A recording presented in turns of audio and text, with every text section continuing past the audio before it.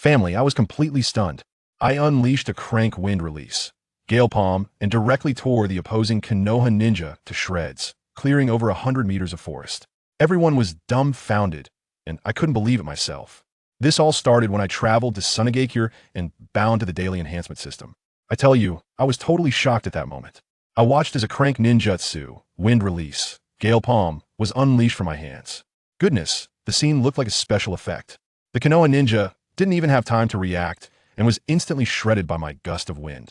The trees behind him were cleared in an instant, leaving a clean area over 100 meters wiped absolutely spotless, like a dog had licked it clean. Everyone present was petrified. Our big boss Maki had his mouth agape, big enough to fit a fist. The remaining Konoha ninjas wore expressions of confusion, as if they were thinking, who am I? Where am I? Holy crap. Family, who understands? I was so shocked that I couldn't even think straight. Did I really just do that? But to explain how this happened, I need to start from the day I got my golden finger. My name is Zongshen Tianyi, a terribly unlucky traveler. Just like that, I was thrown into the world of Naruto, specifically to the poorest village, Sunagakure, on the battlefield of Kaiki Mountain during the Third Great Ninja War, becoming a glorious cannon fodder Genin. Let me tell you, this start was hell on earth. At that time, I was in line at the medical camp with my best buddy, a chubby kid named Fujita Yujin, both of us covered in injuries. The scene was tragic, with cries of anguish rising and falling. But what was even more infuriating, those clan ninjas, acting like they were royalty, had medical ninjas swarming around them for priority treatment. As for us commoner cannon fodder, just wait, you'll be fine. Yujin, clutching his injured arm, cried out in pain while complaining to me, Tianyi, what's the deal with this? Why do they get all the good resources? If I had those resources, I'd definitely be stronger than them. What could I say? I could only lean against the wall, gazing at the sky, calculating how many more days I could survive. With my fragile body, having witnessed the clash of those powerful ninjutsu, I felt that if I could leave with my corpse intact, I'd be thanking the heavens. Yujin kept chattering, Tianyi, if I die, you have to bring my ashes home. I roll my eyes at him. Forget it. In our situation, who knows who will be collecting whose body? Just as we were both at a loss for words, preparing for death, I suddenly heard a ding in my head, followed by a cold electronic voice. Daily enhancement system successfully bound to host. Detecting that the host is in the ninja world, automatically adjusting. Adjustment complete. Host chakra will increase by 10 cards daily. Holy crap. System. My dear father, you finally came. I was almost in tears. A panel that only I could see popped up. Host. Zongshen Tianyi chakra. 10. 1 card's chakra attributes. Wind, earth, lightning, fire, yang. Ninjutsu. Body flicker technique, wind release. Gale palm goodness. Not only did my chakra increase, but I felt power surging through me, and my perception ability sharpened several times.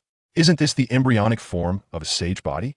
As long as I can survive, the sun-just body is not just a dream. And the best part? I was in Sunagakure. No need to worry about that old schemer Danzo. It was perfect. Just as I was excited, my good buddy Yujin mysteriously approached, pulling out a small notebook from his pocket. The story of a female ninja going crazy for me. I was stunned, thinking, isn't it too early for Jiraiya to start writing Make Out Paradise? Whose masterpiece is this? Yujin leered at me and said, Tianyi, good stuff? Uncle Yamada said this thing has amazing healing effects. As he said that, he was about to flip it open. I quickly slammed my hand down on the book, looking at him seriously. Yujin, we're only 14. We can't handle this. Here, give it to me, it'll help you destroy it. Before he could react, I snatched the book and stuffed it into my own pocket. Just then, it was our turn to get treated, and I patted his shoulder, saying, let's go, it's our turn. Yujin was jumping anxiously behind me. Wait, you're not going to show it to me? I spent 500 Rio on that. A medical ninja shot him a glare, and he immediately wilted. My injury wasn't severe, so I just wrapped it up casually. Medical ninjutsu? Don't even think about it. That's a privilege for clan ninjas. I waved goodbye to Yujin and slipped back to our little squad's earthen house. Our squad leader and another teammate had both died in battle, leaving just the two of us. As soon as I entered the house, I pulled out that forbidden book and began my critical study. The writing was average, the plot mediocre. After finishing, I casually tossed the book aside, feeling a bit hopeful about how Jiraiya's Make Out Paradise would turn out. In the evening, Yujin returned with bad news. We had a patrol tomorrow, and it was to the east, right into the Konoha army. Were they treating us like donkeys? After just getting injured, they were sending us to our deaths? I cursed inside, but I had to comfort him. Don't worry, I'm here. It's dangerous, but there are merits to be gained once we accumulate enough. We can exchange for a crank ninjutsu. Yujin was quite practical. Tianyi, I think it's better to exchange for explosive tags. With our chakra, we won't be able to use a crank ninjutsu more than a few times before running out. I smiled and remained silent. Not enough chakra? That was the old me. Before sleeping, I tossed the forbidden book to him. Here, take this. The mission is dangerous, enjoyed a bit. It definitely wasn't, because I was done reading it. Yujin was so moved, he even asked if I wanted to read it together. I firmly refused and rolled over to sleep. The next morning, my chakra had increased by another 10 cards, totaling 20 cards. I felt like I was leagues ahead. Yujin and I leaped swiftly through the woods, nerves on high alert. I maximized my perception ability, afraid an enemy might jump out from any corner. Suddenly, I stopped and signaled. Yujin immediately crouched beside me, nervously asking, Tianyi, is there someone? I was sweating. Big trouble. There are 4 people hiding a kilometer ahead. 3 have about 1 card chakra, but 1 has a full 2 cards. Definitely a Jounin leading the pack. Although Yujin didn't understand what cards meant, he grasped the term Jounin, and his face went pale. Run, I said without hesitation, turning and sprinting back to the camp. Yujin, despite being chubby, ran faster than me. That must be his survival talent. We ran back to the base in one breath, right into a Jounin Vestmaki. He looked serious, his eyes filled with killing intent. You two? Weren't you on patrol? Why are you back? Want to be deserters? I quickly raised my hand to report. Lord Maki, we discovered a Konoha team, 1 Jounin leading 3 elite ninjas, hiding in our patrol area. As soon as Maki heard this, his killing intent vanished instantly, his brow furrowing as he immediately gathered 3 Jounin and had me lead the way. I told Yujin to wait at the base, and that kid, being quite loyal, stuffed his only explosive tag into my hands. Soon, I led Maki and the others to a spot a kilometer away from the enemy and pointed in the direction. Maki nodded and stealthily moved forward with the group while I stayed back to observe. Before long, fighting broke out ahead, with all sorts of wind-release ninjutsu flying around. And then, the iconic scene unfolded. A Konoha ninja carrying a kunai was unexpectedly forced to retreat towards me. Upon seeing me, without a word, he launched a fire release. Fireball right at my face. Damn it! I panicked, and without thinking, quickly formed hand seals. Ugly Tiger Rabbit. Wind Release. Gale Palm. I channeled 2 cards of Chakras, just 2 cards, which was all my 20 cards of chakra at the time, into this Gale Palm. Then came the scene from earlier. A fierce wind swept through, leaving nothing behind. The battle ended instantly, and the remaining Konoha ninja were terrified and quickly harvested by Maki and the others. Maki appeared beside me in an instant, his expression complicated, as if he were looking at a monster. Kid, if I were the enemy just now, you would have been dead. I nodded, still shaken. I had been too focused on the thrill and had no defense at all. After we returned to the base, train with me, Maki said, looking at me as if I were an uncut gem. Having chakra is useless. If you can't use it, it's a waste.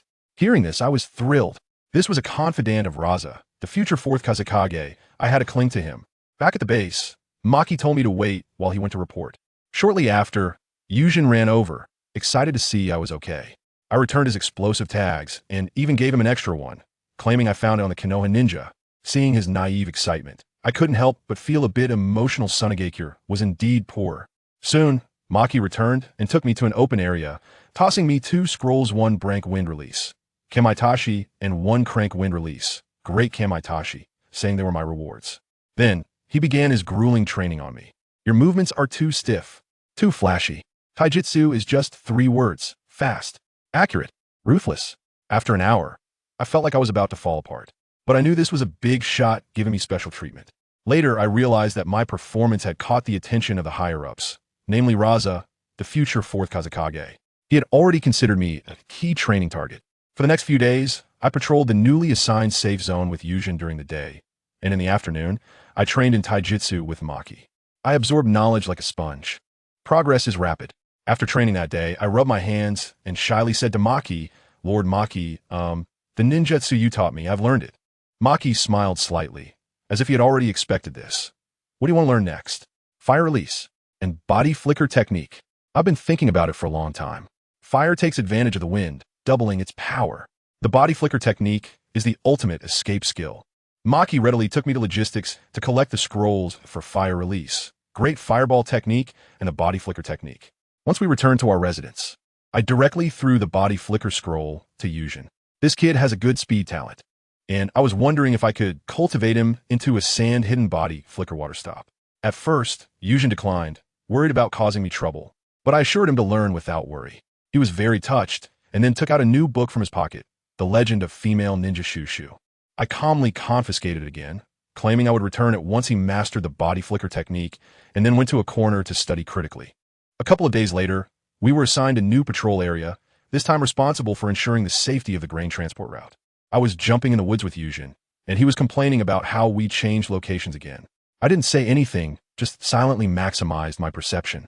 Just then, a series of explosions suddenly rang out not far away. The supply convoy was attacked. Yujin panicked. Tianyi, what should we do? Should we run? I took a deep breath, and my gaze sharpened. After these days of training, it was time to test the results.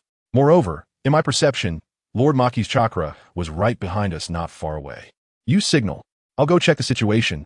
You wait here for backup. As soon as I finished speaking, I shot out like a cannonball. Let me tell you, there was no time to think, and all I could hear in front was the clanging and clattering, making quite a commotion. As soon as I arrived, what a scene. Our brothers from Sand Hidden were protecting a few broken carts, being beaten down by those scoundrels from Leaf Village. I could see 8ch Nin from Leaf simultaneously forming hand seals, 6 fire release, and 2 wind release. The fire, aided by the wind, suddenly turned into a sea of flames, charging straight towards our precious supply carts. Family, who understands? These Leaf guys were deadly serious. Their target was the carts. But with this kind of momentum, they wanted to wipe us out along with the carts. Our brothers here were tied up, their eyes turning red with anxiety. The 3 guys guarding the carts saw the situation and knew they couldn't hold on, so they immediately executed a tactical roll to save themselves. Just as the fire was about to engulf the cart, I arrived. I panicked, and without thinking, I filled my chakra to the max. Wind release, Gale Palm. Let me tell you, that wasn't just a gust of wind. It was like a small tornado that I sent out with a slap. The flames from Leaf Village were sucked back in an instant, and their power doubled. The fire they started ended up burning their own people. It was simply the best you deserve it scene of a year. Out of the 8ch Nin, for who reacted quickly used the body replacement technique to escape, while the remaining 4 were directly turned to ash, only able to scream halfway. Even the trees behind them were cleared away in a large area. The opposing side was left dumbfounded, with the remaining Leaf ninjas' eyes nearly popping out, probably thinking in their heads, is this guy Genin? How can he have this much chakra? I tell you, in that moment, I saw their expressions change. What supplies, what mission, everything became unimportant. Their only thought now was, kill me, eliminate the genius. A particularly stubborn Nin directly bypassed the defense line and charged at me like a mad dog. 3 shurikens, whoosh, flying straight for my face. Hey, buddy, I can use body replacement technique too. Looking at the shurikens deeply embedded in the wooden stake, I felt a chill down my neck. If they hit me, wouldn't I have 3 transparent holes? That guy saw his first attack miss and panicked, immediately launching a fire release, great fireball technique. A 10-meter fireball came at me like a small sun. I couldn't help but laugh. Is that all you've got? Fine. Fire release, big fireball technique. I directly shoved 2 cards of chakra into it. Let me tell you, the one I spit out was 100 meters in diameter. The whole place fell silent. Everyone was like they had been hit with a paralysis technique. That particular Nin's eyes nearly popped out, probably roaring in his heart. What the hell? Who is the real great fireball here?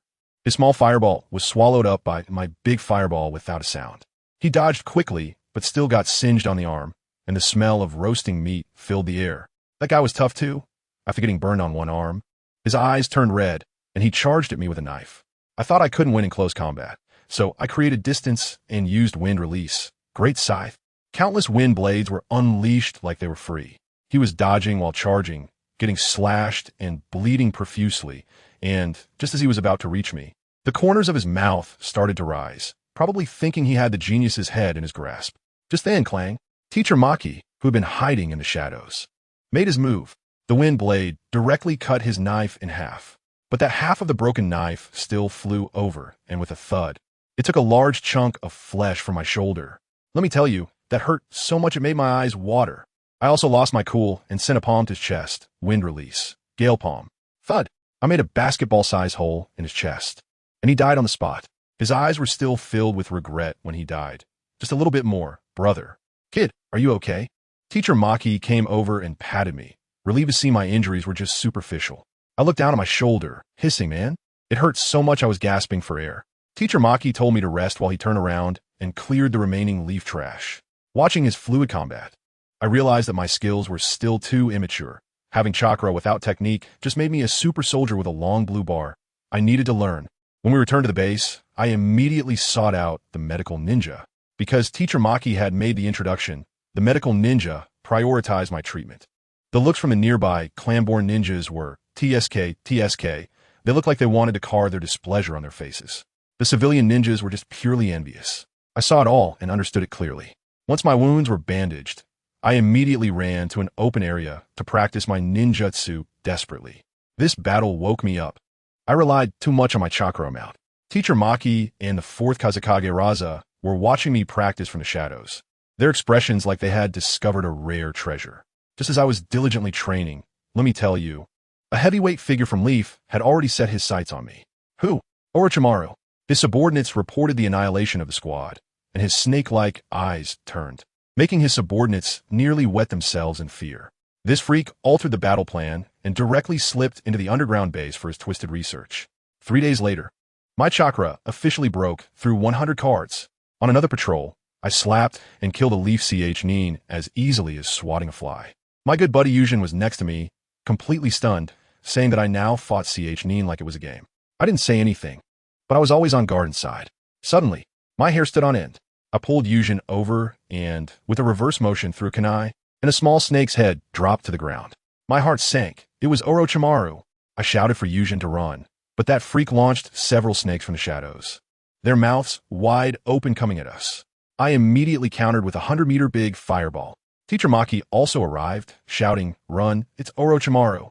Just as the words left his mouth, Orochimaru strolled out from another direction, licking his lips, looking at me with that gaze as if observing a lab rat, saying, "Tianyi-kun, I find you very interesting." I was covered in goosebumps. It was so disgusting. Teacher Maki immediately shielded me, fully on guard. Just then, I felt a massive chakra rushing towards us. It was Raza. Magnet release. Gold sand shuriken. Golden sand sliced through the air. Orochimaru clicked his tongue, jumped into a tree, and before leaving, smiled at me. "Tianyi-kun, I will come looking for you again." After saying that, he vanished. When Raza confirmed it was Orochimaru, his expression also turned serious. Later, I learned that night, Raza held a meeting with Teacher Maki. Teacher Maki was worried about me and wanted me to lay low. But guess what Raza said? No, let him continue to go out. This is an opportunity. Wow, they were going to use me as bait to catch the big fish Orochimaru. Teacher Maki even wanted to take my place using transformation technique as bait, but Raza directly shot that down. I realized this was workplace PUA. If I made it through, I'd get promoted and raise my salary. If not, it would be a glorious sacrifice. The next day, Yujin and I continued patrolling, and when I told him about this, his face turned pale, but he still patted his chest and said, "Tianyi, don't worry when Orochimaru comes. Just jump on my back. I'll carry you away." I was really touched. He was such a good brother. So we patrolled anxiously for 5 days, the tension almost breaking, and then Orochimaru came again. I immediately signaled Yujin, and the two of us turned to run. But just as I pulled out the signal flare, it was knocked away by a snake. Orochimaru appeared again on a tree, smiling and saying, "Tianyi-kun, your chakra has increased again. I find you more and more interesting." Without a word, I unleashed a massive fireball right in his face. After dodging, he swung his arms, and countless snakes crawled out of his sleeves, making my scalp tingle. I retaliated with a fierce wind palm, shredding the snake's swarm to pieces. Orochimaru watched this scene with growing excitement, ready to get serious when Roshin arrived with his team. Orochimaru saw that today was a lost cause, but he was unwilling to give up. He exaggeratedly opened his mouth, wider than a water tank, and unleashed the technique. Thousand snake formation. Thousands of snakes poured out, instantly overwhelming us. Then he transformed into a small white snake and slipped away. Roshin, leading a group of Jonin, shouted for him not to escape and chased after Orochimaru. They ran off, leaving just me and Yujin in this pile of snakes. Is this some kind of final test for me? Yujin was almost crying, asking me what to do. I was also furious at the moment, thinking what to do. Damn it, let's see if he has more snakes or I have more chakra. I stood there like a cannon, unleashing wind release. Great sickle weasel. Wind blades were thrown out like rain. A path was cleared, only to be instantly submerged by a sea of snakes, so I cleared it again. Fujita Yuma was beside me, nervously dealing with the stragglers. By the time I chopped the last snake into minced meat, I hadn't even used half of my chakra. The little white snake that Orochimaru left in the corner to observe silently slithered away upon witnessing this scene. He must have been bewildered, wondering what kind of bloodline this kid had.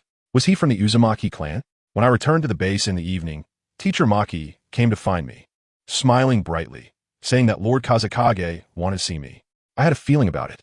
Once I entered the command room, Rasha got straight to the point and asked me about the source of my power. What could I say?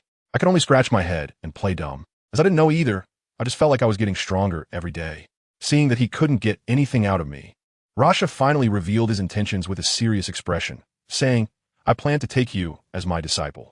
I was so excited at that moment that I shouted teacher, right on the spot. Wow, this bait was worth it. I finally got a hold on to a big leg. Luo Sha told me that I wouldn't need to go on missions anymore and could follow him to train. Then he directly handed me a scroll. I opened it and saw magnetic release. My mouth almost stretched to my ears. This time, I really hit the jackpot. Soon, the news of the Wind Shadow taking in disciples spread throughout the entire base, and everyone was discussing it, looking forward to the village producing another strong user of magnetic release. My good brother Yujin was so happy, holding his little comic book and determined to become the greatest writer in Sunagakure. Meanwhile, the Konoha spies lurking in the village also relayed this news to Orochimaru. Far away in the Konoha camp, Orochimaru smiled slightly and muttered, Tianyi-kun, is that you? But Uncle Snake, you definitely couldn't have imagined that the Tianyi-kun you were talking about was currently pulling my hair, struggling with the magnetic release scroll that my chief master Luo Sha gave me, just like a student who hadn't studied before an exam. Let me tell you, that thing is simply like a book from heavens. I recognize every character when split apart like wind, earth, chakra, but when they come together, wow, I feel like my brain CPU is about to burn out. Just when I was about to pull my hair out, Luo Sha floated over like a ghost, wearing an expression that said, let's see how you handle this. He looked like he was just missing the inscription on his face, saying, I went through this too back in the day. What don't you understand? He asked knowingly. Can I still be polite? I directly held the scroll and asked questions here and there. Raza was patient, explaining and demonstrating hands-on. The way he did it felt like a driving school instructor teaching me how to reverse park. First do this, then that. Finally, hey, yes. Just like that. After a crash course, I felt like I had finally graduated from kindergarten to first grade. I happily went back to sleep, and for the next 4 days, I went into seclusion mode. Every day was spent studying the scroll, and by the way, my chakra amount had quietly broken through 200 points, reaching the same level as the newly graduated Prince Naruto. One day, I had just come out of the operation room to take a breath, marveling that magnetic release was harder than advanced calculus, when suddenly, with a whoosh, a distress signal firework exploded in the sky. Raza immediately rushed out of the room and tilted his head at me. Let's go. As soon as he finished speaking, a chunk of sand gold directly floated beneath his feet like a flying skateboard. I was shocked and quickly jumped on as well. Who understands, family? It was my first time riding a convertible, pure gold, flying vehicle. The feeling was thrilling, just a bit nerve-wracking. Be smart later, don't send me off, Raza said without looking back. All right, master, I quickly responded. Just after saying that, with a bang, we arrived above the battlefield. Below was a complete mess, with Konoha ninjas and our sand ninjas entangled in chaos. Raza gave me a look, and I understood, directly jumping off the sand gold board. As soon as the ninja from our village saw Lord Kazekage arriving, their morale instantly soared. Each of them seemed energized, shouting, Lord Kazekage is here. Brothers, let's take them down. The people from Konoha turned pale when they saw Lord Kazekage. Oh no, I mean Lord Kazekage. But they didn't back down. Why? Because they had a big shot backing them up? Orochimaru, one of the legendary 3 ninjas. Well, when 2 major powerhouses meet, there's an unspoken understanding, without a word. They flew to the side to have a one-on-one duel. After all, if they unleashed their jutsu in the crowd, it would be hard to tell friend from foe, and everyone would turn into map fragments. As soon as Orochimaru left, the Konoha folks immediately breathed a sigh of relief. I thought, this won't do. I need to show them a thing or two. Fire style, great fireball jutsu. I directly infused 2 cards of chakra, opened my mouth, and a giant fireball with a diameter of 100 meters shot out like it was free. The ninjas from our village were overjoyed when they saw this, shouting at the top of their lungs, it's Tianyi-kun. Brothers, wind release, give him a buff. In an instant, 7 or 8 wind release techniques were applied. My already massive fireball, with the enhancement of the wind release, turned into a sea of flames, overwhelming and rushing towards the Konoha ninjas. Oh no, the Konoha side panicked. Quick, quick, water release ninjas, step up. 16 water release ninjas jumped out, forming seals as if they were cramping. Water release. Water barrier. When water and fire collided, there was a sizzling sound, and the entire battlefield was instantly shrouded in thick steam, making it impossible to see 5 fingers in front of you, as if stepping into a sauna.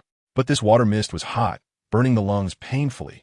I was pouring chakra in as if it were free, and I managed to evaporate their water wall. Several Konoha ninjas were engulfed by the fire, screaming once before falling silent. Taking advantage of the thick fog, I activated my sensing ability to lock onto their positions and instantly jumped onto a tree. Wind release. Great sickle weasel.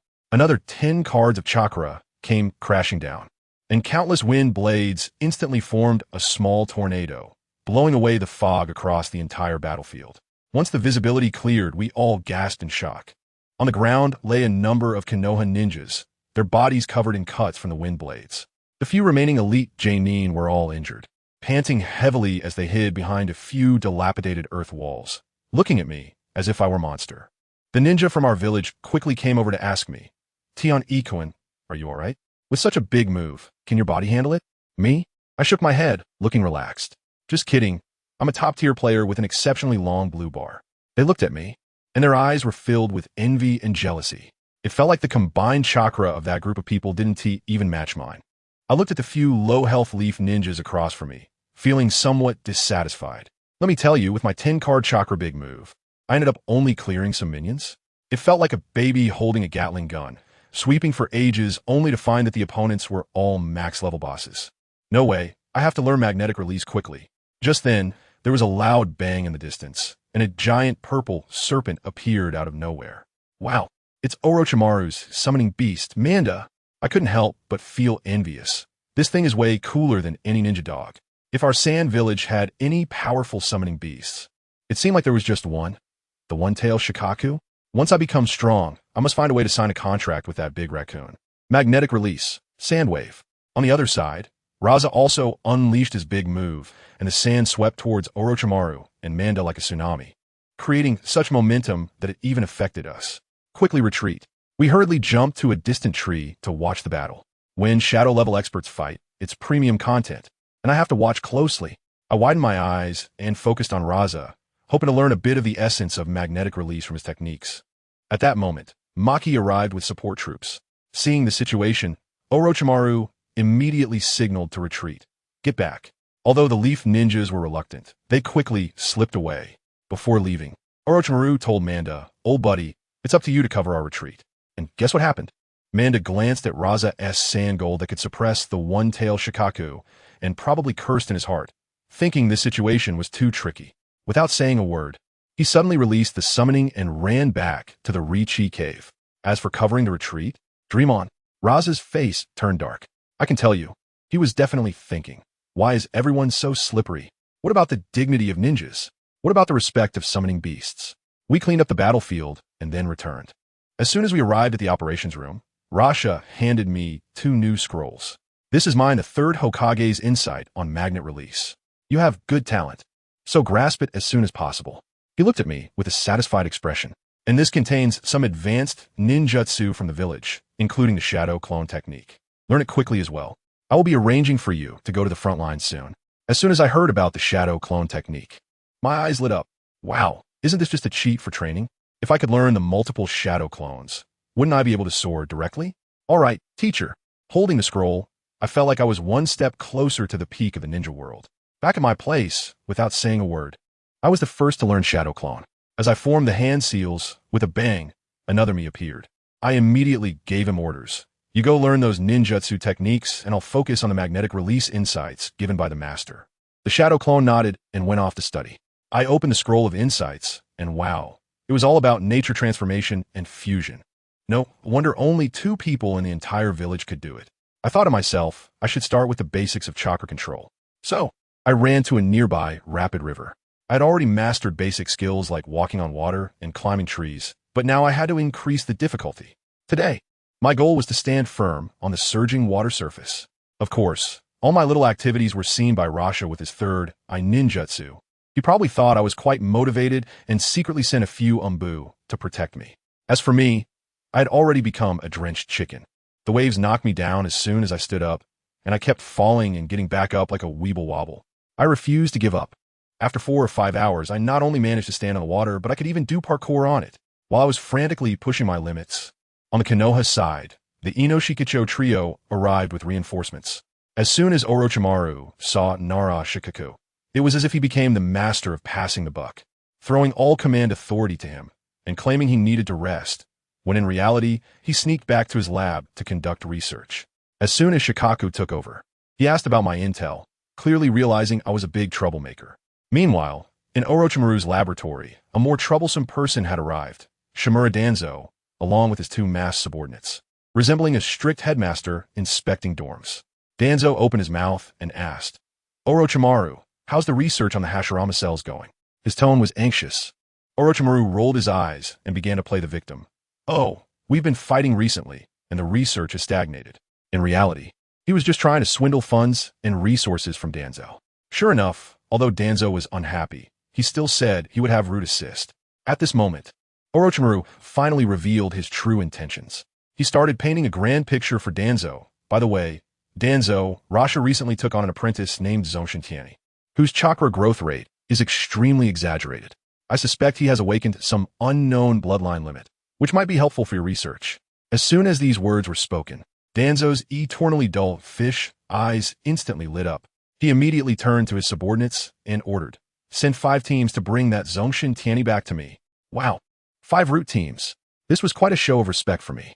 I practiced treading water for 2 days at the base and can now move through rapids as if walking on flat ground. Just as I was about to find a waterfall to continue challenging myself, my sensory ninjutsu suddenly went off with an alarm.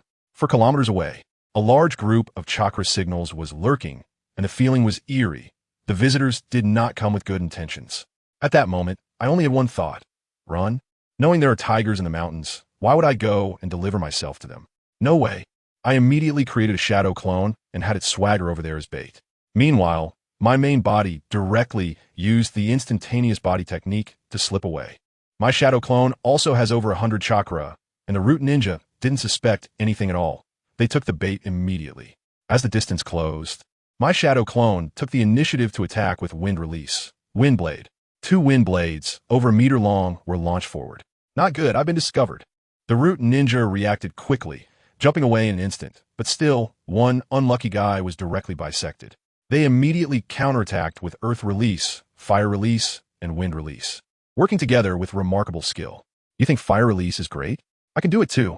My shadow clone unleashed a massive fireball of 100 meters back at them, instantly swallowing their ninjutsu and taking 5 fire release ninjas along with it. The remaining root ninjas hurriedly used water release to block. Just as my shadow clone was exchanging blows with them, a Nara clan ninja quietly sneaked up and used shadow imitation technique to immobilize my shadow clone. Careless. My shadow clone cursed inwardly.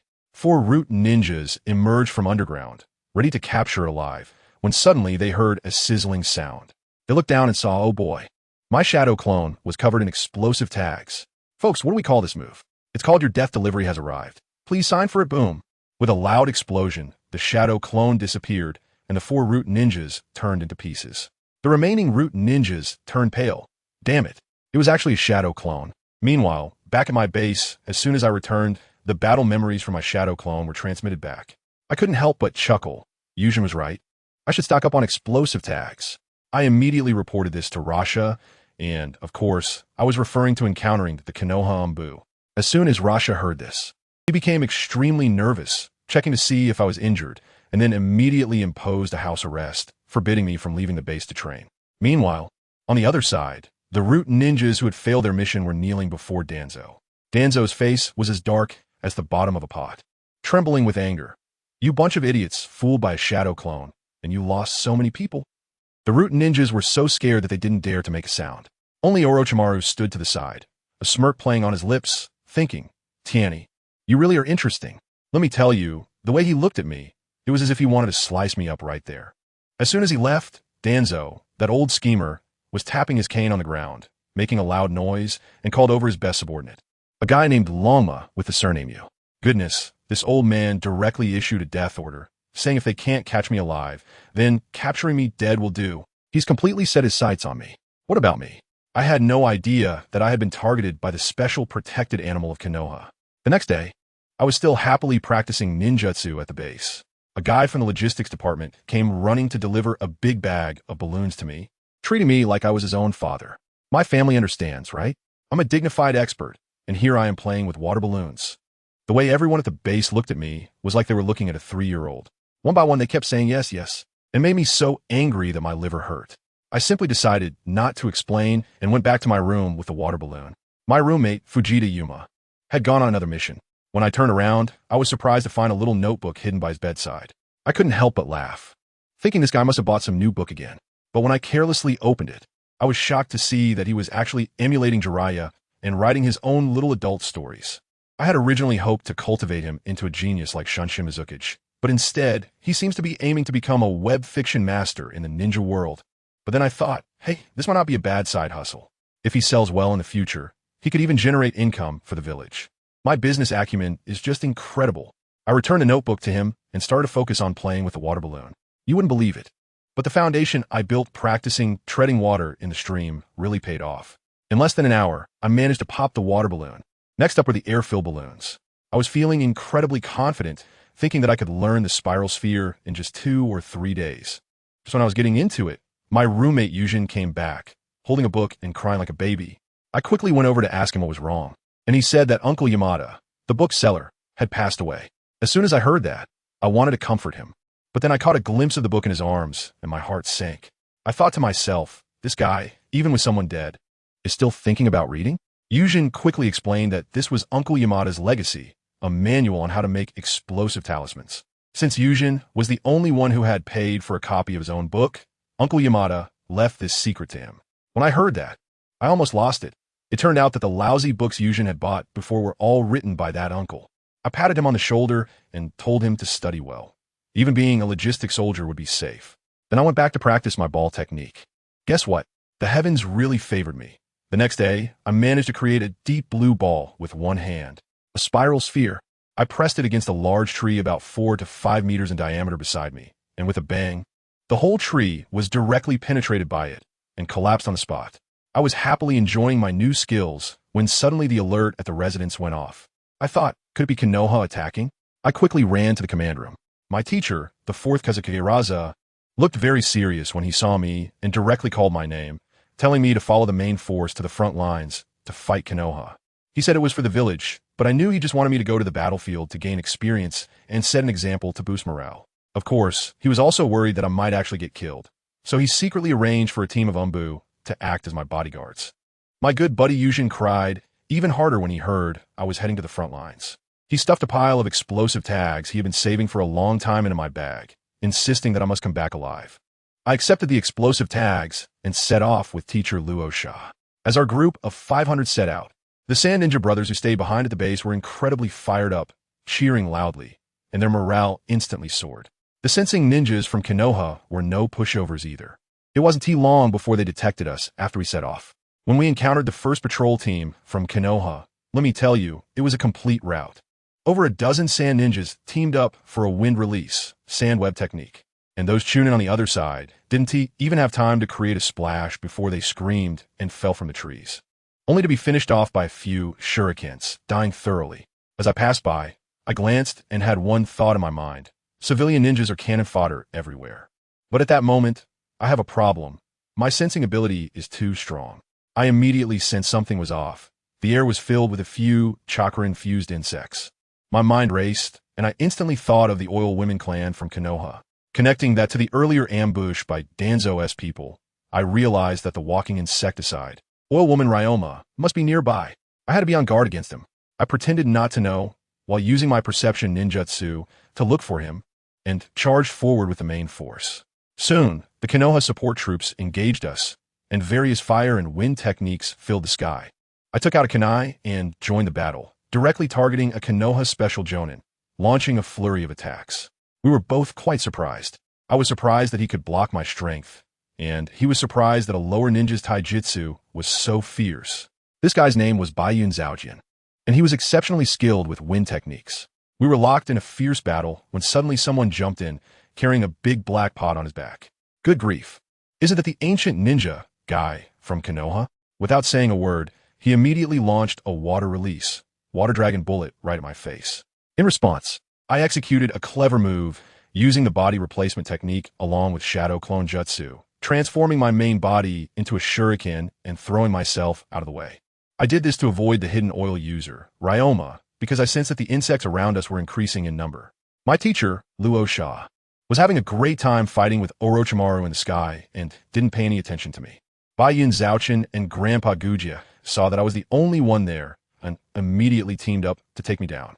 My shadow clone didn't hold back either, directly channeling 5 cards of chakra to unleash a 100-meter wide fireball technique.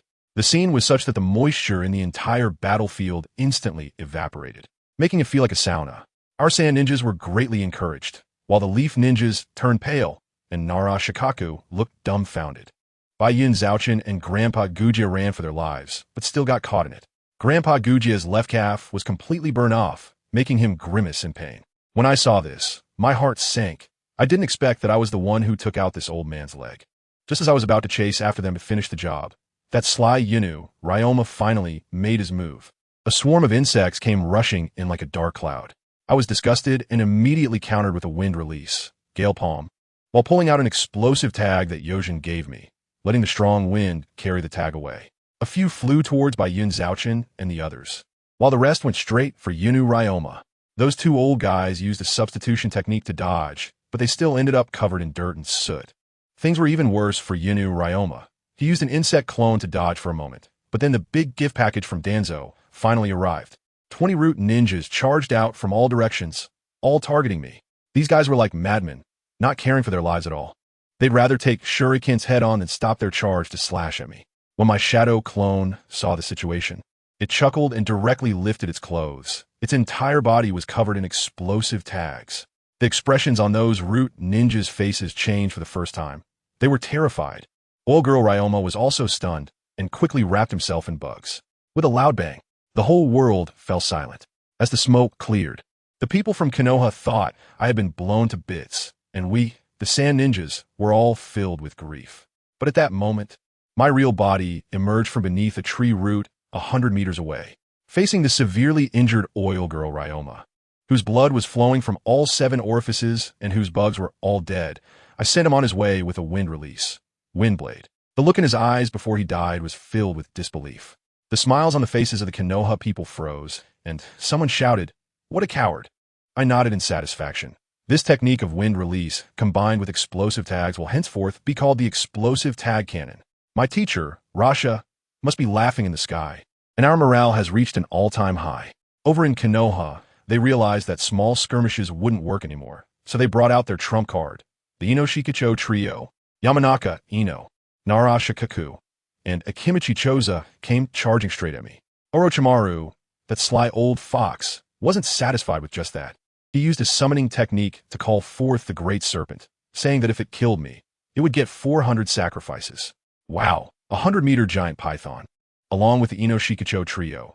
This setup was like they opened a VIP box for me. They think they can bully me just because I don't have a summoning beast. Huh? Looking at this luxurious lineup, I wasn't scared. Instead, I got excited. Shadow clone technique. I split into 2. And let me tell you, I had only one thought in my mind. Professionalism requires teamwork. My shadow clone charged straight at the Inoshikacho trio, while I, of course, went to have a good chat about life with that big guy, the Great Serpent. When Narashikaku saw my clone, his hair must have stood on end. He probably remembered that big pit from earlier and shouted for his teammates to keep their distance, cursing me in his mind. So you think you're impressive because you have more chakra? Hey, guess what? Having more is indeed impressive. I couldn't be bothered to deal with them, so I charged straight at the Great Serpent, rubbing my palms together to form a chakra ball. Rasengan. No need for hand signs, just going with the flow. Narashikaku's eyes widened like copper bells, probably overheating the CPU, wondering what the heck this was. No ninjutsu? With one ball thrown, it hit the Great Serpent directly, and its proud snake skin was no better than paper in front of my high-concentration chakra. It yelped in pain and opened its massive mouth, trying to swallow me whole. Did I let it have its way? With a body flicker technique, I said goodbye. The giant snake, seeing its own blood, went completely berserk, roaring as it tried to tear me apart. The Sand Shinobi teammates nearby also wanted to help, casting a few wind and fire techniques at its wound. But family, who understands? That damage was hardly even scratching the surface. Just a pure, anger-inducing combo for the Great Serpent. One of its tails swung over, instantly taking out several unlucky ones. I took one look and thought this won't do. These guys are really daring to send it. I directly shouted, "Everyone move aside, let me handle it." To deal with this tough opponent, I had to use Wind Release. Cutting damage, a perfect match. Wind Release, Great Sickle Weasel. Countless wind blades flew out like razor blades. The multiple snakes were clever, immediately using the shed skin technique to dodge. But if you can dodge once, can you dodge my infinite refill? Let me tell you, having a lot of chakra means you can do whatever you want. I just stood there like an emotionless ninjutsu artillery. Great Sickle Weasel. Great Sickle Weasel. One more Great Sickle Weasel. I turned its whole body into a fishnet stocking, full of holes. In the end, the multiple snakes couldn't take it anymore. Left a remark saying, "Kid, wait for me," and whoosh, they slipped back into the dragon's cave. With that taken care of, my shadow clone was also worn out by the trio of boar, deer, and butterfly. I have to say, their teamwork is really impressive, and I ended up getting myself injured as well. At this point, I was even more eager. I had to quickly get my hands on magnet release. The trio of boar, deer, and butterfly were also panting there, and I guess the boar wanted to use a mental technique on my clone, but as a result, my traverser's mental power backfired on him, almost causing a crash on the spot. Naruto-Shikaku's clever face was filled with the realization that this game was going to be tough. My teacher, Rasha, had also finished his battle with Orochimaru, and seeing my impressive results and strategic goals achieved, he immediately ordered, "Retreat." Did those Konoha folks want to chase us? I wouldn't let them have it easy. I stepped forward, took a deep breath, and unleashed Fire Style. Great Fireball. This time I didn't T-compress it. I just made it as big as I could. A fireball 2 to 300 meters wide, lighting up the entire battlefield. The heat wave rushed over, and the Konoha ninjas turned pale, each looking like they had seen a ghost. Is this guy the Jinchuriki? After fighting for so long, he can still cast such a large technique? Orochimaru, from a distance, looked at me with greedy eyes. His expression practically screamed, "What a mouth-watering body." I tell you, the gaze made even Naruto-Shikaku feel uneasy. Back at our Sunagakure camp, the atmosphere was incredible, just like a festival. The civilian ninjas shouted my and my teacher's names loudly. But the clan ninjas were not pleased, feeling sour, murmuring about why a civilian like me could be accepted as a student by the Kazekage. TCH, classic if you can do it, then go ahead. If not, stop complaining. After the meeting, my teacher took me to a small open space. "Tianyi, from today on, I will give you special training." The goal? Magnet release. The plan was simple. He would hold off Orochimaru, and once I learned magnet release, I would be responsible for wreaking havoc. What could I say? Good, teacher. Received. For the next 10 days, my teacher imparted everything he had. In front of the entire camp, whether they supported or envied me, everyone was watching as I sat cross-legged. Suddenly, I felt it. The iron sand from the ground surged towards me. I did it. I mastered magnet release. My teacher, Rasha, laughed uproariously, as happy as if he had won 5 million. He was so excited that he soared into the air, stepping on golden sand, and shouted to everyone in the camp like he was holding a press conference.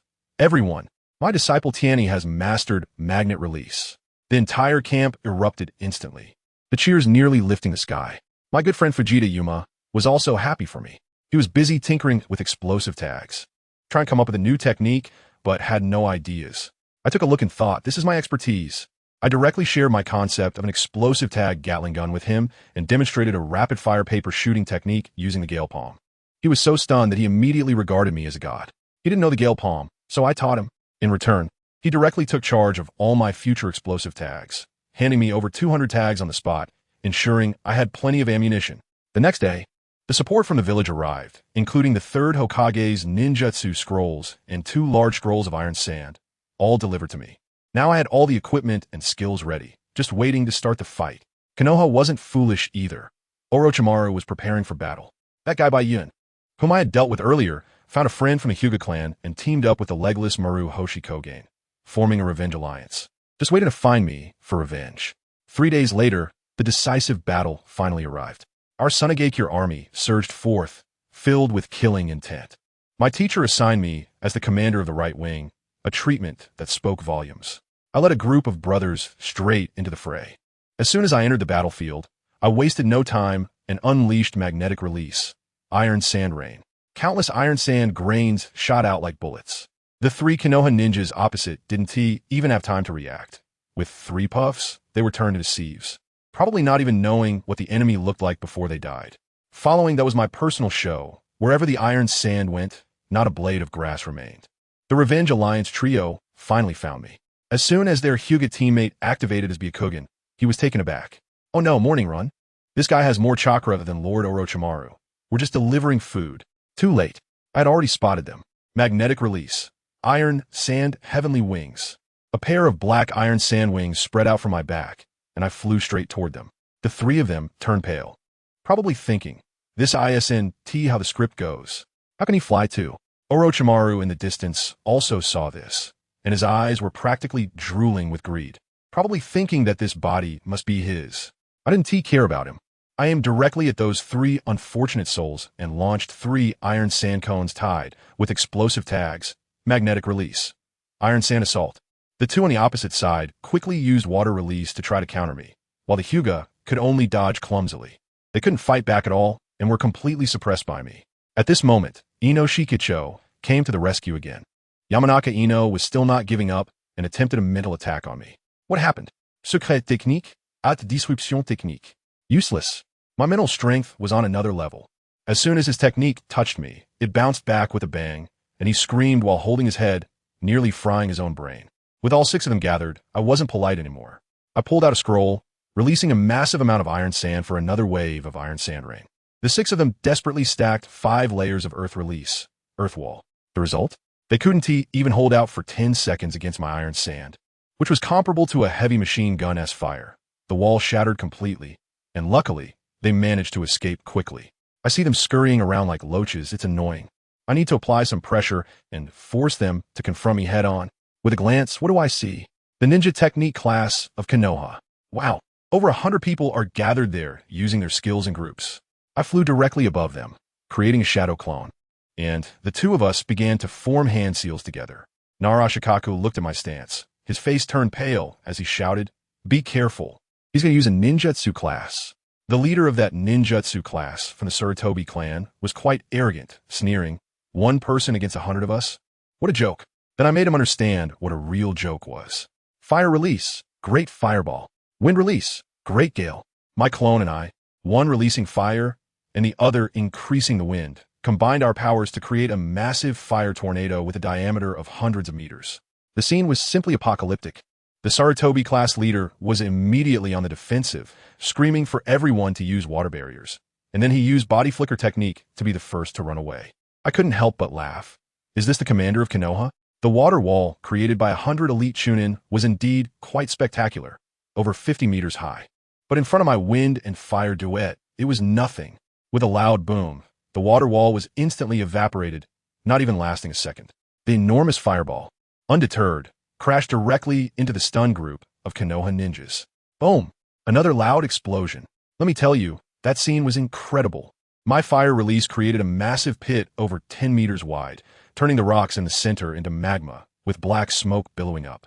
Those Konoha ninjas were wide-eyed, and I could hear the sound of them swallowing their saliva from afar. Hey, to be honest, I was startled myself. I didn't expect that after mastering magnet release, the power of my ninjutsu would shoot up like I was on a rocket.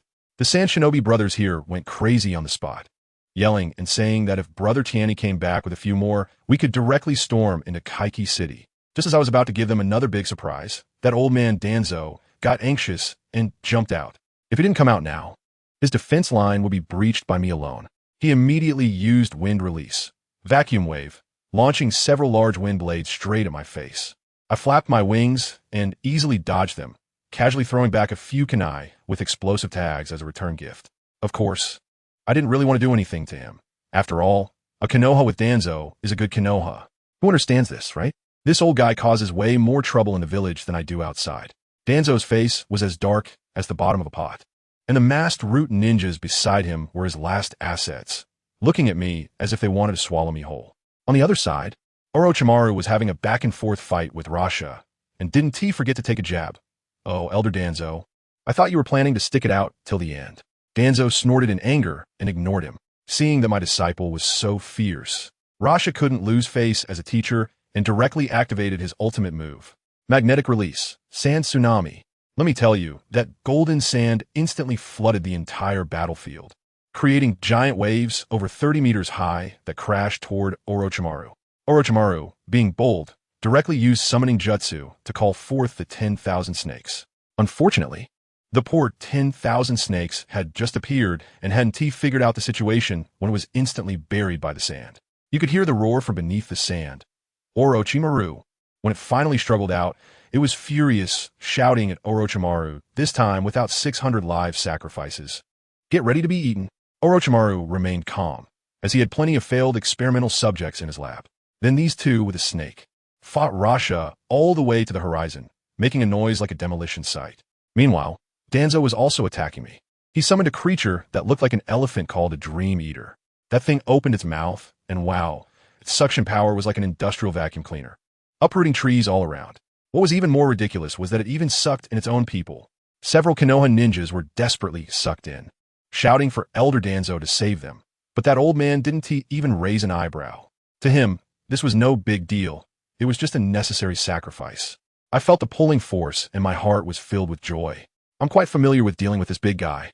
Danzo was still standing on the head of the Dream Taper, shooting Wind Release, Vacuum Sphere at me, while his few root subordinates used ninjutsu to seal my movements. I directly used a Shadow Clone and unleashed Fire Release, Great Fireball. A fireball with a diameter of 100 meters was drawn into the Dream Taper's mouth by that suction force. The next second, the big guy's face twisted, and with a howl, he vanished into smoke. Danzo instantly broke his defenses and yelled in frustration. As for me, I couldn't be bothered to play with him anymore, so I left a Shadow Clone to mess around with him, letting him experience what true humiliation feels like.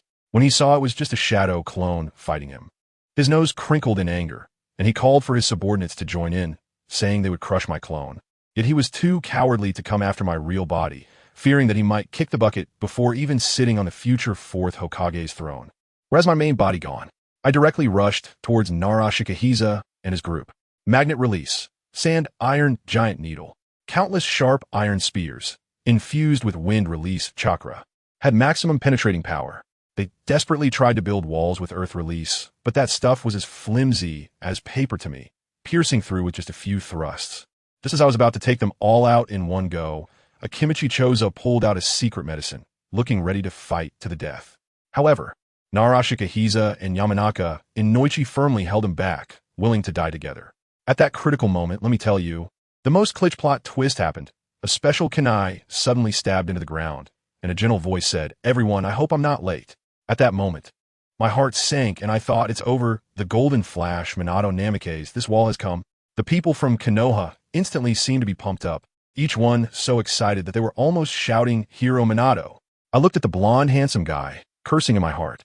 His Flying Thunder God technique was all about physical immunity. How was I supposed to deal with that? I was so close, just a little bit away from wiping out the future think tank of Konoha.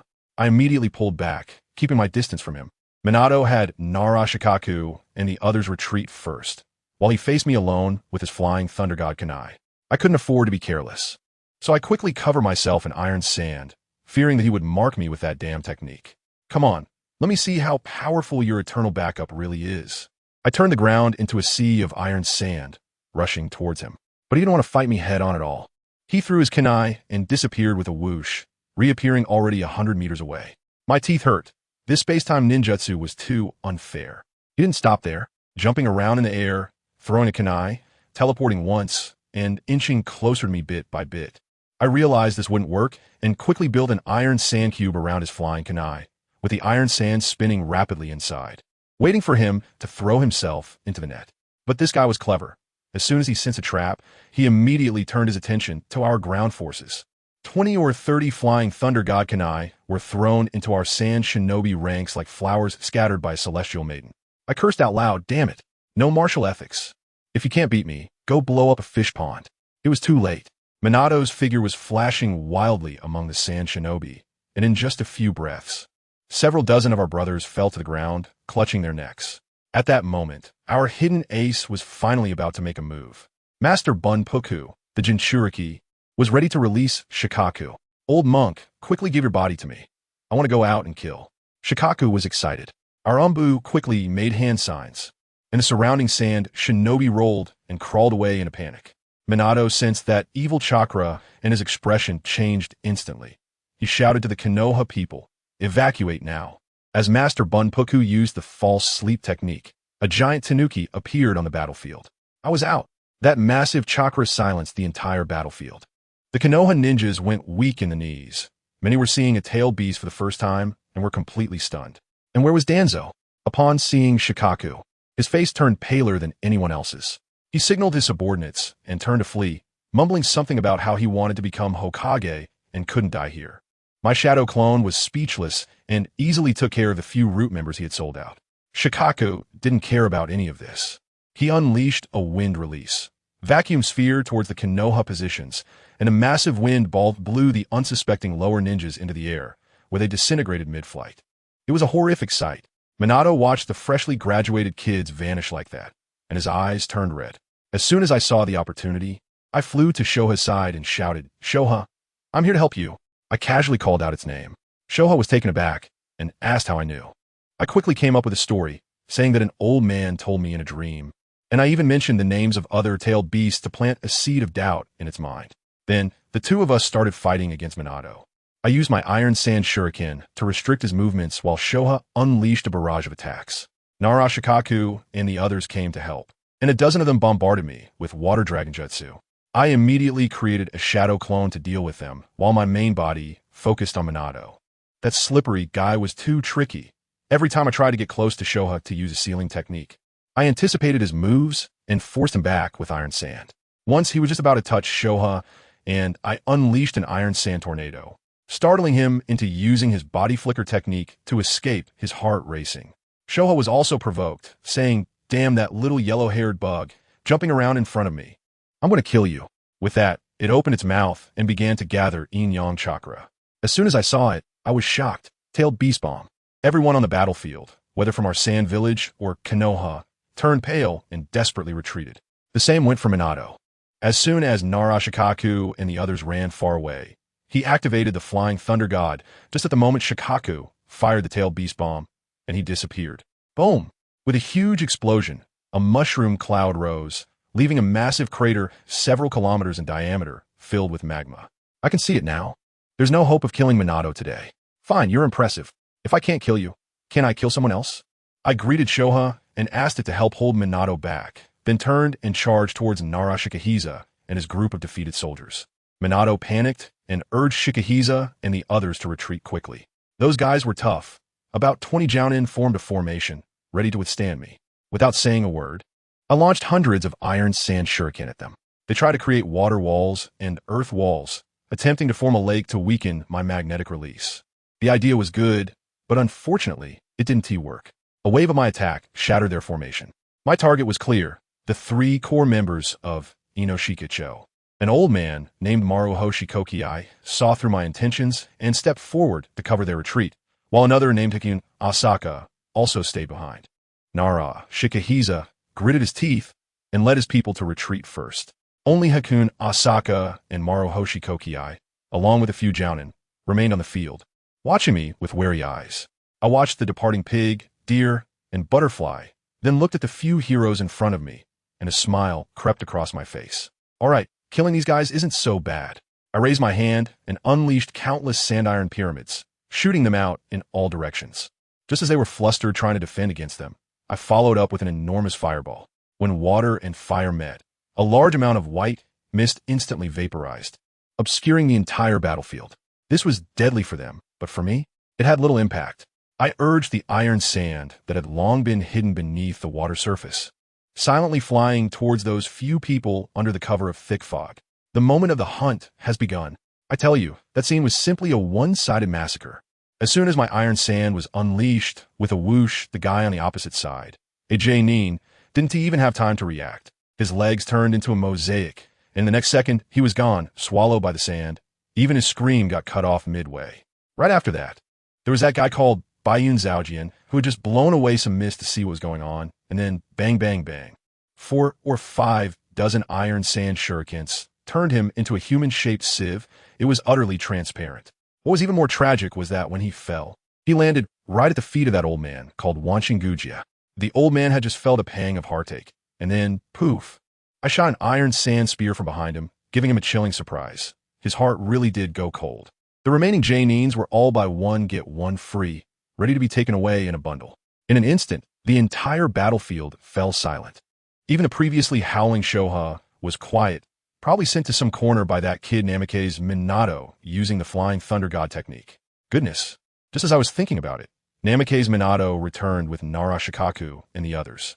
Narashikaku was so excited, pointing at the ground and shouting, "Minato, hurry, save them. Brother, it's too late." I grinned at them.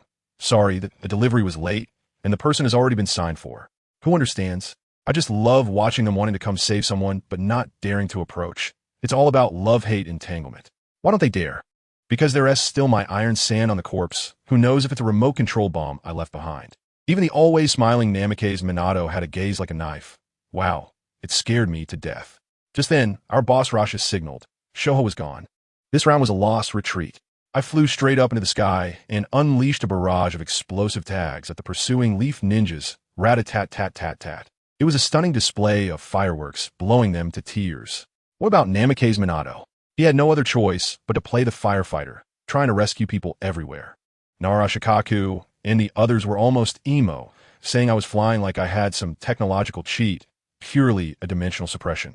Once I left, Orochimaru strolled over, lamenting the fragility of life among the piles of corpses, really getting into the artistic vibe. Namikaze Minato felt quite guilty and ran over to apologize to Orochimaru, saying he couldn't stop me.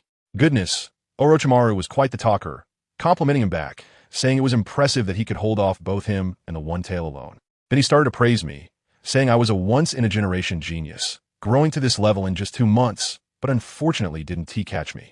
I tell you, the way he looked at me was like looking at a limited skin. After hearing this, Namikaze Minato's face darkened. He probably noted me down in his little notebook. Here I am, back at the camp. The treatment was simply that of a triumphant hero. Teacher Rasha immediately gave me a big hug and praised me for a job well done. Then the teacher sent me to pick up the Jinchuriki, the master of Fuku. When I saw him, he had already subdued Shoha and was sitting cross-legged in the desert, exuding an air of coolness. I approached him politely and called out, "Master Fuku." Just that one sentence left him stunned, bending over for a long time without straightening up. Let me tell you, he has been a Jinchuriki his whole life, and he probably has never been respected like this before. The spirit of Shoha in the mental world immediately became proud. Old monk, I never said I thought highly of this kid. He said this, but who couldn't tell? He was just a big, tough cat with a soft heart. On the way, I had a good chat with Master of Fuku, mainly about Shoha. I said Shoha was just a proud guy, but actually kind-hearted. Goodness, Shoha got so angry inside he was bouncing around. When we returned to the base, Teacher Rasha directly assigned me a nice job, asking me to monitor the Jinchuriki. Isn't that just perfect? I was originally thinking about how to find an opportunity to take advantage of Shoha. The next day, I brought 2 breakfasts to find him. One for the master, and the other, I said, was for Shoha. This surprised even Master of Fuku. Shoha inside exploded again. This idiot kid doesn't know we bijou don't need to eat. Then I started my performance. I took out the magnet release scroll of the 3rd Kazekage and deliberately said loudly, "Wow, the magnet release of the 3rd Kazekage is amazing. The strongest in the ninja world. This technique is called Precision Landmine." Shoha immediately broke down. "Nonsense. My magnet release is the strongest. That stuff from the 3rd Kazekage was just stolen from me. Old monk, tell him. Family, the fish has taken the bait." This big cat was still calculating his heart, thinking that if I was the destined child mentioned by the Sage of 6 Paths and helped me now, wouldn't he give me more chakra later? It would be best to snatch the 9-tail share too, making it a total of 9 tails. Unbelievable. This perspective just opened up. Thus, one passed the message and the other listened, and we communicated for 5 hours. After that, Shoha directly declared that he would take me as his little brother. What could I say? I immediately acknowledged him as my big brother. I, Zongshen Tianyi, am now someone with a bijou as my big brother. As for Konoha, Orochimaru held a meeting, and the first thing he did was shift the blame to Danzo, asking him why he had run away yesterday. Danzo turned pale and casually found an excuse about not having enough chakra. Who would believe that? Then Orochimaru started making plans, saying that next time he would deal with me, Minato would handle Rasha, and as for the One Tail, that would be left to Elder Danzo. Let me tell you, the expressions of the Jounin present were such that they could hardly hide their fear of me not showing up. As a result, this old guy turned around and slipped back to Konoha, going to report to the third Hokage. Just right, the third Hokage was already having a headache, pondering about sending the Nine-Tails Jinchuriki, who is Minato's girlfriend, Kushina Uzumaki, over. When Danzo heard this, his eyes lit up, and he immediately volunteered. Let me go? Let me take the Jinchuriki.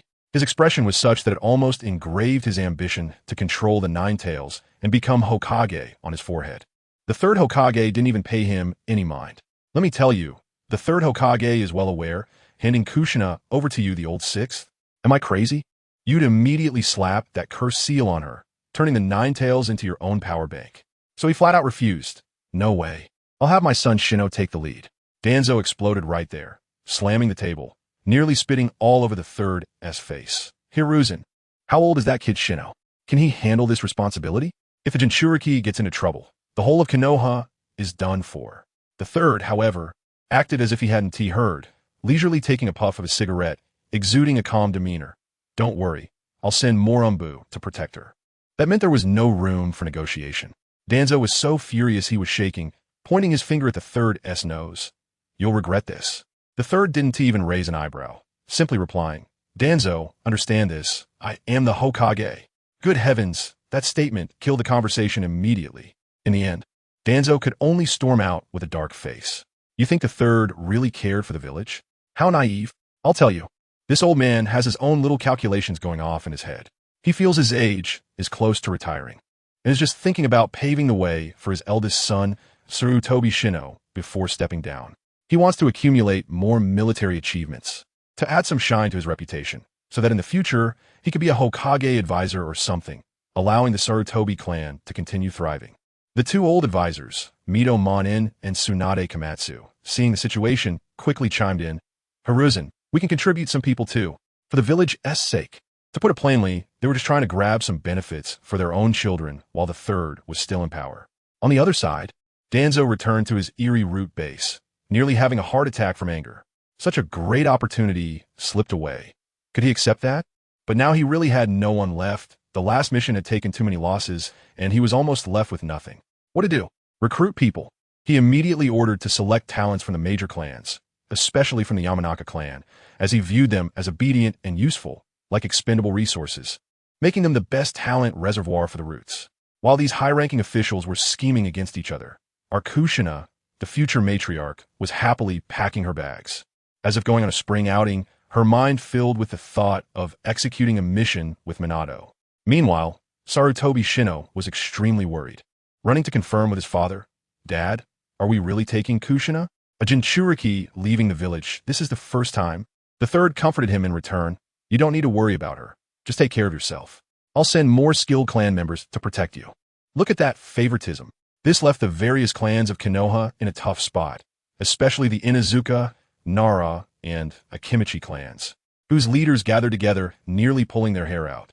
On one hand, the third was asking for people to risk their lives on the front lines, and on the other, Danzo was sending people to their homes to snatch up kids. They felt like chives, being harvested over and over again. They could only hope for the third to retire soon, so the new Hokage could change things up. The scene shifts to the front line at Kaiki Mountain. I hadn't been idle these past 5 days. Under the one-on-one private lessons from the Elder Shikaku, my magnet release had undergone a major upgrade. Now able to attach wind, attribute chakra, to every grain of iron sand. The power, let me tell you, is comparable to upgrading from black powder to TNT. Just as I was enjoying it, the Umbu came knocking, saying the wind shadow was looking for me. As soon as I entered the command room, Teacher Luo Sha pointed at the map with a serious expression. Tion E, the support from Konoha is almost here, and the intelligence is unclear. Your task is to intercept the reconnaissance and see which powerful figures are coming. He also specifically reminded me that we have deployed a Jinchuriki on our side, and I suspect Konoha will also send out the Nine-Tails this time, so be extremely careful. I was startled for a moment. Nine-Tails? No way, right? But I still accepted the mission and set off immediately. I was flying in the sky, and not long after, I saw a massive crowd below, over 1,000 people. I immediately sensed that overwhelming and evil chakra. It must be the Nine-Tails. Konoha really brought Kushina out. This operation has reached a new level of madness. This support team isn't a ragtag army. Each of them has thick chakra. They are definitely elite. I can't let them comfortably reach the front lines. I originally wanted to use stealth for assassination, but then I noticed several members of the Hyuga clan below opening their Byakugan, scanning 360 degrees without any blind spots. Well, I guess I can't hold back now. Explosive attacks, activata. I directly split out 3 Iron Sand clones, each carrying 500 explosive tags, and flew them above their heads. Let me tell you, that scene was an explosion of art. Boom, boom, boom. Countless explosive tags were thrown down like dumplings, and the ground instantly turned into a chaotic mess. Earth and water defense ninjutsu shone everywhere, and the screams were drowned out by the explosions. At that moment, red-haired Kushina made her move. Vajra ceiling. She whipped out 8 large golden chains, looking incredibly cool. 3 of them shot straight up into the sky, blowing my Iron Sand clones to bits. But the remaining 5, who understands, my friends? She saved people, but not completely. The chains, like deadly locks, suddenly ensnared a large group of our own people, choking them until they foamed at the mouth, and Obito screamed like a pig being slaughtered. Mother-in-law, be gentle. You're going to break it. I was dumbfounded up in the air, thinking that Naruto's unreliable nature was actually inherited from her. Kushina hurriedly retracted the chains, but down below, a bunch of our allies had already fallen. Sarutobi Shino's face turned green. They hadn't even started fighting yet, and there were already over 100 non-combat casualties. As soon as I saw the opportunity, there was a pile of iron sand from my clones that had been destroyed on the ground, perfect for recycling. Magnetic release. Iron sand rain. Countless iron sands infused with wind release fell like a torrential rain, with extremely strong penetrating power. The earthen wall below was as fragile as paper, and with a series of thuds, a large number of Konoha ninjas fell down. Kakashi reacted quickly and pulled Obito aside. But Lin, standing next to them, was cut by the iron sand, leaving a deep gash down to the bone on her arm as she tried to push Kakashi away. I tell you, in that moment, Obito's eyes changed instantly. Seeing Rin injured and bleeding with my own eyes, his pupils spun like 2 commas, and his Sharingan activated. And it activated into the double tomo. Kushina saw that the person on the ground couldn't hold on any longer, her hair flying up like a super scion, controlling the adamantine chains and charging at me. I'm not stupid. Why would I confront her, the Jinchuriki, with unlimited chakra, head-on? I directly played hide-and-seek with her in the sky, while manipulating the iron sand on the ground into shurikens to continue harassing the leaf ninjas below. Seeing that she couldn't hit me, Kushina got anxious and called for backup. She pulled out Minato's special kunai, and in the next second, with a flash of yellow light, the golden flash, Minato Namikaze, appeared with a whoosh, wrapping his arms around Kushina. Are you okay? As soon as I saw Minato Namikaze arrive, I thought, what's the point of fighting? The best strategy is to retreat. I waved at the 2 of them. It's been a while, Minato. Farewell.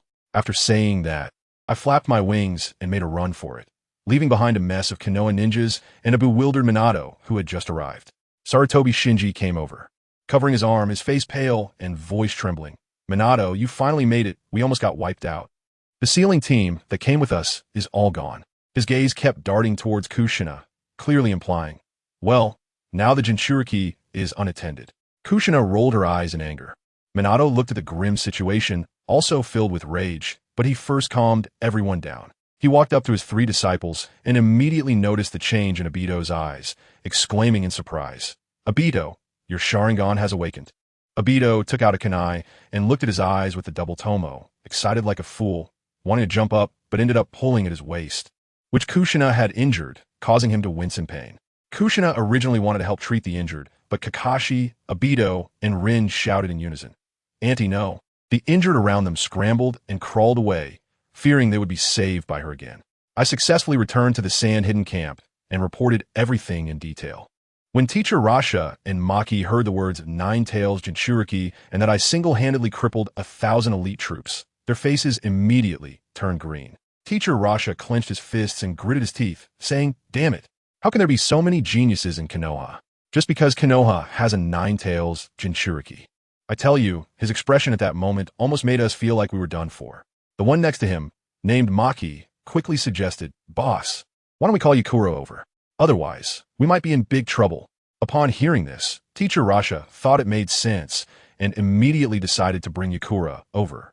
Then kicked all the clan elders from the village to Yakura's original defense area to hold off the mist-hidden village. I told you, Teacher Luosha was overwhelmed at that time, rubbing his temples and reluctantly agreed. But this matter isn't that simple. If we want those old guys to move, we need to pay a hefty price and provide enough benefits. Sigh, there's no way around it. His position as the Wind Shadow is as precarious as sitting in an esports chair. One moment of carelessness, and he could be replaced. And then, he turned his attention to me. Rubbing his hands together, he approached me with an embarrassed expression and said, "Tianyi, there's an important task I need to assign to you." I thought to myself, here we go again. I just got back and haven't even caught my breath. Then he pulled out a scroll, and I thought it was a mission briefing. When I opened it, to my surprise, it was the Earth-released jutsu. He said it was my reward for completing the task. Fine, if there are benefits, I won't refuse, so I happily accepted it. Then he got to the main point and told me to ambush the supply transport team of Konoha. He said they had suffered huge losses in the last battle, and this resupply was crucial for them, so I must destroy it. He even specifically emphasized that the one leading the team this time was Yamanaka Shimi, the guy who was always raising bugs, which could be a bit tricky. I said it was no problem, but he still seemed worried and said that even if I failed the mission, just causing some disruption would count as a success. And this time, he wouldn't send any helpers with me. I understood. I can fly, and bringing along 2 deadweights would indeed be a hindrance. I nodded and went to prepare. On the way, I ran into my buddy Yujin, who wanted to drag me to eat roasted rabbit. I said, "Dude, come on. I just got back. My butt isn't even warm yet, and I have to go out and fight again." Without saying a word, he stuffed his 100 explosive tags into my arms and told me not to hold back. I felt warm inside, said goodbye to him, and turned to head to the logistics department. After a friendly discussion, I left with a storage scroll filled with explosive tags, feeling quite satisfied. But just as I left, a guy who looked particularly suspicious was in a corner feeding a note to a small snake. The snake disappeared into the bushes in the blink of an eye. On the other side, the Konoha transport team was moving slowly forward. I tell you, the lineup sent from Konoha was simply a luxurious feast. Who was leading? Old girl Shimi. And then there was the father of Sunset Red, named Sunset Jinhong. There was also a captain from the Umbu called Mitokado Izumi. Even more outrageous, the team had 2 well-connected individuals. One was Sunset Red, and the other, guess who? The youngest son of the 3rd Hokage, Sarutobi Asuma, a total pure love war god, chasing after Sunset Red, calling her Red, asking if she was thirsty, offering her special soldier food pills. Anyone who understands knows that her father, Sunset Jinhong, was turning green next to her with a look that could cut. Old girl Shimi adjusted his sunglasses, fully aware, secretly hiding 2 teams of Umbu as bodyguards for the young master of the Hokage family. While they were chatting, I was already soaring in the sky, locking onto their position. The bugs from the old girl family were indeed annoying, so I never considered a ground ambush. But what I didn't know was that in the forest, a small snake suddenly opened its exaggerated mouth, and a figure crawled out. I had the expression of an old man on the subway, looking at his phone. Orochimaru. What's he doing here? He licked his lips and smiled sinisterly, revealing that the intel about the transport team was deliberately leaked to Suna, with several key figures intentionally hidden. Damn, I suddenly realized, this old six has dug a huge pit for me, just waiting for me to jump in. 3 hours later, the transport team wobbled into my ambush zone. I looked at the group below, grinning. Here they come. Without a second thought, I split into 8 Iron Sand clones, each carrying 500 explosive tags. Come on, feel what an explosive tag bombardment is like. In the sky, enemies. Old girl Shimi's bugs finally detected them. They looked up and saw 8 black dots rapidly enlarging.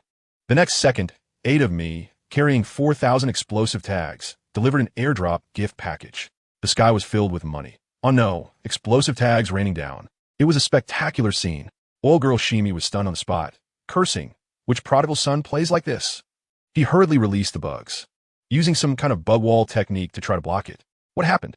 3 seconds, just 3 seconds. I blew it into a rain of bugs. Sarutobi Asuma's legs turned to jelly.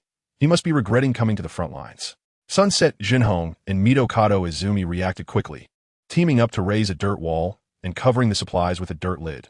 Then each grabbed their child and the Hokage's child and used body flicker to escape. The remaining people? Good luck to them. Those Genin and Shunin screamed and scattered. The dirt wall couldn't hold, and with a crash it collapsed, burying several unlucky souls on the spot. Sunset Red covered her mouth, her eyes nearly popping out. It was probably her first time witnessing such a brutal scene. Asuma was shaking like a leaf. At that moment, the hidden Umbu also jumped out, surrounding Asuma tightly in layers. As soon as I saw this setup, I couldn't help but laugh. Wow, so many members of the Umbu. It seems like there's a big fish down there. I directly descended, and the insects from Oil Woman Sure came at me, but I incinerated them all with a large fireball. Sunset Vermilion tried to use illusion techniques on me, but it was completely useless.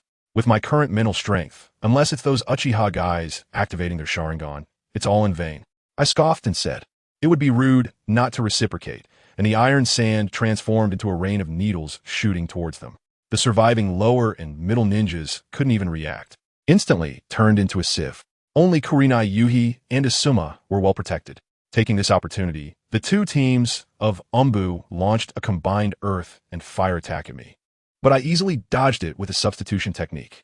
At that moment, I carefully examined the young man they were protecting. At first, I didn't recognize him, as he looked too different from the scruffy old man he would later become.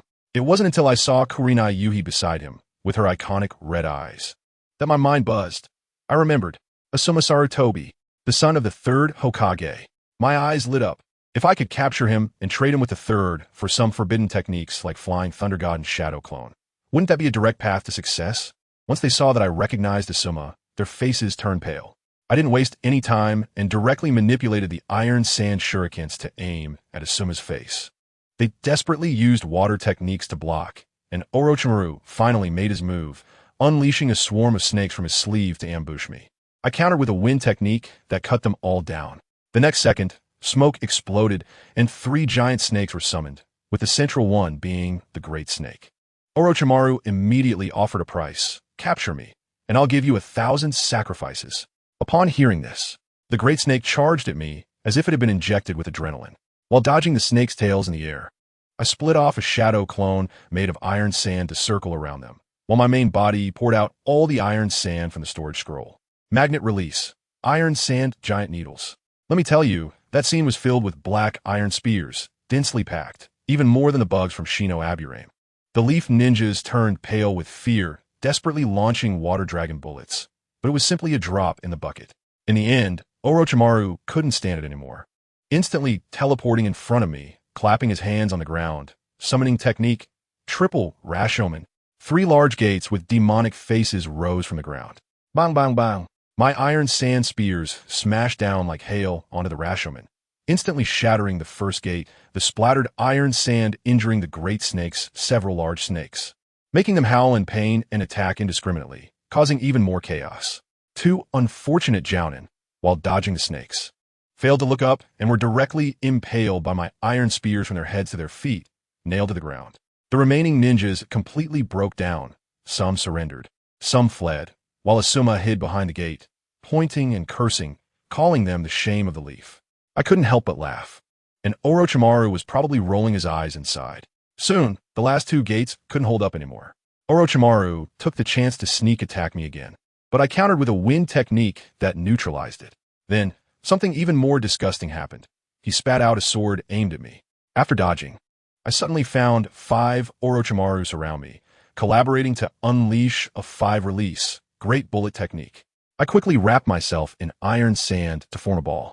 Boom! With a huge explosion, as the smoke cleared, Asuma jumped up excitedly, thinking I had been blown to bits. But the next second, with a whoosh, 5 iron sand spears directly pinned the 5 Orochimarus to the ground. 4 of them turned into smoke. The Orochimaru on the ground opened his mouth, and another intact Orochimaru crawled out from inside. Damn, this substitution technique is too disgusting. I floated in the air, patting the small wounds caused by the explosion on my body. A drop of blood accidentally dripped down. Orochimaru's eyes lit up as he extended his long tongue, precisely rolling that drop of blood into his mouth, then spitting it into a test tube for safekeeping. I felt my scalp tingle. This guy wouldn't treat me as some kind of bloodline limit, would he? While he was distracted, I made my move. The iron sand that had splashed onto the tree where Asuma and the others were standing instantly condensed into an iron sand clone, charging straight at Asuma and, conveniently, taking out 2 Umbu that were in the way. Waihai Kurenai launched a great fireball that exploded my clone, but the scattered iron sand transformed into shuriken, taking down 2 more Umbu. Orochimaru tried to come over to assist, so I immediately created a shadow clone to block him and his bunch of shadow clones with a massive amount of iron sand. Meanwhile, my main body charged directly at Asuma. The members of Team Asuma desperately raised an earthen wall, allowing Yamanaka Shikamaru to lead Asuma away first. As soon as I looked, something was off. These two had half of their chakra missing. Looking again at the feet of Akatsuki, hey, the trick is here. They use shadow clones, while the real body is hiding underground. Trying to play tactics with me? I pretended not to notice, sneering as I said, since that's the case, I'll kill you first before going after the others. The two of them froze on the spot, probably cursing in their hearts. I directly unleashed a barrage of iron sand needles, which penetrated their water and earth walls, injuring everyone. Sunset Crimson shielded her daughter with her body, blood splattering everywhere. Just when they were about to collapse, Oil Girl Sherway and Asuma's body emerged from the ground. It turned out Asuma couldn't hold it in any longer underground. The opportunity came. At that moment, the iron sand needles swiftly formed another me. With one kick, I sent the chakra-depleted Oil Girl Sherway flying, then grabbed Asuma by the collar and tossed him into the sky. I executed a stylish drift in the air, caught him, and then wrapped him up with iron sand, leaving only his nostrils exposed for breathing. Done. I held this trophy up and waved to the people below. Goodbye, everyone. Orochimaru also stopped, watching me fly away with a grim expression. He must be wondering how to explain this to the third Hokage. Hey, even if he finds out I leaked the information, he can only swallow his anger. Meanwhile, the group below was seriously injured. The wind attribute chakra attached to my iron sand was enough to give them a real headache.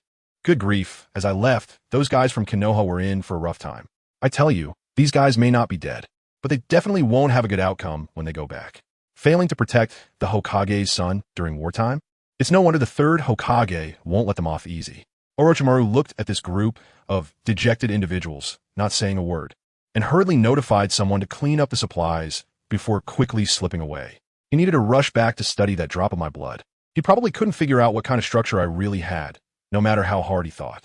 Once Orochimaru left, Kurenai's father, Waihai Shinkarei, along with the other two, Waihai Zetsu and the likes, the three of them huddled together, whispering excitedly, "Hey, do you think this intel was leaked by Orochimaru?" Lord. To my surprise, they all spoke in unison, showing a surprising connection. Their reasons for suspicion were simple. Orochimaru's arrival was just too coincidental, and his excitement over obtaining my blood was as if he had hit the jackpot, which was very suspicious. As it turned out, the one next to them, Aburame Shibi, the one with bugs all over his body, thought for a moment and shook his head. It shouldn't be. If the intel had really leaked, there wouldn't be just Zongshen Tianyi laying in ambush. This was indeed to the point. The last few people had no choice but to sigh and use a summoning beast to inform Konoha. The scene shifted to Konoha. Let me tell you, the third Hokage, Sarutobi Hiruzen, this old man really knows how to play. Just finished dealing with work, he pulled out a crystal ball from his drawer. Ready to activate the latest 2025 version of the Tenkai system to inspect the safety situation of the women in the village. Suddenly, there was a knock on the door. The old man's hand moved incredibly fast, quickly shoving the crystal ball back, instantly putting on a serious face, and said in a deep voice, "Come in." The Umbu who entered were flustered, immediately reporting, "Hokage-sama, your son, Asuma Sarutobi, has been captured by Suna's Zongshen Tianyi." Let me tell you, the old man practically sprang up as if there were springs under his seat. He leaned on the table with both hands, his face as dark as a pot bottom. His first reaction was, "There's a traitor." The first person that flashed through his mind was his good friend Danzo. But the next words from the Umbu left him speechless. "Hokage-sama, there's only Zongshen Tianyi on the other side." Now Sarutobi Hiruzen had nothing to say. If there really was a traitor, Suna wouldn't have sent just me alone. He could only vent his anger on the guard team. With so many people, you couldn't even keep track of a child. When he heard that even Orochimaru had gone to assist but still couldn't stop me, his expression became even worse. What does this mean? It means Zongshen Tianyi, have already grown to the level of a Kage. This was a thunderclap for Konoha. Next, Konoha's F4, Mito Genin, Tinashin Koharu, and Danzo all rushed over. Danzo, that old bastard, didn't care about the person. He only cared about me. Hiruzen. Orochimaru couldn't stop that kid. He was practically grinding his back teeth. The others were still comforting him, saying that Suna wouldn't dare to go all out, and it would be fine to buy him back. But what Danzo was thinking was something else. Rain Country, Sage Eye, my rise made him feel unprecedented pressure. This old man wanted to cheat as well. On the other side, I was carrying the third Hokage's son as a big prize, heading straight back to the Suna base. Maki, upon seeing me, nearly had his eyes pop out. This is the third Hokage's youngest son? I grinned. That's right, unexpected harvest. Just in time. I'm quite interested in Konoha's sealing book. Asuma, The kid was still hard-headed. You're dreaming. Our Konoha could never. Before he could finish his sentence, I stuffed his mouth with iron sand, leaving only his nostrils to breathe. Maki was overjoyed, saying that with this kid, they could control Konoha, and hurried to find the sealing team. I, on the other hand, dragged this kid to find my teacher, Rasha. As soon as I entered, I saw Rasha patting my good buddy Fujiwara, Waijin's shoulder, looking all appreciative. I thought to myself, what big commotion did Waijin cause? When Waijin left, I revealed to Suma. Rasha looked at him, and he was so happy. Good, good, good, he repeated 3 times, looking at me as if he were looking at his own son. With this achievement, his position as Wind Shadow was completely secured. My teacher asked what I wanted. I directly made a big demand. Konoha's sealing book, all forbidden techniques, pack them up and take them away. Rasha's mouth twitched, saying that this was impossible. I laughed. No worries, asking for sky-high price, paying on spot.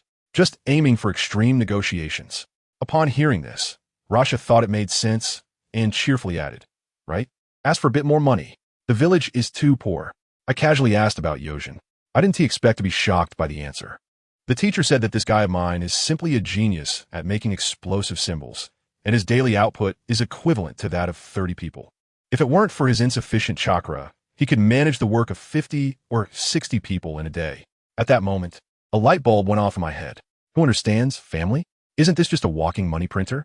Once I master the Flying Thunder God technique, I must go to the Land of Rain and get Conan's paper jutsu. By then, with 1 paper jutsu and 6 trillion explosive tags, that scene, wow. The art will be all about Patrick Star. I feel like the dream of nuclear leveling the ninja world is just around the corner. Soon, Maki arrived with the sealing team. They released the iron sand for me, and Asuma plopped down on the ground. Not sure if his legs went numb or if he was scared stiff. People around burst into laughter, turning his face red, yet he stubbornly claimed he wasn't afraid.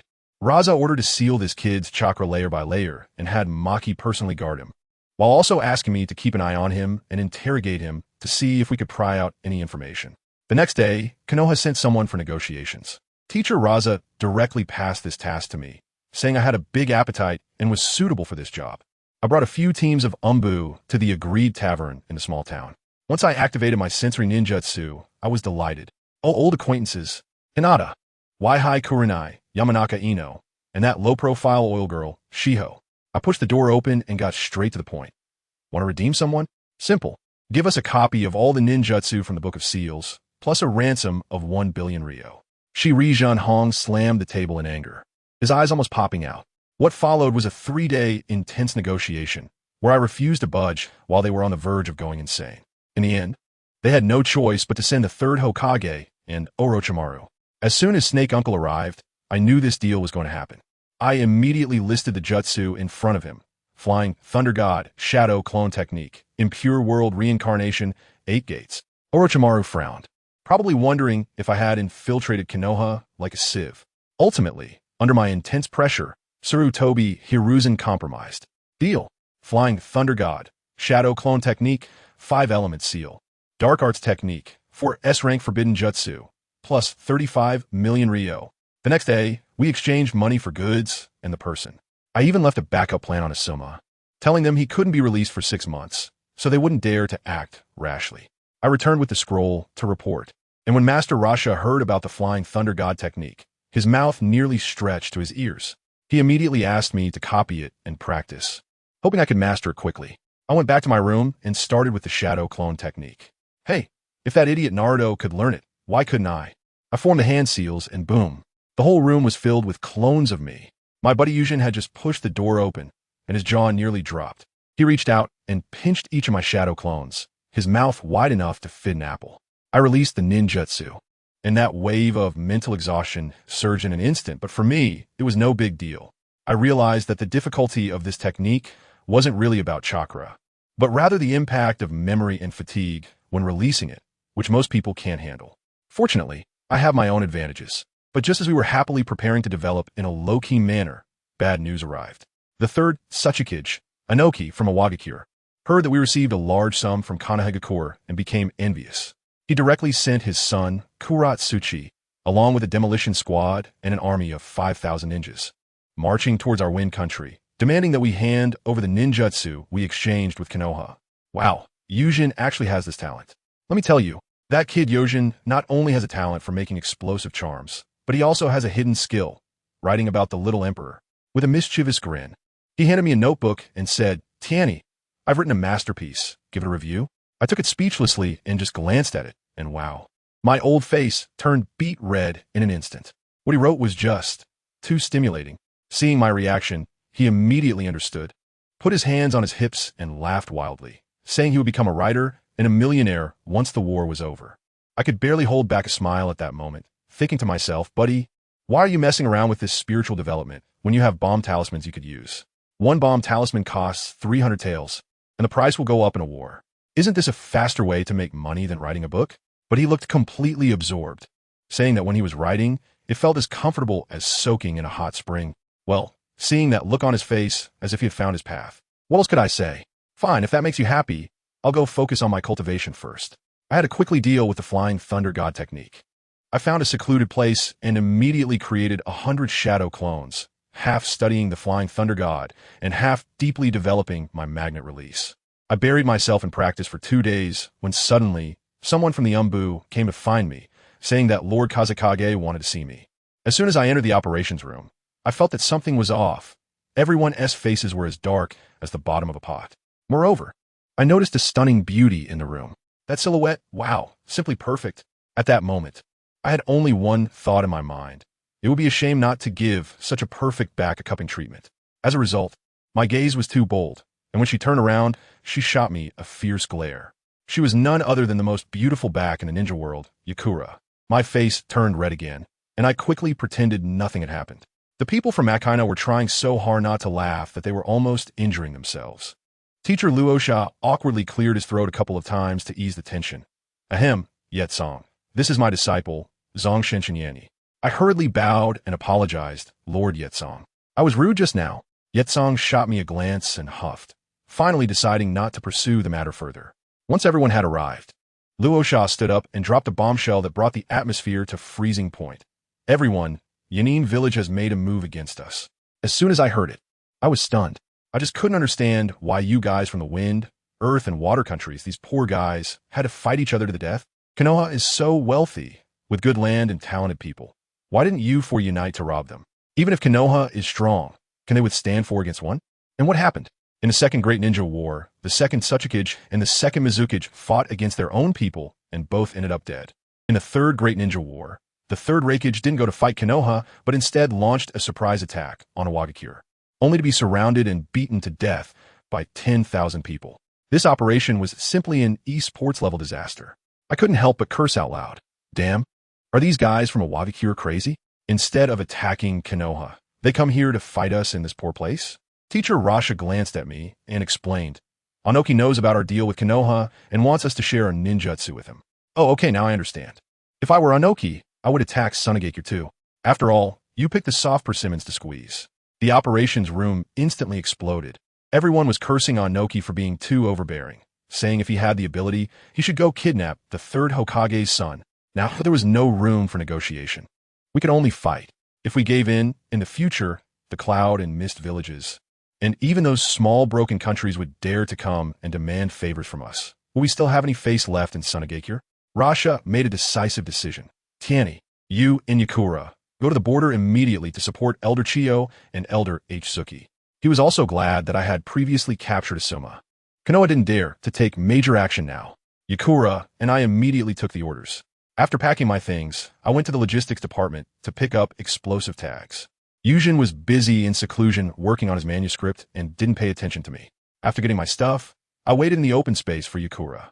She arrived quickly, arms crossed, chin raised, and said to me, Kid, don't fall behind later. I won't wait for you. Hey, isn't that just trying to give me a warning?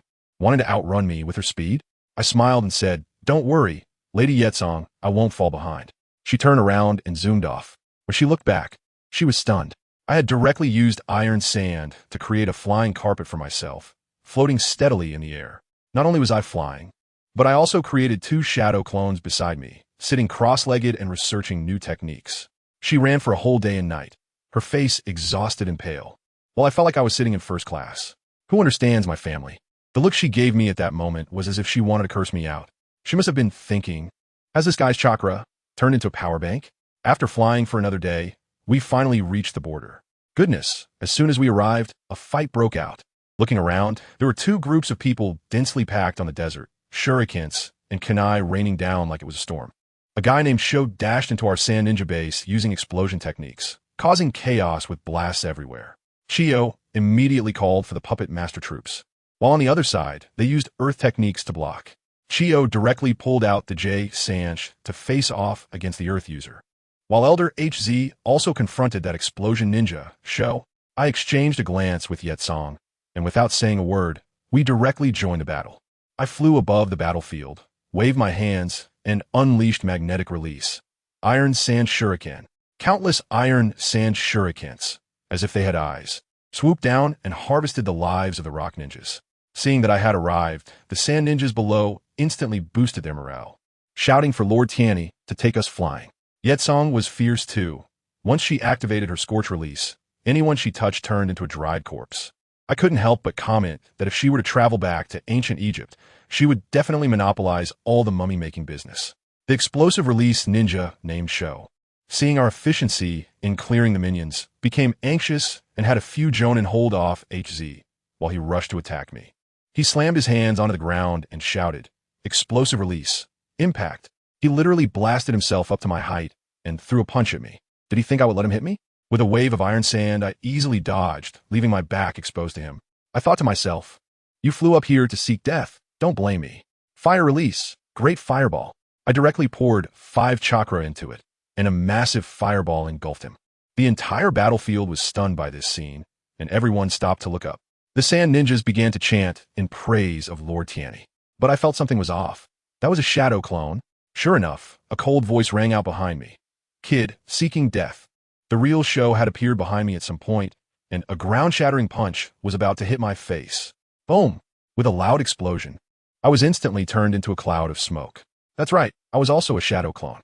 Outside the battlefield, my real body materialized. I quickly condensed a pure black iron sand spear in my hand, spinning it rapidly to charge. Sho, take this! I shouted, magnetic release. Electromagnetic cannon. The spear vanished with a whoosh, transforming into a black streak of light. Sho in the air hadn't reacted yet when the streak pierced through him, blowing a large hole in his abdomen and instantly exploding him. It wasn't until he was blown apart that the piercing sound of the attack echoed throughout the battlefield. At this moment, everyone was stunned. Chio, HZ, and Yetsong all looked at me in shock. Huangtu's eyes turned blood red as he roared, Sho. The rock ninjas completely collapsed. Their morale hit zero as they looked at me as if I were a ghost. Huangtu was also ruthless, knowing he couldn't win. He decided to trade 1 for 1 with me. He ordered everyone combine forces to use ninjutsu against Lord Tianyi. For the will of the stone. We must exhaust our chakra to kill him. Thousands of rock ninjas with red eyes began to form hand seals directed at me. The scene was overwhelming, as a dark mass of ninjutsu came crashing down like a tsunami. I jumped directly onto a sand dune, took a deep breath, and poured in 100 chakra like it was nothing. Fire style, great fireball. A super fireball with a diameter of over 1,000 meters was spewed out of my mouth. The scorching flames instantly turned the desert beneath my feet into shiny glass, and the heat wave pushed even our own people back several kilometers. The joint ninjutsu of the rock ninjas evaporated like a small water gun in front of my calamitous fireball. The formation they had painstakingly assembled was completely scattered by this move. The opportunity had come. I raised my hands and used magnet release. Iron sand rain. Countless iron sand particles instantly condensed into billions of fine needles, silently covering the entire sky, and then fell like a torrential rain. Just as the rock ninjas had recovered from the sea of flames, they looked up to see this rain of needles, and their souls fled in terror, with only one word left in their minds: run. Unfortunately, their legs were nowhere near as fast as my magnet release. Aya! The screams echoed across the desert, as more than 4,000 lively rock ninjas were instantly turned into sieves, with fewer than 1,000 surviving. All thanks to the high-ranking ninjas who managed to withstand the attack with Earth Flow Wall. Huangtu looked at the corpses strewn across the ground. His face turned green, and he decisively ordered a retreat, burrowing underground with Earth Release to escape. Granny Chio would not let such an opportunity to beat a drowning dog slip by, so she led the others to give chase. Yetsong was worried about my excessive chakra consumption and ran to my side, asking, Are you okay? I shook my head, looking at the rock ninjas I had personally killed scattered on the ground, feeling somewhat complex, but not regretting it at all. Invadas die Servitude. After this battle, the nickname Iron Sand Butcher had completely resonated throughout the ninja world. My bounty on the black market wasn't much, just about 3 Asuma. A day later, we occupied the Rock Ninjas base. When Granny Chio and Elder HZ found me, I was busy training with a bunch of shadow clones. They were so shocked that their faces turned pale, telling me that doing this would get me killed. I smiled and reassured them that I was fine. I was used to it, and even recommended they learn the multi-shadow clone technique as well. The 2 old men exchanged glances and simultaneously exclaimed, "Pervert!" Granny Chio, still worried, grabbed my hand to sense my chakra and found me as lively as a bull, which put her mind at ease. She said it would be a pity for someone with my physique not to learn medical ninjutsu. Upon hearing this, I was thrilled at the prospect and immediately created a shadow clone, eagerly following Granny Chio to learn medical ninjutsu. I'm causing a massive uproar here, and the news has spread to the 5 great nations. In the Tsuchikage building, Anoki was so furious that he smashed the table, but he overexerted himself and hurt his back. While groaning in pain, he ordered to lead troops personally to take revenge on me. Meanwhile, in Konoha, Danzo, that old schemer, started to stir trouble again. When he heard that I was fighting with a Wagakure, he got overly excited, kicked open the Hokage's office door, and urged the 3rd Hokage to act quickly to take the opportunity to eliminate us, Sunagakure. Of course, the 3rd Hokage wouldn't agree, especially for his precious son Asuma. Danzo got furious right then, pointing at the 3rd Hokage's nose and shouting, "Hizashi, is Asuma more important than the entire Konoha? You will regret this." After saying that, he slammed the door and left. I could guess with my little toe that this old man would definitely send Root to eliminate my cheap hostage to force the 3rd Hokage into war. The 3rd Hokage wasn't stupid either, quickly dispatching several Anbu to protect his son. After dealing with all this mess, the 3rd Hokage looked at my battle report, feeling a headache coming on, muttering, "Iron Sand Butcher, Shoma, why did you have to commit suicide back then?" Meanwhile, on Kaiki Mountain, Orochimaru received the order from the 3rd Hokage to hold back, and a trace of disdainful sneer appeared at the corner of his mouth as he sighed. The shinobi hero is getting old. I don't care about their scheming. I'll continue to immerse myself in my training. My perception ability has always been strong, and after a few days of intense practice, I've already touched the threshold of Flying Thunder God. Touching the threshold is nothing. Let me tell you, I used 100 shadow clones to grind for 3 days, which amounts to nearly a year of training without eating or drinking for just me. That girl Yetsong was watching me on the side, asking if I could do it, and I rolled my eyes at her, saying, "If you think you can, go ahead." She was immediately at a loss for words and said she still thought her scorch release was pretty impressive. TCH, I'll talk. By the evening, let me tell you, inspiration hit me all of a sudden. I directly engraved a small circle as a mark on a kunai, aiming for concealment. Then I threw it out, closed my eyes, and sensed, whoosh. I was right there. It worked. Does anyone understand that moment? I instantly put my hands on my hips and howled at the sky, shouting what it means to be a genius. Yetsong was so excited she insisted on dragging me to report the good news to Elder Chio. As soon as we walked in, we saw Elder Chio and Elder Zuki, their faces as dark as the bottom of a pot. The intel came in. That old shorty from a Wagakure, Yama, brought 4,000 elite troops plus the Five-Tails Jinchuriki, and they were charging straight at us. Elder Zuki immediately got scared and suggested we retreat back to the desert. Before I could say anything, Yetsong stepped forward and pointed at me, saying, "Retreat? This kid has mastered Flying Thunder God." Whoosh! Everyone's eyes were glued to me, like searchlights. Elder Chio was so excited she asked if it was true.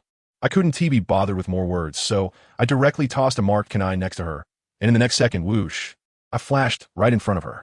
All the Jonin were shocked, their jaws nearly dropping. Elder Chio immediately made a decision. "Yama, leave it to me." The next day, I flew out in my Iron Sand vehicle, looking incredibly cool. That old guy Yama was also flying in the sky. Upon seeing me, he pretended to be a big shot, saying something like, "Kid, you're not bad, but too bad. Hand over your ninjutsu, and pay a compensation of 7 to 800 million, and we'll let you off." I couldn't be bothered with him. Was he just looking for trouble? I responded with a magnetic release.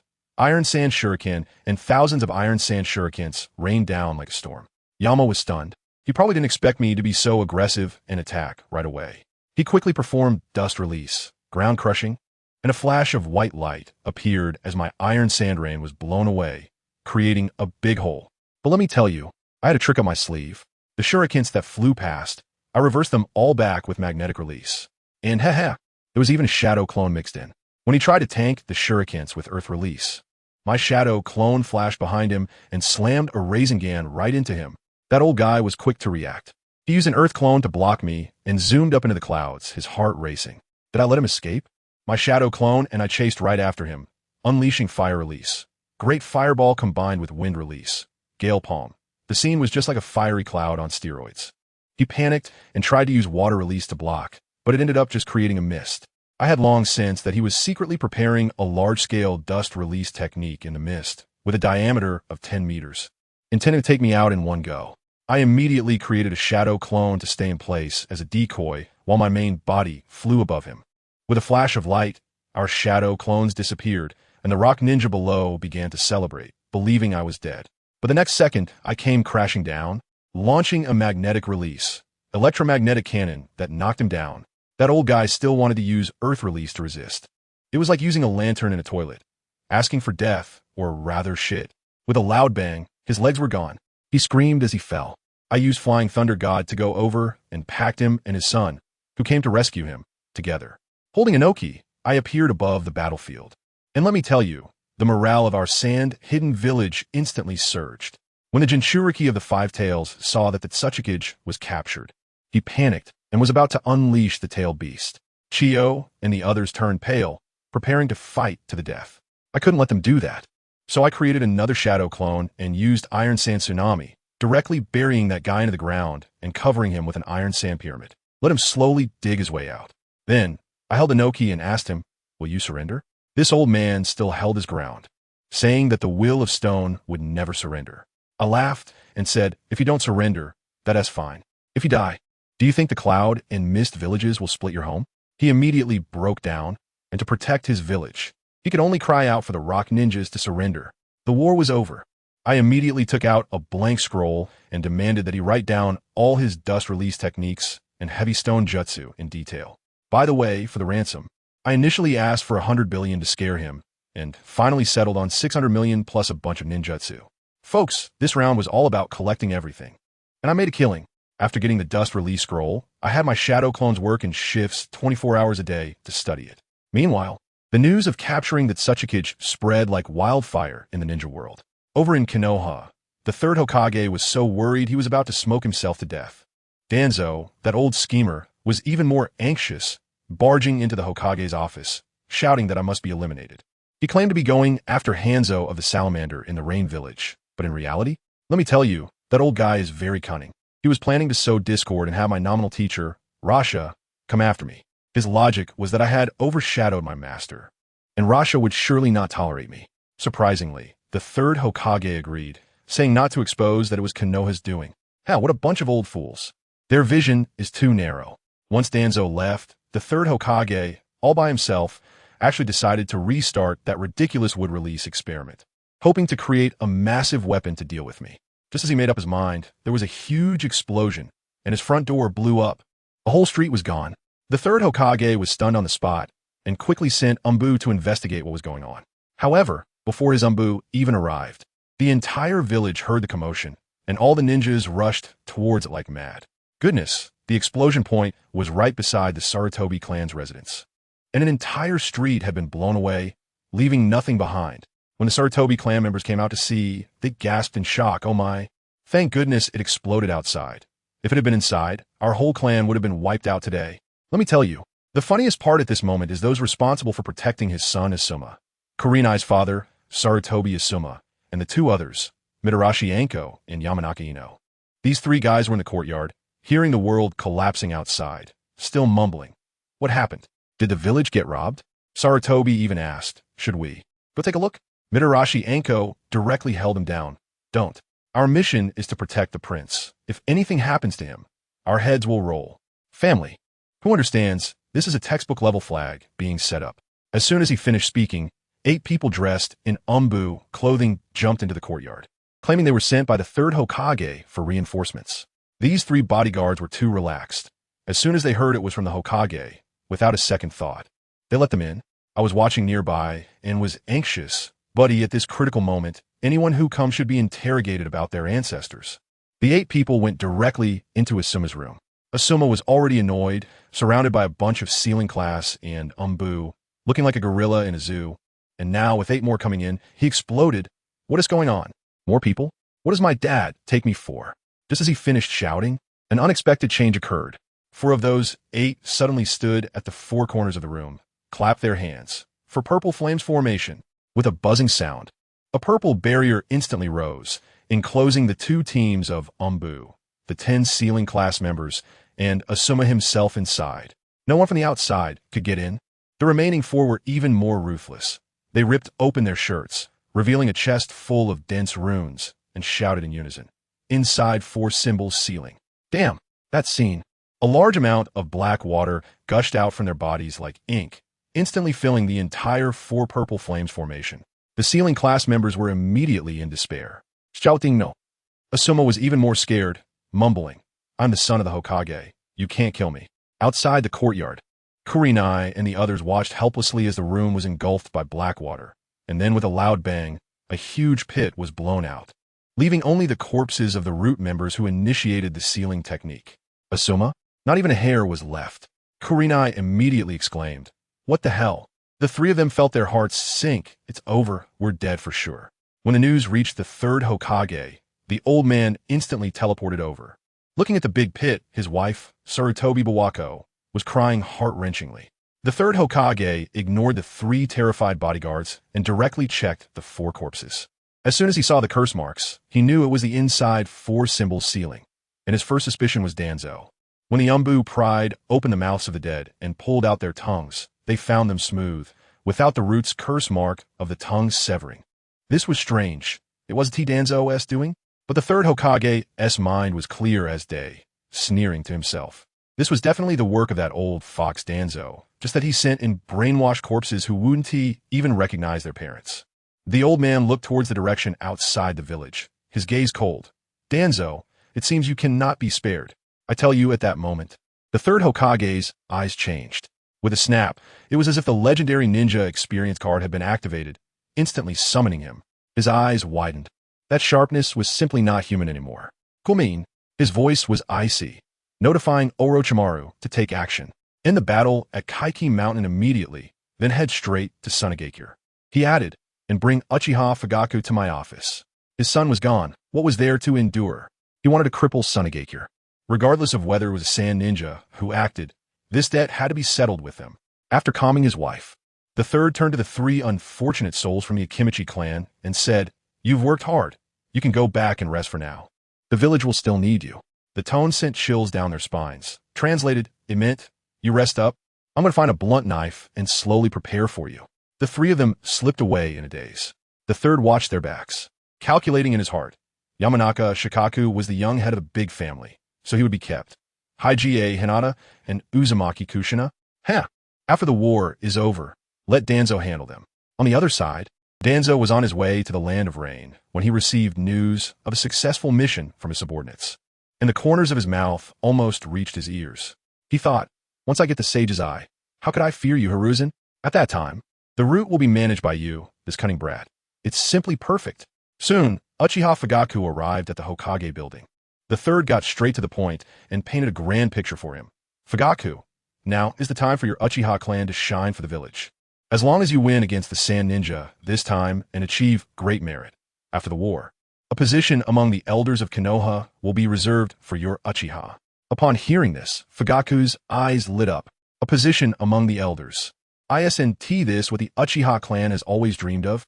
He immediately patted his chest and promised, Lord Hokage, rest assured, we Uchiha will definitely do our utmost to cooperate with Orochimaru and completely take down Sunagakure.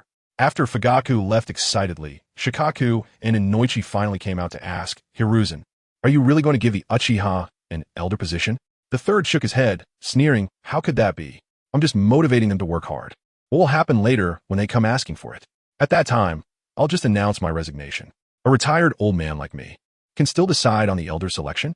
Besides, with the temperament of those Uchiha, what they LL want at that time, one TB, an elder position, but the title of Hokage. Good gracious, This operation was simply the pinnacle of chaotic reading and replying. At the Kaiki mountain camp, Orochimaru also received the command. He was still puzzled as to why the teacher suddenly changed his temperament. But when he heard his informant in the village report that Asuma had been taken out by Danzo, he immediately became delighted. Interesting. What new power has Danzo grasped to think he can compete with the teacher? He immediately gathered Minato, Kushina, Sarutobi Shinji, and the Inuzuka clan for a meeting. Everyone, the village has ordered to take action and end the battle. Sarutobi Shinji stood up immediately. Orochimaru, are you mistaken? My brother is still in their hands. How can my father give such an order? Orochimaru looked at him ominously and said, Shinji, I have some unfortunate news for you. Your brother has been attacked and killed. With that one sentence, the whole room was shocked. The Hokage's son, killed in his own village? Orochimaru began to deploy. Kushina, the one-tail is in your hands. I'll block the Kagekage. Minato, you handle the miscellaneous ninjas, and be careful of 10-10. That guy has learned Flying Thunder God. Upon hearing this, everyone's jaws dropped. Minato bitterly smiled. It took me 7 months to learn Flying Thunder God, implying that his enemy was simply a cheat. After the deployment was complete, the Konoha ninjas surged out, charging straight for the Sand Ninjas base. Minato was still worried about Kushina, but she confidently placed her hands on her hips and proudly said, Don't worry, Minato. I'll let you in on a secret. I can now maintain my sanity in the six-tails state. On the Sand Ninja side, Raza was stunned upon hearing the news of Konoha's full-scale attack. Is Orochimaru crazy? Doesn't he fear for his teacher's son? Little did he know, the man was already gone. He ordered the release of the Jinchuriki, while he flew up to shout at Orochimaru. Orochimaru ignored him, summoning Manda to charge in. Raza had no choice but to order the sealing team to activate the forbidden technique on Asuma, only for his subordinates to report. Kazekage, Sarutobi Asuma, has already died. Raza was completely dumbfounded. How could Sarutobi Hiruzen have such great resolve? On the other side, the old monk Jinchuriki sighed and handed his body over to Shikaku. As soon as Shikaku emerged, he howled, For the sake of the old monk and my little brother 10-10, I'll help you guys this once. Konoha, here I come. With a sweep of his tail, he sent a group of Konoha ninjas flying. One tail, your opponent is me. Kushina charged forward, her body bursting with the chakra cloak of the nine tails. Shikaku's eyes widened in surprise. What? ISNT that the chakra of my most hated Kyuubi. The Kyuubi inside Kushina also laughed. Oh, it's that useless Shikaku. Perfect today. I'll let Kushina give him a good beating. Without a word, Shikaku opened his mouth and shot a tailed beast bomb. Take this. Kushina wasn't afraid. She immediately unleashed 6 tails, forming a tailed beast bomb to clash back. Boom! The 2 tailed beast bombs collided, and the explosive shockwave sent everyone around flying. The battlefield was instantly cleared, as everyone tactfully distanced themselves from the place where these 2 deities were fighting. Seeing that Kushina was fine, Minato immediately pulled out his Flying Thunder God kunai and began his personal showcase. The Sand Ninja fell like wheat, one by one, boosting the morale of Konoha. Rasa, seeing his village suffering heavy casualties, knew they were doomed and quickly ordered a retreat, entangling himself with Orochimaru. But Minato wouldn't let him have his way. Noticing the Sand Ninja retreating, he immediately came up with an idea. The fastest way to end this battle was to take down Raza. He used Flying Thunder God to dash toward Orochimaru. Seeing Minato coming, Raza was terrified and immediately wrapped himself with sand, trying to escape toward the one tail, intending to take the Jinchuriki with him. Minato, however, was cunning. He pretended to be forced back by Raza, but it secretly left a mark on the one tail. Orochimaru even handed him a large roll of explosive tags, meaning, Minato, give him the big one. Raza, seeing Minato leave, was overjoyed and hurriedly flew to the one-tail's side, trying to wake the Jinchuriki. But as soon as he got close, Minato's figure appeared out of nowhere. Raza's pupils instantly shrank to the size of pinheads. Minato left a bunch of kunai covered in explosive tags, smiled slightly, and vanished again. Boom! The deafening explosion made even Shikaku howl. As the smoke cleared, Raza lay on the ground with one arm blown off, bloodied, and completely lost his fighting ability. Shikaku realized they couldn't win and grabbed the half-dead Raza, turning and running madly toward the land of wind. Kushina chased after him, firing several tailed beast bombs, all of which he clumsily dodged. Shikaku, carrying the half-dead Raza, ran while cursing, thinking he had to find someone to save him, otherwise he wouldn't know how to explain it later. Hilarious. This tailed beast was still quite loyal. Meanwhile, on the other side, Granny Chio and the others were still in a meeting, completely unaware of what was happening outside. The old lady was so worried, telling me that the village suffered a huge loss this time. Feng Ying and a Jinchuriki went missing together. If this news gets out, Sunagakure's reputation will be dragged through the mud. I was puzzled at the time and asked her, doesn't Sarutobi Hiruzen fear for his son's safety? Does he really have the guts to confront us? As a result, Chio's one sentence left me speechless. She said, Asuma Sarutobi was ambushed and killed in Konoha. Wow. I was taken aback. I tell you, it's obvious this was Danzo's doing. In the village of Konoha. Who else but that old six could take out the Hokage's own son? I was curious and asked Chio, what about Danzo? He let someone take care of his own son at home. And Sarutobi still hasn't moved? The undercover agent said that Danzo went out of the village on a mission. Upon hearing this, my mind suddenly lit up. Danzo is out of the village. At this time, where could he go? I instantly thought of those unfortunate kids in the Land of Rain, the Akatsuki organization. Isn't Yahiko the one who got tricked and killed around this time? Does anyone understand this? It's like someone sent a pillow when you're sleepy. I immediately decided I must go to the Land of Rain. I've been coveting Konan's paper jutsu for a long time. If I could conveniently package those three, Yahiko, Nagato, and Konan, into our Sunagakure, that would be a huge win. As for that so-called Uchiha Obito behind them, I'm not afraid of him. I'm not going to steal Nagato's Rinnegan. I'm just here to recruit some talents. Can Obito really come down personally? After a few more years of development, he'd have to call me brother when he shows up. Elder Chio, I directly said, I need to go to the Land of Rain. It's urgent. The entire room of high-ranking officials was bewildered, looking at me in unison. Their expressions seemed to ask, what are you up to this time? Elder Chio pondered for a moment, probably considering my strength and status. And given the current situation in the village, they really needed to rely on me. She nodded, all right, you can go, but for 7 days. Come back in 7 days. No matter what, the village needs you. I left her a flying thunder god Kanai and promised her that I would come back as soon as the matter was settled. And then I swiftly slipped away. Let me tell you, this old lady is really cunning. As soon as I left, she immediately kept Yi-san behind and told her that Feng Ying and the Jinchuriki were missing, asking her to lead the Umbu to search in the direction of the Land of Fire, creating a diversion. She guessed that Luo Sha might have been seriously injured and hidden in the Land of Rain, so sending Yi-san to the Land of Fire was just a ruse, fearing that someone might actually follow the clues and finish off Luo Sha. TSK. With this move, I can only say that the old ginger is still the spiciest. Meanwhile, as I was on my way, on the other side, the old monk Fen Fu had truly reached his limit. He was carrying Luo Sha in the desert, barely holding on, his body already shattered by the shockwave from the explosion, relying solely on a breath to keep going. Jinchuriki was anxious inside his body, urging him to rest, but he wouldn't listen, saying that if Feng Ying didn't save him soon, he would die. I told you. Shoha was almost in tears at that time, full of regret.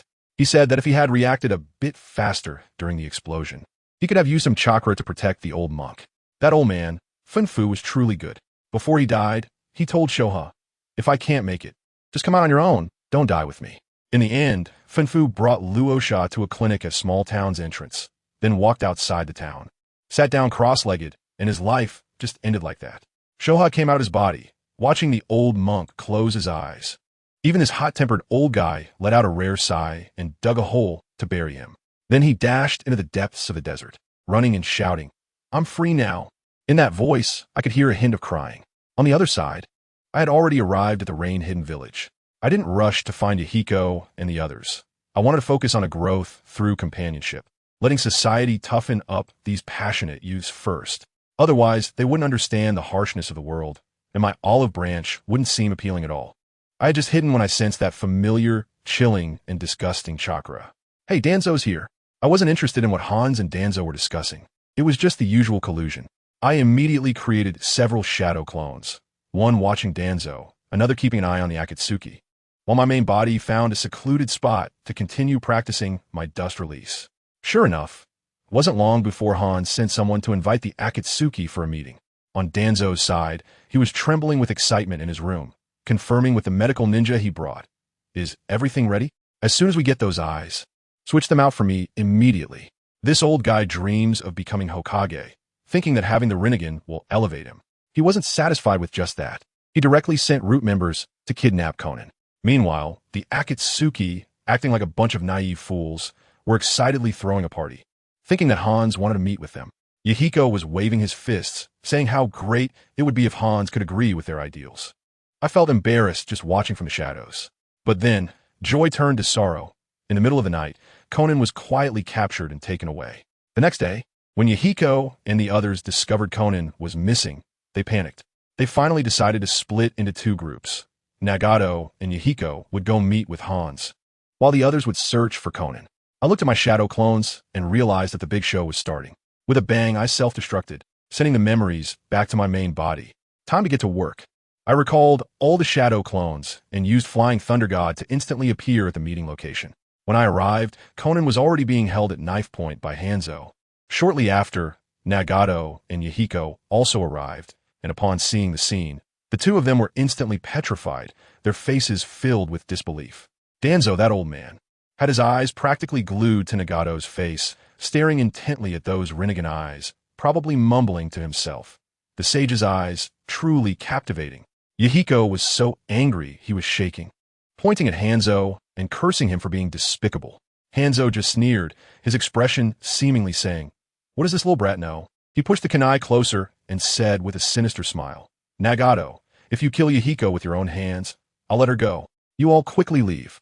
Conan cried, tears streaming down her face, shouting heartbreakingly. Yahiko, being a tough guy, turned to Nagato and said, "Take care of Conan and everyone else."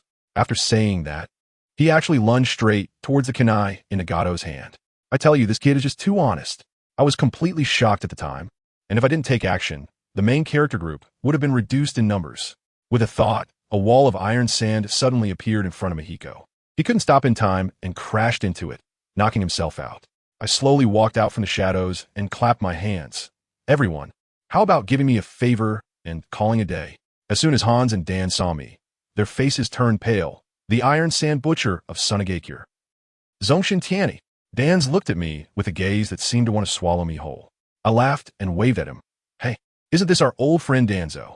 Why aren't you staying well in Konoha, but instead come here to embarrass yourself?" Danzo was so angry that his mustache almost curled up. Hanzo, on the other hand, remained relatively calm, but the pressure was still immense. After all, I had the achievement of capturing Onoki. He gritted his teeth and asked, "Do you have business here in our land of rain?" I glanced at him and said, "Oh, I passed by and saw a group of interesting young people. I thought their ideals were good and wanted to lend a hand." Hans's face darkened. "Sir, this is a private matter of our rain country." "No problem," I chuckled, rubbing my hands to create a high-speed spinning shuriken. Once I intervened, it was no longer a private matter. As soon as I finished speaking, I fired a magnetic release, electromagnetic cannon. The target was the Root Ninjas, led by Danzo, with a loud bang. Several Root Ninjas in the core area evaporated along with their remains, while those nearby were left with severed limbs, dying a gruesome death. Danzo narrowly escaped thanks to his subordinates who protected him, and I thought, "Why are you hiding? I never intended to hit you. Go, dig out that kid's eyes for me." Danzo shouted in a panic. It was time to fight to the death. The Root Ninjas charged towards Nagato, who was still holding the unconscious Yahiko, looking dazed and on the verge of having his eyes gouged out. It seemed the impact wasn't enough. I crossed my arms and shook my head. At that moment, my shadow clone, hidden underground, made its move. Another electromagnetic cannon shot up from the ground, turning the first few charging Root Ninjas into mincemeat. Danzo roared in anger. "Useless. A bunch of useless trash." I took out the scroll and emptied all the iron sand inside. Since I'm here, how can I not give them a little shock? Magnetic escape. Law manifesting heaven and earth. I tell you, that scene was something else. A massive amount of iron sand instantly coalesced behind me into a black giant over 100 meters tall, like a Gundam, continuously drawing more iron sand from the ground to grow even stronger. Hans and the others were so scared they kept retreating, their legs felt weak. The giant raised its hand and slapped down towards the remaining Root Ninjas. They desperately performed hand seals to create earth flow walls and water barrier jutsu. But what happened? In front of my Dharma form, they were no different from paper, crumbling at a single touch. Bang! With a dull sound. All the Root Ninjas were turned into meat patties. Nagato, holding Yahiko, stared blankly at all this, and for the first time, a desire for power flickered in his eyes. Meanwhile, Danzo looked at me, this black giant, and his face turned pale with fear. probably filled with memories of the terror he felt when Uchiha Madara's Susanoo had dominated him back in the day. He quickly found an excuse to report to the Hokage, not looking back, and ran away in a panic. When Han saw his teammate run away, he got scared too and hurriedly released Konin, saying it was all a misunderstanding. At that moment, Nagato stood up and even pleaded for Hans, asking me to let him go, saying he would personally kill him later. All right then, the young man has ambition. Hans felt like he had received a great reprieve and quickly left with his people. I released the ninjutsu and walked up to the Akatsuki members, who were all as nervous as little chicks. I smiled and said, "Don't be nervous. I'm actually someone who hates war too." Then I got straight to the point and told them that peace cannot be achieved just by talking. It requires strength. I invited them to join me, to work together to bring a little shock of peace to this world. This kid Yahiko had just woken up, listened to Nagato's explanation, and was still a bit hesitant, saying that they were from the land of rain. I couldn't help but laugh at that. So what? We are peace warriors. Can a country really stop us from pursuing peace? As soon as I said this, the way Miyuki, Nagato, and Konin looked at me changed. They probably thought that, deep down, this Iron Sand Butcher also had a heart that yearned for peace. In the end, Miyuki took my hand and said, "All right, we'll follow you. But if what you do is different from what you say, we can leave at any time." Hey, it worked. I was overjoyed. The Akatsuki organization was successfully recruited. We gathered the remaining people at their shabby base, and I had an all-night discussion with the 3 core members, sharing my understanding of peace. I managed to dazzle these idealistic youths, and they made up their minds to fight alongside me. However, they had no idea that while we were enjoying our conversation, the real wind shadow, Rasha, had already been discovered by the clinic in that small town and was hurriedly taken back to the village, far away at the border of the land of Earth. Grandma Chio received the news and was completely stunned. Rasha was found in the land of wind? Then, what was that kid Tianyi doing in the land of rain? Was he going to find a Jinchuriki? What on earth was this kid up to? What was he up to? Let me tell you, while he wasn't conjuring up any ghosts, a raccoon cat had already made its escape. Who understands? Family? Just as we received the news that Rasha was alive, the village exploded. One tail, that big raccoon cat, actually managed to, successfully break out of the Jinchuriki's body. Grandma Chio turned pale. With this happening at such a critical moment, and Konoha still eyeing us closely, she immediately ordered me and Yakura to hurry back to the village. I just brought my new recruits, the group from the rain-hidden village, aboard my private Iron Sand airplane and landed at the border. Wow, my prestige has skyrocketed. When Elder Chio saw this group of rain ninjas behind me, her eyes almost popped out. Heavens, where did you get such a bunch of people, you little rascal? I quickly explained, calm down, we're on the same side now from now on. We belong to the Sand-Hidden Village. I briefly recounted the situation with Yahiko and the others, mentioning how they were being hunted by Hanzo and their ideals of peace, and casually mentioned that their teacher was Jiraiya. After hearing this, Chio's expression was something else, as if to say, "You little rascal, you're always getting me into trouble." But she didn't say much more and immediately assigned me a new task. Enough of that, the one tail has escaped. You, hurry up and take the sealing team to catch it and put it back. As soon as I heard that, I was overjoyed. Lock it up? What a waste. Isn't this perfect? Master Finfu is gone, and Shoha has become a masterless object. A tailed beast as a summoning beast is way cooler than any frog or snake, right? I immediately accepted the task and started planning how to persuade this big raccoon to become my exclusive fighter. Just as I was about to lead the team to find the raccoon, a good show was unfolding in Konoha. That old guy Danzo returned to Konoha looking defeated, and not a single person he took with him came back. Sarutobi Hiruzen's face was dark. "Danzo, what trouble have you caused this time?" And guess what Danzo said? He claimed he discovered the sage's eye. He even tried to shift the blame, saying it was Jiraiya's fault for not bringing that kid back to Konoha.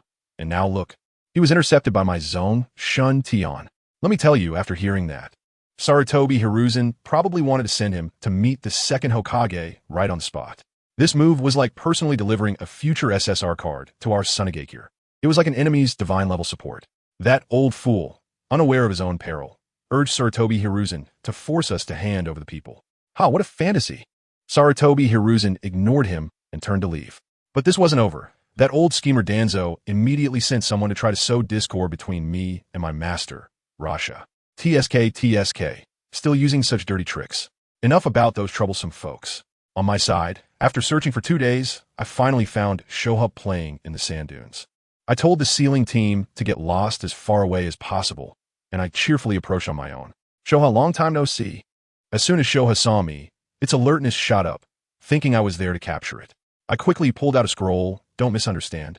I'm not here to seal you. I'm here to sign a little brother agreement with you. I started to persuade it, saying this wasn't a summoning scroll, but a unique tailed beast scroll. Once signed, whenever the tailed beasts were mentioned in the ninja world, the first one they'd think of would be you, Shoha. Even the Nine Tails would have to step back. I guaranteed that no one would seal it again, and it would be well fed and well treated, even getting a team of people as servants. This raccoon, being soft rather than hard, was immediately tempted at the thought of overshadowing the Nine Tails. However, it still felt frustrated and insisted on having a fight to vent its anger. Just as the words left its mouth, a massive sandstorm whirlwind hit me right in the face. I wasn't polite with it either. I directly pulled out a massive amount of iron sand from the ground and shaped it into a 100-meter-tall iron sand giant on the spot. With the power of the heavens, I activated it. For the next half hour, I watched as Shoha crazily threw skills like it was free. I just stood inside the iron sand giant, enduring the hits, and when the iron sand ran out, I pulled more from the ground, focusing on an unlimited refill. In the end, Shoha got tired from attacking and looked at me differently, as if to say, "Kid, do you have a wholesale supply of chakra?" It mentioned that it was afraid of really killing me with the tailed beast ball, so it decided to stop fighting. The anger was vented, the battle was fought, and it was convinced. We both laid down on the ground, sticking our butts up to sign that tailed beast scroll. The ceiling class members in the distance were dumbfounded, probably thinking the script was off. After dealing with Shoha, I hurried back to the village. My teacher, Rasha, had also woken up, but unfortunately he had lost an arm, which was painful to see. As soon as I entered the hospital room, he was there with his wife, Jalo, who is also my teacher's wife. He saw me empty-handed and thought I had failed the mission. I directly revealed the scroll and said, "Teacher, from now on, the tail will no longer be called the tail, but Lord Shoha, because he is my boss." My teacher and his wife looked like they had seen a ghost. After I explained everything to them, my teacher immediately reacted, "Tianyi, well done. Let's go to the village square and get the village leaders together. I want you to summon him in front of everyone."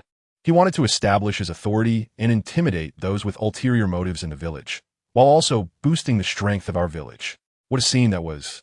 All the villagers, young and old, showed up. In front of everyone, I clapped my hands and performed the summoning technique. With a loud bang, the massive figure of Shoha appeared in the center of the village. The villagers were almost scared to death, and the ninjas were all nervously reaching for their weapons. Then Shoha, with its hands on its hips, shouted to everyone, "Listen up. This kid, Zongshen Tianyi, is my little brother. From now on, anyone who dares to bully him will get a tailed beast ball from me." After saying that, it dismissed the summoning and went back to play with the minions I left behind. The place fell silent. Everyone was stunned. Let me tell you, having a tailed beast as a summoning beast lifted the prestige of our sand-hidden village to the atmosphere. My teacher looked at me, his eyes nearly overflowing with satisfaction. He must have thought that taking me as a disciple was the best investment of his life. Tianyi is truly amazing. Even the tailed beast can be his summoning beast. Shouldn't we worry about the tailed beast going out of control in the future? Not at all. I tell you, the clan leaders of the ninja families in the village had red eyes. One by one, they approached me, almost bowing down. "Tianyi, can we also establish a connection with Brother Shoha and sign a contract?" Guess how I replied? I said, "Sure, but whoever can take down Shoha gets the sign." The moment I said that, the place went silent, the clan leaders turned pale. What kind of international joke is this? Defeating a tailed beast? ISNT, that like lighting a lamp in the toilet. Seeking death? At this moment, Teacher Rasha, lying on the sickbed, spoke up and told them all to get lost. Only then did everyone reluctantly disperse. After everyone left, my teacher called me over with a serious expression and said that those guys from Konoha were gathering a large army at the border of the Land of Rivers and were about to attack. So I needed to hurry over and stabilize the situation. At that moment, my heart skipped a beat, and I quickly asked my two buddies, Maki and Yujin, about their situation. Especially Yujin. I was really worried about him. Fortunately, the teacher said they were both fine, and Yujin even showed off a bit, using the explosive tags and cannon I taught him. When they retreated from Kaiki Mountain, he managed to leave no one behind, taking out quite a few Leaf Village ninjas. Hearing this, I finally breathed a sigh of relief. The teacher initially wanted me to take a break, saying I had just fought with the One Tail and shouldn't push myself too hard. But how could I wait? What if that old snake, Orochimaru, played dirty and attacked our base before our reinforcements arrived? I immediately said, "Don't worry, teacher, I'm going now," and zoomed out of the window without wasting a second. The scene shifted to the Leaf Village. where Orochimaru was passionately briefing Minato and the others about the late-night ambush plan. Suddenly, an Umbu rushed in, handing over a piece of intel. As soon as Orochimaru took it and read it, let me tell you, his face instantly fell apart, and his mouth twitched like it had a small motor. The intel contained just one sentence. Zongshen Tianyi has tamed the One-Tail as a summoning beast. Goodness. This intel spread like a bomb throughout the entire tent.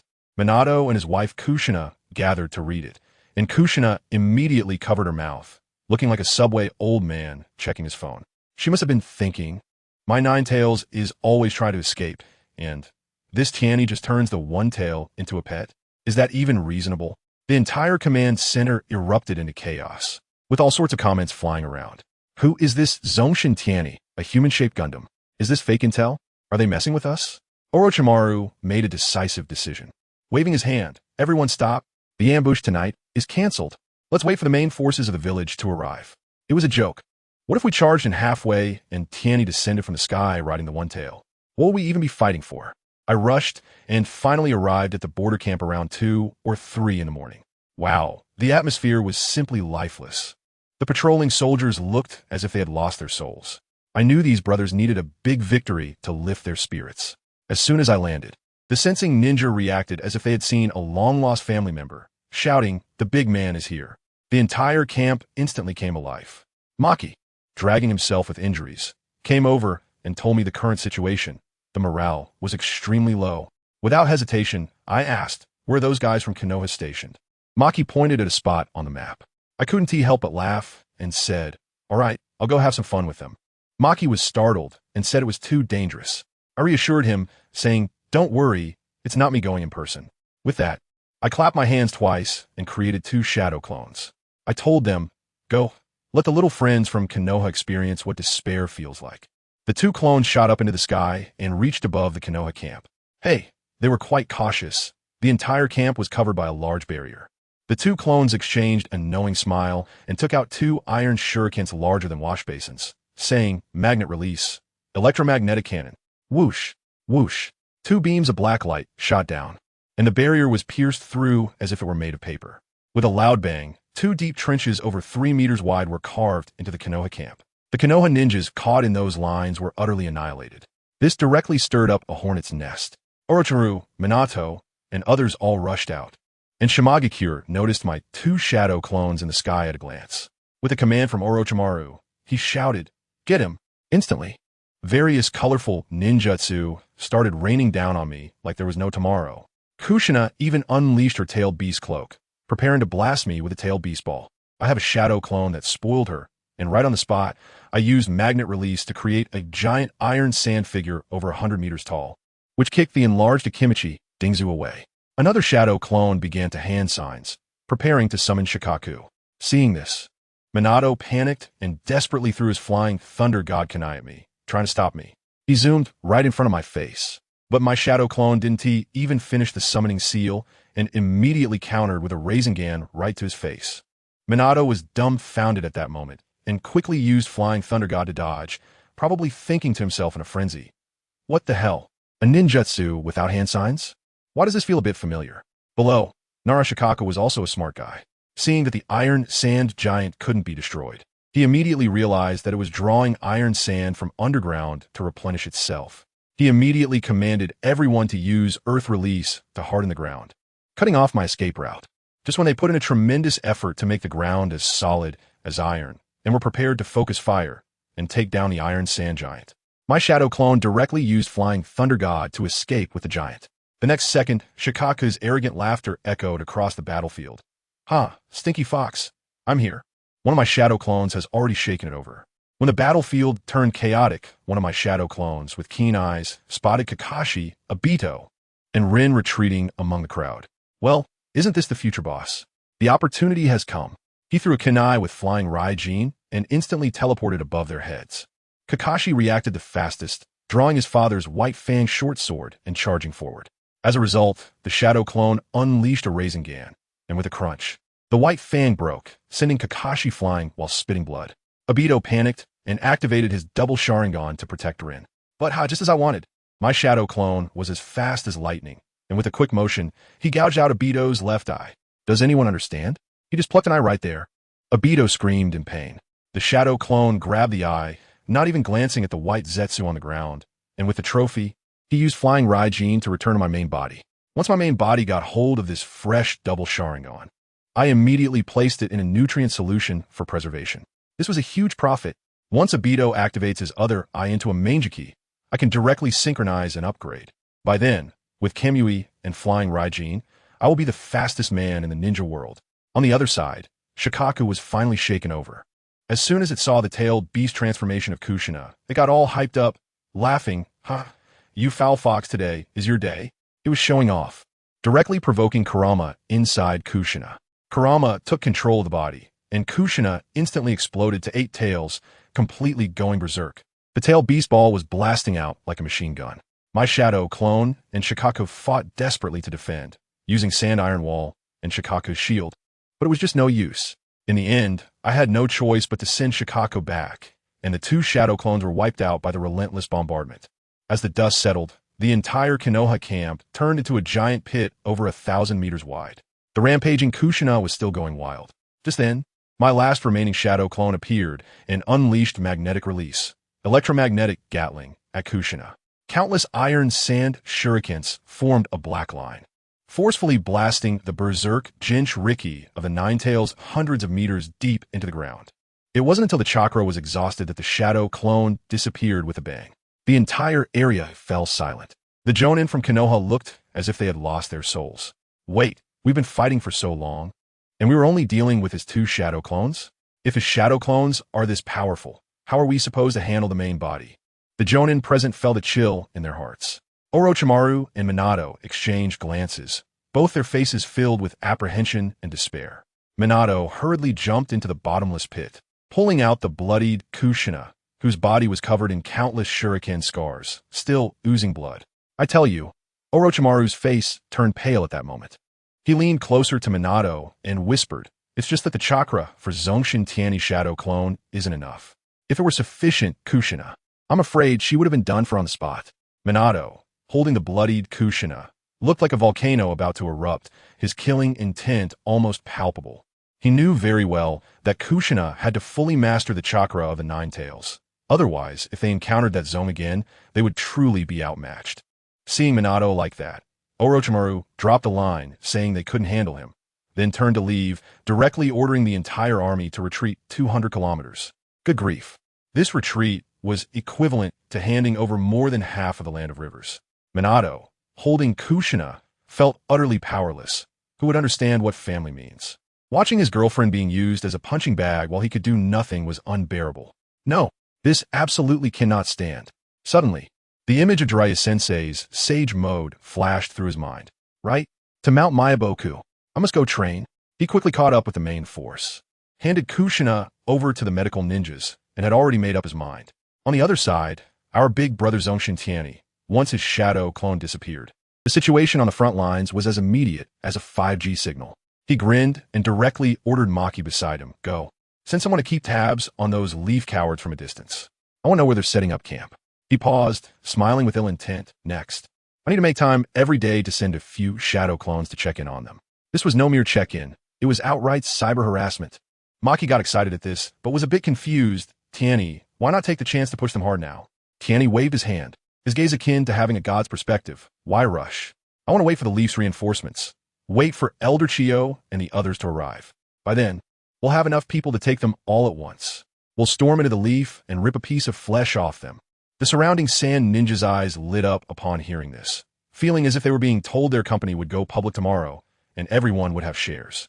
At this moment, his childhood friend Fujita Yujin came running over, looking worried. "Tianyi, are you okay?" This guy was quite carefree, having just heard that his brother had taken down the Tsuchikage and captured the One Tail, and he was still lively and bouncing around. "Don't worry, I'm fine." Tianyi patted his shoulder, noticing the Chunin vest he was wearing and feeling quite pleased. "Oh, nice, you're already a Chunin." After saying that, he was stunned himself. Wow, it seemed like he was still a Genin. Was Sunagakure also going to learn from the Leaf and have Genin save the world? Yujin chuckled and pulled Tianyi towards an open space, saying he wanted to show him something good. I thought he was going to demonstrate some new ninjutsu, but guess what? This guy, with a sly grin, pulled out a notebook from his pocket. "Tianyi, look at the book I wrote." I was speechless at the time. What is this? O literary Krizishern. Tianyi took it with a dark face, opened it up, and wow. His eyes widened instantly. This writing style, this plot, made him almost boil with rage. He still pretended to be tough, coughing, cough, it's just average. He was probably thinking, this kid knows how to attract attention. Yojin rolled her eyes and asked him what the book should be called. Tianyi stroked his chin, thought for a moment, and said pretentiously, how about calling it Intimate Paradise? After all, that guy Jiraiya hasn't written it yet, so I'm just stealing the thunder. Meanwhile, on the Konoha side, they had run 200 kilometers overnight, looking quite disheveled. Kushina woke up, and her first question was, Minato, did that guy Tianyi die? Minato could only smile wryly and shake his head, not daring to tell her the truth of being one-sidedly beaten. Kushina clenched her fists in anger. Next time, I will definitely kill him. At that moment, Obito and Rin also arrived. Minato and Kushina were shocked to see that Obito was missing an eye. Obito, still touching the back of his head and grinning foolishly, said, it's okay, teacher and teacher mother, that guy Tianyi gouged out my eye. I knew I had talent. Even a strong person like him valued my Sharingan. Besides, I'm much stronger than Kakashi. He is still unconscious from being beaten, and I just lost an eye. Everyone, I was really crying. This kid is forcing a smile to avoid worrying everyone, even in such a state. Rin's eyes were red beside him. Kushina said very seriously, Obito, don't worry. Teacher mother will definitely get your eye back. Minato looked at this scene, his heart aching. He said seriously to Obito and Rin, I have an important mission for you. I need to go to Mount Mayaboka to train for a while. I'm counting on you to take care of teacher mother. His eyes were filled with determination. I never want to feel this helplessness again. After settling things here, Minato went to find Orochimaru to inform him about going to Mount Mayaboku. Orochimaru readily agreed, asking him to leave a frog for communication before letting him go. Minato summoned Fukasaku, and in a flash, he was summoned to Mount Mayaboku. Upon arrival, he was quite excited to see the two sages, Shima and Fukasaku. But as soon as he thought of Shima's insect dishes, his stomach began to churn. The next day, the reinforcements from Konoha finally arrived. Who were they? The Uchiha clan, led by their leader, Fugaku Uchiha himself. Let me tell you, when these people arrived at the camp, they were so arrogant, looking at the battered allies as if their noses were about to reach the sky. What a bunch of useless people. They got beaten so badly by Suna. No waities. Now that we Uchiha are here, the situation is about to turn around. It's time to give Suna a little Uchiha shock. Fugaku was listening nearby, his scalp tingling, probably cursing this group of teammates 100 times in his heart. Didn't they just offend everyone in the camp? He quickly told his clan members to rest and bent down to a 4-year-old child beside him. Itachi, go rest with Uncle Hakadai. I'll be back soon. Then he went to find Orochimaru to understand the situation. However, as soon as he entered the tent, a deafening explosion sounded outside. Orochimaru's mouth twitched. He was too familiar with that chakra fluctuation. He smiled at Fugaku and said, Fugaku, go outside and take a look. I guess we might have to move again. Fugaku walked out in a daze and looked up to see two figures in the sky. As soon as he activated his Sharingan, he recognized them instantly. Iron Sand Butcher. The two shadow clones grinned. Konoha trash, take this electromagnetic Gatling. As soon as the words fell, countless iron sand shuriken rained down like bullets. The entire camp exploded in an instant. Those Konoha ninjas who had just experienced a nightmare saw this move and had instant PTSD, each one of them looking like they had seen a ghost, wishing they could grow 2 more legs to escape. Sarutobi Shinjiro, leading the Umbu, was carrying Kushina and running backward, shouting, Back to Konoha? We must return to Konoha. Fugaku panicked and asked Orochimaru, Are we going to fight back? Just watch them slaughter our people? Orochimaru looked at him as if he were an idiot. Fight back? Those two are definitely shadow clones. Defeating them won't do anything to the real body. Retreat, but let us leave a shadow clone to hold them off.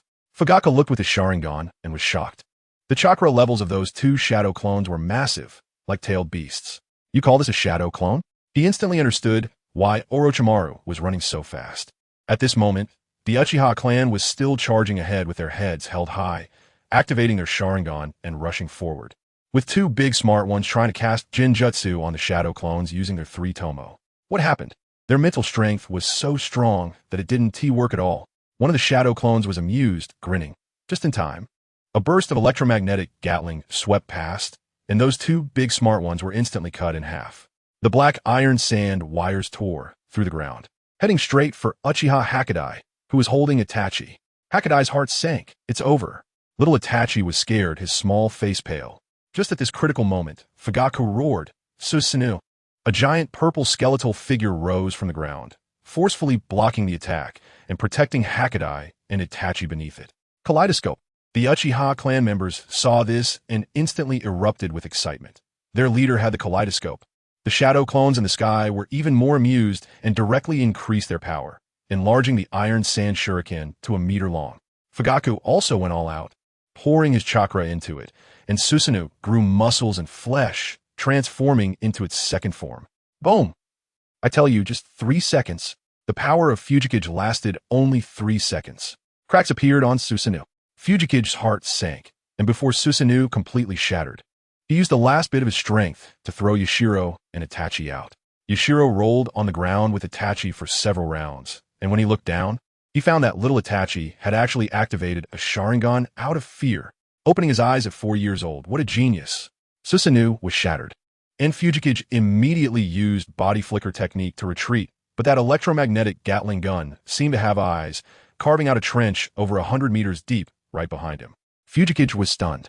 At that moment, the shadow clone opposite him noticed that Fujikage was staring at him with a kaleidoscope, and he was already prepared, immediately summoning iron sand to protect himself.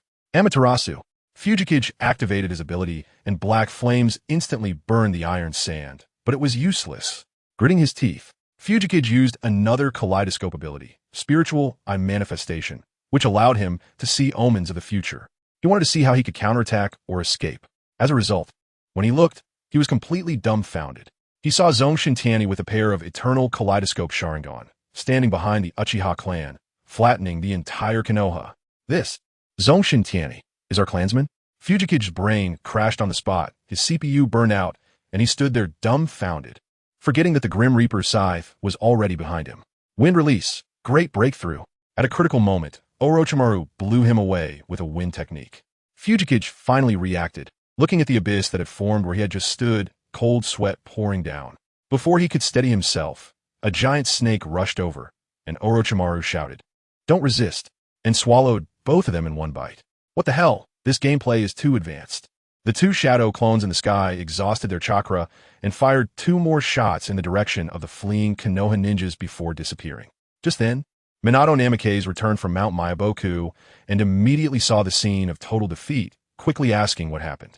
Sarutobi Shinzo grabbed him like a lifeline. "Minato, quickly send me back to Konoha.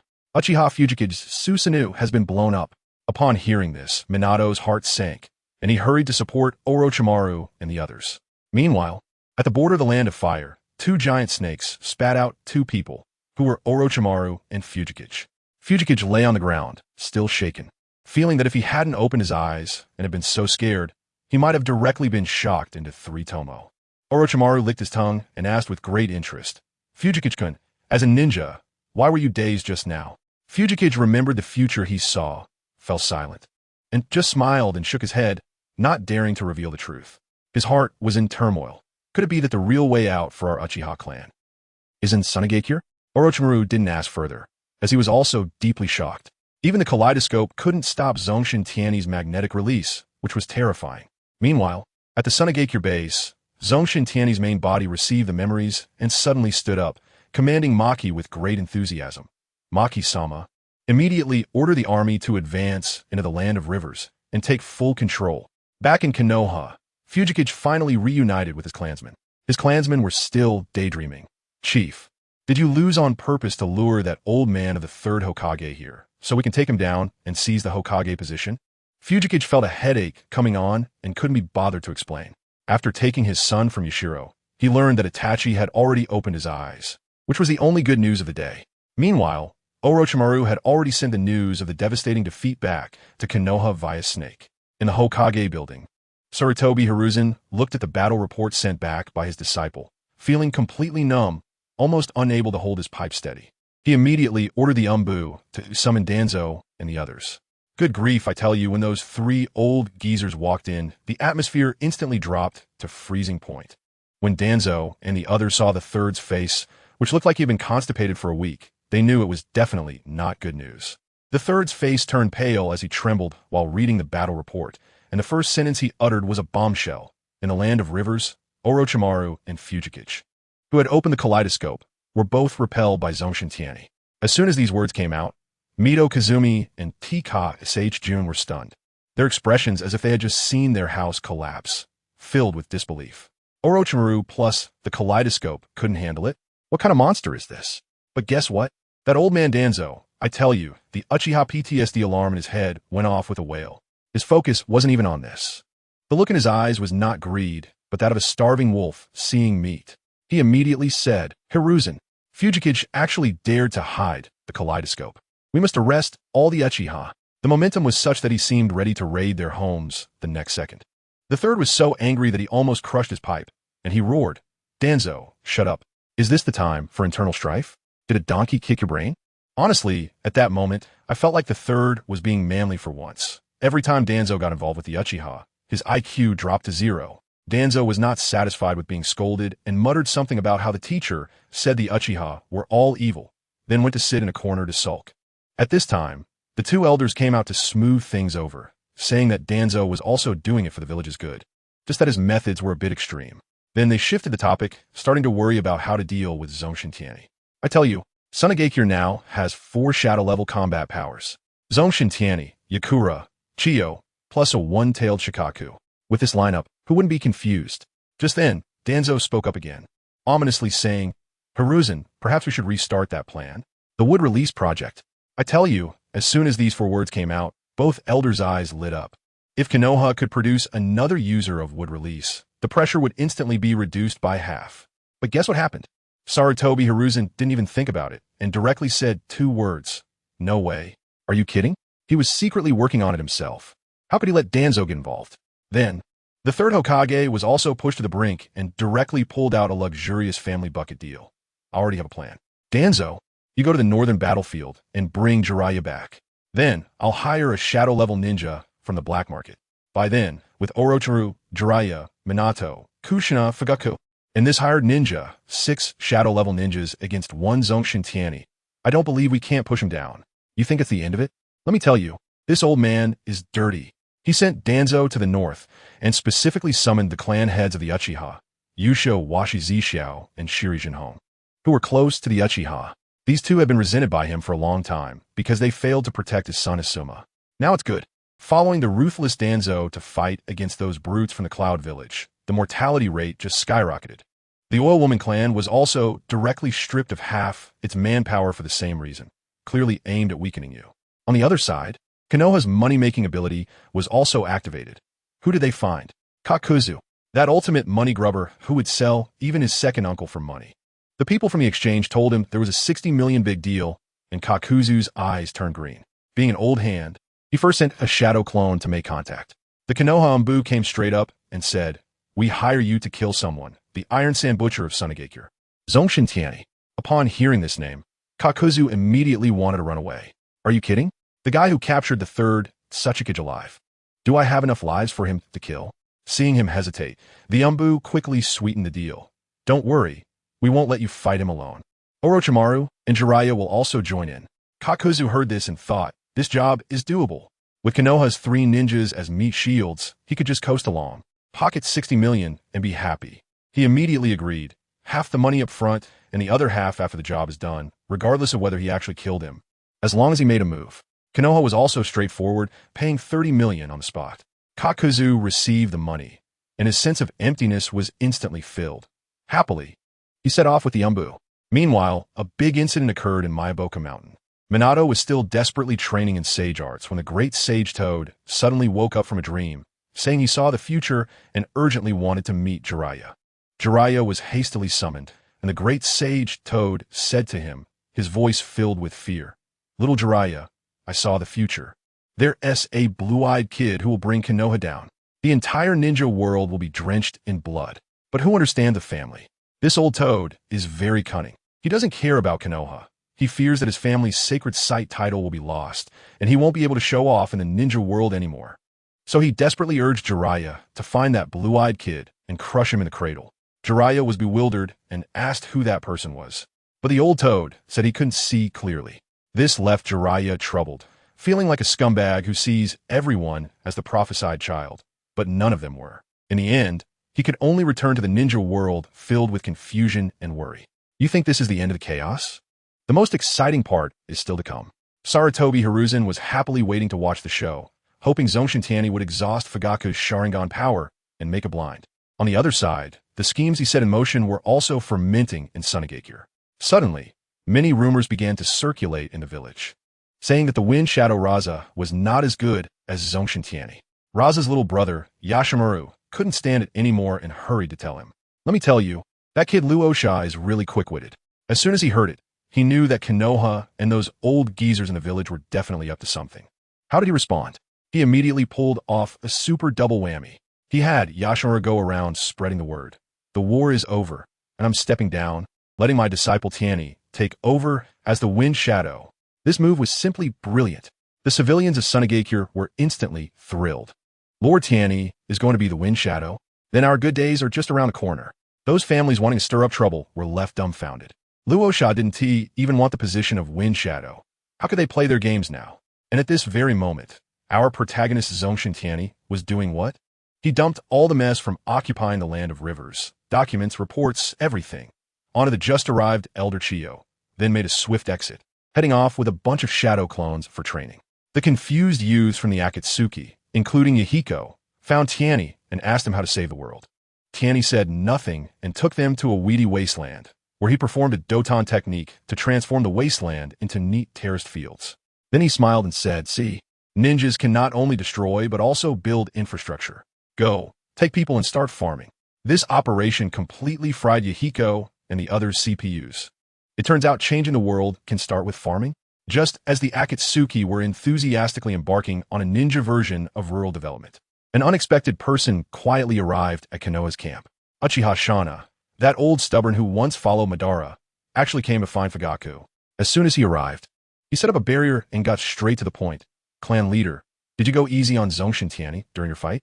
Fugaku chuckled bitterly and replied, "I wanted to, but my strength wouldn't allow it. I did my best." Upon hearing this, Shana's eyes changed instantly, and he uttered a shocking statement. "Fugaku, perhaps our Uchiha should take a different path. Let us ally with Zongshen Tianyi." At that moment, I thought the old man had gone crazy. To my surprise, Fujitake didn't scold him this time. Instead, he looked at him with a face that said, "You finally figured it out." Izuna was momentarily confused and asked Fujitake why he was supporting him so much. Only then did Fujitake reveal his true intentions, pointing to his Sharingan and saying, "Elder Izuna, to be honest, my eyes can see the future. I have long seen the script where you lead us to join Tianyi and then flatten Konoha." Wow. Izuna Uchiha was instantly thrilled, trembling with excitement, realizing that he was destined for greatness. The two hit it off immediately and quickly arranged a contact person, preparing to collectively defect when the time was ripe. Just as the Uchiha were plotting their grand plan, Maki from Sunagakure secretly came to find Tianyi, mysteriously saying, "Tianyi, your rebellious senior brother, Scorpion, has news. He slaughtered a town and stole quite a lot of things." Tianyi's eyes lit up. Scorpion was a genius puppet master, and they had to bring him back. He immediately decided, "Let's go, Maki, the two of us will bring this internet-addicted youth home and educate him properly." "I told you." Maki stopped me right there with a constipated expression and said, "Bro, we need to think this through. There are rumors in the village saying that the disappearance of the 3 generations of Wind Shadows is probably the doing of that Scorpion kid. After all, they both disappeared at the same time, and this coincidence is just too coincidental." As soon as I heard it, I couldn't help but laugh, directly defending Scorpion. I said, "Are you stupid? Scorpion is just a kid, only 16 years old. Can he really take down the 3rd Kazekage? Do you believe that?" "I certainly don't." Of course, in my heart, I could only silently light a candle for the 3rd Kazekage. "Sorry, old brother, for the sake of the village. You'll have to bear this blame for now." As a result, that guy Maki looked at me with a gaze as if he were looking at a monster. The implication was too obvious. "Bro, aren't you about the same size as Scorpion? If you want to take down the 3rd Kazekage, isn't that a piece of cake?" Ahem. I felt my face flush, quickly coughing twice to cover my embarrassment. "Well, I'm an exception, a server bug. It doesn't count." Maki actually believed me and nodded. I quickly took advantage of the situation and moved my hands and feet. "All right, enough chatter. We must catch back the #1 genius puppet master from Sunagakure today. Not even Jesus can stop me. I mean it." But what do we do once we catch him? Maki was still not at ease. That kid is strong and has a twisted mind, a complete walking bomb. I chuckled, revealing a villain's signature smile. Don't worry, I have my own clever plans. First, I'll pack him up and send him to Boss Showa, making him create puppets out of tailed beasts every day, while also receiving a bit of love education. Later, I'll personally provide him with some psychological counseling. When Maki heard this, his gaze towards me was filled with sympathy, and he probably lit 3 incense sticks for Scorpion in his heart. Let's go, I commanded, taking Maki with me. Stepping on iron sand and taking off directly towards Scorpion's coordinates like we were following a navigation system. After a little while, we arrived at the small town that had been slaughtered by Scorpion. Goodness, it was in ruins, and our village's ninjas had already taken care of most of the aftermath. When I saw this tragic scene, my anger surged, and I immediately shouted, "Damn it! How can you be so violent? What kind of skill is it to massacre civilians?" The group of sand ninjas next to me looked at me as if I were an alien. Family, who understands? I, the Iron Sand Butcher, was cosplaying as a peace dove on the spot, aiming for a contrast effect, but it seemed like I had messed it up. Where did Scorpion run off to? I couldn't be bothered to argue with them and asked directly about the matter. Sir, he headed north. He probably knows we've taken over the land of rivers and wants to escape to those small places in the land of rain. Got it. Without saying another word, I maxed out my sensing ability and continued to chase with Maki. After a day and a night of pursuit, finally, in a small grove, I spotted that familiar red hair. Scorpion. This kid hadn't started transforming himself into a human puppet yet. It seemed he was collecting materials. That's him, Maki shouted, pointing below. Okay, watch me. I raised my left hand, and more than a dozen iron sand pellets floated up like playing billiards, and I launched an attack at Scorpion. Scorpion was just wandering around when he heard the sound of something breaking through the air. His reaction was extremely quick, and he immediately pulled out several puppets from his scroll to block in front of him. But it was useless. This was my magnetically accelerated iron egg. With a series of bangs, his precious puppets were smashed into pieces as if they were made of paper. Scorpion was stunned. Damn it, who is this? While retreating, he watched helplessly as his creations were shattered in an instant, and the flying dirt even left several blood holes on his arm. I won't give him a chance to catch his breath. Let's go all out. Magnetic release. Iron Sand Giant. With a loud bang, 100-meter-tall iron sand giant rose from the ground, and I conveniently stuffed Maki inside the giant to prevent him from seeing anything inappropriate. It's you, Iron Sand Butcher. As soon as Scorpion saw me, he was not surprised but rather delighted. His eyes lit up. Good guy, what he was thinking was, awesome. I already have a 3rd Kazekage puppet, and if I can turn the Sage of the 6 Paths into a puppet as well, I'll have 2 shadow-level collectibles in my hands. This little brat really has a unique way of thinking. He directly took out a scroll with the word 3 written on it, and with a bang, the 3rd Kazekage, now transformed into a puppet, made its appearance. I looked at that thing and shook my head internally. The 3rd Kazekage really had a rough time. Nameless, and turned into a figurine by a genius boy from his own village. Scorpion, today, I will properly adjust your bones in place for Elder Chiyo. I shouted from the top of the giant's head. As soon as Chiyo was mentioned, Scorpion's face darkened. Don't you dare mention that old hag. Just as the words left his mouth, he manipulated the 3rd Kazekage to attack, using magnetic release, iron sand giant needles, and dozens of 3 to 4 meter long iron spears instantly formed. However, a strange scene occurred. Those iron sands, halfway through their flight, seemed to have been pressed the pause button, and then all turned their tips towards Scorpion himself. What's going on? Scorpion's youthful face was filled with question marks. His CPU almost burned out. I was almost laughing my head off in the Iron Sand Giant. I just tried using my massive chakra to seize control of the 3rd Kazekage's iron sand. And guess what? It came over instantly. Folks, this is what we call being in the right profession. It's like showing off in front of an expert. Scorpion, taste your own treasure. I let out a hearty laugh, and dozens of giant spears shot towards Scorpion. At this point, Scorpion was completely paralyzed, only able to scramble around helplessly with no power to fight back. Seeing him trying to escape, I sneered. Want to run? Did you ask me first? Magnetic release. 3 heads and 6 arms of the Dharma realm. The iron sand giant wriggled, transforming from a 1-headed giant into a Neziform with 3 heads and 6 arms. 6 sky-blocking arms descended from above, and the scene was like the sky collapsing. Scorpion used every ounce of strength, desperately employing body flicker technique, and finally escaped the attack range at the last moment. Just as he was about to have the 3rd Kazekage fly him away On my side, the three heads of the giant opened their mouths simultaneously. Blue light flickered inside, and the tongues turned into cannonballs of an electromagnetic cannon, with gleaming conical drill heads in front. Whoosh! 3 streams of black light tore through the air, accompanied by a deafening sonic boom, directly blasting toward Scorpion. Boom! Boom! Boom! After 3 loud explosions, the ground was left with 3 bottomless craters, each about 20 to 30 meters in diameter, bubbling with lava. Scorpion stood in the middle of the 3 craters, his legs trembling, completely scared silly. At that moment, he probably even saw his parents waving at him.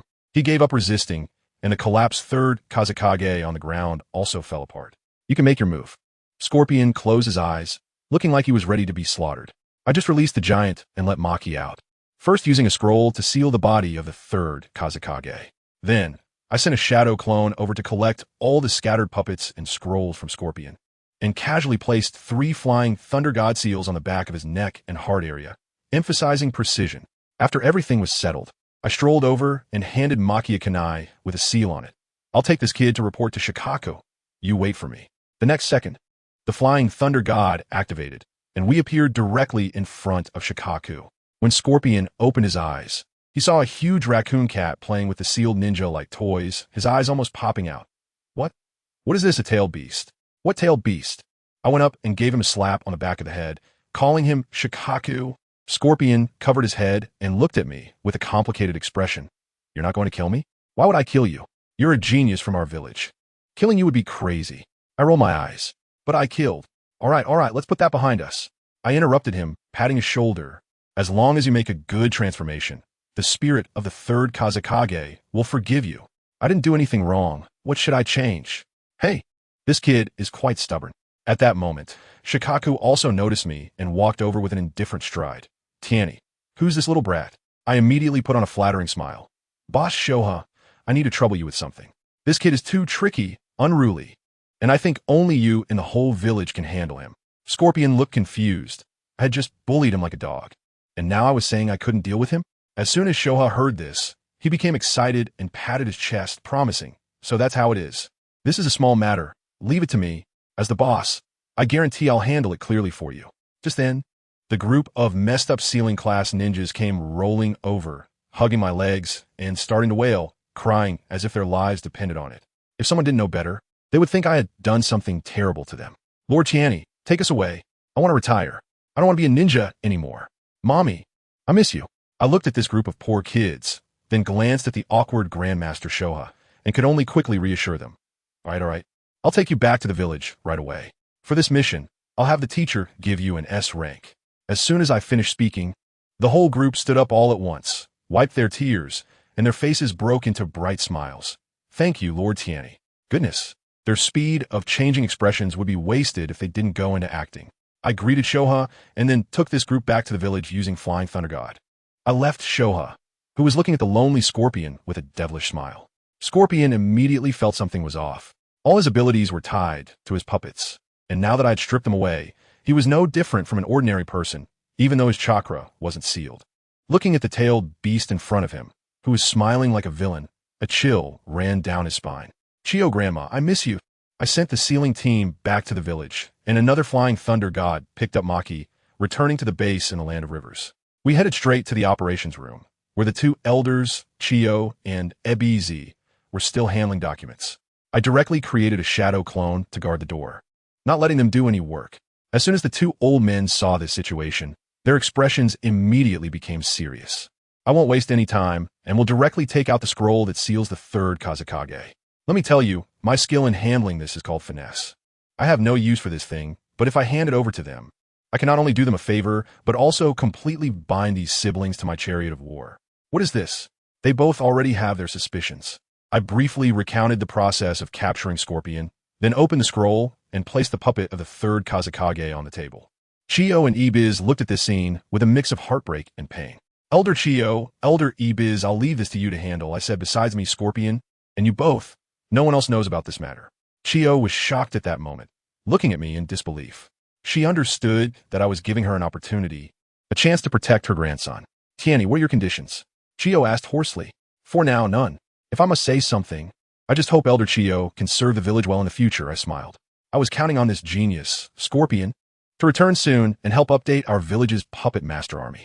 Chio looked grateful, her eyes reddening. Tianyi, I owe you too much.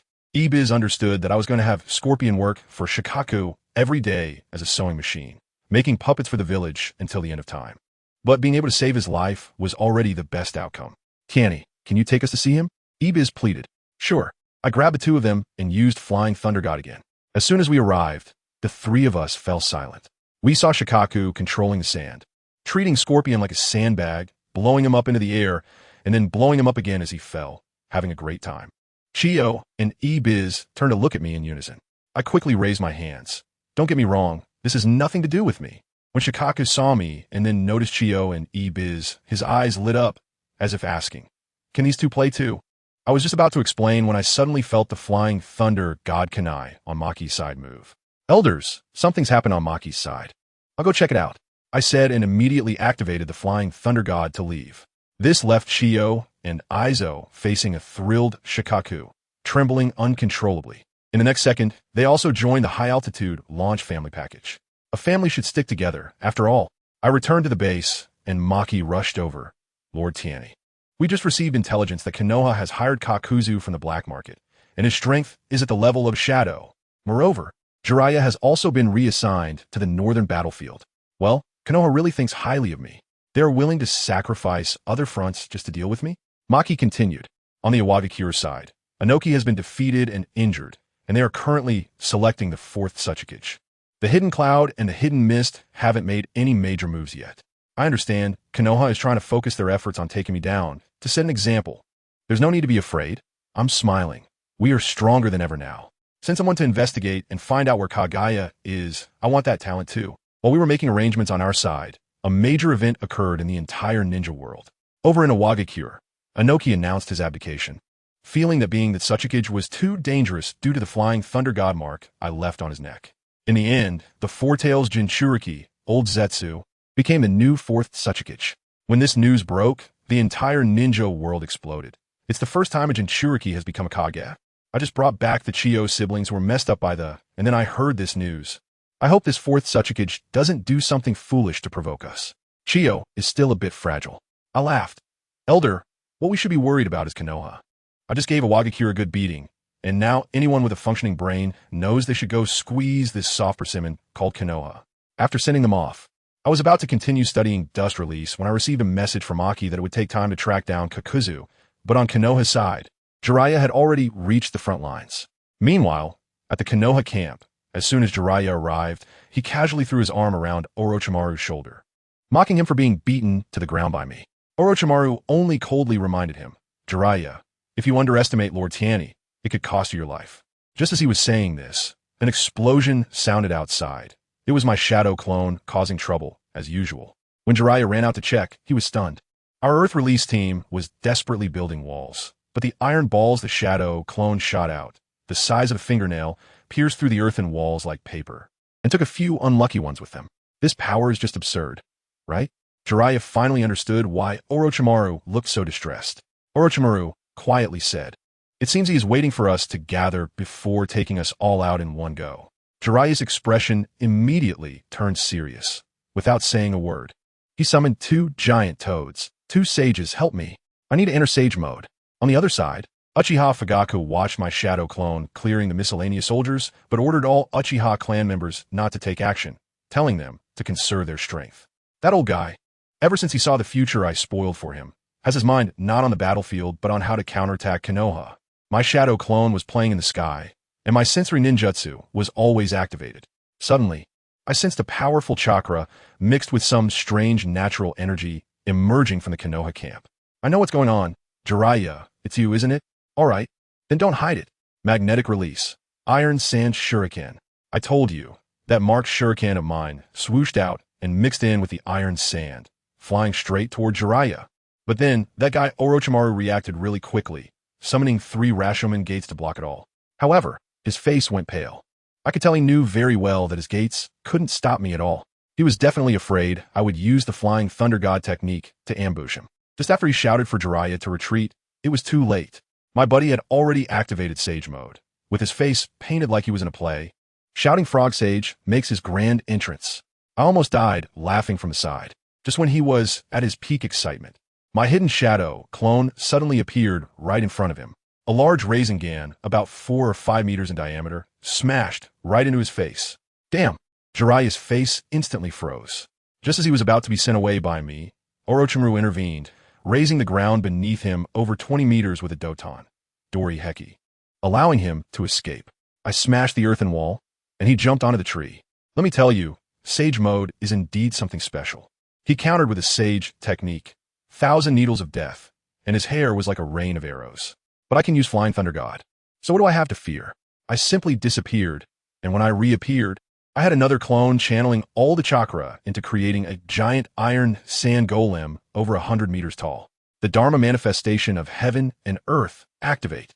The pressure was so intense that the Konoha folks turned green with fear. When Kushina saw the situation, she quickly shook Minato awake. Minato was happy to see his teacher there, but then Orochimaru, standing nearby, ominously said, "Minato, don't celebrate too soon. Tintin's magnetic release is no joke." I almost laughed out loud. Jiraiya, knowing this big guy was no pushover, went all out with his Sage technique. 5 right gate. 1 person, 2 toads, 1 spewing oil, 1 breathing fire, and 1 fanning the flames. A 3-in-1 combo. The heat was so intense that it scorched faces from afar. Everyone thought this would secure the victory.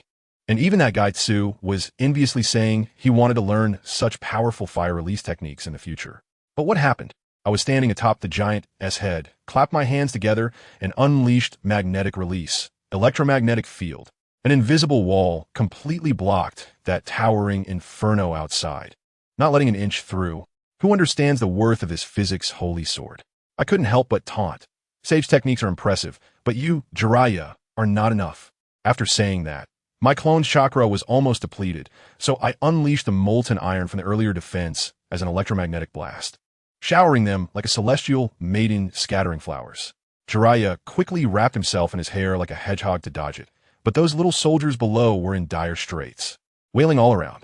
Jiraiya's face turned purple with anger, but what good was that? As for Orochimaru, this guy was even funnier. Instead of saving anyone, he stood on top of the tree, looking at the iron sand scattered everywhere, starting to question his life. His mind was filled with thoughts of why the 3rd Kazekage and Rashi weren't this strong. The expression on his face looked as if he was staring at some rare treasure, almost wishing to tie me to an operating table. Later, when Minato and the others came, Jiraiya stubbornly insisted I didn't even hurt him, but Kushina directly exposed him. That was just a shadow clone. I laughed so hard. When this matter got back to Konoha, Sarutobi Hiruzen probably dropped his jaw when he received the battle report, quickly sending Orochimaru to study would release, saying the village needed stronger power. But now Orochimaru had his eyes on me, replying directly, "I'm busy studying magnetic release. What else would release? Some stinky fish and rotten shrimp?" Ha ha. The old man must have been furious, stomping his feet in the office. In the end, he had no choice but to wait for Danzo to return and clean up this mess.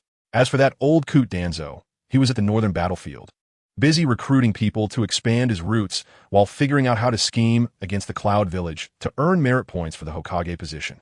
Little did he know, the Cloud Village had already dug a pit, just waiting for him to jump in. Back to my side, Ayasin T. Kakazu, the old miser working in Konoha now. Maki came rushing to find me, all flustered, and I told him not to panic. Just go up and tell him that we'll give him the position of finance minister in Sunagakure. An elite ninja trading a meaningless title for a position? This deal would make Elder Chiyo say it's worth it. With everything arranged, the folks in Konoha were all mobilized. Orochimaru led the team, along with Jiraiya, Minato, Kushina, and that newcomer Kakuzu, making quite a big show. I directly summoned Shikaku, standing on its head, and exchanged glances with Orochimaru across from me. The most interesting thing was that the Uchiha clan was actually hiding in the back, slacking off. What was Fugaku up to? I couldn't be bothered. So I directly told Shikaku, "Boss, let us treat them to a tailed beast bomb to test the flavor." As a result, Kushina on the other side also unleashed 6 tails, and with a clash of tailed beast bombs, a loud boom erupted, blinding everyone with a flash of white light. I told Shoha, "That Jinchuriki is up to you, have fun." Then I unleashed my ultimate move, magnetic release. 3 heads and 6 arms of the Dharma. 100-meter-tall giant with 3 heads and 6 arms descended once again. Jiraiya saw this situation and was stunned, quickly shouting for Orochimaru and Minato to buy him some time, because he wanted to enter Sage Mode. Orochimaru summoned a giant snake to charge at me, while Minato tried to sneak up on me with Flying Thunder God. Nice try. I countered with an Iron Sand Tornado, forcing Minato back. Then I used my 6 hands to pummel Orochimaru, who dodged surprisingly quickly, but I opened all 3 mouths simultaneously, and 3 magnetic beams pinned him to the ground. Orochimaru managed to escape quickly, crawling out from another small snake's mouth, his face pale, probably wondering how to deal with this. What is even more interesting is that when he turned around, he found the Uchiha clan collectively slacking off behind him, and upon a closer look, that expensive hired rogue ninja, Kakuzu, was chatting with our village's Maki about who knows what. Guess what happened next? Let me tell you, that kid Maki is also a tough guy.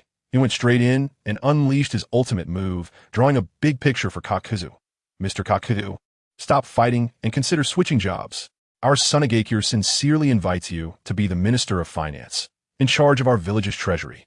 I saw Kakuzu's stitched face at that moment, and my CPU was almost burning out, probably wondering what kind of new trick this was. He stared at Maki with a suspicious look. What did you say?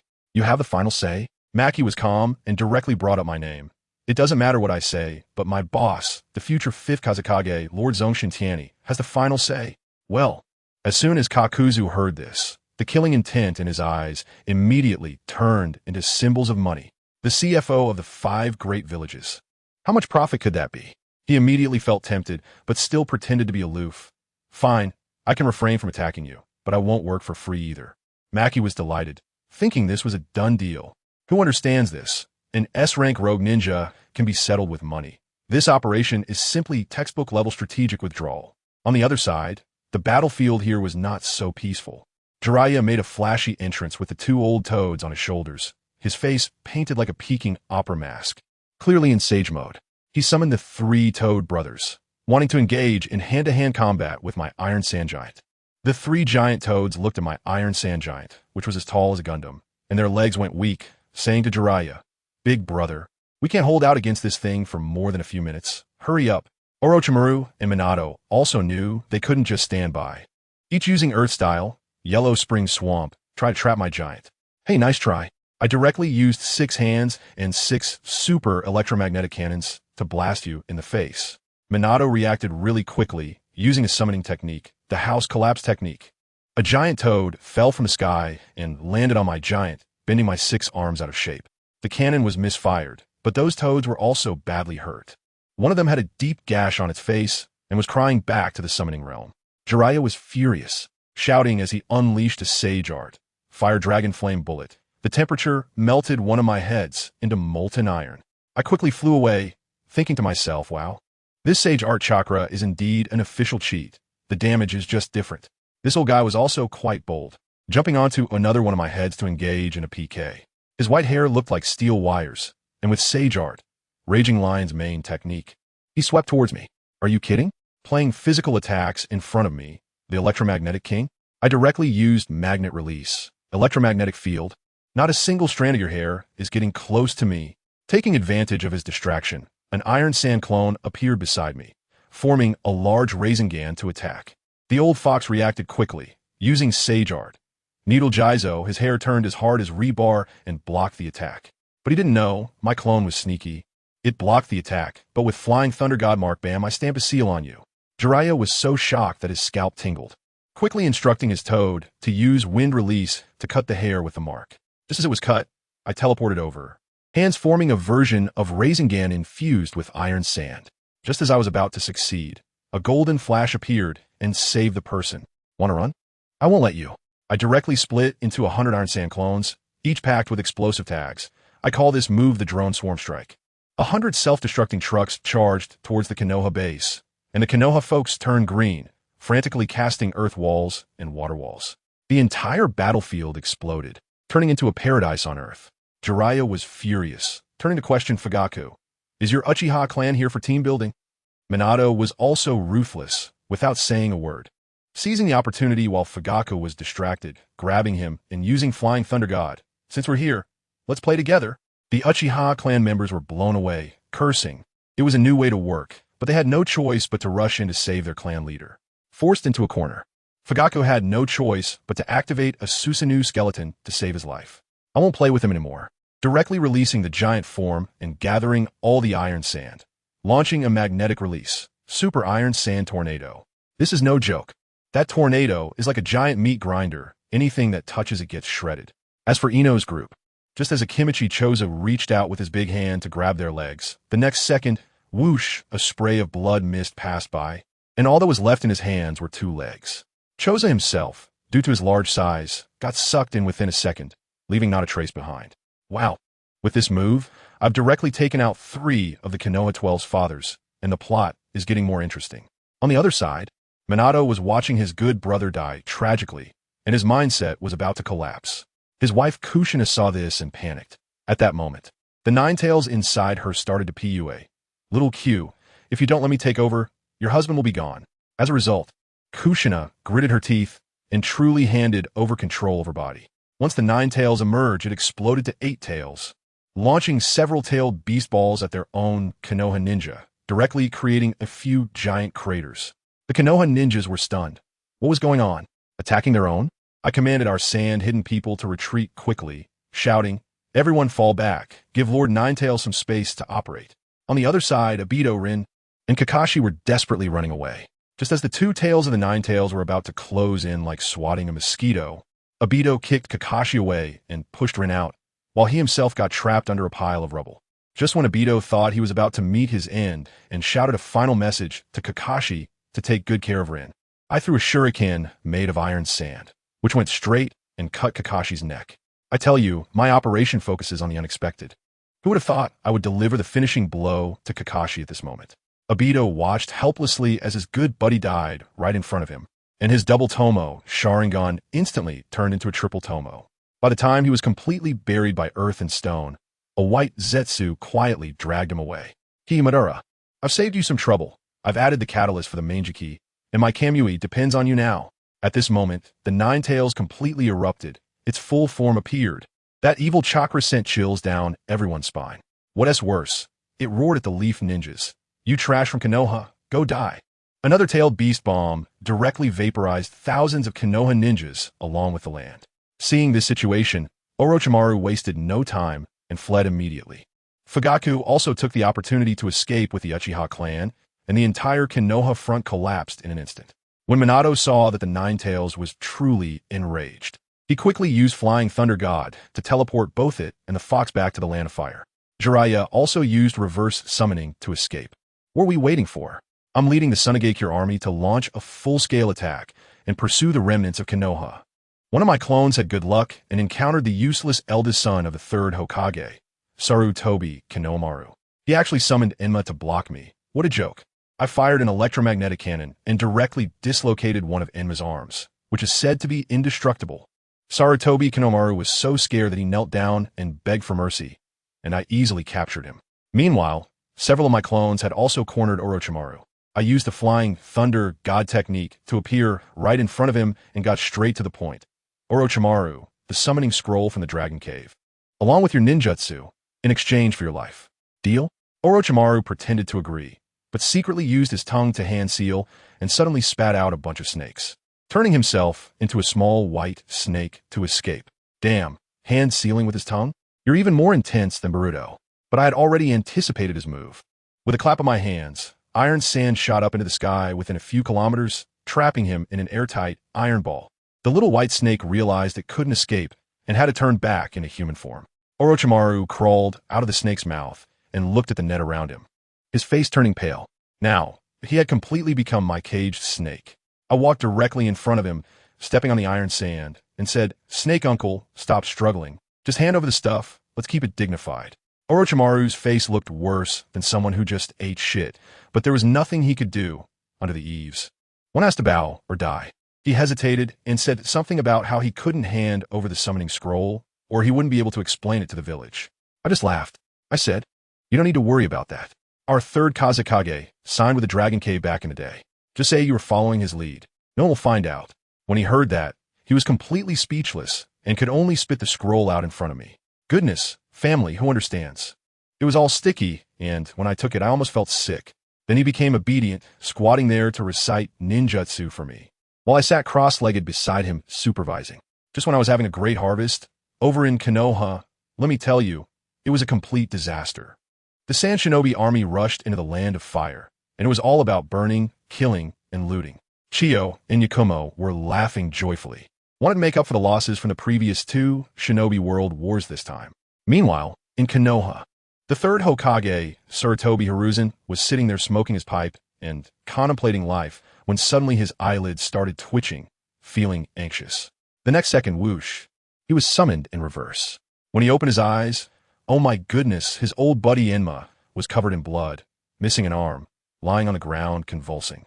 Enma told him, Hiruzen, your eldest son has been captured by Zongshen Tianyi, and I've been poisoned by him. I can't go on. Before he could finish, he gasped and died. Hiruzen held the corpse and let out a loud wail. Zongshen Tianyi. Just when he hadn't finished venting his anger, members of the Umbu came in, whispering in his ear, Hokage-sama, it's bad. The front line has collapsed. The land of river has completely failed. After this combo attack, the old man nearly had a heart attack on the spot. He returned to the Hokage building, looking at the battle reports, his hands trembling. The two old advisors, Mito Gatekeeper and Tonari Kamachi, were panicking like crazy. At that moment, Jiraiya jumped in through the window, looking completely disheveled, saying, Teacher, we lost terribly. When those two old guys heard the details, their minds were racing, and they immediately started shifting the blame. It's all Uchiha's fault. It must be Uchiha Fugaku not putting in the effort. They were the first to run. Let me tell you, this operation was simply remarkable, highlighting a focus on companionship. As they helped the Hokage throw the blame out, Jiraiya, listening beside them, opened his mouth but ultimately stayed silent, probably thinking that the blame was too outrageous. Yet he didn't dare offend his teacher. When Sarutobi Hiruzen heard this, he felt good about it instantly and immediately arranged for people to go down and set the narrative, spreading the word that it was because of the Uchiha that we lost. The Inazuka, Nara, and Akimichi clans had lost their young clan leader, their hearts shattered. Hearing this news, they felt a chill in their hearts. Meanwhile, the Uchiha clan was furious, almost ready to storm the Hokage building with a knife to settle things. At the same time, on the northern battlefield, that old fellow Danzo nearly laughed out loud upon hearing the news, thinking that the Hokage's position was soon to be his. Over in Kumogakure, the third Raikage received the news of Konoha's defeat, but couldn't be happy at all. Instead, he felt extremely wary of my side. He decisively decided to take action early, planning to take out Danzo first. On the other side, the Ninetales, transported away by Minato using Flying Thunder God, was rampaging within the land of fire, throwing tail beast bombs around like they were free. Minato arrived with the sealing team, bowed to everyone, and said, Brothers, I'm counting on you. Then he charged in alone. Goodness, the Golden Flash wasn't named for nothing. He was jumping around so fast that the Ninetales couldn't even touch him. He seized the opportunity to lure the Ninetales into the sealing formation. Just as success was within reach, with the Ninetales bound by the rune chains, it started to panic. At that critical moment, I used a shadow clone, appearing out of nowhere, and threw a handful of iron sand shurikens. The sealing team ninjas turned into tomato sauce on the spot. The sealing, snap, was broken. The Ninetale saw this and thought, oh my god, I'm saved. It sprinted away on all fours faster than a dog, turning back to shout, Minato, I'll be back. Minato's face turned purple with anger, and he turned back to fight my shadow clone. I have to say, his reaction speed was incredible, ridiculously fast. Unfortunately, my clone didn't have much chakra left either. In the end, I managed to hit him with a wind release technique, injuring him before vanishing with a bang. Minato was furious, his face twisted, and could only chase after the Ninetales for now. Meanwhile, my main body received the memories, and I couldn't help but grin from ear to ear. The next day, on the northern battlefield, that old sixth Danzo began his reckless performance. He received false intelligence saying the third Raikage took his main force to attack the land of Earth, and he got so excited that he waved his hand. All troops attack. Let's raid his home. The Konoha army marched over grandly, only to charge headlong into a pocket formation that had long been prepared. The real third Raikage descended from the sky with the elite of Kumogakure, and the scene was like a tiger entering a flock of sheep. The third Raikage activated his lightning release armor, resembling a blue lightning man, crashing into anyone in his way, killing them instantly. Danzo saw this and thought, what the hell, there's an ambush. His first reaction was to run, without even looking back. As he ran, those clan ninjas followed suit, leaving a bunch of civilian ninjas as cannon fodder. The third Raikage wouldn't let him go. He personally chased after him. With a hell stab technique, he pierced through Danzo's arm, just as he was about to be decapitated by a thunder plow hot knife technique. That old Danzo activated his Enaji at the critical moment, reviving in place, and created a shadow clone as a decoy, while he himself turned into a stone and slipped away. The third Reikage was played, furious and shouting, unable to find Danzo, so he vented his anger on the poor Yuhi Kurenai and Akimichi Chuji, taking them out in one blow each. Now, the northern battlefield was in ruins, the gates of the land of fire wide open, allowing Sunagakure to come in for burning, killing and looting. When this news returned to Konoha, Sarutobi Hiruzen was completely stunned. Let me tell you, he was in a real mess. With the south being breached by me and the north being breached by Danzo, both fronts collapsing. Mito Gatekeeper and Tonari Kamachi were almost scared to death, asking him what to do. What could Sarutobi Hiruzen do? He took a puff of smoke, slammed the table, and said, "Inu, you go negotiate with Suna. Just as long as the conditions aren't too outrageous. Agree to them all. Kamachi, quickly take the Hyuga clan members and block the border of the land of water. Absolutely do not let those mist ninjas come join the fun. I told you, Mizuho Namori and Zenkai Kobayashi are almost scared silly, asking what to do about Iwa Shin and Kumo Shin." Sarutobi Hiruzen took a deep puff of smoke, his eyes filled with determination, saying, "Kumo Shin, I will personally go meet them. As for Iwa Shin, let Kakashi and Jiraiya handle it." To the Umbu, he ordered, "Go find Orochimaru and Minato right now." When these two old guys heard this, they panicked even more, saying, "Aren't you just sending yourself to your death by going alone?" Sarutobi Hiruzen sneered, saying, "The second Hokage left me a trump card." "What trump card?" "Edo Tensei." Upon hearing the words Edo Tensei, these two advisors' legs went weak. They exclaimed, "Hiruzen, are you crazy? If we use this, won't Konoha become the enemy of the entire ninja world and be targeted by everyone?" Sarutobi Hiruzen shrugged, his expression one of helplessness. "Now, do we have any other options? I'm telling you, when this news gets out, Konoha is going to explode." The villagers were so excited to hear that the third Hokage was going to lead the charge himself. They instantly felt reassured and started shouting, "Hokage-sama is mighty. Bring back the third Reikage." Any ninja with a half-decent brain knows that this old man's reputation as the strongest Hokage is more inflated than the Pacific Ocean, and they all saw through it. Over at the Hyuga clan, the old clan leader called Hinata and Hizashi to a secret meeting. The old man said he would personally lead the team with a determination to die. Hizashi said, "Dad, I'm the clan leader, I'll go." But the old man slammed the table and scolded him back. Let me tell you, the most explosive part was when the old clan leader directly told his two sons, "Remember, you can't trust everyone in Konoha's upper echelons. If Konoha really falls apart, we drop them. Family comes first, the village second." It was simply outrageous. This move ripped the face off Sarutobi Hiruzen. Soon enough, Sarutobi Hiruzen gathered 3,000 ninjas and set off towards the northern battlefield. Mito Minyan went to negotiate with Sunagakure, while Koharu took the Hyuga clan members to guard the borders. And what about us? I'm telling you, these sand ninjas were like Lu Lao Lao entering the Grand View Garden, grabbing everything they could see in the land of fire with their eyes, turning red. Chiyo was so arrogant. Upon hearing that Konoha sent people for negotiations, she directly stated, "Negotiations? Sure, but the land we're standing on now belongs to Sunagakure." Hideo quickly pulled his sister back and said, "Sister, don't get too excited. I'll handle negotiations and ensure we maximize our benefits."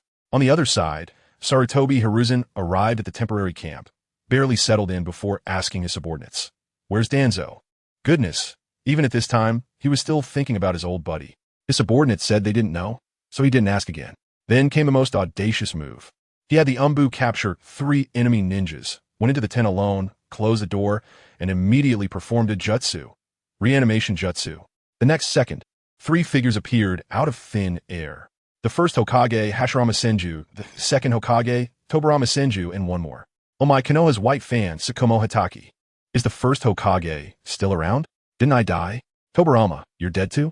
Confused, the second Hokage's gaze locked on Sarutobi Hiruzen like an X-ray, as if to say, "Monkey, what's going on?" When he saw Tsukumo Hataki and asked him how he died too, Tsukumo shamefully replied that he had committed suicide, causing Tobarama's brows to furrow tightly. Sarutobi Hiruzen realized the situation was dire and quickly interrupted their reunion, briefly explaining that both the southern and northern fronts were in complete collapse and the village was on the verge of destruction. Upon hearing that Sunagakure had produced a genius capable of overpowering Susanoo, and that the third Reikage from Kumabakure was also in hot water, Tobarama couldn't help but feel embarrassed. That old guy was practically suffering from late-stage Uchiha PTSD. As soon as he heard the words Manjikyu Sharingan, he nearly smashed the wall, cursing under his breath, only to be quickly calmed down by Sarutobi Hiruzen. The funniest part was on Kumogakure's side. The third Raikage was itching to charge ahead, saying, "Let us capture Sarutobi Hiruzen alive." But his strategist, called Tutai, firmly stopped him. Family, who understands?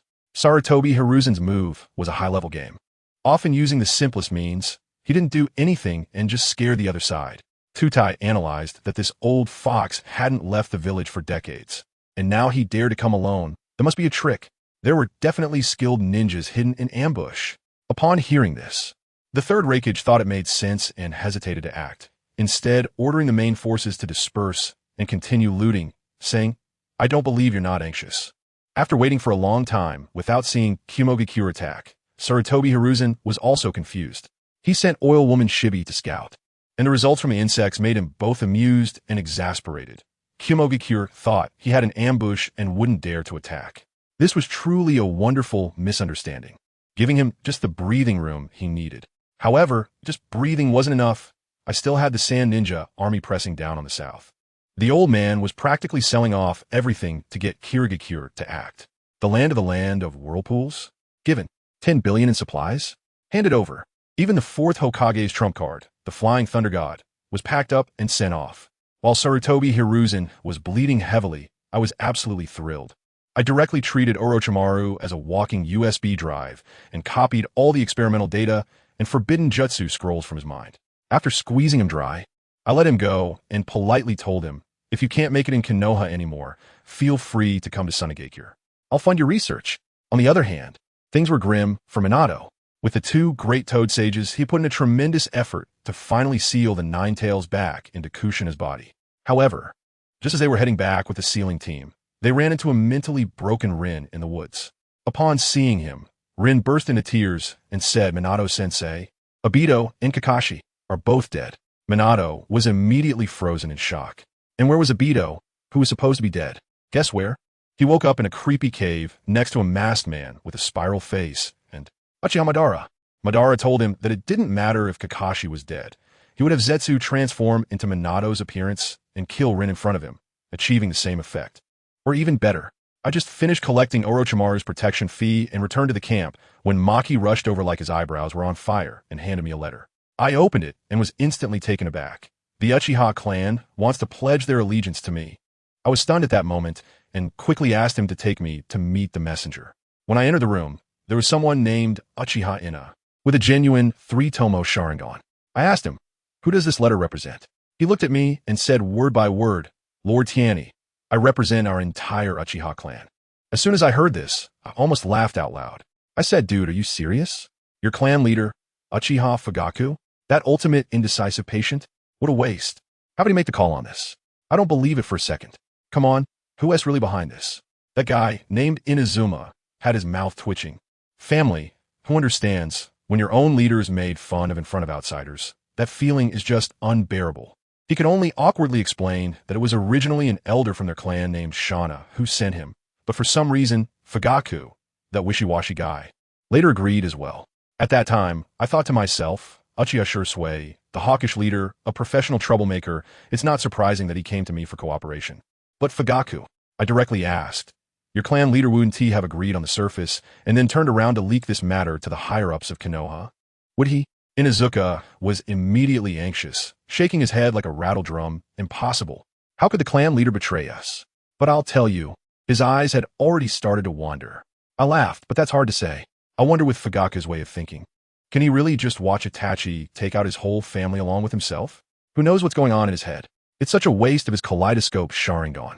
I couldn't be bothered to waste words with him, so I made a direct decision. If you want to cooperate, fine. Tell your elder Shauna to take care of his own clan leader first. Maki, I'm leaving this guy to you, so keep an eye on him. After saying that, I left. I needed to meet my new employee, Kakuto. Over at Inahibi, I quickly wrote a letter, and with a whoosh, I summoned a ninja cat to deliver the intel back. In Konoha, Elder Shauna received the letter and let out a long sigh, thinking to himself that as the clan leader, even the enemy thinks he is weak. But there's no turning back now. I can only gamble on this, It's better than being slowly boiled like a frog in warm water in Konoha. I strolled into the temporary warehouse of our Shine village. Let me tell you, as soon as I stepped in, what a sight it was. A figure was completely focused, rapidly counting money to the point where sparks seemed to fly, and after finishing, they stuffed it into a scroll. I walked over with a smile and said, "Mr. Kako, you've worked hard, and I still need to trouble you to personally count the money." He looked up, his gaze sharp, and asked, "Are you the god of the religion, Tianyi?" "That's right." I sat down next to him and said, "Mr. Kako, I've been wanting to invite you to join our Sunagakure for a long time." He had a look on his face as if to say, "Are you crazy? I'm a rogue ninja." I laughed at that moment. What's wrong with being a traitor ninja? Moreover, it wasn't you who betrayed your village first. It was your village that betrayed you first. Let me tell you, to deal with someone like Kakuzu, who is just a diligent worker, you need to win over his heart. Looking at the entire Akatsuki organization, who is as dedicated as he is. A money-making machine, right? Kakuzu fell silent. Seizing the opportunity, I took out the headband of Sunagakure from my pocket and handed it to him. "Mr. Kakuzu, welcome to Sunagakure."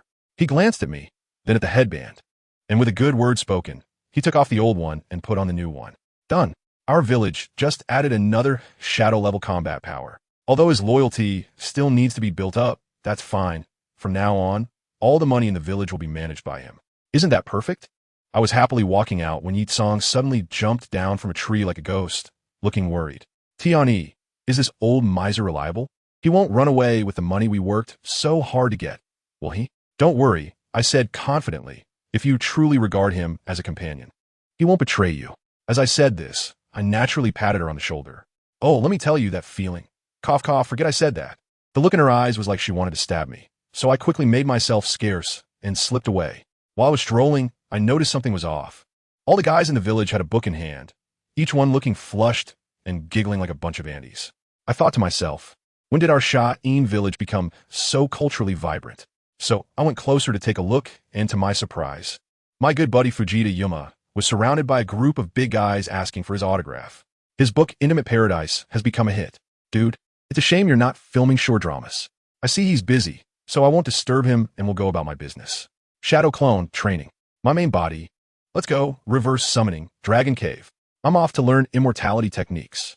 Who understands, family? A person who is so afraid of snakes that they could die drops right into a snake's nest to become stronger. When I opened my eyes, there were snakes everywhere. My DNA was even reacting.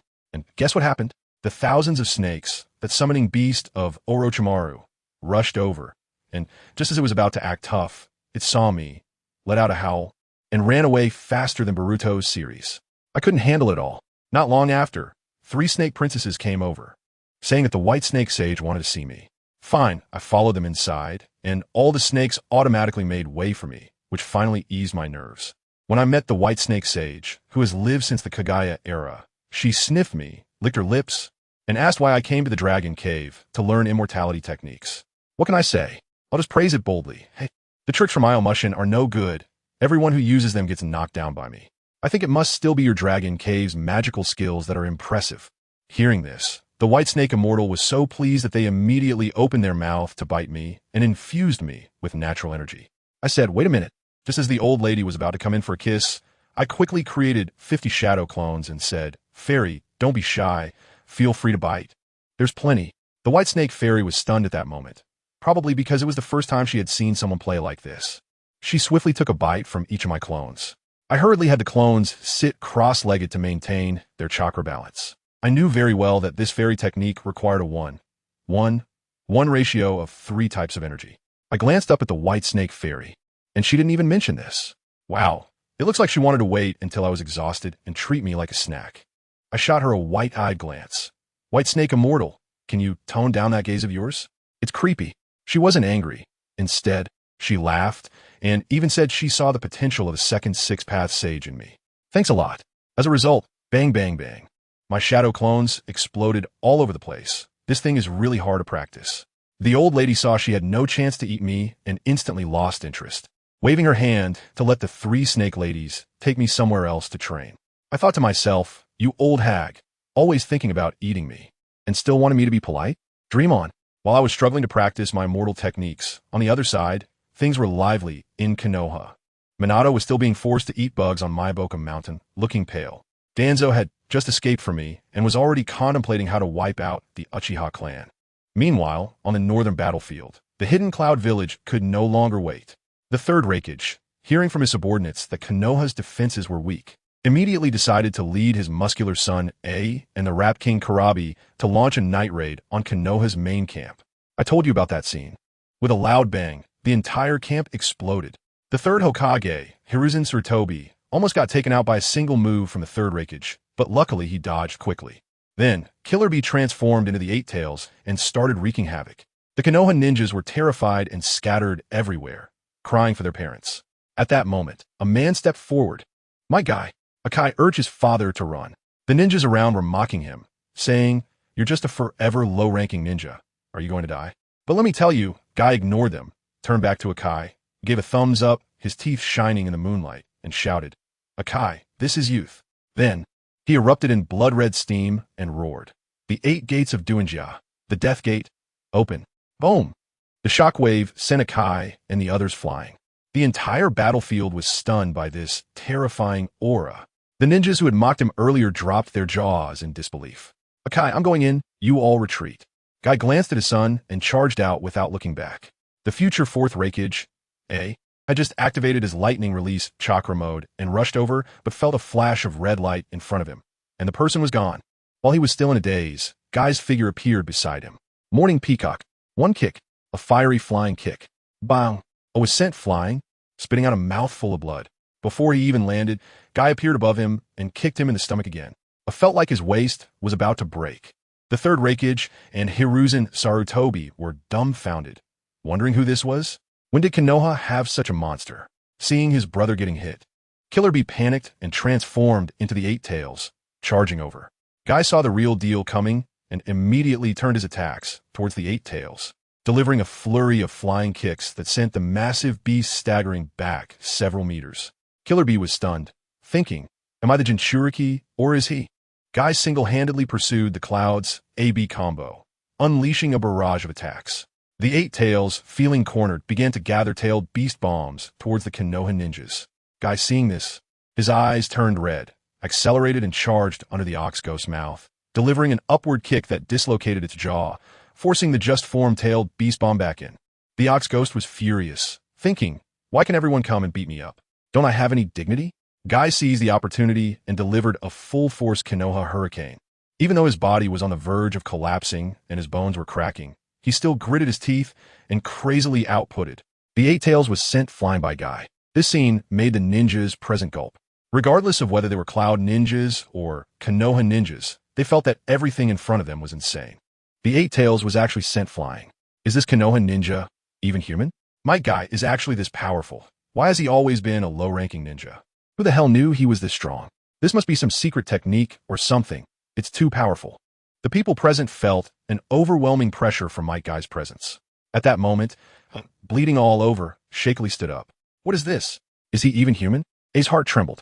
Does Konoha have such strong warriors? If there are more, then our Cloud village is finished.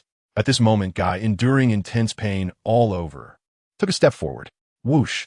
The Cloud ninja army immediately retreated 3 steps, fearfully looking at the Konoha ninja who was still emitting red steam. Author's note, big shots. It's still 3 updates today. Thank you for your support. Yesterday, there were very few big shots who sent love-powered support. Could you please take a few seconds to send some love-powered support? Little brother, thanks everyone here. Chapter 91. The Curtain of Youth, Mutual Explosive Technique. Well done. Hiruzen Tsurutobi dodged the Raikage attacks while keeping an eye on Guy. Seeing him single-handedly force back the Cloud ninja army, all his inner worries were put to rest. He still had trump cards to play, but at this moment, the morale of the Cloud ninjas was already declining. The third Raikage was not angry about his village's ninjas retreating. He had already realized that this Konoha ninja was using a secret technique. From the amount of red steam being emitted, this person was reaching his limit. Once he fell, no one could stop A and B. As for whether Konoha had another ninja like this, the third Raikage chuckled. If they really had one, they would have sent them out together earlier. What are we going to do now? Lord A and Lord B are not his match. Damn it. Why are there so many strong warriors in Konoha? The Cloud ninjas were filled with fear, facing a being that could beat a tailed beast. In front of such a strong opponent, they couldn't muster even a thought of resistance. Everyone, don't worry. This person can't hold on for much longer. But Tsuchikage noticed this and pointed at Guy. The Cloud Ninjas all turned to look at the Tsuchikage, waiting for his explanation. Everyone noticed that the amount of red steam coming off Guy was indeed not as much as before, indicating that he was also reaching his limit. B. Use Tailed Beast Bomb to hit him. The Tsuchikage shouted loudly at the Eight Tails, who had just gotten up. The Eight Tails nodded and immediately used Tailed Beast Bomb against Guy. Seeing this, Guy charged over. The Tsuchikage raised his arm in rallying cry. Everyone follow me. Delay him. As long as we can stall, victory will surely belong to our Cloud Village. The Cloud Ninjas, seeing their Tsuchikage lead the charge, felt their blood boil. Charge! Everyone rushed forward with a resolve to fight to the death. Earth Release. Earth Flow Wall. 200 The Earth Release squad of the Cloud Ninjas acted, erecting 50-meter-high earth walls in front of Guy, trying to block him. Lava Release. Protective Barrier. The Tsuchikage converted his chakra into rubber and sprayed it from his mouth, forming an elastic protective membrane on the earth wall, reinforcing it. Guy smashed through it with a punch, killing his way out of the wall of earth. Meanwhile, the Tail Beast Bomb was also arriving. A massive Tail Beast Bomb appeared in front of Guy. Is my youth going to end here? At this moment, Guy had reached his limit. Looking at the Tail Beast Bomb, he had little strength left to resist. Just as he prepared to accept the arrival of death, a flying thunder god Kanai appeared beside him. Low-ranking ninja, you did well. The voice of Senju Tobarama echoed in Guy's ears. The next moment, Senju Tobarama grabbed Guy and brought him to a dirt slope. Boom! The Eight Tails Tailed Beast Bomb created a mushroom cloud in the middle of the battlefield. At this moment, Senju Hashirama and Kakashi Hitaki looked at Guy with smiles. What was that just now? The Konoha ninjas were stunned, especially the older generation. They rubbed their eyes in disbelief. The three figures on the dirt slope were too familiar. The first Hokage, the second Hokage, and the White Fang. Konoha ninjas exclaimed. The third Raikage also stopped chasing Hiruzen Sarutobi and stared in shock at the three figures. How is this possible? The third Raikage did not know about the forbidden technique of impure world reincarnation. The Eight Tails, sensing Senju Hashirama's chakra, immediately ceased its attack, wondering if it should run now. Sorry, low-ranking ninja, we are late. You. Senju Tobarama looked at Dai, who was exhausted and on the verge of death, and sighed deeply with regret. He was very curious about what kind of taijutsu this person had developed to be so terrifying. It was Dai's own research on the 8 gates of bypass. Thanks to the readers for their reminders and suggestions. Second Hokage, you're still alive? No. Second Hokage, you have long been dead. It seems you have come to take me to the Pure Land. Unexpectedly, it was the second Hokage who came to take me to the Pure Land. It seems my youth was not in vain. Dai gave a thumbs up and flashed his dazzling smile and teeth. Senju Hashirama, Tobarama, and Kakashi were instantly rendered silent by him. In the next moment, the red steam around Dai disappeared, and he collapsed to the ground as if he had been burned. There was no sign of life. The three looked at him, thinking that at least he had a complete corpse, which was not bad. Adjusting their mindset, Senju Tobarama directly withdrew his gaze and looked at his brother and the others. Big brother, white-haired kid, remember the ninjutsu I taught you. Our strength is not as great as it was before. To stop the Cloud Ninja, we can only use the explosive tag interchange jutsu. The two nodded. Although doing so would cause a lot of slaughter, it was the only way for Konoha. Senju Hashirama showed a trace of reluctance. The next second, Senju Tobarama immediately brought the two to the middle of the Cloud Ninja, while he himself went to the side of the third Raikage. Ninjutsu, explosive tag interchange jutsu. Dozens of explosive tags were thrown from their hands. Immediately after, countless explosive tags were summoned. Even a fool would know the power of this move. Run! Earth Release Ninja! Quickly protect us! The ninjas scattered and ran backward, while those Earth Release ninjas had already used Earth Release to burrow underground to escape. At this moment, Senju Tobarama grabbed Sarutobi Hiruzen and immediately left. The third Raikage, seeing that the area was filled with explosive tags, knew he couldn't avoid them, and let out an angry roar. I am the strongest spear. Lightning flashed, and the third Raikage was enveloped in electricity. Boom! Boom! Boom! Explosions erupted continuously, and countless smoke and dust rose. The entire battlefield was shrouded in smoke and dust. The Raikage should be blown to bits, right? Absolutely. I wonder how that eternal Might Dai's doing? The Konoha ninjas were all nervously watching the battlefield. When the smoke cleared, the Konoha ninjas couldn't help but gasp. Everything before them was extremely shocking. The entire battlefield seemed to have been stripped away a layer. There were corpses and chunks of flesh everywhere from the Cloud Ninja. But the only pity was that the third Raikage was mostly unharmed. His clothes were tattered from the explosions, but he suffered no significant injuries. Sarutobi Hiruzen looked regretful. Truly.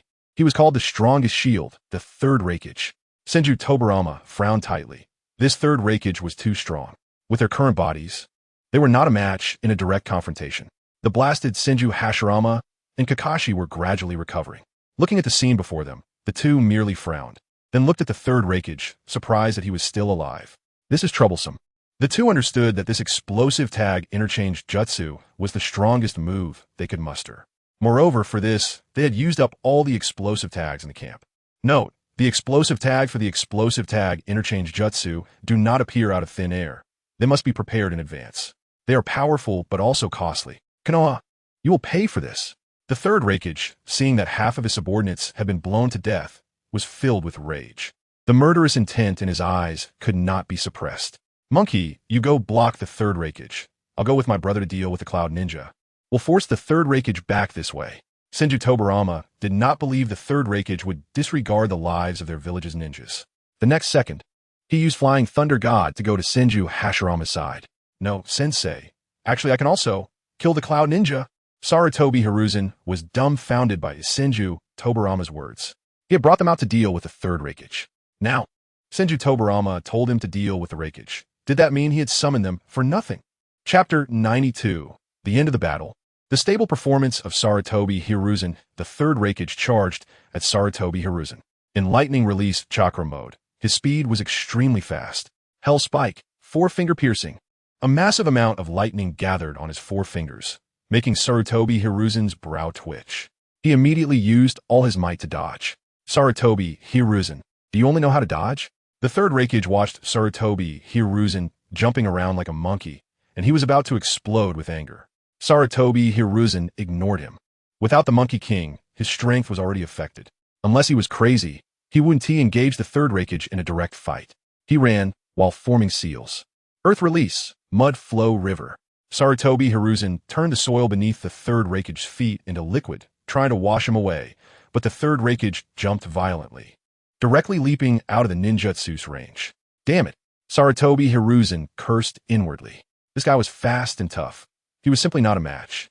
He could only silently pray. First Hokage, Sensei, Kakashi, you need to hurry. At this moment, the three had already charged into the Cloud Ninja, launching a surprise attack on those who had narrowly escaped. One by one, the Cloud Ninja fell at the hands of the three. Damn it, let us go. AI, dragging his injuries, rushed towards them. Seeing the Cloud Ninja elite arrive, Senju Tobarama immediately brought his brother and Kakashi to another battlefield, continuing to slaughter the Cloud Ninja. Damn it! AI cursed loudly and then continued to chase after Kurabi. Once AI and Kurabi got close, Senju Tobarama would use Flying Thunder God to create distance. In no time, 300 to 400 ninjas had already died at their hands. At this moment, the Earth platform slowly closed its eyes, feeling a wave of sadness. They lost. The third Raikage, who was fighting Sarutobi Hiruzen, also noticed that side. Seeing this situation, he was anxious. Sarutobi Hiruzen immediately shouted, Raikage, you have already lost. Give up. The third Raikage did not respond, silently using his strongest move, Hell Spike, 1-finger piercing. Upon seeing this, Sarutobi Hiruzen immediately split into 4 shadow clones. 5 release, great multiple shot. 5 types of ninjutsu with different chakra attributes flew towards the third Raikage. Facing the incoming ninjutsu, the third Raikage did not retreat, but charged directly into the ninjutsu. The Konoha ninjas watching from the back became excited. This was the strongest move of the Hokage, and the Raikage was foolishly charging forward. He was doomed. Indeed, all the Cloud ninjas were brutes. The Konoha ninjas cheered with fists raised. However, at that moment, the third Raikage was enveloped in black lightning and charged out unscathed from a ninjutsu. He pierced through 5 of Sarutobi Hiruzen's clones. Bang! 5 clouds of smoke rose. Sarutobi Hiruzen's main body was now standing far away. Raikage, surrender. You have already lost. If this continues, the ninjas you brought will be killed off. Sarutobi Hiruzen said loudly. The third Raikage was very unwilling, clenching his fists tightly. After taking a deep breath, he thought that surrender was impossible. They would only retreat. When Sarutobi Hiruzen heard this, he pondered for a moment, thinking about the unresolved matters in Sunagakure, considering whether to agree to the third Reiki's words. Sarutobi Hiruzen thought, although I don't know how you resurrected Senju Hashirama and the others, I can see that their strength is average. They are just like my son. If I don't count the casualties, who knows who will end up losing? The third Reikage pressured Sarutobi Hiruzen. In the end, Sarutobi Hiruzen nodded in agreement with the third Reikage's words, then turned to shout at Senju Tobarama and the others, Sensei, stop. Hearing Sarutobi Hiruzen's words, the first to stop was Senju Hashirama. He was not a killer by nature, and if it weren't for the village, he wouldn't have done what he did today. Kakashi Shikaku saw that the first Hokage had stopped, so he also sheathed his sword. At that moment, Senju Tobarama took advantage of the time to knock down several cloud shinobi. It seemed that the third Reikage had already surrendered. Senju Tobarama glanced silently at the cloud shinobi who had fled to the distance, his eyes showing a hint of regret. If they were closer, they could have killed them all together. Moreover, it seemed that there was a high-ranking cloud shinobi among them. That person was Noki. Noki looked at Senju Tobarama and muttered under his breath, "Evil Senju Tobarama." Then Senju Tobarama approached his brother, but he accidentally twisted his foot and thought, "Evil Uchiha? They must have dug this pit."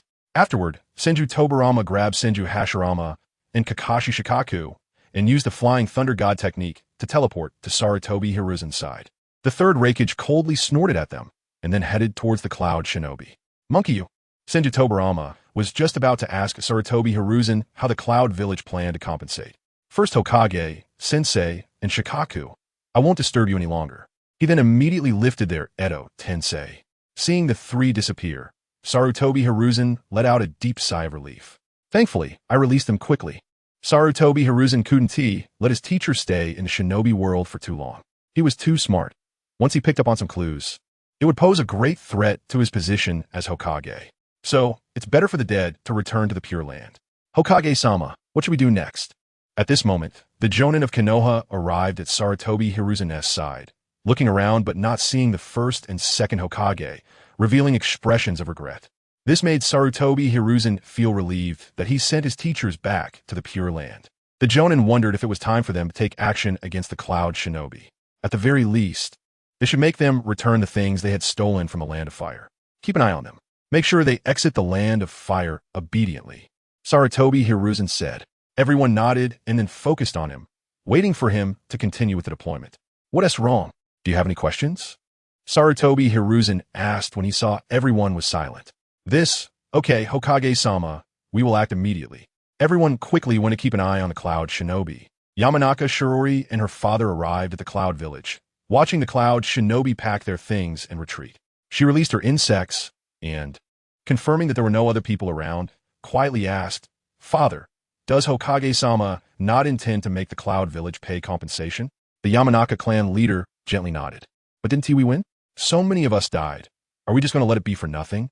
And they stole so many things from the Land of Fire. Are we just letting them take it away? Yamanaka Shirori was very confused. Clearly, Konoha had won. So why did it feel like Konoha had lost? The Yamanaka clan leader did not explain, but simply patted his son's shoulder. At this time, Sarutobi Hiruzen arrived at Might Guy's body. Guy was crying loudly over Might Guy's body. Nara Shikaku and Ebisu were comforting him. Sarutobi Hiruzen saw this and did not interrupt, but looked at Guy, thinking, this little guy should know his father's secret technique, right? Because it was modified, in case there are still remnants in the text saying that the 8 gates were invented by the second Hokage. Please remind me. Sorry, I read it once and found no problems. I'm worried I might have overlooked it. Sarutobi Hiruzen's news about defeating the Cloud Village quickly spread to various shinobi villages. Sunagakure. Unexpectedly, Sarutobi Hiruzen was able to defeat the Cloud Village. Chiyo showed a hint of disbelief. Sister, it seems that our chances of gaining more benefits from Konoha this time have diminished. The intelligence indicated that Konoha had somehow brought back the first Hokage and second Hokage. Ebizu didn't mention Kakashi Shikaku, fearing that his sister would have to rush to Konoha with a puppet now. Chiyo nodded with a serious expression. Winning against the Cloud Village so quickly undoubtedly served as a deterrent to other shinobi villages. How is Tenkai's sage training going? Chiyo thought that as long as Gami Tenkai successfully trained in sage arts, Konoha would definitely not be a problem. There is still no good news.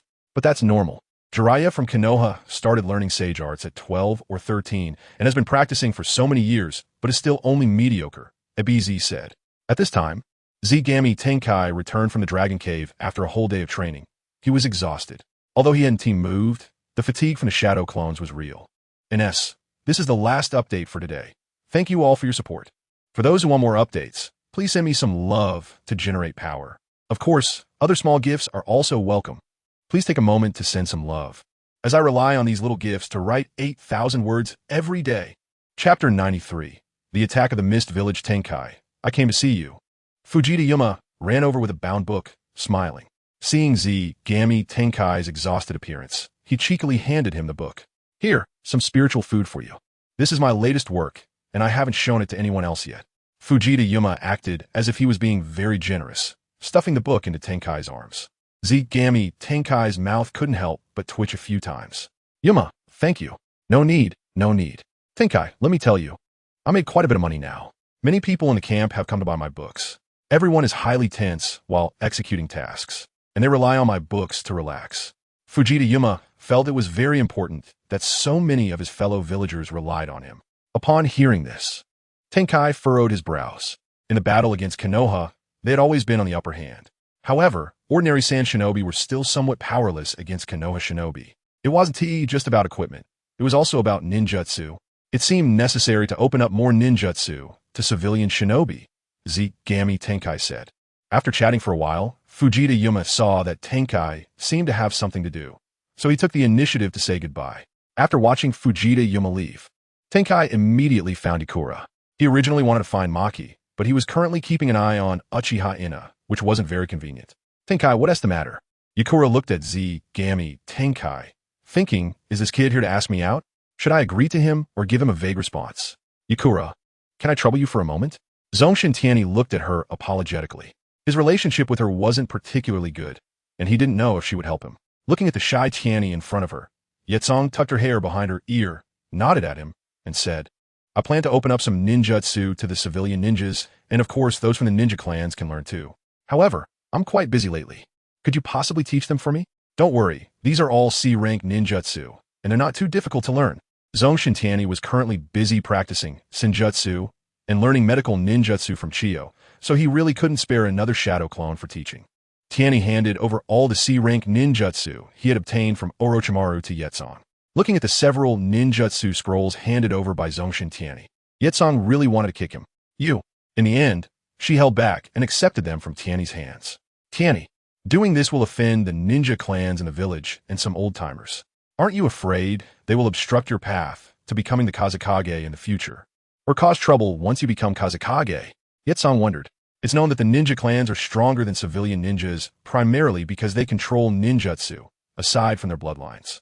Although Tianyi was only publicly revealing some C-rank ninjutsu this time, it would leave a bad impression on the ninja clans. It's fine. Zongshen Tianyi didn't take it to heart. If they come looking for trouble, I'll just send them all to the mines to dig. Considering Zongshen Tianyi's considerable strength, Yetsong didn't say anything more and took the scrolls instead. Thank you. I'll head back to rest now. Zongshen Tianyi expressed his gratitude as he looked at Yetsong.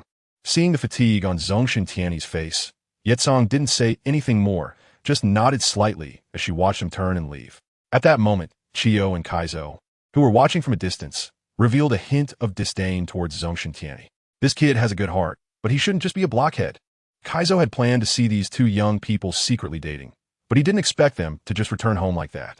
Yes, I'll find a chance to guide him later, Chiyo said before turning to leave. At this time, Mito Gate and learned that Sarutobi Hiruzen had repelled the reckless men from the Cloud Village, and a hint of a smile appeared on his previously worried face. Hiruzen did a great job this time. Sunagakure definitely can't be too greedy now. Mito Gate and looked towards the direction of Sunagakure's encampment. He was now only half a day's journey away from Sunagakure's encampment, but he didn't plan to go there just yet. Instead, he intended to wait for news of the Mist Village's actions against Sunagakure before heading to negotiate. By then, he would leverage the momentum of Hiruzen's victory over the Cloud Village to see if he could force Sunagakure to make more concessions. Meanwhile, Orochimaru, who was hurrying back to Konoha, learned the entire process of his teacher defeating the Cloud Village through some loyal frontline ninjas. Teacher Sarutobi, you forbade me from practicing impure world reincarnation, but you went ahead and summoned the first, second, and white fan with it. Orochimaru's expression was extremely resentful, feeling quite unfair. Just then, Danzo stepped out from the shadows. Orochimaru, let's cooperate. Hearing Danzo's words, Orochimaru showed a hint of disdain. With Danzo's roots basically annihilated, and considering the unclear circumstances surrounding Asuma's death, he could be dealt with by Sarutobi at any time. Orochimaru wouldn't get too close to him. Seeing Orochimaru turn to leave, Danzo immediately spoke up. After this war, Hiruzen will retire. Don't you have any interest in the Hokage position? I can help you take that seat. Orochimaru didn't stop his steps. Danzo's face darkened. If his roots hadn't been severely damaged, would Orochimaru dare to treat him like this? He took a deep breath, calmed himself down, and then slowly said, I have a backup of the Book of Seals. As long as you cooperate with me, I can give you any Konoha ninjutsu you want. Orochimaru's footsteps stopped at this moment. You have impure world reincarnation? You turn to look at Danzo. Of course. But if you want it, you'll have to help me research the cells of Hashirama. Danzo looked at Orochimaru. He believed that as long as he mastered would release. In the future, anyone from Hiruzen to Zongshen Tianyi would become his defeated opponents. Another would release. Orochimaru rolled his eyes internally. Why is everyone so fond of wood release? Didn't they see how powerful Zongshen Tianyi is? Magnet release is so captivating. Fine, but I want to see impure world reincarnation first. Orochimaru agreed to Danzo for now. He also needed funds and equipment to research magnet release. This was a perfect opportunity to obtain the ninjutsu and funding he wanted from Danzo. Good. Danzo, having cooperated with Orochimaru multiple times, trusted him and nodded in agreement. He then disappeared into the darkness. Roots. Orochimaru sneered and returned to one of his bases in Konoha. Meanwhile, the people from the Mist Village were traveling by sea towards Sunagakure. They didn't expect Konoha to be so generous this time, spending so much. At this time, one of the 7 ninja swordsmen, Zuki Shizun, spoke up. Konoha is getting weaker and weaker. They were completely defeated by Sunagakure. Yeah, I think we should just turn the boat around and attack Konoha instead of going after Sunagakure. That made sense. Sunagakure is just sand and more sand. The 7 ninja swordsmen began to voice their opinions, clearly leaning towards Konoha. At this time, Yitsong stood up. All right, everyone, stop talking. Attacking Sunagakure is the order of Lord Mizukichi. Are you all going to defy that? Moreover, Konoha has already acknowledged that the ruins of the Uzumaki country belong to our water country. Once we take action, the subsequent Flying Thunder God and various resources will all be handed over to us. Yetsong knew how important this operation was to the Mist Village, and he was worried these reckless people would cause trouble, so he looked at them very seriously. The others looked at Yetsong with dissatisfaction, but they remembered that before leaving, the third Mizukichi had sternly instructed them to listen to Yetsong. No matter how unhappy they were, they had to endure it at this moment.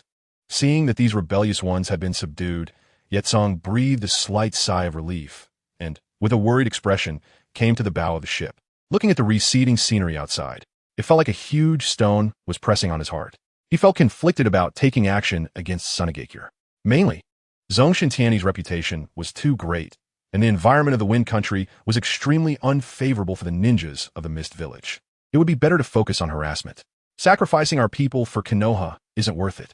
Yetsong considered this operation and concluded that it was better to just profit from Konoha without taking risks to scavenge resources in the Wind Country.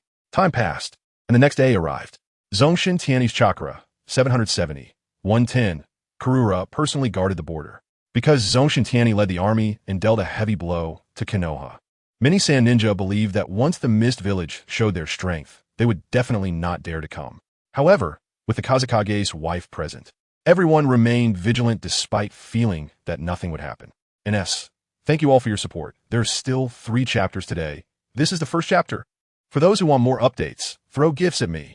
Let's power up with love for free. Chapter 94, Kajutsu Nagura. What kind of life can you play for this amount of money? At this moment, a sensory ninja noticed something on the sea surface. He squinted and looked towards the sea. Just then, several figures suddenly emerged from the nearshore seabed, throwing kunai gleaming with cold light at the Sand Ninja team, with explosive tags hanging behind the kunai. No, the Sand Ninja team's eyes showed terror. Too fast, they couldn't react. Bang! Explosions erupted. Dust immediately enveloped the area. When the dust settled, the original Sand Ninja team was now protected by sand. Thanks to the presence of sand, none of them were harmed. Lord Gaara, looking at the sand in front of them, several people exclaimed excitedly. Gaara's figure also rushed over. What do you mean, Miss Ninja? Do you want to declare war on our sand village? At this moment, Gaara's expression was exceptionally serious. The Mist Village was coming in strong. This was troublesome. She is the wife of the fourth Kazekage. Capture her. The Mist Ninjas were extremely excited at this moment. If they captured her, their achievements would be monumental. Just as they rushed in to attack, the sand beneath their feet suddenly moved, wrapping around them from below. Sand style, sand waterfall, funeral. Gaara's voice was cold. Isn't it true that Gaara's mother can use sand style? Crack. Phew. The Mist Ninjas were directly crushed into pieces by the sand. The nearby Sand Ninja team looked at Gaara with admiration. These powerful Mist Ninjas were like newborn babies in front of Lord Gaara, with no resistance at all. Gaara's expression was serious as she looked towards the sea surface. In the distance, 7 Mist Ninjas holding different ninja blades were walking on waves. The 7 ninja swordsmen. Gaara's expression grew grave. There are no false legends. The strength of these 7 is extraordinary. I am afraid I am not their match. Retreat. Gaara immediately told the Sand Ninja team. She could manipulate the sand to fly away, but these Sand Ninjas could not. Lord Gaara, be careful. The Sand Ninja team knew that staying would only add trouble to Gaara, so they unhesitatingly retreated. Not long after, the 7 ninja swordsmen set foot on the territory of the Land of Wind. This person seems to be the 4th Kazekage's woman. Capture her, and we might be able to extort the magnet release training methods from the Sand Village. The 7 were excited at this moment. The magnet release of the legendary Zongshen Tianyi is well known throughout the ninja world. Wishful thinking. Gaara sneered at the words of these 7, manipulating the sand to deal with the 7 ninja swordsmen. Let me handle it. Suigetsu Zuki jumped out at this time. He formed hand seals with both hands. Water style, water disturbance wave. With the last chakra battery of the shark skin, Suigetsu Zuki was not worried about running out of chakra. A massive amount of water collided with the sand. Taking advantage of this gap, Suigetsu's chakra erupted, and he leaped high into the air, heavily crashing down towards Gaara. The demon is coming. Sand Shunshin. Gaara immediately created distance with the sand. At this moment, she noticed another strong mist ninja arriving. So without saying a word, she manipulated the sand and flew away. We chase. Suigetsu Zuki hadn't finished his sentence before he was stopped by Kajitsu Nyagura. Enough. Our mission is not to take risks to kill sand ninjas. Kajitsu Nyagura stopped everyone. Suigetsu Zuki's face looked very grim. He felt that Kajitsu Nyagura was targeting him. At this moment, he really wanted to kick this short guy to death. Leave part of the people to guard the ship, and the rest follow me to destroy some of the Sand Village's bases by the sea. Kajitsu Nyagura said. Kajitsu Nyagura, aren't we going to raid the territory of the Land of Wind? Zuki Kisame asked at this time. Recently, there was a chip on his decapitation blade, and he wanted to kill a lot in the Land of Wind to let the blade absorb more blood. There's no need if we do that. The Sand Village will come after us. There's no need to risk lives for that little money from Konoha. Kajitsu Nyagura was very clear-headed. Seeing this, everyone stopped talking and began to cooperate in clearing some Sand Village bases by the sea. At this moment, Gaara had already reached the base. She immediately contacted the village for support. Sand Village. The shameless Mist Village. How dare they ambush us? I think we should immediately send Zongshen Tianyi over there to let them know the power of our Sand Village. That's right, Kazekage-sama, what do you think? The high-ranking officials in the village were now all looking at Raza. No, I will personally go support Gaara. Tianyi cannot move right now. The Umbu received news that Konoha's high-ranking officials were staying not far from the base, seemingly waiting for something. This sudden attack by the Mist Village was definitely related to Konoha. We cannot let Konoha succeed. Raza slowly stood up. As long as Zongshen Tianyi is there, the Sand Village can gain enough benefits from Konoha. But Kazekage-sama, your health? Everyone looked at Raza's empty hand. Raza's combat power was probably already below the level of Shadow. His presence wouldn't be very helpful. It's okay. Withdraw half of the village's experts.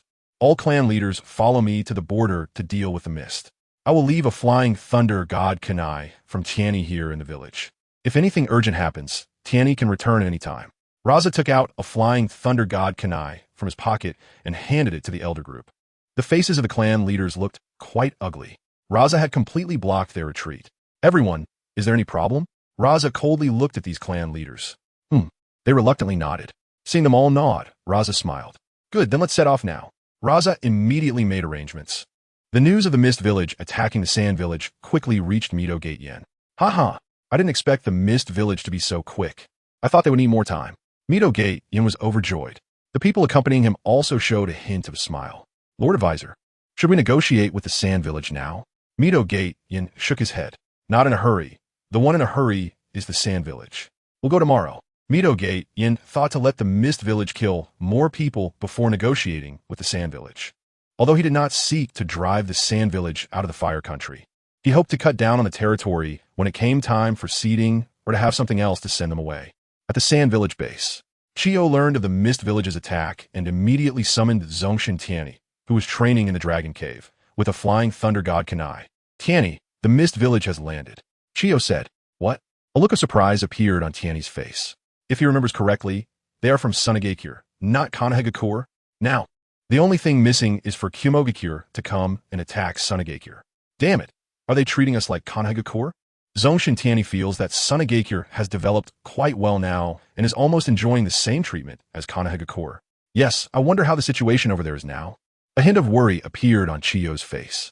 Currently, the only strong ones in the village are Karura and the physically disabled Rasha. I don't know if we can hold our own against Sunagakure. Elder Chiyo, don't worry. I've left Flying Thunder God Kanai with my teacher and his wife. If they can't hold on, I can rush over immediately, Zongshen Tianyi comforted. Hearing this, Chiyo felt much more at ease. Afterward, Tianyi walked out of the operation room and passed by where his shadow clone was training. Zongshen Tianyi saw that today his shadow clone seemed to have touched the threshold of dust release. Almost there, Tianyi said slowly, then used reverse summoning to head to the Dragon Cave. Chapter 95. Land seeding of Sunagakure soon. A day passed. Zongshen Tianyi's chakra, 780. 110. Today, Zongshen Tianyi did not rush to the Dragon Cave, but instead came to the camp entrance to practice ninjutsu.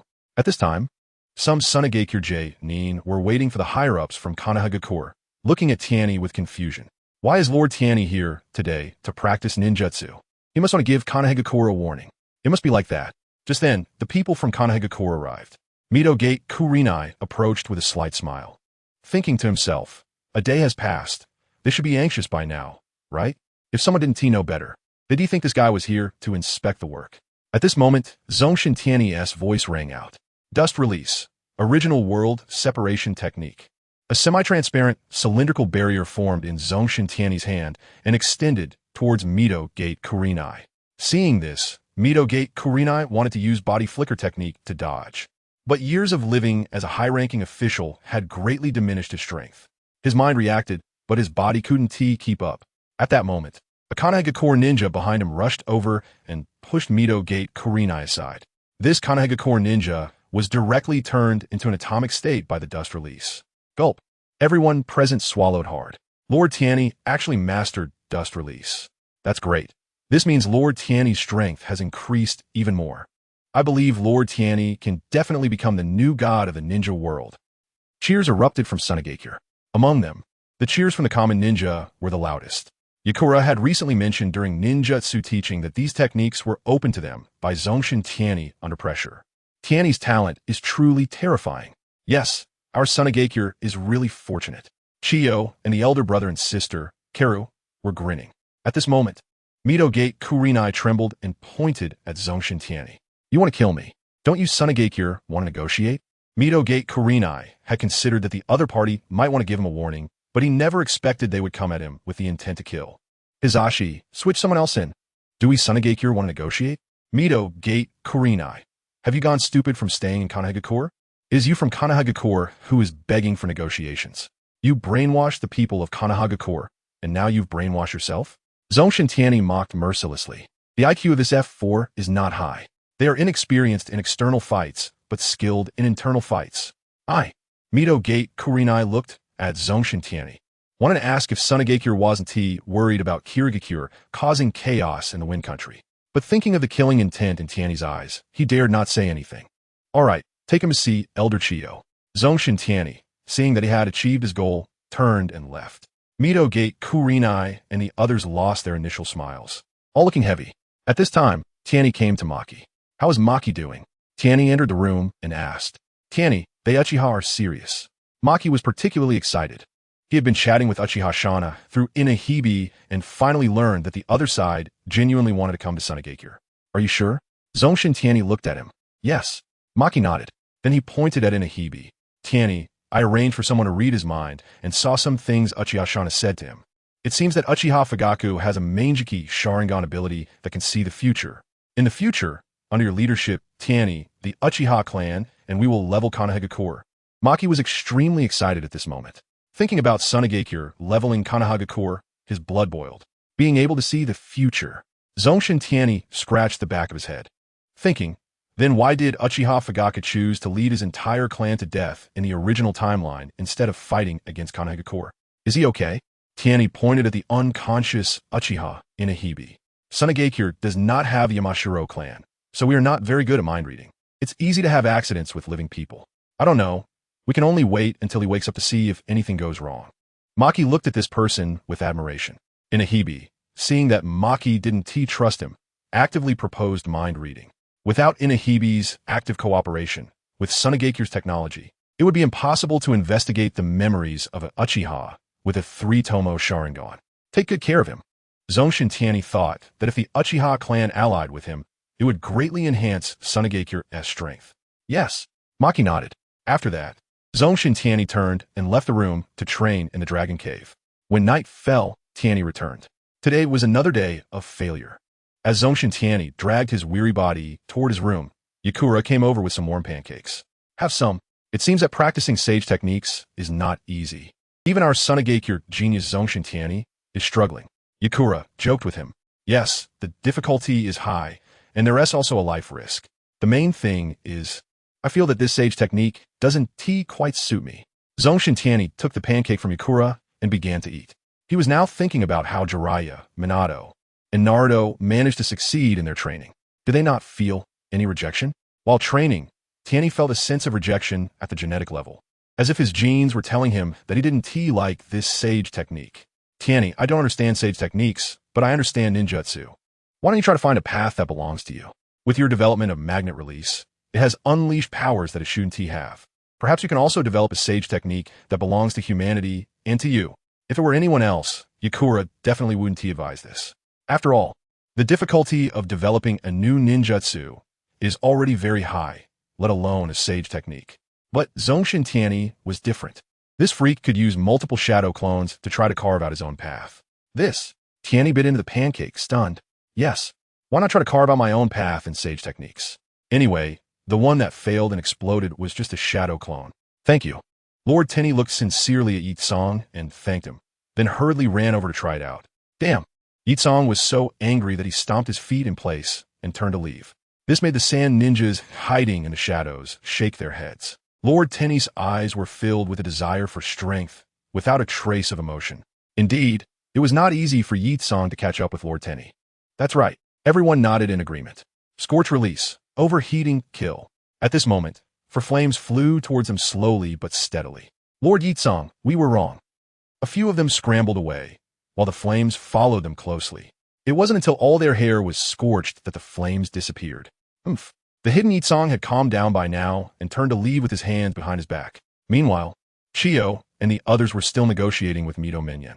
All right, Mito Minyan, tell Sarutobi Hizashi to cede the territory we occupy. Then give us a copy of the A-rank ninjutsu, and send medical ninjas to train our sand ninjas. Additionally, Chiyo directly presented the final version, looking as if to say, if you don't agree, we will continue fighting. Chiyo, you're being too excessive. The territory you occupy is equivalent to 1/10 of our land of fire. Mito Minyan's beard bristled with anger. Dear readers, if you don't know how big the land of fire is, I've made some adjustments. If you don't cede it to us, fine, let's keep fighting. Chiyo sneered. Mito Minyan immediately cooled down. Fight? I need to report this to our Hokage. Mito Minyan couldn't bear this heavy burden alone and had to drag Sarutobi Hizashi into it. Chiyo nodded.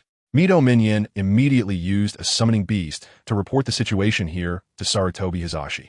At that moment, Sarutobi Hizashi was leading a large army back to the village. After reading the letter from Mito Minyan, he pondered for a while. He finally decided to agree to the Sand Village's terms, but with one requirement, to release his eldest son. At the same time, he had already made up his mind that once he returned to the village, he would call Orochimaru to study the impure world reincarnation technique to improve this ninjutsu. He wanted the reincarnated individuals to unleash even more powerful strength. By then, he would find trouble with the Sand Village. Moreover, the one signing was Mito Minyan, not me. Sarutobi Hizashi, So the one to take the blame would only be Mito Minyan. After giving Mito Minyan a reply, he immediately instructed the Umbu to prepare to shift the blame onto Mito Minyan. After receiving Sarutobi Hizashi's response, Mito Minyan immediately nodded at Chiyo.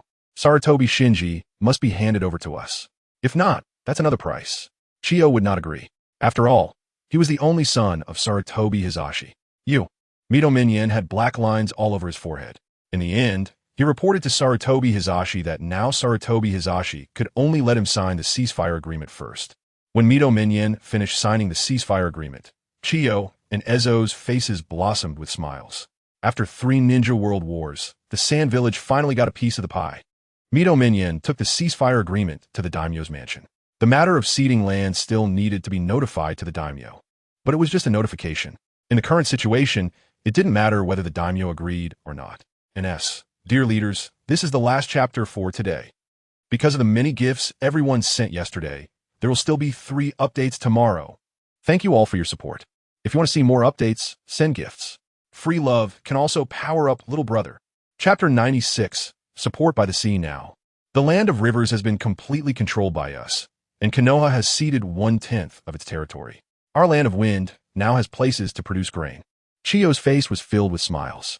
You have to know that when this war started, she never thought she could seize any territory. She only hoped to gain some benefits from Konoha. Sister, pass this good news back to the village. Now that the negotiations here are done, we can shift our focus to the Mist Village. Ezo clenched his fists. They dared to act while their energy was focused on Konoha. We also need to be careful of the Rock Village.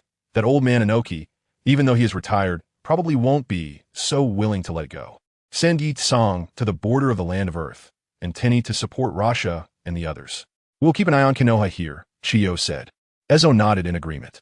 The next day arrived. Zongshen Tianyi's chakra, 790, 110.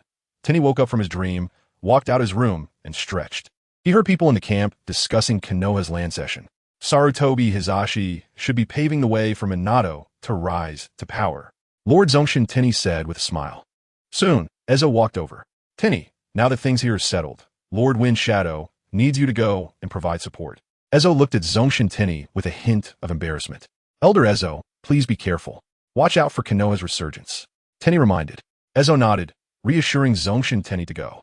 Then Zongshen Tianyi took some equipment and activated the Flying Thunder God to leave. In the next moment, his figure appeared beside Rasha. This startled Rasha, who was on the road. Tenny, you're here. Has the negotiation with Konoha ended? Seeing that the visitor was Zongshen Tianyi, Rasha felt relieved. With Zongshen Tianyi's support, none of the people coming from a Mist Village would escape this time. Yes, Konoha has already signed a ceasefire agreement with us, Tianyi said with a smile. Great. Rasha excitedly patted Tenny's shoulder. As the Wind Shadow, he knew the conditions proposed by Chiyo and the others. By the way, Tenny, how is your Sage Art training going? Rasha asked curiously. I made some progress, but I still need some time, Zongshen Tianyi replied. Rasha looked at Tenny with a face full of shame. It's the village that has held you back. If there were more strong people in the village, you wouldn't have to run around. Rasha genuinely felt guilty. If Tenny had enough time to focus on training, his strength would definitely be greater than now. Teacher, how can you blame the village? If it weren't for the village, I would have died long ago, Zongshen Tianyi quickly expressed. Looking at Tenny's sincere face, Rasha patted his shoulder. Teacher, we should hurry and provide support. I don't know how things are going with Master Kagaya. Tenny was still quite worried about Kagaya's safety. The strength of the 7 ninja swordsmen of the mist was quite formidable, and if Kagaya faced them alone, it could be dangerous. Don't worry, Tenny. The situation at the front is still good. Those mist ninjas haven't launched a large-scale attack. They only destroyed some of our observation points and haven't attacked again. Rasha thought to himself that the Mist Village probably wasn't too willing to engage with the Sand Village. After all, Zongshen Tianyi's dazzling record was well known. The Iron Sand Butcher wasn't joking around. After hearing this, Tianyi nodded. Since the Mist Village was so sensible, he would take the opportunity to eliminate their 7 ninja swordsmen and seize those 7 swords. The 7 ninja swords were not valued by Zongshen Tianyi, but they were quite good for his own jonin. However, Tianyi remembered that their Mist Village seemed to have a summoning contract for these 7 swords, so he planned to seal them away first.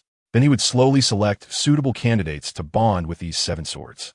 By relying on his own strength and opportunities to become the master of the ninja swords, he could avoid the issue of summoning, right?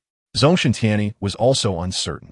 Remembering that the swords in the hands of the rogue ninja Momochi Zabuza and Kisame Hashigaki had not been summoned back, he didn't dwell on it further. Luo Sha's mouth twitched upon hearing this. To kill the 7 ninja swordsmen and also snatch all 7 swords. Wouldn't that make the Mist Village go all out? But thinking of his disciple's strength, he didn't care. The Mist Village is not a match. Teacher, their speed is too slow. Let me help them. Zongshen Tianyi saw that the sand ninja behind were moving too slowly, so he directly controlled the iron sand to lift them all up. Wow, is Lord Tianyi planning to fly us over? My goodness, has Lord Tianyi's chakra reached this extent? The sand ninjas saw over 1,000 of them being carried toward the border and swallowed hard. They were all thinking about who had more chakra. The One-Tail, or Zongshen Tianyi. By the seaside, Keiki Ichira was currently looking at a map. He was very nervous because spies had sent news that Mito Kage and others had left the Sand Village station and headed to the daimyo's mansion. Had the Sand Village already made a deal with Konoha? Should they retreat now? Keiki Ichira was worried that the Sand Village would send Zongshen Tianyi over here. At that moment, Suigetsu and others walked in. Seeing his troubled expression, the 7 ninja looked at him with disdain. What's wrong with Keiki Ichira? He looks like he's about to wet himself. PP Shirzan couldn't help but mock. The others immediately laughed. Facing their ridicule, Keiki Ichira simply looked up at them silently. These guys, due to their strong abilities, were proud and arrogant, and besides the 3rd Mizukage, they wouldn't listen to anyone else's orders. The negotiations between Konoha and the Sand Village seemed to have been finalized. The Sand Village would probably take action against them soon. Keiki Ichira said coldly. Is that so? The more they come, the better, just to let the Sand Village know the power of the 7 ninja swordsmen. Exactly. My big sword is itching for blood. Several hot-tempered individuals said coldly. Suigetsu furrowed his brows. Although he was also proud, he was still quite afraid of death. Do we have any information on Zongshen Tianyi? Where is he now? Suigetsu was quite worried about Zongshen Tianyi. The opponent's strength was too strong. No, Zongshen Tianyi has the Flying Thunder God, and we can't track his movements. This was what Keiki Ichira was worried about. A powerful individual who could summon tailed beasts was definitely not something they could withstand. Just as everyone was silent, a mist ninja rushed in hurriedly. Lord Akira. The sand ninja have launched an attack. Zongshen Tianyi had first met up with Jiru Luo and then headed straight for the mist ninjas. Along the way, the patrolling teams of mist ninjas were taken down by the high-spirited sand ninjas. It wasn't until they were discovered by the sensing ninjas of the mist that they were halted. Ahead was the temporary station of the Mist Village. The group could now see the Mist Village's station. The Mist Ninjas had set up their station by the seaside, making it convenient for combat. The lack of moisture in the desert was too disadvantageous for the water-style adept Mist Ninjas. The seaside was much better. Zongshen Tianyi turned to Luo Sha. Teacher, I will go ahead. You all stay safe. Luo Sha and Jiru Luo nodded. Tianyi immediately controlled the iron sand to fly into the sky. Everyone, let's charge forward and let the Mist Ninjas know our power. Luo Sha turned to the ninja army and said, yes. Everyone nodded excitedly, and under Luo Sha's lead, the army rushed toward the Mist Village station. At this moment, Zongshen Tianyi directly split into 20 shadow clones in the sky. Dust release, original world stripping technique. 21 beams of light lit up in the air, then headed toward the areas with a large crowd. Dust release. The Iron Sand Butcher has actually mastered dust release. Retreat. Damn it, Konoha is indeed setting us up. Initially, these Mist Ninjas felt a bit disgruntled about Keiki Ichira making them huddle by the seaside. But now Zongshen Tianyi's dust release had slapped their faces hard. If this were inside the Land of Wind, they wouldn't need to run. They could just wait to die. Whoosh! 21 white beams cleared everything in their path. The Mist Ninjas, who were not good at speed, were directly turned into molecules. The Mist Ninjas watched as their fellow villagers disappeared before their eyes, deep fear rising in their hearts. If there was even a little blood, they could feel better. But those hit left nothing behind, as if they had never existed in this world. The Sand Ninjas coming from behind couldn't help but smile at Zongshen Tianyi's dust release. Lord Tianyi is truly powerful. This dust release is unstoppable. Exactly, it's simply amazing. The Mist Ninjas were now terrified. The Sand Ninjas looked at the fleeing Mist Ninjas with smiles on their faces. At this moment, Keiki Ichira and the others ran out from the command room. Looking up at Zongshen Tianyi in the sky, their expressions becoming serious. Quick, use the mist concealment technique. Keiki Ichira shouted loudly to everyone. The panicking Mist Ninjas immediately reacted. Water release, mist concealment technique. In an instant, the entire battlefield was shrouded in thick fog, including Zongshen Tianyi in the sky. Near the seaside, with more users of this technique, the sand ninjas found that they couldn't even see their own extended hands. Seeing the sand ninjas enveloped by the thick fog, the mist ninjas were still thinking of attacking. At this time, Kiichiro spoke to everyone: withdraw. Zongshen Tianyi is still up there. If we attack, we won't fare well at all. Moreover, the sand village had already started using wind release to disperse the thick fog. Yes, the ordinary mist ninjas, seeing this, chose to follow Kiichiro's words and prepared to board the ship to retreat. The 7 ninja swordsmen frowned tightly. Leaving in such a disheveled manner was really too embarrassing. You 7 better not act recklessly. His magnet release is not something ordinary people can handle. Kiichiro turned and warned the 7 ninja swordsmen. They nodded.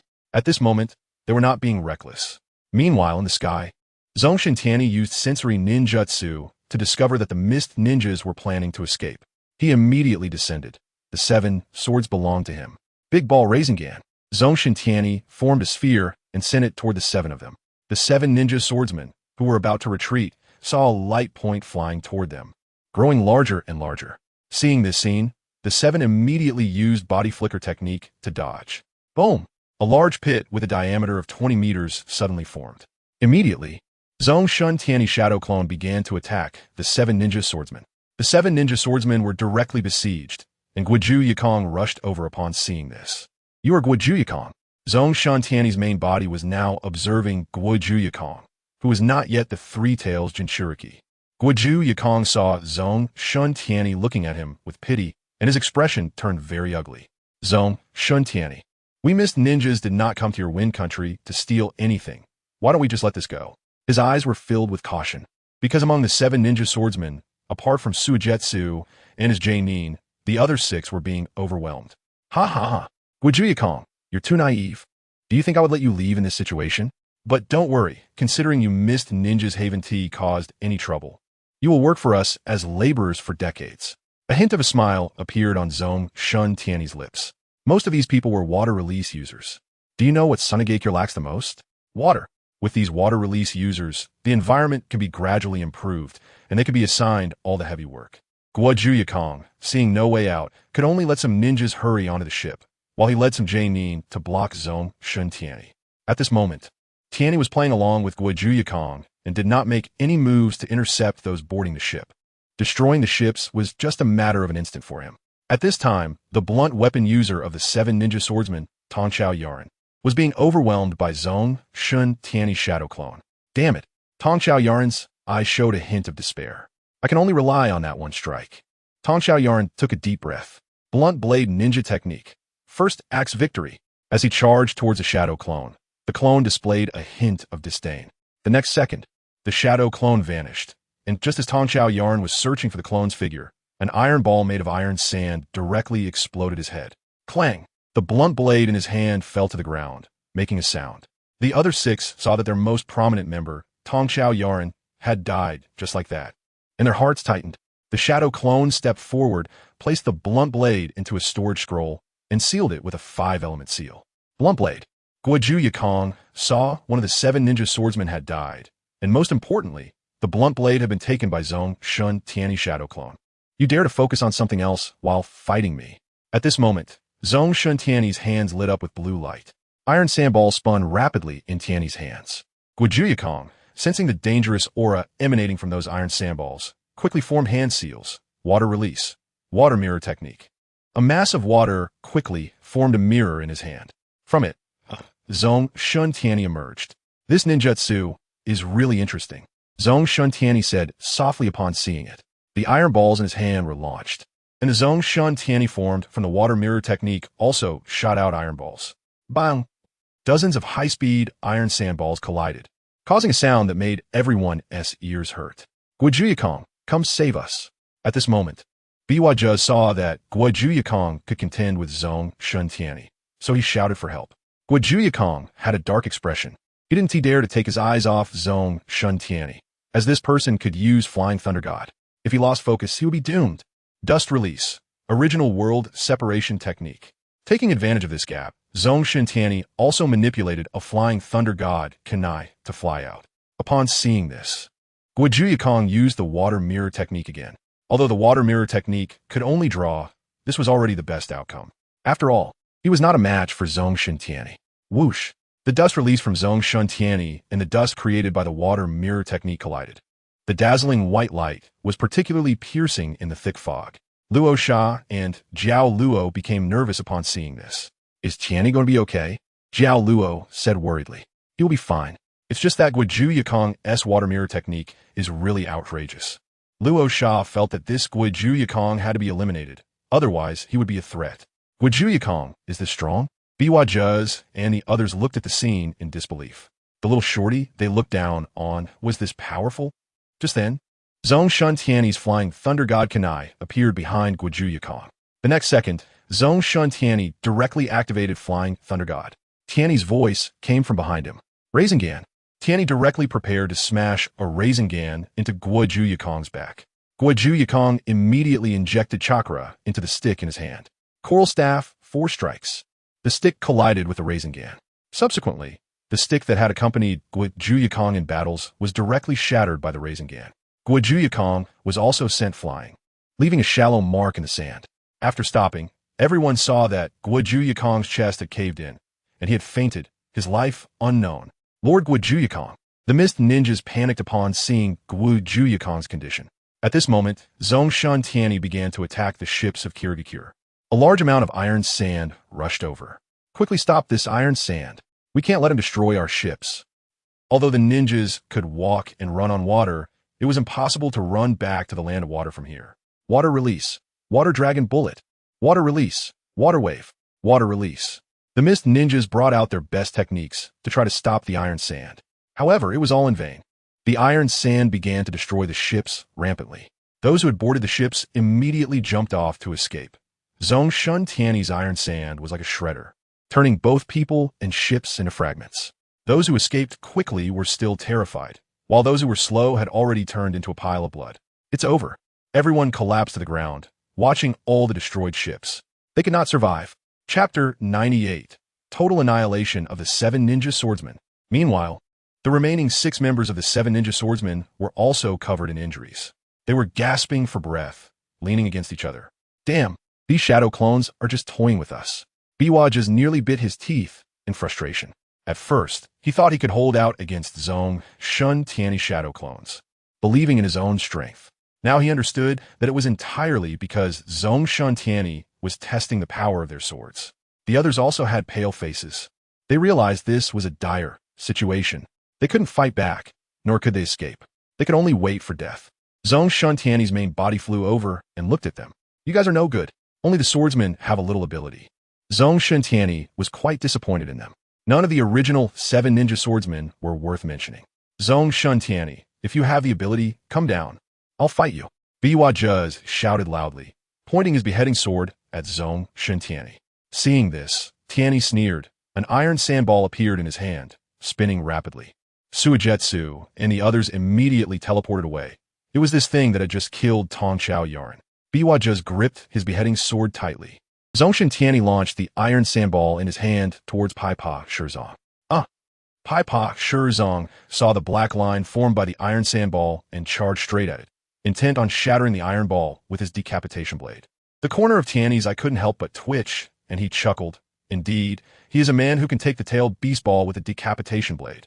Although his iron sandball was not as powerful as the tailed beast ball, it was not something that a decapitation blade could withstand. Bang! As expected, the decapitation blade was directly shattered. The flying fragments pierced into Pai Pa Shizong's waist. His hand returned to pieces by the iron sandball. He lay helplessly on the sand. Cough, cough, I couldn't block it. I should have listened to Eat Song and left earlier. It was only at this moment that Pai Pa Shizong admired Eat Song, but it was already too late. Tianyi walked over to Pai Pa Shizong, picked up the broken decapitation blade, and sealed it away. You're Pai Pa Shizong, right? I acknowledge your courage, the bravest in the ninja world. After Zongshen Tianyi finished speaking, he couldn't help but laugh. It felt pretty good to imitate Hanzo like this. However, Pai Pa Shizong couldn't achieve results like Orochimaru and others to secure his title. Hee hee. Pai Pa Shizong sneered, and then unwillingly closed his eyes. Next is you guys. Zongshen Tianyi turned his gaze to the remaining 5 guys. Just as he was about to make a move, Suikazan Fuguki immediately shouted, Lord Tianyi. Wait a moment. What do you want, Suikazan Fuguki? Exactly. Why are you calling Zongshen Tianyi Lord? The other members of the 7 ninja swordsmen seemed to realize something. Could it be that Suikazan Fuguki wants to surrender? Lord Tianyi, I am willing to submit to you. As long as you spare my life, I am willing to do anything. I know many secrets of the hidden mist village, and I can reveal them all. Suikazan Fuguki didn't want to die. I think Suikazan Fuguki is capable of this, since he has sold information to Konoha and colluded with Obito. No need, you are of no use to me. Tianyi looked disdainfully at Suikazan Fuguki. In his eyes, this person was even worse than the brainless Paipa Shirzan. Seeing Tianyi refuse, Suikazan Fuguki rushed forward with the Samahata. Shooting, D. He hated Zongshen Tianyi. He had already thrown away all his face to surrender, so why wouldn't he accept it? Just then, the Samahata in his hand revealed its sharpness. His hand was pierced by Samahata. Suikazan Fuguki hurriedly let go, looking dumbfounded at Samahata. The Samahata that fell to the ground immediately ran towards Zongshen Tianyi. Ha ha ha. Zongshen Tianyi laughed heartily, looking at Samahata in his hand. He didn't expect this scene to play out before him. Samahata affectionately rubbed against Tianyi, feeling the massive chakra emanating from him, trembling with excitement. Samahata actually betrayed me. Suikazan Fuguki looked at Zongshen Tianyi's Samahata in disbelief. Is the ninja sword of the hidden mist village so sentient? Raza couldn't help but twitch at the corner of his mouth. He encountered a strong opponent, and it could even defect. Perhaps Suikazan Fuguki's actions just now embarrassed Samahata. Karura slowly said. Raza found this reasoning valid. Suikazan Fuguki, come and try the power of Samahata. Although Zongshen Tianyi was not very skilled with the sword, his speed was fast. His current physical strength allowed him to perform 8 strikes in 1 second. Suikazan Fuguki fell to the ground, drenched in blood, as if he had been flayed alive. All right, I won't play with you anymore. Zongshen Tianyi looked at the remaining people and directly ordered his shadow clone to take action. Faced with the full power of the shadow clone, the 4 could not withstand it all. After a breath, they all fell to the ground, and the ninja swords in their hands were all sealed away. Do you surrender or fight to the death? Zongshen Tianyi turned to the remaining mist ninjas. A large amount of chakra surged behind him, and hundreds of meters of iron sand floated, ready to pounce on the mist ninjas at any moment. The over 1,000 surviving mist ninjas looked at the iron sand, which resembled a heavenly curtain, and chose to surrender. The sand ninjas immediately moved to strip these people's ninja tools.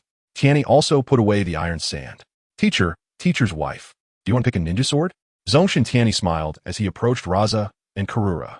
I don't need one. My path doesn't suit using a sword. Raza shook his head in refusal. Tianyi then looked at Karura, who also shook her head. Thank you, Tianyi, but I am not suited for it either. All right, Zongshen Tianyi nodded. With these 7 ninja swords, our village can have 7 more strong people. Rasa smiled broadly. At this moment, the ninja clan behind him had their eyes shining. They were thinking about how to obtain 1 or 2 ninja swords. Zongshen Tianyi looked at the greedy expressions of these clan leaders and said nothing. The ninja swords were of no help to him, but their desire for them was not so simple. Without sufficient benefits, he wouldn't give them the ninja swords. However, Zongshen Tianyi had already reserved 2 spots in his heart. Those were for Fujita Yuma and Maki. Fujita Yuma was his good friend, and the exploding blade, Splash, was very suitable for him. As for Maki, he was his half-teacher, so he had to give him one. Which one? Let him choose later. Lord Tianyi, this guy isn't dead yet. Should we finish him off? A few sand ninjas came over carrying Yuzukawa Itsang. No, treat him simply first. I'm quite interested in his water mirror technique. I plan to get it from him later. Zongshen Tianyi said. Yes. The sand ninjas immediately took Yuzukawa Itsang down for treatment. By the way, teacher, I have an idea. I think we can occupy a piece of land in the land of rain and bring the rainwater from the land of rain to our wind country. This way, our wind country can also have more fertile land. Zongshen Tianyi expressed his thoughts. The land in the land of river is not fertile enough. And although the land in the land of fire is fertile, it is too close to Konoha. Once a conflict breaks out in the future, the yield there would be problematic. Do you have a plan in mind? Raza was not very eager to act right now. The situation in the Hidden Mist Village was not yet resolved, and it was not the time. I have a plan, but wait until things are resolved before we take action against the Land of Rain. Zongshen Tianyi planned to deal with the Hidden Mist Village and the Uchiha clan issues first before tackling this matter. At that time, he would let the Uchiha clan be responsible for guarding the land from the Land of Rain and keep an eye on the Hidden Stone Village. All right, as long as you have a plan. Raza felt relieved that Tianyi had a plan and was not in a hurry to act. He then looked out at the sea. Tianyi, do you think the third Mizukage will come? Raza asked. He should come, and next time he comes, he will probably bring the elite from the Hidden Mist Village. Zongshen Tianyi noted that there were no bloodline limits among the ninjas who came this time. For example, there were no members of the Take-Torai clan at all. The Take-Torai clan was wiped out, and there is no specific time.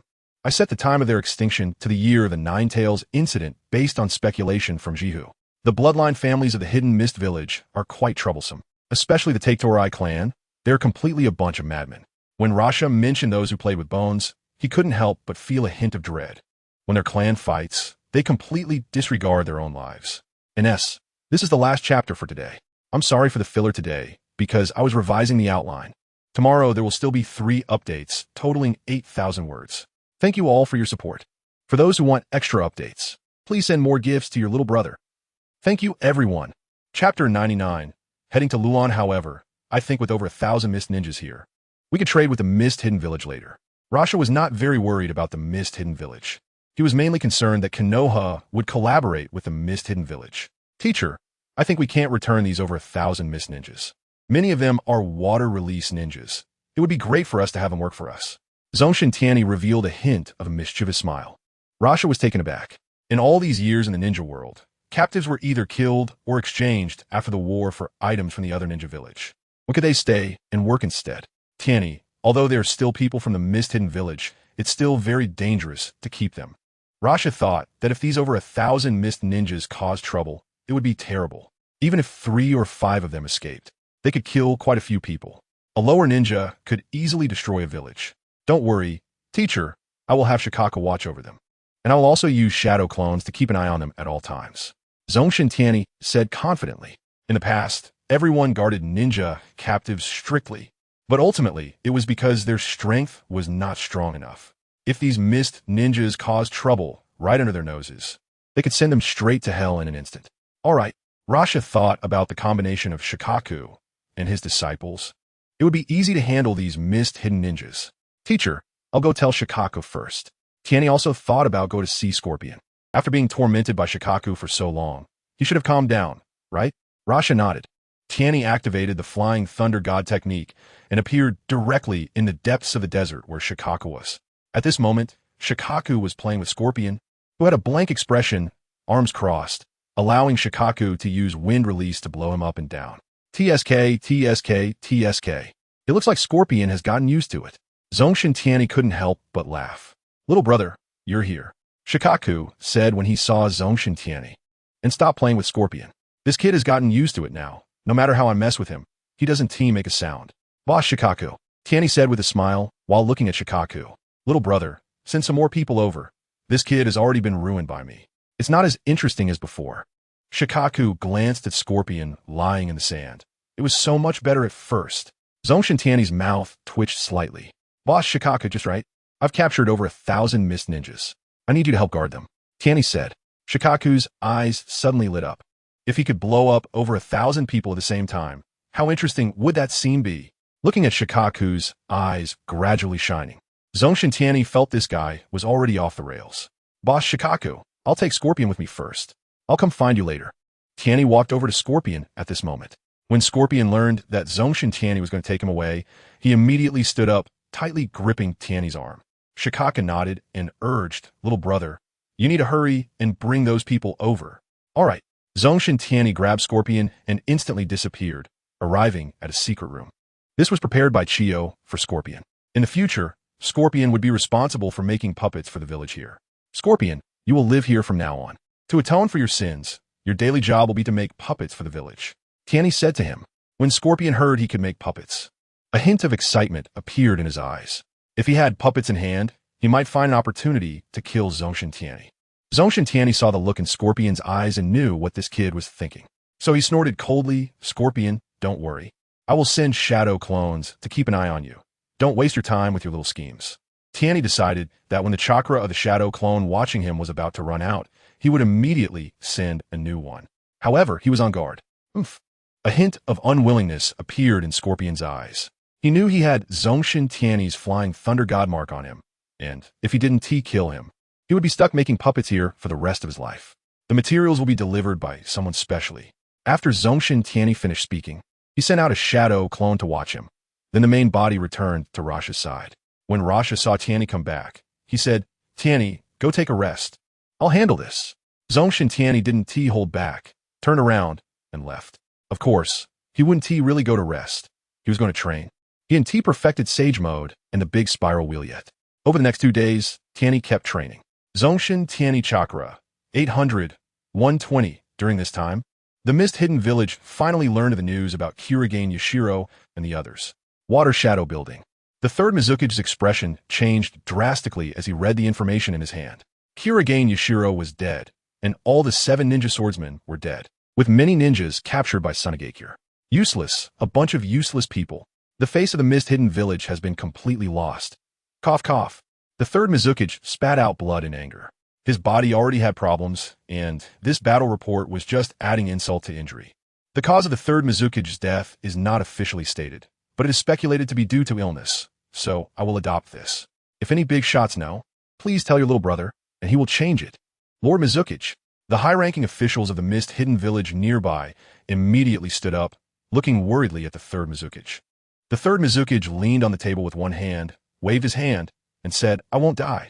Everyone felt relieved upon seeing this. The high-ranking officials of the Mist-Hidden Village glanced at the Taketorai clan leader, also known as the Kagaya clan, and saw a hint of excitement in his eyes, causing everyone to frown. The Taketorai clan has always been eyeing the position of Mizuki. Now that the third Mizuki is spitting blood in anger, what if these madmen make some small moves at this time? It will be troublesome. Lord Mizuki, we can't let Sunagakure go like this. I am willing to personally lead the army to attack Sunagakure. The Taketorai clan leader stood up directly. He thought that if he achieved some military results this time, the position of Mizuki would definitely fall to their Taketorai clan. Yuan sure stood up at this moment, saying that Sunagakure's strength is too strong. It's not something our Mist-Hidden Village can deal with, especially now. So he said, "Taketorai clan leader, we cannot act rashly this time." Everyone nodded in agreement. Even the third Mizuki deep down agreed with Yuan Shi's words. Are we just going to pretend this matter never happened? Let our Mist-Hidden Village become the laughingstock of the ninja world? The Taketorai clan leader saw that no one stood up to support him, and his face turned black and purple with anger.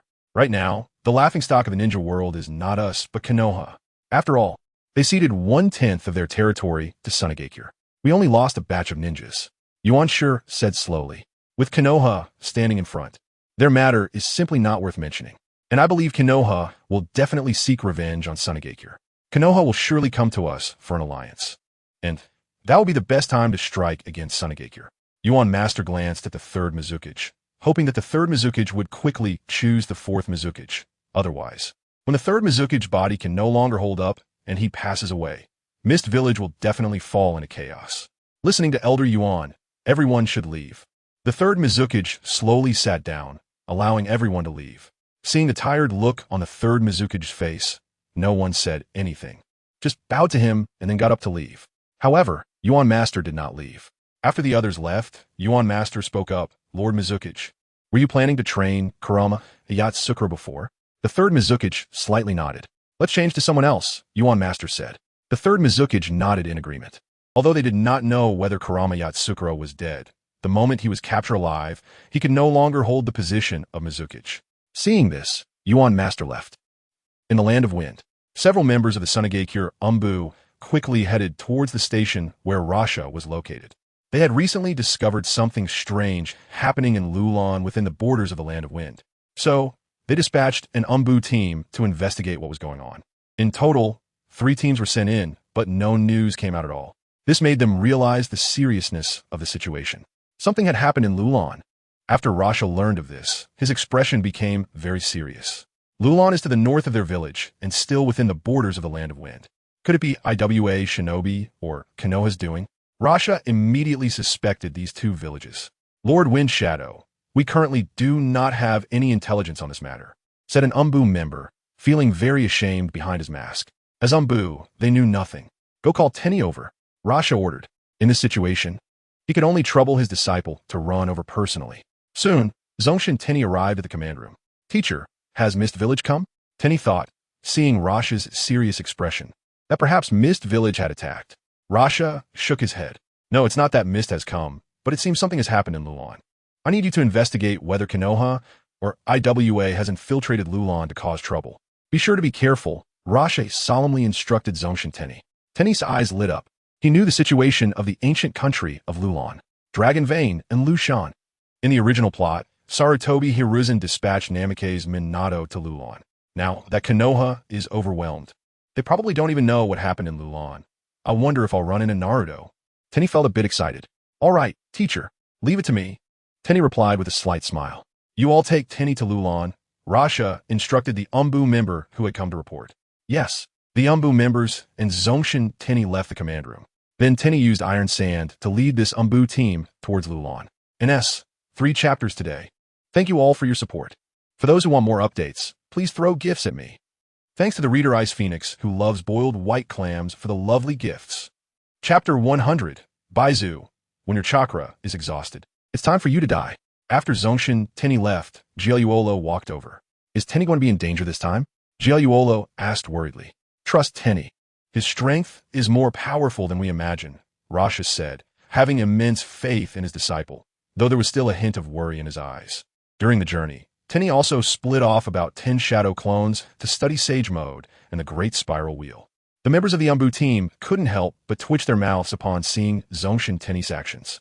Because of Tianyi, many in Sunagakure knew that using shadow clones for training could yield greater results, but no one's body could withstand it.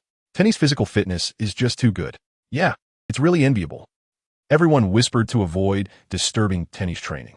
After flying for a day, Zongshen Tianyi and the others finally arrived outside Lulan. Zongshen Tianyi Chakra, 820, 110, Lord Tianyi, up ahead is Lulan. Should we rest a bit before going in? An Umbu member suggested, considering that Zongshen Tianyi had flown them for a day and worried about his energy consumption. Tianyi smiled and shook his head. It's fine, let's go in. He looked at the Lulan ahead and was the first to enter. The Umbu members followed closely behind him. Upon entering Lulan, Zongshen Tianyi saw the densely packed iron pipes around him. I remember this pipeline seems to be able to control chakra. He turned to the Umbu members behind him and said, destroy all these pipelines. After speaking, he first split off hundreds of shadow clones to destroy these pipes. Yes, although the Umbu members did not know why. They followed Tianyi's orders and began destroying the pipes. Just as they were destroying them, a large group of puppet soldiers descended from the sky, and numerous missile-like arrows were fired from behind them. Magnet release, electromagnetic field. Zongshen Tianyi immediately took action, causing all the arrows to hover in the air. And then he used magnet release to blow up the puppets. You are fortunate to encounter me, Baizu. Tianyi couldn't help but laugh. Magnet release restrains puppet masters. Unless the puppets are made without metal parts, their power cannot be fully exerted. Queen, something urgent has happened. I need to handle it, and Lushan said slowly. Okay. Sarah looked at Lushan in confusion, thinking how he knew something urgent had happened without anyone informing him. However, she did not ask about it. She trusted in Lushan very much. And Lushan hurriedly arrived at the scene of the incident, his pupils constricting. Zongshen Tianyi, Iron Sand Butcher, why are you meddling in my affairs? And Lushan shouted angrily from a high place at Zongshen Tianyi. He had learned some things about Tianyi through various channels. He originally thought that if he didn't provoke trouble, he wouldn't be noticed by Sunagakure. Unexpectedly, he was still noticed, and it was the Iron Sand Butcher, the future god of the ninja world, who came. You are Baizu. Surrender. As a puppet master, you should know how much I restrain you. As Tianyi spoke, he had secretly split off several shadow clones that spread out around. If this Baizu still wanted to resist, he would treat him to some dust release. Ha ha! Baizu laughed wildly at this moment. Zongshen Tianyi, you are too arrogant. If it were before, I wouldn't dare to provoke you, but now I am immortal. Baizu was full of confidence. After combining with the Dragon Vein, he had become an immortal being.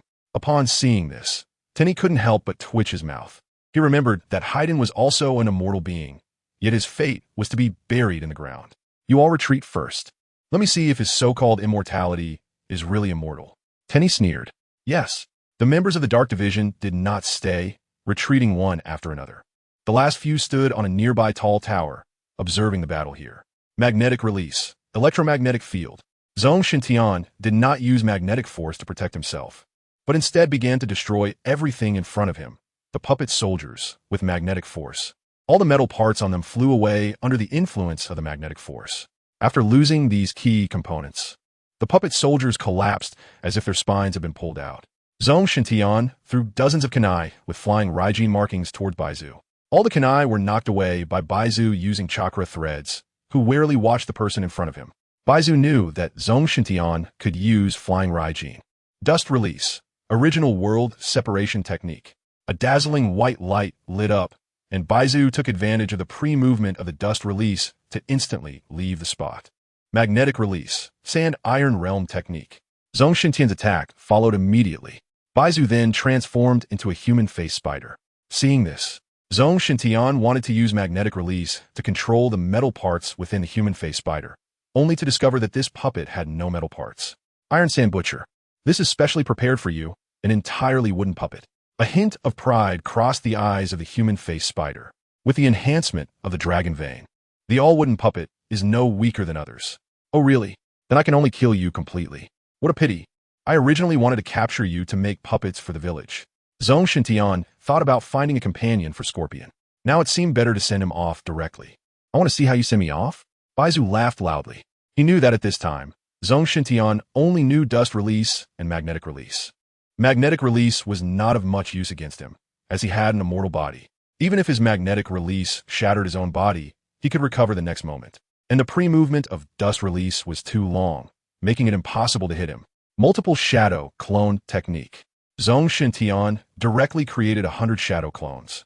The shadow clones scattered everywhere, sealing off all of Baizu's escape routes. The main body then flew directly towards the Queen of Lulan, Sarah. Baizu felt a hint of unease. Dust release. Limit separation technique.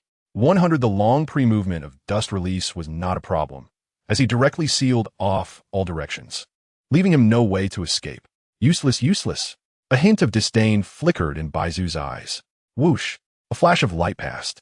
A hole several thousand meters deep and 400 to 500 meters in diameter was created. What puppets? Baizu had vanished without a trace. The shadow clones stood ready. However, the next moment, countless puppet soldiers flew over. Their bodies disassembled to form a puppet, a giant eagle. This time, I don't believe your dust release can hit me. Baizu spread his wings and flew up, breaking through the encirclement of the shadow clones. My chakra is endless. The moment your chakra runs out, Zongshen Tianyi, is when you die. Chapter 101. Baizu's death. An unexpected breakthrough. The shadow clones were entangled with Baizu at this time. Zongshen Tianyi found the Queen of Lulan, Sarah. Who are you? Sarah nervously looked at Tianyi. I am Zongshen Tianyi, a sand ninja. You are the Queen of Lulan, right? We need to go cut off the dragon vein immediately. Zongshen Tianyi said hurriedly. Sarah looked at him warily, clearly not trusting him. What a hassle. Zongshen Tianyi grabbed Sarah and flew to a high altitude. Sarah looked down and screamed in fear. Zongshen Tianyi pointed to the shadow clone ahead and said, Do you see that, Big Bird? That is your minister and Lu Shan. He is actually a traitorous ninja. Zongshen Tianyi briefly explained the situation to Sarah. How is this possible? Lu Shan cannot be a bad person. You sand ninjas must be short on supplies and want to attack us in Lulan.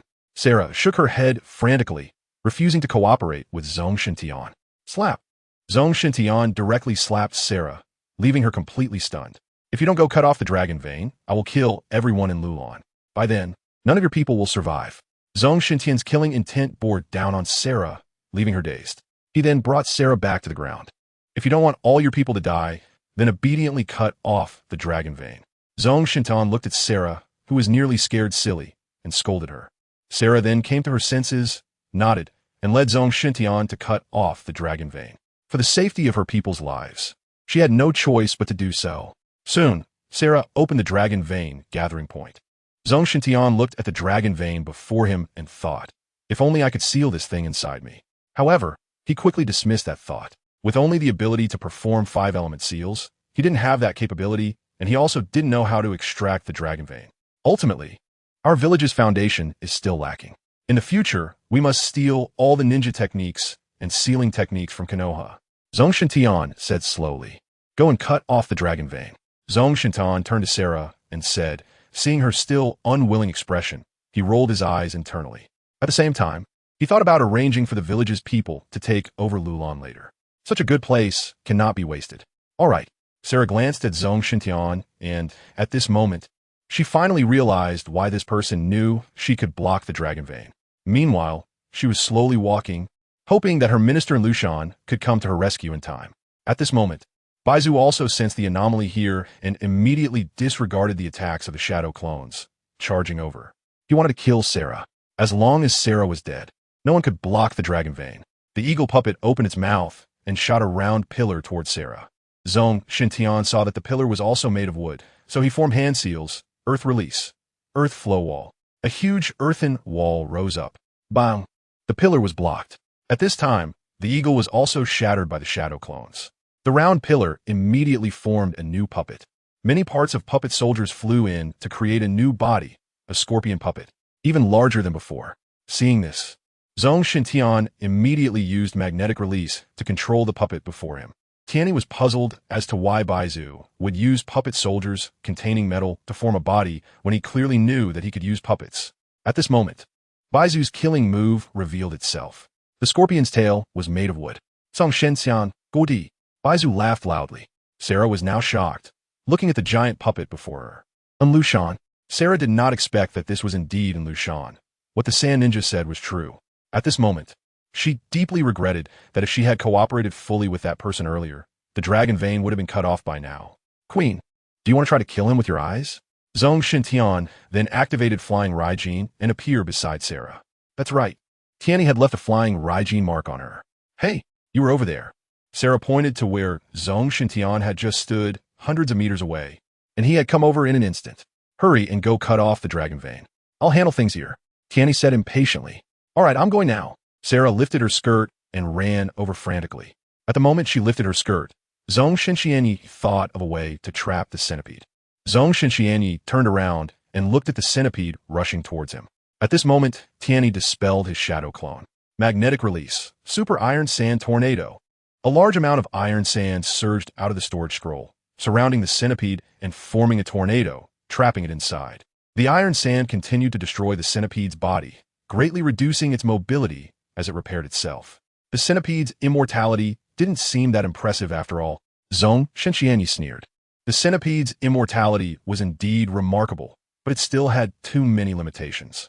First, the dragon vein couldn't be damaged. Second, repairing its body took time, and its movement speed drastically decreased during the repair. If it was severely injured, it might not even be able to move. Damn, if I had known, I wouldn't have wasted so much chakra letting the shadow clone exhaust it with dust release. Tianyi felt that his combat skills were still lacking. This is definitely not the author's fault. It's 100 Zongshen Tianyi's fault. No. The centipede looked anxiously at Sarah, who was about to sever the dragon vein. However, now that Zongshen Tianyi had trapped him, he was powerless. As Sarah cut off the dragon vein, Zongshen Tianyi rubbed his hands together to form a ball. Originally, you were defeated by Naruto with the Rasengan. Now I'm going to use the Rasengan against you as well, so I can at least do justice to you. Then Zongshen Tianyi retracted the super iron sand tornado and flew towards the centipede. Super giant Rasengan. Tianyi injected 5 cards of chakra into the Rasengan. Boom! The gigantic centipede was directly blasted into pieces by Zongshen Tianyi. This time, the dragon vein couldn't even go into turmoil, as the centipede was completely smashed to bits. Tianyi looked at his hands, floating in the air.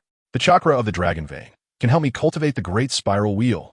Just now, when the Rasengan touched the centipede's chakra, that feeling was what Zongshen Tianyi had always wanted to break through. So Zongshen Tianyi immediately approached Sarah. He reopened the dragon vein. Tianyi turned to Sarah. Okay. Sarah thought this person helped her eliminate someone with ulterior motives, so she opened the dragon vein. Of course, the main concern was that this person might harm her people. Tianyi immediately went to the dragon vein, producing a large number of shadow clones to begin studying it. At that time, members of the Umbu also rushed over. They first took Sarah away, then protected Zongshen Tianyi from being disturbed. While Tianyi was tinkering with the great spiral wheel, he thought about whether to summon Shikaku to absorb this chakra. If it failed, the tailed beast wouldn't die. If it succeeded, his power would become even stronger. So Zongshen Tianyi quickly summoned Shikaku. What are you doing, little brother? Shikaku, sensing the astonishing chakra ahead, was shocked. This chakra was much larger than that dead fox's. Shikaku, can you absorb or seal this chakra? Tianyi was leaning more towards the latter. If possible, he could directly seal the dragon vein into himself and become a big fat boy. How to seal it? Shikaku looked at Zongshen Tianyi with confused eyes. I don't know. That's why I'm asking you. If it wasn't possible, could you absorb a bit to increase your chakra? Then we can beat the Nine Tails. Tianyi waved his fist. Okay. Shikaku's eyes immediately lit up. Thus, Zongshen Tianyi was using the chakra from the dragon vein to cultivate the great spiral wheel, while Shikaku was researching how to use the dragon vein to enhance his own power. Soon, 5 days later, Tianyi finally completed the great spiral wheel. As for the principle, it was done like this and that, and it worked. Readers, if you can't learn it, it's okay. Let your kids learn when you have them. Shikaka, how's it going?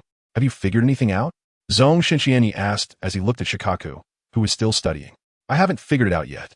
I just discovered that I can absorb some of this chakra into my body. What changes will occur after it enters my body is still unknown.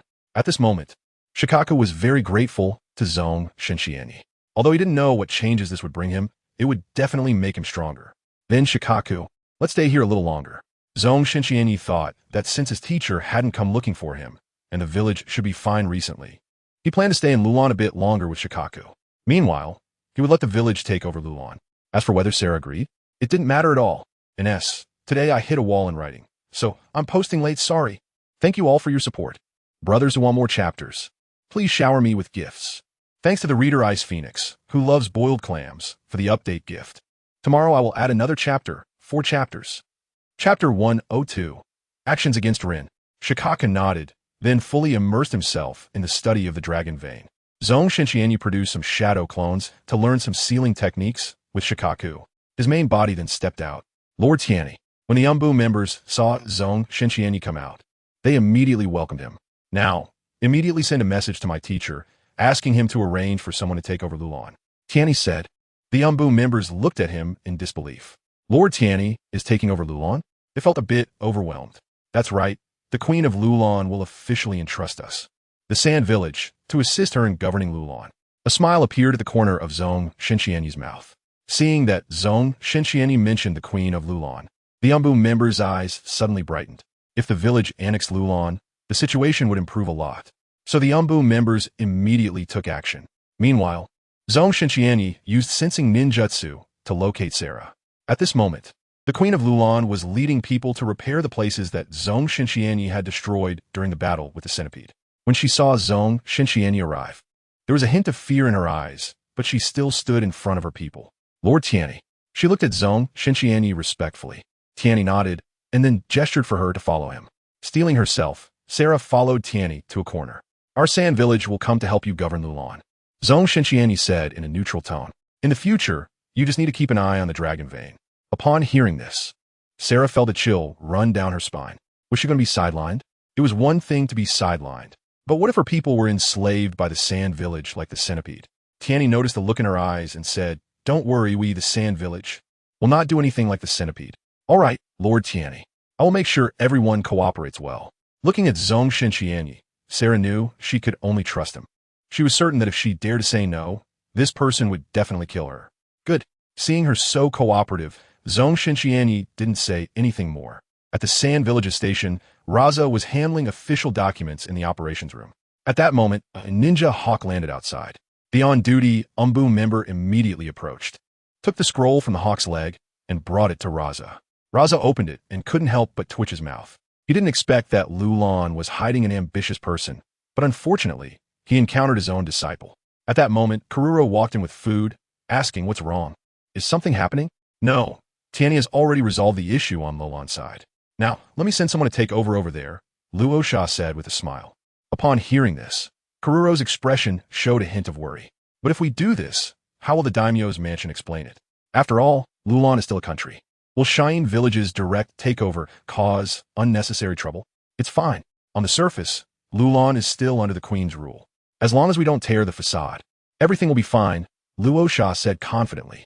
Isn't the Land of Rivers currently managed by Shying Village? Their daimyo can't handle things anymore. However, we still give him some face. That's also why the daimyo of the Wind Country hasn't caused any trouble. Kururo looked at Luo Sha with shining eyes, feeling that he now possessed the true demeanor expected of a shadow. Seeing his wife looking at him with such affection, Luo Sha quietly closed the battle room door with gold sand. Meanwhile, Obito was undergoing special training with Uchiha Madara. Madara looked at the foolish boy before him, feeling like he was about to get high blood pressure from his stupidity. So dumb, even more than I imagined.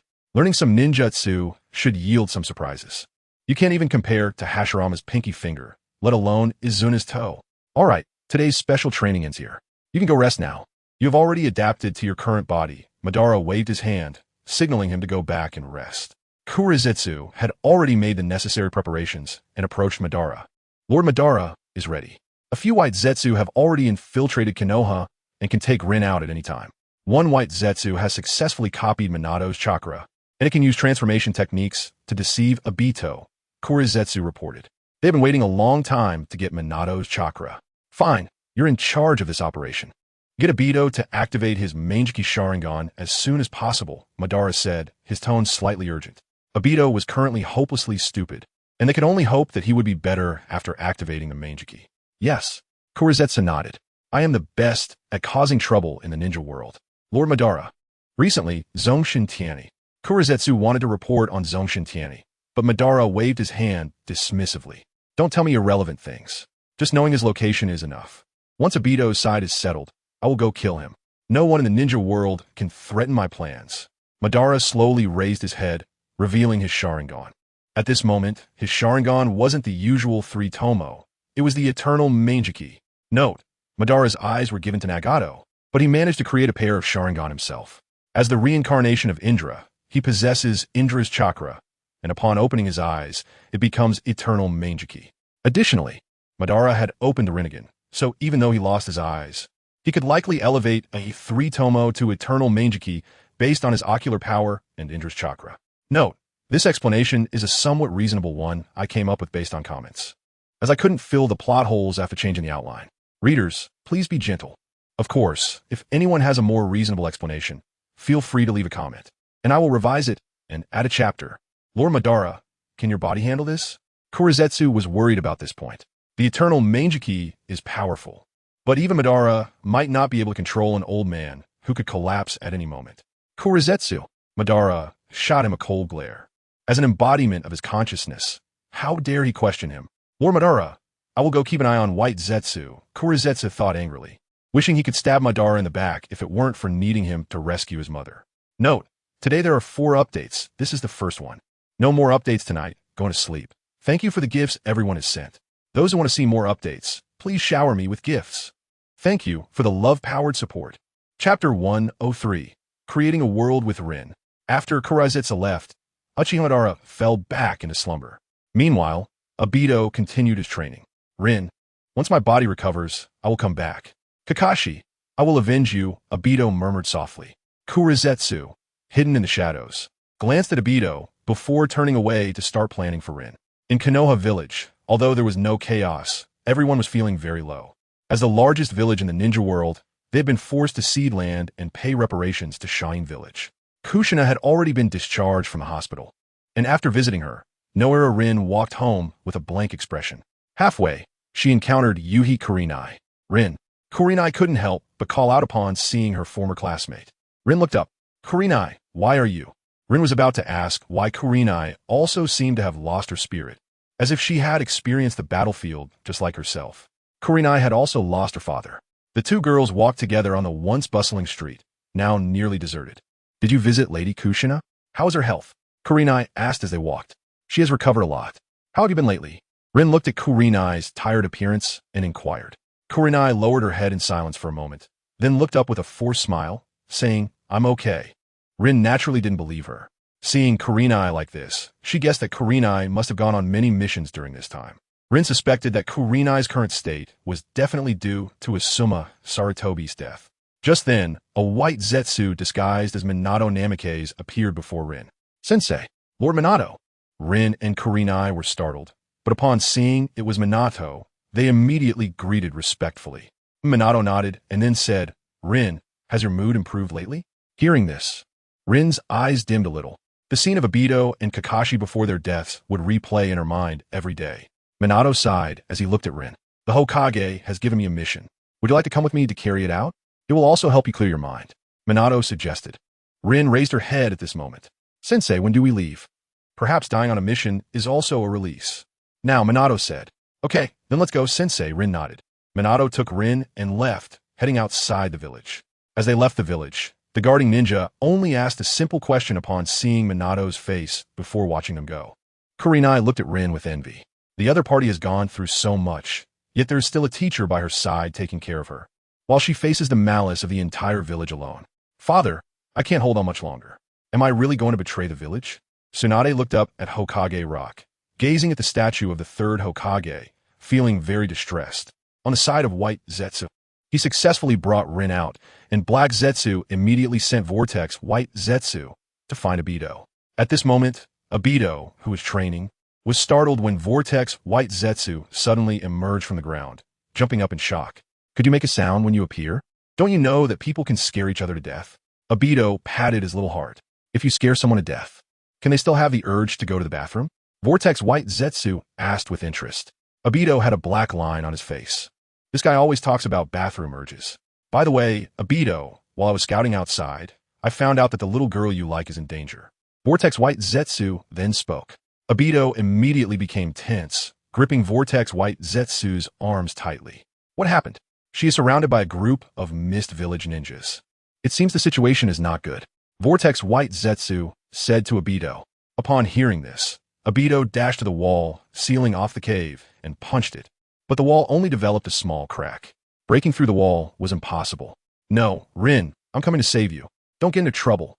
Obito desperately tried to smash the wall in front of him. At that moment, a White Zetsu jumped behind Obito.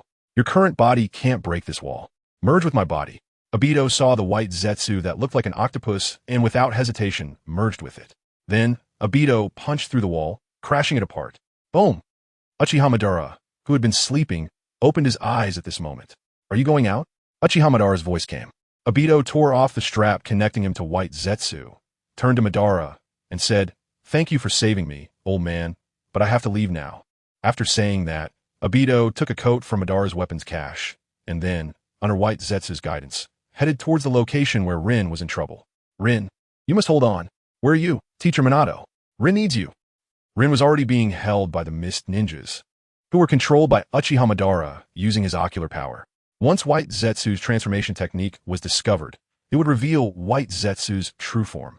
So Uchiha Madara specifically trained some Mist Ninjas for this purpose. At this moment, Rin wanted to take her own life. She had just heard from these Mist Ninjas that they had put the Three Tails inside her. They intended to take her to Konoha and then release the Three Tails from her body, severely injuring Konoha. Then, the Mist Village launched a surprise attack. In fact, there was nothing inside Rin. Originally, Uchiha Madara planned to do this, but controlling the Three Tails would consume a lot of his power, leaving him unable to kill the god of religion, Tenchi. At this moment, Rin desperately wanted to commit suicide. She couldn't harm the village that Obito and Kakashi protected with their lives. Rin, White Zetsu disguised as Minato Namikaze appeared at this time. Seeing her teacher arrive, Rin shouted, Teacher, kill me quickly. I have the Three Tails inside me, and the Mist Ninjas plan to use it to attack the village. Black Zetsu, who was watching from the shadows, had received news from White Zetsu that Obito was about to arrive, so he nodded at White Zetsu disguised as Minato, signaling him to act. Whoosh! The White Zetsu disguised as Minato threw the kunai prepared in advance, imbued with the Flying Thunder God technique. Watching the kunai flying towards her with a cold glint, Rin revealed a slight smile. Obito, Kakashi, I'm coming. At the same time, Obito had already arrived. At this moment, he saw Rin's figure. And just then he saw his teacher, Minato Namikaze, use the Flying Thunder God kunai to pierce through Rin's chest. Blood immediately splattered. No! Obito's three-tomo Sharingan changed, instantly transforming into a kaleidoscope. Obito's body sprouted branches. In the original work, he had only transplanted half of White Zetsu's body. But this time, it was his whole body, as last time Obito's body was almost a beehive. At this moment, Black Zetsu quickly gave a signal to White Zetsu, disguised as Minato, to retreat, while instructing the hidden White Zetsu to detonate the prepared explosive tags. This was specifically to provide a reason for Minato to retreat. Afterward, Black Zetsu would perfect some flaws in the plan to prevent Obito from discovering anything. The White Zetsu, disguised as Minato, immediately dodged, fled to the shadows, and then burrowed underground, escaping successfully. Subsequently, explosions erupted continuously. Boom, boom, boom. Obito instinctively wanted to protect Rin's body amidst the explosions. At that moment, Rin's corpse twisted, and then was absorbed into the Kamui space by Obito. Soon, due to the explosions, the entire area was shrouded in smoke and dust. When the smoke cleared, there were still a few missed ninjas who had not been killed in the explosion. Obito, in a frenzy, charged at them. At that moment, Obito was like a beast devoid of reason, violently slaughtering them, using would release. Black Zetsu appeared on the ground, watching Obito using would release, and he was particularly surprised. He didn't expect Madara to not have picked the wrong person. This Obito was a bit foolish, but he still had potential. Black Zetsu felt that he was closer to saving his mother. After Obito finished slaughtering the mist ninjas, Black Zetsu approached him, wanting to explain to Obito to prevent him from discovering any problems later. However, before he could speak, Obito directly entered the Kamui space. This left Black Zetsu speechless after preparing his words for so long. Damn! Inside the Kamui space, Obito held Rin's gradually cold body, sobbing and repeatedly muttering, "This is all fake, it's all fake." Obito looked up and let out a loud roar. After exhausting himself, he held Rin, gently resting his chin on her forehead, softly saying, "Rin, I will create a world with you." Note, there are 2 more chapters. Thank you for the gifts, everyone. Thanks to Ling Sui for the show. I will add another chapter tomorrow. It should be after midnight. For those who want to add more chapters, feel free to shower me with gifts or generate love as well. Chapter 104. Infinite Tsukuyomi, holding Rin in his arms. Obito wanted to find the old man who would save him, Uchiha's soul. During this time, Uchiha Madara and White Zetsu had been subconsciously instilling things into Obito. Abandon the troubles of the real world and escape into a beautiful dream. Obito placed Rin down and emerged from the Kamui space. Black Zetsu waited for Obito to come out, planning to approach him to improve this plan. Obito, however, as soon as he opened his mouth, he heard Obito say, "I'm going to find the old man. He has a way to create a world with Rin." Obito stumbled towards the place where Uchiha Madara was hiding. Black Zetsu was dumbfounded. What happened?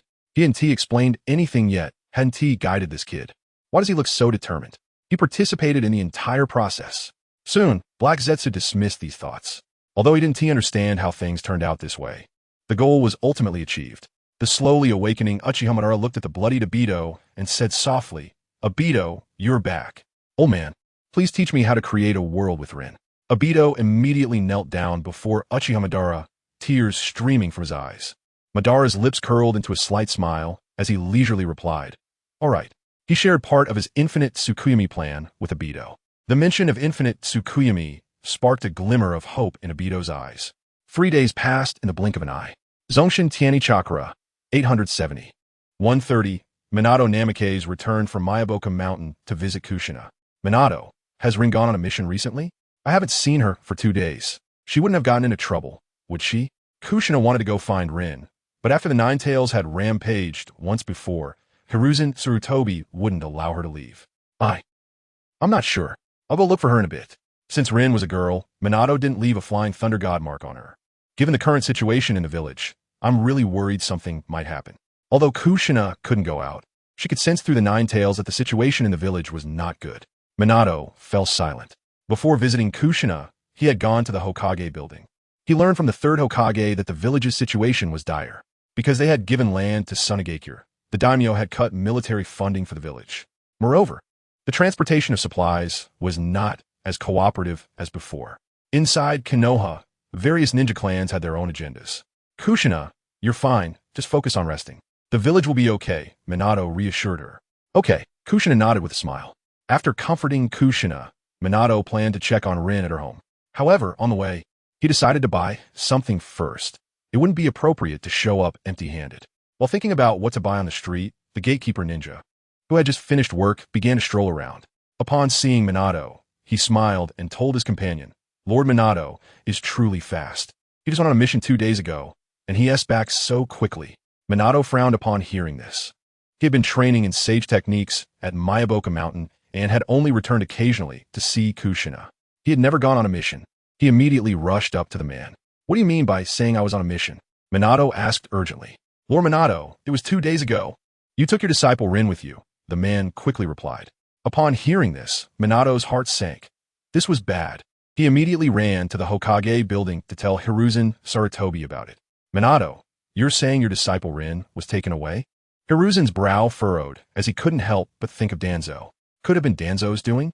Minato, don't worry, I'll handle this. I'll make inquiries. You focus on mastering sage techniques as quickly as possible. Hiruzen couldn't give Minato a clear answer right now.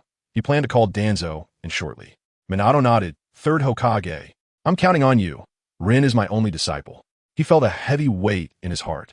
Understood, Hiruzen replied solemnly. Minato then left the Hokage building. He didn't tell Kushina about this, fearing it would affect her and cause the Nine Tails to go out of control. Sighing, Minato went back to training at Mayaboka Mountain. Meanwhile, Hiruzen sent someone to inform Danzo. Before long, Danzo appeared in the Hokage office. Hiruzen, why did you call me? Danzo asked. Hiruzen took a puff of smoke and then asked, did you capture Minato's disciple Rin? Danzo was momentarily taken aback. Why would I capture that little girl? What would I do with her? Danzo recalled that the girl had average talent. He wouldn't be so foolish as to capture her. Hiruzen stared intently at Danzo. Hand over Rin, and I can pretend nothing happened. Hearing Hiruzen's words, Danzo slammed the table and declared, Hiruzen, I told you, I didn't capture her. With a cold snort, Danzo turned and stormed out. Instead of arguing with Hiruzen, he thought it better to check on Orochimaru's progress with the Hashirama cells. Could it really not be him? But if it wasn't him, then who could it be? Hiruzen was puzzled and ultimately had to send the Umbu to investigate the matter. After arranging everything, he tapped the table. Soon, an Umbu entered through the window and knelt before him. Has there been any unusual activity from the Uchiha clan lately? Hiruzen was very concerned about the Uchiha clan. He still didn't know what Fugaku's Mangeki Sharingan ability was. Lord Hokage, the Uchiha ninjas are still clamoring to have you step down and have Fugaku become Hokage. Unlike before, Fugaku has called in the ordinary members of their clan for meetings. There haven't been any other unusual happenings. The Umbu reported. Hiruzen nodded at this and waved for the Umbu member to leave. He didn't regard the ordinary members very highly. He then got up to find Orochimaru. Not long after, he arrived at Orochimaru's residence. Orochimaru had just seen Danzo off when he spotted his teacher. Teacher, what brings you here? I need to discuss something with you. Hiruzen glanced around at the entrance. Orochimaru smiled. Danzo just left. I had a chat with him. Hiruzen frowned slightly, but quickly relaxed and said, come in, let us talk. The two sat across from each other. Hiruzen took out the reanimation jutsu scroll. Teacher, what is this? Orochimaru looked at his teacher in confusion. Reanimation jutsu, Hiruzen said slowly. Orochimaru, I need you to improve it and make it more perfect. I've prepared a laboratory for you. Just tell me what you need. Hiruzen had been waiting for Orochimaru to approach him for quite some time. After all, he had used the reanimation jutsu on the battlefield, and since Orochimaru hadn't come to him, he decided to take the initiative today. But teacher, didn't you say you didn't want me researching this ninjutsu? Orochimaru squinted and took a sip of tea, secretly thinking, I thought my teacher could hold out longer. But it seems he can't. Having received the reanimation jutsu from Danzo, Orochimaru wasn't in a hurry at all. Times have changed. The village needed it now. A hint of embarrassment appeared on Hiruzen's face. But teacher, researching this requires a lot of test subjects. Orochimaru said slowly. The test subjects are ready, Hiruzen quickly replied. Orochimaru looked at his teacher and nodded. I'll leave this matter to you. Hiruzen got up to leave, feeling quite awkward under Orochimaru's gaze. Chapter 105. The Eve of Uchiha's Withdrawal. After watching his teacher leave, Orochimaru returned to his laboratory to continue his experiments on magnet release. The allure of magnet release was too great for him. Within the Uchiha clan's territory, Fugaku and Uchiha Shursui sat together, and a soundproof barrier enveloped the room. Elder Shana, how was the communication with Lord Tenyi going? Fujitake inquired. This time, although Sarutobi Hizashi did not punish him for leading the clan's retreat, Fujitake knew that this matter had surely been noted down by Sarutobi Hizashi. Moreover, rumors were spreading in the village that this land concession was caused by the Uchiha clan. Don't worry, there's no need to rush in matters like this. Uchiha Shana was very calm, leisurely sipping tea. If this were before, he wouldn't have been able to sit still, but now that he had a backup plan for the clan, his once impatient temperament allowed him to remain composed. Seeing that Uchiha Shana showed no signs of anxiety, Fujitake thought that there must have been significant progress in the matter. Therefore, he also felt no urgency. After all, he had seen a future where his clan mixed with Lord Tenyi. Is everything ready to be taken from the clan? Uchiha Shana asked Fujitake. It's ready. All the accumulated ninjutsu scrolls and various materials are packed. It's just that given the current situation, it's difficult to convert some of the clan's items into money. Fujitake felt a bit regretful. Money is a small matter. These ninjutsu scrolls and materials are the priority. They're the gifts we bring to Sunagakure, Uchiha Shana said. For the Uchiha clan to quickly integrate into Sunagakure, they must present sufficient benefits. The ninjutsu scrolls accumulated by their clan are the key. Fujitake nodded. Lulan, a group of shadow clones of Lord Tianyi, was following the tail of Shikaku, learning sealing techniques. At this moment, Maki arrived at Lulan with a member of the Umbu and found Lord Tianyi, who was trying to enter Sage mode. Tianyi, Maki exclaimed with a smile upon seeing him. Surprised by Maki's arrival, Tianyi looked at the Umbu member behind him and asked, "Is he from the Uchiha?" "Yes," Tianyi, Maki nodded. Then looked around and saw that besides Tenyi's shadow clones, there was no one else, and he said with relief, "The Uchiha clan is already asking when to act. Are they that anxious?" Tianyi asked. Maki nodded. The Uchiha clan has been having a hard time lately. The higher-ups in Konoha have shifted the blame for the defeat and land concession onto the Uchiha clan. Maki thought that the Konoha higher-ups were shameless. At the same time, he considered how poorly the Uchiha clan was treated in Konoha to bear such an outrageous scapegoat. No wonder the entire clan wanted to defect. Upon hearing this, Lord Tianyi couldn't help but twitch the corner of his mouth. "How many people are in your clan now?" Tianyi asked Ina. "Lord Tianyi, we currently have over 4,000 members, with more than 900 having awakened to Sharingan. There are about 1,000 ninjas without awakened eyes." Incorporating suggestions from various readers. "If there are issues, please go easy on me." Uchiha Ina quickly reported the number of clan members. Upon hearing this, Tianyi nodded. The largest clan in Konoha was indeed not a false title. No wonder in the original work, the Uchiha and Hyuga clans could withstand Kirigakure. He took out a flying thunder god kunai and handed it to Ina, saying, "Use this to send to your clan and let them prepare for tonight. I'll come back to take them out." "Thank you, Lord Tianyi." Uchiha Ina knelt down in excitement. "All right, no need to thank me yet. Let's focus on the task at hand." Tianyi waved his hand. Okay. Uchiha Ina immediately wrote down Lord Tenyi's instructions on a scroll and summoned his ninja cat to deliver these items back to the clan. Maki then looked at Lord Tianyi. "Tianyi, you're not planning to act alone this time, are you?" Maki asked seriously. Tianyi nodded. "No, this time you must bring enough people. I will go with you. If you don't take me, I absolutely won't allow you to go." Maki firmly grasped Tianyi. Lord Tianyi is the future of Sunagakure, and Maki would not allow him to enter Konoha alone. Although Konoha's strength has declined, it was once the largest village in the ninja world, and its foundation still exists. What if there are sealing techniques that can block space or some formations? That would be troublesome. Then I'll bring you along, okay? I'm not going to fight. I just want to sneak the Uchiha clan out. Tianyi was currently focused on the Dragon Vein and Sage mode. When the time comes, he would just send a shadow clone to Konoha to throw a big Rasengan. His main body would definitely take the Uchiha clan and also bring the Umbu team from Lulan. Maki knew there were 3 Umbu teams in Lulan, so he insisted on bringing them along. Once exposed, adding the 3 Umbu teams would definitely cover Lord Tenyi's retreat at the cost of their lives. All right, Tianyi reluctantly agreed. Konoha, Uchiha clan grounds. Uchiha Ina's ninja cat had delivered the flying thunder god kunai and scroll to Uchiha Shana. Upon learning that Lord Tianyi would come tonight to lead their clan's retreat, Uchiha Shana immediately rushed to Fujitake's house and handed him the scroll to look at. Great. Fujitake's face turned red with excitement. "Luckily, we've been prepared recently. As soon as Lord Tianyi arrives, we can leave directly." Fujitake laughed heartily. In the daily meetings, he had gathered all the clan members to keep Konoha's higher-ups at bay. Fujitake remembered to directly use the Mangeki to control all the clan members, making it easier for Lord Tianyi to lead them away. Uchiha Shana's expression was serious. Not many know about the defection to Sunagakure.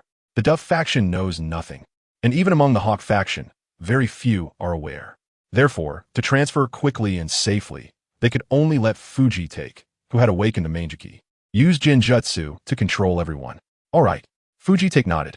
Uchiha Shana looked in the direction of the Hokage building, a hint of a wicked smile appearing in his eyes. He had recently prepared a lot of explosive tags under the clan grounds. It would definitely be enough to give Sarutobi Hizashi a big surprise. NS, today as 4 updates end with 10,000 words. Thank you for the gifts everyone has sent. I thank you all here. Ben, I humbly request some gifts. Everyone's love should keep flowing. Tomorrow will also be 4 updates. Chapter 106, Uchiha's Retreat. Lord Tenyi's Gift to Konoha. Fujite glanced at Uchiha Shana, feeling that this old fellow must be up to no good. Meanwhile, inside the Hokage building, Sarutobi Pihua found Sarutobi Hizashi. Hizashi, when will Shino come back? Sunagakure won't do anything to Shino, right? Sarutobi Pihua had a worried expression on her face. Asuma was already dead, and now Shino was her only hope. If anything happened to Shino, she would break down. Don't worry, Shino will be fine. Once Yin is done with his work, I will send him personally to negotiate with Sunagakure. This time, we won't repeat the mistakes made with Asuma. Sarutobi Hizashi comforted his wife. Time quickly turned to night. The Uchiha clan was holding a small meeting as usual. The patrolling Uchiha ninjas in the clan grounds were all hawkish members arranged by Uchiha Shana. However, they were not their real bodies but shadow clones. The Umbu members lurking outside the Uchiha clan did not notice this. At this moment, Fugaku looked at the people present, saw that most of the clan members had arrived, but the ones responsible for the patrol today had not come yet. He turned to look at Uchiha Shana. Uchiha Shana nodded slightly, indicating that there was no problem. Seeing this, Fugaku felt relieved.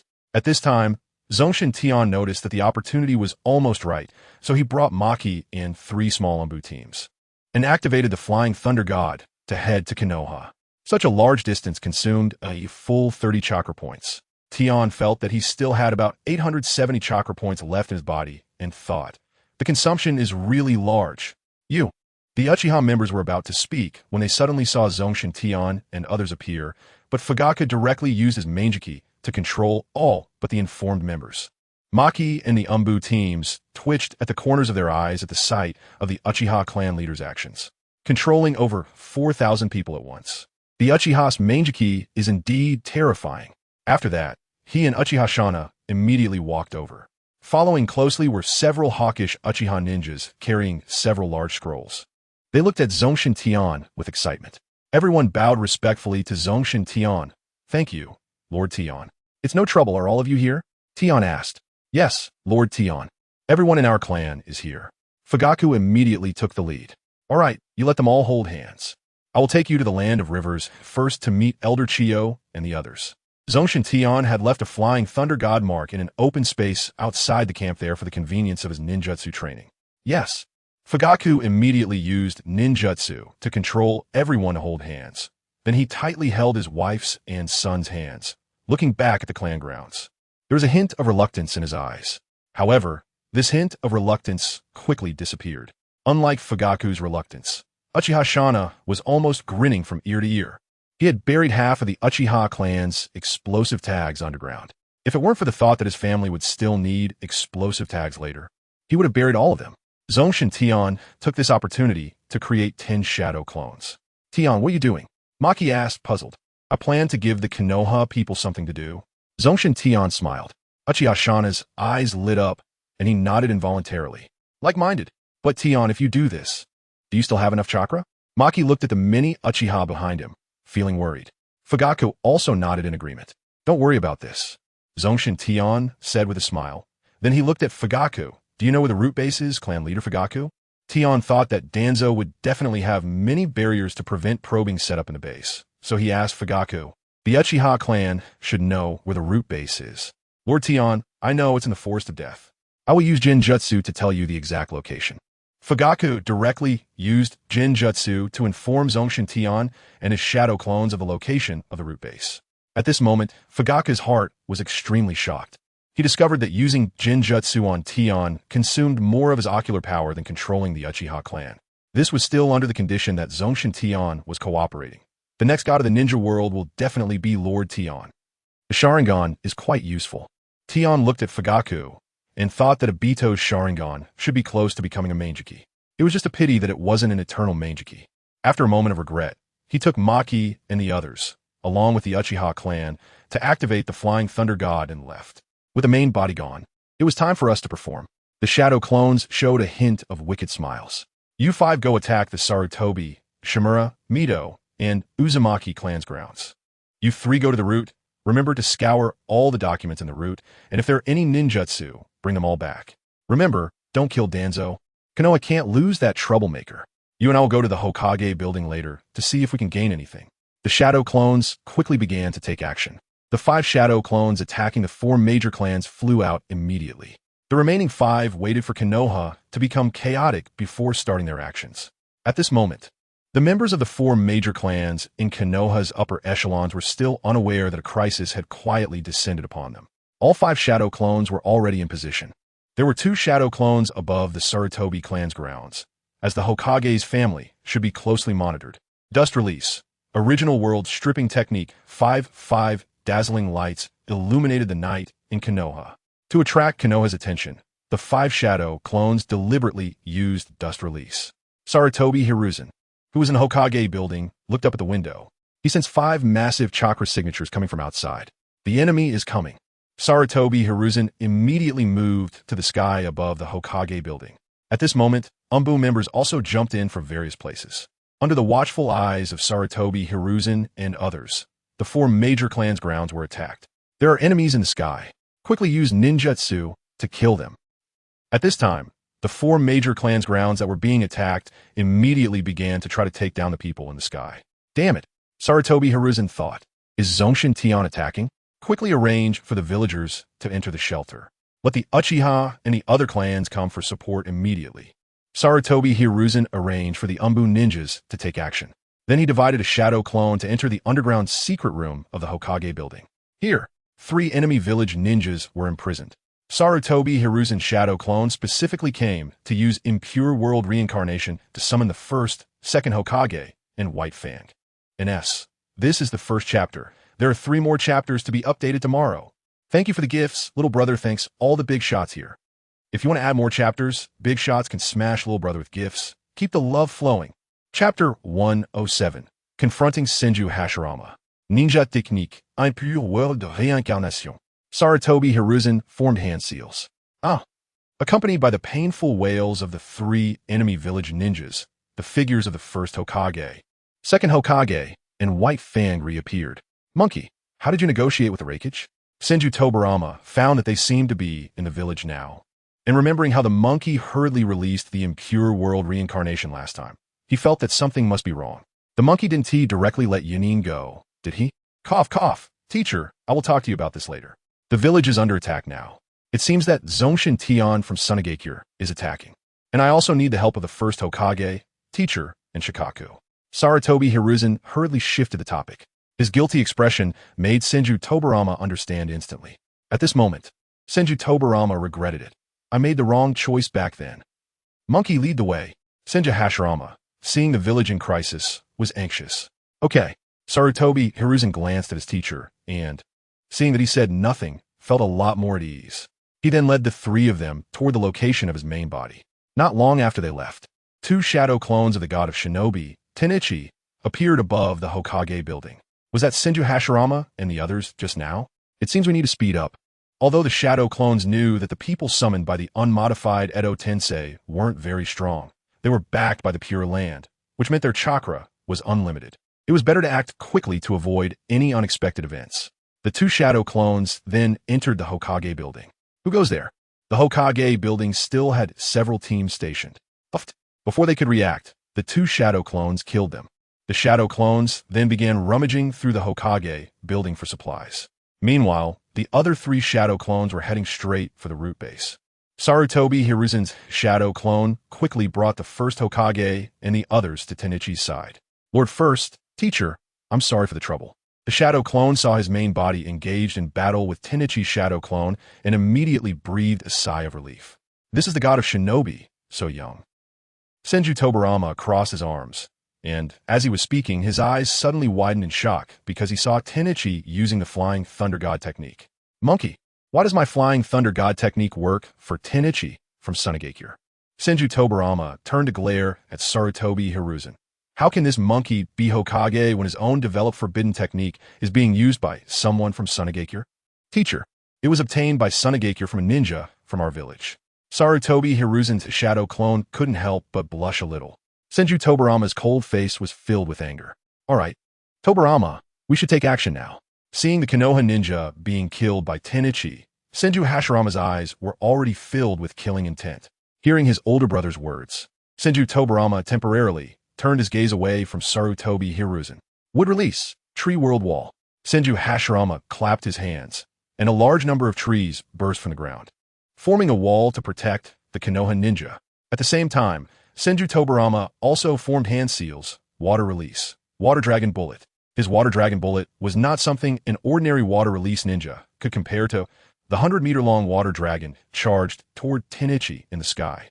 At this moment, Hataki Sakumo rushed out from the battlefield after finding a short ninja. Sarutobi Hiruzen watched the three figures with a hint of deep envy, especially when looking at Senju Hashirama and Senju Tobarama. If only my strength were as strong as theirs, I wouldn't have to resort to so many tricks. Hiruzen, are these the first Hokage and the teacher? Danzo arrived at this moment. He had originally planned to stay hidden in the root base until he discovered the wood release. He initially thought Sarutobi Hiruzen had trained some wood release ninja, so he rushed over, only to find it was just the first Hokage summoned by Edo Tensei. Danzo, let's join forces. After Sarutobi Hiruzen's shadow clone finished speaking, he also joined the battle, attacking the other shadow clones of Tenichi in the sky. Senju Hashirama stood at a high point and said to the Konoha ninja below, "Everyone, retreat to the back." "Yes, Lord First." The ninja below excitedly retreated. With the first Hokage around, they believed the invading enemy would definitely be caught. One of Tenichi's shadow clones arrived above Senju Hashirama. "God of the ninja world, I would like to have a match with you. Right now, I am just a shadow clone, so you can only exert 2 or 3% of your strength. That seems fair, right?" Tenichi said with a smile. Senju Hashirama didn't waste any time and directly clapped his hands. Would release, Sea of Trees. Since he was in Konoha, Senju Hashirama didn't directly use the tree world birth technique. However, within a radius of 4 to 5 kilometers, countless trees erupted from the ground, completely altering the landscape. This tree planting ability is unmatched, Tenichi exclaimed. The branches under Senju Hashirama's control advanced toward Tenichi. Rasengan. Tenichi directly used a Rasengan to smash the branches that were charging at him into pieces. Would release, Diamond Wood. Senju Hashirama clapped his hands again, and trees emerged from the ground, pressing toward Tenichi from all directions. Dust release, limit removal technique. A cylindrical barrier appeared in Tenichi's hand, which then directly shattered the trees, rushing toward him into molecules. The trees that hadn't been destroyed now twisted like snakes, flying toward Tenichi. The Konoha ninja watching below became excited. This shadow clone is definitely going to be destroyed by the first Hokage. That's right. The first Hokages would release pacified the warring states period. Yes, yes. As the Konoha ninja looked on, Tenichi countered with a large Rasengan, giant Rasengan. The incoming trees were smashed into pieces once again.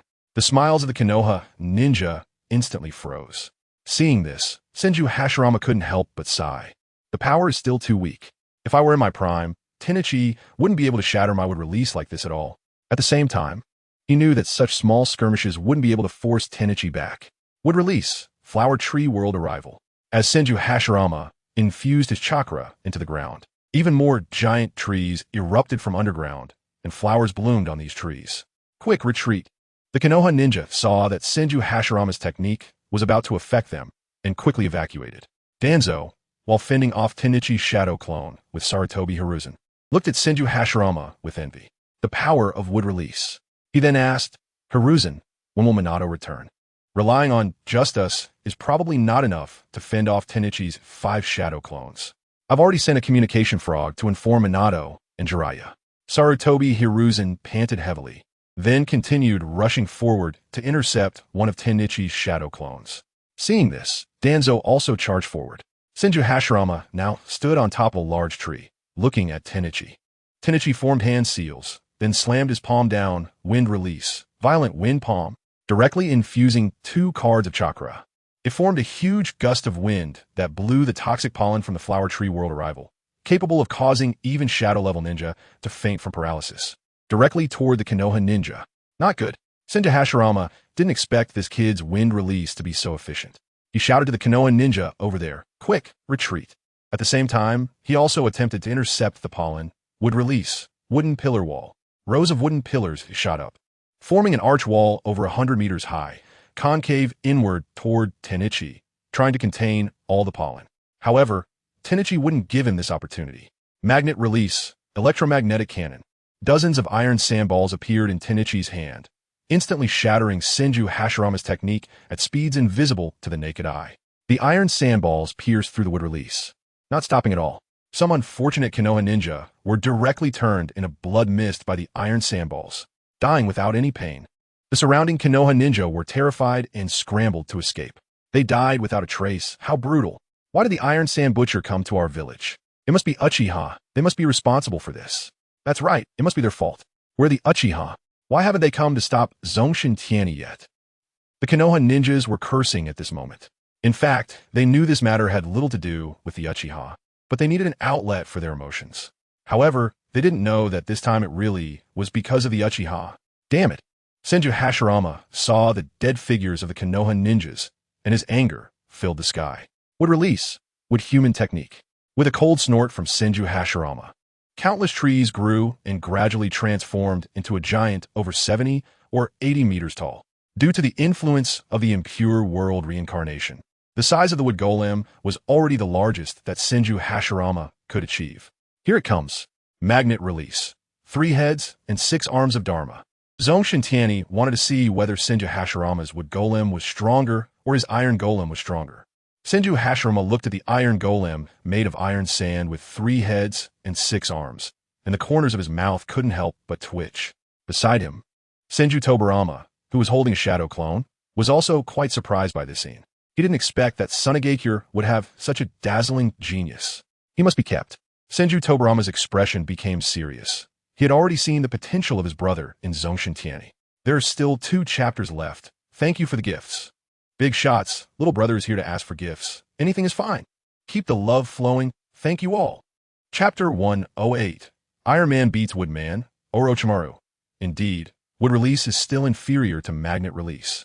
Senju Tobarama observed the 5 Zongshen Tianyi in front of him and thought, which one is the real one? After observing for a while, he felt that the Zongshen Tianyi who had attacked like his brother was very likely the real body.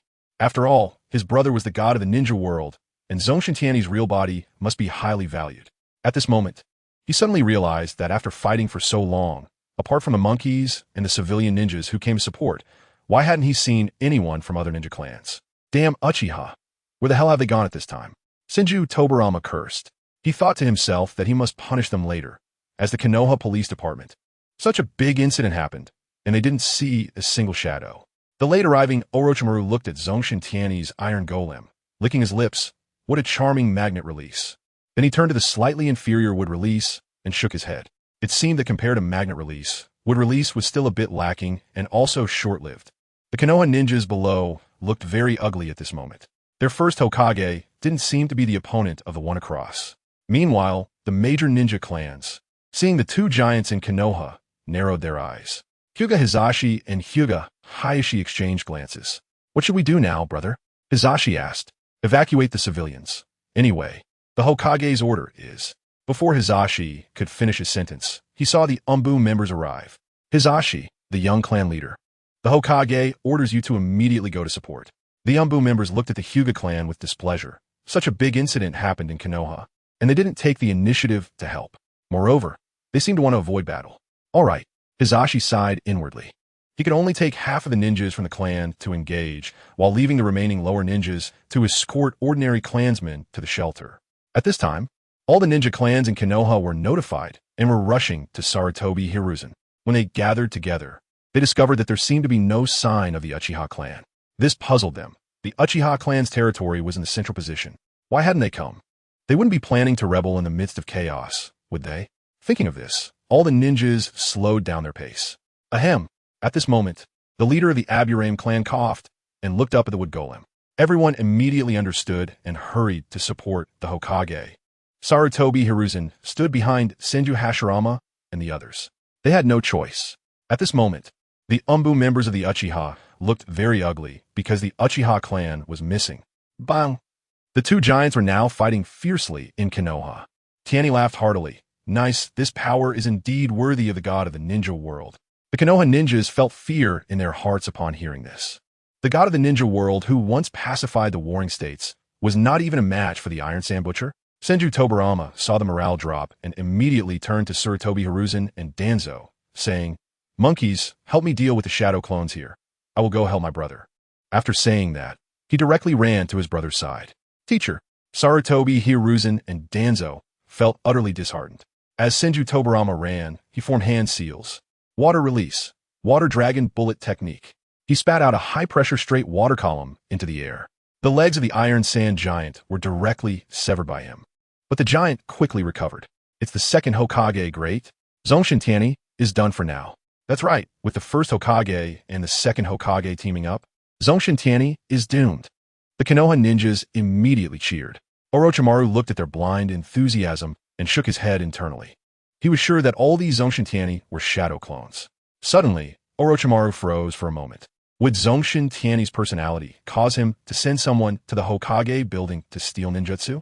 Thinking of the days when he was once confined and interrogated for ninjutsu by Zongshen Tianyi, a smile unconsciously appeared on his lips. So he quietly sent out a shadow clone to fish in troubled waters. Meanwhile, he actively helped his teacher.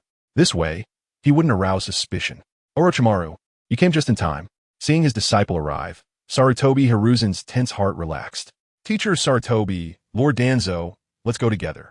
Orochimaru glanced deeply at the two shadow clones above. Zongshen Tianyi shadow clone also looked at Orochimaru meaningfully. At this moment, the shadow clone sensed that Orochimaru's strength seemed a bit weak.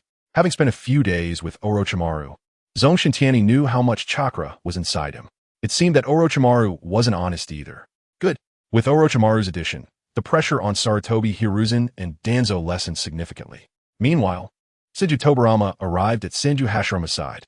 Brother, let's team up to deal with this kid. You can't drop the ball this time. This concerns the life and death of our Konoha. Senju Tobirama was certain that if they didn't take down Zongshen Tianyi, this guy might destroy Konoha in the future. Good. Senju Hashirama nodded. Thus, Senju Tobirama used water release to interfere with Zongshen Tianyi, while Senju Hashirama controlled the wood golem to launch a fierce attack on Zongshen Tianyi. The interference of water release slowed down the speed of the Iron Sand giant significantly because there was a lot of water mixed in with the Iron Sand. Zongshen Tianyi's giant slowed down. The cooperation of the first and second Hokage was indeed powerful. Yes, victory belongs to us Konoha. Those who can use water release ninjutsu. Hurry up and take action. The Konoha ninjas saw that the giant seemed to be suppressed and immediately became excited. Zongshen Tianyi smiled upon seeing this, and then commanded the giant to attack with all its might. 6 arms swung rapidly, causing shards of the wooden man to fly everywhere. Senju Hashirama immediately replenished it with chakra. However, the recovery speed of the wood couldn't keep up with the destruction caused by the 6 arms. Tobirama, Senju Hashirama called out gravely at that moment. All right, big brother. Seeing this, Senju Tobirama immediately attacked the giant's 6 arms. Water release, water severing wave. Him to cut off the giant's arms to help his brother. Zongshen Tianyi, upon seeing this, sneered. Did they really think they were one person? At this moment, the shadow clone that was fighting against Hitaki Tsukumo immediately flew over. Damn! Hitaki Tsukumo couldn't help but curse as he watched the shadow clone fly away. The shadow clone arrived next to Zongshen Tianyi, performing fire release, great fire dragon technique. Orochimaru silently lowered his head at this moment. That's right. This ninjutsu was extorted from him by Zongshen Tianyi. The shadow clone of Zongshen Tianyi, relying on its massive chakra, directly suppressed Senju Tobirama's water release with fire release. This. Senju Tobirama's pupils constricted sharply. It should be known that only that evil Uchiha Madara could suppress his water release with fire release. Now, this young punk in front of him managed to do it too. Although his strength was not as great as in life, it was still enough to shock him. Chapter 109. A Gift of Farewell. After suppressing Senju Tobirama with fire release, the Iron Sand Giant's palm-swinging speed increased rapidly, and soon the wooden man could no longer withstand it. It was directly smashed into pieces. Even Senju Hashirama, who was controlling it, lost half of his body. Did the first Hokage die again? Fool! How could a dead person die again? The first Hokage was blasted apart by the Iron Sand Butcher. Gulp! What do we do now? The morale of the Konoha ninjas, which had just recovered, was dashed once again at this moment. The assisting ninjas all tacitly distanced themselves from this place to help Sarutobi Hiruzen and the others. The battle here was too brutal, they dare not stay. Senju Hashirama, who had lost half of his body, recovered. Bang! This time he was directly blasted to pieces again. Not good. The first Hokage was blown up again. The first Hokage has recovered.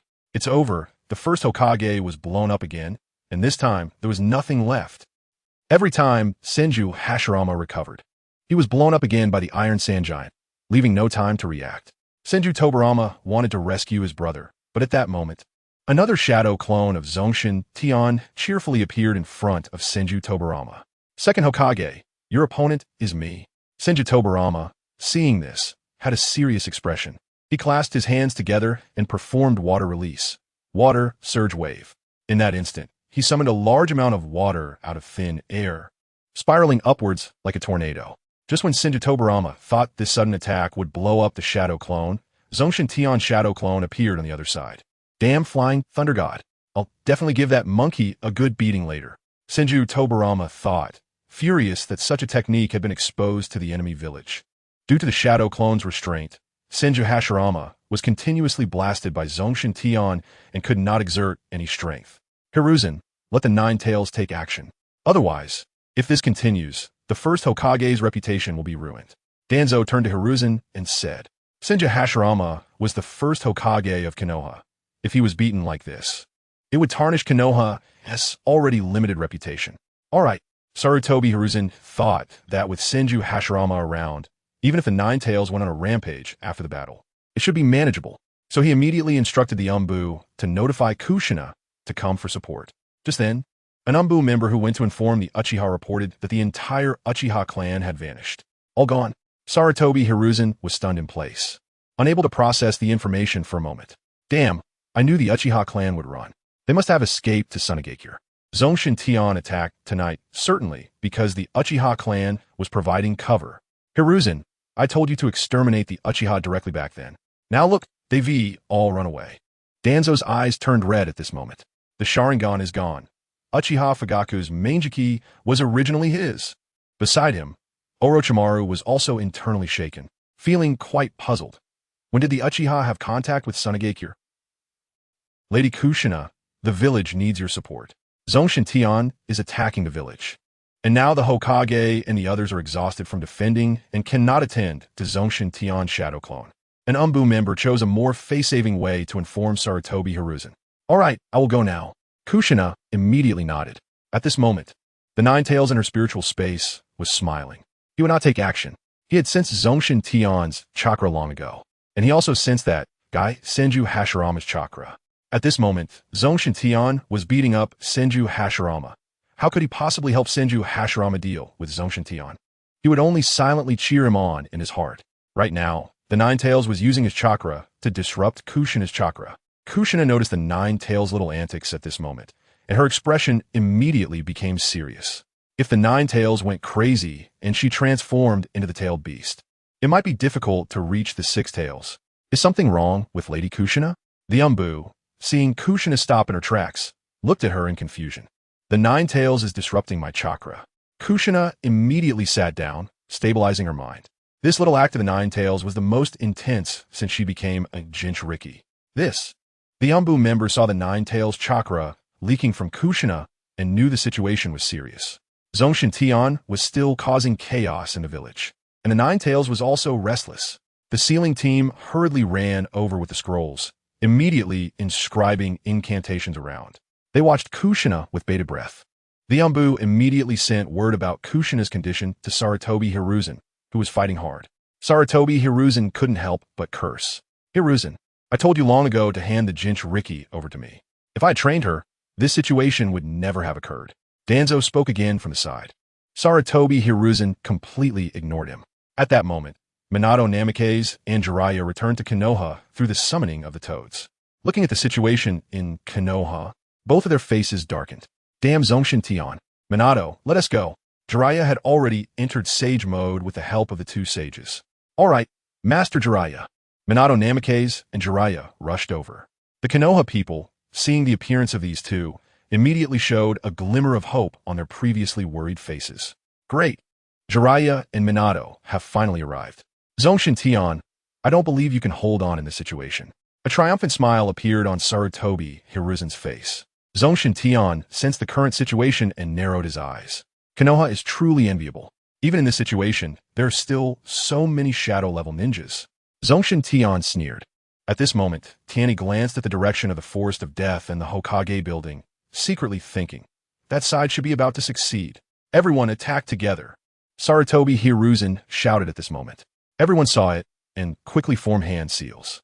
5 elements, great multiple shadow, clone technique. Wind release, vacuum, great sphere.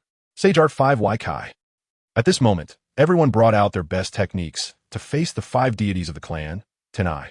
Magnet release, electromagnetic field. The 3 shadow clones exhausted all their chakra to create a force field that directly blocked all their ninjutsu. Orochimaru looked at the domineering existence of Tenai with eyes filled with longing for magnet release. It was truly powerful.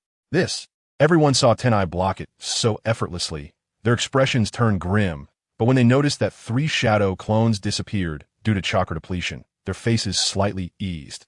The remaining shadow clones, seeing that the time was almost up, smiled at them. Everyone, the game is over. Let me give you a gift. At this moment, the 2 shadow clones exhausted all their chakra. Great spiraling wheel.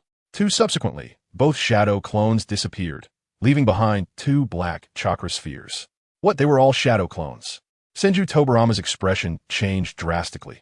He originally thought he was facing his brother's real body. At this moment, Senju Hashirama recovered, got up from the ground, and saw the 2 chakra spheres slowly descending. His expression changed dramatically. Hurry up and take action, he shouted. Would release, ranking technique.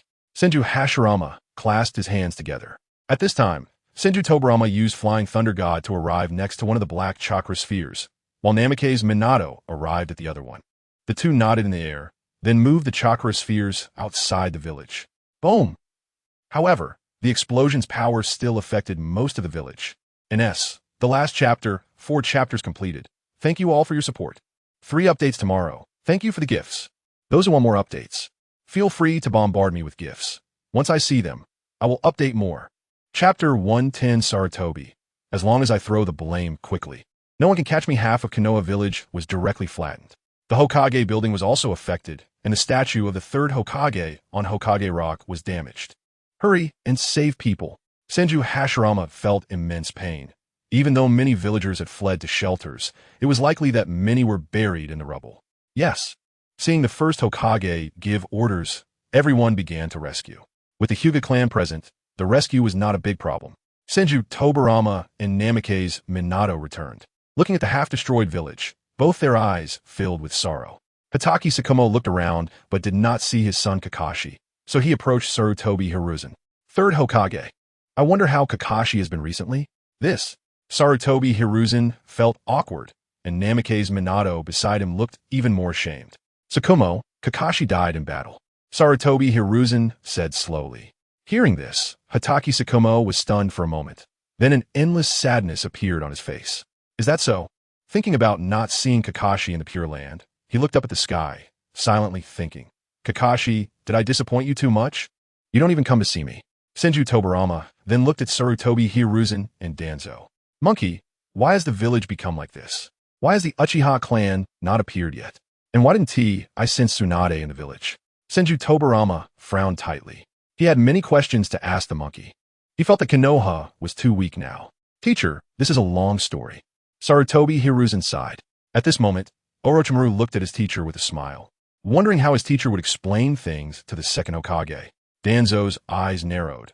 If the teacher knew about Hiruzen's actions, would he dismiss him from the Hokage position on the spot? Thinking of this, he became excited. Teacher, Hiruzen. Danzo was about to report when Sarutobi Hiruzen's shadow clone had already released the impure world reincarnation from afar. Senju Hashirama, Senju Tobarama, and Hatake Sakumo directly returned to the Pure Land. The people present looked at Sarutobi Hiruzen with complex expressions. This made Sarutobi Hiruzen's old face flush. Fortunately, standing here were Jiraiya, Orochimaru, Namake's Minato, and Danzo with red eyes. He lost face, but not completely. Hiruzen, you really have a good method.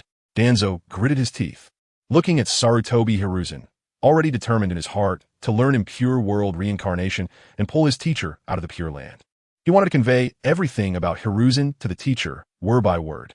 Danzo, don't forget what you did. It's best to give up your little schemes. Danzo's butt twitched, and Sarutobi Hiruzen immediately knew whether this guy was going to take a solid or liquid dump. Danzo suddenly reacted. Hiruzen had done quite a few things that couldn't be seen, but he had done more. Whether the teacher would kill Hiruzen was uncertain, but he would definitely stab him with a sword. All right, Danzo, go, and count how much we have lost now. Sarutobi Hiruzen looked towards his clan's land, thinking, fortunately, those ninjas secretly trained by the clan were not in the clan's land. Otherwise, there would have been a huge loss this time. Danzo nodded and turned to assess the casualties of the 4 clans. He wasn't very concerned about his own clan situation. The talented members of the Shimura clan had long been taken care of by him. Sarutobi Hiruzen turned to look at Orochimaru and the others. Orochimaru, continue researching the ninjutsu I assigned to you. Jiraiya, Minato, you go. At this moment, the Nine-Tails figure suddenly appeared in the village. Senju Hashirama, old man, I'm going to kill you. When the Nine-Tails emerged, looking at half of the village destroyed, it was first stunned, then looked around. Realizing that Senju Hashirama was not present, it secretly breathed a sigh of relief. Don't be fooled by its fierce calls. It was still a bit scared facing Senju Hashirama. The shadow it cast back then was too great. Damn it. Why has the Jinchuriki gone berserk again? Damn it. Why must you torment us Konoha like this? Quickly take the injured away from here. The ninjas who were originally rescuing the injured from the ruins all turned to run. The previous battle had drained their chakra, and now they couldn't even use ninjutsu. Minato, take the Nine-Tails outside the village. Sarutobi Hiruzen immediately said, now that half of the village is gone, if the other half is destroyed by the Nine-Tails, Konoha's already tattered face will truly be lost. Yes, Namake's Minato's eyes were filled with worry. Kushina, I'm coming. Sarutobi Hiruzen brought Orochimaru and Jiraiya to suppress the rampaging Nine-Tails, while also sending the Umbu to notify the other sealing teams for support. Given the current situation, it was certain that all the sealing teams guarding Kushina were dead. At this moment, Sarutobi Hiruzen had already thought of a plan to throw the blame. He would pin the destruction of half the village on the Nine-Tails, thus maintaining Konoha's face on the surface. Therefore, as he suppressed the Nine-Tails, Sarutobi Hiruzen put in extra effort. This made Namake's Minato feel extremely pained. After all, it was his girlfriend that was being attacked. Old man, did you take your anger out on the Nine-Tails? Jiraiya whispered while suppressing the Nine-Tails. At this moment, Orochimaru silently observed, his instincts telling him that things were not this simple. His teacher would surely surprise him later. When the scene shifted to Zongshen Tianyi, Chiyo and Ebizo were wide-eyed, staring at the Uchiha clan brought by Zongshen Tianyi. The two were clutching their hearts, incredulous at what they were witnessing. Sister, are we under a Jinjutsu? The Uchiha clan has defected to us. This is too unexpected. Ebizo asked his sister while secretly attempting to dispel the illusion. Chiyo rolled her eyes at her brother, then walked over to Zongshen Tianyi. Tianyi, how did you manage this? Chiyo's heart raced with excitement. The Uchiha clan joining Sunagakure was monumental news. It wasn't me. It was Konoha that sent them to us. Konoha has been suppressing the Uchiha clan, and this time they shifted all the blame for their defeat onto the Uchiha. That's why the Uchiha clan came to me, want an ally with us in Sunagakure. Zongshen Tianyi explained simply. Chiyo was ecstatic and couldn't help but sarcastically say, Sarutobi Hiruzen is truly a great Hokage. Ebizo nodded in agreement. Chiyo elder, please help us inform the teacher in the village. Prepare accommodations for the Uchiha clan. I didn't tell anyone before to prevent leaks, Zongshen Tianyi said apologetically. Chiyo nodded in satisfaction. Tianyi, you did well. I'll take care of the rest. The Uchiha clan watched with complex expressions as Zongshen Tianyi and the Sunagakure ninjas interacted. Fugaku used Jinjutsu to inform everyone about the recent events. Everyone felt a bit uneasy. After all, they had considerable assets in Konoha. Zongshen Tianyi noticed the Uchiha clan's expressions and reassured them. Rest assured, from today onward, you are part of Sunagakure. I promise you will not face any discrimination. In addition, the village will provide some compensation to help you adjust to life in Sunagakure. Hearing this, the Uchiha clan felt relieved and looked gratefully at Zongshen Tianyi, thanking him. Chiyo leaned closer to Zongshen Tianyi and asked slowly, Tianyi, do you have that much money? How could I have that much? I'll just sell some of the gold from the teacher later, and that will give us money, Tianyi replied. Chiyo was momentarily speechless. She felt that, in this situation, Raza would be more than willing to provide the gold. Chapters 111. Huge gains. All forbidden techniques ninja clan secret techniques Chiyo and Ebizo immediately began to allocate some supplies from their base for the Uchiha. They also sent ninjas to help the Uchiha construct some earthen houses. Zongshen Tianyi then approached Fugaku and Shana. Fugaku clan head, Shana elder, please bear with us for now. This is the only condition we have. Things will improve once we return to the village, Tianyi said with a smile. This is already great, Lord Tianyi. Although the conditions are a bit rudimentary, We don't have to worry about Konoha attacking us, Fugaka said, bowing immediately. The Uchiha faction nodded in agreement. Sunagakure's conditions were poor, but they didn't have to worry about being betrayed by Konoha's higher-ups. Zongshen Tianyi smiled and nodded, then said, "It's getting late. You should rest early and calm your clan down." "Yes, Lord Tianyi. By the way, this is a collection of ninjutsu and some data from our Uchiha clan. Consider this a gift for joining Sunagakure," Fugaka said as he handed over several large scrolls. Zongshen Tianyi accepted them with a nod. "Thank you on behalf of the village. If you need anything in the future, feel free to contact me. By the way, this is my flying thunder god kunai. Take it." Tianyi handed Fugaka a kunai. "Yes," Fugaka said excitedly, extending both hands to accept the kunai solemnly. This was not just a kunai. It was a ticket to a new future. The Uchiha clan boarded Zongshen Tianyi's ship. Zongshen Tianyi smiled and nodded at everyone, then turned to leave. Meanwhile, Maki and others were assisting the Uchiha clan and keeping an eye on them. Tianyi returned to his room, and in the next moment, 5 shadow clones appeared, each carrying several large scrolls. "Master, we've looted the root's ninjutsu and some funds. We set trap for the supplies we couldn't take. We'll give Danzo a surprise later. We also found a lot of data from the Hokage building, but the sealing scrolls there are protected by barriers. We couldn't open them without the correct hand seals, so we couldn't bring them back. However, we encountered Orochimaru at the Hokage building and managed to open part of the scroll seals, obtaining some sealing techniques from the Uzumaki clan," one clone explained. "Nice. We hit the jackpot this time." Zongshen Tianyi looked at the dozens of large scrolls, rubbing his hands together excitedly. If nothing went wrong, the shadow clones should have stolen a significant portion of Konoha's resources. Tianyi eagerly opened the scrolls from the root and began inspecting them. He quickly found what he wanted, a backup of the sealing book.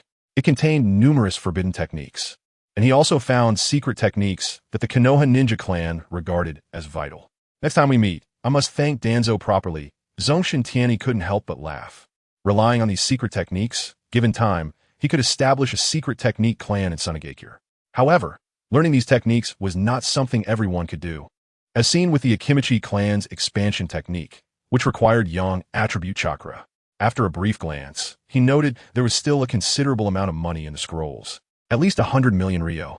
He cheerfully stored these scrolls away, having been training and busy with such big matters all day. Zongshen Tianyi felt a bit tired and happily went to bed to rest. A night passed without incident. In Konoha village, Sarutobi Hiruzen and others were exhausted, sitting in the conference room resting. They had fought until 3 or 4 in the morning to suppress the Nine Tails. Upon returning to the Hokage building, they found it had been infiltrated. Sarutobi Hiruzen's face darkened as he ordered an inspection, discovering that many of the Uzumaki clan's sealing techniques stored in the Hokage building had been stolen. Various documents from the village had also been taken. Sarutobi Hiruzen and his team worked through the night to deal with the situation, and it was only now that they could take a break. How could Kushina lose control so severely this time? Jiraiya, sitting beside him, asked, feeling fatigued after helping his teacher handle paperwork all night, but still puzzled. Orochimaru and Sarutobi Hiruzen could not provide him with an answer. After all, Kushina had not yet woken up, and all the Umbu guards at that time, including the sealing team, were dead. No one knew what had happened. At this moment, Danzo walked over with a dark expression. He noticed Jiraiya and Orochimaru and did not speak. "Orochimaru, you can go and busy yourself," he said. "Jiraiya, keep an eye on the situation in the village, and deal with any spies you find." Seeing this, Sarutobi Hiruzen sent his 2 disciples out. Orochimaru and Jiraiya nodded and left. As the 2 walked out of the Hokage building, they heard people discussing the destruction of half the village. A lot of people died this time. Yeah, it's all the Nine Tails Jinchuriki's fault. If it weren't for the Jinchuriki losing control, the village wouldn't have been half destroyed. Exactly. The Nine Tails Jinchuriki should compensate us for our losses. Under the circumstances where Umbu members were secretly spreading information, the villagers were cursing Kushina. Upon hearing this, Jiraiya immediately wanted to argue with them, but was stopped by Orochimaru grabbing his arm. "What are you holding me for?" Jiraiya looked at Orochimaru in confusion. "There's no need for you to waste your breath on these people. You should know in your heart who is behind this," Orochimaru said, looking at Jiraiya. Although Jiraiya often acted carelessly, Orochimaru knew he wasn't foolish. He was well aware but just didn't want to face it. After saying this, Orochimaru glanced back at the Hokage building, revealing a mocking smile, then left Jiraiya behind. "Teacher Sarutobi, you have once again refreshed my understanding of you." At this moment, Danzo spoke after Orochimaru and Jiraiya left. Hiruzen, the route has been completely looted and everyone in the base has been killed. What? Everything? Sarutobi Hiruzen stood up in shock. Danzo had collected a copy of the secret techniques from various clans, as well as backups of the sealing scrolls. Danzo also realized that the situation was dire. Those things had likely all fallen into the hands of Zongshen Tianyi. Didn't you set up seals and barriers in the place where the scrolls were stored? Sarutobi Hiruzen was thinking of slapping Danzo. I did, but they were undone, Danzo said with a dark expression. He was confident that his root base wouldn't be invaded, so he hadn't put much effort into the seals in the places where the ninja technique scrolls were stored. He had used all his resources for various human experiments, and the barriers in those places were only overlapping at best. Damn it, this news absolutely cannot be known by others, Sarutobi Hiruzen said seriously. If this news reached other ninja clans, his position as Hokage would be over. Danzo nodded, then said, Hiruzen, you need to give me some manpower. Basically all the experts in root have been killed. We'll talk about that later. Sarutobi Hiruzen waved his hand, not agreeing. In his view, it was better that something happened in root, preventing Danzo from causing trouble every day. Danzo clenched his fists, thinking, Hiruzen, wait until Orochimaru figures out what release. I'll make sure to beat you up. One more chapter. We'll update later. Thanks for everyone's support. Little brother here asks for some free love power. Those who want more chapters, just throw gifts at me. Chapter 112. Raza, with Sarutobi as Hokage. Sunagakure, will definitely rise. Danzo then left in a fit of anger.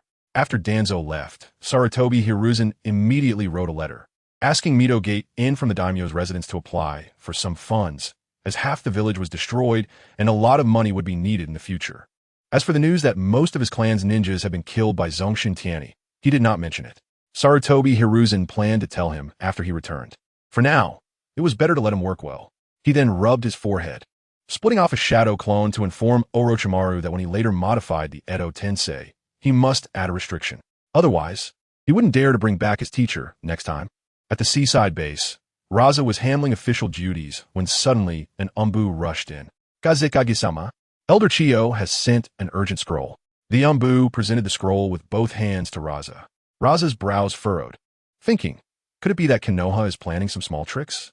When he opened the scroll, his head involuntarily leaned forward and his mouth slightly opened in shock. Seeing their Kazekage act so out of character, the Umbu also tensed up. Are you sure this scroll has no issues? Raza's breathing quickened, and thinking about the Uchiha clan being brought in by his disciple, his heart started racing. The Umbu nodded immediately, their gaze firm. Kazekage-sama, this scroll is 100 fine. It was sent by a summoning beast. Raza, still a bit uneasy, took out Zongshen Tianyi's flying thunder god kunai and infused it with chakra.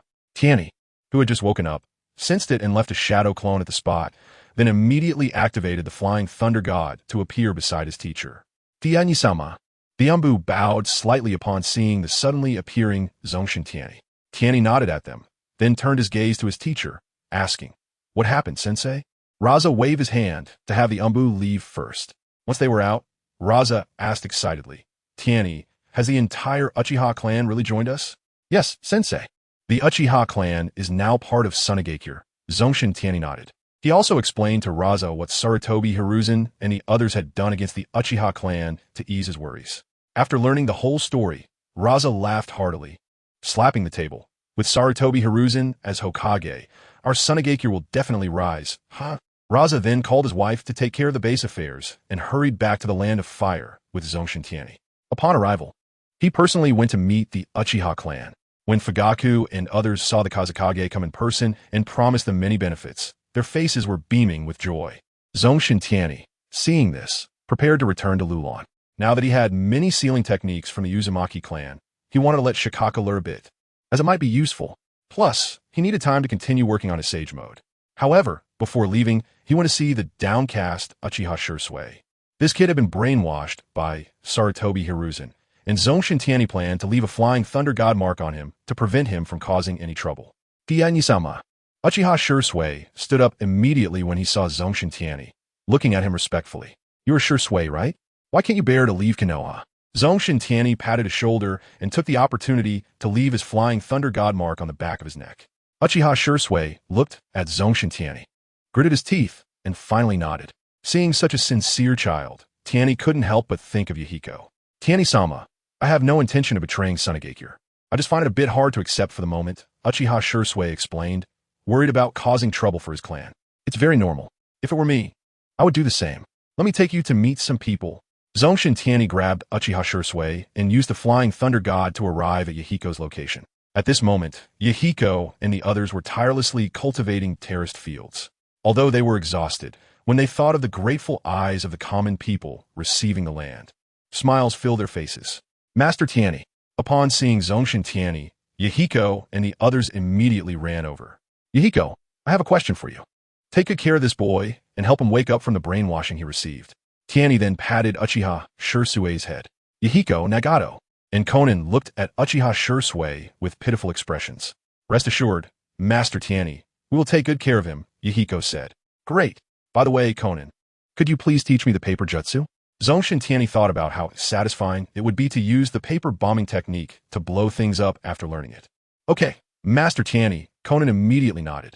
Zongshen Tianyi looked at her gratefully, then turned to Uchiha Shursui. You should follow them closely and learn. I believe that kind-hearted you will find your own ninja way. Okay, Master Tianyi, Uchiha Shursui nodded. After that, Zongshen Tianyi left behind a few shadow clones and returned to the base. He greeted Chiyo, Rasha, Yakura, and Maki, then used the Flying Thunder God to return directly to Lulan. Boss Shoha, I'm back. I brought you some good things. Zongshen Tianyi took out the sealing techniques of the Uzumaki clan. What are these? Shoha looked at Tianyi in confusion. Boss Shoha, these are some sealing techniques I specially brought for you, Tianyi smiled. At that moment, Shoha crossed his arms arrogantly and said, I don't need them. My sealing techniques are the most powerful. Seeing the proud Shoha, Zongshen Tianyi followed his words. Boss, I certainly know your sealing techniques are the strongest. I just wanted to ask if you could help me see if there's any room for improvement in these sealing techniques. Upon hearing this, Shoha reluctantly showed a forced expression and said, All right then, I'll help you take a look. Zongshen Tianyi couldn't help but smile inwardly, thinking, this Shoha. After handing the sealing techniques to Tianyi, Zongshen Tianyi divided a large number of shadow clones and began to enter closed-door training.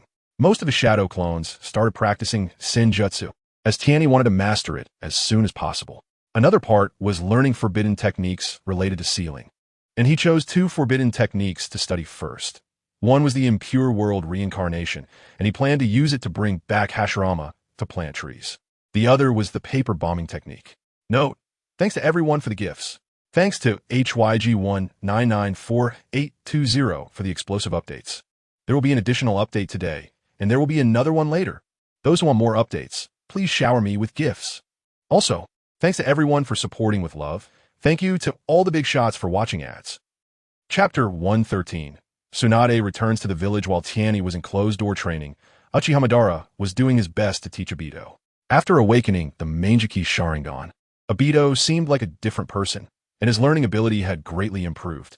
This made Uchiha Madara very satisfied. He looked at Obito's Mangeki Sharingan and thought, I originally planned to leave my eternal Mangeki for Obito, but now it seems unnecessary. This Mangeki ability suits him perfectly.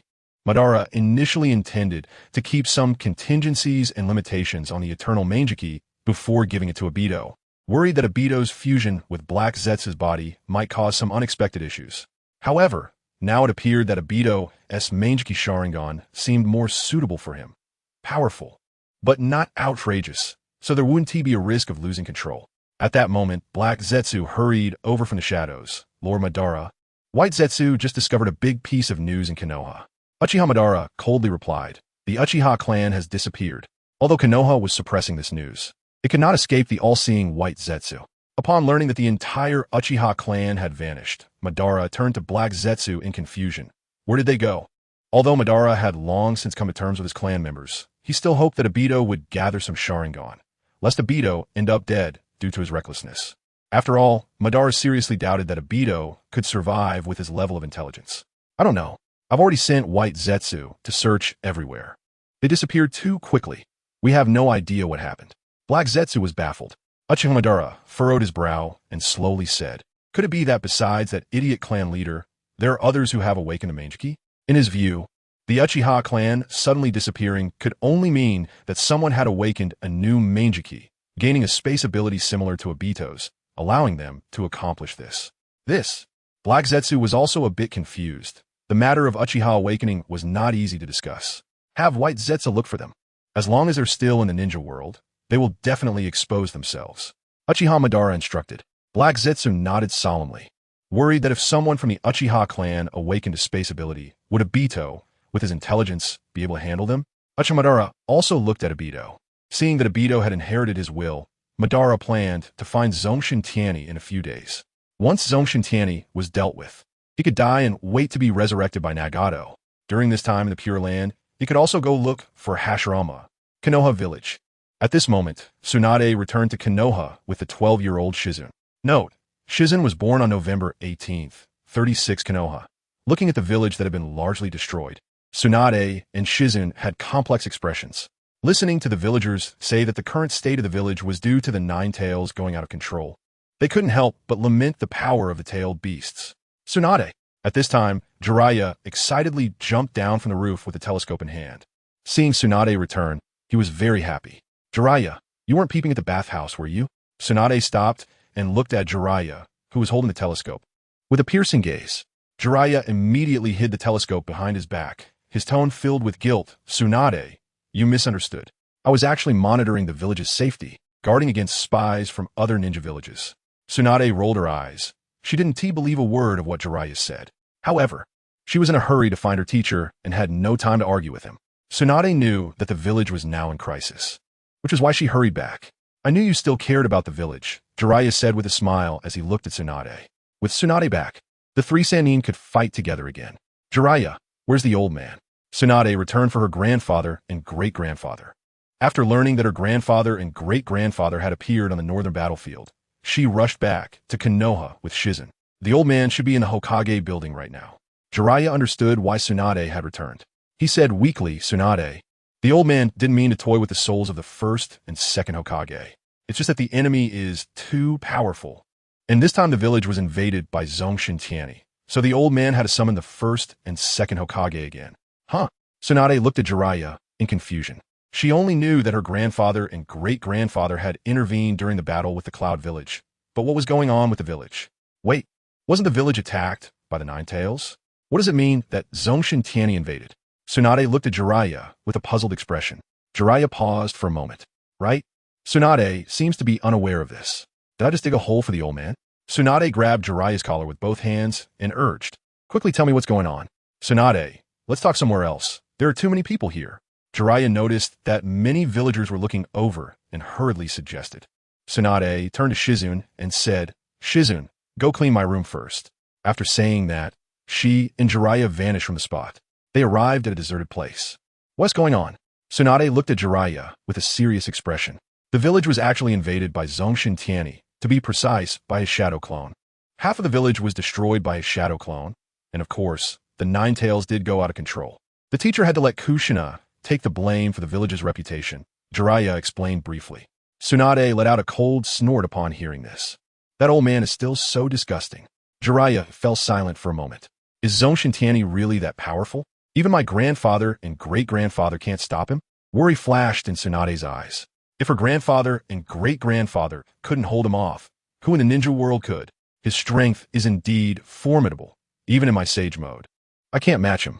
Only the two Hokage, primarily the first and second Hokage under the Edo Tensei, can't exert their true power.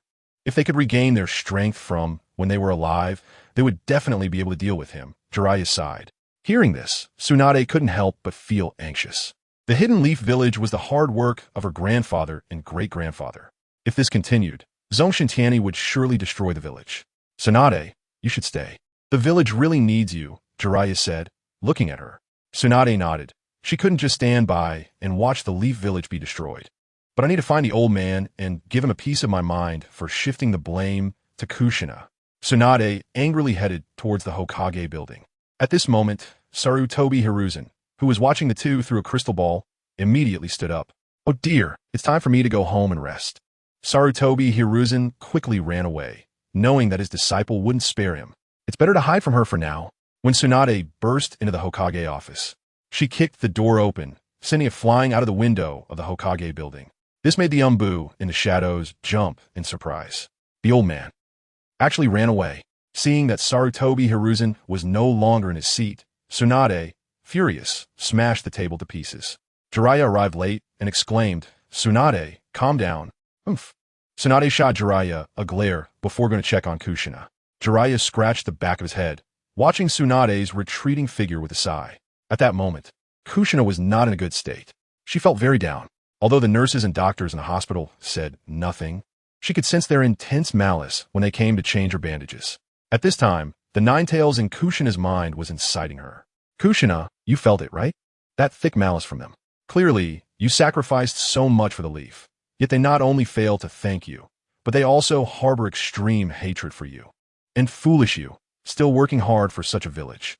If it were me, I would have blasted them all with a tailed beast bomb." The Ninetales was gleefully enjoying the situation, sensing that the entire village seemed to harbor hatred towards Kushina, which delighted him.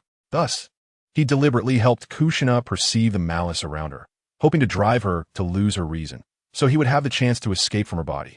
Hearing the Ninetales' words, Kushina felt very distressed. The Ninetales continued to intensify his efforts, hoping to successfully incite her. Just then, Minato noticed something was off with Kushina, so he immediately grasped her hands tightly and said, "Kushina, don't worry. I'll always be by your side, forever standing behind you." His eyes brimmed with deep affection. Kushina looked at Minato, and her heart felt a little better. "Minato, I'm Fine." The Ninetales ground his teeth in frustration. "Damn it, Minato. When I finally get out, I'll stab you to death." Just then, Tsunade arrived. "Kushina, are you alright?" Tsunade walked into the room and saw the haggard-looking Kushina, immediately feeling a pang of heartache. She walked over to her side with concern. "Lady Tsunade, you're back," Minato said excitedly upon seeing Tsunade return. This meant the village gained another fighting force. Tsunade nodded slightly. "Sister Tsunade," Kushina sat up, hugging Tsunade's waist and burying her head into her. Feeling Kushina's trembling body, Tsunade felt a deep sense of pain. "Kushina, you're going to be fine. This has nothing to do with you. It's all the old man's fault. Once I find him, I'll get revenge for you." Minato also held resentment towards Sarutobi Hiruzen in his heart. This incident was clearly caused by Zongshen Tianyi, yet was blamed on Kushina. After comforting Kushina in the hospital for a while, Tsunade bid farewell to the two and headed home. Along the way, she looked at the expressionless villagers and thought, "The village is becoming increasingly disappointing." Then she returned to the former Senju clan's land. Looking at the empty clan grounds before her, she walked home with heavy steps. In the following days, Tsunade kept searching for Sarutobi Hiruzen in the village but found no trace of him, making her chest ache with anger. Time flew by, and 9 days passed. Zongshen Tianyi's chakra, 910-190, in Lulan, Shoha, who was studying the sealing techniques of the Uzumaki clan, suddenly sensed something and rushed outside. He saw Zongshen Tianyi, who was closing his eyes and absorbing the natural energy in the air. This kid actually awakened the sage body. Could he be a descendant of the sage of 6 paths? Shoha thought to himself, if he weren't a descendant of the sage of 6 paths, how could his chakra be so immense? This allowed Zongshen Tianyi to become stronger. Tianyi slowly opened his eyes, and a shadow also appeared on his face. Unlike Jiraiya's toad face, there is nothing on Tianyi's face, which looks very natural. It is just like Senju Hashirama's perfect sage mode. Note all the big shots. I am taking Senju Hashirama's sage mode as learned from the wet bone forest here. There's always been controversy over where his sage mode comes from, so please don't flame me. However, Senju Hashirama's sage mode is learned from the wet bone forest, while Zongshen Tianyi's is completely human. Because it is fully adapted to humans, there is no time limit like Jiraiya's sage mode. Moreover, with Zongshen Tianyi's sage body, he can now achieve a permanent sage mode. Little brother, how did you get so strong? Shoha walked over at this time, looking at Zongshen Tianyi with jealousy. Previously, he hadn't noticed, but now he found that this guy's chakra far exceeds his own. Damn it, who is the tailed beast? Shoha, it all relies on my daily persistent efforts. Zongshen Tianyi said without any panic on his face, thinking that the 10 chakra he gained every day was all earned through hard work. Shoha thought for a moment. This kid seems to be quite hardworking. But then he thought, I'm working hard too. Why isn't my chakra growing? Damn it, I must master the sealing technique. I want to absorb the dragon vein. Shoha was stimulated and angrily went to study the dragon vein. As the boss, how could his chakra not be more than his little brother's? Tianyi couldn't help but laugh as he watched Shoha leave. At the same time, he released the shadow clone training in the dragon cave. Now that he had mastered his own sage mode, there was no need to learn those snakes anymore. Inside the dragon cave, The three big snake ladies looked at Zongshen Tianyi shadow clones suddenly being released, first stunned for a moment, and then immediately reported this to the white snake sage. It's okay. It seems that kid has probably succeeded in his training. The white snake sage said slowly. But according to Zongshen Tianyi's progress, it should take a long time for him to master the sage arts of our dragon cave. Kenshin Shinji said at this time. They had been helping Zongshen Tianyi train, so they naturally knew how much further he had to go to master the sage arts. He may have already developed sage arts suitable for humans. The white snake sage said slowly. The three big snake ladies were shocked. Tell all the snakes to listen to Zongshen Tianyi in the future. We can't afford to offend this kid from our dragon cave. The white snake sage instructed and slowly closed her eyes. The three big snake ladies looked at each other, then immediately passed on the white snake sage's words. Uchiha Madara looked at the fact that he had nothing left to give to Obito, so he said to Obito, Obito, the infinite Tsukumi plan is up to you. I'm going to kill Zongshen Tianyi. I want to kill Zongshen Tianyi with my own hands. Obito thought of the deceased Kakashi and was determined to avenge him. No, what you need to do now is to fully master the Manjiki abilities. Uchiha Madara shook his head, but when he saw Obito's stubborn eyes, he helplessly said, I will capture him alive, and you can kill him yourself. Is that okay? Good. Obito nodded upon hearing this. As long as it was him avenging Kakashi himself, that was fine. Note, dear Big Shots, today there are 3 updates. This is the first chapter. Thank you for your support. Those who want to see more updates can smash me with gifts. Thank you all for your support. Chapter 115. Obtaining Hashirama cells, Uchiha Madara strikes. After instructing Obito, Uchiha Madara asked Kurizetsu, where is Zongshen Tianyi now? Lord Madara, Zongshen Tianyi is currently in Lulan. Kurizetsu immediately replied, let White Zetsu take me there. Uchiha Madara's eyes were indifferent, showing no concern, as if he was going to catch just an ordinary prey. Kurizetsu looked at Uchiha Madara, who was not preparing anything, and felt very worried. Then White Zetsu possessed Uchiha Madara and began to head towards Lulan. After Uchiha Madara left, Obito slowly said, Kakashi, wait a bit. I will soon be able to help you take revenge. Lulan. Zongshen Tianyi was currently studying Impure World Reincarnation with all his might. Although it was the unrefined version, it was enough for him. He didn't need to use this thing for anything major. He just wanted Senju Hashirama to plant trees, and of course, if he could get Senju Tobarama to supply water to the village, that would be even better. The mist ninja captured from the mist village seemed to have been almost drained recently. As for how to get Senju Hashirama and Senju Tobarama cells, of course, he would ask Orochimaru for them. So Zongshen Tianyi entered the dragon cave through reverse summoning. When Tianyi appeared in the dragon cave, the 3 big snake ladies immediately rushed over. Lord Tianyi. They looked at Zongshen Tianyi respectfully. At this moment, they could already feel the sage chakra on Tianyi, which was different from the sage arts of their dragon cave. At this time, the white snake sage came out from deep within. You really have developed sage arts suitable for humans.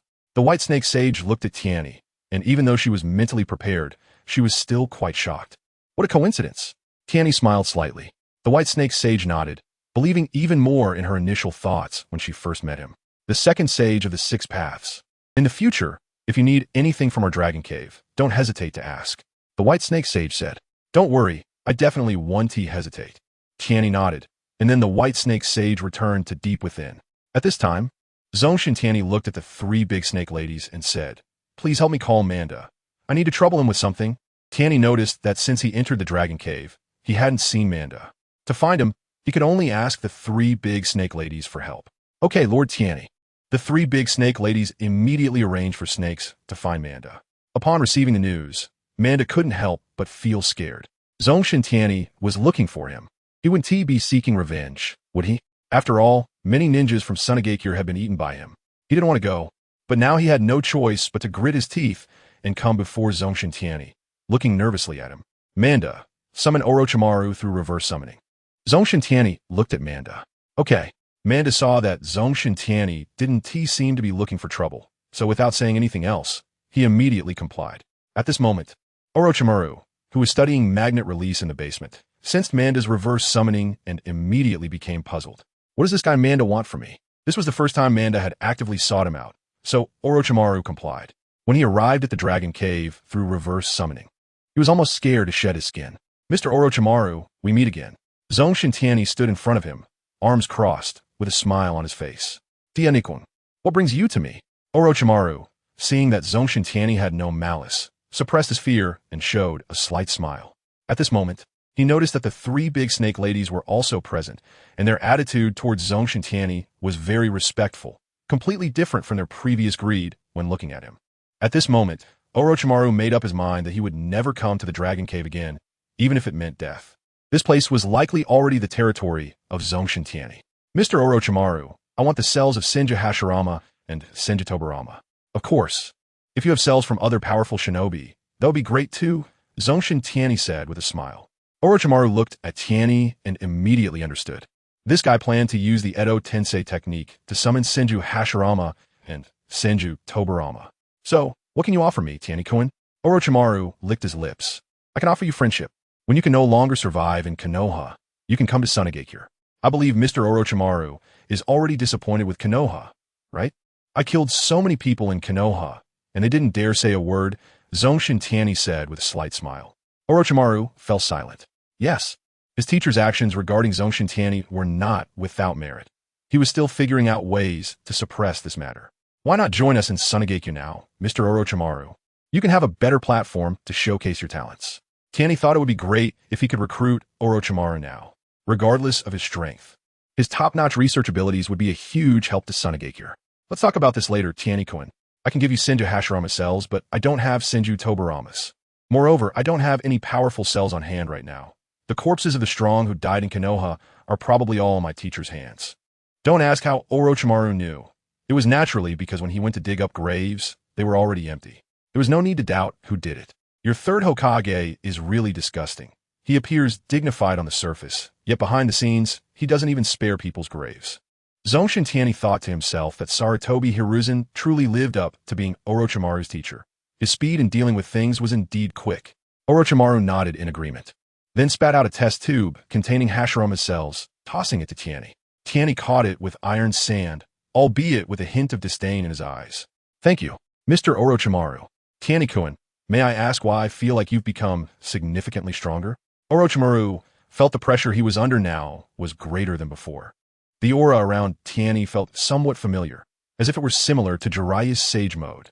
Zongshen Tianyi smiled, but said nothing, merely pointed to the eyeshadow on his own eyes. He then left the Dragon Cave with the test tube.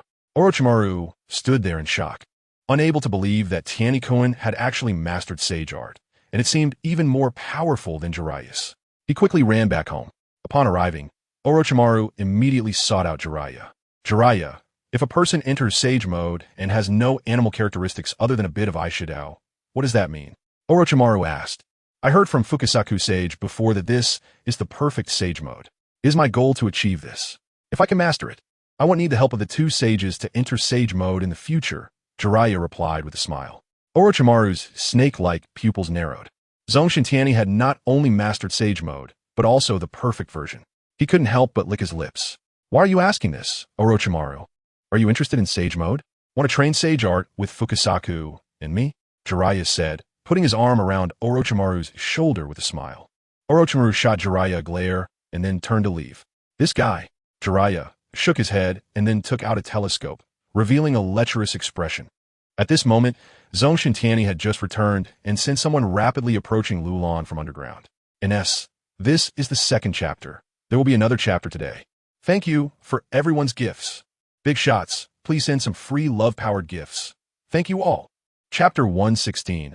Uchiha Madara's complete Susanoo interesting. Zongshen Tianyi arrived outside Lulan's desert. He sensed the approaching chakra had a dark aura. Rapid movement underground, dark aura. This reminded Tianyi of a man, Uchiha Madara, the former Shura of the ninja world. He crossed his arms and waited for Uchiha Madara's arrival. At this moment, the sand ninjas from Lulan also rushed over. Lord Tianyi, is something wrong? The sand ninjas looked at Zongshen Tianyi with serious expressions, feeling a sense of impending danger and growing tense. A few sensing ninjas closed their eyes and activated their sensing techniques, but found nothing. You all go to Lulan and evacuate the civilians, taking them to a safe place. The battle here is not something you can participate in, Tianyi instructed the sand ninjas. Yes, Lord Tianyi. The sand ninjas were not foolish, since Zongshen Tianyi said so. Staying here would definitely be of no use, so they quickly returned to Lulan to start evacuating the civilians. Soon, White Zetsu brought Uchiha Madara to the desert. Zongshen Tianyi looked at Uchiha Madara, who was now old and on the verge of death, and felt a bit curious about what he wanted to do. Uchiha Madara was also observing Zongshen Tianyi. He noticed that this guy had actually entered Sage Mode, and it was the same perfect Sage Mode as Hashirama's. However, even so, he did not care. After all, he was Uchiha Madara. What are you doing in the Land of Wind? Tianyi asked first. You know me? Uchiha Madara was a bit surprised that Zongshen Tianyi recognized him. He had nearly disappeared from the ninja world for decades, yet a junior still recognized him. How could I not know the famous Shura of the ninja world? Zongshen Tianyi smiled. Since you know me, I will use Jinjutsu to control you, so you can go without suffering. Uchiha Madara thought about beating this guy to a pulp first, and then controlling him with Jinjutsu to take him back. At this moment, Tianyi couldn't help but laugh. It was hard to say whether the peak period Madara could defeat him. Old Madara. Uchiha Madara. Just right for me to test my current strength. Zongshen Tianyi rubbed his fists and looked at Uchiha Madara. Uchiha Madara also directly revealed his eternal Mangekyou Sharingan. Although he looked down on Zongshen Tianyi, he would not be careless. He was facing a ninja who had carved his own name in the ninja world. Eternal Mangekyou Sharingan. A glint appeared in Zongshen Tianyi's eyes. He had initially thought about switching to Obito's Mangekyou Sharingan, but unexpectedly, Uchiha Madara came at him with the eternal Mangekyou Sharingan. Kid, I didn't expect you to have some insight. If you hadn't obstructed my plans, I might have let you go. Uchiha Madara's icy tone carried a hint of acknowledgement. Before you kill me, Uchiha Madara, can you tell me why you still have the eternal eyes? The sage eyes on Nagato, the Rinnegan, should belong to you, right? Zongshen Tianyi was very interested in why Madara still had the eternal Mangekyou. Uchiha Madara's eyes narrowed. He thought to himself, this person is too smart, and his strength is also formidable. He can't be left alive. That's right, the Rinnegan on Nagato is mine. As for my current eternal Mangekyou Sharingan, it has transformed from a pair of 3 Tomo Sharingan through the remaining power of my eyes. Uchiha Madara finished speaking and immediately took action. Fire style, great fire, annihilation. Uchiha Madara leaned back slightly and then exhaled a massive flame forward. Zongshen Tianyi was not to be outdone. Fire style, great fire dragon technique. A large amount of chakra was infused into the ninjutsu. In an instant, Madara's fire technique was suppressed by Tianyi's fire technique. The flames surged towards Uchiha Madara. This scene left the arriving Kurizetsu extremely astonished. He did not expect that Madara's fire technique would be suppressed by Zongshen Tianyi. He was unsure of Madara's current physical condition and whether he could withstand Zongshen Tianyi. Kurizetsu frowned tightly. Tianyi's strength made him worry. The 2 eternal Mangekyou Sharingan of Uchiha Madara spun, and his previously disadvantaged fire technique was immediately enhanced. Note, please don't scold me. Everyone knows that Uchiha Madara's Mangekyou abilities are a major mystery in Naruto. I also researched a lot of information and decided to adopt the widely accepted enhancement of ninjutsu and taijutsu. I know this has many doubts, but I really can't find a widely accepted solution. Everyone can leave comments to discuss. I will consider other feasible options in my next Naruto work. And I'm already working on the second Naruto, but of course, I need to wait until this one is finished before releasing it. At this moment, Zongshen Tianyi noticed that Uchiha Madara's ninjutsu had suddenly strengthened, and he immediately understood that Madara's Mangekyou ability was actually enhancing ninjutsu. Originally strong in ninjutsu and taijutsu, with the Mangekyou ability enhancing both, it's no wonder he could stabilize the warring states alongside Hashirama Senju. Let's see who is stronger. Tianyi directly injected around 10 cards worth of chakra into the technique. The flames were instantly enhanced. At this moment, the sky where Zongshen Tianyi and Uchiha Madara were located was filled with the fierce wind created by the flames, as if it were about to burn through the sky. The sand shinobi, who were evacuating civilians, felt a chill at the sight of the flames soaring towards the heavens. Who is Lord Tianyi fighting against? It's terrifying. Fortunately, Lord Tianyi is here, otherwise we would be finished. Yes, it's frightening. The sand shinobi hurriedly evacuated the civilians to safety. Meanwhile, Uchiha Madara felt a slight tremor in his heart.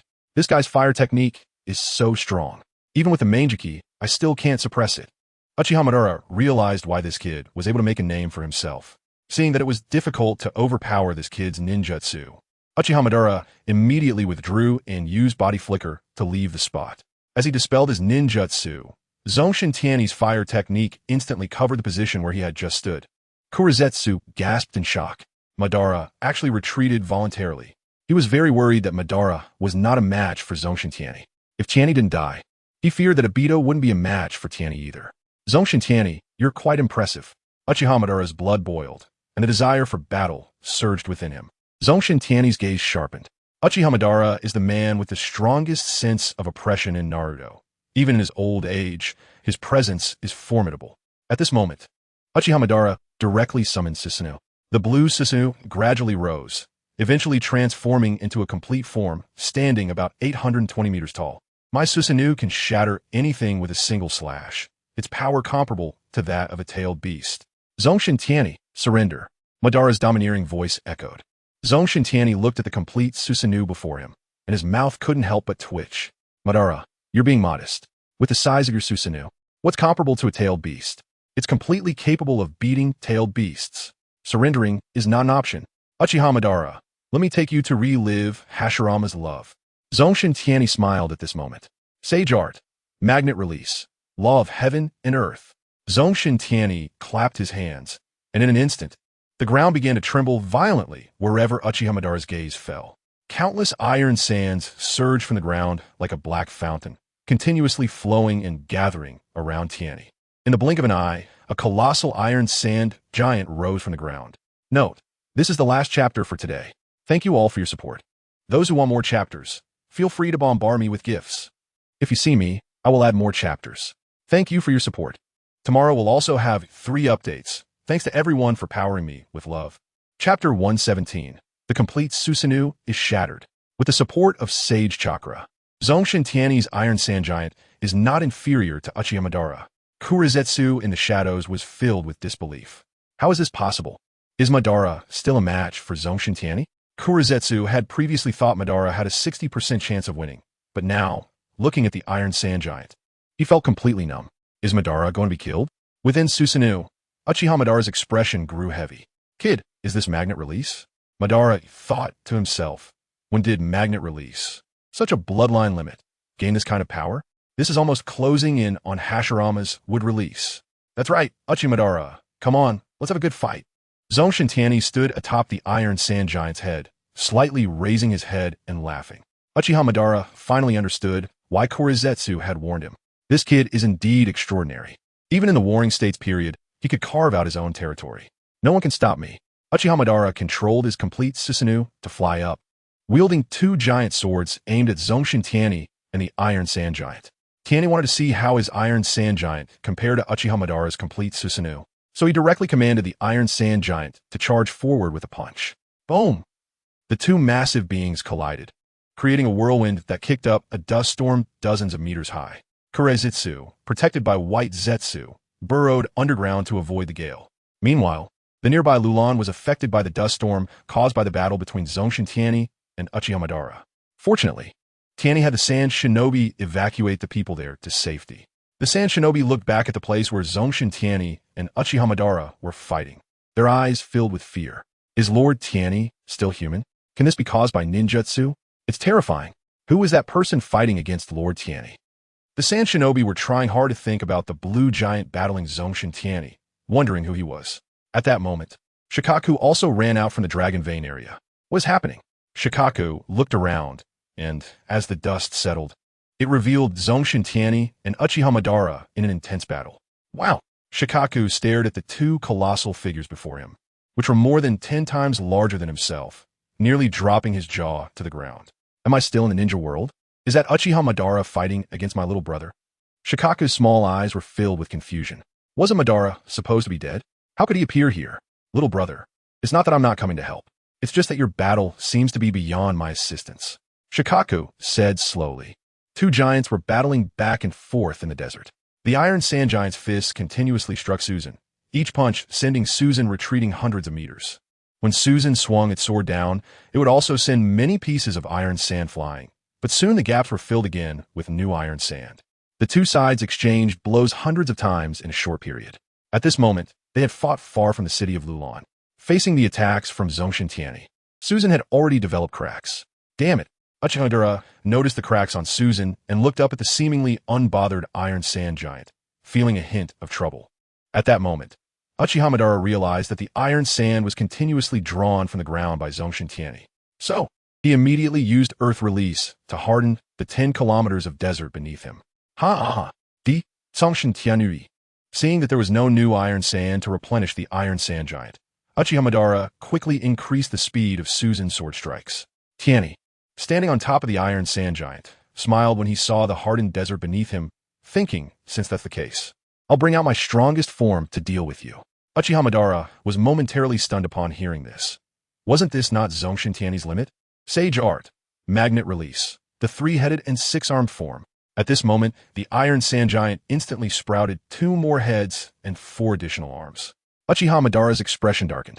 The scene of being beaten by Senju Hashirama in the past surfaced in his mind. Gritting his teeth, he shouted, "You're not Hashirama!" Uchiha Madara's face twisted in rage as he formed hand seals. Would release. Birth of the world of trees. Countless trees erupted from the ground, quickly transforming into towering trees. Zongshen Tianyi was ecstatic at the sight of the vast forest appearing before him. Wood release is great. I'll have Senju Hashirama and Uchiha Madara plant trees for me then. At this moment, Uchiha Madara controlled the forest to charge at the Iron Sand Giant.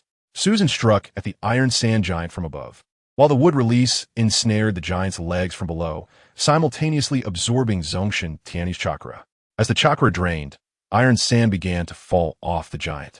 Seeing this technique work, confidence appeared on Uchiha Madara's face. Sage Art, Wind Release, Spiraling Shuriken. Zongshen Tianyi, now standing atop the Iron Sand Giant, threw down spiraling shurikens. He understood the principle of this ninjutsu. Previously, he couldn't use it because he hadn't learned sage techniques, which would injure him, or worse, disable him. Now that he had mastered sage techniques, he could use it boldly. Bang! The seemingly indestructible wood release was instantly shattered into chips by the spiraling shuriken. Soon, a large area was cleared. The branches binding the Iron Sand Giant's legs also fell away. Damn it! Again, Uchiha Madara used his Manjiki Sharingan ability to enhance the wood release. The forest surged again towards the Iron Sand Giant. Zongshen Tianyi responded with a spiraling shuriken in each hand. Boom! Sand and wood chips flew everywhere. The ground that had been hardened by earth release was now blasted into 2 deep craters with a diameter of 100 meters. I didn't expect wood release to have little effect on this kid. This body is holding me back. Uchiha Madara looked at his wrinkled body with a sense of helplessness. If only he were younger, he wouldn't be at a disadvantage in this fight against Zongshen Tianyi. After dealing with the annoying wood release, Zongshen Tianyi fully controlled the Iron Sand Giant to confront Susan. Break for me. Tianyi increased the chakra output to the Iron Sand Giant. The giant's 6 hands struck with afterimages. All 6 palms slammed down on the same spot on Susan. Crack! Susan had already begun to shatter. But the Iron Sand Giant did not completely destroy it. Realizing he needed more, Zongshen Tianyi clapped his hands together. Sage Art, Magnet Release, Electromagnetic Cannon. One of the Iron Sand Giant's arms transformed into a conical shape. Then, glowing with black light, it surged towards Susan. Uchiha Madara's Susan could no longer withstand it. It was directly blown apart by Zongshen Tianyi, and Uchiha Madara immediately used body flicker technique to escape the attack range of the Iron Sand Giant. The conical projectile that shattered Susan continued forward at full speed, skimming across the desert. The ground seemed to be violently torn apart by an invisible giant hand, suddenly splitting open with a shocking gash, extending over 100 meters wide. In that deep chasm, scorching red magma surged violently, bubbling with intense heat. At some point, Kurezetsu appeared, seeing Uchiha Madara's Susan shattered, muttering, "How is this possible?" Madara's Susan is the closest to the feathered robe, also known as the Sage of the 6 Paths. At this moment, Kurezetsu felt that it was impossible for Uchiha Madara to kill Zongshen Tianyi. Zongshen Tianyi's mouth curled into a smile. Uchiha Madara, it seems my Iron Sand Giant is indeed superior. Uchiha Madara, perched in the trees, watched Zongshen Tianyi coldly. His feelings were extremely complex, as only Hashirama had ever broken his Susan, and now this guy had done it too. Although a significant reason was that his current body was old. Susan had indeed been thoroughly shattered by him. Note, to all the big shots, today there are 3 updates. This is the first chapter. Thank you all for your support. For those who want more updates, bombard me with gifts. Thank you so much for the gifts. Chapter 118. Susan tied to the wooden man, still blown apart. Kid, if it weren't for my old age, you'd never win against me. With your fighting methods. It's simply too immature. Just as Uchiha Madara was about to retort Zongshen Tianyi, his figure appeared behind Uchiha Madara. Sage Art, Super Giant Rasen Shuriken. Uchiha Madara immediately used Susan to protect himself. Because Zongshen Tianyi's attack was too sudden, Susan was still in its first form, just a skeleton. Bang! The first form of Susan was directly shattered by the super giant Rasen Shuriken. Uchiha Madara was sent flying, crashing through dozens of trees before stopping. Getting up, Uchiha Madara spat out blood and noticed that flying Thunder God Kunai had already spread throughout the forest without him realizing it. Magnet release combined with flying Thunder God. That's really despicable. Uchiha Madara cursed Senju Tobarama furiously in his heart. Damn Senju Tobarama for coming up with such a disgusting ninjutsu. Initially, Zongshen Tianyi thought this strike would directly kill Uchiha Madara. Unexpectedly, he managed to block it at a critical moment with Susan. Uchiha Madara, truly worthy of being someone from the Warring States period. Zongshen Tianyi looked at the elderly Uchiha Madara and couldn't help but admire him. Even though he was old, his strength was still formidable. In the current era, there probably isn't anyone in the ninja world who could defeat him, excluding himself, of course. Zongshen Tianyi, your strength is impressive. You could say you're the strongest besides me and Hashirama. But today you still have to die. Uchiha Madara joined his hands together. A complete Susan reappeared, but this time it contained a wooden man inside, with a wooden dragon coiled around it. Zongshen Tianyi was particularly excited upon seeing this. Although I didn't see the Susanoo Great Buddha, the Susanoo Wooden Man is not bad. However, in this form, if you want to kill me, you're still a bit lacking. At this moment, Tianyi returned to the top of the Iron Sand Giant, which was in the three-headed, six-armed form. He clasped his hands together and shouted loudly, Senjutsu, Magnetic Escape, Law of the Thousand-Armed Ajura. This move was derived by Zongshen Tianyi from the true Thousand Hands of Hashirama. At this moment, a large amount of iron sand flew out continuously from the pit created by the spiral shuriken, gathering around the Iron Sand Giant. It formed a figure with 1,000 arms and 3 heads, each head adorned with 2 twisting black horns, ghostly green flames flickering in the eye sockets, and a massive mouth grinning ear to ear with jagged fangs exposed. Uchiha Madara looked at Zongshen Tianyi at this moment, stunned in place, slowly saying, Is this Hashirama?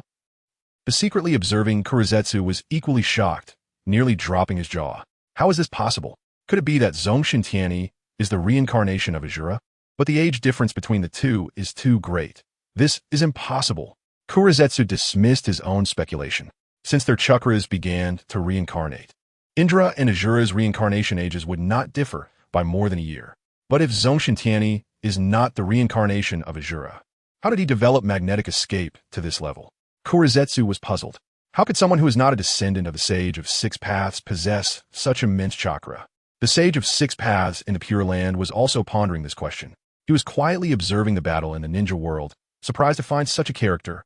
The Sage of Six Paths wore a look of surprise and joy. This chess piece outside of Zongshen Tianyi's plan would not significantly impact his strategy. On the contrary, it will be beneficial to him. Extracting chakra is a short-lived endeavor.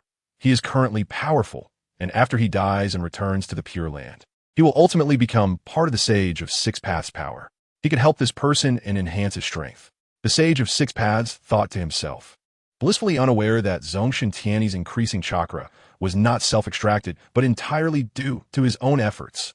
Shoha, seeing the situation, turned and ran even further, muttering, These two are not human. The scene shifted back to the battlefield. Zongshen Tianyi declared, I will not let you become an obstacle in my plan.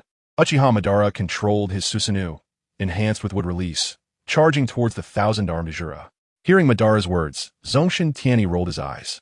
Di Uchiha Madara. While controlling the arms of the thousand-armed Ajura to strike at Madara, he also accelerated them with magnetic escape, amplifying the power of the thousand-armed Ajura several times. In response to Zongshen Tianyi's attack, Uchiha Madara directly manipulated a wooden dragon to fly out, attempting to entangle the thousand-armed Ajura. Tianyi naturally would not allow him to succeed, directly mobilizing dozens of arms to strike. The wooden dragon was instantly reduced to wood chips amidst the flurry of arms, falling to the battlefield like snowflakes. The remaining arms quickly slammed into Susanoo, leaving both Susanoo and the wooden figure in tatters. I am Uchiha Madara. How could I possibly lose? Madara's eyes and chakra surged like a tide, continuously repairing the damaged Susanoo and wooden figure. Uchiha Madara, you're already a relic of the past. This era no longer belongs to you. It's time for you to return to the Pure Land. At this moment, Zongshen Tianyi knelt on one knee and slammed his hand onto the top of the thousand-armed Ajura's head. With a massive infusion of chakra, the 3 heads of the Ajura opened wide. At this moment, The mouths of the three heads glowed with a dazzling blue light, something inside spinning at high speed. Upon seeing this, Uchiha Madara extended his hands. Block it for me. He could not believe that with his own power combined with Hashirama's, he could not withstand Zongshen Tianyi's attack. Whoosh! 3 black lines shot out from the mouths of the thousand-armed Ajura, heading towards Uchiha Madara's Susanoo. Boom! The 3 black lines directly shattered Susanoo and the wooden figure into fragments. At this moment, Uchiha Madara's arms were also crushed into meat patties by the residual force. He was sent flying over 10 kilometers, finally crashing into the desert. Hitting an old man really is shameful. A smile spread across Zongshen Tianyi's face. Although he had struck an old man, he was about to obtain a pair of eternal Mangeki Sharingan. Tianyi flew over, looking at the unconscious Uchiha Madara, feeling a sense of relief. Luckily, this guy was knocked out by him. If he hadn't been, and used Izanagi, he would have lost one of his eternal eyes. He shook his head, thinking about the poor soul who was misled by Kurizetsu, and couldn't find his way. Just then, a black and white figure emerged from the ground. Kurizetsu. Zongshen Tianyi did not expect this guy to dare to show himself. Kurizetsu quickly reached for Madara's eyes, wanting to seize the eternal eyes for himself. Senjutsu, magnetic escape, electromagnetic field. At this moment, Zongshen Tianyi made his move. Kurizetsu, attached to White Zetsu, was directly controlled by Zongshen Tianyi. Damn it! Kurizetsu saw that White Zetsu's body was immobilized, casting a reluctant glance at Zongshen Tianyi before immediately detaching from White Zetsu and transforming into a mass of black substance. Fleeing into the desert. This guy, Zongshen Tianyi, didn't intend to keep Kurizetsu. He couldn't even if he wanted to. Kurizetsu was created by Kagaya using yin-yang release, and could mostly only be harmed by yin-yang release. Note, thanks to Ling Sui for the update. There will be an additional chapter today, and 2 more to come. Thanks to all the other big shots for their gifts. I appreciate everyone. For those who want more chapters, feel free to shower me with gifts. Chapter 119. Switching to Eternal Mangeki. Zongshen Tianyi broke the White Zetsu abandoned by Kurizetsu. This was a good item, perfect for repairing his teacher's body. After sealing White Zetsu into a scroll, he approached the unconscious Uchiha Madara, splitting off a dozen shadow clones, and then directly extracted Madara's eternal Mangeki Sharingan. He then also extracted his own eyes, inserting Madara's eyes into his own. At this moment, the shadow clones immediately began using medical ninjutsu to heal Zongshen Tianyi. Soon, Zongshen Tianyi adapted to these new eyes. These eyes are not from the Uchiha. They are truly unplayable. Tianyi felt his chakra being drawn out by the eternal Mangeki continuously. However, he didn't mind. As compared to his 1,000 cards of chakra, the amount drawn by the eyes was negligible. Cough cough. Uchiha Madara, who had his eyes taken, woke up coughing twice. Kid, I didn't expect you to have some skills. Uchiha Madara's expression was grave. He realized he wasn't even a match for Zongshen Tianyi. And neither would Obito be. If Obito couldn't carry out the plan to corrupt Nagato, wouldn't his own plan be finished? Uchiha Madara thought, thank you for delivering my eyes. I am quite satisfied with these eyes. Zongshen Tianyi smiled, feeling the power contained within the eyes. You switching my eyes? Uchiha Madara was initially stunned. Then a hint of uncontrollable excitement surged in his heart.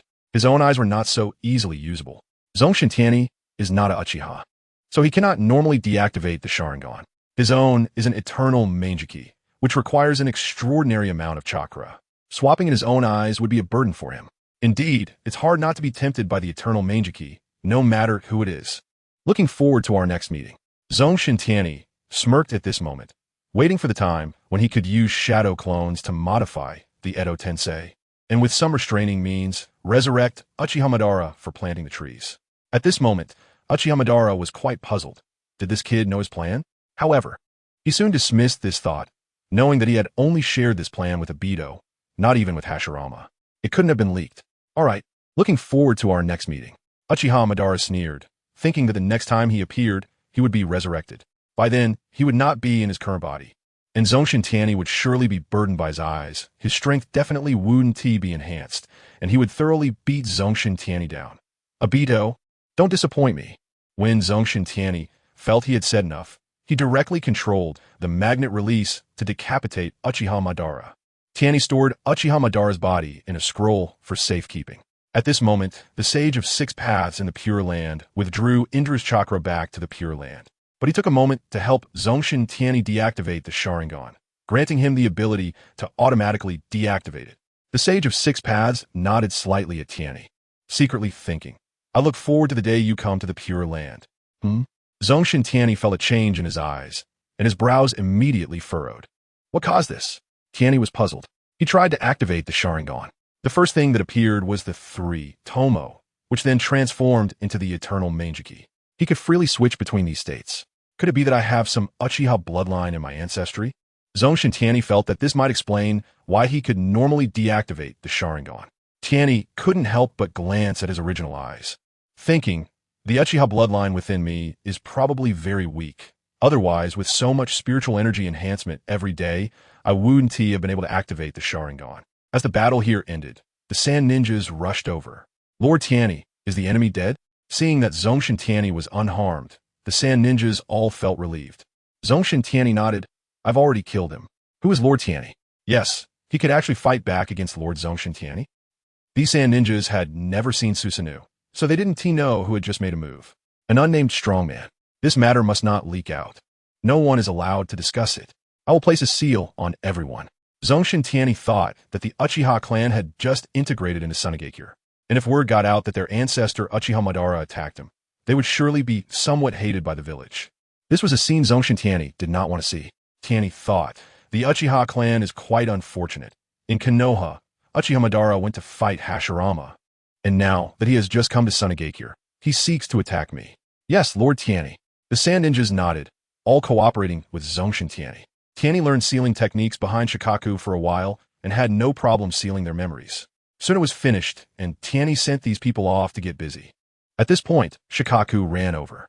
Tianyi, was that Uchiha Madara just now? Shikaku now dared not call Zongshen Tianyi little brother anymore.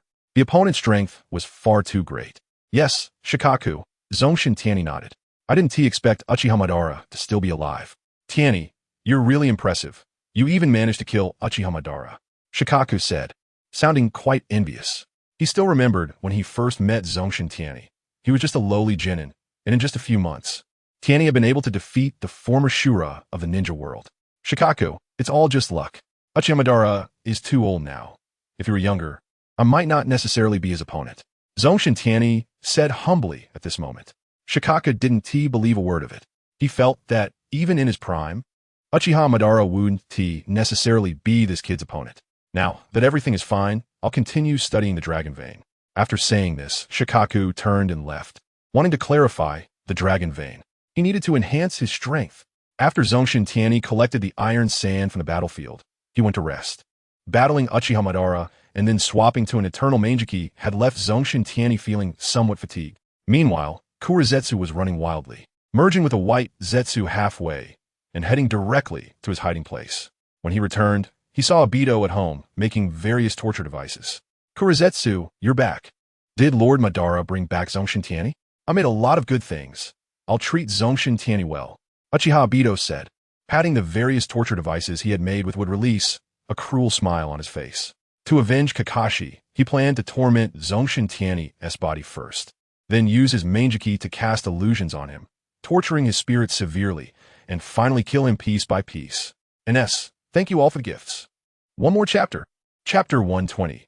Iwagakure and Kimagakure plan to unite against Sunagakure. Kurizetsu looked at Uchiha Obito with a speechless expression, thinking of Uchiha Madara, who had confidently gone to kill Zongshen Tianyi, being killed instead, and then looking at the fool in front of him, Kurizetsu felt extremely exhausted.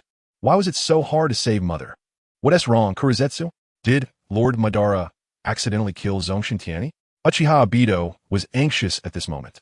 He had prepared for so long just to take revenge himself, and now you're telling me that Zongshen Tianyi is dead? Obito, you misunderstood, Kurizetsu said. Hearing this, Uchiha Obito hurriedly patted his chest. That's good, as long as Madara didn't kill Zongshen Tianyi. Then he rubbed his hands eagerly and asked Kurizetsu, when will Lord Madara come back? Uchiha Obito could no longer hold back. Obito, Lord Madara has already been killed by Zongshen Tianyi. If you want revenge, you can only go yourself, Kurizetsu said coldly at this moment. What? How could Lord Madara be killed by Zongshen Tianyi? He is the Shura of the ninja world. Uchiha Obito showed an incredulous expression, looking at Kurizetsu. Lord Madara is the Shura of the ninja world, but he is already old. Zongshen Tianyi is young. And with Lord Madara being unprepared, it's normal for him to die, Kurizetsu replied. This, Uchiha Obito still found it hard to accept. Obito, now we need to quickly stimulate Nagato to master the Rinnegan and set him on the path to collect the tailed beasts. As for Zongshen Tianyi, let us put him aside for now. We should avenge Rin first. Heijue felt that compared to Zongshen Tianyi, it was much easier to deal with Namake's Minato. It was like a soft persimmon. After all, Zongshen Tianyi's strength was too formidable, and bringing Obito along would likely get him killed. The main point was that Uchiha Obito's Mangekyou Sharingan had spatial abilities, which would not put him at a disadvantage against Namake's Minato. Uchiha Obito clenched his fists and finally apologized to Kakashi in his heart. Sorry, Kakashi, but I still have to take revenge for Rin first. I will avenge you later. How do we provoke Nagato later? Now that he is working under Zongshen Tianyi, if we rashly approach him, we might be discovered by Zongshen Tianyi. Uchiha Obito looked at Heijue. Heijue was not worried about this. Don't worry, White Zetsu has sent back news. The Wagakure and Kumogakure are secretly contacting each other to take action against Sunagakure. By then, Zongshen Tianyi will definitely not have time to pay attention to Nagato. We just need to take advantage of the situation, and we can definitely turn Nagato to the dark side. Heijue planned to use White Zetsu again to stage a grand performance, just like when Obito was turned to the dark side back then. Although he didn't understand what was going on with Obito at that time, the outcome was still good. Tell me in detail, Uchiha Obito immediately asked. As long as White Zetsu collects the opponent's chakra, he can transform into that person's appearance, making it indistinguishable from the real thing. At that time, we can use this method to stage a grand performance, causing all of Nagato's friends to die. Heijue then instructed the nearby White Zetsu to use the transformation technique to turn into Uchiha Obito's likeness. Uchiha Obito looked at the flawless White Zetsu before him, and his jaw nearly dropped in shock. This is great. Uchiha Obito thought this plan was excellent. Then let's keep an eye on Nagato. Once a Wagakure and Kumogakure take action against Sunagakure, we will start our plan. Uchiha Obito then looked at White Zetsu, pondering whether to have White Zetsu transform into Rin's appearance. After thinking for a moment, he suddenly abandoned the idea. I can't insult Rin. Okay. Heijue immediately went to prepare. The Wagakure. Father, are we really going to take action against Sunagakure again? KT asked with a worried expression. He had already been psychologically traumatized by Zongshen Tianyi. Moreover, both he and his father had Zongshen Tianyi's flying thunder god mark on their necks. Although the sealing team had used 7 or 8 layers of seals, no one knew if it would work. We must take action. Sunagakure has already swallowed 1/10 of the land of Fire's territory. No one knows if they will take action against us. Noki floated in the air, looking serious. Although the land in our land of Earth is not as good as Konoha's, it's still better than Sunagakure's desert. But this cooperation with Kumogakure makes me uneasy. Even cooperating with Konoha would make me feel more secure. KT thought that since a Wagakure and Kumogakure were sworn enemies, cooperating with them could lead to a trap. Don't worry, Kumogakure won't betray us this time. I've already promised them that once we defeat Sunagakure, the territory that Sunagakure occupies in the land of fire will be shared with them. They won't just sit back and watch Sunagakure rise. It was just a pity. Naka's eyes were filled with a hint of regret. He also wanted the territory of the land of fire, but a Wagakure could not swallow it. In this war, Noki felt that he and his son might die. If the two of them died, it would be a huge loss for a Wagakure, and at that time, it would be difficult for a Wagakure to defend the land of earth, let alone conquer the land of fire. Has the fourth Tsuchikage agreed? KT looked at his father. Noki nodded at that moment. He agreed. Now that Oizumi had become Tsuchikage, he understood that for a Wagakure to have a stable future, they must weaken Sunagakure. Noki felt very pleased at this moment. Oizumi, who sat in the Tsuchikage position, finally woke up. KT could only hope that they would be able to defeat Sunagakure later. Reikage building. Tidai, do we have a way to deal with Konoha's Edo Tensei? The third Reikage asked Tidai. If the cooperation with Noki succeeded this time, they would occupy the territory of the land of fire. If there was no way to deal with Konoha's Edo Tensei, then everything would be in vain. Raikage-sama, we can only use sealing techniques to deal with their Edo Tensei. There are no other methods. Tidai slowly said at that moment. The third Reikage felt a bit troubled upon hearing this. There were few ninja in Kumogakure who knew sealing techniques, and their abilities were not high. Raikage-sama, I suggest that you take action to restrain those Edo Tensei ninjas, while we let Killer Bee use the 8 Tails chakra to seal them. Tidai proposed a suggestion. As the Jinchuriki, Killer Bee could effectively cooperate with the third Reikage. Good. As long as there is a method to restrain them, that's fine. At this moment, Tidai looked at the third Reikage and slowly said, Reikage-sama, do we really have to deal with Sunagakure? Since the exposure of Konoha's Edo Tensei, I've been thinking that Kumogakure should focus all its energy on Konoha, rather than splitting our efforts to deal with other countries. Tidai, I understand your point, but we must do this. Sunagakure's strength is growing stronger, and Zongshen Tianyi is in a period of rapid power increase. I'm worried that the second shinobi god will be born. The third Reikage wanted to join forces with Noki this time to kill Zongshen Tianyi. Ines, this is the last chapter for today. 4 updates finished. Thank you all for the gifts, and thanks to all the big shots for their support. I thank everyone here.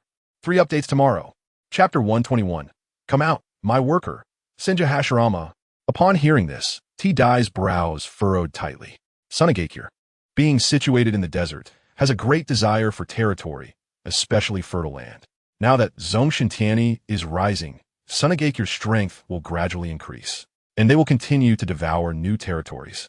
Once desire is awakened, it's like a rolling stone on a mountain. At that time, no one can stop it. Raikage-sama. I think we can also rope in Hanzo from the Land of Rain. Tidai looked up at the Reikage and expressed his opinion. The third Reikage looked at Tidai with a hint of surprise on his face. That guy Hanzo probably won't take action, right? If it were during the Second Shinobi World War, the third Reikage would have looked up to Hanzo a bit. At that time, he still had some courage, but now, in the eyes of the third Reikage, he was just a dog struggling to survive. Moreover, the third Reikage had previously received intelligence that Hanzo didn't even have the courage to take action when facing Zongshen Tianyi. Reikage-sama, I can persuade him.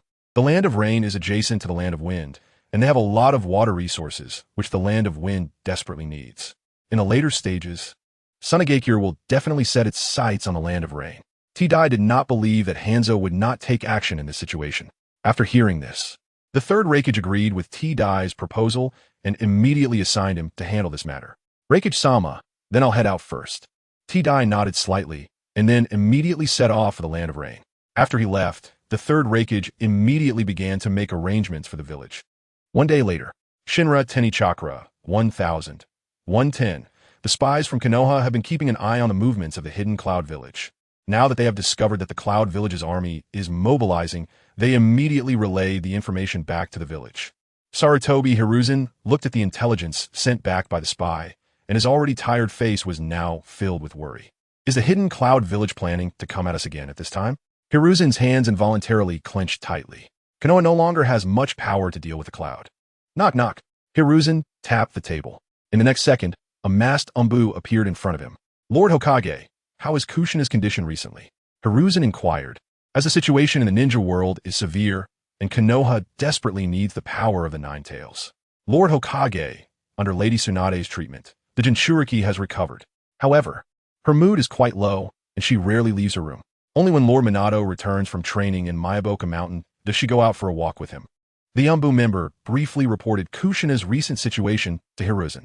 Upon learning about Kushina's condition, Hiruzen couldn't help but sigh. He felt a twinge of guilt, thinking, Kushina, I'm sorry for putting you through this for the village. Go call Jiraiya over. Hiruzen decided to have Jiraiya keep an eye on the northern border. Be careful. The cloud might strike suddenly. Yes. The Umbu immediately vanished. At this moment, Hiruzen took out his pipe and started smoking. While smoking, he couldn't help but think of Sarutobi Shino, who was in the sand village. Not long after, Jiraiya arrived. Cough, cough. Seeing the room filled with smoke, Jiraiya waved his hand. I say, old man, are you trying to choke yourself to death? As he spoke, Jiraiya opened the window and used a wind release technique to blow all the smoke out of the room. He then looked at the exhausted Hiruzen, feeling quite complex inside. Jiraiya, you're here. I was just thinking about some things and forgot to open the window. Hiruzen awkwardly put away his pipe. Jiraiya, I just received intelligence that the cloud is mobilizing troops again. I plan to send you to the northern battlefield to keep an eye on them, Hiruzen said. Hearing this, Jiraiya was a bit surprised. Didn't we just push them back not long ago? Why are they suddenly moving again? Has something about the village leaked out? Jiraiya's expression grew serious. The attack on the village by Shinra Teni not only killed many ninjas, but also took away the Uchiha clan. Now is a weak time for the village. It shouldn't be. It seems the hidden cloud village is still unaware of this matter. Hiruzen shook his head and continued. This time, when you go to the northern battlefield, you must be careful. If the cloud strikes us again, they will definitely be well prepared. Don't worry, old man. I won't be careless. Jiraiya nodded and then bid farewell to Hiruzen as he left. He intended to find Tsunade before leaving, but after searching the village for a long time, he couldn't find her and had to give up. At that moment, Tsunade was in an underground casino in the village. Gambling. Tsunade was shocked as she looked at the money in front of her. She had come to the casino today and won 3 bets. Each one was a win. This Tsunade thought to herself that it was not good. Every time she won money, something bad would happen. She stuffed the money into her clothes and headed towards Hiruzen's office. When Hiruzen saw Tsunade burst into his office, he gave an awkward smile. It was their first meeting since she returned. "Old man, has something bad happened recently?" Tsunade asked immediately. "Something bad?" Hiruzen thought for a moment. His son was still being held by the Sand Village. Does that count? However, he assumed Tsunade wouldn't take care about his son and shook his head. Nothing has happened. Really? Jiraiya and Orochimaru are okay, right? Tsunade thought of the few important people around her. She had seen Kushina that morning, so she should be fine. That leaves Jiraiya and Orochimaru. They're both fine. Jiraiya just left here, and Orochimaru has been at home studying the ninjutsu I entrusted to him, Hiruzen said. This left Tsunade very puzzled about what had happened. Lulan, it worked. I am indeed a genius. Shinra Tenny laughed loudly. With the help of 100 shadow clones, Tenny finally mastered the Edo Tensei today. He then activated the Flying Thunder God technique and returned to the village. He captured an enemy ninja from the village's prison. Taking out the Hashirama cells he had previously received from Orochimaru, Shinra Tenny planned to summon Senju Hashirama for planting trees. He was not worried that Hashirama would escape his grasp. All he needed to do was to threaten him with Konoha, and Hashirama would obediently work for him. Ninjutsu, Edo Tensei. As Shinra Tenny performed the jutsu, the figure of Senju Hashirama quickly formed. Taking advantage of the moment when Hashirama hadn't reacted yet, where is this? Hashirama found himself in an unfamiliar place, and when he saw Shinra Tenny, he immediately tensed up. Welcome to the Sand Village, Senju Hashirama. Shinra Tenny smiled at the figure before him. My worker has arrived. Note, today there are 3 chapters. This is the first chapter. Thank you all for your support. I humbly request some gifts from all the big shots here. Using love to power things is also fine. Once again, thank you to all the big shots. Chapter 122. The Alliance of 3 Villages, the Sand Village? Hashirama's brow furrowed tightly. Looking at him, Hashirama realized he had probably been brought back to life by Shinra Tenny. Boy, I can't possibly. Hashirama thought Shinra Tenny wanted him to help deal with Konoha and was about to refuse, but at that moment Tenny spoke. Senju Hashirama, I brought you back to life to have you plant trees for our Sand Village. Are you serious? Hashirama touched the back of his head. That's right, with your body. You can only plant some trees. Shinra Tenny shook his head at the state of Hashirama before him. He could easily defeat him with one hand. Hashirama looked at Shinra Tenny, unwilling to help the Sand Village plant trees, especially since Tenny had killed many people from Konoha.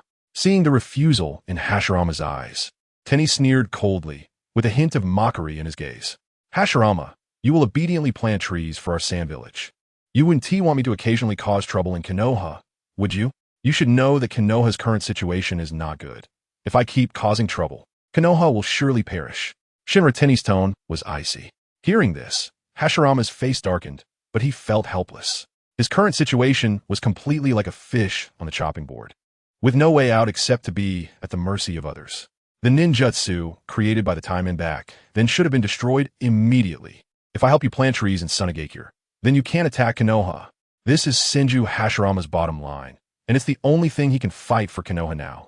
All right, Taimen smiled and nodded, casually agreeing to Senju Hashirama. As for whether he would keep his promise, that would depend on Taimen's mood.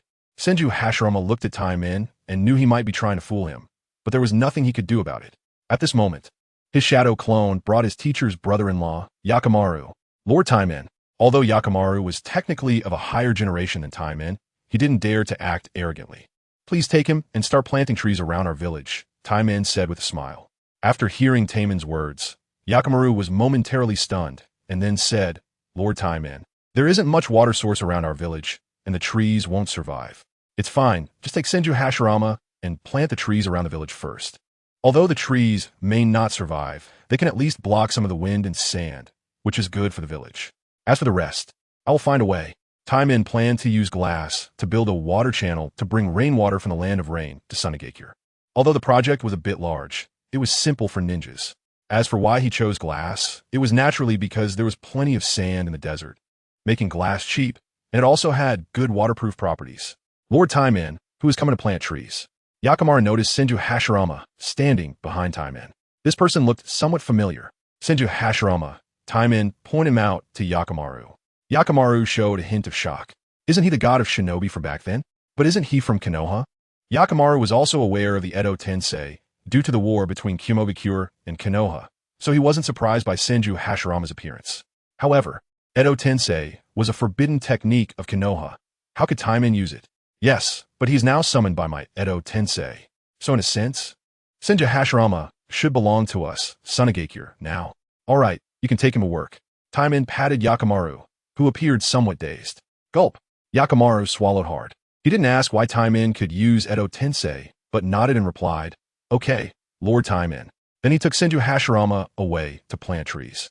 Taimen thought about how he had returned to the village and decided to check on the situation of the Uchiha clan in the village now. Indeed, the Uchiha clan had already moved into the village. However, not many people knew about it. Only the higher-ups of Sunagakure were aware. Taimen quickly arrived at the designated residence for the Uchiha clan in Sunagakure. At this moment, members of the Umbu were standing guard outside the residence. Lord Taimen. Upon seeing Taimen arrive, the Umbu members immediately approached him and respectfully greeted him. Taimen nodded and then entered the residence. At this time, Fugaku and Uchiha Shana also quickly ran over. Lord Taimen. Upon seeing Taimen, the faces of both were filled with smiles. Are you two getting used to things lately? Have you faced any grievances? Taimen asked. The two immediately shook their heads. Lord Taimen, the higher-ups in the village are taking good care of us. We haven't faced any grievances. Fugaku smiled broadly. Initially, those high-ranking members of Sunagakure, especially the ninja clans, had thought about taking a bite out of them. But once he revealed the flying thunder god Kanai that Taimen had given him, everyone became obedient. No one dared to have any ulterior motives against the Uchiha anymore. That's good. Are your clansmen having any issues now? Taimen was more concerned about this. Fugaku and Uchiha Shana smiled at this moment. Initially, they had some objections, but later they disappeared. Some had already been dealt with by the two of them. The Uchiha clan had finally gained a chance at survival, and they would not allow anyone to oppose them. Okay, Taimen was quite surprised that there was actually no one from the Uchiha clan opposing them, but he didn't mind. At this moment, he said, Wait a moment, I will let the Umbu leave, and you can go out for a walk, see different scenery, and try to integrate into the village. Fugaku and Uchiha Shana were just about to ask about this. After arriving at the village, they had been required to stay in the residence and not go out. This made some clansmen very worried. Now that they had received Taimen's words, they were completely at ease.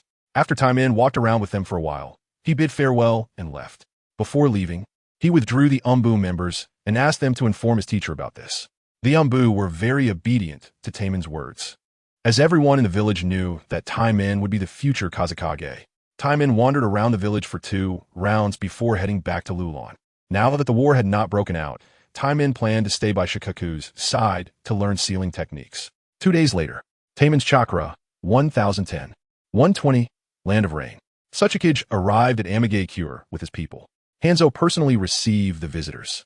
He usually didn't meet outsiders easily, fearing assassination, but he had to meet the top brass from the 5 great villages. Mr. Hanzo, we are here to discuss cooperation with Amagakure. Suchikage got straight to the point. Upon hearing the word cooperation, Hanzo couldn't help but think of the last time Danzo approached him with an offer, which turned out to be just to get his hands on Nagato's sage eyes, leading to a severe betrayal.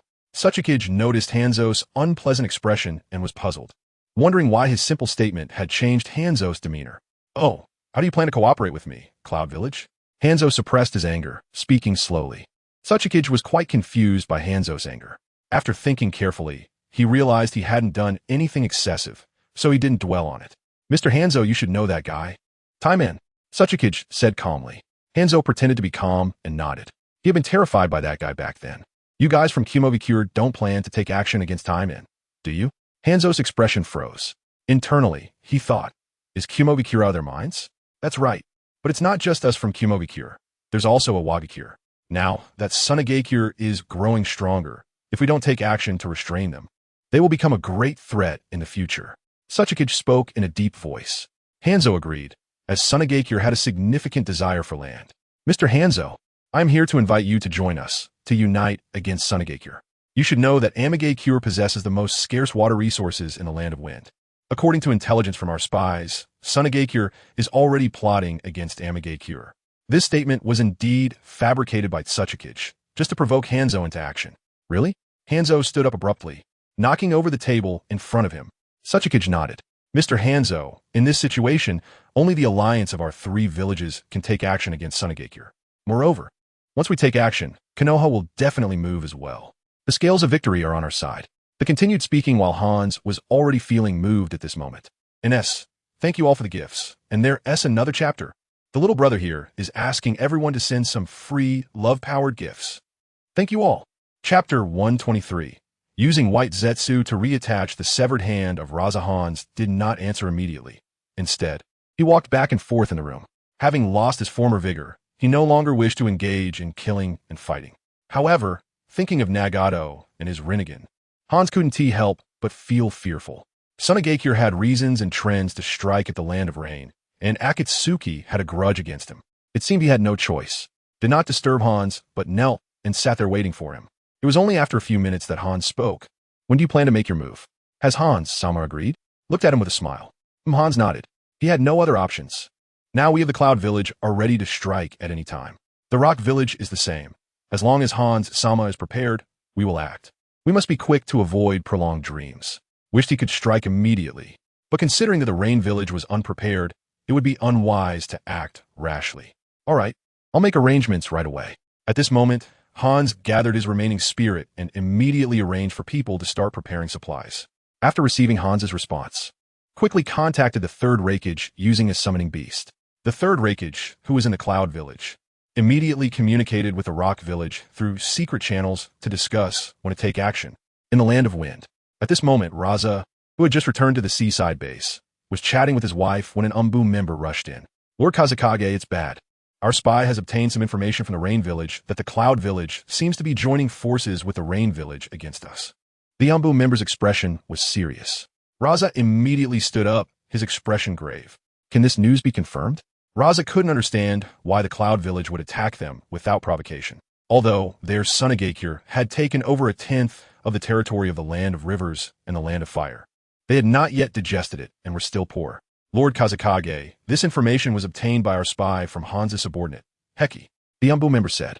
Since the Second Shinobi World War, Sunagakure had sent many spies into the Rain Village, and some had managed to secure decent positions. Damn Cloud Village. They actually want to strike at us. Raza's face looked very ugly. He couldn't help but worry.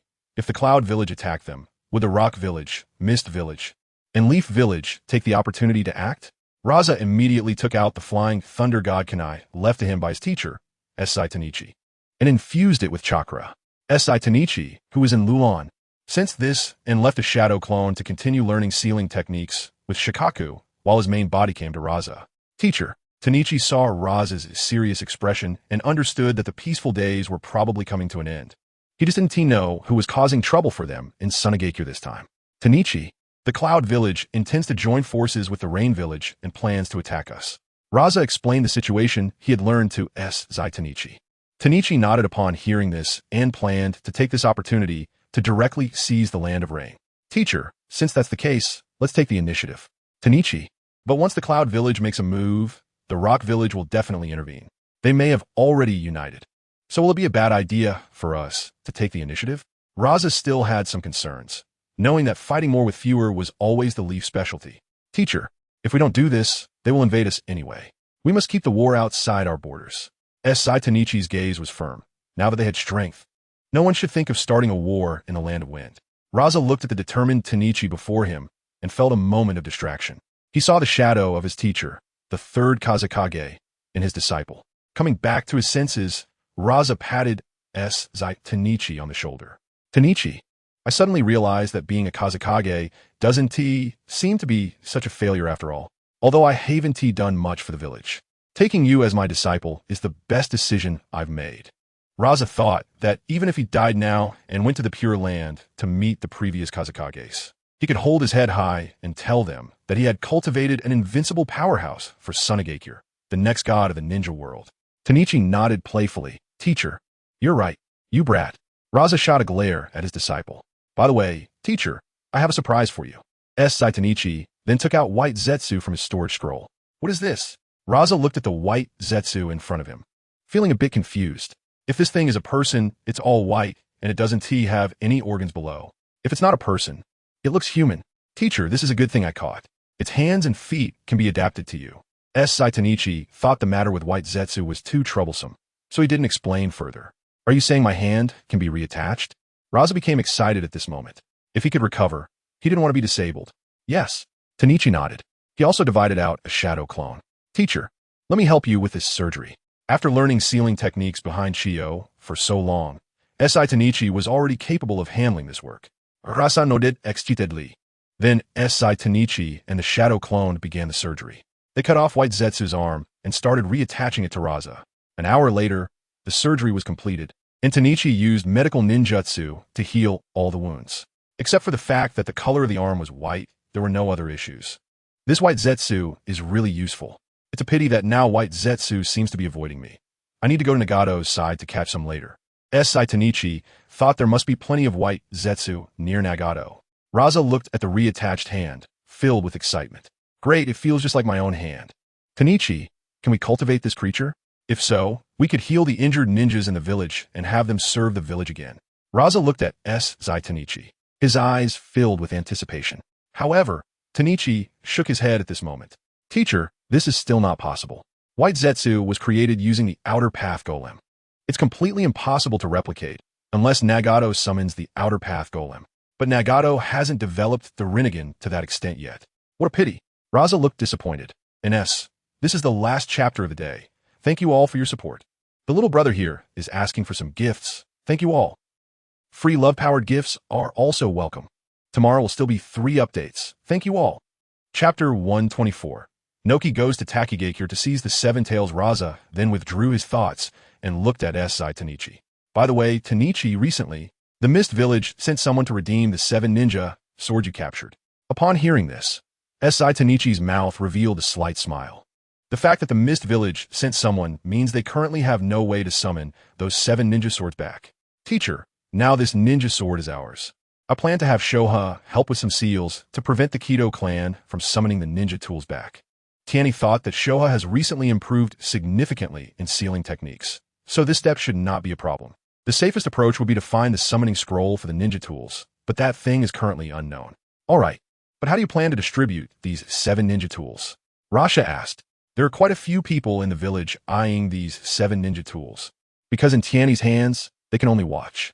The shark skin will be used by Maki, and the exploding blade, Splash, will be used by Fujita Yuma. As for the rest, teacher, you can choose the suitable person. Zongshen Tianyi said. He did not plan to use the shark skin, as it was not very useful to him. Good. Rasha nodded. By the way, teacher, could you help select some people with Yin-Yang attribute chakra from the village later? I plan to pass on the secret techniques I brought from Konoha to them. Tianyi said with a smile. Rasha became excited at this moment. Tianyi, are you talking about the secret techniques of those ninja clans from Konoha? Rasha's breathing became rapid. Although Sunagakure now has a money-loving Kankuro in the Uchiha clan, compared to Konoha's foundation, Sunagakure is still not strong enough. That's right. I brought the secret techniques of the Inuzuka clan and the Oil Women clan. However, the only trouble is that we don't have the bugs from the Oil Women clan.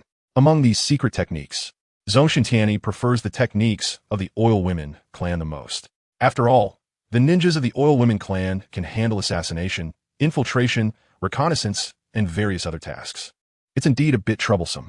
However, we can slowly accumulate and cultivate suitable bugs. Rasha thought that he could just mine more sand gold to cultivate the bugs. Zongshen Tianyi was also thinking about when he could go to Konoha to see if he could obtain bugs from the Oil Women clan. When it comes to bugs, Zongshen Tianyi thought of a tailed beast, Shichibi. After dealing with Sunagakure and a Mikagure this time, I'll go to Takigakure to capture Shichibi. At this time, Shichibi should not have been sealed in a fu yet. It should be sealed somewhere by Takigakure. Dear readers, since the Jinchuriki of Shichibi was only written as fu, I made a second setting that Shichibi was previously sealed in a certain place in Takigakure. Please don't criticize me. Teacher, please send more people to infiltrate Iwagakure. I'm worried that Kumogakure will team up with Iwagakure to attack. Zongshen Tianyi knew Oanoki's temperament. He was not someone who would let things go easily. It's possible that Oanoki is already secretly contacting Kumogakure. Tianyi, don't worry, I've already sent people. If Iwagakure makes any big moves, we will receive news. Rasha looked at Zongshen Tianyi with a beaming smile. Suchikage Tower. Suchikage-sama, Kumogakure just sent news. They have already brought Hanzo to their side. And once everyone is ready, they will immediately attack Sunagakure. The people from Iwagakure immediately reported the news to Oenoki. I didn't expect Kumogakure to actually bring Hanzo to their side. With the addition of a Mikagure, our chances in the battle against Sunagakure will increase significantly. Recently, Oenoki has been worried about this matter, fearing that Iwagakure would fail. Oenoki floated in. Third Lord. The people in the office looked at Oenoki with respect. Although under Oenoki's leadership, Iwagakure was defeated by Sunagakure once, everyone still respects Oenoki greatly. Third, what brings you here? Oenoki noticed a hint of embarrassment on Oenoki's face. Before he became Tsuchikage, he often argued with Oenoki, and now that he's become Tsuchikage, he realizes how difficult Oenoki's job is. Oenoki then asked the people in the office to leave. After they left, he looked at Oenoki. Oenoki, I plan to take people to Takigakure to seize Shichibi. This way, we will have a greater advantage against Sunagakure. Oenoki said. Oenoki suddenly stood up, shocked, and looked at Oenoki. Third, do you know what you're saying? We are currently preparing to attack Sunagakure. Going to seize the tailed beast from Takigakure at this time will only create enemies for our village. Oenoki internally opposed Oenoki's plan. Oenoki looked at Oenoki and calmly said, a village that only knows how to hide behind a waterfall doesn't need to worry. And we must do this, otherwise our village will be in danger. Hearing Oenoki's words, Oenoki hesitated to voice his opposition. Seeing that Oenoki did not refute, Oenoki spoke. I will take Lus and some elite ninja with me now. Third, wait a moment. Oenoki stopped him. Even if you seize Shichibi, it won't be able to exert its power for a while.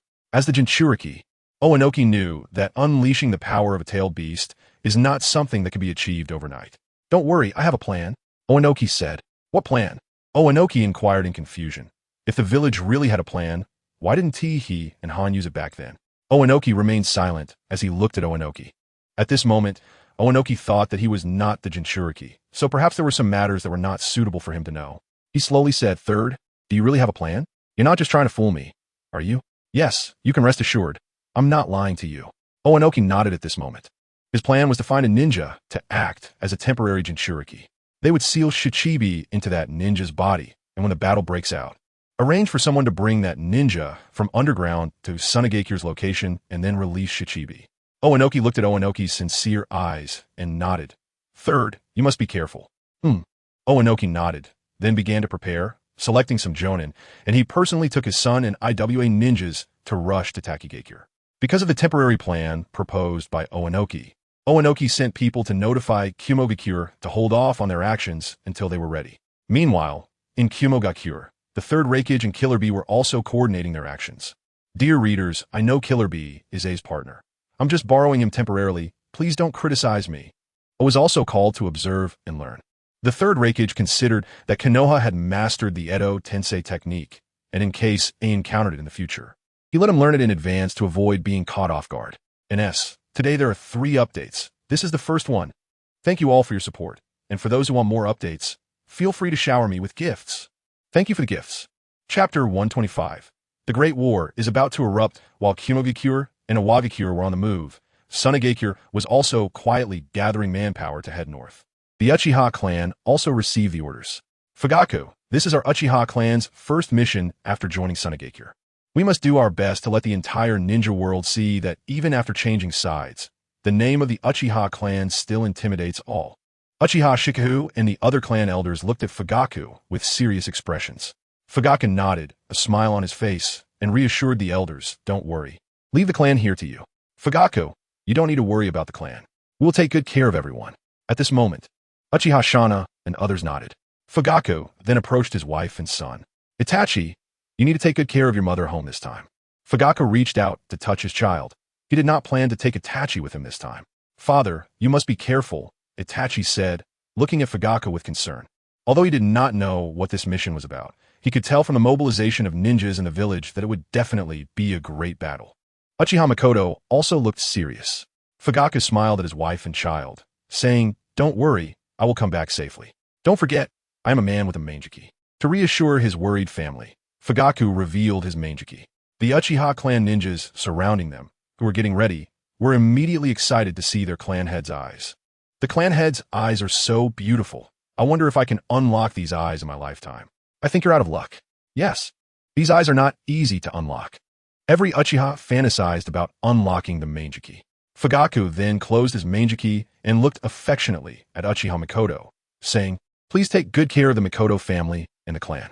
Uchiha Makoto nodded slightly. Although she was now a housewife, she possessed a 3-tomo Sharingan. Fugaku then took the elite of the Uchiha clan to the rendezvous point. A small number of ninjas were left behind in the Uchiha clan's territory to ensure its safety.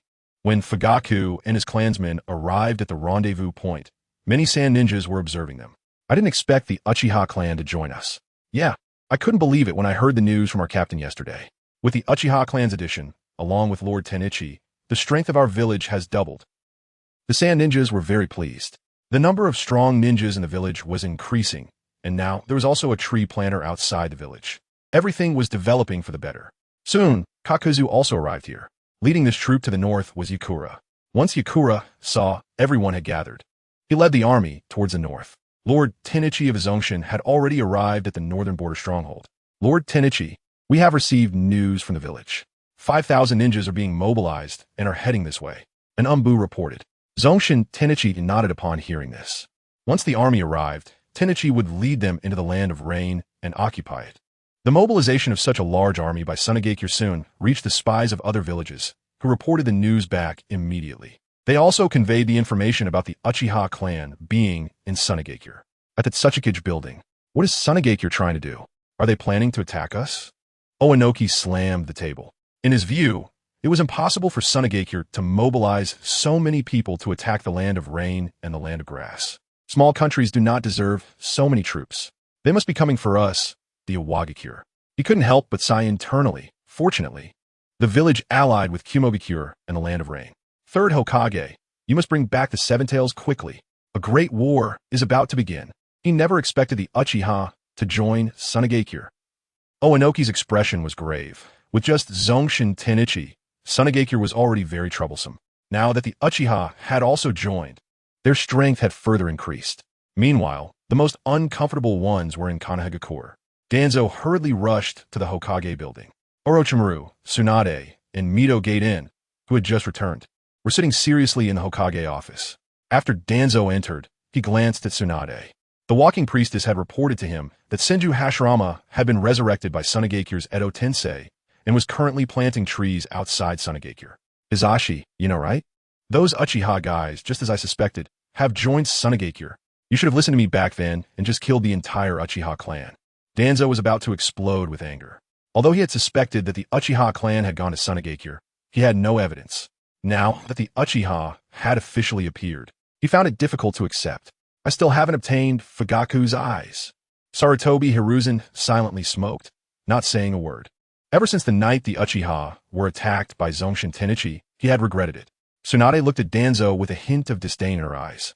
The Uchiha clan going to Sunagakure was definitely partly Danzo's responsibility. If it weren't for his constant targeting of the Uchiha, they wouldn't have abandoned Konoha, where they had lived for decades, to go to the harsh conditions of Sunagakure. Danzo did not want to discuss this matter now. What we need to focus on now is why Sunagakure is mobilizing a large number of ninjas to the north.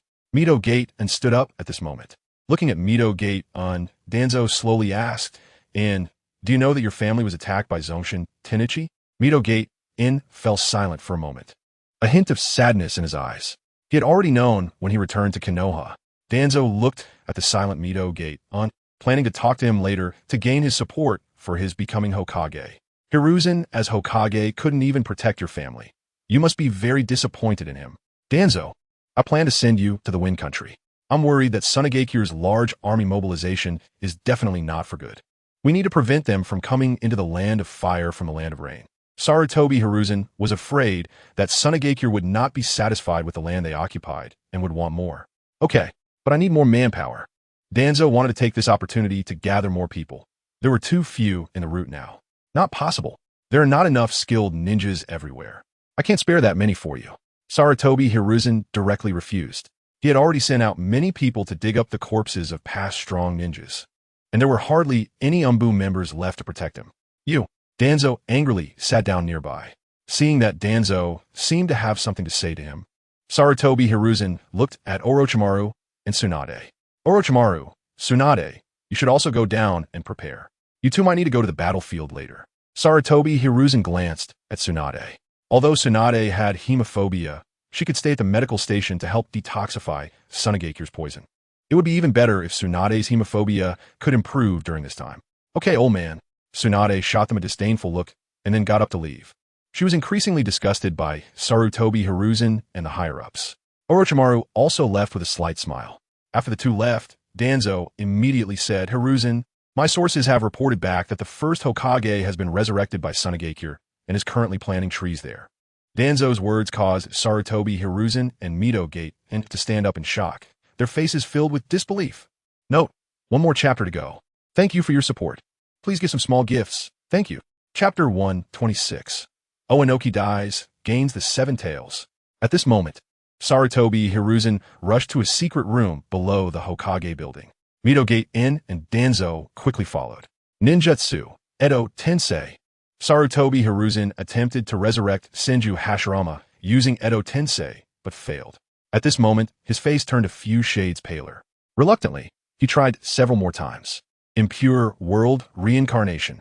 Impure. But not a single attempt was successful. Damn it, despicable Sunagakure. How dare they desecrate the souls of our ancestors? I will never forgive them.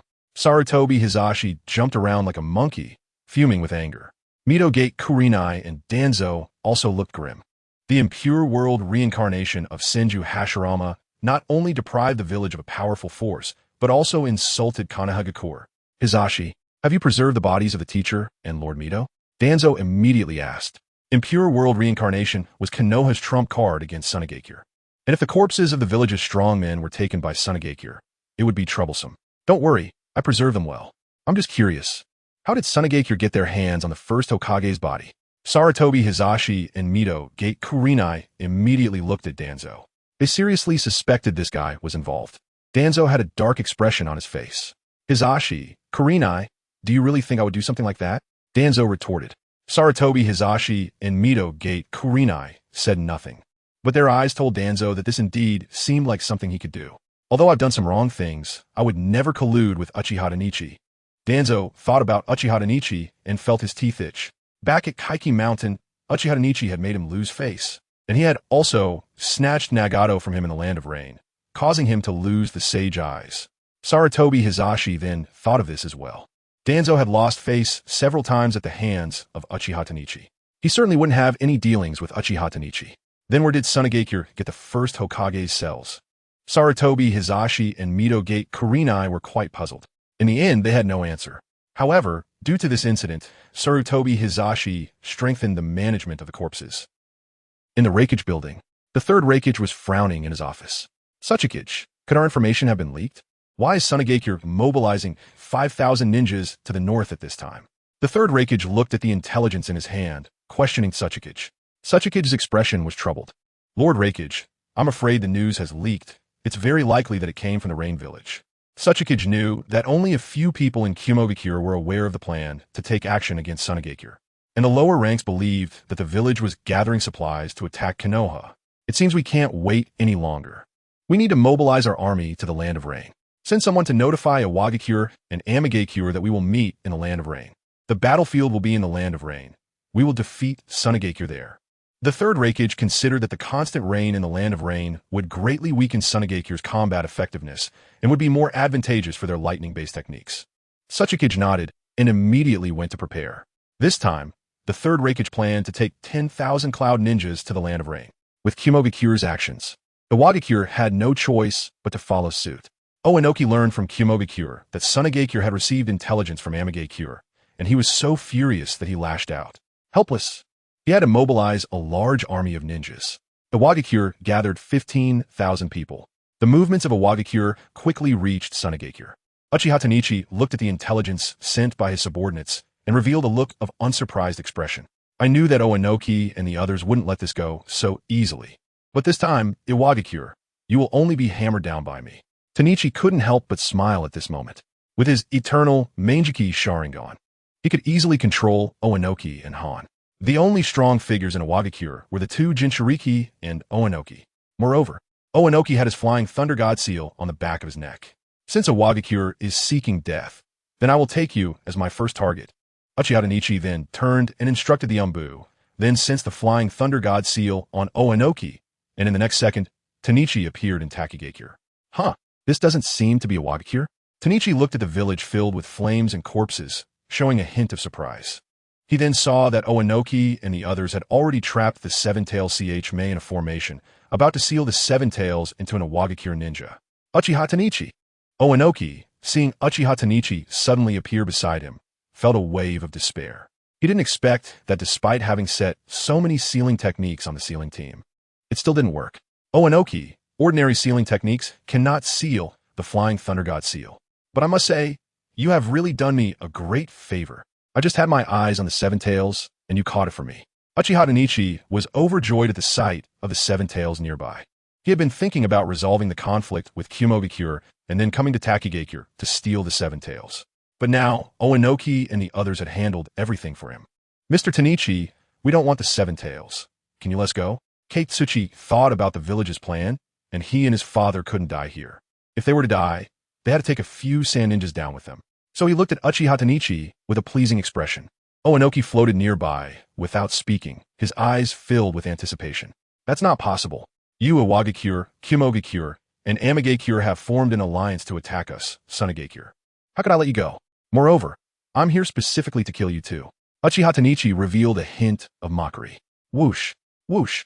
At this moment, several Iwagakure Jonin immediately threw kunai with explosive tags attached. Oenoki and Katsuchi weren't idle either and immediately attacked. Since negotiations were impossible, they would fight. However, Tanichi's figure instantly disappeared from their sight, and in the next second, he appeared behind Katsuchi. Rasengan. Uchiha Tanichi hit Katsuchi with a Rasengan directly through his body. Katsuchi looked down at the hand protruding from his chest, his eyes filled with unwillingness.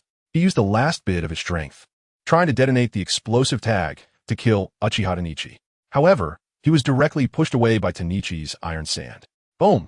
Then the explosive tag exploded, and Katsuchi was reduced to a mist of blood. Uchiha Tanichi looked at the remains of Katsuchi, feeling a bit of admiration. Although their positions were different, his actions were truly admirable. Katsuchi, Lord Katsuchi. Oenoki saw his son's body, heartbroken, his face full of pain. The other IWA ninjas were filled with bloodlust. Kill Uchiha Tanichi, avenge Lord Katsuchi.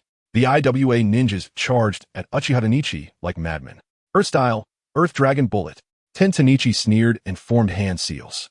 Oenoki's face immediately turned red with embarrassment when he saw the hand seals Tanichi was performing were dust release. Get away! Oenoki shouted at the IWA ninjas. Dust release, terminal destruction technique. Uchiha Tanichi infused a large amount of chakra, and a cylindrical barrier with a diameter of 40 meters appeared in front of his hands. The IWA ninjas tried to escape, but couldn't get away at all. In sheer terror, they were directly turned into molecules. Oenoki, you're next. Uchiha Tanichi grinned at him. Uchiha Tanichi, I will kill you. Oenoki was filled with rage, but deep down, he felt despair. He couldn't kill Uchiha Tanichi, who had the Flying Thunder God. In an instant, Tanichi appeared behind Oenoki. Senjutsu, super large Rasengan. Zongshen Tianyi had directly created a large sphere with a diameter of 30 to 40 meters. Dust release, boundary, stripping technique. Oenoki injected all the chakra within his body into the ninjutsu and was crazily squeezing his body, recklessly refining chakra and injecting it into the dust release. He used his life as the price to create a barrier with a diameter of 50 meters. Even though he knew the chances were slim, he had to give it a try. If successful, he would be able to eliminate a major threat to the village. However, all of this was in vain. Zongshen Tianyi had already activated Flying Thunder God and was hiding in a safe place. After seeing Tianyi run away, Oenoki's face was full of regret. He had brought disaster to Iwagakure. After losing all his chakra, Oenoki could no longer float and fell directly to the ground. Slowly losing his breath, his eyes remained unwillingly open. At this moment, Zongshen Tianyi flew to the Seven Tails, who was about to escape, and directly controlled him with the eternal Mangeki Sharingan. He then collected Oenoki's corpse and also took some of the blood from the Yellow Earth. Later, he would use Edo Tensei to bring back these two father and son to clear the mountains between the land of rain and the land of wind. Zongshen Tianyi was in an exceptionally good mood. Last chapter, thanks for everyone's support. To all the big shots, this little brother is asking for some gifts here, generating power with love. Thank you all. Tomorrow will still be 3 updates. Thank you. Chapter 127, Hero's Water. Just as Zongshen Tianyi was about to leave with the controlled 7 tails, he sensed that there were some ninjas lurking in the shadows. So he immediately flew over and found that it was the Takigakure ninjas. At first, the people from Takigakure wanted to run upon seeing Zongshen Tianyi, but they relaxed when they realized his forehead protector was not from a Wagakure. Sir, are you here to help us? The people from Takigakure bravely asked. Tianyi thought for a moment. He was here to kill Onoki, which could barely be considered helping them, so he nodded. Thank you, sir. Thankfully you came quickly. Otherwise, our village would have been slaughtered by the people of a Wagakure. Everyone couldn't help but cry. They had been living well. But suddenly Onoki and his men burst in and started slaughtering them without a word. They also wanted to seize the tailed beasts from their village. The ninjas who harmed your village have already been dealt with. Zongshen Tianyi patted the shoulder of a leader. He sensed that this person had the most chakra among the group and asked, "What is your name?" "Sir, my name is Shuiyin." Shuiyin wiped the tears from the corners of his eyes and looked respectfully at Zongshen Tianyi. Upon hearing this, Zongshen Tianyi was slightly surprised. In a later plot, Shuiyin had once collaborated with the Rain Village to steal the hero's water. Tianyi was overjoyed. This guy should know something about the location of the hero's water. So he asked Shuiyin, "Does your village currently have any sealed hero's water?" The hero's water is obtained every 100 years from the giant tree. Those who drink it can enhance their chakra dozens of times if they survive the dangerous period. But if they don't make it, it's all over. Seeing that Zongshen Tianyi was interested in the hero's water, a trace of hesitation appeared on Shuyin's face. Upon noticing this, Tianyi directly killed a Takigakure ninja beside him with magnet release and coldly looked at Shuiyin, saying, "He is not a good person. If you don't hand over the hero's water, no one from Takigakure will survive today." Shuiyin and the others realized that the person in front of them was not a good guy either. Just out of the tiger's den, they fell into the wolf's lair. "Sir, our village still has a portion of the hero's water." Shuiyin looked at him with fear in his eyes, thinking about handing over the hero's water. He had been coveting the hero's water for a long time, but had never had the chance to obtain it. He originally thought that with this incident in the village, he would finally get the hero's water, but who knew that Zongshen Tianyi would show up? The surviving people of Takigakure looked at Tianyi with red eyes. The hero's water was their village's sacred object, but since a strong man like Onoki had been killed by him, they didn't dare to do anything and could only watch him. Zongshen Tianyi pushed Shuiyin and said, "Let's go. Take me to get the hero's water." "Okay, sir." Shuiyin, with a flattering expression, led Tianyi to the place where the hero's water was stored, while Tianyi left a shadow clone before leaving. He glanced at the Takigakure ninjas with faces full of resentment and followed Shuiyin into the place where the hero's water was stored. Shuiyin looked at the once heavily guarded area, now deserted, feeling very upset. If Zongshen Tianyi hadn't appeared, he would have long run off with the hero's water. Before long, the two arrived at a mysterious cave. At this time, Tianyi had already sensed the overwhelming chakra emanating from inside. However, this chakra gave him an extremely unpleasant feeling. Why did it feel like his body was constantly rejecting the power of this world? Tianyi couldn't help but wonder. He thought about how the chakra in this world only existed because Kagaya Otsutsuki ate the fruit of the divine tree. And he secretly thought, it's better not to get involved with this. After all, the system can give me 10 chakra points every day. I can accumulate it slowly. Tianyi gave up on the idea of drinking the hero's water, although there was a risk in drinking it. He believed that his body and will could completely overcome the hero's water. However, since his body was currently unusually resistant, he wouldn't force it. But Tianyi still wanted to obtain the hero's water, take it back, and give it to a suitable person to drink, which would give the village an additional shadow-level ninja. "Sir, there is a sealing technique here. I can't open it." Shuiyin looked embarrassed and fearful, worried that Zongshen Tianyi would take his anger out on him. "Step aside." Tianyi glanced at the seal in front of him. He could open it. Shuiyin immediately stood aside, ensuring that Tianyi wouldn't think he would take action against him, and deliberately stood in a position that was difficult for him to act. Seeing Shuyin's little movements, Tianyi couldn't help but smile. This guy's a bit clever. Before long, Zongshen Tianyi opened the sealing technique of Takigakure. However, Tianyi did not rush in but controlled a test tube with iron sand to fly inside. The hero's water is highly toxic, and Tianyi didn't want to get contaminated. After safely collecting the hero's water inside the test tube and sealing it with a storage scroll, Zongshen Tianyi looked at Shuiyin. "Let's go." The two then exited the cave and returned outside.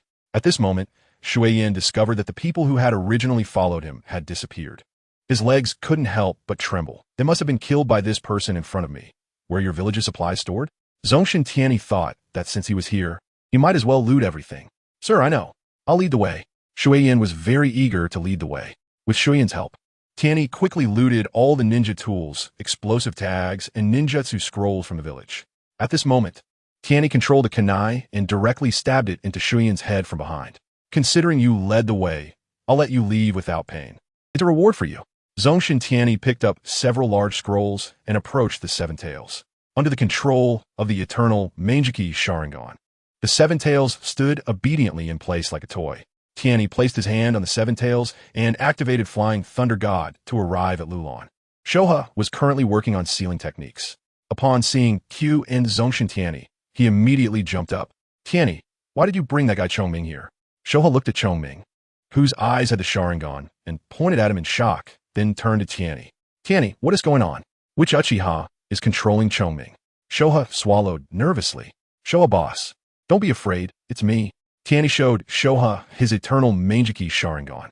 This left Shoha so shocked that his jaw dropped. He leaned closer to Tianyi and asked, Tianyi, what is up with your eyes? You're not even from the Uchiha clan. Shoha boss, it's a long story, let us talk about it later. Right now, I need your help to bring Q to our side. I have something important to handle. Tianyi thought about resolving the matter of the hero's water first. Shoha nodded, and Tianyi brought Shoha and Q to the desert where Shoha had been earlier. After arriving in the desert, Zongshen Tianyi looked up at Shoha. Shoha boss, sorry to trouble you. Tianyi smiled. Shoha nodded, signaling Tianyi not to worry. The next moment, Tianyi released his control over Q and left the area. Where is this? Q looked around, suddenly appearing in the desert, feeling a sense of fear. Remembering being controlled by the Sharingan, Q wanted to run away. However, before he could escape, he was stopped by Shoha. Long time no see, Chongming. Shoha greeted Q. Is that you, Shoha? What are you doing here? Chongming was a bit surprised to see Shoha. Ever since Senju Hashirama captured and sold the tail beasts, he hadn't seen any other tail beasts. This is a bit complicated. Let me explain slowly, Shoha began, but Chongming interrupted him first. Shoha, we need to leave. I was just controlled by someone with eyes as powerful as Uchiha Madara's. That person might be nearby. We should go. As Chongming spoke, he attempted to run, but was stopped by Shoha. Don't worry, that's one of us. Let me tell you, Shoha immediately reassured Chongming. At this moment, Zongshen Tianyi had arrived at Raza's side. When he appeared, he found Maki was also there. Reporting to Raza, Tianyi, you're back. Raza exchanged glances with Maki, both smiling warmly, their gazes falling on Zongshen Tianyi. Yes, sensei. Maki, what brings you here? Tianyi remembered that Maki was stationed in the Land of Fire. I came to report to Lord Kazekage about the situation in Konoha. Maki explained to Zongshen Tianyi. Upon hearing it was related to Konoha, Tianyi became interested. Are they planning to attack us in Suna? Zongshen Tianyi asked. Maki shook his head. Not at all. It seems Konoha has been collecting corpses lately. Initially, they were only gathering their own people's bodies, but now they're digging around the entire ninja world. Unfortunately, they're hiding it too well. Our spies can't find out whose bodies they've dug up. Maki shared the information obtained by their spies. A hint of regret appearing on his face. After hearing this, Raza turned to Zongshen Tianyi with a serious expression. Tianyi, are they doing this to bring back Senju Hashirama? Just like you? Raza recalled the working man Senju Hashirama outside the village and inquired. Exactly. Zongshen Tianyi couldn't believe that the former #1 village in the ninja world would resort to such methods to protect their village. Raza and Maki's expressions were solemn. If Konoha does this, it could indeed cause some trouble. You don't need to worry about that. I've actually made a significant gain this time, Tianyi said with a smile. What did you do? Raza and Maki noticed several large scrolls behind Zongshen Tianyi, their brows filled with confusion. IWA Shinobi Village has allied with Kumo and aimed to attack us. Previously, I left a Flying Thunder God mark on Onoki's neck, intending to kill him. But when I went there, I found they were in Takigakure. Thinking of this, Zongshen Tianyi couldn't help but laugh. Raza and Maki immediately understood what Onoki was planning. The other side was targeting Q. They couldn't help but feel relieved that Tianyi had gone. They were capturing Q in Takigakure, but in the end I killed them and I brought Q back with me. I also brought back their treasure, the hero's water, Tianyi declared. Upon hearing that Q was secured, Raza and Maki were very excited. However, the two were a bit confused about the hero's water. Hero's water? Tianyi suddenly remembered that the ninja world knew very little about the hero's water, possibly because Takigakure had hidden it too well. He explained, drinking this can multiply one's chakra dozens of times. Zongshen Tianyi's words shocked Raza and Maki. They never expected such a thing existed in the ninja world. Unfortunately, this stuff only comes once every 100 years. Moreover, it's highly toxic. To gain power, one must be prepared to die. Tianyi explained the situation regarding the hero's water. After hearing this, Raza and Maki slowly nodded. It made sense. There must be a catch to gaining power without any cost. Have you thought about who to give it to? Although Raza was tempted, he hesitated at the thought of the possible death. He was already one of the top experts in the ninja world. There was no need to take risks. I haven't thought about it yet. If I choose a strong Jonin, as long as they survive, our village will have another Kaga-level powerhouse. Zongshen Tianyi hadn't found a suitable candidate. He thought about Maki, but worried he might not survive. Raza, seeing the desire in Maki's eyes, signaled Tianyi to give this opportunity to Maki.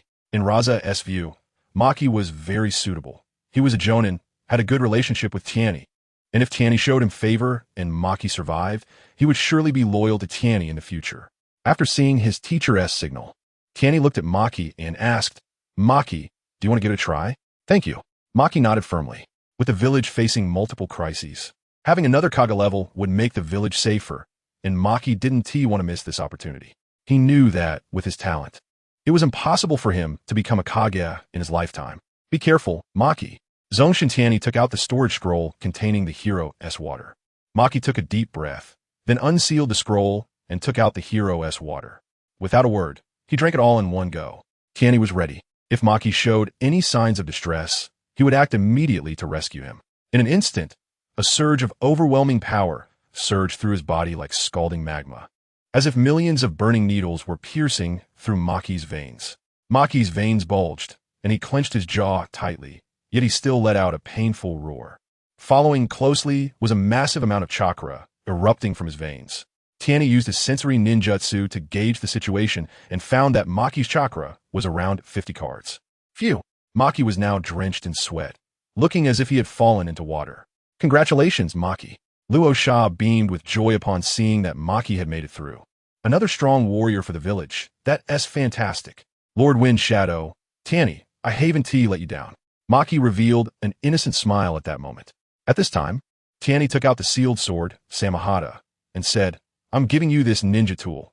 You should now be able to control Samahata on your own. Originally, Tianyi planned to suppress Samahata himself and then hand it over to Maki. However, after Maki drank the hero's water, his chakra was significantly increased, and he was now capable of suppressing Samahata himself. Tianyi Maki looked at Tianyi with tears in his eyes. First, the hero's water, and now Samahata. Maki couldn't help but tremble at the corners of his mouth. Take it.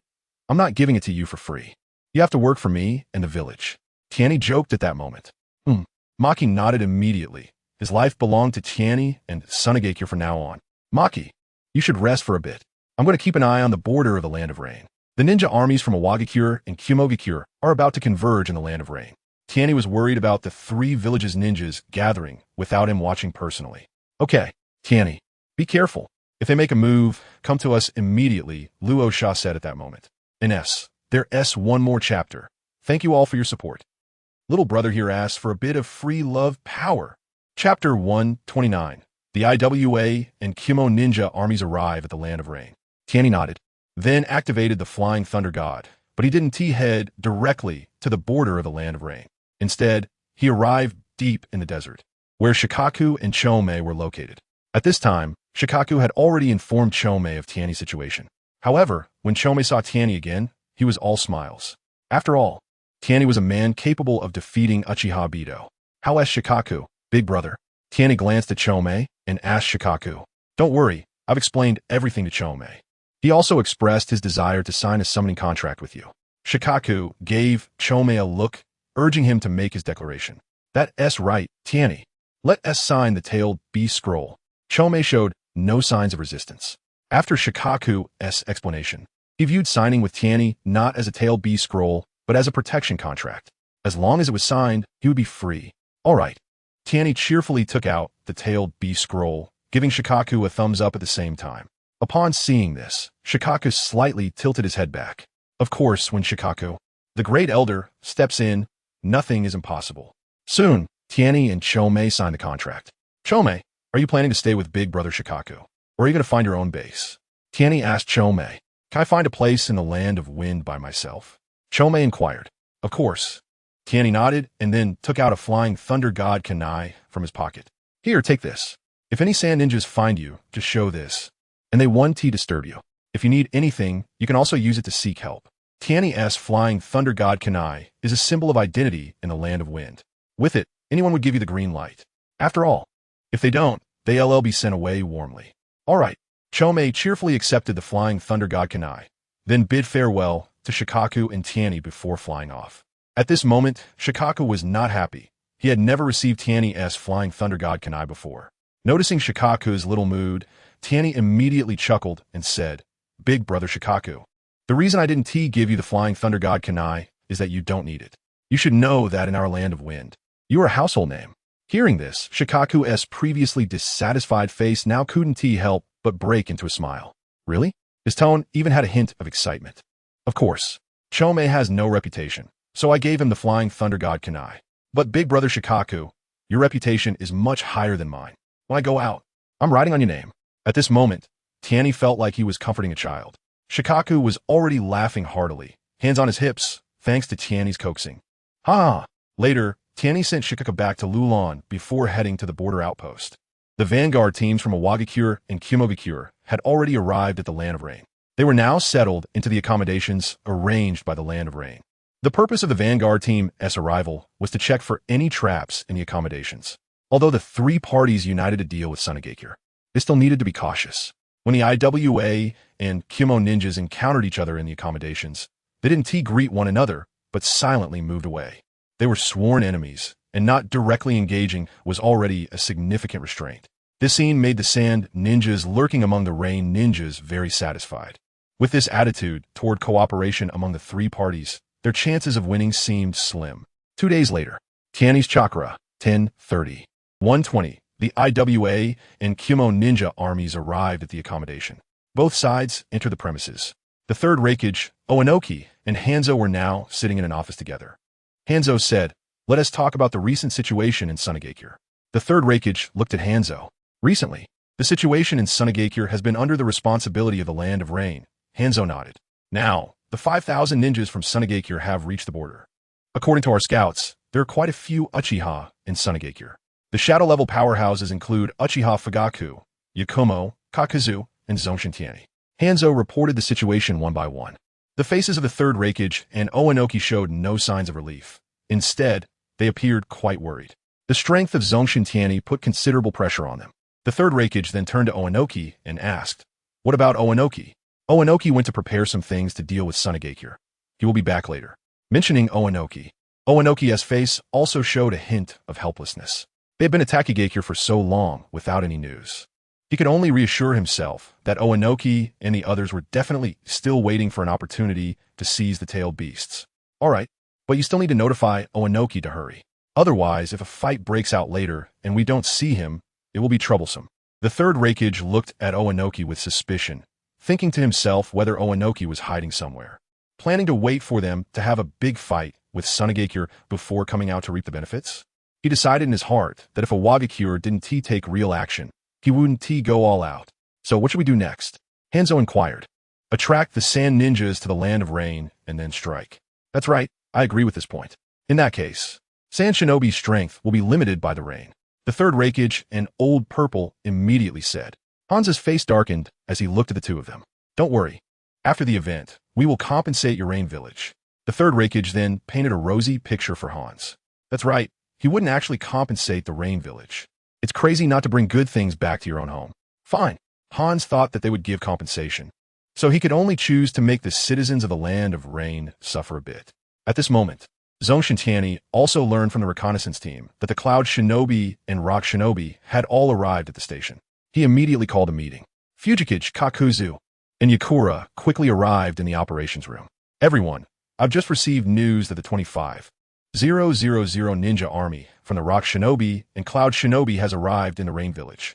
Zongshen Tianyi's words made everyone unable to help but swallow hard. They only had 5,000 people this time, and the opponent had 25,000 without counting the Rain Shinobi. It's going to be tough. Lord Tianyi, Why don't we retreat for now and ask for help from the village? Yes, the numbers are far too many compared to ours. Let's wait for Lord Wind Shadow support. Some commanders of the Sand Shinobi army were trembling with fear at this moment. They didn't dare to engage the coalition of 3 villages. The numerical gap was too big. Everyone, this time the village will not send reinforcements. Now we also need to guard against Konoha and the Mist Village. But everyone, don't worry. All the experts from the other side are mine to deal with. You just need to clean up the small fries. Zongshen Tianyi comforted everyone at this time. Fujikage immediately stood up. Lord Tianyi, let me go with you. With my strength, I can at least hold back 2 shadow-level experts from the other side. At this moment, Fujikage humbly said. He felt that if he disregarded the risk of blindness from using the Mangeki Sharingan and directly controlled the 2 Jinch Riki from the Rock Village with it, it shouldn't be a problem to hold back 4 or 5 people. Thank you, Fujikage, but this time it's really not needed. I have made sufficient preparations, and what you need to do is not let these ninja allies escape. They are high-quality labor and can earn a lot of money for our village. Zongshen Tianyi said with a smile. Kakuzu, who was nearby, brightened up at the mention of money. He decided that he wouldn't let a single enemy escape. This is the last chapter for today. The big battle will start tomorrow. Thank you all for your support. Lastly, I asked for a little gift. Thank you, everyone. Chapter 130, Surprise Attack on the Rain Village, Additional Update. Yes. Fujikage, seeing that Zongshen Tianyi had a plan, sat back down. After that, Tianyi made some arrangements and let everyone go back to prepare. At this moment, Yakura's pretty face was filled with worry. Tianyi, are you really confident about what comes next? You should know that there are quite a few strong ones from the Cloud and Rock villages. Yakura was worried that Zongshen Tianyi would run into trouble. Don't worry, Yakura, nothing will happen. Besides, I have the Flying Thunder God. If anything goes wrong, I will leave immediately, Tianyi said with a smile while looking at Yakura. Yakura thought about it too. Once Tianyi wanted to leave, no one could stop him. She glanced at Zongshen Tianyi, slightly opened her mouth, but then closed it and turned to leave. Yakura, Tianyi called out to her. Yakura stopped, turned her head to look at Tianyi. Be careful. If there's danger, remember the Flying Thunder God Kunai I left for you. Tianyi reminded her. Yakura nodded slightly and happily went to get busy. Zongshen Tianyi then looked towards the direction of the Land of Rain and slowly said, let's give the Rain Village something to do first, give them a little warning. At this moment, Tianyi created 2 shadow clones. He instructed these 2 shadow clones to fly towards the Rain Village. As the saying goes, pick the soft persimmons to squeeze. Among the Rock Village, Cloud Village, and Rain Village, it was clear that the Rain Village was the softest persimmon, and it was also the closest. At this time, after Hans finished the meeting with the 3rd Raikage and Old Purple, he returned to the Rain Village. Lord Hans, Shinda and Heiji ran over as soon as they saw Hans return. How's the preparation of materials in the village going? Is the ninja army ready? Hans asked. Lord Hans, everything is ready. We can strike at any time. Shinda and Heiji nodded immediately. The Rain Shinobi were excited upon hearing that they were going to attack the Sand Village. During the Second Great Ninja War, many people from the Land of Rain died at the hands of the Sand Shinobi. Now that they had the opportunity for revenge, everyone was very happy. After Hans learned that everything was ready, he nodded and said, Shinda, you stay behind with the team to guard the village. Heiji, go gather the ninja army. We're now going to join forces with the Cloud and Rock. Hans was worried that the ninjas from the Cloud Village and Rock Village would take advantage of the battle with the Sand Village to sneak into the village and steal things. Lord Hans, let me go to the battlefield with you. Shinda was unwilling to stay behind. He wanted to serve Hans on the battlefield. Fool, if you come with me and something happens in the village, what will we do? Hans was very satisfied with Shinda's loyalty. Heiji was also persuading him, yes, Shinda, the village can't be without anyone. Seeing this, Shinda could only nod helplessly. Heiji then went to gather the ninjas in the village. Before long, the 500 ninjas that Hans was going to take away were all gathered. Dear leaders, I have set the number of ninjas in the Rain Village at 2,000. After all, the Rain Village had declared war on the 3 great nations back then, so their strength should still be considerable. Just as he was about to take these ninjas away, the 2 shadow clones of Zongshen Tianyi arrived above the Rain Village. Looking at the village built primarily of steel below, the 2 shadow clones were ready to make a big move. Unexpectedly, the Rain Village had gathered the ninjas in the village. The 2 shadow clones couldn't help but laugh. Then the 2 shadow clones charged directly. Meanwhile, the Rain Shinobi were still excitedly talking about killing the Sand Shinobi. My elder brother and second brother died at the hands of the Sand Shinobi. This time, I want to take revenge for them. We will rob the Sand Village empty and strengthen our Rain Village. Maybe this time, Lord Hans can lead us to become one of the 5 great villages. The Rain Shinobi fantasized that this time, the 3 villages would completely erase the Sand Village from the ninja world. Then their Rain Village would become one of the 5 great villages, finally breaking free from the fate of a small country. Just as they were fantasizing, the 2 shadow clones made their move. Sage Art, Wind Release, Rasengan. 2 at this moment, each of the 2 shadow clones threw a Rasengan.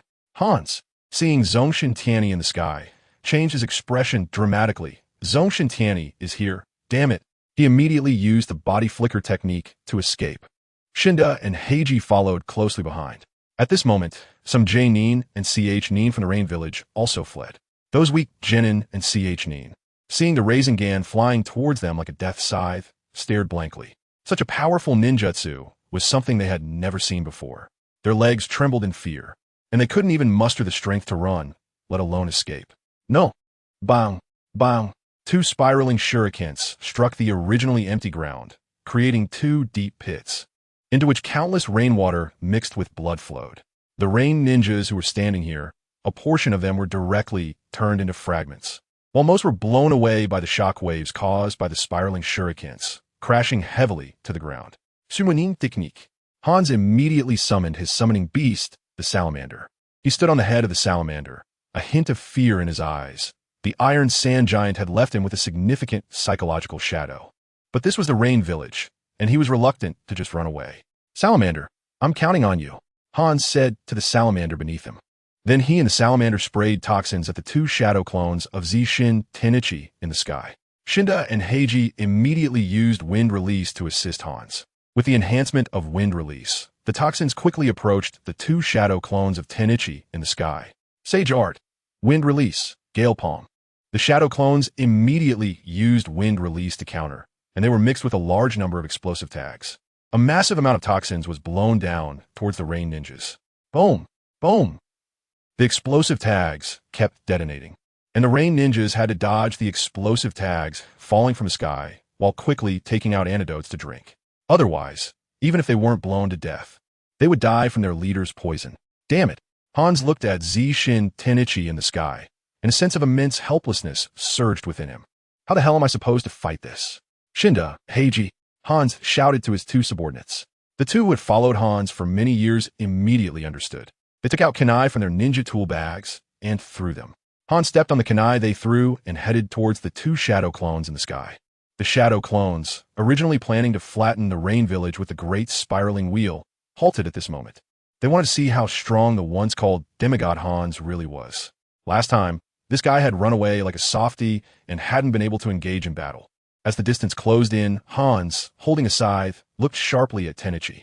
Seeing the 2 Zongshen Tianyi before him, Hans also created a shadow clone. Swap technique, EI/. 2 Hans used the body flicker technique, and in the blink of an eye, he rushed to the side of the 2 shadow clones of Tianyi. The shadow clones were already on guard against Hansa's body flicker technique, as he had once avoided Pain's chakra dragon with it. Hans and his shadow clone each wielded a poison scythe and struck at the 2 shadow clones. Sage Art, Magnet Release, Electromagnetic Field. The 2 shadow clones of Tianyi extended their hands. Hans and his shadow clone found it impossible to advance an inch. A hint of terror appeared on his face. He realized that the scythe in his hand was being gripped tightly by someone. Hans exerted all his strength to swing his scythe, but was powerless. He immediately sensed that something was wrong, quickly released his grip on the scythe, and attempted to return to the ground. However, after letting go, his body did not fall due to gravity. Instead, it felt as if someone was holding him. This force was growing stronger. Meanwhile, a shadow clone next to him was crushed. What kind of ninjutsu is this? Hans looked at Zongshen Tianyi with a hint of fear in his eyes. This is the power of science. The 2 shadow clones then revealed a smile and prepared to feed him some dumplings. Sage Art, Super Large-Tailed Beast Sphere. 2 gigantic spiraling spheres were about to strike Hans. Lord Hans, Shinda and Heiji wished they could switch places with Hans at that moment. The surviving rain ninjas looked on in horror. Their godlike half-god Hans was about to die here. The villagers in the village also looked up at the sky in disbelief. Some clever villagers turned to flee with their families. Years of experience told them that staying any longer might cost them their lives. Just as Tianyi's super large-tailed beast sphere was about to hit Hans, his summoning beast, the salamander, used all its might to jump up from the ground. It swallowed Hans whole, protecting him inside its mouth. Boom! The two super large-tailed beast spheres struck the salamander's body, and in an instant, countless blood, flesh, and shattered bones flew everywhere. When the super large-tailed beast spheres dissipated, the salamander's massive body had lost half of its size. Bang! The salamander fell heavily to the ground, and with its last breath, it spat Hans out. Hans tumbled onto the blood-soaked ground, rolling twice before desperately crawling toward the barely breathing salamander. The salamander looked at the unharmed Hans and wanted to smile, but its gradually cooling body could not manage it. It slowly closed its eyes. No, salamander, get up. We still need to fight. Hans pounded the salamander's body with his hands, hoping that this companion who had fought alongside him in countless battles could awaken. Tianyi looked at the dead salamander, his eyes reflecting a sense of recognition. It was indeed loyal. At this moment, Heiji and Shinda instantly body flickered to Hans's side. Shinda, you take Lord Hans and go. I will hold off the Iron Sand Butcher. Head towards the rock and cloud ninja encampments. After Heiji finished speaking, he charged forward, forming hand seals. Ninja ah, smoke technique. At this moment, a large amount of strange green smoke began to rise, enveloping the ground. Shinda's eyes were filled with tears as he glanced at Heiji, gritting his teeth and saying, "Be careful, Heiji." After saying that, he carried the grief-stricken Hans towards the rock and cloud ninja encampments. The rain ninjas, seeing this, also began to flee in all directions. The two shadow clones looked down at Hans and the rain ninjas, revealing a hint of disdain. Is this all? Boring. Let's just send them off in one wave. The two shadow clones, finding the weaklings below utterly uninteresting, extended their right hands. Regarding Heiji's small movements, Tianyi could only laugh. Great spiraling wheel. Two black chakra spheres were born in the hands of the two shadow clones. They then slowly descended. Seeing this, Heiji immediately drained all the chakra from his body to buy Hans a chance to escape. Water release, water barrier. Just then, boom, two massive mushroom clouds rose above the rain village. The center of the area was instantly vaporized. The steel structures in the outer circle were also flipped over by the shock waves from the explosions. Some people who were not killed by the great spiraling wheel were buried under the collapsing steel buildings. The rain village, once filled with numerous steel structures, was directly flattened. Those who had run out were also affected. They were blown away by the explosive shock waves and crashed into trees at high speed, dying without pain. Many unfortunate souls had parts of their bodies obliterated, lying in pools of blood, wailing in agony. Shinda, carrying Hans, was also blown away, but at the critical moment, he used chakra to stabilize himself and Hans, finally landing safely. At that moment, he turned back to look. The once vibrant village now only had 2 deep pits left. They're dead, all dead. Shinda felt immense sorrow in his heart and spat out a mouthful of blood.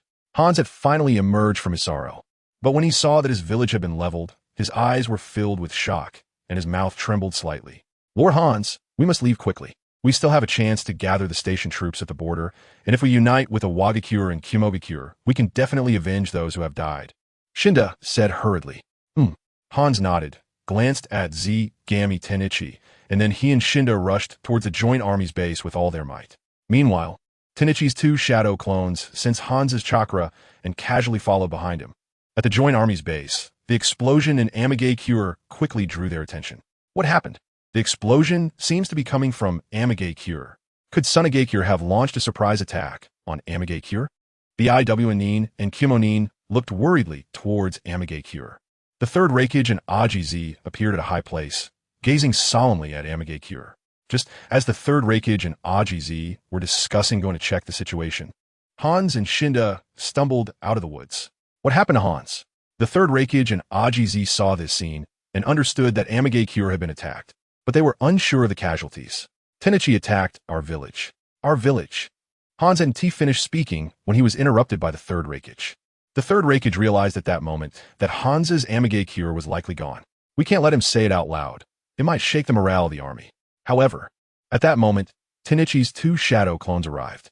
Senjutsu, magnet release, electromagnetic cannon. Senjutsu, magnet release, electromagnetic field.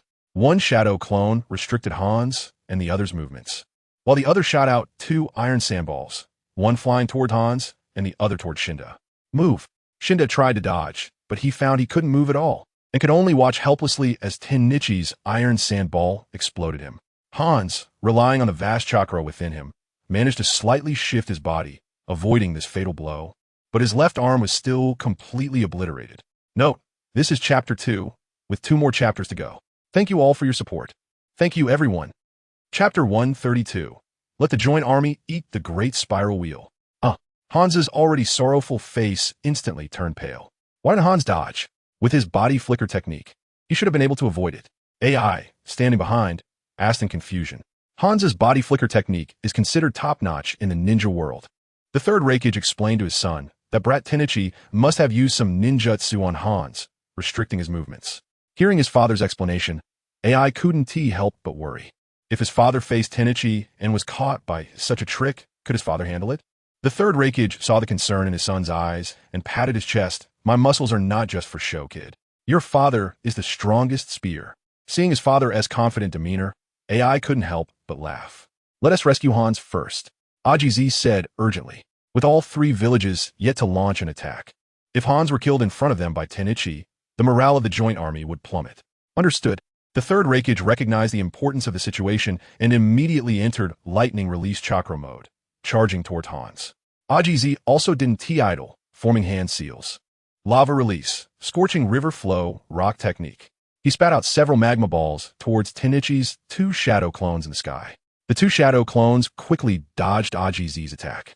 Senjutsu, wind release, spiral shuriken. The 2 shadow clones immediately formed 2 spiral shurikens and threw them towards the joint army of the 3 villages. Seeing the flying spiral shurikens, Ajiz furrowed his brows. These 2 ninjutsu must be blocked. Earth-style squad. The Iwagakure's Earth-style squad rushed out immediately. Earth release, Great Earthquake Core. 200 Earth release, Earth flow wall. 1,300 the ones who rushed out were elites. They knew they couldn't let Tenichi's ninjutsu hit the base. They directly used ninjutsu to create a massive wall of earth for defense. Countless earth walls sprang up in front of the base. With so many earth walls, they could definitely block the attack of the Iron Sand Butcher. That's right, even if our 4th Suchikage were here, he wouldn't be able to break through. This scene was truly shocking. The Iwagakuren looked at their village's ninjas who had suddenly built a wall of earth covering the area and felt a sense of pride. AI, however, quietly glanced at the Iwagakuren, feeling a bit wary of them. He originally thought that there were many ninjas from Iwagakure, but he figured that a lot of them only knew the body flicker technique, and their strength was likely at the level of just graduating from the Ninja Academy. If so many Iwagakuren surrounded him, he might not be able to hold on. Boom! Boom! The earth walls created by the Iwagakuren crumbled like a sand pile, directly torn apart by Tenichi's spiral shurikens. The spiral shurikens plowed through everything in front of them, destroying it with ease. We can't hold them back, retreat. The Iwagakure Earth-style squad realized the situation was dire and immediately fell back. The ninjas in the back ran in terror to the sides, fearing they would be caught by Tenichi's spiral shurikens. Some slower ninjas were still caught in the blast. The wind release tore through their bodies. Many fell into pools of blood. Damn it! Ajiz's eyes turned red as he looked at the fallen Iwagakuren. At this moment, the third Raikage had reached Hans's side, and he felt the electromagnetic field.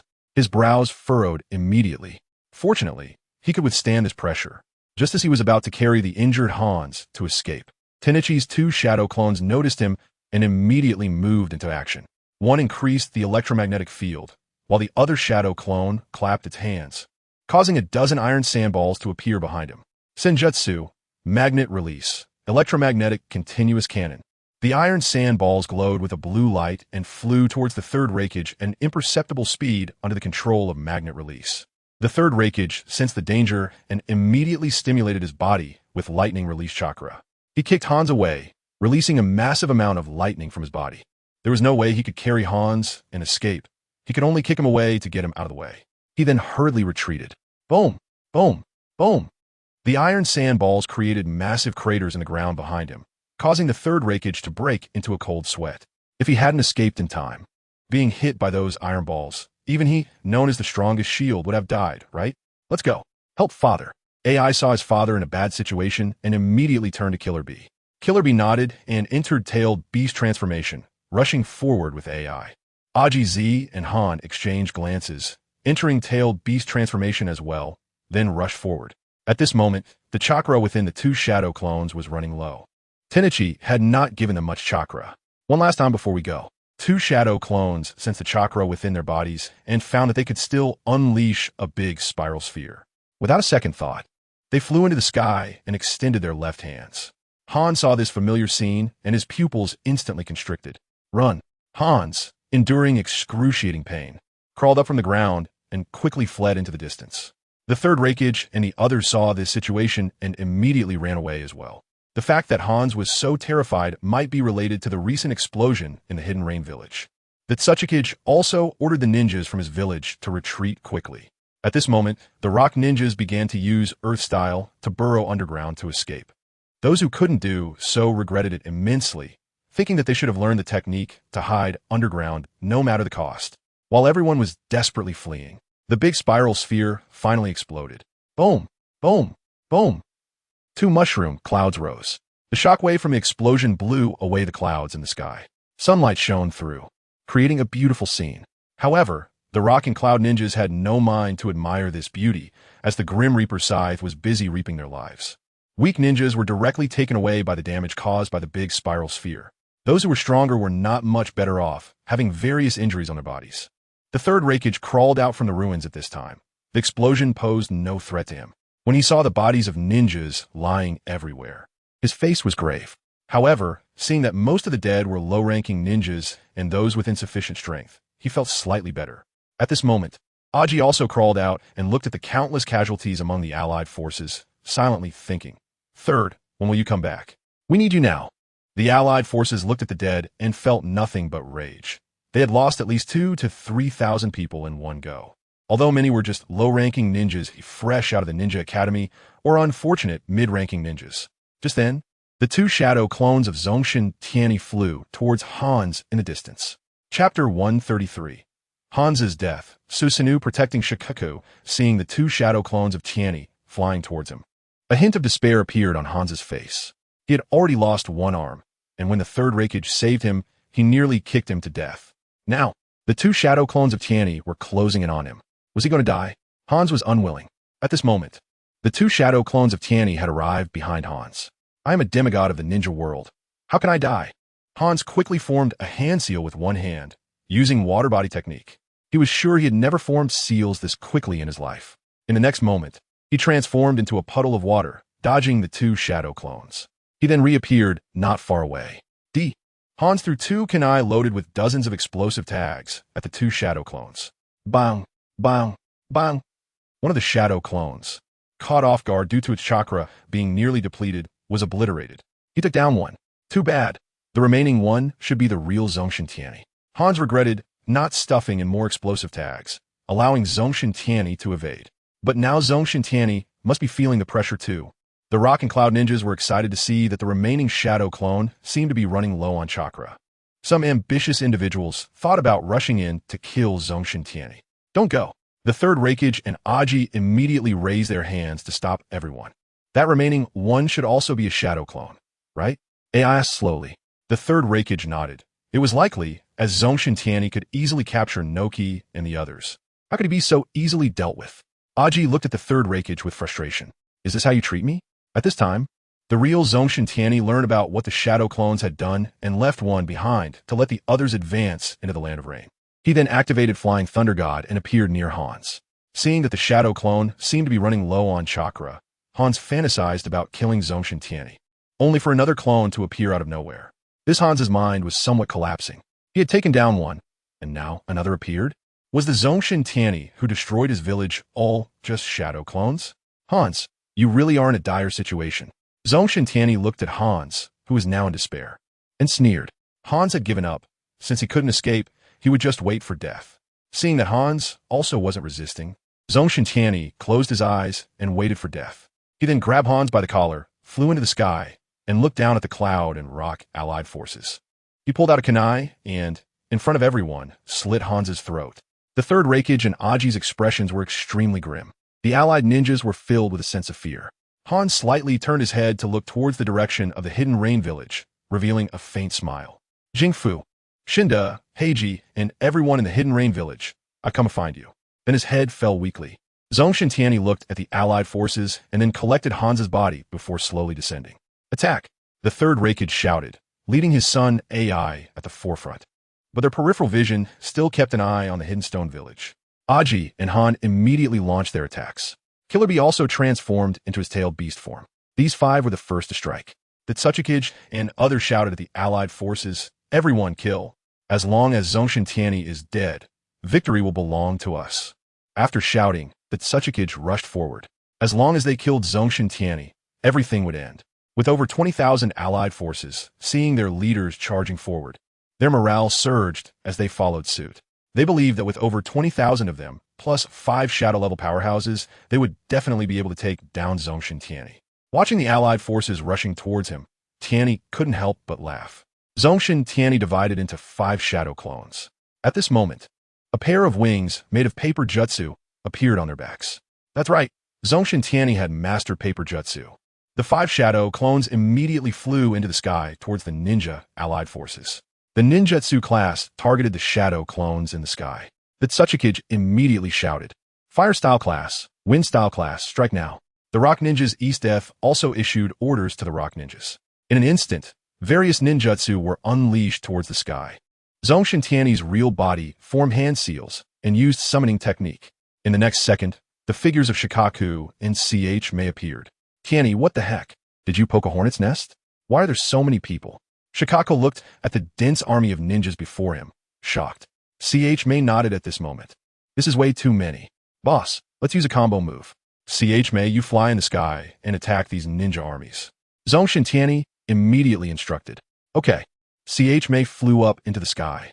Zongshen Tianyi then positioned himself above Shikaku. Seeing Zongshen Tianyi suddenly summon 2 tailed beasts, the third Raikage and others' expressions turned particularly grim. They hadn't expected Zongshen Tianyi to have an additional tailed beast in his hands. This was quite troublesome. A hint of despair appeared on the faces of the high-ranking officials of Awagakure, including Old Z. Their third Hokage had gone to Takigakure to capture the 7 Tails. But now the 7 Tails was in the hands of Zongshen Tianyi. Didn't that mean the third Hokage had already been killed by Zongshen Tianyi? "What's wrong with you, Tsuchikage?" The third Raikage sensed something was off. The faces of Awagakure's high-ranking officials looked as if they had just lost their mothers. Could it be that Yaki went to Takigakure to capture the 7 Tails? The third Raikage looked at Old Z and the others in disbelief. Yes, Old Z and the others were filled with immense sorrow. The third Tsuchikage had led them for so many years, only to meet a tragic end at the hands of Zongshen Tianyi. Damn it, the third Raikage cursed. They had lost a veteran Kage, while Zongshen Tianyi had gained a tailed beast. Meanwhile, Zongshen Tianyi smiled as he looked at the Raikage and the others. He wanted to test his current strength against the third Raikage and his companions. Tianyi revealed his eternal Mangeki Sharingan. "Shikaku, relax for what's coming next," Zongshen Tianyi said, looking down at Shikaku beneath him. Shikaku nodded and replied, "Okay, bring it on." Shikaku trusted Zongshen Tianyi completely, so he let go of his mind and body. Susanoo. Zongshen Tianyi directly enveloped Shikaku in Susanoo. Complete body Susanoo. The full form of Susanoo covered Shikaku, while Tianyi clapped his hands, activating the Sage Art, Magnet Release, Law of Heaven and Earth. Countless iron sand particles covered the complete body Susanoo, forming a set of iron sand armor. The entire battlefield fell silent. Everyone stared at the giant before them, unable to regain their senses. At this moment, Killer Bee asked the 8 Tails in his mental world, "Can you do this, GYK? How is that possible?" "You should just run. You are no match for Zongshen Tianyi," GYK replied. "That kid's eyes are as powerful as Madara's. You have no chance of winning." GYK had already seen the outcome of this war. This is the last chapter for today. Thank you all for your support. I'm shamelessly asking for some small gifts here. Thank you. 3 updates tomorrow. Chapter 134.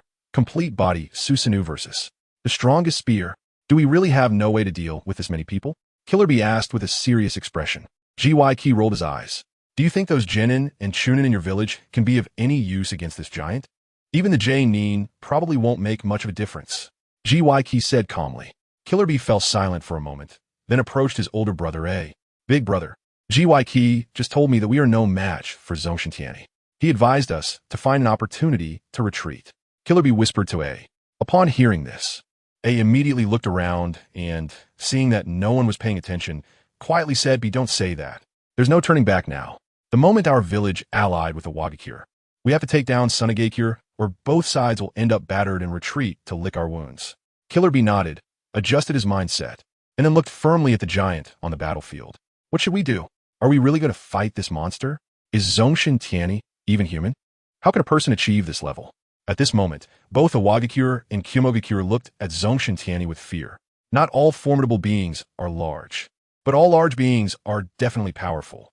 Suchikage looked at his village's Reikage with worry in his eyes, constantly reassuring himself that the Reikage was the strongest spear. And Zongshen Tianyi's ninjutsu could not possibly match him. Zongshen Tianyi and Shikaku were both filled with excitement. Tianyi, your ninjutsu is incredible. I feel like I can crush Kai by into the ground right now. Shikaku said with a hint of flattery.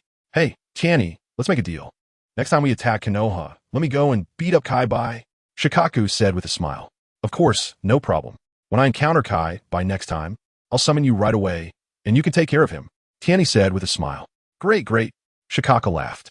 Zongshen Tianyi then prepared to practice his skills on the third Reikage, Old Z, and the others to test his strength in this mode. He drew a long sword from the complete body, Susanoo. At that moment, the third Reikage immediately sprang into action. Suchikage, you and the others block this giant. Hey, coordinate with me. I'll break Zongshen Tianyi's ninjutsu. The third Reikage planned to use his hell stab to break through the giant before him. Got it. Old Z and the others nodded immediately. Old Z communicated with Sun Wukong in his inner world. Then the full form of the four tails appeared. The five tails, Mu King, and eight tails, GY Ki, followed closely behind. It's Suchikage-sama, Han-sama, Killer Bee.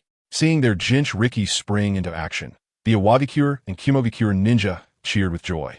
Three massive tail beasts against the giant created by Zongshen Tianyi. 3 against 1. They could definitely do it.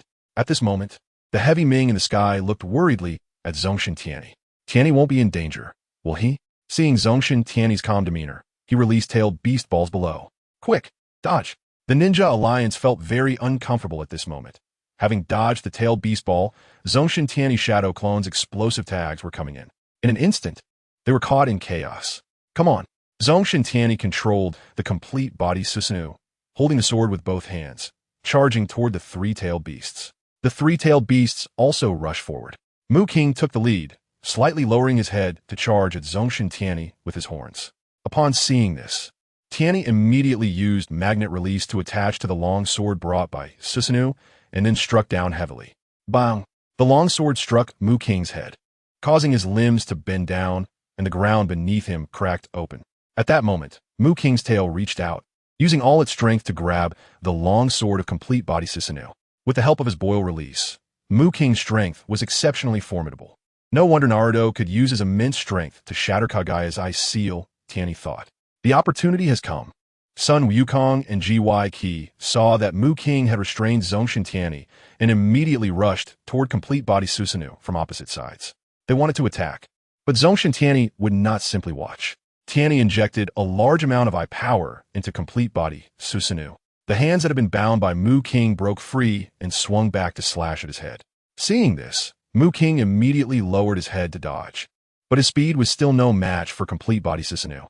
The long sword sliced through his horn, instantly severing one of his horns. Sun Wukong rushed to the side of complete body Susanoo and unleashed a large wave of flames toward it using his boil release. The high temperature generated by the boil release immediately turned the iron sand on complete body Susanoo into molten iron. Ink attack. GY Ki observed that the third Reikage was rapidly approaching complete body Susanoo and spat out a large amount of ink, trying to interfere with Zongshen Tianyi's line of sight. However, all his efforts proved futile. Zongshen Tianyi has already sensed that the third Reikage is rushing over at this moment. However, Tianyi did not intervene, but instead felt a hint of curiosity. Can the so-called strongest spear, the third Reikage, break through the defense of the armored Susanoo? Well done, Eight Tails. The third Reikage thought to himself, then used lightning chakra to stimulate his body, reaching his maximum speed. Hell Spike, one finger piercing. The third Reikage concentrated chakra on his index finger and stabbed towards the armored Susanoo. Zongshen Tianyi, Laozi, and Karabi all focused their attention on the third Reikage at this moment. Break for me. The third Reikage's finger struck the armored Susanoo. The index finger broke through the iron sand covering the Susanoo. This made the third Reikage overjoyed, but just as he thought he had succeeded, he discovered there was another layer of blue chakra beneath the iron sand. Crack! The index finger collided with the Susanoo, and the sound of a bone breaking came from the third Reikage's finger. However, the Susanoo showed no signs of damage. It seems that the armored Susanoo is indeed more powerful. Zongshen Tianyi slowly said at this moment. Then he formed hand seals and used Senjutsu, magnet release, magnetic explosion. At this moment, the iron sand covering the armored Susanoo surged. Karabi felt the massive chakra and immediately shouted, Nyogue, quickly protect Lord Raikage. NS, 3 updates today. This is the first chapter. Thank you all for your support. Little brother here asked for some gifts, using love to generate power. Thank you. Chapter 135 Tianyi. The game can end. Nyogue immediately used his tail to wrap the third Raikage behind him. It was at this moment that the iron sand outside the armored Susanoo shot out in all directions at high speed. Everything within 1,000 meters was pierced by the iron sand. Trees and stones were shattered into fragments by the iron sand. The entire ground was stripped of a layer by the iron sand erupting from Zongshen Tianyi. Sun Wukong, Mu Wang, and Nyogue, the three-tailed beasts, let out screams. The iron sand pierced through their skin and directly entered their bodies. The three-tailed beasts began to retreat continuously. They were also using chakra to force out the iron sand that had entered their bodies. Zongshen Tianyi controlled the iron sand to destroy everything within them, and the intense pain was something they could hardly endure. How is this possible? These are three-tailed beasts. Zongshen Tianyi's power is too strong. Can the adults really handle this? The ninja coalition looked at the three-tailed beasts on their side, whose faces were twisted in pain, and their hearts were greatly shaken. The third Raikage was sweating profusely. Fortunately, he was protected by the 8 tails. Otherwise, his fate would probably be the same as those shattered stones. Father. In the distance, AI was extremely worried. He didn't know if the 8 tails body could withstand it, and if his father was hit, it would be trouble. He activated the lightning release chakra mode and rushed over quickly. Then he leaped high into the air. Lightning abuse, horizontal 1,000 dance. AI concentrated chakra in his hand and then dove down heavily. Facing AI's attack, Zongshen Tianyi showed great interest. During the 4th Great Ninja War, AI had broken Uchiha Madara's Susanoo with this move. Tianyi was eager to know how far AI had trained this technique now. Boom! AI's hand struck the armored Susanoo. However, the armored Susanoo was completely unharmed. It seems that AI's current strength is still lacking. Zongshen Tianyi sneered. He then controlled the Susanoo to slash down. AI heard the sound of slicing air from above and immediately stimulated his body with chakra, increasing his speed to escape quickly. Black lightning. The third Raikage rushed out, worried about his son's safety. He used his black lightning to cut through the Susanoo's big sword. Then the father and son stood on the ground, looking at the massive figure before them. Father, what should we do? Even your hell spike can't break through the opponent's defense. AI was filled with worry. After attacking for so long, Zongshen Tianyi was completely unharmed. Instead, the three-tailed beasts on their side were in a terrible state. Why does Zongshen Tianyi feel so much like a member of the Uchiha clan with his Sharingan abilities? The third Raikage stood on the ground, deeply puzzled. AI looked at his father in disbelief. Do you mean to say that Zongshen Tianyi is actually an Uchiha? Most likely. The third Raikage began to understand why Zongshen Tianyi was so powerful. It turns out he has the bloodline of the Uchiha clan. Let's try again. This time we will attack together. Seeing that the three-tailed beasts had recovered, the third Raikage prepared to attack once more. And with the assistance of the three-tailed beasts, he and the third Raikage teamed up to unleash Hell Spike, one finger piercing. Zongshen Tianyi, who was inside the armored Susanoo, initially wanted to use the eternal Mangeki Sharingan to control the three-tailed beasts and end this farce. However, upon seeing the little movements of the father and son, he decided to see if they could succeed. Of course, regardless of whether they could succeed or not, this game had to come to an end. Break for US. Hell Spike, one finger piercing. To the third Raikage and AI charged forward. The third Raikage switched fingers. He didn't believe they wouldn't break through this time. Crack. The fingers of the third Raikage and AI both broke simultaneously. Enduring the excruciating pain, the two immediately pulled back. The father and son now wore serious expressions. Now, they could only use ninja numbers to exhaust Zongshen Tianyi's chakra. The third Raikage was reluctant to use this method, but given the current situation, he couldn't find a better way. AI's expression was also extremely heavy, but he had no choice but to choose this method at this moment. The third Raikage looked towards Sun Wukong. At this time, Laozi had already understood the third Raikage's plan. Use human lives as fodder. So the two immediately ordered the ninjas of the village to disregard casualties and attack Zongshen Tianyi. Everyone, For the consciousness of the stone, charge. Dong Shuren led the ninjas of Awagakure, fearlessly charging forward. Everyone, for Kumogakure, let us go. Tokidai followed closely behind, leading a group of ninjas from Kumogakure towards Zongshen Tianyi. At this moment, Yetzong, Kakazu, and Fugaku along with a group of sand shinobi arrived. Fugaku looked at the armored Susanoo before him, trembling with excitement. Complete body, Susanoo, tail beast. This made Fugaku think of their ancestor Uchiha Madara. I was right. Lord Tianyi indeed possesses the eternal Mangeki Sharingan. Fugaku excitedly raised his fist. Zongshen Tianyi is a member of their lost Uchiha clan. Moreover, he has awakened the eternal Mangeki Sharingan. There is no other Senju Hashirama in the ninja world now. The other Uchiha ninjas were shocked, their jaws nearly dropping. They never expected that the Iron Sand Butcher was actually one of their Uchiha clan. This, Kakazu, as someone who came from the Warring States period, naturally recognized the Susanoo before him, but he had never seen this form before. He then turned to Fugaku and asked, "How is Lord Tianyi one of your Uchiha clan?"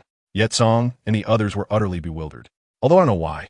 I guess it must be the bloodline left by our Uchiha clan during a mission in the past. Fugaku voiced his speculation. Yetzong and the others scratched their heads.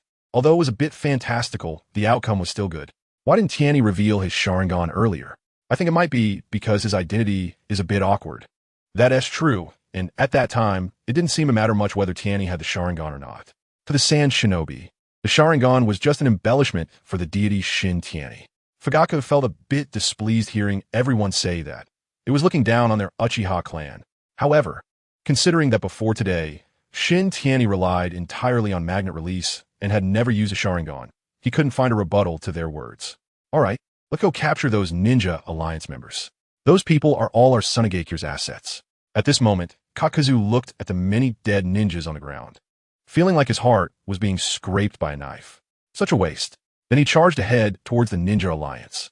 Yakura and the others watched Kakuzu's back, unable to help but twitch their lips. After spending some time with Kakuzu, everyone understood his money-loving nature. Let's go. Yakura cast a worried glance at the armored Susanoo Shin Tianyi and led the Sand Shinobi towards the Ninja Alliance. At this moment, Shin Tianyi looked at the three-tailed beasts and thought, the game can end now. Note, there's one more chapter. Thank you all for your support. Little brother here is asking for some gifts. Thank you. Chapter 136, Third Raikage and Sundai Earth Shadow. Now all of us go and make sure to restrain Shin Tianyi. Exhaust his chakra. The Third Raikage originally planned to let the village's ninjas wear him down slowly, resting on the side while waiting for the right moment. However, now that the Sand Shinobi reinforcements have arrived, they couldn't just wait on the sidelines anymore and had to take action directly. Father, not good, their eyes have changed. It's over, Shin Tianyi has controlled them. At this moment, AI noticed the three Tomo appearing in the eyes of the eight tails, and he also saw the very strange eyes of the armored Susanoo Shin Tianyi. Mangeki! The Third Raikage was about to explode with anger. Shin Tianyi could clearly control the three-tailed beasts instantly, yet he was still playing with them for so long. Moreover, recalling that when they attacked the armored Susanoo, Shin Tianyi had never attacked them, the Third Raikage realized. Shin Tianyi was just using all of us together, or rather, he was testing his ninjutsu. The Third Raikage's tone was filled with despair. They were determined to kill Shin Tianyi even at the cost of great casualties. Yet, from the beginning, he never even regarded them. This, after hearing his father's words, AI stood frozen in place. After a few moments, he slowly said, those ninjas from the Warring States period must have felt this powerless when facing Senju Hashirama and Uchiha Madara. AI's fighting spirit was completely drained. This kind of enemy was no longer something he could resist. The Third Raikage looked up at the armored Susanoo Shin Tianyi, his eyes exceptionally complicated. Having such a person in the ninja world is definitely a disaster for the ninja world. AI, from now on you are the Fourth Raikage. The village will be entrusted to you. The Third Raikage turned his head and looked firmly at AI, placing his hand on his shoulder. He was going to carve a bloody path for his son. AI's lips curled slightly, forcing out a bitter smile. Father, in this situation, there's no hope anymore. We should wait for Shin Tianyi's judgment. AI lacked the confidence to lead Kumogakure against Shin Tianyi. We still have hope. After you escape, join forces with Konoha against Sunagakure. Konoha has Edo Tensei, and they must have collected many strong corpses from various villages. At that time, you will take the first and second Hokage's corpses and the corpses of various strong ninjas from the village to Konoha. Ever since the Third Raikage fought with Konoha, He immediately dug up the corpses of the strong in the village and preserved them well. He was worried that Konoha would come to steal the corpses. Father, you are stronger than me. I should be the one to cover for you. I was unwilling to leave like this. No, I want to abandon them. You need to leave now. After the third Reikage finished speaking, he directly activated the lightning release chakra mode. Lightning flickered around him. He was creating a path for his son. Seeing that his father had made up his mind to die, AI knew he couldn't persuade him anymore. So he could only grit his teeth and head for the battlefield. At this moment, Shin Tianyi sneered. Did this father and son think of themselves as heir? He clapped his hands, performing sage art. Magnet release, super iron sand tornado. The iron sand that had just been shot everywhere now formed a massive iron sand tornado under the influence of magnet release, trapping himself, the three-tailed beasts, and the third Reikage and his son inside. Many cloud shinobi and rock shinobi were caught up by the iron sand tornado and turned into clouds of blood mist. This made Kakuzu, who was capturing people, feel heartbroken as he slapped his own thigh, thinking, Tianyi, this is too wasteful. How can you do this? The nearby sand shinobi instinctively distanced themselves from Kakuzu. This guy is too fierce. He is really Tianyi. The third Reikage saw the iron sand forming a tornado blocking their path, but his speed did not decrease. Son, make sure to take care of the village. Hell stab, 4-point convergence. The third Reikage relied on his powerful physique to forcefully help AI tear a hole in the iron sand tornado. AI rushed out through this opening. At this moment, he turned back to look at his father. The third Reikage smiled at AI as he saw him escape. Then he slowly closed his eyes. He had no face to escape, nor the ability to deal with Shin Tianyi. Dying in front of the cloud shinobi he brought with him was also a nice relief for him. Father. AI watched his father being turned into blood mist by the iron sand tornado. His hands clenched tightly as he looked at the controlled eight tails, secretly vowing, I will come back to save you. After saying that, he ran to escape. However, at that moment, a shadow clone of Shin Tianyi flew down from the sky. Exploding tak multiplication technique. The shadow clone threw several explosive tags at AI. The next second, these explosive tags instantly exploded into a large number of explosive tags. AI saw the densely packed explosive tags around him and could not help but stop. He knew he couldn't escape anymore. Boom! Boom! Boom! The explosive tags detonated at once. The explosion lasted for 3 to 4 minutes. When the smoke cleared, AI's body had long been blown to pieces. At this moment, Shin Tianyi released the ninjutsu. After the armored Susanoo was released, Tianyi stood on top of Shikako, watching the sand shinobi capturing cloud shinobi and rock shinobi everywhere, and couldn't help but smile. From today onwards, Sunagakure will be the strongest in the ninja world. No one can resist. Land of Rivers. At this moment, Yahiko and his group had just finished their construction work for the day. Meanwhile, in the shadows, Black Zetsu and Uchiha Obito were observing them. Black Zetsu, when can we take action? Uchiha Obito asked Black Zetsu. Soon. White Zetsu has already collected a lot of people's chakra. Once everything is ready, we can start. Black Zetsu replied. Good. Obito Uchiha watched Nagato follow Yahiko and the others every day to cultivate land for the common people and couldn't help but roll his eyes. He didn't understand why a group of ninjas would do such work every day. Wasn't it exhausting? Just then, a white Zetsu emerged from the ground. Black Zetsu, it's bad. Sunagakure has defeated Awagakure and Kyomogakure. White Zetsu hurriedly said. Ines, this is the last chapter for today. Thank you all for your support. Tomorrow will still be 3 updates. Thank you for the gifts. Little brother is here, shamelessly asking for some small gifts. Thank you, everyone. Chapter 137. Izanami and Izanagi, so soon. Both Black Zetsu and Obito Uchiha were not surprised that the god of religion Tianyi and his group could win. After all, Tianyi could kill Madara, and even the elderly Uchiha Madara was not something ordinary people could withstand. What is the situation now? Black Zetsu immediately asked White Zetsu. For now, we only know that the sand ninjas are capturing the fleeing cloud ninjas and rock ninjas. As for the dead ones, we don't know yet. Because Tenyi's perception ability is too strong, we dare not approach. White Zetsu said what they knew at that time. Damn it. Black Zetsu was very annoyed by the variable that was Tenyi. He glanced at Obito Uchiha with the corner of his eye and thought, it is absolutely impossible to defeat Tenyi with Obito. The only idea is to let Nagato master the Rinnegan, and perhaps then they could defeat Tenyi. Black Zetsu, speed up your side. We must corrupt Nagato while Tenyi's main focus is on Kyomogakure and Awagakure. Obito Uchiha was very serious at this moment. Opportunities are fleeting. No one knows if they will have another chance to act against Nagato after missing this one. Black Zetsu nodded, and then sank underground to hurry up with the task. After that, Obito also left the place. In the Land of Rain, after half a day of capturing, the Sand Ninjas had captured over 14,000 ninjas, including both Cloud and Rock ninjas. What a pity, many escaped. Kakuzu was now furious, his eyes filled with bloodshot veins. Were those who ran away enemies? No, they were all money. Tianyi looked at the almost exploding Kakuzu and said, Kakuzu, we got quite a lot of loot from these ninjas this time. Go and tally it up. Upon hearing that there were spoils, Kakuzu's eyes immediately shone with excitement. Good, he said, then immediately ran out to count the seized materials. Yahiko, Fayake, and the others looked at Kakuzu, who ran out excitedly, with a hint of helplessness. Then they turned to Tianyi. What should we do next? Everyone looked at the god of religion Tianyi eagerly. Now that they had defeated the allied forces of Awagakure and Kyomogakure, capturing their elite alive and killing those who needed to be killed, they had effectively crippled 2 villages. We will directly dispatch troops to take Awagakure.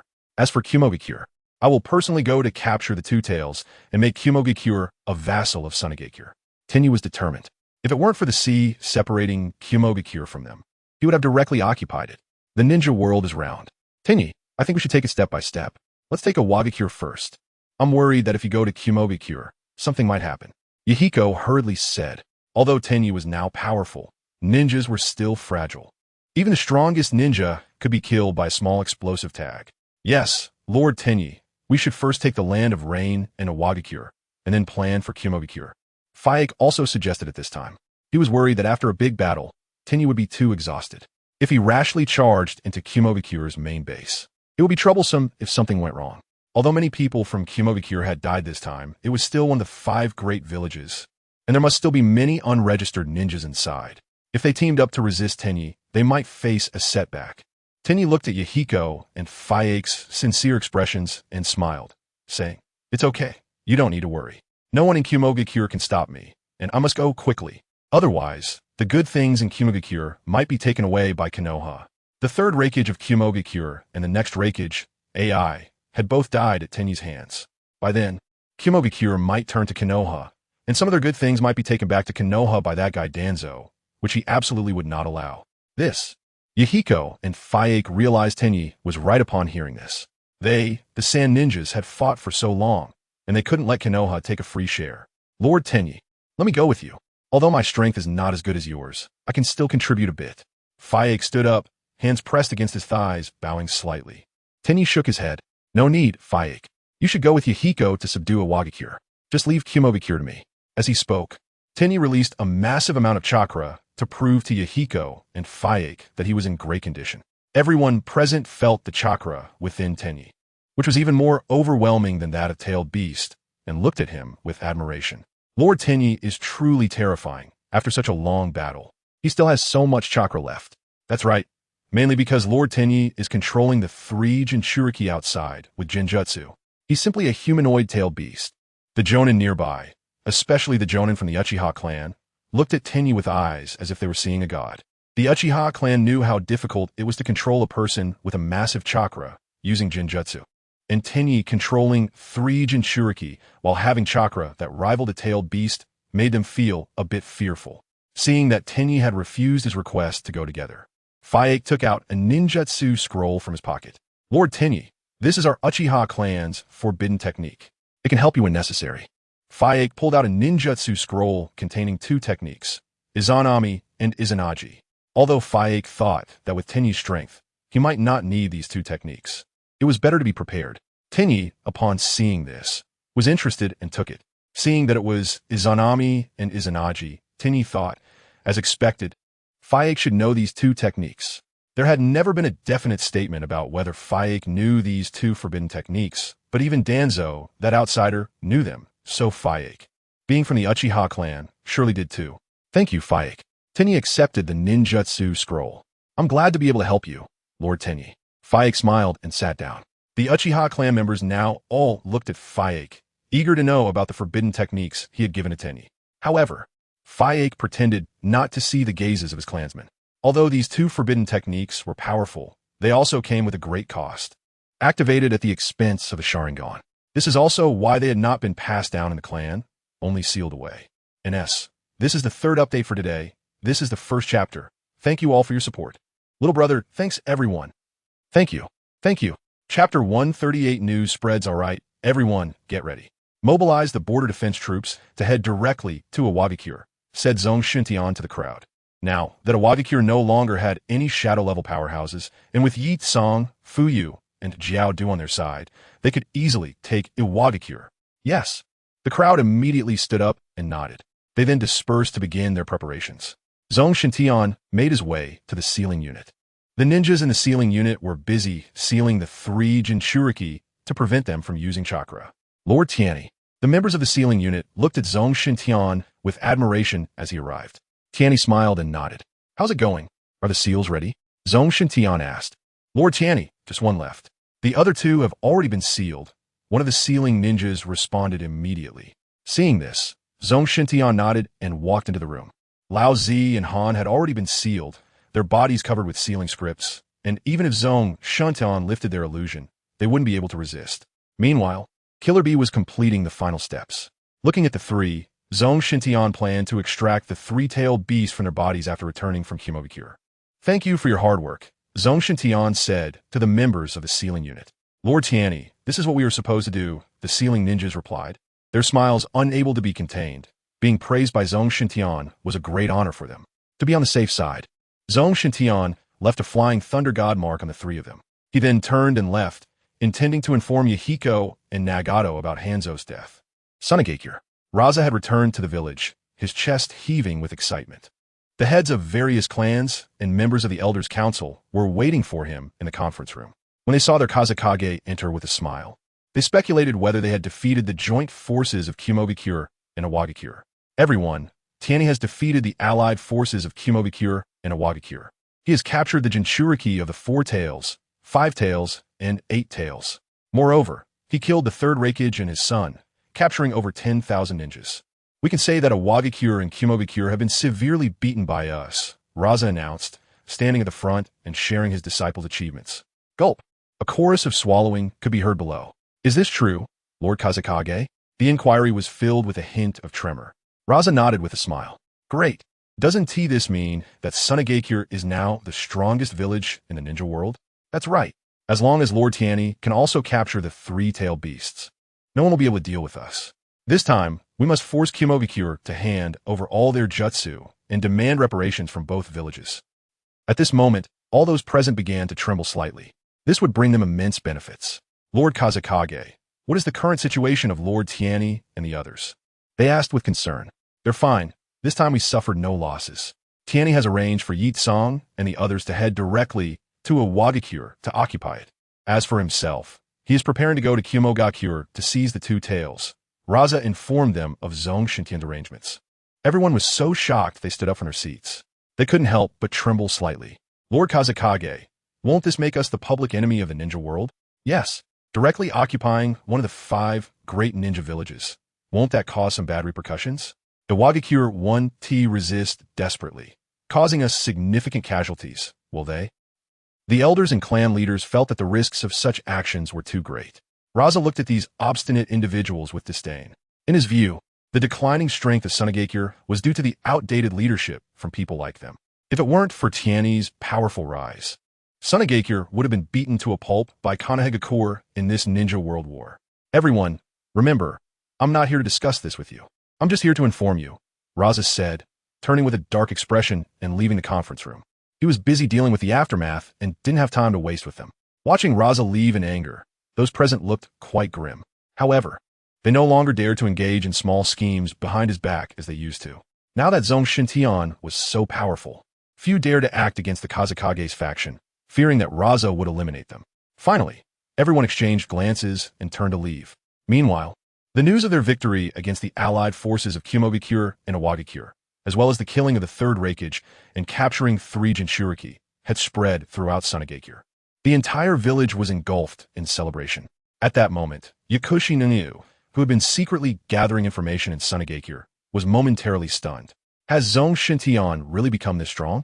She immediately went to collect relevant information, and upon learning that Zongshen Tianyi had ordered Yi Tsang and several experts to occupy Iwagakure, She quickly relayed the information back to Sunagakure. Konoha. Danzo arrived at Orochimaru's laboratory with several root ninjas. Orochimaru, how is your research on the Hashirama cells coming along? Danzo was growing increasingly impatient. He had invested a lot of funds, yet Orochimaru hadn't produced any results. Elder Danzo, if Hashirama cells were that easy to research, my master would not have given up on them back then, Orochimaru replied, pausing his research to look at Danzo. Danzo narrowed his eyes, feeling that Orochimaru had been trying to deceive him lately.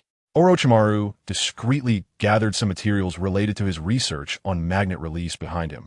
Just then, a root member rushed in. Lord Danzo, the walking which has returned with important intelligence. The root member immediately handed a scroll to Danzo. Upon realizing it was information from Yakushi Nanoyu, Danzo wondered if Sunagakure had already engaged in battle with Awagakure and Kyomogakure. Excited by the thought, he opened the scroll, and his smile froze. He stared in disbelief at the scroll in his hand. Orochimaru noticed Danzo's unusual demeanor and showed a hint of curiosity. He was aware of the walking witch's presence in Sunagakure. Tianyi-kun, what major incident have you stirred up recently? Note, there is one more chapter.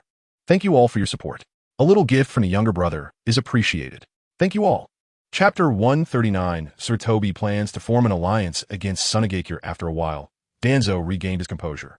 He turned to head to the Hokage building, and in the next moment, he looked back at Orochimaru. Orochimaru, you should come along too. After speaking, he quickly headed to the Hokage building, with Orochimaru following behind. It's a big deal, Hiruzen. Danzo handed the scroll to Sarutobi Hiruzen. After Hiruzen took it and looked, the cigarette in his mouth fell to the ground. Danzo, are you kidding me? Sunagakure defeated the allied forces of Awagakure and Kyomogakure, just like that. All three-tailed beasts were captured, and the third Raikage and his son were killed. Hiruzen looked up at Danzo, seriously doubting that Danzo was joking with him. The Awagakure and Kyomogakure gathered 25 Zozo ninjas this time, plus Hanzo's Rain Village. They could gather at least 28,000, right? Hiruzen initially estimated that this war would last at least half a year. In the end, both sides would suffer heavy losses and retreat to their villages to lick their wounds. Orochimaru, standing behind, now understood why Danzo was so flustered. Tianyi-kun, you really are surprising. Orochimaru suspected that Zongshen Tianyi's strength could now crush him with a single slap. Hiruzen, do you think I would joke about something like this? Danzo glared at Hiruzen. Hearing Danzo say this, Hiruzen's face was filled with worry. Sunagakure's strength is too strong. Orochimaru, how's your improvement on Edo Tensei going? Hiruzen could only place his hopes on Edo Tensei now. Danzo also looked over. At this point, the village had no better options. Orochimaru shook his head, saying that he had mainly focused on studying magnet release recently and hadn't improved Edo Tensei much. It wasn't easy to modify such a technique. Hiruzen was greatly disappointed, and at this moment, Danzo proposed a suggestion. Hiruzen, let's bring back the teacher using Edo Tensei and let him improve it. Orochimaru looked at Hiruzen, very interested in Senju Tobarama. The other party's research ability is exceptionally strong. Hiruzen did not express his stance at this moment, only giving Danzo a glance. He felt that Danzo suggested this for his own benefit. He no longer had the energy to keep an eye on Danzo. Hiruzen, the situation now doesn't allow for your indecisiveness. Danzo, seeing that Hiruzen disagreed, was furious and wanted to kick him.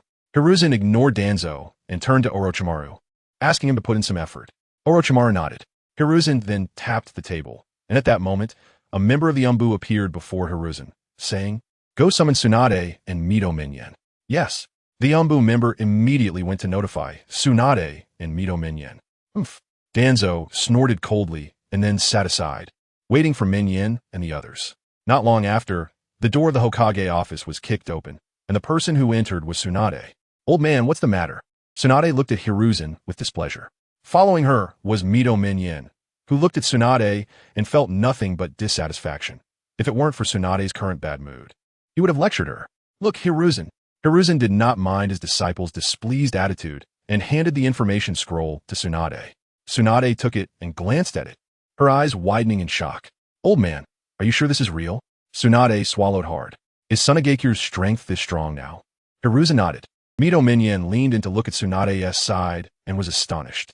The third Raikage was also killed. How strong is Zongshen Tianyi now? Mito Minyen looked at Hiruzen. When Konoha dealt with Kyomogakure, Hiruzen was no match for the third Raikage. And now, such a powerful figure has died at the hands of Zongshen Tianyi. I don't know, but his strength is probably among the top in the shinobi world. It's hard to find an opponent. Perhaps only the deceased first and second Hokage can match him. Hiruzen habitually overlooked Uchiha Madara. So what do we do now? Are we just going to watch Sunagakure swallow a Wagakure? Tsunade asked. The Wagakure has no options. They are right next to the Wind Country. No one can stop Sunagakure, but we can form an alliance with Kumogakure. They still have a two-tails Jinchuriki, and Kumogakure is farther from Sunagakure, making it difficult for Sunagakure to conquer them. Hiruzen said. Everyone nodded in agreement. Danzo's eyes lit up at this moment. If we could obtain Kumogakure's ninjutsu and forbidden techniques, that would be great. The third Raikage's Hell Stab and Lightning Release Chakra mode are very tempting. Let me take charge of this matter, Hiruzen. Danzo stepped forward. Hiruzen looked at Danzo and finally nodded. All right, you take people to Kumogakure and form an alliance with them. Hiruzen felt he could trust Danzo's methods. He then looked at Mito Minyan, saying, Minyang, please go to the Land of Iron and persuade them to ally with us. Sunagakure's ambition is to swallow the entire shinobi world. We should unite the whole shinobi world to resist them. All right. Mito Minyan nodded immediately. They quickly began to take action.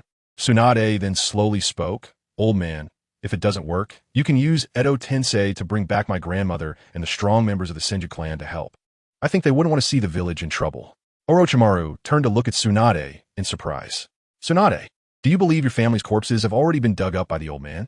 Hiruzen was slightly taken aback at this moment, then revealed a smile.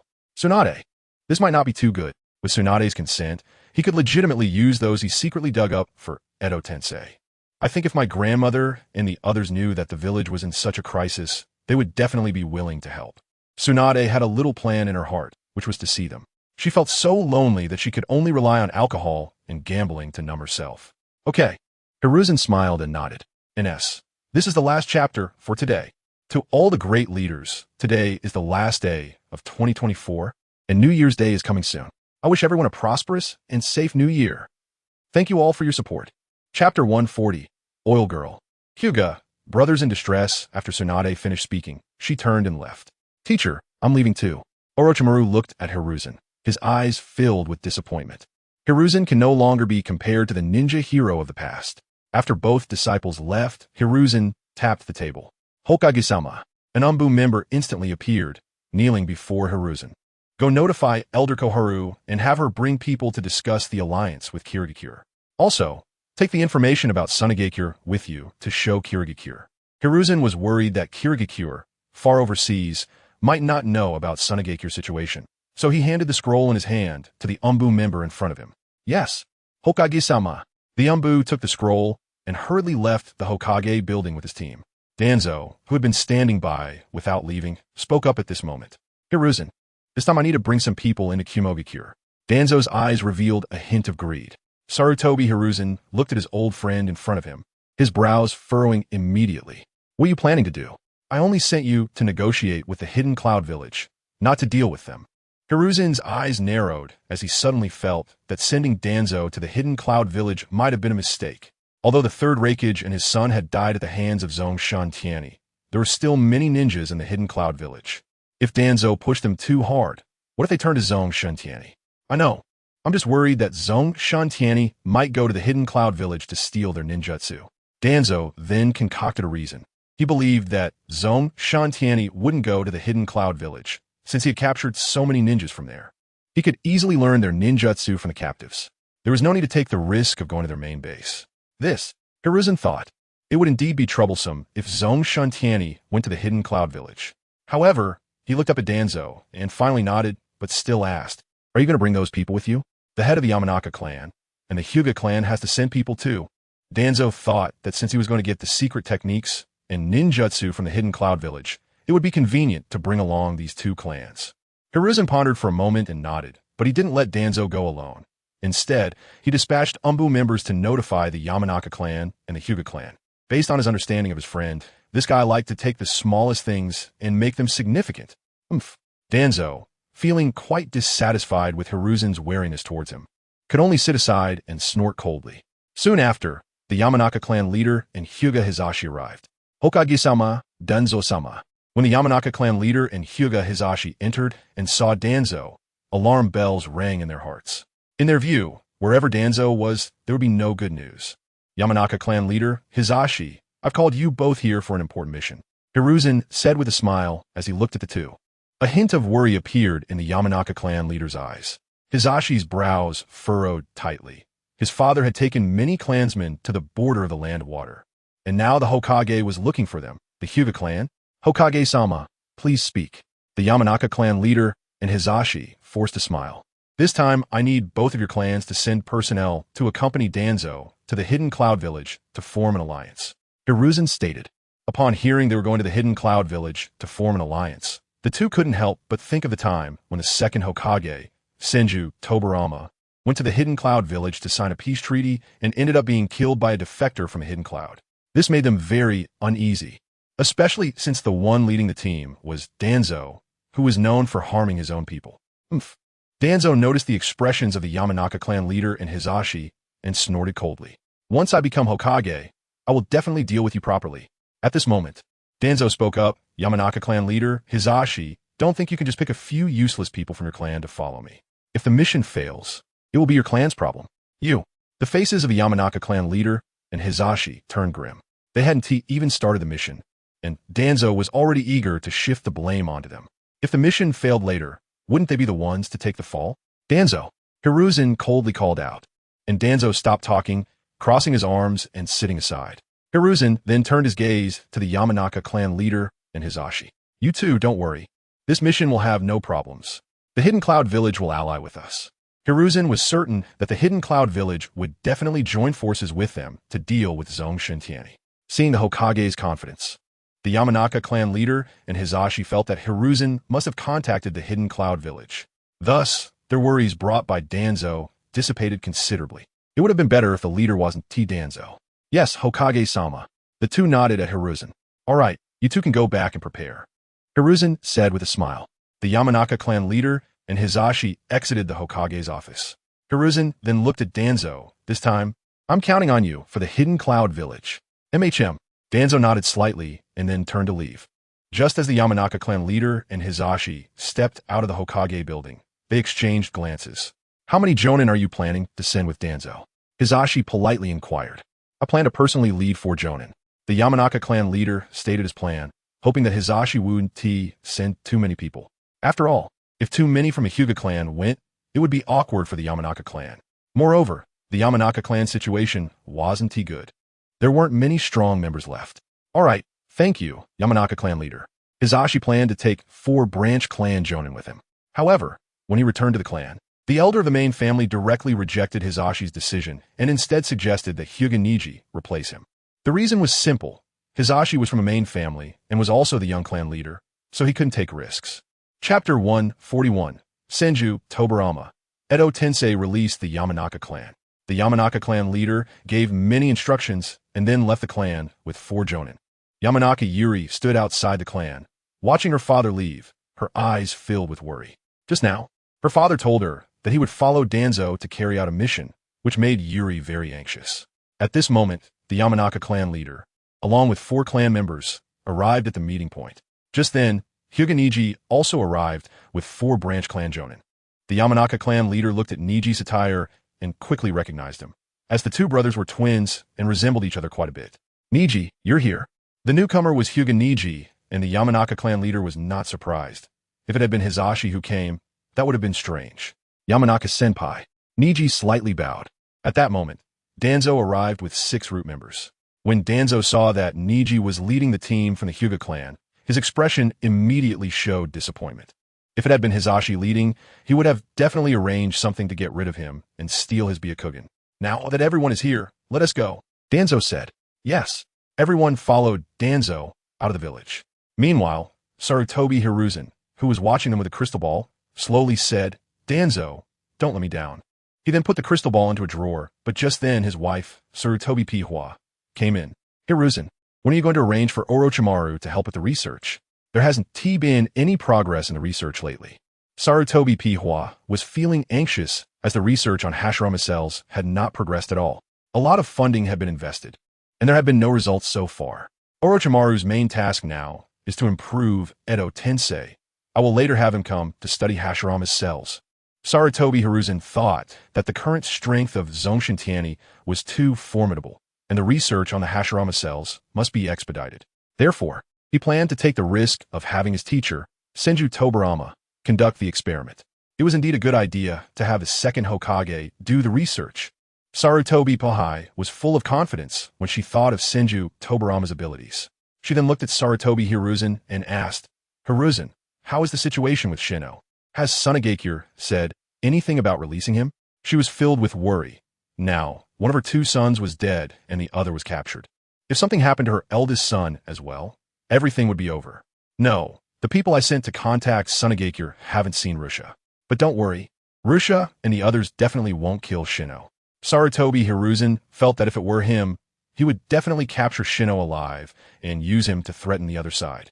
All right, Sarutobi Pohai's face was filled with worry.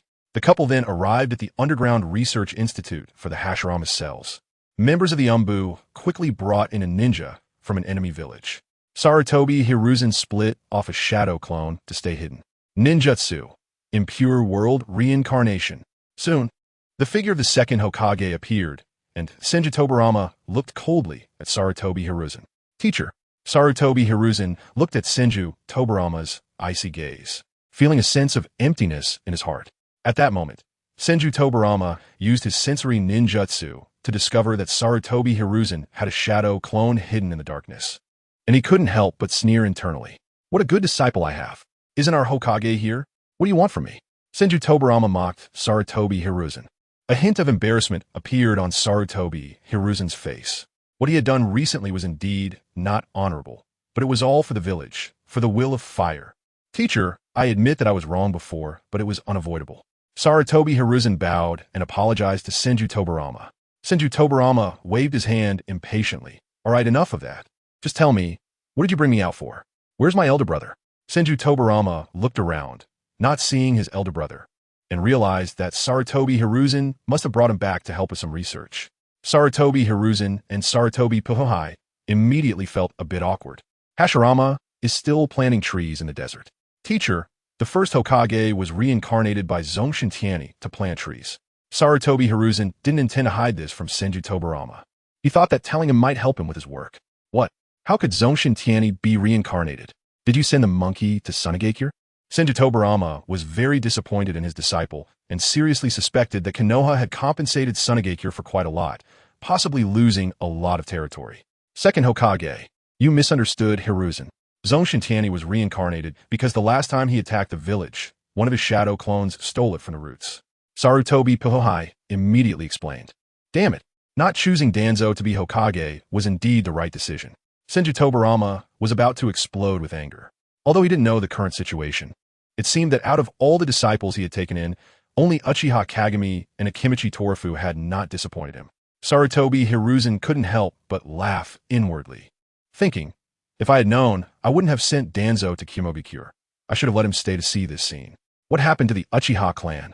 Last time Zongshen Tianyi attacked, I didn't see a single Uchiha ninja. Senju Tobarama asked.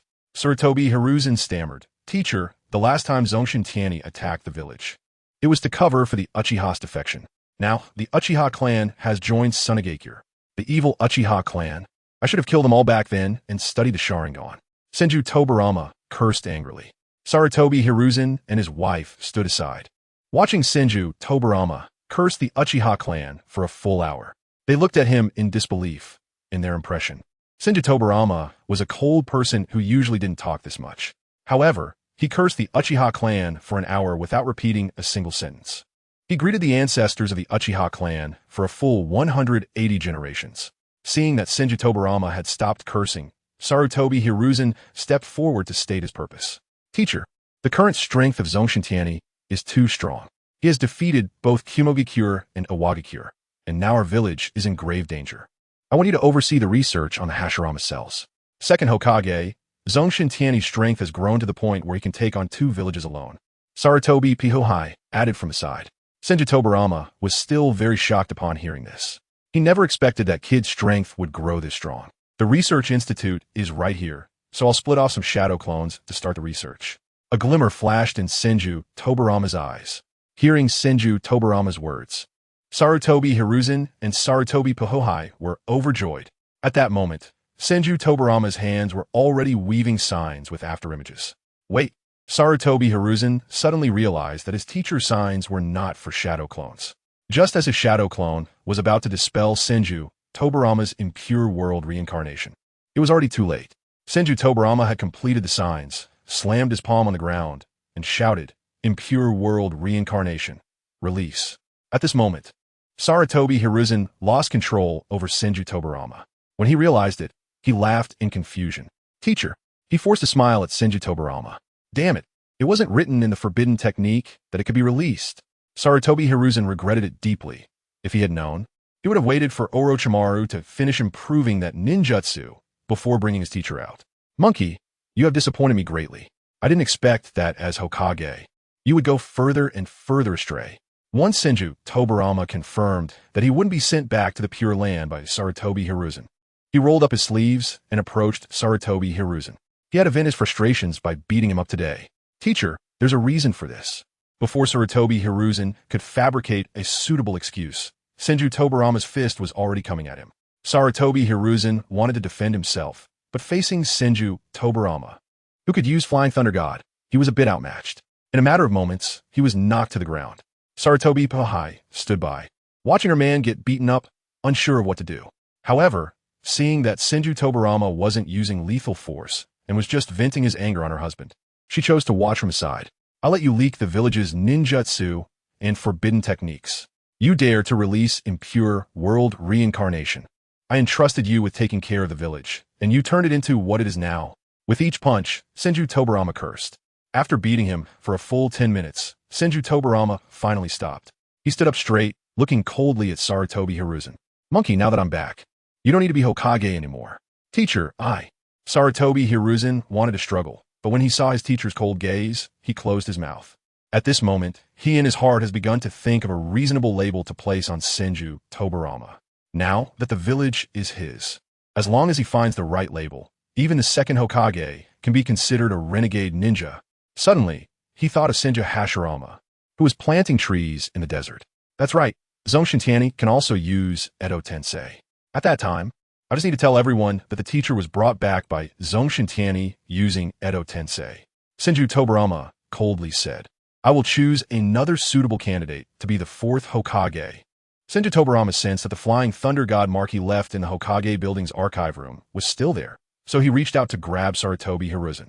After realizing his teacher was going to take him away, Sarutobi Hiruzen gave his wife a look. Then he followed Senju Tobarama and disappeared, reappearing in the archive room. When Sarutobi Hiruzen saw they had arrived at the archive room, he couldn't help but breathe a sigh of relief. None of the shady things he had done were recorded here. After all, who would normally write down their inner thoughts? However, he was also anxious, hoping his wife could find someone from the sealing team to come. For now, he could only use sealing techniques to seal his teacher. Senju Tobarama created several shadow clones and immediately began reviewing the village's archives from the past few years. After spending an hour looking through some documents, Senju Tobarama had a general understanding of Konoha's current strength. There were quite a few common ninjas in recent years, but there weren't many real strong individuals who could stand alone. In fact, there were even fewer than before. "Monkey, you really are a competent Hokage." Senju Tobarama felt somewhat speechless about his disciple. If you say he listens, the village has become worse under his governance. If you say he doesn't listen, he has cultivated a large number of common ninjas as he initially envisioned, and Uchiha has also been handled according to the plan he left behind. After saying this, Senju Tobarama's shadow clones used transformation jutsu and went to gather information in the village. He wouldn't fully trust the things in the archive room. "Monkey, send someone to call all the major ninja clans and strong individuals in the village." Senju Tobarama instructed Sarutobi Hiruzen. "Okay, teacher." Sarutobi Hiruzen nodded at this moment, but he wouldn't actually do it. He planned to gather people to suppress Senju Tobarama instead. He hurriedly ran out. "Monkey, this is my last test for you. Don't let me down." Senju Tobarama watched Sarutobi Hiruzen's figure. He hoped that Sarutobi Hiruzen could timely recognize his mistakes, just like when he was learning ninjutsu behind him back then. If he continued to be wrong, then he could only kill him and use Edo Tensei to bring him back for the village. Senju Tobarama walked out of the archive room and headed towards the Hokage office. Along the way, he didn't see anyone. Seeing this situation, Senju Tobarama shook his head in disappointment. He had already understood what choice his good disciple had made. At this moment, Senju Tobarama turned and walked towards the top of the Hokage building, standing with his arms crossed on the roof. Meanwhile, a firework exploded in front of the Hokage building.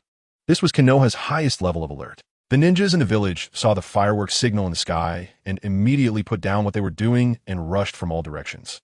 At this moment, Sarutobi Hiruzen stood on the roof opposite the Hokage building with members of the Umbu, watching Senju Tobarama. Sarutobi Hiruzen looked at Senju Tobarama, who was standing with his arms crossed and whose eyes were filled with coldness. "Teacher, I'm sorry, but the village still needs me to protect it. So please bear with it." At this time, the ninjas in the village had all arrived. Tsunade, Orochimaru, Kushina, and others were among them. Even Minato, who was training in Myuka Mountain, was called back. When everyone saw the blue figure on the Hokage building, they were stunned. "Great-grandpa, Lord Second." Everyone looked at Sarutobi Hiruzen in confusion, wondering why the Hokage was so wary of the second Hokage. Sarutobi Hiruzen's wife, Sarutobi People Lake, also came to his side, and she had brought the sealing team with her. She looked at her husband in confusion, wondering what this huge scene was for. Shouldn't they secretly find an opportunity to seal Senju Tobarama instead? "Everyone, the second Hokage before us has been brought back by Zongshen Tianyi using Edo Tensei. The second Hokage is now under the control of Zongshen Tianyi and is one of Zongshen Tianyi's people, so everyone be careful." Sarutobi Hiruzen pointed at Senju Tobarama with a heartbroken expression. Senju Tobarama was stunned by Sarutobi Hiruzen's words. He never expected to be labeled a renegade ninja by his own disciple one day. "What? Damn Zongshen Tianyi, actually playing with my great-grandfather's soul like this." Tsunade was so angry that she directly stomped on a building, causing it to collapse. Orochimaru's eyes narrowed at this moment. He felt something was off. If Tianyi could bring Senju Tobarama back, he should have left him in Sunagakure as an artificial water source, not send him to Konoha. His shadow clones were much stronger than Edo Tensei. The other ninjas in the village were also very angry at this moment. "Damn Zongshen Tianyi, actually humiliating our Konoha like this. Lord Second, don't worry, we will seal you. Yes, we won't let Zongshen Tianyi toy with your soul."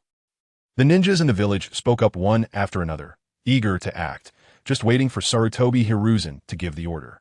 As soon as the order was given, they would rush up and seal Senju Tobarama. Senju Tobarama looked at the ninjas in the village and couldn't help but raise his eyebrows. However, at this moment, he was surprised by his rebellious disciple, Sarutobi Hiruzen. Although he had led the village down a bad path, his brainwashing was indeed effective. At least the common ninjas in the village seemed to have been completely brainwashed by him.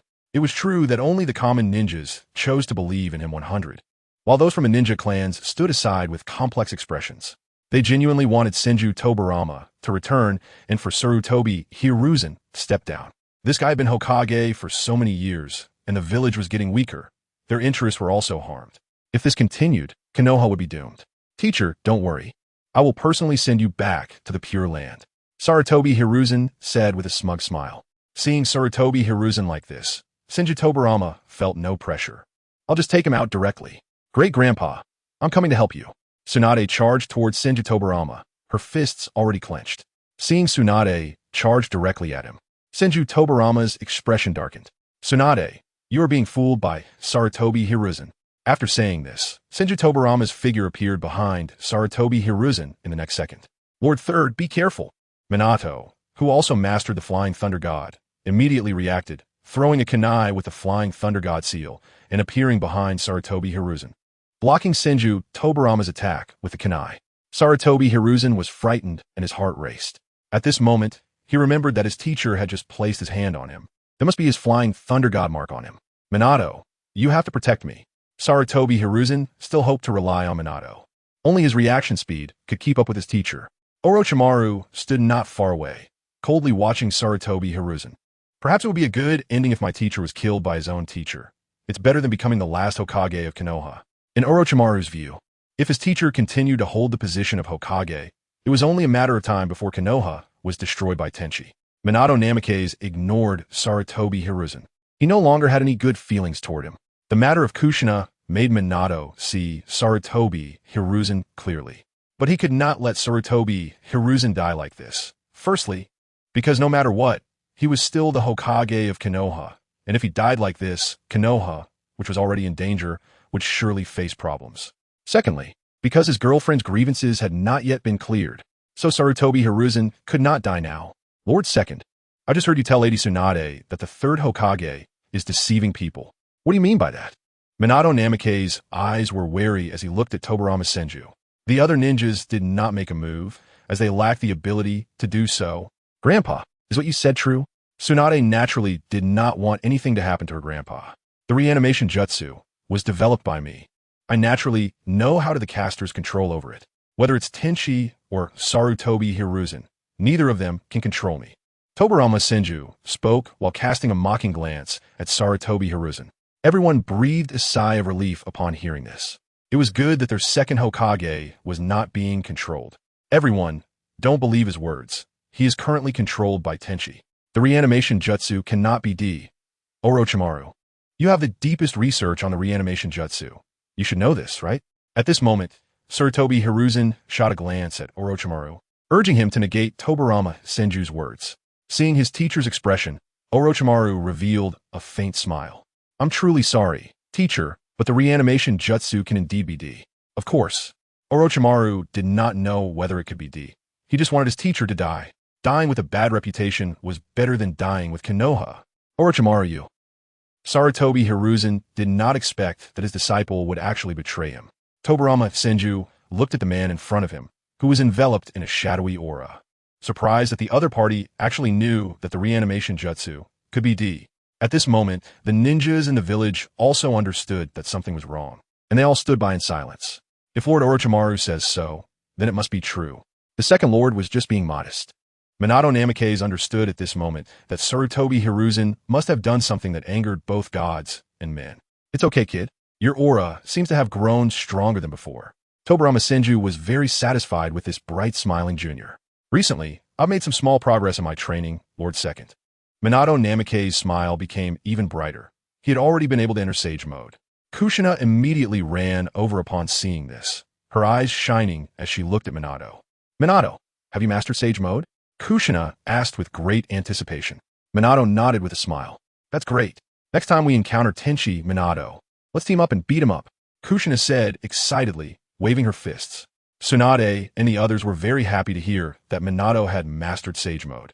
The situation was severe now, and the village needed strong people. At this moment, Minato looked at Tobarama Senju.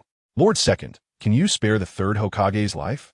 Minato sensed the killing intent in Tobarama's eyes. For the sake of his girlfriend's reputation, he stood up under pressure. Orochimaru shook his head upon hearing this. Thinking to himself, Minato is still so kind. Sarutobi Hiruzen felt very pleased in his heart. His disciple was indeed good. However, Minato's next words made Sarutobi Hiruzen's face darken. I hope to clear Kushina's grievances first, then kill the third Hokage. Tsunade's mouth couldn't help but twitch. Orochimaru was also greatly surprised. He did not expect Minato to have this side to him. Don't worry, if I kill him, I can also use the reanimation jutsu on him. At that time, let him atone for his sins to the village. As soon as Tobarama Senju finished speaking, he disappeared. Sarutobi Hiruzen immediately formed hand seals, Earth style. But at that moment, a kunai suddenly emerged from his chest. Sarutobi Hiruzen, I remember telling you that once you were marked with the Flying Thunder God technique, you will surely die. Tobarama Senju coldly watched Sarutobi Hiruzen's gaze gradually fade. It seemed that his rebellious disciple had been Hokage for too long, and his combat awareness had already dulled. Note, this is the last chapter. Thank you all for your support. I humbly ask for some small gifts here. Thank you all. Chapter 144. Tobarama temporarily takes over as Hokage. Tenchi arrives at Hidden Cloud Village. The Konoha ninjas present had complex expressions as they witnessed Sarutobi Hiruzen being killed by Tobarama Senju. At the same time, there was a hint of worry in their eyes. Now that the ninja world was in turmoil, if outsiders learned that their third Hokage had died, would it make Sunagakure harbor other intentions toward them? Hiruzen, Sarutobi Peko, saw her man die at the hands of Tobarama Senju and collapsed to the ground, heartbroken. That old man finally died. Kushina looked at Sarutobi Hiruzen lying on the ground and felt a great sense of relief. Through Tsunade, she learned that the reason the villagers had such hostility toward her was mainly because Sarutobi Hiruzen had pinned the losses caused by Tenchi on her. Now that Sarutobi Hiruzen had died at the hands of his teacher, it was simply a great relief. The The major ninja clans exchanged glances at this moment. With Sarutobi Hiruzen dead, who would take over as Hokage, Tobirama Senju noticed the wavering hearts of the ninjas present and said to everyone, "I will temporarily take over the position of Hokage until someone suitable is selected from the village to take on the role." As he spoke, Tobirama's eyes scanned around, glancing at Tsunade, and quickly ruled her out as a candidate for Hokage due to her character. Finally, he looked at Orochimaru and thought that this person was a bit like him, but his aura was too shadowy, making him an unsuitable choice. Instead, this person named Minato Namikaze seemed more appropriate. Yes, Lord Second. Everyone nodded immediately. With the former second Hokage leading them, Konoha village could surely return to its peak. Now, immediately notify the clan heads and Jonin outside the village to return. Tobirama Senju looked at the Umbu nearby, wanting to summon everyone back to assess Konoha's overall strength for his upcoming decisions. Yes, the Umbu members immediately took action. The other ninjas also followed Tobirama Senju's orders to do what they needed to do. Meanwhile, Tenchi arrived at Yahiko and the other side. Lord Tenchi, Yahiko, Nagato, and Uchiha Shursui looked at Tenchi with admiration in their eyes. Tenchi smiled and nodded at them. Yahiko, Nagato. At this moment, Tenchi looked at the members of the Akatsuki organization, took out a storage scroll, and retrieved Hanzo from it. Due to the war, Hanzo died at my hands. I had originally planned to leave Hanzo for you to deal with. Zongshen Tianyi looked apologetically at Yahiko, Nagato, and Konan. At this moment, Yahiko and the others saw the anger still burning in Hanzo's eyes. After all, this person had deceived their feelings in the past. It's all right, Lord Tianyi. Hans is dead, so let it be. Yahiko coldly glanced at Hans's corpse, then raised his head with a smile towards Zongshen Tianyi. He had already found a way to bring peace to the ninja world, and he no longer cared about Hans. All right, now that the Land of Rain has been conquered by our Sunagakure, after you resolve your current matters, head to the Land of Rain. The people there need your help. After Zongshen Tianyi finished speaking, he rushed towards the Land of Lightning. Yahiko and the other members of Akatsuki were extremely excited. They were about to save their country. One day later, Zongshen Tianyi's chakra, 1050, 110 Kumo village. At this moment, only the remaining high-ranking officials and the two-tailed Jinchuriki, Waimori, sat with worried expressions in the conference room. They had just learned that the third Raikage and A had died in battle and Killer Bee had been captured. What should we do now? The high-ranking officials looked towards the acting clan leader of the Yagami clan. There is not much description about the Yagami clan, so I will assume the Raikage is their leader. Although the village had lost many people, the Yagami clan still had several ninjas left. The Yagami clan leader was silent at this moment. Revenge was no longer possible. The village only had one underage, two-tailed Jinchuriki left. They could not possibly be a match for Sunagakure.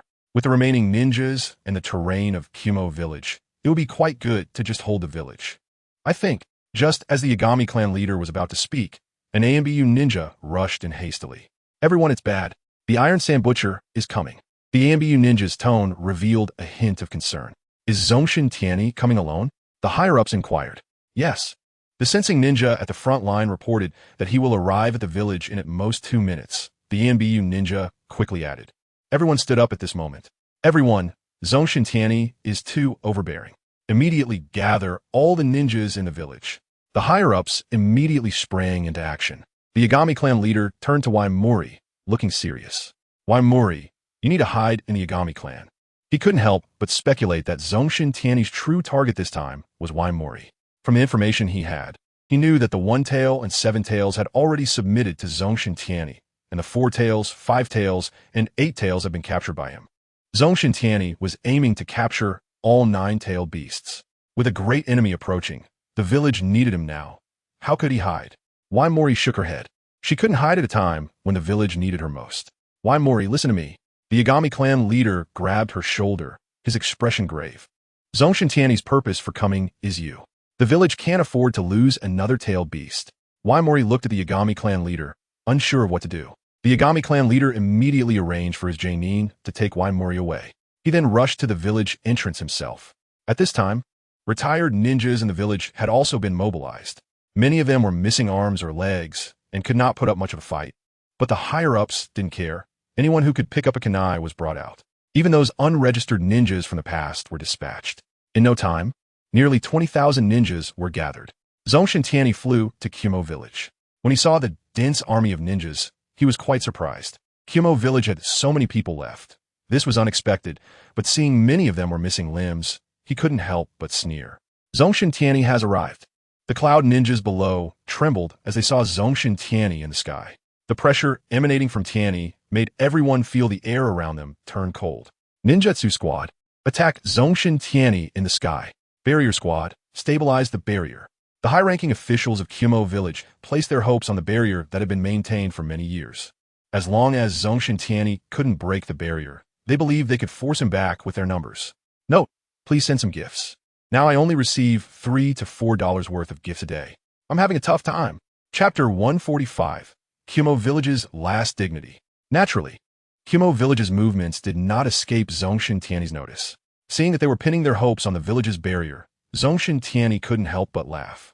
You are as ridiculous as your barrier.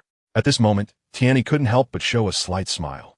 He opened a storage scroll, and a large amount of iron sand poured out, forming 10 iron sand pillars. Then, Zongshen Tianyi pressed his palms together. Senjutsu, magnet release, electromagnetic cannon.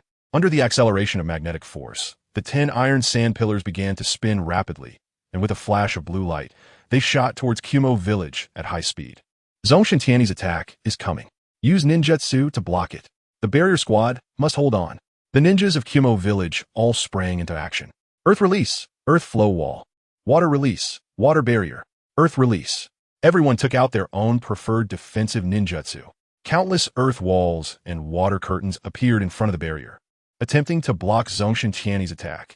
Even if they couldn't stop it, they needed to weaken it as much as possible. However, the 10 iron sand pillars, propelled by magnetic force, smashed through everything in their path like 10 unstoppable high-speed trains. In the blink of an eye, the 10 iron sand pillars appeared in front of the barrier. Everyone in Kumo Village held their breath, staring intently at the barrier. They hoped the barrier, built over decades, would hold. Crack. However, as soon as the iron sand pillars touched the barrier that Kumo Village had placed so much hope in shattered like thin ice in early winter. Not only did it fail to stop the iron sand pillars, but it didn't even slow them down. Thud, thud, thud. The iron sand pillars charged into the crowd, and many ninjas who didn't react in time were swept away. This was a true sweep away. Those ninjas were smashed into meat patties by the high-speed iron sand pillars and were sent flying backward along with them. In an instant, the original army of ninjas was torn apart by Zongshen Tianyi, creating 10 massive gaps from front to back. The once densely packed army was cut into 11 pieces. This is a math problem. Please don't criticize me. Many cloud ninjas trembled at this moment. Zongshen Tianyi had so easily wiped out so many ninjas from their village, and he had effortlessly broken through their village's barrier. Without strong fighters in the village, they could never be a match for Zongshen Tianyi. We can't win. The Iron Sand Butcher is invincible. Surrender, or we will only face death. Yes, surrender. At this moment, a sense of despair spread throughout the entire ninja army. Even many high-ranking officials of Kumo were scared. Zongshen Tianyi's strike took away at least 3,000 or 4,000 of them. A few more hits, and they would all be dead. At this moment, Patriarch Yue looked around and understood that everyone no longer wanted to fight. He wanted to give Genin Village a dignified conclusion. Patriarch Yue stepped forward, looked at Zongshen Tianyi in the sky, and shouted, Zongshen Tianyi, let's have a real man's duel. If I die, Genin will surrender, but you must guarantee the safety of the ninjas in the village. If I can hold out for 5 minutes against you, you will retreat. How about it? Hearing Patriarch Yue's words, the ninjas in the village immediately turned around in shock to look at him. What was the difference between fighting Zongshen Tianyi and seeking death? The next moment, many understood why Patriarch Yue was doing this.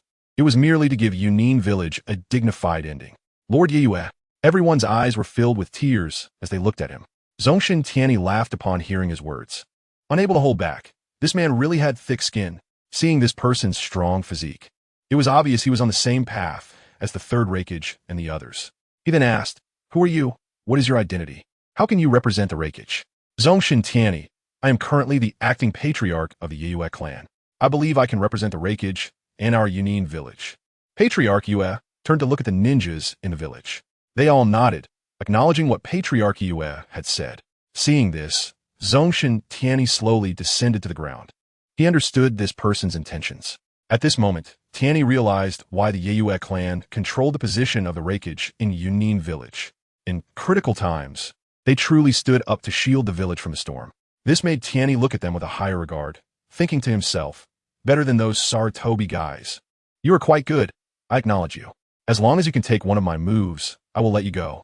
Zongshen Tianyi admired Patriarch Yue and said, Good. Zongshen Tianyi, I hope you can show your true strength against me. Patriarch Yue's eyes were firm. He had already made up his mind to die. His death could not only provide a perfect end for Genin village, but might also leave a good political asset for the Yue clan, allowing Zongshen Tianyi to have a good impression of their family. Perhaps in the future, the Yue clan could rise again in the ninja world. Don't worry, I won't go easy on you. Zongshen Tianyi was very appreciative of the man before him, but unfortunately, they were on opposing sides. Otherwise, he would have spared his life. Senjutsu, Wind Release, Spiraling Shuriken. Tianyi held the Spiraling Shuriken and looked at Patriarch Yue. Lightning Release, Chakra Mode, Activate. Patriarch Yue's body crackled with lightning, looking as though he was wrapped in a layer of tailed beast cloak. Compared to the third Raikage and his son, he was still lacking greatly. Zongshen Tianyi compared and found that this person's lightning release chakra mode was mediocre. So, the next second, he directly threw the spiraling shuriken at him. Patriarch Yue charged forward. Although there was a slight fear of death in his heart, for the sake of the village, what did it matter if he died? His lightning release chakra mode barely held for an instant before being broken through. Puff! The spiraling shuriken directly hit him.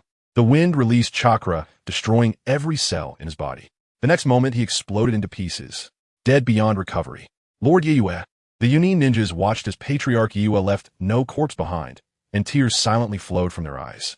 The high-ranking members of Yunin had no time to grieve. Instead, looking at Zongshen Tianyi with great concern, they were worried that Zongshen Tianyi would not keep his word. At this moment, Zongshen Tianyi took a step forward. The Yunin ninjas were so frightened that they cried out and retreated 10 steps, each looking at Zongshen Tianyi with fear in their eyes. At this time, a high-ranking Yunin member, mustering his courage, said with a trembling voice, Lord Zongshen Tianyi, you just promised. Don't worry, I won't go back on my word. You go and bring the two tails Jinchuriki here, and at the same time, gather all the supplies from your village. Zongshen Tianyi saw that Yunin village had lost its will to fight and planned to take over Yunin village directly. They had surrendered, which was equivalent to delivering themselves to him. If he did not accept this, he would truly be a fool. This is the last chapter. Thank you all for your support. Finally, I shamelessly ask for some small gifts. Chapter 146. Oil Woman Clan Leader, Sand Hidden Insect Control Teacher. Looking at the Yunin ninjas before him, Zongshen Tianyi already had some arrangements in mind. Currently, Yachimaru was planting trees with Senja Hashirama, needing a lot of water sources, and they had not yet started to break through the mountains connecting to the Land of Rain, requiring ninjas to provide water. Tianyi waved to the high-ranking Yunin members. Seeing this, they immediately walked over. Lord Zongshen Tianyi, go and find out the ninjas who can use water release ninjutsu here. I will take them away later. Zongshen Tianyi instructed them. Hearing Tianyi's words, the high-ranking Yunin members guessed Zongshen Tianyi's intentions. He must want to use the water release ninjas to provide water for Sunagakure. The ninjas who followed Zongshen Tianyi would probably supply water to Sunagakure day and night. Yes. Everyone nodded and immediately took action. At this moment, in the Yue clan's territory, two wooden dolls were leading a secret room engraved with many spells. This place could isolate the perception of sensing ninjas. They had no idea what the situation outside was like. The two wooden dolls were full of worry, sitting in place, their hands continuously rubbing their clothes. Creak! At this moment, the tightly locked door of the secret room suddenly opened from the outside. The two wooden dolls immediately stood up, placing their left hand behind their backs, holding a kunai in their left hand, and looked warily at the door. When they saw that the ninjas who entered were their own, they let out a tight breath. What is the situation outside? Was Zongshen Tianyi repelled? The two wooden dolls immediately asked them. Her words hit like a silent blow, directly filling the faces of these ninjas with sorrow. The leading Yunin Jonin took a deep breath, looked at the two wooden dolls with red eyes, and said, The Yuin village has surrendered to Zongshen Tianyi. His strength is too powerful. He broke our barrier with one strike and killed many people. We're no match for him. The Jonin's tone trembled slightly, and there was a hint of pity in his eyes as he looked at the two wooden dolls. Zongshen Tianyi wanted the two wooden dolls, surely for the two tails within her. Considering Zongshen Tianyi's attitude towards tailed beasts, she would definitely be extracted from her tailed beast in the future. The two wooden dolls fell silent at this moment. Come with us. For the village's sake, please don't resist. The Yunin Jonin looked at her apologetically. The two wooden dolls did not speak, only hanging their heads, following them out of the secret room. Once they emerged from the underground, the two wooden dolls saw the ninjas in the village moving the village's supplies and many scrolls to a square. I guess that must be where Zongshen Tianyi is. Meanwhile, Zongshen Tianyi was flipping through the Yunin ninjutsu brought by the high-ranking Yunin members. He was very interested in the lightning release chakra mode and hell stab of Yunin village. You are quite good. Zongshen Tianyi was very satisfied with the senior management of Yunin, who voluntarily handed over their ninjutsu. Immediately, he placed a flying thunder god seal on each of them. The Yunin high-ranking officials wore bitter expressions. This flying thunder god seal was like a giant sword hanging over their heads, ready to fall at any moment. As long as you manage things well, I want to do anything to you, Tianyi thought. With these sycophants around, he could better exploit Yunin village and provide nourishment for Sunagakure. After reviewing these ninjutsu, Zongshen Tianyi split off a shadow clone. Although the shadow clone directly activated Flying Thunder God and left the area, Tianyi instructed the clone to return and notify his teacher to send someone to take over Yunin village. Subsequently, he began to gradually control the entire land of lightning using Yunin village as a springboard. Meanwhile, Danzo, along with the leader of the Oil Woman clan and Hinata, was approaching Yunin village. Something seems off with Lord Danzo. They were now at the outskirts of Yunin village, and logically, there should be patrolling ninjas. Yet they hadn't seen a single person. Hinata and his four-branch clan Genin had not seen a single Yunin ninja. At this moment, Danzo stopped. It was too dangerous. He would go any further. Instead, he looked at the leader of the Oil Woman clan. In that instant, the leader understood Danzo's meaning. Lord Danzo, let me lead a team to investigate the situation in Yunin village. She proposed. All right, hurry up, Danzo nodded. Hinata gave the leader a cautious look. The leader of the Oil Woman clan, along with the clan's Genin, immediately infiltrated towards Yunin village. As insect manipulators, they were very adept at reconnaissance. They released their insects to sense danger in advance, getting closer to Yunin village. As they approached Yunin village, the leader's expression grew increasingly serious because their insects had yet to detect a single Yunin ninja. What is going on? Could it be that the Yunin ninjas were scared off by Zongshen Tianyi and dared not leave the village? At this moment, other Oil Woman ninjas couldn't help but whisper. The leader of the Oil Woman clan did not believe that the Yunin brutes would simply yield. Moreover, even if they were scared, they should still send ninjas outside to keep watch. Everyone be careful. Something significant might have happened in Yunin village, she speculated, wondering if Zongshen Tianyi had led the ninjas from Sunagakure to attack. They cautiously approached. At this point, Zongshen Tianyi sensed some chakra-infused insects appearing in Yunin village. Has the Oil Woman clan's ninjas arrived? Tianyi stood up. Just then, two Jinchuriki were brought in. Lord Zongshen Tianyi, we have brought the two-tails Jinchuriki. A Yunin ninja said respectfully. Tianyi walked to the two-tails Jinchuriki and placed a flying thunder god seal on her. Keep an eye on her. I have something to handle. After saying that, Zongshen Tianyi flew toward the area where the deteriorating insects appeared. In sage mode, Zongshen Tianyi immediately sensed 5 ninjas from the Oil Woman clan and flew directly toward them. Not good. An enemy is flying in. The leader of the Oil Woman clan reacted first, immediately turning to warn her clan. Her expression was grave as her insects sensed a massive chakra presence in the sky. This made her think of one person, Zongshen Tianyi. She felt a pang of bitterness. If Zongshen Tianyi discovered them, none would survive. Oil Woman clan ninjas, your identity is unusual. Your chakra is greater than these 4 combined. Zongshen Tianyi chuckled as he landed in front of them, looking at the leader of the Oil Woman clan with curiosity. Tianyi felt that this person resembled the Oil Woman Shui he had fought before. Could this person be the current leader of the Oil Woman clan? He was just thinking about how to cultivate some insect manipulators in Sunagakure. And now the leader of the Oil Woman clan had delivered herself to his door, so he had to make proper arrangements. First, he would kill all 5 of them, then use Edo Tensei to cultivate ninjas for himself. I should have collected some blood or flesh from Naruto and the others back then. If I had, they could help me cultivate ninjas. Zongshen Tianyi felt he had lost out on 10 billion. Chapter 147, Guiding Hinata. At this moment, the leader of the Oil Woman clan noticed the killing intent in Zongshen Tianyi's eyes. She understood that it was impossible for them to leave safely today. Moreover, Zongshen Tianyi had clearly set his sights on her, so since she couldn't escape, she would fight for a chance at survival for the other 4. Run! She shouted to her clansmen behind her. At the same time, she formed hand seals and attacked Zongshen Tianyi with her secret technique, Insect Dragon Tornado.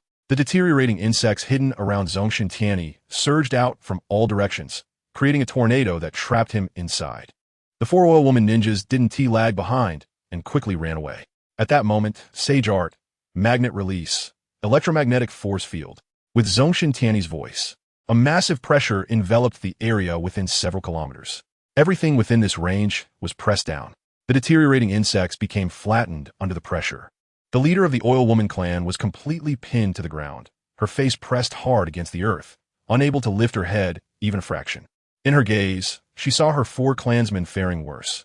Their heads were directly pressed into the ground, with some red liquid mixed with white seeping out. Zongshen Tianyi walked over and coldly said, "You are too weak." The leader of the Oil Woman clan felt a wave of despair. With such a powerful being around, could the third Hokage really lead Konoha to resist Sunagakure? Soon after, Tianyi killed her with iron sand. Feeling delightful, Zongshen Tianyi happily collected the bodies of the five. They were to be future teachers for the children of Sunagakure. After that, Zongshen Tianyi continued forward in the direction they had come from. Danzo and the others were currently waiting in place for the leader of the Oil Woman clan. Why hadn't they sent anyone back yet? Danzo stood up, his eyes filled with dissatisfaction. Hinata Nichi and the others ignored Danzo's words and used their Byakugan to observe everything around them. It was then that Hinata Nichi spotted a massive chakra presence in the direction where the leader of the Oil Woman clan had left. Not good, it's Zongshen Tianyi. With chakra greater than that of a tailed beast, Hinata Nichi immediately recognized the identity of the individual. The Iron Sand Butcher of Sunagakure, Zongshen Tianyi. What? Hinata Nichi? You hold him off. Upon realizing it was Zongshen Tianyi, Danzo turned and led the root members to flee. He had a significant psychological shadow over Zongshen Tianyi. What should we do, Nichidano? The four-branch Genin felt desolate, seeing Danzo flee with the root ninjas. This reminded them of the main family. A trace of hatred surfaced in their hearts. We can't leave now, Hinata Nichi said slowly. He could see Zongshen Tianyi even without activating his Byakugan. At this moment, Zongshen Tianyi noticed Hinata Nichi and the others, and he paused in midair. He expected members of the Hyuga clan to be here. You are Hinata Nichi? Zongshen Tianyi looked at the person in front of him who resembled Hinata Hizashi and thought of the substitute Hinata Nichi. Hinata Nichi didn't speak, but assumed the starting stance of Bagua Palm. The four-branch clan Jonin also took their stances at that moment. Hinata, are you interested in joining us in Sunagakure like the Uchiha clan? Konoha is already a ship full of holes, ready to sink at any moment.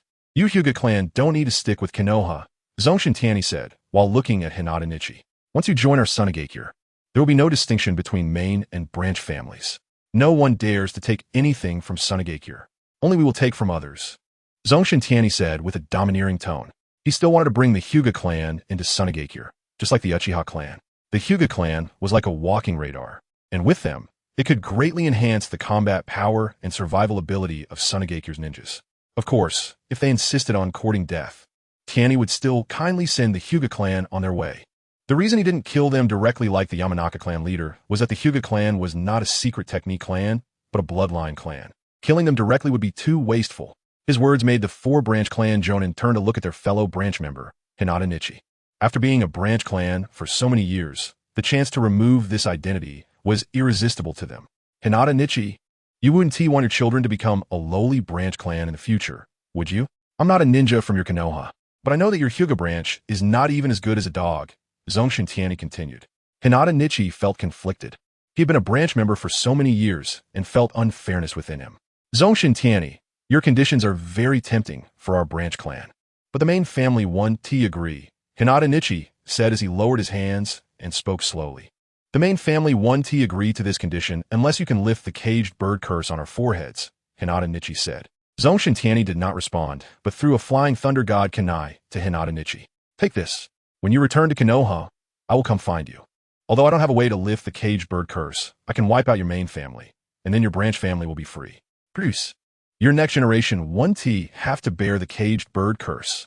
Zongshen Tianyi's method was simple and brutal.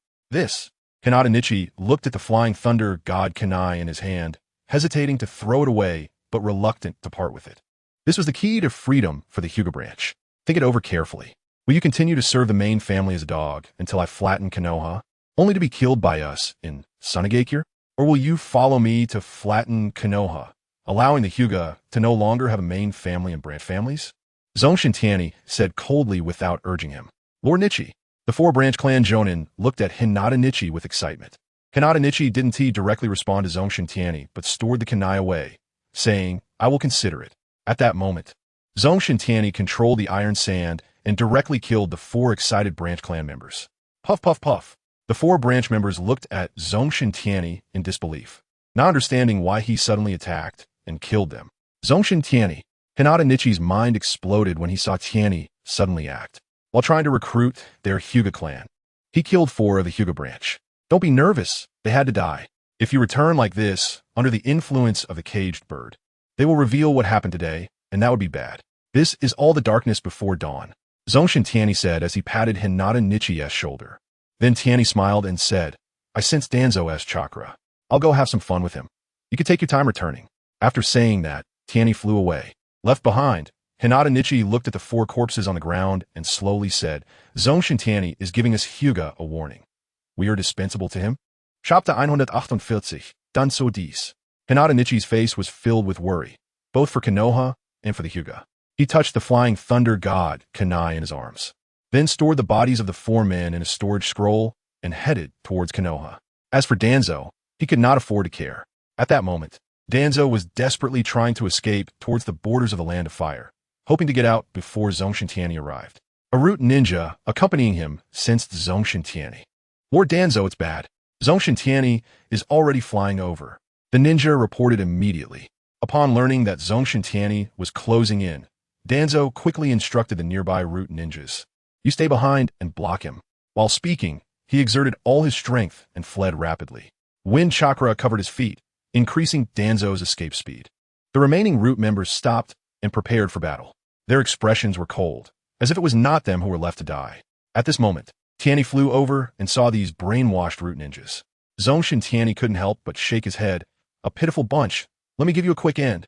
As he spoke, a sphere appeared in his left hand. Senjutsu. Wind release. Raisin shuriken. Tianyi casually threw the raisin shuriken at them. In an instant, the root ninjas were engulfed by the raisin shuriken. The level of the root ninjas has dropped considerably. Zongshen Tianyi laughed upon seeing that these root ninjas couldn't even mount a decent counterattack. The root ninjas he had fought before could at least exchange a few blows with him. It seemed that Danzo was no longer valued by Sarutobi Hiruzen. This meant he was no longer of much use. Zongshen Tianyi narrowed his eyes. Danzo was known for being cautious, and now his root ninjas were so weak. The level of the other root ninjas was probably just as bad. Without the root, Danzo would have no way to stir up trouble in Konoha. If Danzo couldn't harm Konoha, then Zongshen Tianyi naturally had no reason to let him live. Danzo's wind release was quite good. He could kill him and use impure world reincarnation to make him a teacher for the village. Wind shadow, wind shadow. Yet the wind release of Sunagakure is still not as good as a Konoha ninja. This is outrageous. Zongshen Tianyi thought for a moment and suddenly realized a peculiar point in the ninja world. The strongest water release was not in the Mist Village, but in Konoha's second Hokage, Senju Tobarama. The strongest wind release was not in Sunagakure, but in Konoha's Danzo. After dealing with these small fries, Tianyi quickly caught up with the fleeing Danzo. Long time no see, Danzo. Zongshen Tianyi smiled at him. Seeing Zongshen Tianyi already in front of him, Danzo's face turned extremely ugly. He looked around, trying to find a way to escape. At the same time, he spoke to stall for time, Zongshen Tianyi. As long as you spare me, I can give you anything. Killing you would be the same. As soon as Tianyi's words fell, he attacked directly. Senjutsu. Magnet release. Electromagnetic cannon. A ball of iron sand shot towards Danzo like lightning. Noticing something was off, Danzo immediately formed hand seals. Wind release. Vacuum wave. Several vacuum waves were expelled from his mouth, aiming to slice through Zongshen Tianyi's iron sandball. But one was a ninjutsu and the other was a senjutsu. No matter how skilled Danzo was with wind release, he couldn't cut through the iron sandball. The vacuum waves were directly dispersed by the iron sandball. The speed of the iron sandball remained undiminished as it rushed toward Danzo. Danzo quickly covered his feet with wind chakra to evade Zongshen Tianyi's ninjutsu. However, the speed of the electromagnetic cannon was too fast. He didn't have time to dodge. Facing the lethal attack, his expression was calm, and when he looked at Zongshen Tianyi, he even felt a bit of anticipation. Puff! The iron sandball pierced through Danzo, splattering blood everywhere. Danzo was sent flying. ultimately crashing into several large trees before landing heavily on the ground. A significant amount of blood flowed from his chest. At first glance, it appeared he couldn't be more dead. However, Tianyi didn't believe it. Danzo's right eye should have been replaced with a new Sharingan. Although the Uchiha clan had been taken by him, Zongshen Tianyi believed that Danzo still had a 3-Tomo Sharingan left. At this moment, Zongshen Tianyi sensed that Danzo had activated his Enaji and was currently lurking nearby, waiting for him to approach his corpse. Senjutsu, Big Ball Rasengan. Tianyi launched a large sphere toward the place where Danzo was hiding. Damn! Seeing Zongshen Tianyi rushing toward him, Danzo immediately turned to run. He suddenly remembered that the Uchiha clan had now allied with Sunagakure, and they might know about their clan's secret technique, Izanaji. Moreover, Sunagakure had been taken over by this guy. He might have learned about Danzo's use of Izanaji from their files. After all, he had used it in front of the third Raikage last time. Could he escape? Zongshen Tianyi used magnet release to control the flying thunder god Kenai to appear beside him, and in the next moment, Tianyi himself followed. The big ball Rasengan was directly pressed against Danzo's face. No, Danzo activated body flicker technique to escape to the right. However, he was still a bit late. Although his head dodged, the left half of his body was hit. Puff! Danzo spat blood. His body flew backward in an arch position, then crashed heavily to the ground. After rolling a few times, Danzo lay on the ground facing the sky. His left arm had been completely destroyed by Zongshen Tianyi, and his left chest was caved in.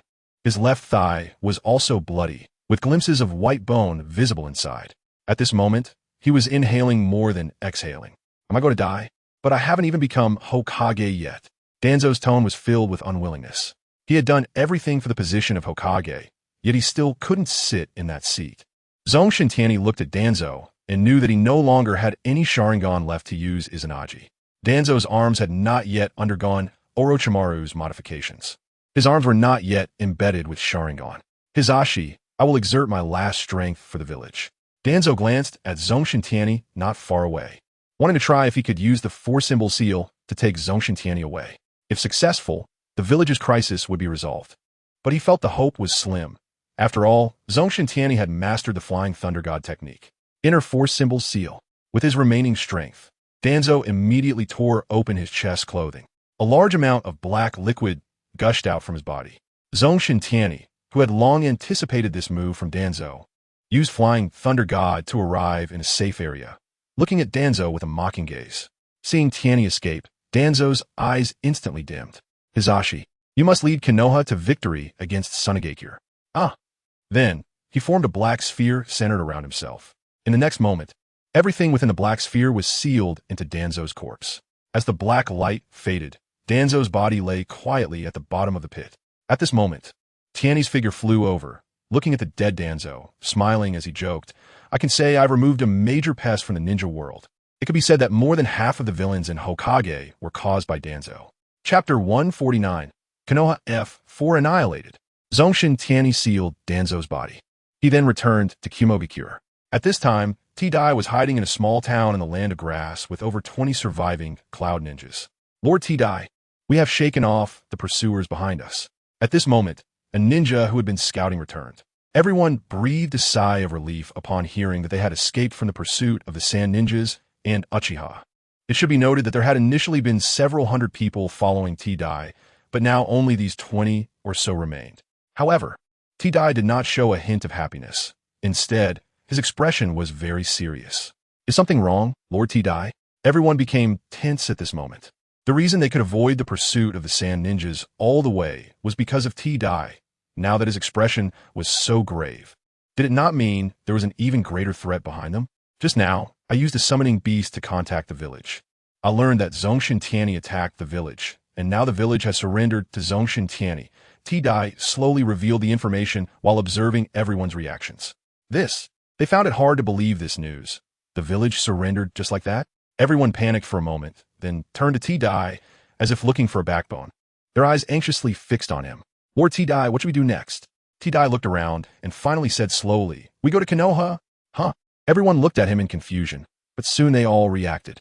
It seemed that Konoha was the only one with the strength to counter Sunagakure. However, some of them had complicated expressions. T-Dai noticed this and spoke up. Of course, those who are unwilling to go to Konoha with me can return to Sunagakure. The village has already surrendered.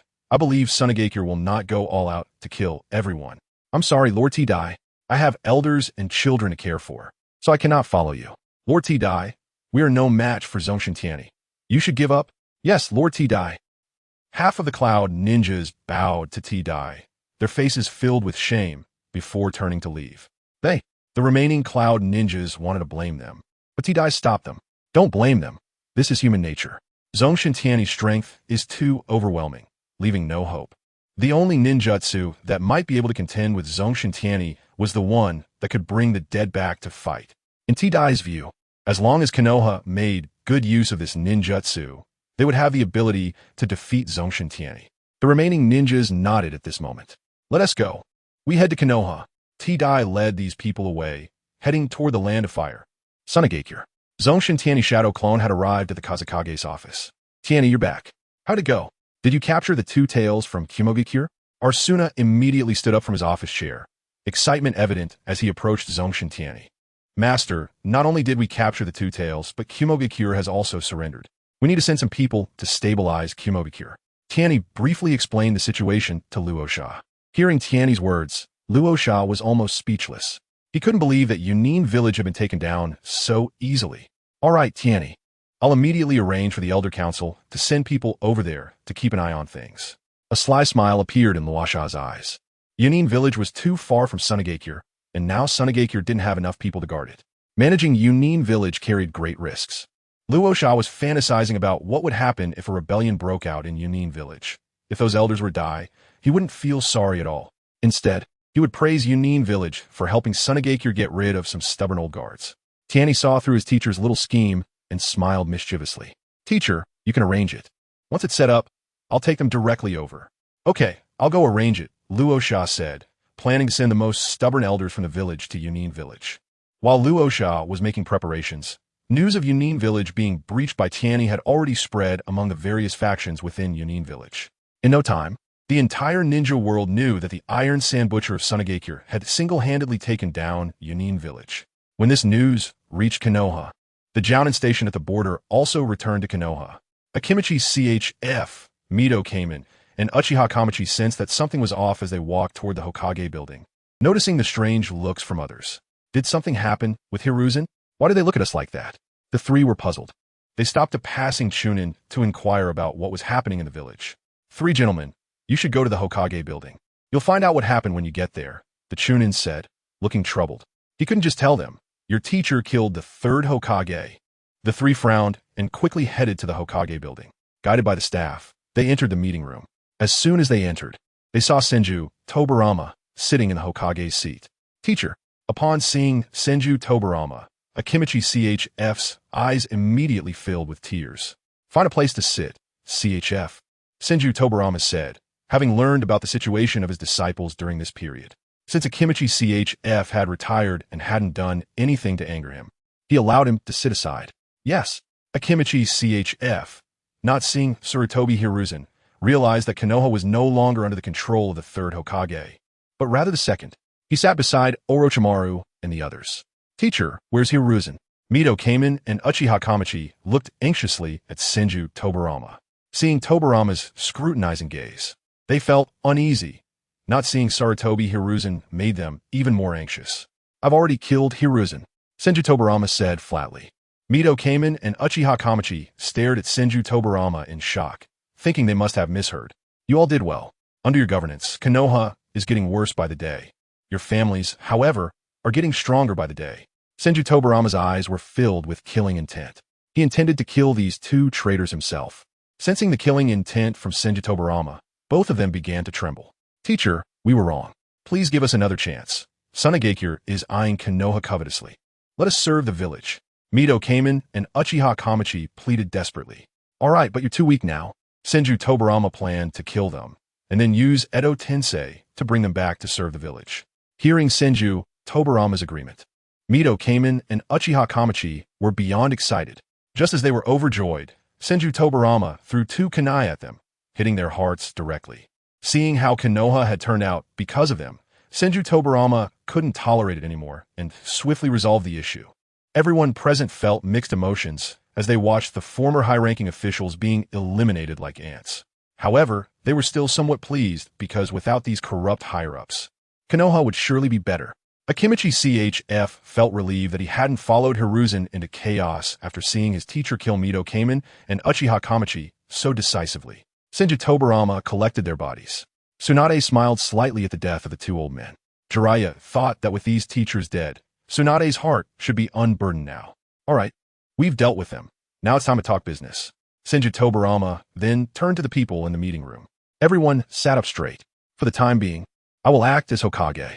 Once a suitable candidate appears in the village, I will relinquish the position of Hokage, Senju Tobarama said. His words drew the attention of everyone in the meeting room toward Orochimaru, Jiraiya, and Tsunade. It seemed that they were the only ones in the village fit to serve as Hokage. They all met the criteria of strength and reputation, with Sunagakure eyeing them covetously. In order to deal with the threat of Tianyi, I plan to bring back the powerful ancestors of the various clans through Edo Tensei to contribute to Konoha. As Senju Tobarama spoke, he scanned the room, locking eyes with the elder Hyuga and the leaders of various ninja clans. Their ancestors' corpses had long been dug up by the umbu sent by Sarutobi Hiruzen. The reason he said this was merely to facilitate the later use of these ancestors openly, just to inform them. Although there was some resistance within the ninja clans to such an act of disturbing their ancestors, they did not oppose it. Konoha's situation was not good. Without enough strength, their families might not even survive. Orochimaru, come with me later to improve Edo Tensei. We will strive to restore the strength of those who are brought back as much as possible. Senju Tobarama considered that Orochimaru was already researching Edo Tensei. Plus, this kid had considerable talent in scientific research, so it shouldn't be a problem to have him help improve it. Yes, second Hokage. Orochimaru's eyes sparkled, and he instinctively licked his lips. He felt honored to be able to research forbidden techniques with a master of forbidden arts. Jiraiya and Minato, you two should go to my Bokuzen and perfect your sage art. Especially you, Jiraiya. Senju Tobarama turned to the two of them, knowing the power of sage art. If there were two ninjas in the village who could fully master sage art, it would greatly aid in the final battle. Yes. Jiraiya's face turned red. Orochimaru smiled at Jiraiya and Minato. Having witnessed Tianyi's sage mode, Orochimaru didn't think much of the two. It wasn't that their talent was too poor, but rather that Tianyi was too strong. Subsequently, Senju Tobarama made a series of arrangements, gathering the border troops and sending envoys to the major nations in the ninja world. Konoha village, under the arrangement of Senju Tobarama, operated like a well-oiled machine. Meanwhile, Hyuga Hizashi hurried back to Konoha. Upon discovering Hizashi, the Umbu members immediately brought him before Senju Tobarama. Lord Second Hokage. Hizashi was momentarily stunned to see Senju Tobarama sitting in the Hokage office. Where's Danzo? Senju Tobarama's eyes narrowed. Currently, the only high-ranking official in Konoha that he hadn't dealt with was Danzo. Lord Second Hokage, Lord Danzo, is not with me. At that time, Hizashi briefly explained that Danzo stayed behind to intercept Uchiha Tenichi, but he did not mention that Tenichi had tried to recruit him. How did you escape from Uchiha Tenichi? Senju Tobarama interjected, his sharp gaze fixed on Hizashi. Hizashi was just an average Genin. How could he have escaped from Tenichi? Lord Second Hokage, we faced a shadow clone of Uchiha Tenichi at that time. Moreover, that shadow clone had just fought a major battle in the Land of Lightning and had expended a lot of chakra. With the protection of our 4 Genin from the branch family, I was able to escape. Hizashi felt anxious under Tobarama's hawk-like gaze. Oh, so that's how it is. Senju Tobarama did not doubt his words. He planned to find the old clan leader of the Hyuga clan later and have him interrogate Hizashi with the cage bird technique, and then have the Yamashiro clan investigate his memories. Thank you for your hard work. Please write down the intelligence you gathered this time, and then go rest. Senju Tobarama said, without changing his expression. Yes. Hizashi felt as if Tobarama's gaze saw right through him. He went next door to write down the details of the mission. Senju Tobarama then instructed the Umbu to notify the old clan leader of the Hyuga clan to interrogate Hizashi, and also sent people to inform the Yamashiro clan to investigate Hizashi's memories. In the Hyuga clan's territory, the notified old clan leader was very displeased. He felt that Senju Tobarama's actions implied that there were traitors in their Hyuga clan, and the suspect was even his son. Damn it. Bang. The old clan leader slammed his fist on the table in anger. Hizashi, bring your brother here. I will personally interrogate him. Although the old clan leader was very unhappy, he knew he had to act. He understood Senju Tobarama's ruthless nature. If they did not cooperate, They might not face immediate consequences, but later on, Tobarama would surely set traps for the Hyuga clan. He also had a bit of worry. If his son Hizashi allied with Uchiha Tennichi and Tennichi launched an attack on their clan, it was likely that no branch family members would survive. Without the main family, the caged bird technique could not be activated, and the branch family would probably flee to Sunagakure with Tennichi. Yes, father. Hizashi's brother, Hyuga Hizashi, had a trace of reluctance in his eyes. His younger brother had replaced him to carry out the mission, and now he had barely escaped from Uchiha Tennichi's hands, only to be questioned about being a traitor. He stood up and left. Half an hour later, Hizashi returned with Hizashi. Father. Hizashi had just called out when the old clan leader suddenly activated the caged bird technique. The intense pain in his head made Hizashi curl up on the ground, clutching his head. He didn't even have the strength to roll. Hizashi watched as his brother writhed in pain, veins bulging, and his eyes bloodshot, feeling extremely anxious. But even so, he could only pretend to be unconcerned and sit beside him. After 2 minutes, seeing his younger son drenched in sweat, the old clan leader ended the technique and coldly asked, Hizashi, how did you escape from Uchiha Tennichi? Did you betray us? Chapter 151. Hizashi's resolve. Father, I did not betray Uchiha Tennichi. The situation at that time was, Hizashi recounted his earlier explanation to Senju Tobarama verbatim. Hizashi quickly spoke up to defend his brother. Father, Hizashi would never betray Uchiha Tennichi. Besides, he is from the branch family. His life is. Hizashi suddenly realized that this might not be appropriate, so he stopped. Lying on the ground, Hizashi felt a wave of desolation. His mind involuntarily recalled what Uchiha Tennichi had said to him before. If the branch family wants to escape this fate, they can only rely on Uchiha Tennichi. At this moment, Hizashi decided to ally with Uchiha Tennichi. Only in this way could the branch family have hope, and the Hyuga clan could have hope.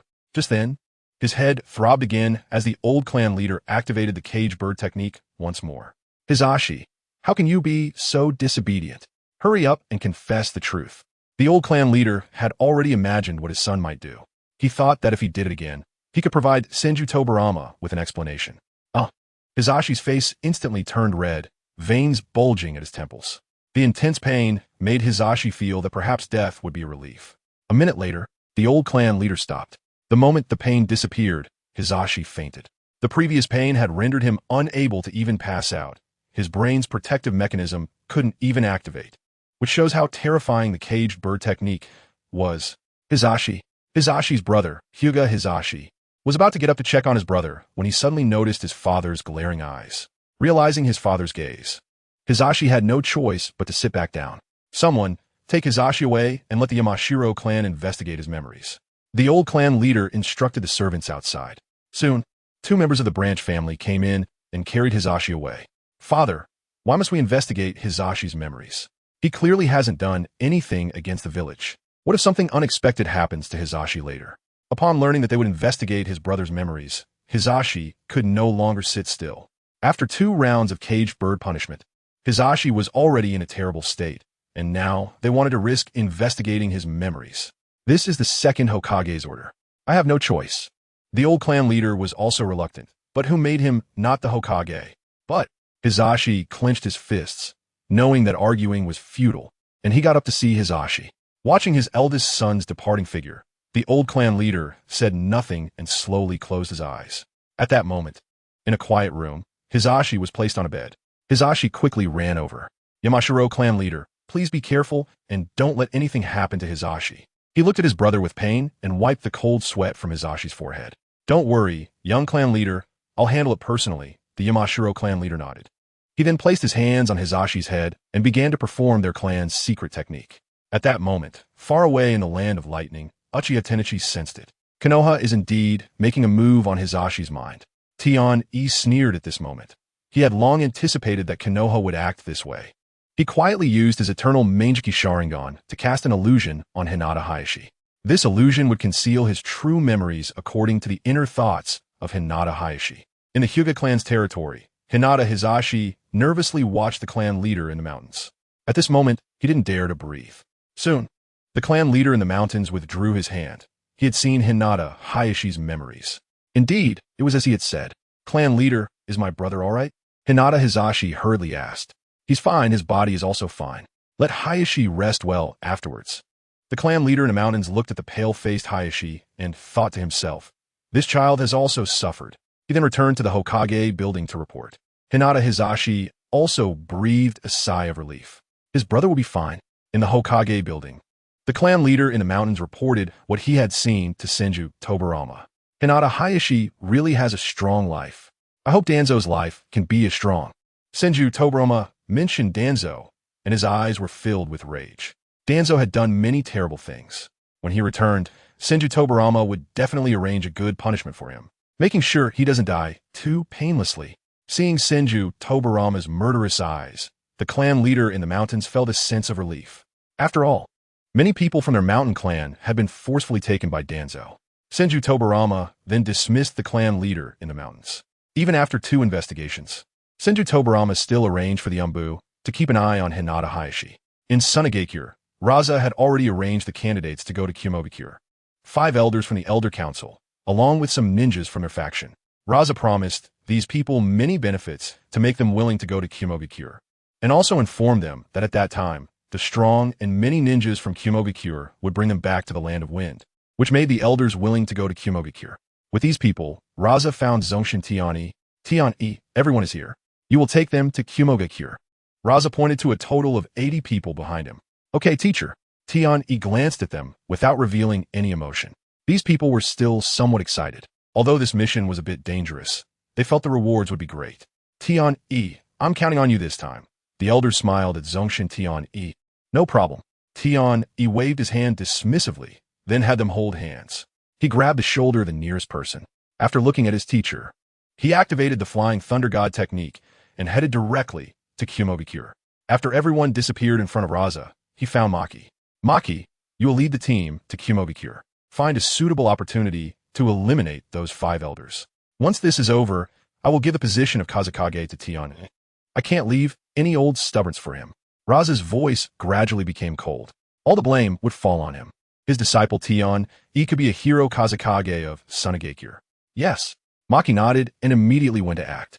At this time, the elders and others saw that they had already appeared in Kumogakure, and they couldn't help but gasp. The Flying Thunder God technique was indeed terrifying. They arrived in an instant from so far away. I think what's even more terrifying is Tianyi's chakra. That's for sure. The elders looked at Zongshen Tianyi as if he were a monster. Elders, I will trouble you from here on. After Zongshen Tianyi finished speaking, he transformed into smoke and disappeared. Everyone's jaws dropped. The one who brought so many people to Kumogakure was actually just a shadow clone. Meanwhile, Yakura led the Uchiha and Sand Ninjas to officially occupy Iwagakure. Both Iwagakure and Kumogakure completely surrendered to Sunagakure. Chapter 152, Discovering the Passage to the Moon. Yakura stood on the roof of the Tsuchikage building, watching the Sand Ninjas gather the IWA ninjas together. She was exceptionally happy. Since she was young, she had dreamed of leading the village to rise. Although the village's rise was not because of her, it did not affect her excitement at all. Lady Yakura, all ninjutsu and forbidden techniques from Iwagakure have been collected. At this moment, Fugaka walked over with a smile. Good, where's Kakuzu? Yakura did not see Kakuzu's figure and couldn't help but ask. Mentioning Kakuzu, Fugaku's mouth twitched slightly. Kakuzu had gone to the storeroom to count Iwagakure's wealth. Originally, Fugaka wanted to send someone else to do it, letting Kakuzu take a break. After all, Kakuzu had put in a lot of effort to break through Iwagakure. It was a significant consumption. However, Kakuzu directly refused him and went to count the storeroom with a few people. All right, forget him. Yakura sighed. This was indeed something he could do. Just then, an Umbu rushed over. Lady Yakura, the daimyo of the Land of Earth, has sent a messenger. They hope to cede a portion of the Land of Earth's territory in exchange for our withdrawal. The messenger from the daimyo of the Land of Earth is waiting outside. Do you need to meet them, Lady Yakura? The Umbu member asked. Yakura and Fugaku exchanged glances at this moment. Both displayed a look of disdain. The current Land of Earth was meat on the chopping block, to be slaughtered at will. What confidence did they have to negotiate with Sunagakure? Let us Uchiha handle this matter. I guarantee it will be dealt with perfectly. Fugaka's eyes were filled with killing intent. He planned to use illusion to control the daimyo of the Land of Earth. Before the village's order, he could let the other party live. However, all officials in the daimyo's residence must be killed. Just in time, they would raid their homes and bring the money and supplies back to the village. Good. Yakura understood Fugaku's intentions and confidently entrusted it to him. Fugaku took the Uchiha and headed towards the daimyo's residence in the land of Earth. As for the messenger from the land of Earth outside, Yakura directly ordered the Umbun members to kill them. At the daimyo's residence in the land of Earth, the daimyo was sitting in the upper seat discussing with his ministers how to gain the most benefit from this incident. Previously, Noki had been at Tsuchikage and had always suppressed the daimyo's residence. Now that Iwagakure had surrendered, the daimyo wanted to cede territory like the Land of Fire. Without Iwagakure, the Land of Earth would be completely under their control. While these people were fantasizing, Fugaku and his group rushed in. Not a single person was spared except for the daimyo. Fugaku glanced at the people present and found that most of the officials of the daimyo's residence were there, so he immediately let his clansmen take action. Puff! Puff! These ministers were ordinary people and had no power to resist in front of ninjas. In the blink of an eye, they were taken away by the Uchiha clan's ninjas. Uchiha, you can't kill me. I'm the daimyo of the Land of Earth. The daimyo of the Land of Earth, frightened, slipped off his chair. An unclear liquid appeared below him. Fugaku looked at this scene with some disdain in his eyes, then, finding him noisy, he used his Sharingan to control him. Clan leader, we've finished everything on our side. The Uchiha looked at Fugaku. Good, now split into two groups. One group will go and raid the homes of these officials. Another group of people went to empty the storeroom of the daimyo. Fugaku immediately made arrangements. Everyone sprang into action. Fugaku controlled the daimyo, forcing him to voluntarily reveal the location of his treasure trove. With the daimyo's enthusiastic assistance, the Uchiha clan members quickly packed up all his wealth into storage scrolls, thanks to the numerous storage scrolls present in the daimyo's mansion. Otherwise, they wouldn't have been able to take so much away. At that moment, Uchiha Hakadai hurriedly arrived with a scroll in hand, saying, Clan leader, we have made a significant discovery. What discovery? Fugaku asked, puzzled as he turned to Uchiha Hakadai.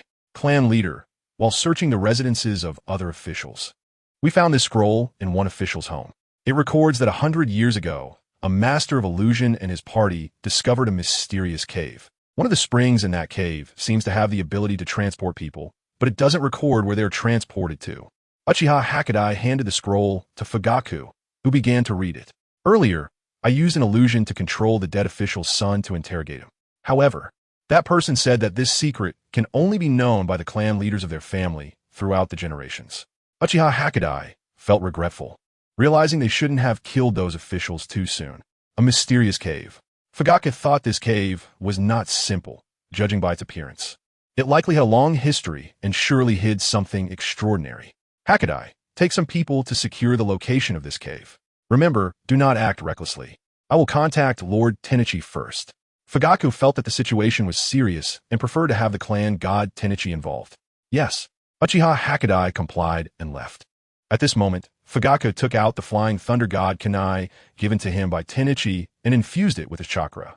Upon sensing this, Tennichi, who was training in lightning release chakra mode at the Yunlei Gorge, immediately stopped. It's Fugaku. Could something have happened in Iwagakure?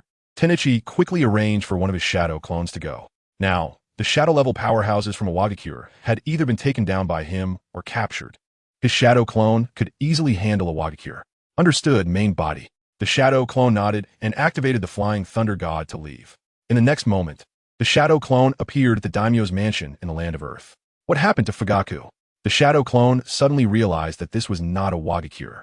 Although they had never been here, the palace before them clearly indicated to Tennichi that this was not Iwagakure. Lord Tennichi, we discovered a scroll in the daimyo's mansion in the Land of Earth, which records a strange cave. Fugaku handed the scroll to Tennichi and also relayed the information he had just learned from Hakadai. A cave. Tennichi's eyes instantly lit up. This cave should be the one that Naruto and the others encountered when they went to rescue Hanabi, the one leading to the moon. This cave contains a passage to the moon, likely left behind by the sage of Six Paths' brother, Otsutsuki Yumura. Lord Tennichi, do you know about this cave? Fugaku noticed the change in Tennichi's expression and asked him curiously. I don't know, just quite curious, Tennichi replied with a smile. Of course, he wouldn't admit he knew. Chapter 153, Journey to the Moon, by the way. Does anyone else know about this? Tennichi quickly inquired. Otsutsuki Shurin is about the same age as Naruto. This means there is more than one Otsutsuki clan member on the moon now. Thinking of that gigantic Rinnegan, Tennichi had to take it seriously. After all, that thing was quite powerful. Lord Tennichi, Hakadai, and the others know. I've already arranged for them to secure that cave. Fugaku quickly added.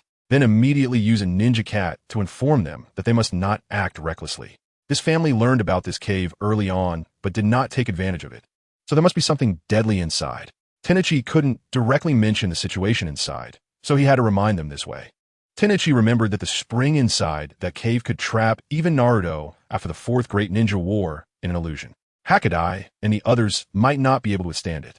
Once trapped, they would be imprisoned in a cage built from memories. Understood, Lord Tenchi.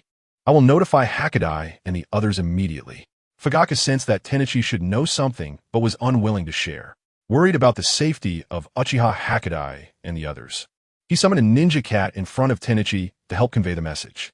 Tenchi then took out another flying thunder god kunai, saying, "Take this kunai with you. I will go directly to Hakadai and the others." Understood, Lord Tenchi. Fugaka felt relieved when he saw Tenchi was going personally.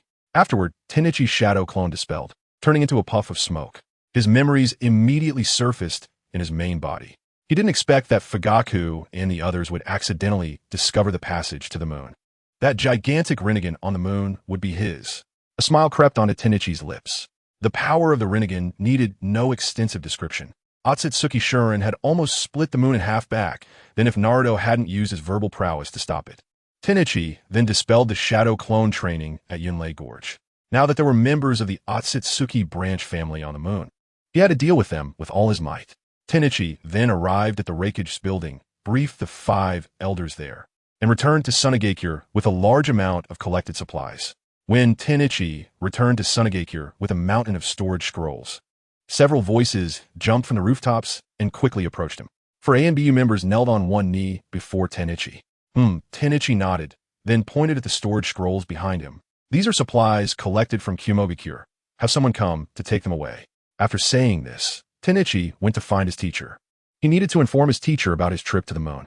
Yes, the ANBU members were thrilled to see the supplies. And the villagers of Sunagakure nearby were equally delighted, their smiles stretching from ear to ear. Lord Tenchi is amazing. He single-handedly made Kumogakure surrender. Yes, with these supplies brought from Kumogakure, our strength in Sunagakure will increase significantly. I wonder when Lord Tenchi will become the Kazekage? It should be soon. Didn't the 4th Kazekage say he would pass the position to Lord Tenchi after this war? Because Raza and Tenchi were teacher and student and had a very good relationship, everyone felt free to talk about this on the streets. When Tenchi walked into the Kazekage's office, he saw his teacher Raza bent over dealing with piles of documents.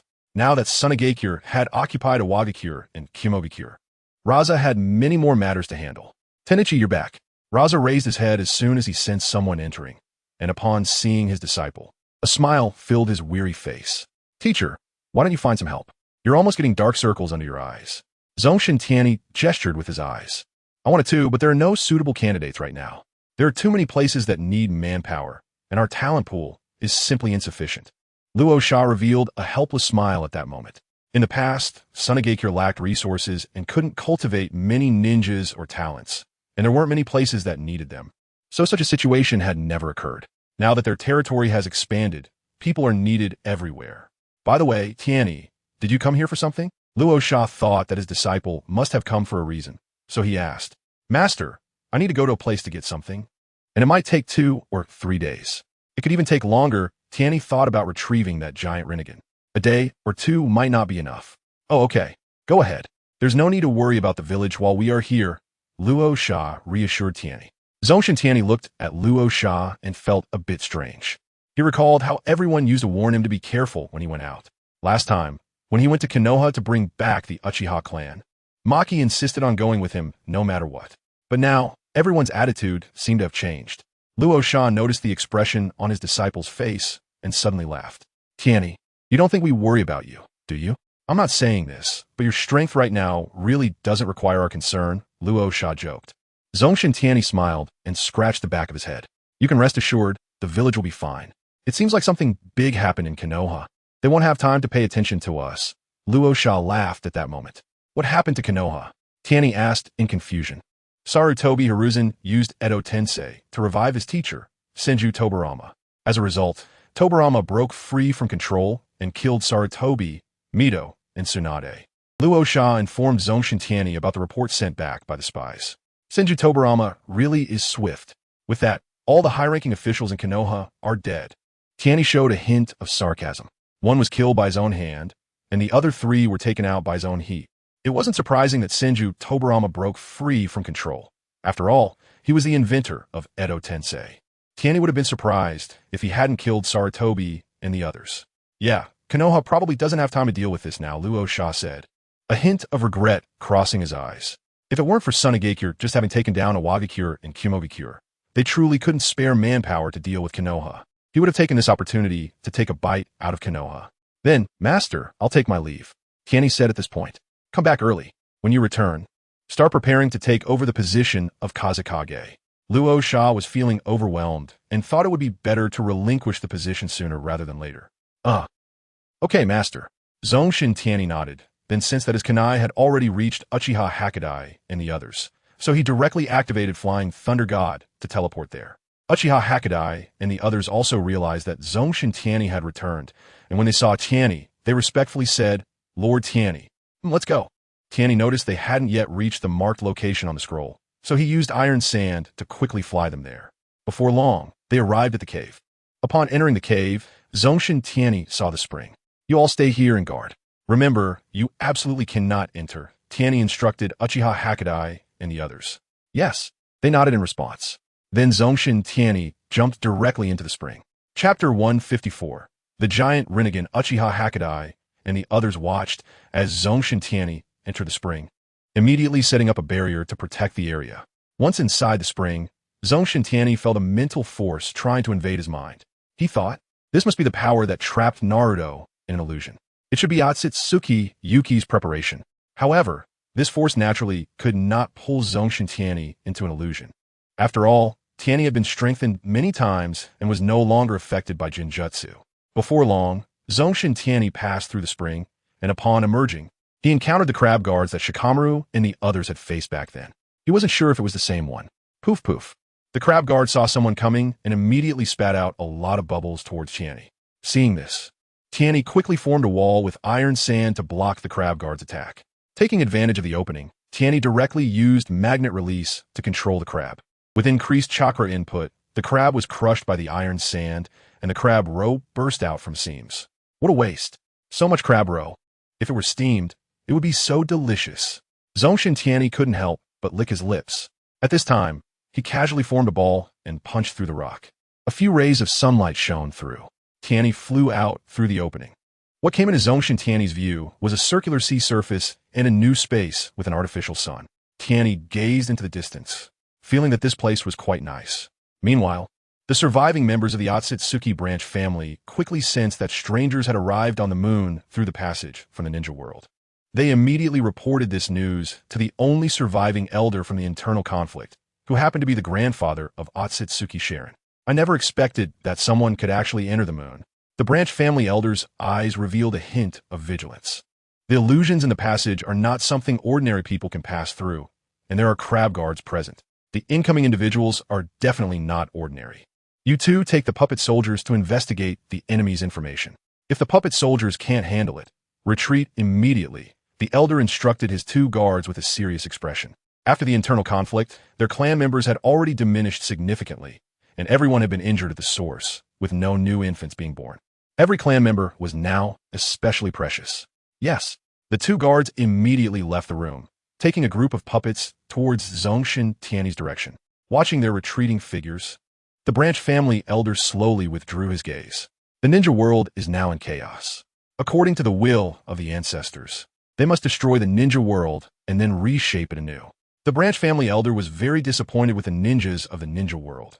For over 1,000 years, they had possessed the powerful force of chakra, yet they had always used it for slaughter. At this moment, Zongshen Tianyi was flying in the sky, approaching the Otsutsuki clan's ninja village. Whoosh! At that moment, many energy balls were fired from the dark. Tianyi quickly dodged, noticing the puppets lurking in the shadows. He directly controlled a few kunai made of iron sand, mixed with some flying thunder god kunai, and instantly blew up those puppets. The Otsutsuki branch ninjas, hiding in the dark, observing Zongshen Tianyi, immediately realized that this invader was not something they could handle. They prepared to leave and report back to the elder.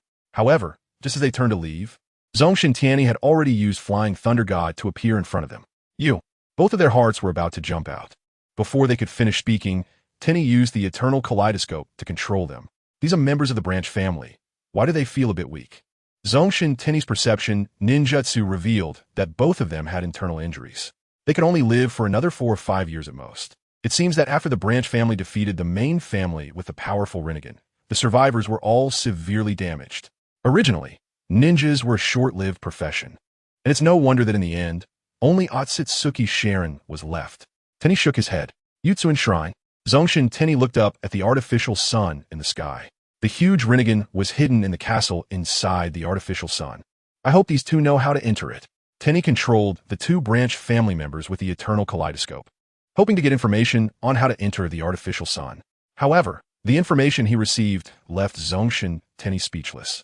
The method to enter the artificial sun was known only to the branch family elders. He had originally planned to secretly obtain the huge Rinnegan first. Tianyi rubbed his forehead. It seems that now he can only defeat these surviving branch family members first. Lead the way. Tianyi instructed the 2 branch family members to lead him. Following them, Tianyi quickly arrived at the place where the branch family now lived. Upon seeing Zongshen Tianyi, the surviving branch family members quickly looked at their 2 compatriots. Seeing the 3-tomo Sharingan in their eyes, they immediately understood that the 2 had been controlled by an intruder. Not good. Hurry and notify the elder. Everyone, join us to stop this intruder. Yes. The crowd suppressed their panic. At this moment, a large number of puppet soldiers flew over. Tianyi looked at these puppets controlled by the huge Rinnegan and couldn't help but feel envious. Wireless control, if this were used for work, it could run non-stop for 24 hours. These are all mine. The intruder must be stunned by our army. Seeing that Zongshen Tianyi showed no signs of attacking, the branch family members couldn't help but smile. Many people died in the last civil war, so they created this massive puppet army with a huge Rinnegan. Although their combat power was average, they were very useful. Senjutsu, magnet release, iron sand burial. A large amount of iron sand surged out from the storage scroll, trapping all the puppets in the sky. The puppets tried to struggle. Some used energy balls to blast away the iron sand trapping them. However, facing Senjutsu chakra, their attacks couldn't even scratch the iron sand. After controlling these puppets, Tianyi looked down at the Otsutsuki branch family. These people's Byakugan are quite good. They're all his now. Just right to seize them and train a batch of ninjas. Senjutsu, magnet release, electromagnetic field. Zongshen Tianyi clapped his hands, and all the Otsutsuki branch family members on the ground were forced to lie down. Some unfortunate ones were pinned under small rocks, blood continuously oozing from their bodies. Damn, what is this? Why do I feel like something is pressing down on me? What kind of ninjutsu is this? The Otsutsuki branch family members let out painful wails. Just as Zongshen Tianyi was about to control the iron sand to dig out their eyes, a huge golden eyeball appeared in the sky. Intruder D. Chapter 155, Moon Battle. The branch family elder was also floating in the air. As he completed the hand seals, the huge Rinnegan emitted an extremely powerful energy fluctuation. Then, a golden light shot towards Zongshen Tianyi at lightning speed. Tianyi immediately activated the Flying Thunder God technique to dodge. This thing in front of him is a Rinnegan. He wasn't arrogant enough to take it head-on. As Zongshen Tianyi dodged, the ray hit the ground behind him. Where the ray passed, it left a trench steaming with heat and red lava. Great, the elder has arrived. That intruder is doomed. The Otsutsuki branch family members pinned to the ground rejoiced upon seeing the elder controlling the huge Rinnegan. No one can match the huge Rinnegan. Zongshen Tianyi stood aside, his gaze vigilant as he watched the branch family elder and the huge Rinnegan. In anime, the appearance of the huge Rinnegan was too rare. It was destroyed by Naruto and Hinata without doing anything. This made Tianyi unsure of what abilities the huge Rinnegan possessed. At this moment, the branch family elder furrowed his brows. While controlling the huge Rinnegan, he discovered that Zongshen Tianyi's chakra was incredibly vast. He didn't expect another powerful ninja to have emerged in the ninja world. It seems that the ninja world is about to fall into great chaos again. A smirk appeared on the branch family elder's lips. Recently, he had been focused on the family's inheritance and hadn't observed the ninja world properly. But seeing Zongshen Tianyi, he didn't need to guess. Many people in the current ninja world must have died. This further solidified his determination to destroy the ninja world. Summoning technique. The branch family elder formed hand seals again, activating the huge Rinnegan. At this moment, a gigantic Jutsuin statue slowly rose from the ground. Indeed, This huge Rinnegan possesses the abilities of the Rinnegan. I just wonder if it can use the Golden Wheel reincarnation explosion, like Sharon?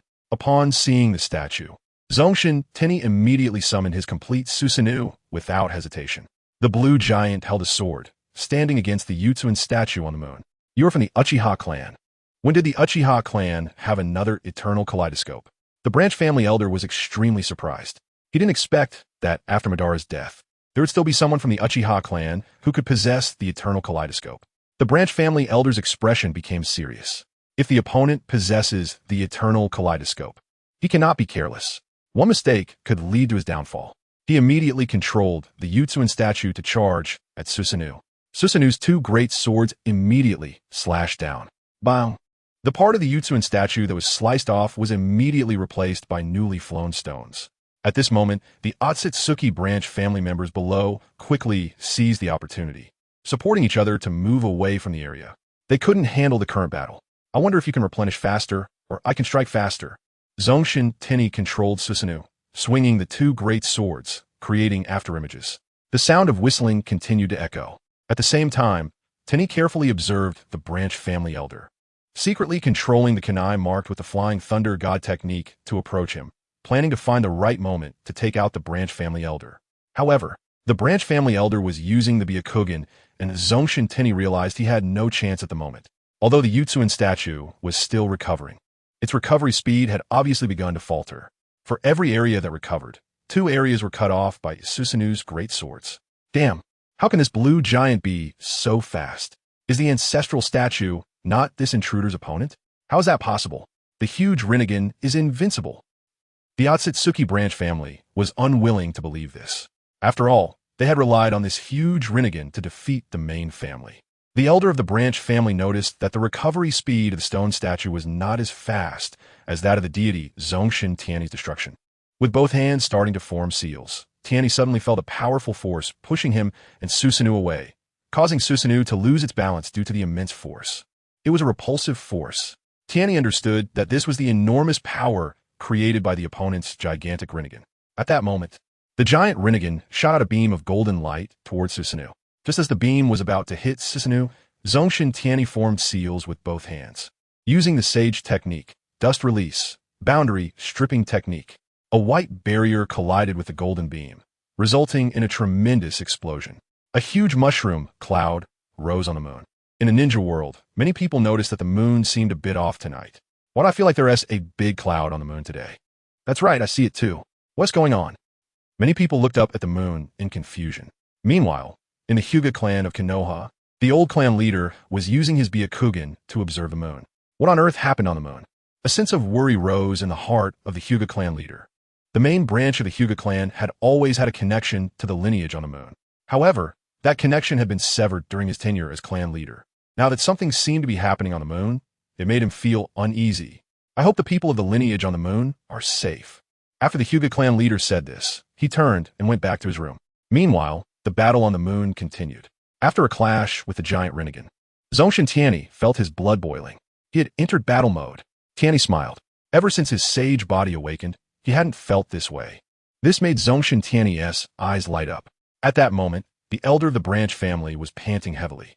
The gigantic Rinnegan was not originally his, and activating it was already strenuous, especially since he had sustained significant internal injuries, leaving him gasping for breath.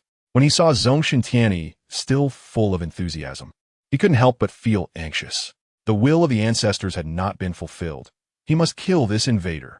The elder of the branch family adjusted his breathing and glanced at his son, daughter-in-law, and others, secretly hoping, I hope they can fulfill the will of the ancestors and destroy the ninja world. At this moment, Tianyi noticed that the opponent seemed to be desperate and immediately used iron sand to encase Susanoo in a layer of iron armor. He needed to create an opportunity to get close to this old guy. After thinking for a moment, Zongshen Tianyi came up with a method. Sage technique, magnet release, super iron sand tornado. A large amount of iron sand formed a gigantic black tornado, filled with numerous flying kunai. Chapter 156. The Death of the Branch Family Elder. The Otsutsuki branch family members saw the iron sand forming a black tornado hundreds of meters tall, their faces showing signs of fear. The tornado was so strong that they could barely stand. Quick, retreat, get away from here. The Otsutsuki branch family members had no choice but to flee further away. The elder of the branch family was at the center of the tornado, using the repulsive force of the gigantic Rinnegan to carve out a safe zone among the countless iron sands. However, creating this safe area was somewhat taxing for the elder. This person's strength was too formidable. The elder of the branch family was filled with apprehension. At this moment, Tianyi intentionally controlled the iron sand tornado and began to attack those who were retreating from the branch family. Because the Otsutsuki branch family was worried about being blown away, they were distributing their chakra under their feet, running step by step. They did not dare to jump in the air. 1. They feared being blown away. 2. They were worried that while in midair, they might be hit by debris blown up by the tornado. However, despite this, they did not run very far. At this moment, Zongshen Tianyi controlled a large amount of iron sand to attack. Not good. Several stronger members of the Otsutsuki branch family, who had relatively lighter internal injuries, immediately stood up to protect their clansmen. Heavenly Return. The Otsutsuki clan on the moon has no detailed list of jutsu, so I'll go with my own interpretation. Please don't criticize. Relying on Heavenly Return, they blocked a considerable amount of iron sand, but their chakra supply could not last long. Soon, one person could not hold on any longer.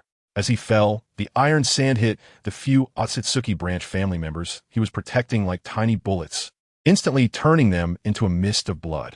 They were then blown away by the strong wind to who knows where. They could be said to have died without a trace. The remaining Otsutsuki branch family members, witnessing this tragedy, looked in horror at the elder of the branch family in the sky.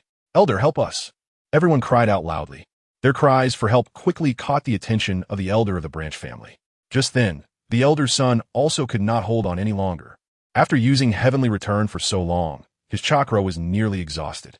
No, it was too late for the elder of the branch family to rescue him. He could only watch as his son, daughter-in-law, and several clansmen were turned into a mist of blood by Zongshen Tianyi's iron sand, and then blown away by the iron sand tornado. The elder of the branch family immediately activated the gigantic Rinnegan, using its repulsion to push all the surviving members of the Otsutsuki branch family out of the range of the iron sand tornado. The moment had come.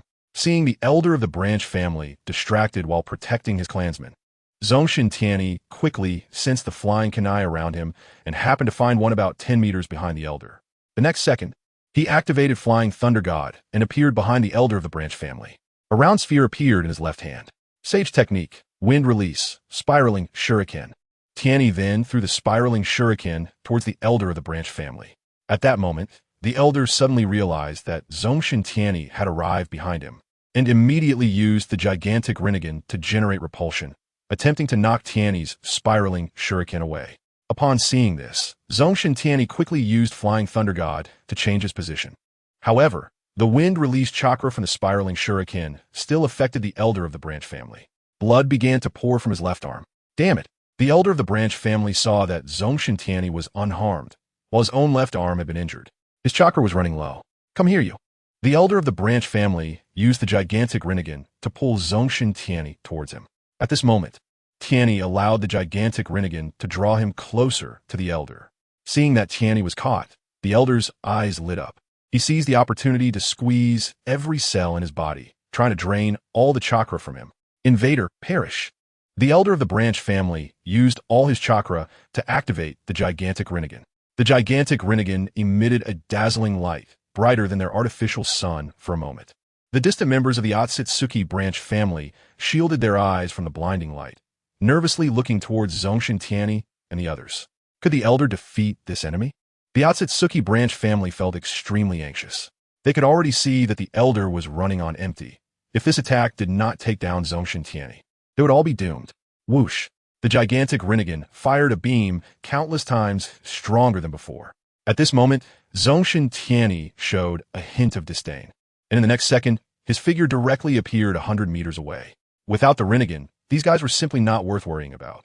Tianyi felt that the strength of the elder from the branch family was just SOSO. The branch elder, seeing Zongshen Tianyi break free from the attack of the enormous Rinnegan, was filled with unwillingness in his eyes. But at this moment, he was already powerless. The frenzied extraction of chakra had left his body overwhelmed. He glanced at the enormous Rinnegan and muttered, "Ancestral spirit, we can no longer inherit your will." Then he fell from the sky, crashing heavily to the ground. The enormous Rinnegan lost his control and slowly descended, hovering about 10 centimeters above the ground. Elder. The people from the Otsutsuki branch family saw their elder dead and were filled with immense sorrow. At this time, Zongshen Tianyi flew above them, looking coldly at the people below. He didn't know who among them were the parents of the sacrifice. Tianyi did not directly kill them, but instead used Jinjutsu to control them, intending to plunder the good things of their clan. Originally, Zongshen Tianyi planned to defeat the branch elder, control him, and then loot their treasures, but the branch elder had directly exhausted his chakra and died. He wondered if there were any records of how to lift the cage bird in the Hyuga clan. Tianyi began to use Jinjutsu to gather information from these people while sending out shadow clones to loot the area. Not long after, he collected some information about the Hyuga clan. Zongshen Tianyi looked through it and found that most of it recorded their communications with the Hyuga clan. After flipping through for a while, Tianyi found records related to the cage bird. However, there wasn't much. It merely mocked the Hyuga clan for branding the branch family with the cage bird as a self-defeating act, foolish, and unreachable. How interesting. Because of the cage bird, the Hyuga clan had not produced any shadow-level masters since then. The Otsutsuki clan on the moon faced internal strife due to discord between the main and branch families. Now, on the brink of extinction, Zongshen Tianyi chuckled. Chapter 157, Mastering the Enormous Rinnegan. Then, Zongshen Tianyi flipped through the documents again and, not finding any method to lift the cage bird, put them aside. Tianyi walked in front of the enormous Rinnegan, crossed his arms, and walked around it. How to control this thing? Zongshen Tianyi did not learn the method of manipulation from those from the Otsutsuki branch family. He was momentarily at a loss. Then he thought of the tombstone in the secret room that Hinata and the others encountered. Thus, Zongshen Tianyi decided to check that place to see if he could communicate with the chakra left by Otsutsuki Yumura. He hoped to learn how to manipulate the enormous Rinnegan from him.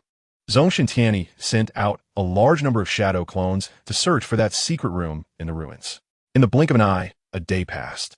Zongshen Tianyi's chakra, 1060-110. Tianyi's main body was sorting through the scrolls and supplies brought back by the shadow clones. At that moment, a shadow clone excitedly rushed over. Main body, I found the secret room. It's full of tombstones. It should be the one Naruto and the others found back then. Hearing the shadow clone's words, Tianyi immediately followed him into the secret room. Looking at the dense tombstones before him, Zongshen Tianyi scratched the back of his head. How should he make Otsutsuki Yumura appear? After thinking for a while, he realized that the only connection he had with him seemed to be through Madara's eternal Mangeki Sharingan. So, Zongshen Tianyi activated the eternal Mangeki Sharingan. His blood-red eyes stood out in the dim secret room. At that moment, a descendant of Yumura without eyes emerged and expelled a white orb of light from his mouth. Zongshen Tianyi did not faint like Hinata did back then. Instead, he saw Otsutsuki Yumura. Are you the descendant of my brother? Otsutsuki Yumura looked at Zongshen Tianyi's eternal Mangeki Sharingan, revealing a gentle smile. Tianyi thought for a moment and nodded, as he could freely open and close the eternal Mangeki Sharingan. I didn't expect my brother's descendant to come to the moon. Child, can I ask you for a favor? Otsutsuki Yumura then asked. Senior, please speak. Tianyi, unsure of how to address Otsutsuki Yumura, simply referred to him as Senior. Out there, my descendants have misinterpreted the words I left behind, leading them to want to use the power of the Rinnegan to destroy the ninja world. Now, I need you to destroy the enormous Rinnegan they have created to save the ninja world, Otsutsuki Yumura said seriously. This. Zongshen Tianyi looked at him, blinking rapidly. Can I really destroy the enormous Rinnegan? Tianyi remembered that back then, it took both Hinata and Naruto working together to resolve the situation. Mainly, it relied on Hinata having the bloodline of Otsutsuki Yumura. Yes, I will merge the last bit of my chakra into your body. This way, you'll have my bloodline. Otsutsuki Yumura said. He still did not know the situation outside. Okay, I will definitely stop the branch family from destroying the ninja world. Zongshen Tianyi looked at Otsutsuki Yumura with unwavering determination. Tianyi was not misleading him. His plan was to eliminate all the Otsutsuki branch family outside. Once they were all dead, no one would want to destroy the ninja world. He would also have completed the task entrusted to him by Otsutsuki Yumura. Child, I will trouble you. Otsutsuki Yumura merged his chakra into Zongshen Tianyi's body. At this moment, Tianyi performed water release and created a water pool, looking down. He saw that his eyes had not turned into Byakugan and breathed a sigh of relief. To be honest, he did not like Byakugan very much. Eyes without pupils looked strange. All right, now I should be able to control the enormous Rinnegan. Zongshen Tianyi smiled, then activated Flying Thunder God and appeared next to the enormous Rinnegan. At this moment, the enormous Rinnegan gave him a friendly feeling. Tianyi tried to inject his chakra into the enormous Rinnegan, and as the chakra flowed in, he discovered that he could control this enormous Rinnegan. However, it seemed that controlling it required a considerable amount of chakra. The good news was that Zongshen Tianyi had plenty of chakra. He hit the jackpot this time. Tianyi laughed heartily. With mastery over the enormous Rinnegan, Tianyi immediately gained control over the puppet army. At this point, he no longer needed to use iron sand to control those puppets. He put away the iron sand and then ordered the puppets to gather supplies from this area. Kirigakure. At this moment, the entire Kirigakure was enveloped in a gloomy atmosphere. The major ninja clans and some civilian jonin had learned that the third Mizukage was gravely ill and nearing death. Kirigakure Hospital. Yuanshi looked at the third Mizukage, who had fallen into a coma, his face filled with worry. Now that Sunagakure was rising, the ninja world was in turmoil, and their own Mizukage was critically ill. One event after another had piled up, leaving Yuanshi, an old man who had seen many storms, unable to see a clear path forward. Cough, cough. At that moment, a coughing sound came from the third Mizukage, who used all his strength to open his eyes. Seeing Yuanshi in the hospital room, he weakly said, "Elder Yuan, please arrange for someone to summon the village's higher-ups and the leaders of the major ninja clans." He had already sensed that his time was running out, planning to arrange everything in the village before his death. At least after he dies, the village won't erupt into internal strife because of the position of the Mizukage, leading to its ultimate disintegration. Yes, seeing this, Yuan Master immediately arranged for all the high-ranking members of the village to be called. When the leader of the Take-Torai clan saw the third Mizukage looking like he could pass away at any moment, his eyes lit up. Third Lord. Everyone present displayed a hint of sorrow at the sight of the third Mizukage. Of course, how much of it was genuine sorrow is known only to heaven. I called you all here today to prepare for the aftermath. I'm not long for this world. The third Mizukage's gaze shifted to the Take-Torai clan leader, then scanned the other major ninja clan leaders present. He felt no trust towards these clans at all. The Take-Torai clan leader was extremely excited, looking at the current Kirigakure. He was the only one qualified and capable of becoming the Mizukage. In the Take-Torai clan leader's view, their clan could easily suppress all the ninjas in Kirigakure. At this moment, everyone looked to the third Mizukage. The third Mizukage slowly spoke for the time being. Let Yuan Master act as the Mizukage. Originally, the third Mizukage intended to select a suitable candidate, but his body no longer allowed it. He could only let Yuan Master take over temporarily. Yuan Master had a high status and had contributed a lot to Kirigakure, capable of keeping the various ninja clans in check, especially the Take-Torai clan. Chapter 158. Kirigakure's response: no way. The Take-Torai clan leader's expression changed, and he immediately stood up. The fourth Mizukage can only be from our Take-Torai clan. The other ninja clans present were not surprised to see the Take-Torai clan leader jump up. That was just their nature. Yuan Master is just an old bone. Who knows when he might follow the Mizukage to the afterlife? How can he take on the role of Mizukage? The Take-Torai clan leader pointed at Yuan Master. The people present looked at him in shock. Bang! The third Mizukage slammed his fist on the bed. His eyes glared fiercely at the Take-Torai clan leader. At this moment, he was contemplating whether to eliminate this uncertain factor, the Take-Torai clan, while he was still alive to avoid causing trouble for the village after his passing. Who do you think should take on the role of Mizukage? Take-Torai clan leader. The third Mizukage's voice was icy, sending a chill through everyone's hearts. Of course, the Take-Torai clan leader was about to say himself, but upon seeing the third Mizukage's gaze, he, lacking political acumen, quickly realized that the third Mizukage was angry. He immediately closed his mouth and lowered his head. The third Mizukage was still alive. The Take-Torai clan leader understood that if he directly opposed him, he would definitely regret it. Yuan Master looked at the now subdued Take-Torai clan leader, secretly thinking, let the Take-Torai clan members go to Sunagakure to carry out missions in the future. The dead Take-Torai ninjas are the good Take-Torai ninjas.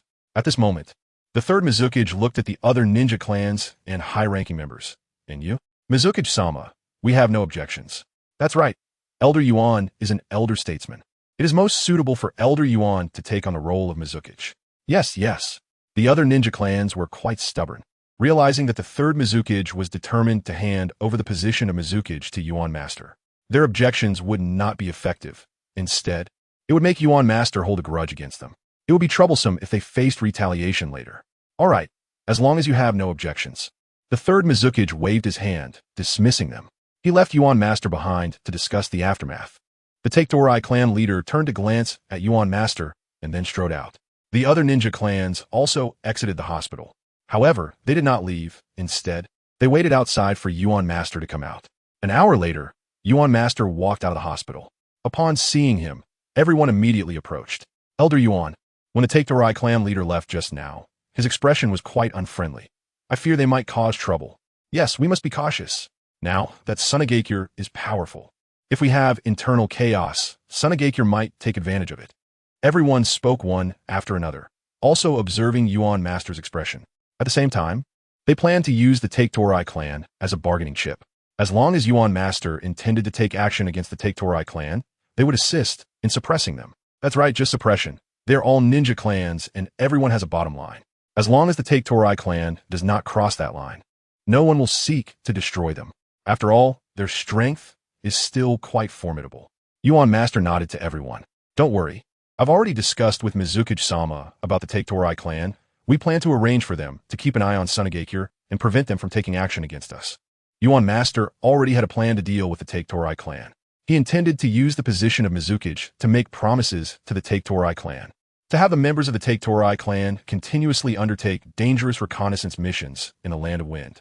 Currently, 8 out of 10 mist ninjas entering the Land of Wind do not return.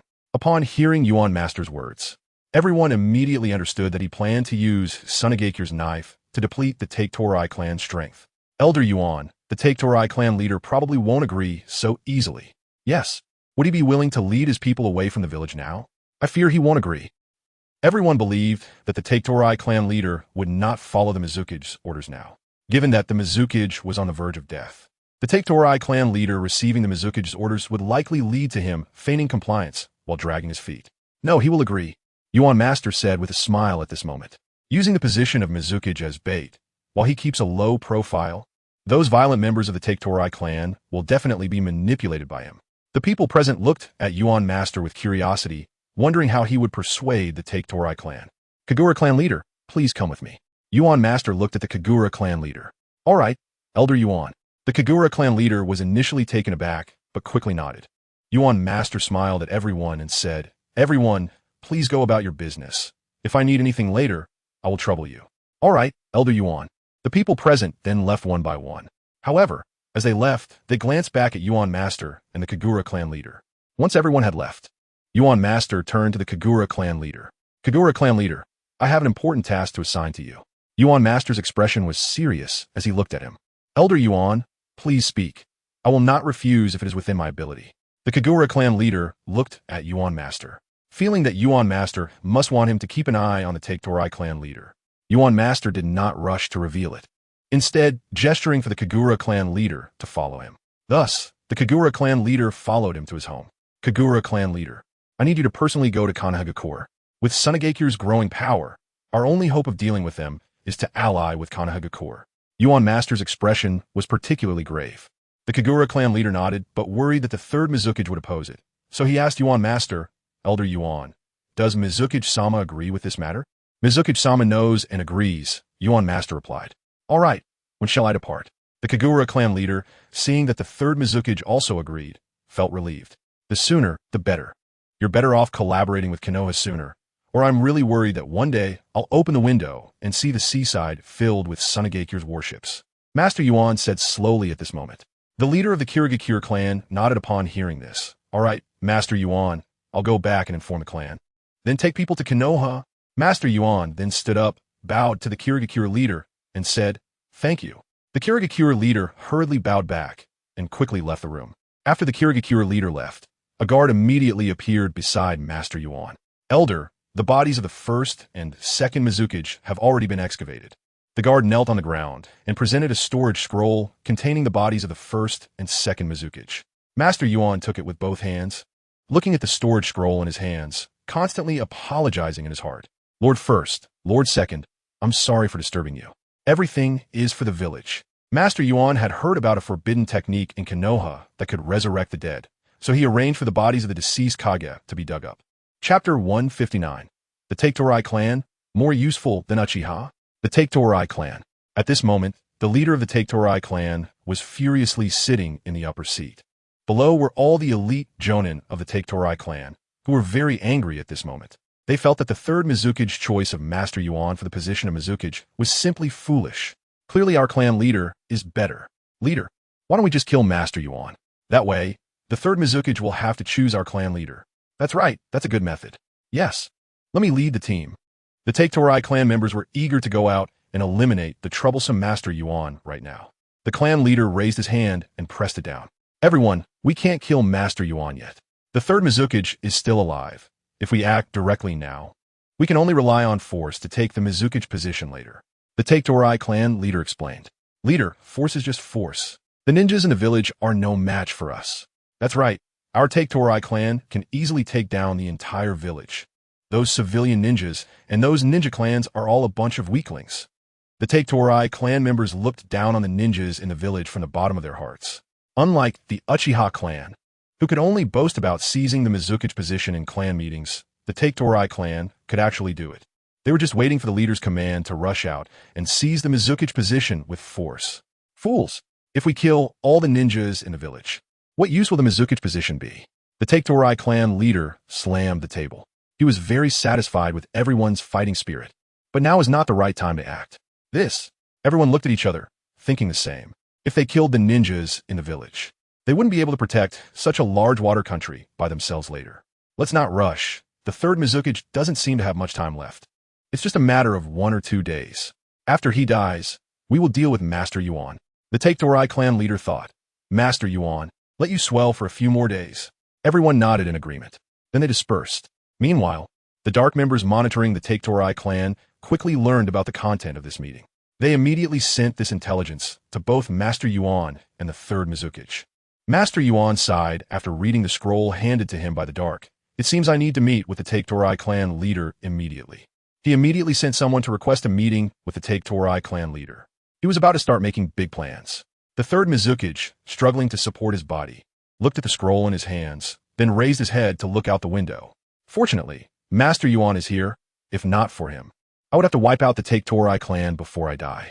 But if Master Yuan can't hold on either, who can suppress the Take Torai clan? He rubbed his forehead.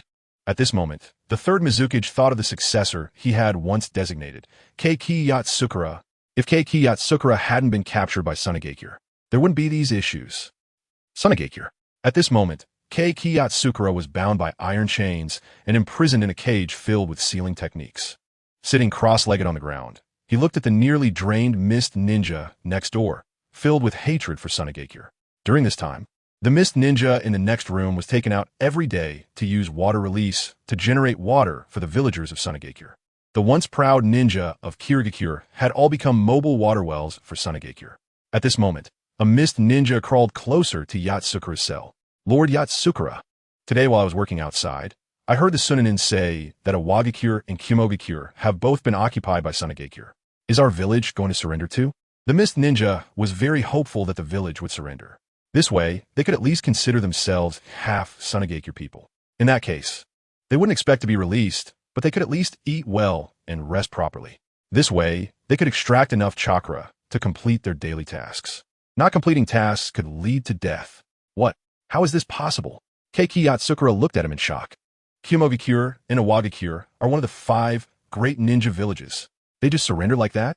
Lord Yatsukura, I learned all this from the Sunanins who were supervising our work. They shouldn't need to lie to us. The mist ninja slowly said at this moment. You have to know that they have nothing now. They can't gain anything by deceiving us. Could it be that our village will also be defeated by Sunagakure? Keiki Yatsukura leaned against the wall, his eyes lost. Can't someone just come and take Zongshen Tianyi away? At this time, Zongshen Tianyi had already gathered useful things from the Tsutsuki clan on the moon and had the puppets prepare to return to the ninja world. Tianyi controlled the massive Rinnegan and entered the passage back to the ninjas first. At this moment, Uchiha Hakadai and others were anxiously waiting for Zongshen Tianyi. Why hasn't Lord Tianyi returned yet? Yeah, could something have happened to Lord Tianyi inside? Should we go in and check? No, Lord Tianyi instructed us not to go in. Uchiha Hakadai and others anxiously watched the spring water in front of them. Zongshen Tianyi had been inside for more than a day already. Now that he still hadn't come out, they were really getting impatient. Uchiha Hakadai was already thinking about whether to contact the village. Just then, Zongshen Tianyi's figure jumped out from inside. Lord Tianyi, Uchiha Hakadai, and others were overjoyed to see Zongshen Tianyi's figure. Immediately after, a huge eye followed and flew out, startling Uchiha Hakadai and the others. "What is this, Lord Tianyi?" They pointed at the golden big eye in front of them, very confused about what it was. "This is a treasure I found." Everyone stepped back. There's still good things to come. Zongshen Tianyi led Uchiha Hakadai and others to make way. Countless puppets began to emerge from the passage. When Uchiha Hakadai and the others saw someone coming out, they immediately activated their Sharingan, only to find that what was in front of them seemed to be puppets. "These are puppets?" They looked around and didn't see any chakra strings controlling these puppets. This, Uchiha Hakadai and others were greatly shocked. At the same time, I felt very happy. If the puppeteer can control the puppets without chakra strings in the future, it would greatly enhance the combat power of Sunagakure. Chapter 160, Kurizetsu. Obito prepares to take action against Nagato.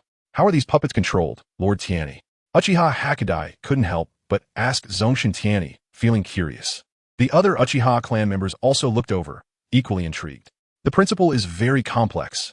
You won't understand." Zongshen Tianyi waved his hand. Everyone exchanged glances and then dropped the subject. Soon, all the puppets emerged from the passage, and Tianyi directly used Iron Sand to lift Uchiha Hakadai and the others. They then flew towards Sunagakure in grand style. Sunagakure. At this moment, Yashimaru was directing Senju Hashirama in planting trees. Watching the large trees standing in the desert, Yashimaru couldn't help but smile widely. Although these trees would soon wither due to the lack of water, their presence had already significantly reduced the sandstorms in the village. Once the village solves the water issue in the future, perhaps the villagers won't have to wear veils every day anymore. I say, little brother, if your village doesn't solve the water problem, this won't be of much use. Senju Hashirama turned to chat with Yashimaru. The desert was too vast, and now his power was limited by this body. Relying solely on himself to plant trees would take forever. Although Senju Hashirama was carefree, he couldn't stand planting trees like this forever. At that moment, he really wanted to gamble a bit. Thus, he directly created 3 dice using wood release. Little brother, let's take a break and roll the dice. Seeing that he was the only one around, Senju Hashirama walked over with a smile. Yashimaru's expression was serious as he looked at Senju Hashirama. "What are you talking about? Hurry up and get to work." As he spoke, he pulled out a whip from his waist and fiercely struck Senju Hashirama's hand, sending those 3 dice flying. The movement was smooth and effortless. The dice flew but did not harm Senju Hashirama's hand at all, as if this action had been performed countless times. All right. Senju Hashirama lowered his head and turned back to planting trees. Seeing this, Yashimaru put away the whip. How can the god of ninjas be like this? Yashimaru had experienced this scene many times, so he handled it quite skillfully. While sitting nearby watching Senju Hashirama plant trees, he noticed a dark cloud flying in the sky. What is that? He immediately stood up in alert, eyes warily scanning the distant sky. Senju Hashirama turned to look, furrowing his brow before slowly saying, "It's that kid Zongshen Tianyi. Where did he get that stuff?" Hearing it was Zongshen Tianyi, Yashimaru's eyes lit up with excitement. Tianyi also noticed Senju Hashirama and Yashimaru below, so he lowered his altitude and landed on the ground. "Yashimaru, you did well. You've planted so many trees," Zongshen Tianyi said with a smile as he approached Yashimaru, patting him on the shoulder. Senju Hashirama stood to the side, pouting. "I clearly did all the work. Lord Tianyi, this is all I should do," Yashimaru said with a smile, rubbing the back of his head. At that moment, he felt the pressure emanating from Zongshen Tianyi, his eyes filled with admiration. He thought to himself, the unintentional pressure makes it hard for me to breathe. If Lord Tianyi were to attack me, he could probably crush me with a single finger. After this period of tree planting, Zongshen Tianyi had significantly reduced the sandstorms in the village. Once our village sorts out the water source, the sandstorms will definitely be gone. Yashimaru thought of that scene, his eyes shining with golden light. This time I return, I will solve the water source problem. Zongshen Tianyi planned to take the things he brought back from the moon back to the village, and then get the Yama father and son out. He would have them dig a tunnel, one using dust release to create the opening, and the other using earth release to reinforce the tunnel. Then they would channel the water from the land of rain back to the land of wind through the tunnel. All right, you keep busy with Senju Hashirama. Tianyi then turned to look at Senju Hashirama. Zongshen Tianyi intended to bring out Uchiha Madara. His fire release could be used to melt glass, making it easier to build water channels across the desert. After that, Tianyi set off with his items, heading grandly towards the village. Lord Tianyi is truly amazing. Yashimaru, like a little fanboy, watched Zongshen Tianyi leave. Senju Hashirama looked at Zongshen Tianyi's back and sighed slowly. Is it good or bad for such a person to appear in the ninja world? He continued planting trees with a worried expression. Sunagakure. Zongshen Tianyi had now landed at the village entrance with Uchiha Hakadai and others. Since there were a large number of puppets this time, flying directly into the village might cause some panic, and it would be bad if something happened. The ninja on duty at the village entrance saw Zongshen Tianyi return and immediately ran over. Lord Tianyi, you're back. Where are these? The Sand Shinobi looked puzzled at the puppets following Zongshen Tianyi. They were filled with questions in their minds. How can these people fly? When did so many flying ninjas appear in the ninja world? These are all puppets, Zongshen Tianyi explained. Huh, they are puppets? The Sand Shinobi's eyes widened in disbelief. Hakadai, this is up to you now. You direct these puppets to organize the things we've brought back, Zongshen Tianyi instructed as he turned. Yes. Uchiha Hakadai immediately stood up and nodded in response. He then flew directly into the village.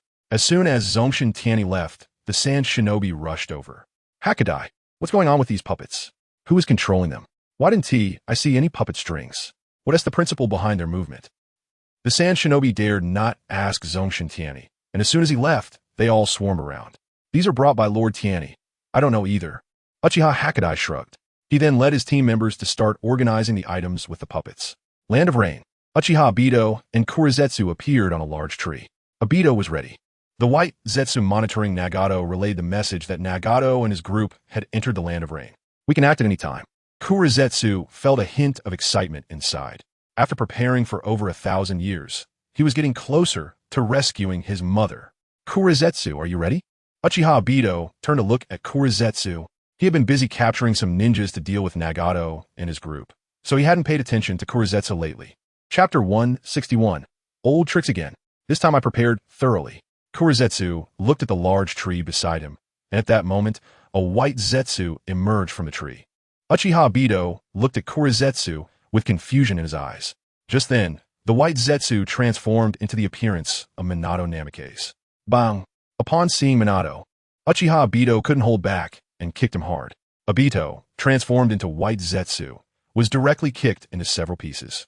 Not feeling satisfied, he glared with his Sharingan, fiercely slapping white Zetsu's corpse with the Uchiha fan. TSK, TSK. Black Zetsu watched the frenzied Obito and shook his head. What a ruthless act. After venting, Obito turned to Black Zetsu and asked, What is your plan, Black Zetsu? Black Zetsu replied, I plan to have white Zetsu impersonate Minato Namikaze and then kill everyone around Nagato. This way, Nagato will be able to master the Rinnegan, and we can manipulate him to start collecting tailed beasts. Black Zetsu had another purpose for using Minato Namikaze, to avoid the god of the wind, Suna's Tenkai. He wanted Nagato to focus his energy on Konoha first, and by the time Nagato fully masters the Rinnegan, he should have the strength to deal with Tenkai. Obito felt a bit strange upon hearing Black Zetsu's plan, but after some thought, he found it reasonable and nodded.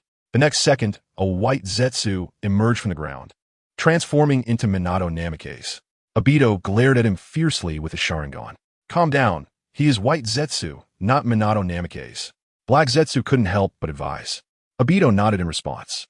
He turned away and stopped looking at the white Zetsu, transformed into Minato Namikaze. Meanwhile, Yahiko, Nagato, Konan, and others from the Akatsuki organization stepped into the Land of Rain. Upon entering, their faces were filled with smiles. We are back in the Land of Rain. Unlike before, they had brought back a method to save this crying country. Uchiha Shursui looked up at the continuous drizzle in the sky, deeply sighing that life must be tough for the people living here. Everyone, let's take a break. We've traveled a long way. Let us eat something to replenish our energy, Yahiko said cheerfully, turning to everyone.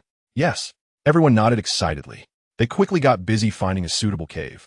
Inside, they built a fire to warm themselves and ate dry rations. Yahiko, what should we do now that we're back?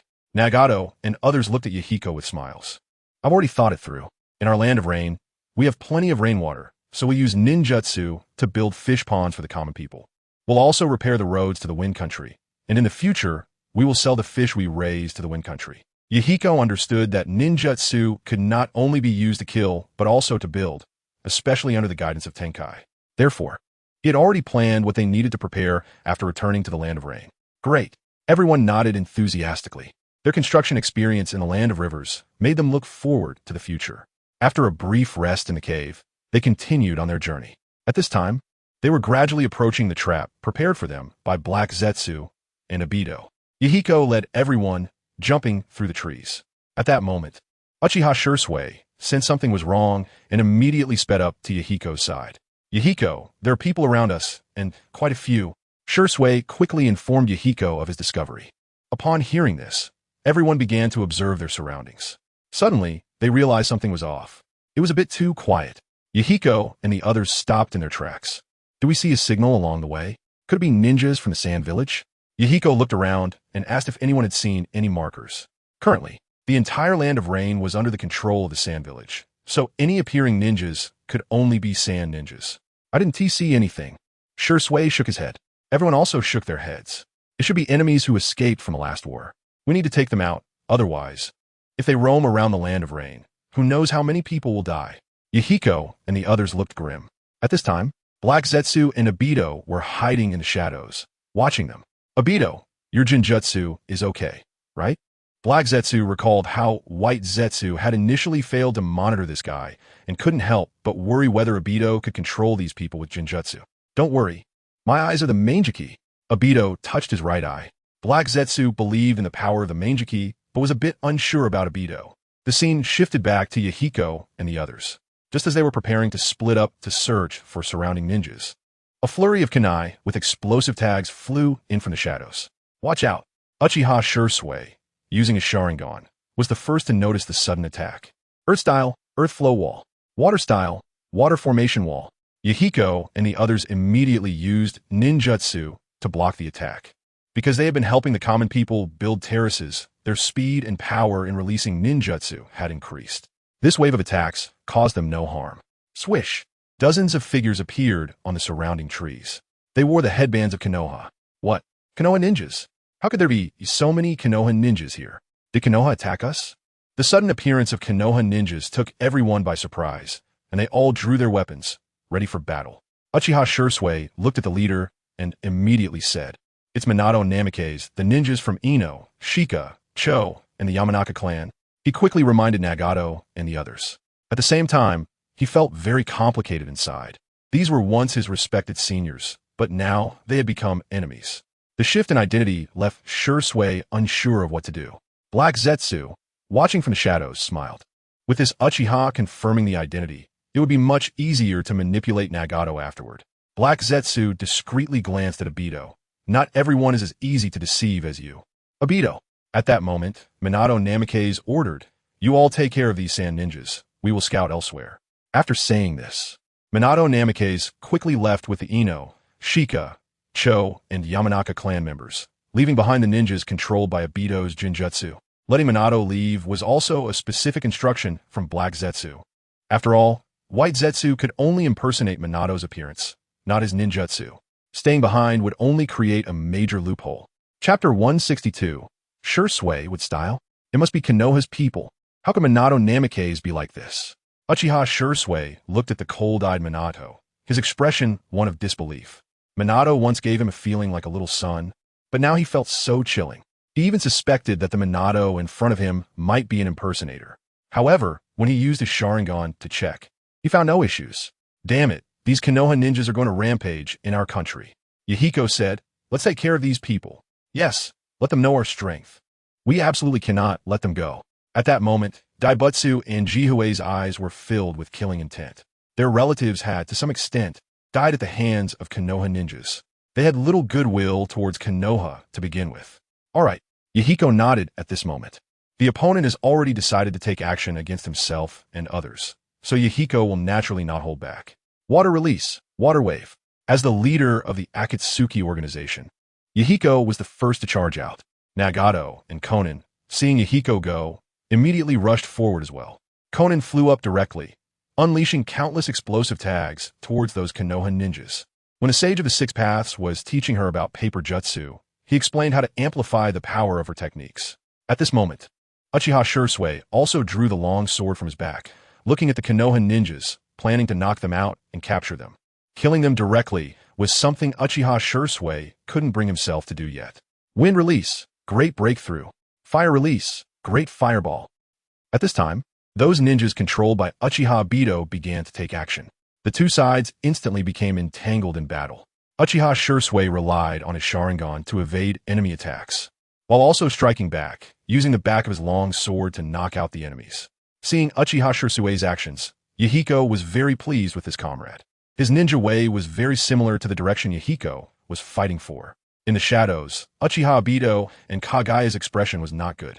Uchiha Shursui kept knocking people out, and if this continued, the situation would likely tilt in favor of Nagato and the others. Damn, how is this Uchiha so strong? Do you know him, Obito? Kagaya turned to Uchiha Obito and asked. Yes. Uchiha Obito looked at the younger Uchiha Shursui, very surprised. He didn't expect the other's strength to have reached this level. If he hadn't activated his Manjiki Sharingan, he would probably not be a match for him. Kagaya, I'm going in. Uchiha Obito prepared to help. Obito, remember not to reveal your identity. You absolutely cannot use the Sharingan in front of Nagato. You can use Wood Release. Kagaya originally wanted to say not to use Wood Release either, but considering that Uchiha Obito would have little combat power without it, he decided otherwise. Moreover, using Wood Release would allow Obito to firmly pin the blame on Konoha. Okay, don't worry. Uchiha Obito nodded, put on his tiger-striped mask, and charged out. Kagaya watched Uchiha Obito rush out with worry, hoping he wouldn't cause any accidents. After entering the battlefield, Uchiha Obito immediately used Wood Release, cutting technique. His arm instantly sprouted sharp wooden spikes, heading towards the backs of two Akatsuki members. Thud! Thud! The two members didn't react in time, and were instantly pierced through the chest by the wooden spikes. They looked down at the wooden spikes protruding from their backs, their eyes filled with unwillingness. They had just returned, and even had a way to change this crying country, yet they were killed just like that. Uchiha Obito casually tossed the two bodies aside like trash. No! Yahiko's eyes turned red as he saw his members being killed. He had long regarded these people as family. Nagato also looked at the fallen comrades with great sorrow. This is Wood Release? Uchiha Shursui stopped attacking at this moment, looking at the masked man in front of him, his small face full of shock. Since the death of the god of shinobi, there had been no Wood Release in the ninja world. Where did this person come from? They are definitely from Konoha. Uchiha Shursui now truly believed that these people were Konoha ninjas. At the same time, he was very curious about when Konoha had mastered Wood Release. Unforgivable. Paper Release. Explosive Tag Array. In the sky, Konin was the first to attack. Chakra formed a large number of explosive tags, heading towards Uchiha Obito. Wood Release. Wooden Pillar Wall. A large number of wooden pillars enveloped Uchiha Obito. Although the original work did not mention that Uchiha Obito could do this, since Madara could perform the God Tree technique, he must have left this for Obito. The explosive tags flew towards Obito at this time and ignited instantly. Boom! Boom! Boom! The dust and smoke generated by the explosion quickly covered Uchiha Obito. The explosion lasted for over a minute. If this girl's ninjutsu duration was extended a bit more, it could rival the mutual explosive technique of Senju Tobarama. In the shadows, Kagaya commented. Having seen Senju Tobarama's mutual explosive technique, he knew that as long as Konin's chakra increased, her ninjutsu could easily compare to Tobarama's. The great Buddha, Jihue, and others saw this scene and immediately said, "That masked man is definitely dead." Even Konin thought the opponent was dead. After all, such a strong explosion. No one could withstand it. In fact, Konin was right. Her explosive tag array did blow away the Wood Release. Wooden pillar wall, but under the protection of the smoke. Uchiha Obito directly phased through to avoid the attack. Sister Konin, be careful. Uchiha Shursui noticed something was off at this moment. Something was moving quickly in the smoke. When he shouted out a warning, Uchiha Obito had already burst out from the smoke. Uchiha Obito's hands sprouted wooden spikes again, rapidly attacking Konin. Thanks to Uchiha Shursui's warning, Konin immediately flew higher. But she was still injured by Uchiha Obito's wooden spikes. Konin's left arm was pierced by the wooden spikes, instantly creating a blood hole 3 fingers wide. Blood began to pour out continuously. Konin, Yahiko, Nagato, and the others were all alarmed. They immediately rushed over. The usually timid Nagato was now desperately charging at Uchiha Obito, seeking revenge for Konin. Kagaya's eyes lit up upon seeing this scene. This guy Nagato is just like Obito. Kagaya then looked at Konin, who had fallen onto the trees, wondering if he should find an opportunity to kill this girl. Chapter 163. Request for help. Kagaya thought that if he killed her, maybe Nagato would leap forward like Obito, and at that time, he might directly control the Rinnegan. Seeing Nagato charging at him, Uchiha Obito did not use wood release. He was worried that he might accidentally kill Nagato. He directly relied on taijutsu to deal with Nagato. Nagato's current strength was not a match for Uchiha Obito. After just a few exchanges, he fell into a disadvantage. Uchiha Obito seized the opportunity, grabbed Nagato's left hand, and restrained him. Then he unleashed a series of punches to Nagato's face, making him see stars. At this moment, Uchiha Obito noticed Yahiko rushing over, so he immediately pulled out a kunai and pretended to cut Nagato's neck. "Nagato!" Yahiko shouted angrily, simultaneously throwing several shuriken at Uchiha Obito, hoping to force him back. Uchiha Obito smiled under his mask at the sight. He planned to kill Yahiko first to provoke Nagato, so he kicked Nagato away and turned to face Yahiko. Clang! The kunai in their hands clashed together. Uchiha Obito then revealed a slight smile. Would release. Cutting technique. At this moment, a sharp wooden spike grew from his other hand, stabbing towards Yahiko. "Yahiko, be careful!" Uchiha Shursui shouted loudly. He then rushed to support Yahiko. Fire release. Great fireball technique. A large fireball was expelled from Uchiha Shursui's mouth. The fireball rushed directly towards Uchiha Obito and Yahiko with intense heat.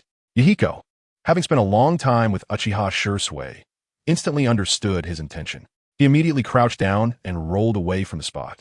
Uchiha Obito showed a hint of impatience in his eyes and instinctively wanted to use his intangibility to dodge and continue attacking Yahiko. However, thinking that he couldn't expose the existence of a Sharingan, he had to give up chasing Yahiko and use body flicker technique to create distance. Uchiha Shursui then arrived by Yahiko's side. "Yahiko, are you okay?" Uchiha Shursui looked at Yahiko with concern. Yahiko smiled and shook his head. "This person can use wood release, so be careful. We must not be careless," Uchiha Shursui warned. "Okay." Yahiko nodded, then turned serious as he looked at their opponent. At this moment, Nagato also came to Konan's side. "Konan, how's your injury?" Nagato looked at Konan with heartache, and upon seeing her bleeding wound, he immediately took out a bandage to wrap it up. "Thank you, Nagato. Are you okay?" Konan asked. Nagato smiled and shook his head. As long as Konan and Yahiko were okay, he felt relieved. "We need to finish this quickly. If this drags on, the reinforcements from Konoha will arrive."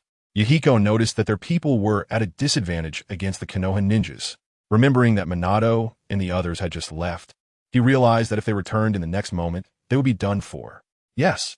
Uchiha Shursui nodded and then said to Yahiko, "Yahiko, let's work together to deal with this masked man." "Okay." Yahiko also didn't dare to be careless. The masked man could use wood release, which only the gods of the ninja world could master. The two charged towards Uchiha Obito. It seemed that they had to show some strength, otherwise, they wouldn't be able to handle these guys. Uchiha Obito looked at Yahiko and the others. Considering that the battle here could attract Sand Village ninjas, he decided to go all out. Wood release. Advent of the giant trees. As Uchiha Obito finished forming hand seals, chakra surged wildly, and a massive forest rose from the ground. These trees were not only towering, but also possessed vitality. "Not good, everyone run!" Uchiha Shursui shouted to the crowd. The members of the Akatsuki organization, hearing Uchiha Shursui's words, did not hesitate and ran towards the outside. However, the suddenly appearing trees seemed to have a life of their own, with branches continuously attacking them. If caught, they would be hung upside down and have their chakra drained. "Damn it, this can't go on." Nagato, quickly use fire release to burn these trees. I'll use explosive tags to blow them up. Otherwise, the Great Buddha and the others will be in danger. Konan saw their companions in crisis and immediately disregarded her injury. "Okay." Nagato nodded. Fire release. Great fireball technique. Nagato used the fire release ninjutsu that Uchiha Shursui had taught him. Konan then controlled her chakra to create a large number of explosive tags, using them to blow a path for the Great Buddha and the others. However, their efforts were in vain. Nagato's fire release couldn't burn these trees at all. Konan's explosions were not being generated fast enough. Why aren't these trees afraid of fire? Nagato seriously doubted himself at this moment. Meanwhile, Konan's expression was also very grim. If this continued, the Great Buddha and the others would definitely die here. Nagato, wood release can't be burned by fire. You all need to find a way to get out of here. In the range of this wood release, we will all be drained. Uchiha Shursui saw that Nagato and Konan were still attacking, so he loudly stopped them. Konan and the others couldn't accept it. There must be a way. Nagato was unwilling to abandon his companions and leave. His whole being transformed as if he had fallen in a boiling water, turning red instantly. His hands clenched tightly, veins bulging. In the shadows, Black Zetsu, who had been observing Nagato, was now extremely excited. Yes, yes. Obito, kill a few more people. Black Zetsu's eyes lit up. Just then, Uchiha Shursui thought of the flying thunder god, Kanai, from the God of Thunder. Sister Konin, Kanai, Kanai. Uchiha Shursui shouted to Konin while dodging the branches attacking them. Upon hearing Uchiha Shursui's words, Konin immediately reacted, realizing she still had the flying thunder god from the God of Thunder. As long as the God of Thunder arrived, this masked man would definitely not be a match. So, Konin quickly took out the flying thunder god Kanai and infused it with chakra. At Sunagakure, the God of Thunder sensed that his flying thunder god Kanai had been activated and immediately checked to find it was in the direction of the Land of Rain. Could it be Nagato and the others? The God of Thunder thought of Black Zetsu and Uchiha Obito lurking in the shadows. He immediately activated the flying thunder god and rushed over. Chapter 164. The God of Thunder wants to kill Obito. Just as Uchiha Obito was controlling the wood release to attack the members of the Akatsuki organization, the God of Thunder had already arrived. Wood release. The God of Thunder sensed the trees below had a vitality and instantly understood who was behind it. He didn't expect Black Zetsu and Uchiha Obito to personally attack Nagato and the others. The God of Thunder looked at the person wearing the tiger-striped mask with a smile on his face. It's the God of Thunder. Upon seeing the God of Thunder, Black Zetsu's heart raced. Damn, he's here now. This is trouble. Black Zetsu looked at Uchiha Obito. Just then, Uchiha Obito also looked over, asking Black Zetsu what to do now. Black Zetsu gave him a look, signaling him to continue. Considering that Uchiha Obito's ocular technique was space-time ninjutsu, allowing him to escape at any time, Black Zetsu decided to take a gamble.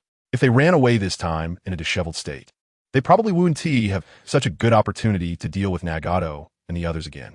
After seeing Black Zetsu's gaze, Uchiha Obito's expression became serious. The current reputation of the God of Thunder was not inferior to that of the Sage of the Six Paths. Great! Lord Thunder is here. With Lord Thunder here, none of these Konoha ninjas can escape. The Great Buddha and the others shouted. The God of Thunder noticed that the branches were still attacking the members of the Akatsuki organization.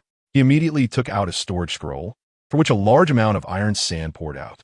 Under the influence of Sage Chakra, the forest created by the wood release ninjutsu was quickly destroyed by the God of Thunder. Upon seeing this, the Great Buddha and others rushed to their companions who had just been bound by branches. Seeing they still had half a breath left, they finally relaxed. Black Zetsu was not surprised that the God of Thunder could so easily destroy the wood release. How could someone who could kill Uchiha Madara be bound by Uchiha Obito's wood release? At the same time, Black Zetsu thought that even if Senju Hashirama came to personally intervene, he probably wouldn't be able to stop the God of Thunder's magnet release.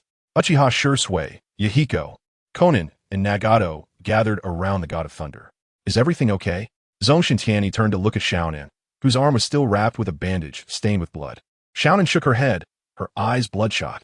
Lord Tianyi, please help us take revenge. This masked man has killed many of our companions. At this moment, Tianyi turned and noticed several members of the Akatsuki organization lying in pools of blood. Yuin and Nagato also looked at him with pleading eyes. They wanted to avenge their fallen comrades, but given the strength of the masked man before them, even if they teamed up, they feared they wouldn't be a match. All right, Zongshen Tianyi nodded, but then he looked at Nagato and slowly said, you should also work on strengthening your abilities. In the ninja world, those without strength cannot pursue peace. Tianyi hoped this incident would make Nagato more attentive and gain control of the renegades soon. Yes, Yuin Xiaonan and Uchiha Shursui solemnly nodded as they looked at their fallen companions. They had been busy helping the civilians lately and had been neglecting to improve their own strength. Unlike them, Nagato lowered his head in self-reproach. He could have saved these people. He felt the power hidden within his eyes was not weak. However, Nagato feared he wouldn't be able to control this power and might end up harming everyone, especially Xiaonan and Yuin. Zongshen Tianyi looked deeply at Nagato, thinking he would use Jinjutsu to help Nagato grow a bit later. He then turned his gaze to Uchiha Obito. Wood release. Advent of the giant tree. Uchiha Obito felt as if he was being stared at by a fierce tiger. He immediately formed hand seals and unleashed the strongest wood release technique he could currently use. A massive amount of trees erupted from the ground. Under Uchiha Obito's guidance, the branches all surged towards Zongshen Tianyi. Sage art. Fire release. Great fireball. Zongshen Tianyi formed hand seals and then spat out a gigantic fireball nearly 200 meters in diameter. The intense heat caused Yuan and the others standing behind him to instinctively take several steps back. The trees created by the wood release were like cotton in front of Tianyi's sage technique. They ignited with just a spark. Why can Lord Tianyi's fire release burn these trees? Yeah, Nagato just used fire release and couldn't even hurt those branches. It must be because Lord Tianyi's strength is superior. At this moment, Daifo and the others looked at Zongshen Tianyi with admiration. Uchiha Shursui was watching Zongshen Tianyi's back with his Sharingan. Tianyi's chakra felt different to him. Damn it.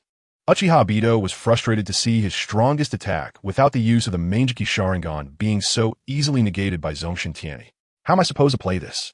Zongshen Tianyi was still controlling his flying thunder god Kanai, quietly approaching Uchiha Obito. Now that Uchiha Obito had activated the Mangeki, he didn't need him alive anymore. It would be best to just kill him.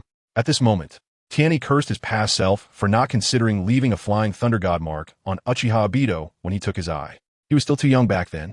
Just after crossing over, the flames were now closing in on Uchiha Obito. Would release, wooden shield. Uchiha Obito didn't dare to hesitate and immediately used wood release to protect himself. But of course, this was only to confuse outsiders. The wood release couldn't stop Zongshen Tianyi's attack. He was still thinking about using intangibility to avoid it. Boom! Soon, the flames swept over, and the wind generated by the fire made Uchiha Obito's clothes flutter loudly. Everyone watched as the masked man was engulfed in flames. Their fists clenched in prayer that this guy would be burned to ashes by the raging fire. Only Zongshen Tianyi revealed a hint of a smile. He saw that Uchiha Obito had activated his intangibility in the flames. Considering that Uchiha Obito's intangibility could only last 5 minutes, Zongshen Tianyi continued to pour chakra into the flames, causing the fire that was about to weaken to suddenly grow larger again. Uchiha Obito saw this scene and immediately retreated. He couldn't afford to waste time. Intangibility consumed a lot of chakra. After using wood release, advent of the giant tree twice, Uchiha Obito had already depleted a significant amount of chakra. He couldn't afford to be careless when dealing with Zongshen Tianyi. Chapter 165. Obito. I think I can take down Zongshen Tianyi. Kurizetsu watched Uchiha Obito, who seemed to be suppressed, and suddenly became anxious. Without using the Mangeki, Uchiha Obito was not a match for Zongshen Tianyi at all. It seemed he had to find a way to get Madara out of the Pure Land. Kurizetsu knew about the Edo Tensei from Senju Tobarama, but he couldn't perform it. However, he knew Orochimaru could, so Kurizetsu planned to take Uchiha Obito to find Orochimaru. The reason for bringing Uchiha Obito along was the concern that Orochimaru might not cooperate. Yuin, Xiaonan, and the others saw that Zongshen Tianyi was still intensifying the flames and were momentarily confused. Why is Lord Tianyi still not stopping? I was just thinking that the masked man must have been turned to ashes by now, right? Could it be that the masked man is still alive? Daifo and the others showed expressions of disbelief as they looked over. Is there really someone who can survive in front of such flames? At this moment, Zongshen Tianyi observed that Uchiha Obito had used intangibility to escape his attack range. Coincidentally, he had run near the kunai of his Flying Thunder God. So, in the next second, Tianyi activated Flying Thunder God and appeared there. Sage Art. Super Giant Rasen Shuriken. After arriving, Zongshen Tianyi immediately unleashed a gigantic shuriken with a diameter of 40 to 50 meters. Tianyi knew that Uchiha Obito should still be in intangibility at this moment. But he chose to take a gamble. What if this guy came out of intangibility? Then he would have made a profit. Damn! Uchiha Obito was startled by the sudden appearance of the giant shuriken. Fortunately, he had not yet exited intangibility, so even if Zongshen Tianyi's shuriken came close, it was fine. Zongshen Tianyi saw his super giant Rasen shuriken pass right through Uchiha Obito's body and understood that this kid was still in intangibility. Considering that Uchiha Obito had just used intangibility for 2 to 3 minutes, he wouldn't be able to maintain it for much longer. So, Tianyi decided to pull Uchiha Obito a bit, giving him the illusion that he could kill him. This would make it easier for him to take down Uchiha Obito. Zongshen Tianyi feigned an extremely shocked expression. What? My ninjutsu can't hit you. Uchiha Obito, seeing the shock in Tianyi's eyes, suddenly had an idea. Perhaps I can use this information gap to kill Zongshen Tianyi? As this thought arose, Uchiha Obito's eyes filled with killing intent. Many powerful ninjas in the ninja world had died at the hands of some lesser-known ninjas due to information gaps. Perhaps today would be another such scene. Considering he had about 2 minutes left of intangibility, Uchiha Obito looked at Zongshen Tianyi and felt that 2 minutes might be enough to kill him. Kakashi, I'm here to avenge you. Uchiha Obito quickly approached Zongshen Tianyi. Kurizetsu noticed this and was so nervous he nearly cried out. He didn't expect Uchiha Obito to not only not retreat, but to charge forward directly. Wait, Obito's phasing ability really might be able to take down Tsukishima Tenni. Black Zetsu considered that Tsukishima Tenni probably doesn't know Obito Uchiha's identity, nor is he aware of his abilities. With phasing, he might be able to kill Tsukishima Tenni. Once Tsukishima Tenni is dead, there would be no major obstacles to his plan. Black Zetsu nervously looked over at Obito, cheering him on. Come on, you have to take him down. The scene shifted back to Obito Uchiha and Tsukishima Tenni. Tsukishima Tenni saw that Obito was not retreating, but instead charging towards him, thinking to himself, good, he's already hooked. He then continued his performance. I don't believe it. Tsukishima Tenni directly used magnet release, sending countless iron sand particles hurtling towards Obito at high speed. Among the iron sand were many flying Thunder God Kunai, which would make it easier for Tsukishima Tenni to strike later. Obito watched Tenni's actions and couldn't help but smirk coldly. Soon, he rushed in front of Tsukishima Tenni. Would release, cutting technique. Obito really liked this ninjutsu because it could be activated instantly without hand signs. As 2 wooden spikes flew towards him, Tsukishima Tenni directly blew them up with iron sand while quickly forming a Rasengan. Wanting to take advantage of the moment, Obito made his move to capture him. When Obito struck, he would be able to attack his real body. Sage Art. Wind release. Spiraling shuriken. In the blink of an eye, Tsukishima Tenni threw the Rasengan at Obito. Seeing this, Obito immediately ended wood release and entered phasing state, nervously looking at Tenni, worried that Tenni had discovered the weakness of his phasing ability. Your ninjutsu is interesting. Although I can't kill you now, I bet your chakra won't last much longer. Tsukishima Tenni sneered at Obito. Seeing that Tenni seemed unaware, Obito sighed in relief, finding it amusing that he had worried Tenni would use Flying Thunder God to escape. Now that he heard Tenni was interested in his phasing ability, he felt completely at ease. Well, if you want my ninjutsu, it all depends on whether you can hold out until my chakra runs out. Obito responded to Tsukishima Tenni's words. Tenni sneered again, realizing that this guy was still playing along with him. Calculating the time, his phasing ability was about to end. At this moment, Tsukishima Tenni was continuously using iron sand to keep an eye on Obito. Sage Art. Magnet release. Electromagnetic field. Taking advantage of Obito still being in phasing state, Tenni prepared his ninjutsu to catch him off guard. Obito was starting to feel anxious. His phasing time was coming to an end. The final blow must take him down. If he couldn't take him down, it was time to flee. On Nagato's side, Obito could only hope that Black Zetsu had a backup plan. Jinjutsu, Sharingan. He directly used his Manjiki Sharingan to interfere with Tsukishima Tenni with Jinjutsu. He didn't expect his Jinjutsu to control Tsukishima Tenni. After all, for top-tier experts like Tsukishima Tenni, controlling them with Jinjutsu was something even Madara Uchiha couldn't accomplish after being revived. When Madara fought Hashirama Senju, he didn't use Jinjutsu. Tsukishima Tenni saw Obito using Jinjutsu on him and thought it was laughable. After all, he possessed the eternal Manjiki Sharingan. His ocular power was far superior to Obito's. However, he still intended to play along, pretending to be stunned. Now, at this moment, Obito's chakra surged wildly. Fire release, exploding wind dance. Obito distorted the surrounding space with his Manjiki, and the explosive winds propelled the fire release quickly towards Tsukishima Tenni. Black Zetsu jumped up excitedly into shadows, thinking, good job, Obito. Tsukishima Tenni probably never expected that a user of wood release would be Obito Uchiha. Chapter 166. Obito's Death. Black Zetsu seemed to see Tsukishima Tenni being interfered with by Obito's Jinjutsu, and then being taken down by him. Oh no, Lord Tenni is caught in Jinjutsu. At this moment, Uchiha Shursui noticed something was off and became anxious. Due to the angle, he couldn't see Obito's Manjiki Sharingan. He thought to himself, Lord Tenni is so strong. How could he fall for Jinjutsu? Could it be that this masked man not only knows wood release, but is also a Jinjutsu master? Lord Tenni, Yahiko, Konin, and Nagato from the Akatsuki organization became anxious. Tsukishima Tenni had saved them and had pointed the way forward for them. Nagato looked down at his reflection in the puddle. I can't let my companions get hurt in front of me. At this moment, Nagato's 2 Rinnegan began to fluctuate. Black Zetsu sensed this fluctuation and excitedly looked at Nagato. Great! Obito is about to kill Tsukishima Tenni, and Nagato is starting to master the Rinnegan. Black Zetsu was thrilled, feeling closer to rescuing his mother. Summoning technique. Outer Path Golem. Nagato spread his legs and slapped the ground with one hand. Chakra surged wildly within him. Boom!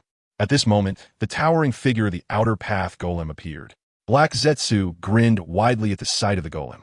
Obito was also very pleased, not expecting that Nagato had succeeded. He was also going to kill Tsukishima Tenni. Watching his fire release about to reach Tsukishima Tenni, Obito's eyes were filled with delight. Kakashi, I avenged you. Nagato. Yahiko and Konan anxiously looked at Nagato, worried about his current state. Just as the Outer Path Golem was about to extend its tubes to insert into Nagato's body, an unexpected change occurred. Nagato immediately looked towards Tsukishima Tenni. The Outer Path Golem also stopped. Obito thought Tsukishima Tenni, who was disturbed by him, was still affected, but Tenni revealed his eternal Mangeki Sharingan. What? This? Before Obito could finish his sentence, Tsukishima Tenni directly used Genjutsu to control him. Tenni, worried that Obito might break free, immediately threw a flying Thunder God Kunai. Obito was someone who could forcibly regain his consciousness even when the Ten Tails was about to consume him. Tsukishima Tenni couldn't afford to be careless. In the next second, Tsukishima Tenni appeared in front of Obito. His left hand reached for Obito's heart while his right hand directly gouged out his eyes. Thud! In an instant, Obito's eyes and heart were ripped out by Tsukishima Tenni. At that moment, he also broke free from Tenni's Genjutsu, shouting loudly, Rin! Seeing Obito awaken. The first thing he shouted was Rin, causing Tsukishima Tenni's mouth to twitch slightly. Forgetting everything else, Tsukishima Tenni had to admit that Obito's heart for Rin was commendable. I am going to die. Rin, Kakashi, I'm coming to find you. Obito looked at the heart in Tsukishima Tenni's hand with one eye, then lowered his gaze to see a hole in his chest. At that moment, for some reason, he felt a sense of relief. Although he couldn't create a world with Rin, he could now go to the pure land of Rin. Thud! Obito collapsed straight to the ground. At this moment, Kurizetsu was stunned. The smile on his face from Nagato, mastering the Rinnegan, had not yet faded. He then saw the eyes of Zongshen Tianyi. Those were Madara's eternal Mangeki. How is this possible? How could Zongshen Tianyi use Madara's eyes? Could he also be a descendant of the Uchiha clan? Kurizetsu felt his brain was about to explode. Who would have thought that Zongshen Tianyi was actually a descendant of the Uchiha clan? That was a Mangeki. Lord Tianyi is actually one of us, the Uchiha clan. Uchiha Shursui looked incredulously at Zongshen Tianyi's eyes. He never expected Zongshen Tianyi to be an Uchiha. Great, Lord Tianyi is all right. Yahiko and the others jumped up excitedly. Moreover, the person who killed their companion was now dead. Kurizetsu sneaked underground, quickly approaching Uchiha Obito, wanting to reclaim Obito's corpse. As soon as he got close, Zongshen Tianyi sensed him. So he prepared himself. Tianyi planned to use Sage Art to deal with Kurizetsu. Kurizetsu realized he had no chance and immediately ordered White Zetsu to quickly escape with him. Truly worthy of being a hidden old dog for 1,000 years. He runs really fast, but now that both Madara and Obito are dead in my hands, what will you do? Kurizetsu's escape didn't bother Zongshen Tianyi. He wanted to save Kagaya's Rinnegan, which was still with Nagato.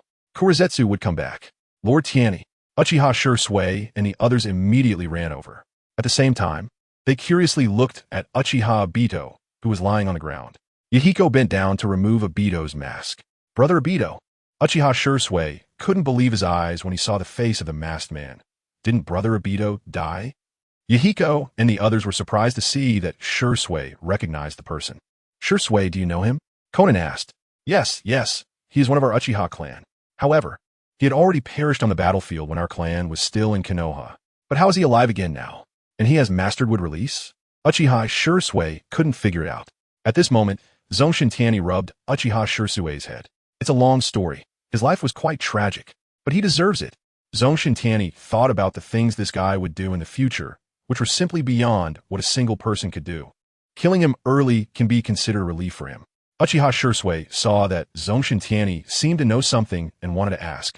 But then he thought of Tianyi's Sharingan and asked curiously, Lord Tianyi, I just saw that you also have a Sharingan. Are you also from our Uchiha clan? I should have Uchiha blood in my ancestry. Zongshen Tianyi also couldn't understand and could only shrug. After hearing this, Uchiha Shursui nodded, thinking that it should be from the Warring States period when an ancestor of the Uchiha clan left behind blood in the Land of Wind while on a mission. At this time, Zongshen Tianyi turned his gaze to Nagato. Nagato, congratulations on taking this step. Zongshen Tianyi looked at the outer path golem not far away and then turned to Nagato. Chapter 167. The successor of Kazekage. After 10 days, Zongshen Tianyi thought of the original Pain's 6 paths when looking at Nagato. He wondered if Nagato would still create the Pain's 6 paths now. He still liked the Deva path among the Pain's 6 paths, hearing Zongshen Tianyi praise him. Nagato looked embarrassed, scratching the back of his head. But then he thought that if he had mastered this ability earlier, no one would have died. And Konan wouldn't have been injured. Yahiko, Konan, and the members of the Akatsuki organization were all happy for Nagato. In the future, you will be able to protect us. Yes, Nagato, you will be responsible for our security work from now on. Right. Everyone noticed that Nagato was feeling very upset, so they took this opportunity to comfort him. After hearing everyone's words, Nagato nodded with determination, assuring them that he would never let anyone harm them in the future. Everyone smiled and nodded.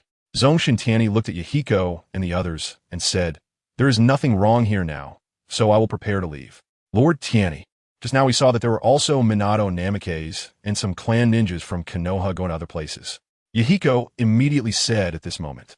The members of the Akatsuki organization nodded in agreement. Uchiha Shursui, however, hesitated to speak. He felt that those people just now were suspicious, but he didn't know what was wrong with them. Upon hearing their words, Zongshen Tianyi instantly understood that they were likely referring to White Zetsu disguised as Minato Namikes. Don't worry. Those people you mentioned are all transformations by someone else. Tianyi thought for a moment and did not tell them about White Zetsu. There were too many things caused by White Zetsu, and it wasn't that he couldn't tell Nagato and the others, but Zongshen Tianyi found it too troublesome. At this moment, the most surprised was Uchiha Shursui. Shursui, did you find that the other party is completely indistinguishable from the real one? Zongshen Tianyi turned to look at Uchiha Shursui and asked with a smile. Yes. Uchiha Shursui nodded. Later, I will teach you the secret technique of the Yamashiro clan, and you'll be able to detect their differences. After Zongshen Tianyi finished speaking, he patted Uchiha Shursui's shoulder, then went to those ninjas who had been controlled by Uchiha Obito with Jinjutsu. They were freed from the Jinjutsu when Tianyi killed Uchiha Obito. However, before they could thank Zongshen Tianyi, he used Jinjutsu to control them again. Just right, I need some people to perform the impure world reincarnation, so I will use you. After Zongshen Tianyi finished speaking, he turned to Yahiko and the others and nodded, then left with these people using Flying Thunder God. Let us bury our fallen companions properly. Once we're done, we will start saving the land of rain. Yahiko stood up at this moment and said to the members of the Akatsuki organization. Yes, everyone nodded, feeling sad yet filled with a glimmer of hope for the future. Sunagakure. At this time, Zongshen Tianyi returned to the village with those controlled ninjas. He had just found a place to confine these ninjas and was about to choose two to perform the impure world reincarnation on Inoki and Kurisuchi. Suddenly, someone from the Umbu came. Lord Tianyi, Kazekage-sama requests your presence at the Kazekage Tower. The Umbu said, All right. Zongshen Tianyi thought to himself, wondering what his teacher wanted with him. When he arrived at the Kazekage Tower, he found that the clan leaders and elders of the village were all present. His brow immediately furrowed. What major event has happened? Tianyi, you're here, come sit down. Originally, Raza had a serious expression as he sat in the Kazekage's position, but when he saw Zongshen Tianyi arrive, his face was filled with smiles. Everyone present also greeted Tianyi with smiles. Okay, teacher. Zongshen Tianyi walked to the special seat left for him, right beside Raza. After Tianyi sat down, Raza saw that everyone had arrived. He stood up. I just received news that the 5 elders stationed in Kumogakure were assassinated. Raza was extremely angry at this moment. It seemed as if the 5 elders were not the ones who died, but rather his parents. Upon hearing this, Zongshen Tianyi's peripheral vision glanced at his teacher. The 5 elders died so quickly. It must have been arranged by their own teacher, right? Thinking about how I haven't seen Maki recently, Tion suddenly understood the true cause of the deaths of the 5 elders. What? Yuin village has surrendered. How dare they still do such things? Perhaps some ninjas still hold onto fantasies. Lord Kazekage, I request to have Lord Tianyi lead a team to clean up Yuin village. The high-ranking members of Sunagakure present were furious. Rasha looked at them with a black line on his face. What do they think of their own disciples? Cattle? Tianyi will not go this time. I just announced something today. In 10 days, I will step down from the position of Kazekage. Now Tianyi will start to follow me to handle some village affairs. This time, you're responsible for leading the team. A hint of a smile appeared at the corner of Rasha's mouth. His disciple has become the Kazekage and will surely lead the village to greater heights. Everyone showed a hint of disbelief upon hearing Rasha's words. Although Rasha had previously said he would pass the position to Zongshen Tianyi, they had not really believed it. After all, how could someone who has held power willingly give it up? However, everyone quickly adjusted their mindset. Teacher. Zongshen Tianyi turned to look at Rasha. Rasha's performance in Hokage was, to say the least, disappointing, but now his performance always surprised Zongshen Tianyi. Tianyi, I will entrust the village to you in the future. You must lead us in Sunagakure to continue moving forward. Rasha looked at Zongshen Tianyi with a determined gaze. Although Sunagakure seemed strong now, the only truly powerful one was Zongshen Tianyi. Due to the annexation of Yuin village and Iwagakure, the entire ninja world was likely keeping an eye on Sunagakure. If something happened to Zongshen Tianyi, Sunagakure would definitely be devoured by other ninja villages without leaving a trace. Don't worry, teacher, I will. Zongshen Tianyi nodded. At this moment, everyone present was smiling and congratulating Zongshen Tianyi while also expressing their loyalty. Lord Tianyi, I will be counting on you in the future. Considering that Rasha, the current Kazekage, was still present, they did not say too much. If Rasha held a grudge against them and dug a pit for them in the future, their families would be in trouble. Zongshen Tianyi smiled and nodded. Then Rasha began to arrange personnel to head to Yuin village. Those who received orders immediately went down to prepare. Chapter 168. Tunnel workers in position. At this time, everyone in the room left, leaving only the two masters and disciples of Zongshen Tianyi. Teacher, I'll take my leave first. I have something to take care of that I haven't had time to handle. Zongshen Tianyi stood up, ready to leave. Wait, what could you possibly have to do? Now follow me to learn how to handle these documents.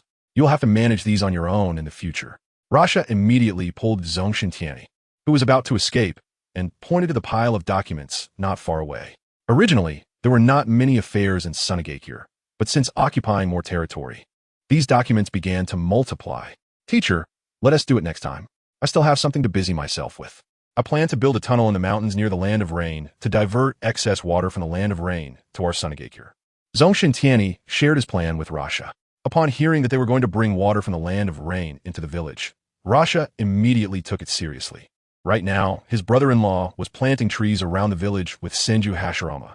The only pity was that there wasn't enough water source. Tianyi, how many people do you need? I'll gather them for you right now.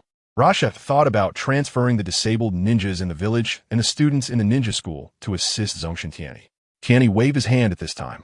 Teacher, I don't need extra manpower. Zongshen Tianyi thought that having this manpower would be better spent elsewhere. Seeing Tianyi refuse, Rasha looked at him in confusion and asked, Tianyi, do you plan to do this yourself? Teacher, you're overthinking it. I plan to use the Edo Tensei to bring back Oenoki and his son. Oenoki's dust release is perfect for digging tunnels. Zongshen Tianyi said with a smile. After hearing his disciple's words, Rasha was visibly stunned. He found that his thinking couldn't keep up with Zongshen Tianyi. Senju Hashirama was used for planting trees, and Oenoki and his son were used for digging tunnels. All right, since that's the case, I won't interfere. If you need anything, just come find me, and I'll send people your way. Rasha said, good. Zongshen Tianyi nodded and then turned to leave the Kazekage building. After arriving at secret room, he used Edo Tensei to summon Oenoki and Kuratsuchi. Where's this? Oenoki and Kuratsuchi opened their eyes and looked around in confusion. When they saw Zongshen Tianyi, both were greatly startled. Zongshen Tianyi.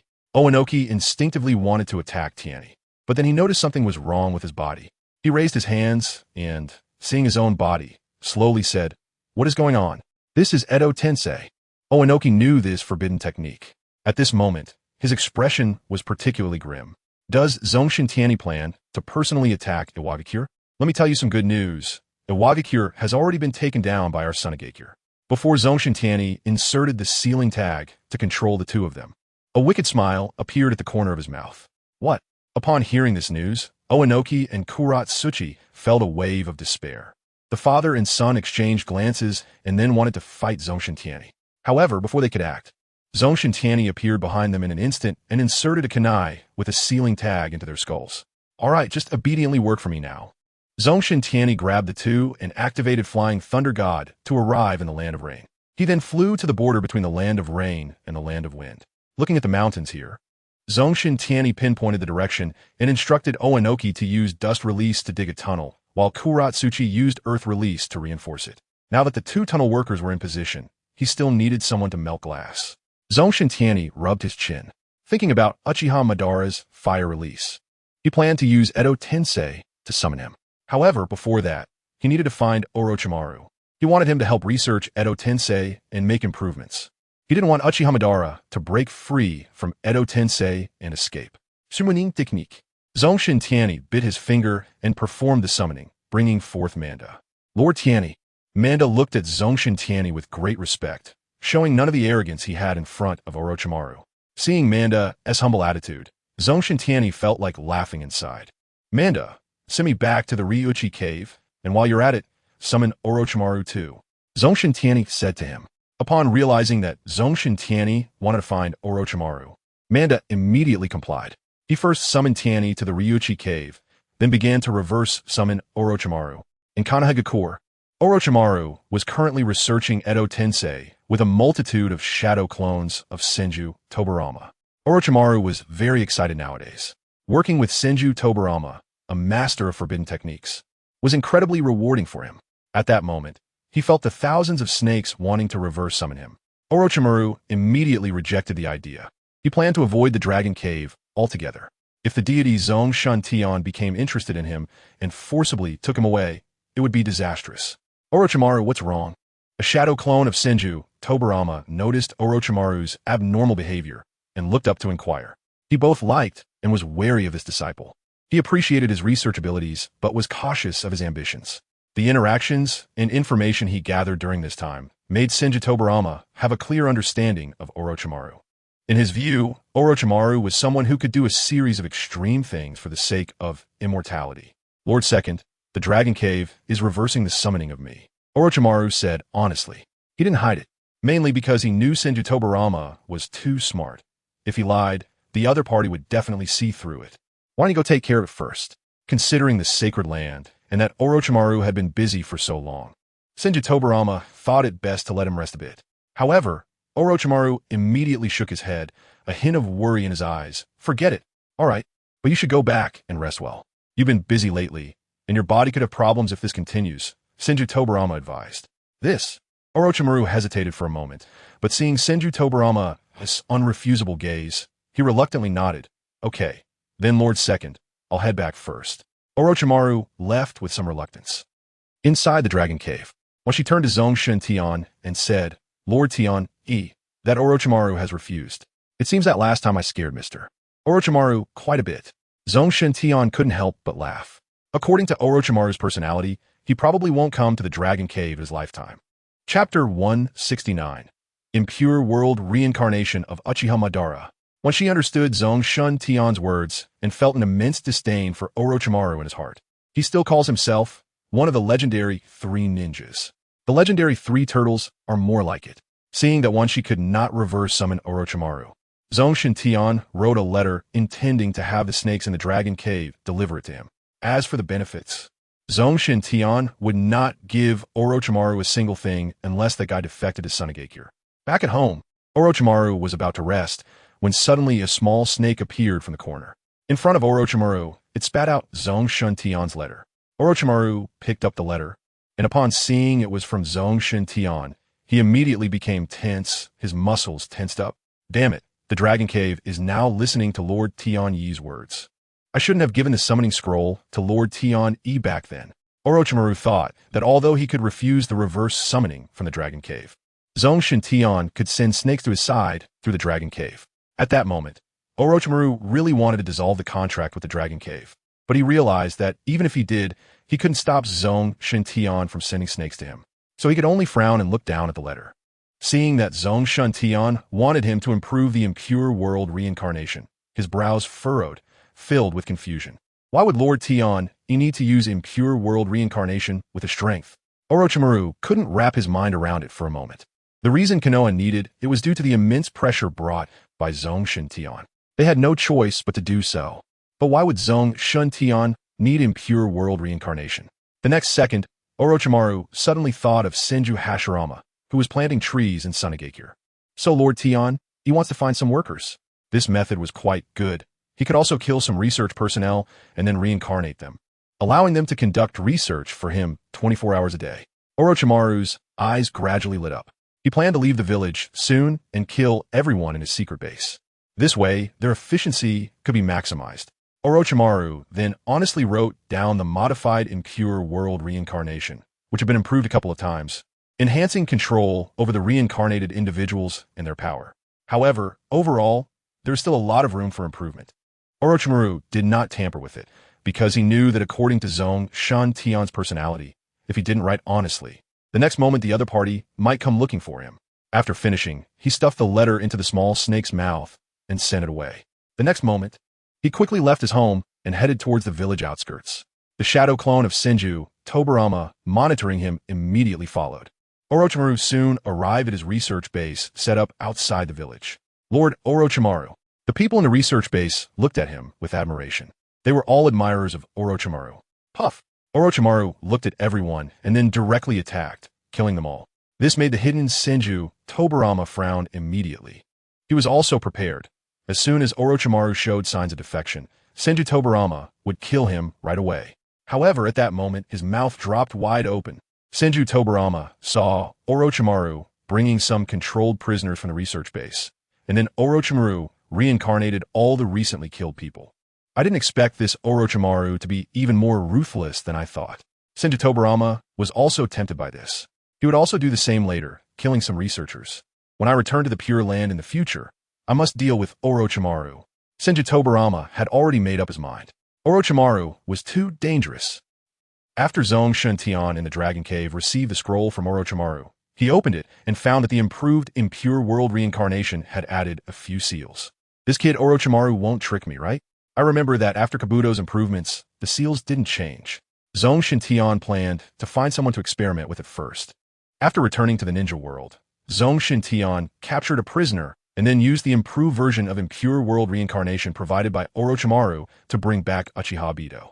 Zongshen Tianyi wasn't worried about Obito's intelligence. He knew he wouldn't escape his control. Didn't I die? Uchiha Obito looked confused as he found himself back in the ninja world. Zongshen Tianyi, seeing Uchiha Obito reincarnated through impure world reincarnation, felt that his control over him was stronger than before, so he relaxed a lot. What did you do to me, Zongshen Tianyi? As Uchiha Obito spoke, he thought about attacking Zongshen Tianyi, but as soon as that thought arose, his body became immobile. Zongshen Tianyi nodded in satisfaction, seeing that the improved version could restrict the other's actions without needing seals.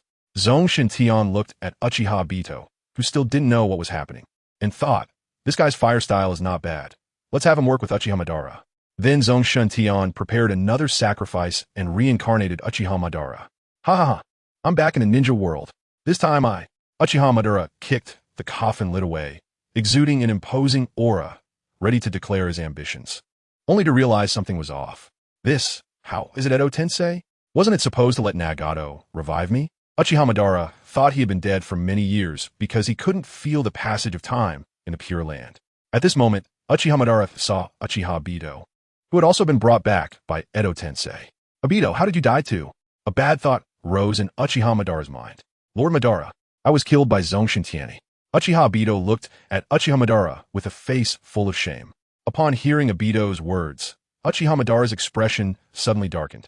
Obito's appearance was similar to how he looked when he died, which meant he had come to accompany Madara shortly after his own death. He never expected that his plan would end before it even began.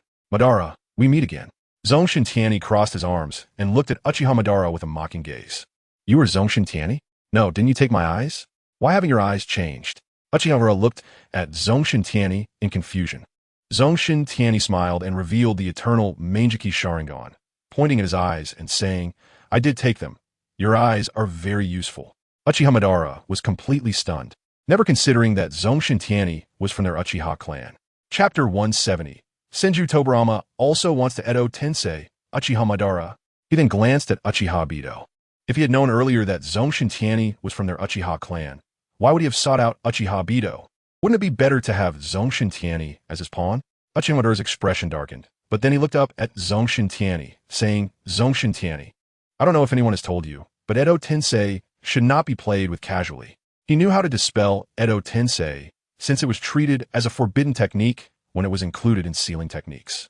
Lord Madara, can you dispel our control now? Uchiha Obito, seeing Uchiha Madara's confident demeanor, became excited. As long as they dispelled the control, he and Lord Madara together could definitely kill Zongshen Tianyi. Zongshen Tianyi, seeing the self-assured Uchiha Madara, crossed his arms and laughed coldly. The number and sequence of hand seals for the improved Edo Tensei had already changed. Edo Tensei, release. Uchiha Madara, under Zongshen Tianyi's mocking gaze, began to reverse the hand seals according to the old version of Edo Tensei before slamming his hand down onto the ground. Uchiha Obito's eyes were fixed sharply on Zongshen Tianyi, filled with excitement. Uchiha Madara noticed something was off. It seemed he hadn't broken free from control. Could it be a problem with the sequence? Uchiha Madara rubbed the back of his head.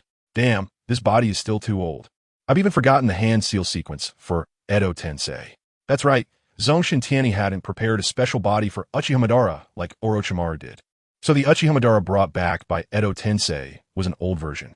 Unaware of the situation, Uchiha Madara tried a few more times, but there was still no change. Are you trying to make me die laughing? Zongshen Tianyi was overjoyed inside. Uchiha Obito had already lost hope. He initially thought Uchiha Madara's arrival could help them escape Zongshen Tianyi's control, but it was of no use at all. This shouldn't be happening? I remember it was like this. Uchiha Madara was completely bewildered. He didn't realize that the changes in the hand seals for the improved Edo Tensei were specifically done by Senju Tobarama. Senju Tobarama was preventing Uchiha Madara from breaking free after being brought back by Edo Tensei. That's right. The evil Senju Tobarama also wanted to bring Uchiha Madara back with Edo Tensei. All right, you should get to work. Zongshen Tianyi seized the moment when they weren't paying attention and directly inserted a kunai with runes into their minds. He wasn't reassured unless he placed runes on these two. After all, they were not ordinary individuals. Subsequently, Zongshen Tianyi brought the two to the border of the Wind Country. From there, they were to use fire style to create the glass needed for the water channel. While Zongshen Tianyi was enslaving Uchiha Madara and Uchiha Obito, Kuro Jutsu was leading the White Zetsus in moving. Kuro Jutsu was worried that Zongshen Tianyi would trace his steps to the location where the White Zetsus were stored. Damn Zongshen Tianyi, how dare you stop me from saving Mother? I must find a chance to kill you. Kuro Jutsu cursed Zongshen Tianyi while watching the White Zetsus relocate. After the White Zetsus had moved everything, Kuro Jutsu glanced at the area, then merged with one of the White Zetsus, burrowing underground and racing toward Sunagakure. Kuro Jutsu now planned to find Orochimaru and collaborate with him. Sunagakure. Senju Tobarama, after some attempts, discovered that the improved Edo Tensei had no issues. He then went to a secret room and took out a nutrient tank containing an unfamiliar cell. Inside was Uchiha Madara's cell. After Uchiha Madara was killed by his brother, Senju Tobarama collected some of his cells. However, at that time, because Uchiha Madara knew the hand seals for Edo Tensei, Senju Tobarama didn't dare to bring him back. He originally planned to improve Edo Tensei, then bring Uchiha Madara back for research, but he was sidetracked by various chores and ultimately died in battle. Let Uchiha Madara come out and atone for Konoha. Senju Tobarama had a wicked smile on his lips. Just thinking about being able to enslave Uchiha Madara later made all the pressures weighing on him dissipate considerably at that moment. After preparing a prisoner, the unchanging expression on Senju Tobarama's face nearly broke into a smile. Edo Tensei. Senju Tobarama performed the hand seals to cast the technique. However, nothing happened. This left Senju Tobarama utterly bewildered.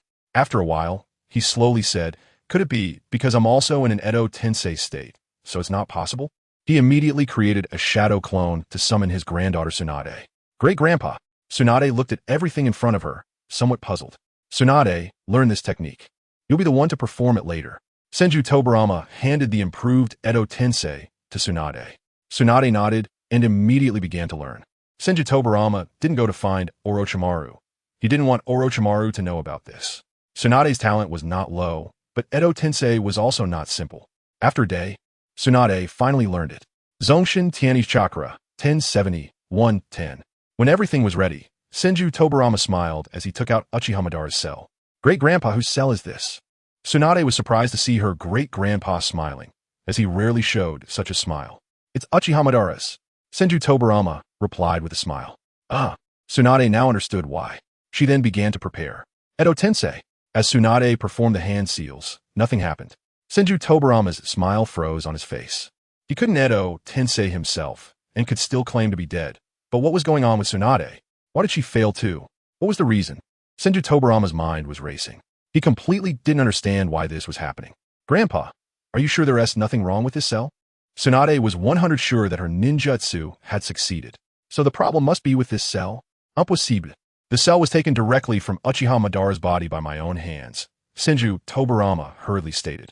But now it had failed. Could it be that Uchiha Madara wasn't dead? Tsunade had to be on high alert. If the Azura of the shinobi world wasn't dead, this was serious. Senju Tobarama wanted to refute. But after a moment's thought, he found it somewhat reasonable. However, he had checked Uchiha Madara before. He was definitely dead. Chapter 171, Water Channel Impossible. Uchiha Madara must be dead. If he were still alive, how could he not have done anything all these years? Senju Tobarama still couldn't accept the idea of Uchiha Madara being alive. Based on his understanding of him, Senju Tobarama did not believe that if Uchiha Madara were alive, he would be hiding in a corner of the shinobi world, struggling to survive. However, now the Edo Tensei had already failed. Tsunade tried again, but found it still failed. At that moment, she suddenly looked up at her grandpa. Grandpa, could someone have resurrected Uchiha Madara with Edo Tensei? Tsunade asked. Well, Senju Tobarama thought for a moment and did not rule out this possibility. After thinking it through, he suspected Orochimaru. Seeing the change in Senju Tobarama's expression, Tsunade immediately inquired. Grandpa, do you have a suspect? Tsunade asked anxiously. Yes, but it's not certain yet. I need to investigate. Senju Tobarama's expression darkened as he split off several shadow clones to monitor Orochimaru. If he found that this kid had anything to do with this matter, he would immediately kill Orochimaru. Ashu. At that moment, Orochimaru, who was busy in his research lab, suddenly sneezed. Orochimaru frowned. Ever since he became a Kaga-level expert, he rarely got sick.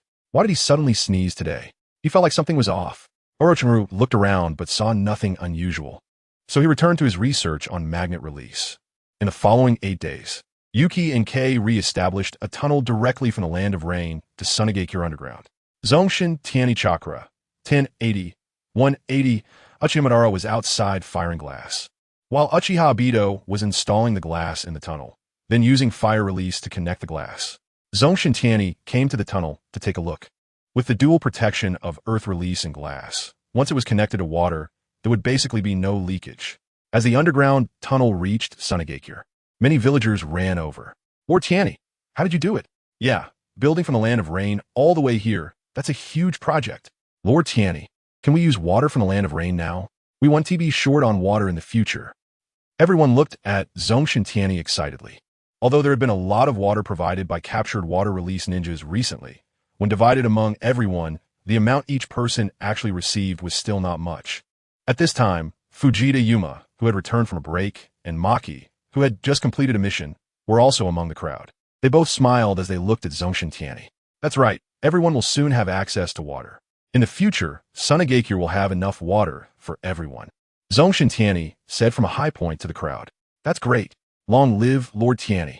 Our village is blessed to have Lord Tianyi.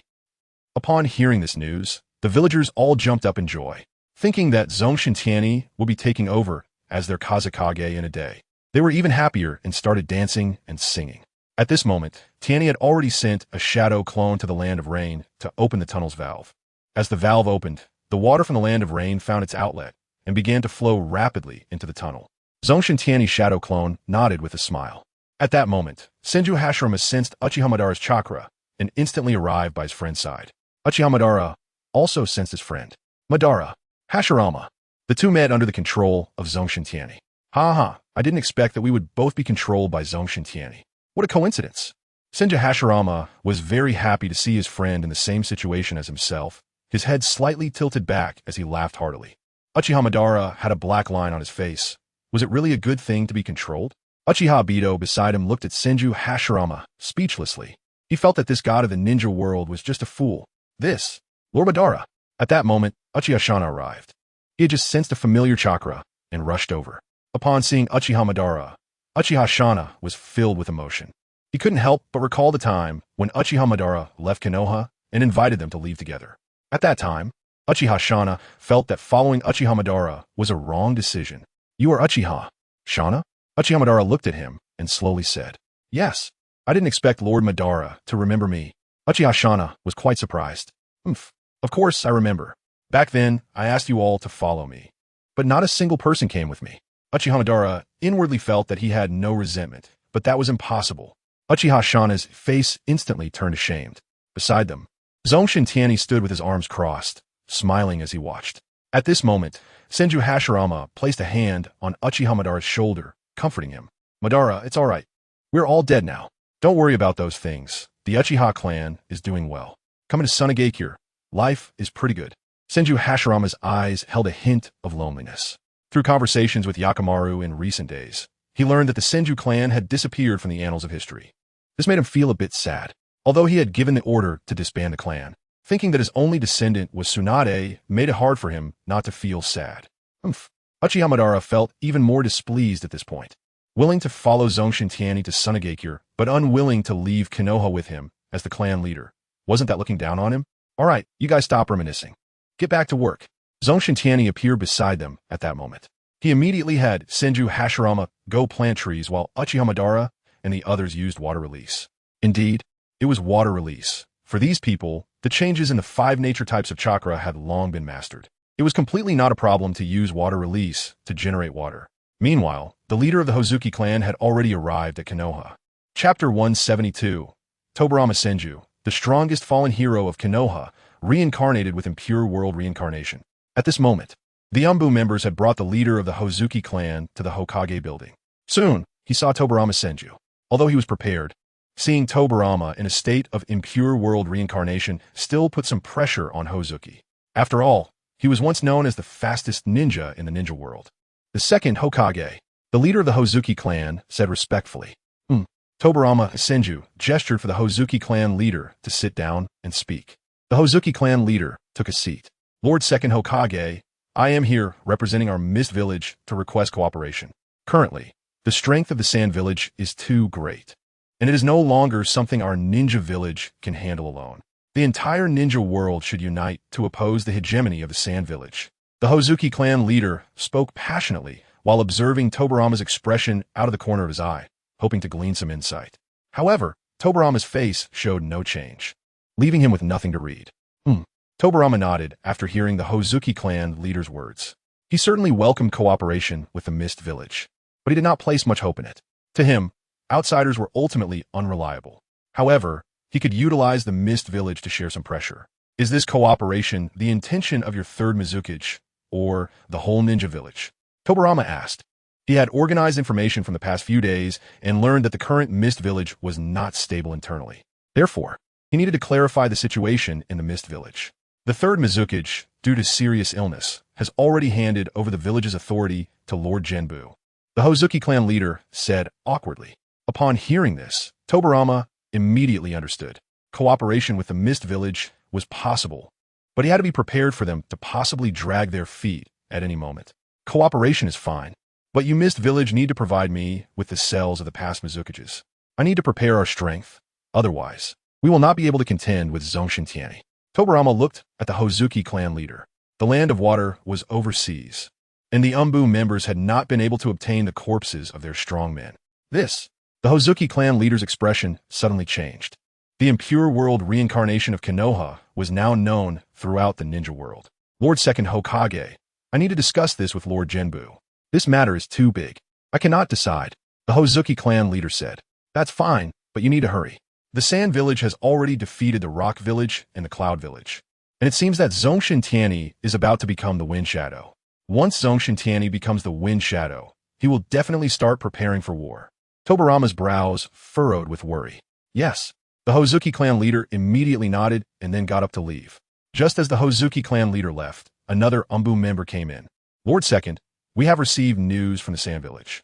Zongshen Tianyi has reincarnated Uchiha Madara with impure world reincarnation. The Umbu handed the intelligence scroll to Tobarama. Madara. Tobarama immediately stood up. He had been wondering why they would fail. It turned out that Zongshen Tianyi had acted first. After glancing at the information, Tobarama's brows furrowed immediately. The report stated that Zongshen Tianyi had reincarnated Noki and his son, as well as Uchiha Madara, and had constructed a tunnel from the Land of Rain to the Sand Village, diverting the water source of the Land of Rain to the Sand Village. It seemed that Zongshen Tianyi was quite clever to use Noki and the others this way. Tobarama never expected Zongshen Tianyi would use these people to build a waterway. If it were him, he would have led those people directly to attack Konoha. However, Would Madara be willing to be used by Zongshen Tianyi like this? Tobirama revealed a slight smirk at this moment. The impure world reincarnation that the monkey used to give Zongshen Tianyi had not been improved, meaning it was the same as what Uchiha Madara knew. Uchiha Madara could break free from control, send people to keep a close watch on the Sand Village. Once a battle breaks out there, notify me immediately. Tobirama felt that they needed to speed up and unite the strong men of the ninja world. As long as Uchiha Madara breaks free from impure world reincarnation, he would likely have a battle with Zongshen Tianyi. That would be their opportunity to counterattack. Under Tobirama's push, Konoha immediately began to unite with the strong men of the ninja world. However, the results were not good. Apart from the Land of Iron, which was willing to ally with Konoha, the others were in a wait-and-see state. From the perspective of other small countries, whether Konoha won or the Sand Village won, it was the same. They still could not escape the bullying of the great powers. Rather than following Konoha to fight against the flourishing Sand Village, they preferred to watch from the sidelines and see who would win in the end, then latch onto the winning side. Tobirama was not surprised by this news. However, at this moment, he was busy with Tsunade collecting the strong men of the ninja world for impure world reincarnation. Uzumaki Mido, Uzumaki Ashina, Senju Toho, and many other strong members of the Senju clan. Sarutobi Sasuke and other clan leaders of Konoha's past were also brought back with impure world reincarnation. Additionally, Sarutobi Hizashi, Mido Gate Un, and Tenkai Koha were also resurrected. When they emerged from their coffins, Tsunade excitedly looked at Uzumaki Mido. "Grandma!" Tsunade cried with tears in her eyes as she rushed into Uzumaki Mido's embrace. "Tsunade!" Uzumaki Mido looked at the grown-up Tsunade with a hint of affection. But when she saw many people who had been brought back with impure world reincarnation in the secret room, she was immediately stunned, especially when she saw Tobirama Senju, who had long since died. Her brows furrowed tightly. "Tobirama, has Konoha encountered a major problem?" Uzumaki Mido asked. At this moment, the others also nodded in agreement. "Sister-in-law, the entire ninja world is facing a disaster now.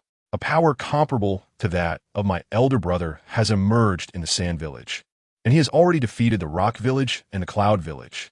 Tobirama briefly explained the situation to Uzumaki Mido and the others. "What? Comparable to the first Hokage? How is this possible? How could such a person appear in the Sand Village?" They all started to panic. They never expected that such a powerful individual would suddenly emerge. And the most important thing was that this person was not from Konoha.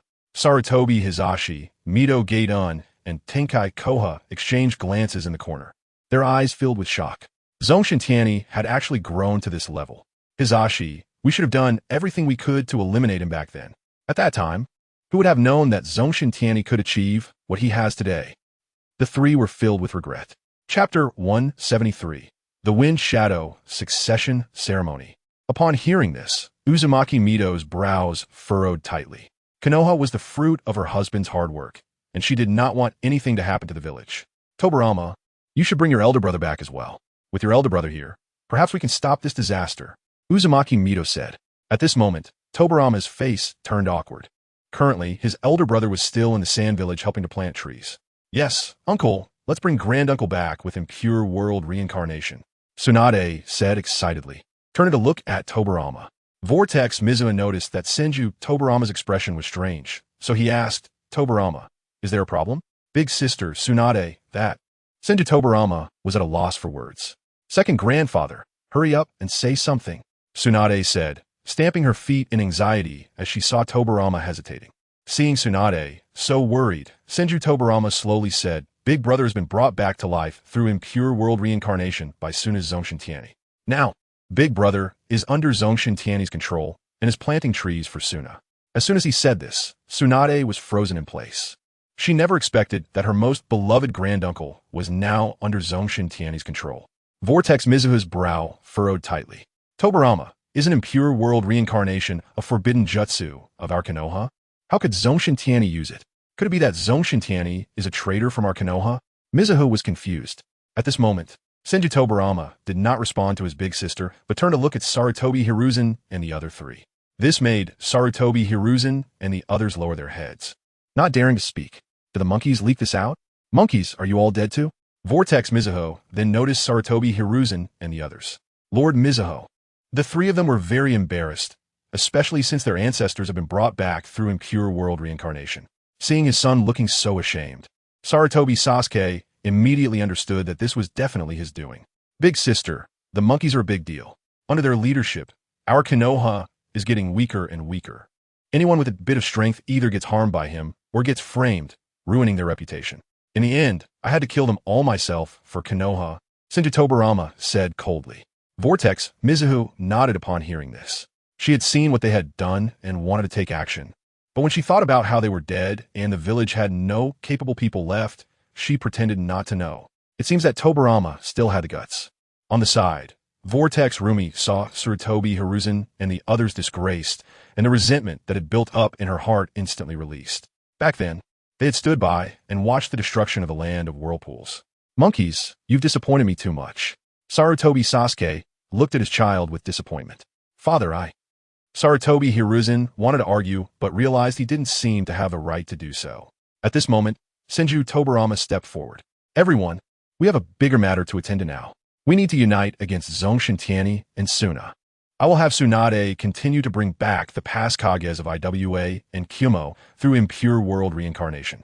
When the others heard that there were still strong figures, they felt much more at ease. Facing a guy comparable to the first Hokage directly put a lot of pressure on them, especially those who had come from the Warring States period. After Tsunade rested for a while, she began to bring back the past Kages of IWA and Kyumo through impure world reincarnation. Speaking of past Kages, they were actually just the first and second Kages of their two villages. The first Raikage, second Raikage, and the first Tsuchikage, Ishikawa, and second Tsuchikage Mu. The four of them came out of their coffins and almost started fighting when they saw a group of Konoha ninjas in front of them. Luckily, Senju Tobirama hurriedly controlled them. Everyone, please don't misunderstand. We are all dead now. There's no need for fighting. Senju Tobirama felt that saying this seemed a bit strange. Senju Tobirama, did you do this? We are dead, and you still want to toy with our souls. You are truly evil. The four brought back by impure world reincarnation looked at Senju Tobirama with displeasure. Senju Tobirama's expression darkened instantly. These bastards. He wished he could rush up and sew their mouths shut. Seeing this, Vortex Mizuho stepped forward. Everyone, I must inform you that Kyumo and IWA have already been attacked by Suna. She directly cut to the chase, shocking the four. Impossible. Our Kyumo is easy to defend and hard to attack. How could it be taken by Suna? Exactly, if you said it was Konoha that took it, I might believe it. How could our IWA surrender? The four were saying they didn't believe it, but deep down, they were already shaken. They'd been dead for some years, and it wasn't impossible for a genius to appear in Suna. Everyone, we are not lying to you. Even our fire country has lost 1/10 of its territory to Suna. Now, under Zongshen Tianyi's leadership, Suna is thinking of unifying the ninja world, Senju Tobirama said. Upon hearing that Konoha's territory had been occupied, the four of them realized the seriousness of the situation. Senju Tobirama, are you planning for us to join forces against Suna? The four asked. That's right, Kirigakure is also discussing a union with us. Moreover, Suna's Zongshen Tianyi has already brought back Uchiha Madara through impure world reincarnation. The ninja world is now in an extremely dangerous situation. We must put aside all differences and unite, or our villages will become history.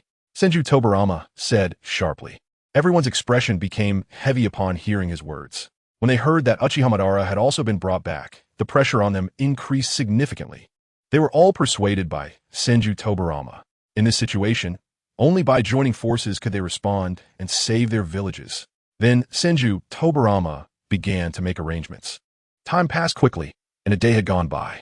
At this moment, Suna village was preparing for Zongshen Tianyi's inauguration ceremony. All the villagers of Suna were wearing their best clothes and heading to the Kazekage Tower. Zongshen Tianyi and Raza were making the final preparations in the office. Tianyi, the village will rely on you in the future, Raza said with a smile, looking at his disciple. Don't worry, teacher, I will take good care of the village. Zongshen Tianyi replied with a smile. Then Raza took Zongshen Tianyi to the rooftop of the Kazekage Tower. At this moment, many villagers had gathered around. The Uchiha clan and various ninja clans of Suna were also gathered below. Fujiwara Yuma and Maki were among them. Look, up there's my brother. My brother Zongshen Tianyi has become the Kazekage. Fujiwara Yuma shouted excitedly, grabbing the people around him. The people who were originally being grabbed were a bit impatient. But upon hearing Fujiwara Yuma's words, their expressions changed instantly, smiling and flattering him. Uchiha Shana looked at Zongshen Tianyi, who was about to take over as Kazekage. with a smile on his eyes. When Zongshen Tianyi stood up, the villagers of Suna shouted loudly, Tianyi-sama, Tianyi-sama, I want to have your child. Long live Tianyi-sama. Every villager was extremely excited. They believed that with Zongshen Tianyi as Kazakage, the village would get better and better. The envoy from the Wind Country's daimyo had a very grim expression. In the past, the appointment of the Kazakage from Sunagakure would usually involve a symbolic visit to their daimyo's mansion. However, this time, Zongshen Tianyi did not even visit the daimyo's mansion for his appointment. The village will be handed over to you tomorrow, Rasha said as he handed the Kazakage's hat to Zongshen Tianyi.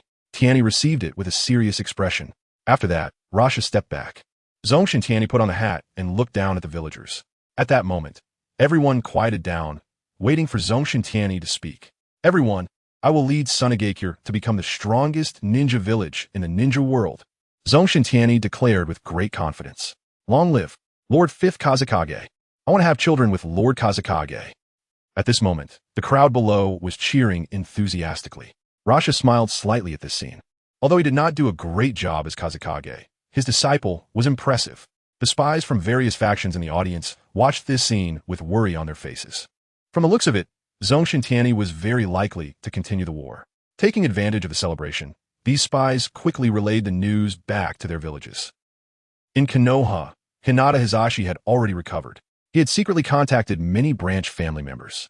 These branch family members all had children. When they learned that Hizashi could help their children avoid the same fate they had, they were immediately tempted. They didn't want their children to live the miserable lives of the branch family any longer. The number of branch family members wanting to defect from Konoha continued to grow. The news did not reach the main family. This was because Hizashi and the others had chosen candidates who had children and belonged to families without main family lackeys.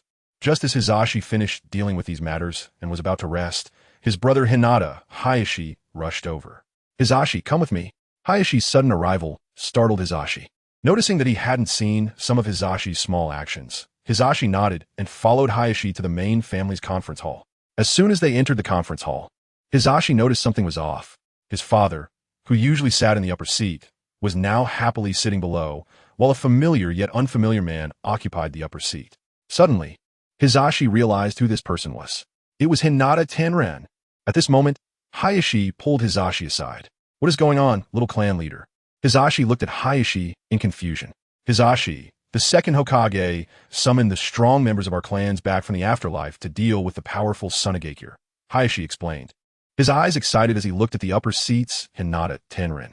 This man was the strongest ninja of the Hinata clan. Hizashi frowned at this moment. He hadn't expected that Senju Tobarama would bring Hinata Tenran back from the Pure Land.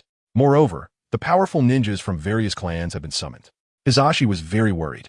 He didn't know if Tobarama's actions would cause trouble for Zongshen Tianyi or affect their plan to escape from the branch family. Hizashi, I'm with my father, Hayashi said, seeing his brother lost in thought. He then went to the side of the old clan leader. Hizashi stood at the back, barely able to participate in this meeting as the future head of the branch family. Of course, he was only there to attend. Watching everyone smiling and flattering Hinata Tenran, Hizashi's expression was complicated. After a long time, everyone finally dispersed. Hizashi returned to his room with a hint of worry. As soon as he returned to his room, a branch family member rushed in. Hizashi, I just heard from the Hokage Tower that Zongshen Tianyi has become the Kazakage of Sunagakure. The branch family member's eyes sparkled with excitement, though it quickly faded. With Zongshen Tianyi as Kazakage, their escape from Sunagakure would be safer. Hizashi also felt happy, but quickly concealed it. Okay, tell everyone not to show any signs recently. Senju Tobarama has brought Hinata Tenran back from the Pure Land. We must not expose ourselves. Facing a well-known ninja, Hizashi felt considerable pressure. Yes, the branch family member left with a hint of worry. Watching the other person's departing figure, Hizashi slowly said, no one can stop us from gaining freedom. At this moment, in Orochimaru's research base, another failure. What is so different about Lord Tianyi's magnet release? Orochimaru had reached a difficult point in his research. He couldn't understand why Zongshen Tianyi's magnet release was stronger than that of the third Kazakage in Rasha. Orochimaru, Zongshen Tianyi's magnet release is powerful not for any other reason, but because the chakra in his body is more than that of a tailed beast. Quantitative change leads to qualitative change. Black Zetsu slowly emerged from underground. When Orochimaru saw the half-white, half-black creature suddenly appear, he instinctively prepared to attack. However, Just as he was about to strike, Black Zetsu dove back underground. I'm here to seek your cooperation. Don't you want to become stronger and have a longer lifespan? Black Zetsu shouted urgently. At first, when he heard the word stronger, Orochimaru remained unmoved. But the mention of a longer lifespan made Orochimaru's movements slow.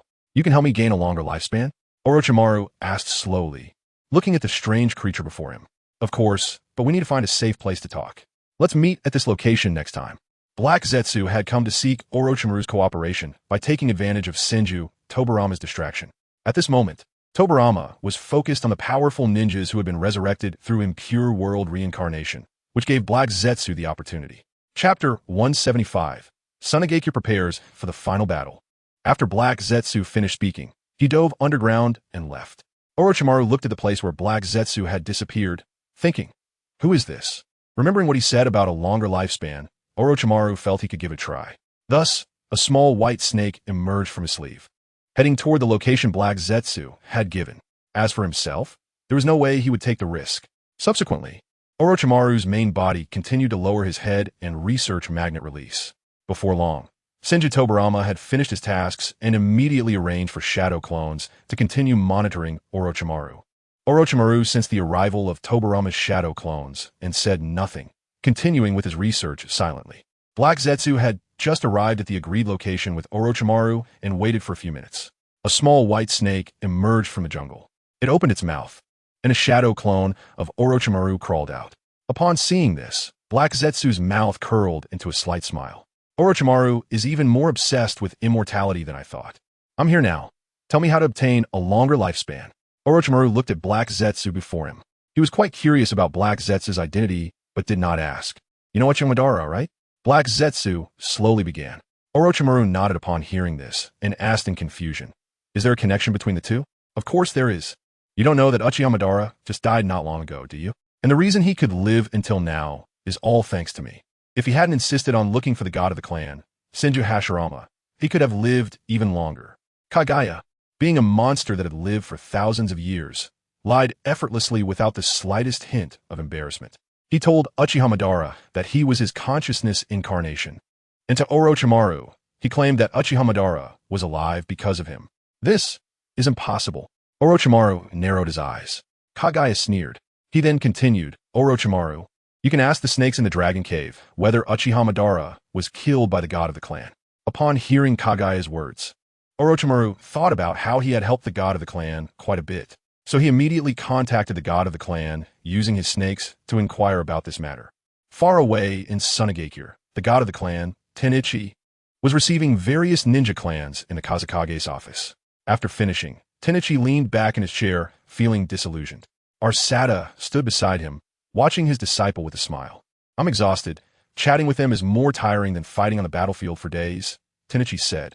Now you know that being Kazekage isn't easy. You have to consider the interests of the common people and balance the various ninja clans and the Elder Council. But Tennichi, you're okay. At least you're strong enough that they don't dare to play tricks on you. Arsata, in stark contrast to Tennichi, was quite pleased. He saw the ninja clans and Elder Council in front of Tennichi being exceptionally obedient, all acting like good little children, worried that Tennichi might turn against them. This almost made Arsata laugh. At that moment, a small snake crawled out from the corner, reached Tennichi's desk, and regurgitated scroll. Upon seeing this, Tennichi immediately understood that it was likely Orochimaru contacting him. He opened it and saw that Orochimaru was asking whether he had previously killed Uchiha Madara. Why is Orochimaru suddenly asking me this? Tennichi furrowed his brow. For a moment, he couldn't understand why Orochimaru was suddenly interested in this matter.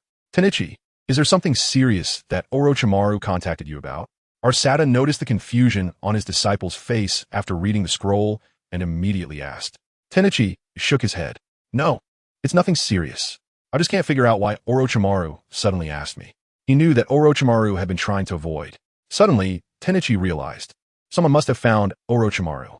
There are not many people who know that Uchiha Madara died at his hands, and even fewer who have the ability to find Orochimaru. It seems that Kagaya has found Orochimaru. Interesting. Tennichi sneered. He immediately replied to Orochimaru, of course, he wouldn't honestly disclose anything, just responding that he had never encountered Uchiha Madara. Furthermore, Tennichi also mentioned that if the other party had Uchiha Madara's cells, they could send him a sample. He then had the small snake swallow the scroll and take it away. Teacher, we can now discuss the war against Konoha, Tenichi said as he looked up at Ursata. His eyes were filled with the spirit of battle. As long as they defeated Konoha, the entire ninja world would be in Sunagakure's pocket. Tenichi, war can commence at any time. The supplies we obtain from Awadakure and Kumogakure are already enough for us. Ursata's eyes were filled with fervor. The day has finally come. My teacher has been thinking about how to defeat Konoha even until death. This day will finally be realized in the hands of my disciple. All right, since that's the case, let's mobilize the army. This battle will determine the world, Tenichi said firmly. Ursata immediately went to prepare. At this point, the small snake had delivered the message to Orochimaru. Kagaya, upon seeing this, had a grin that nearly reached the back of his head. After Orochimaru finished reading Tenichi's letter, he shot a sharp look at Kagaya.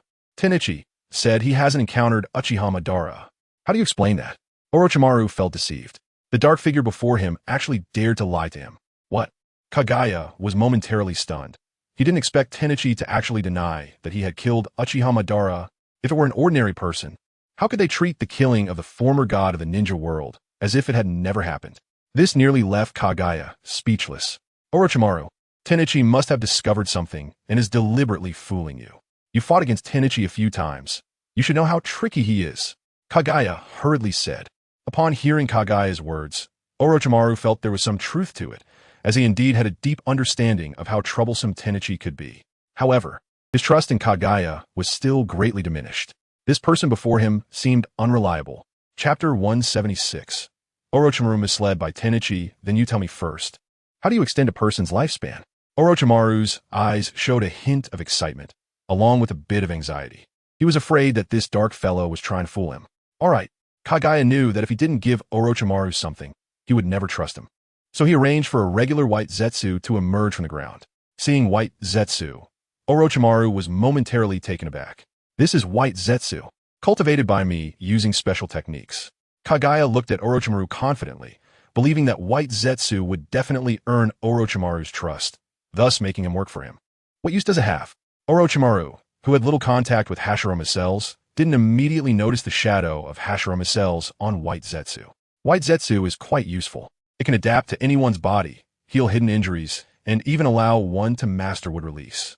There are even more benefits written on this scroll. Kagaya threw a scroll containing some information about white Zetsu to Orochimaru. After receiving it, Orochimaru found that this thing seemed somewhat familiar, giving him a feeling of a low-tier Hashirama cell. This thing can extend a person's life? Orochimaru found white Zetsu somewhat interesting, but just a bit. The main thing was that he was concerned about immortality, and this white Zetsu cell seemed like it couldn't provide that. Of course it can. Uchiha Madara relied on this thing to live until now. White Zetsu still has more potential that hasn't been tapped into. I believe with your strength, you will definitely be able to discover it, thus achieving immortality, eternal life. Kagaya said without a change in his expression. Hearing about eternal life, Orochimaru's eyes twitched, but he still suppressed his restless heart. If you want to do something for you, then tell me how to cultivate white Zetsu. Orochimaru planned to take advantage of the situation. If you want the cultivation method for white Zetsu, that's fine. But you have to help me bring Uchiha Madara back to life with impure world reincarnation. Kagaya then took out a test tube containing Uchiha Madara's cells. Upon seeing this test tube, Orochimaru couldn't help but laugh. Then you'll be disappointed.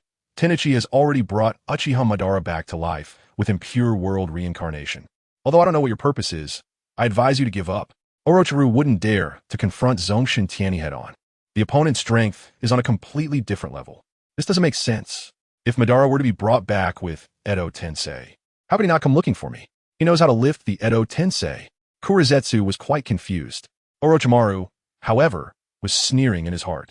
That's because Edo Tensei has been revamped. Ninja art, Serpent's Array. Taking advantage of Kurizetsu's moment of distraction, Orochimaru struck in an instant. Countless giant snakes were spat out from his mouth. Baizetsu, caught off guard, was immediately bound by Orochimaru's snakes and then swallowed by a large snake. Subsequently, the large snake quickly moved away. The remaining snakes crazily charged towards Kurizetsu. Damn it, this Orochimaru is such a bastard. I came to seek his cooperation, and he actually turned against me. Kurizetsu cursed as he burrowed underground, making his escape. Upon realizing Kurizetsu had fled, Orochimaru revealed a hint of regret on his face. However, thinking about the fact that he already had a Baizetsu in his hands, it was only a matter of time before he could cultivate more Baizetsu with his abilities. Without paying anything, he gained benefits, causing the corners of Orochimaru's mouth to rise.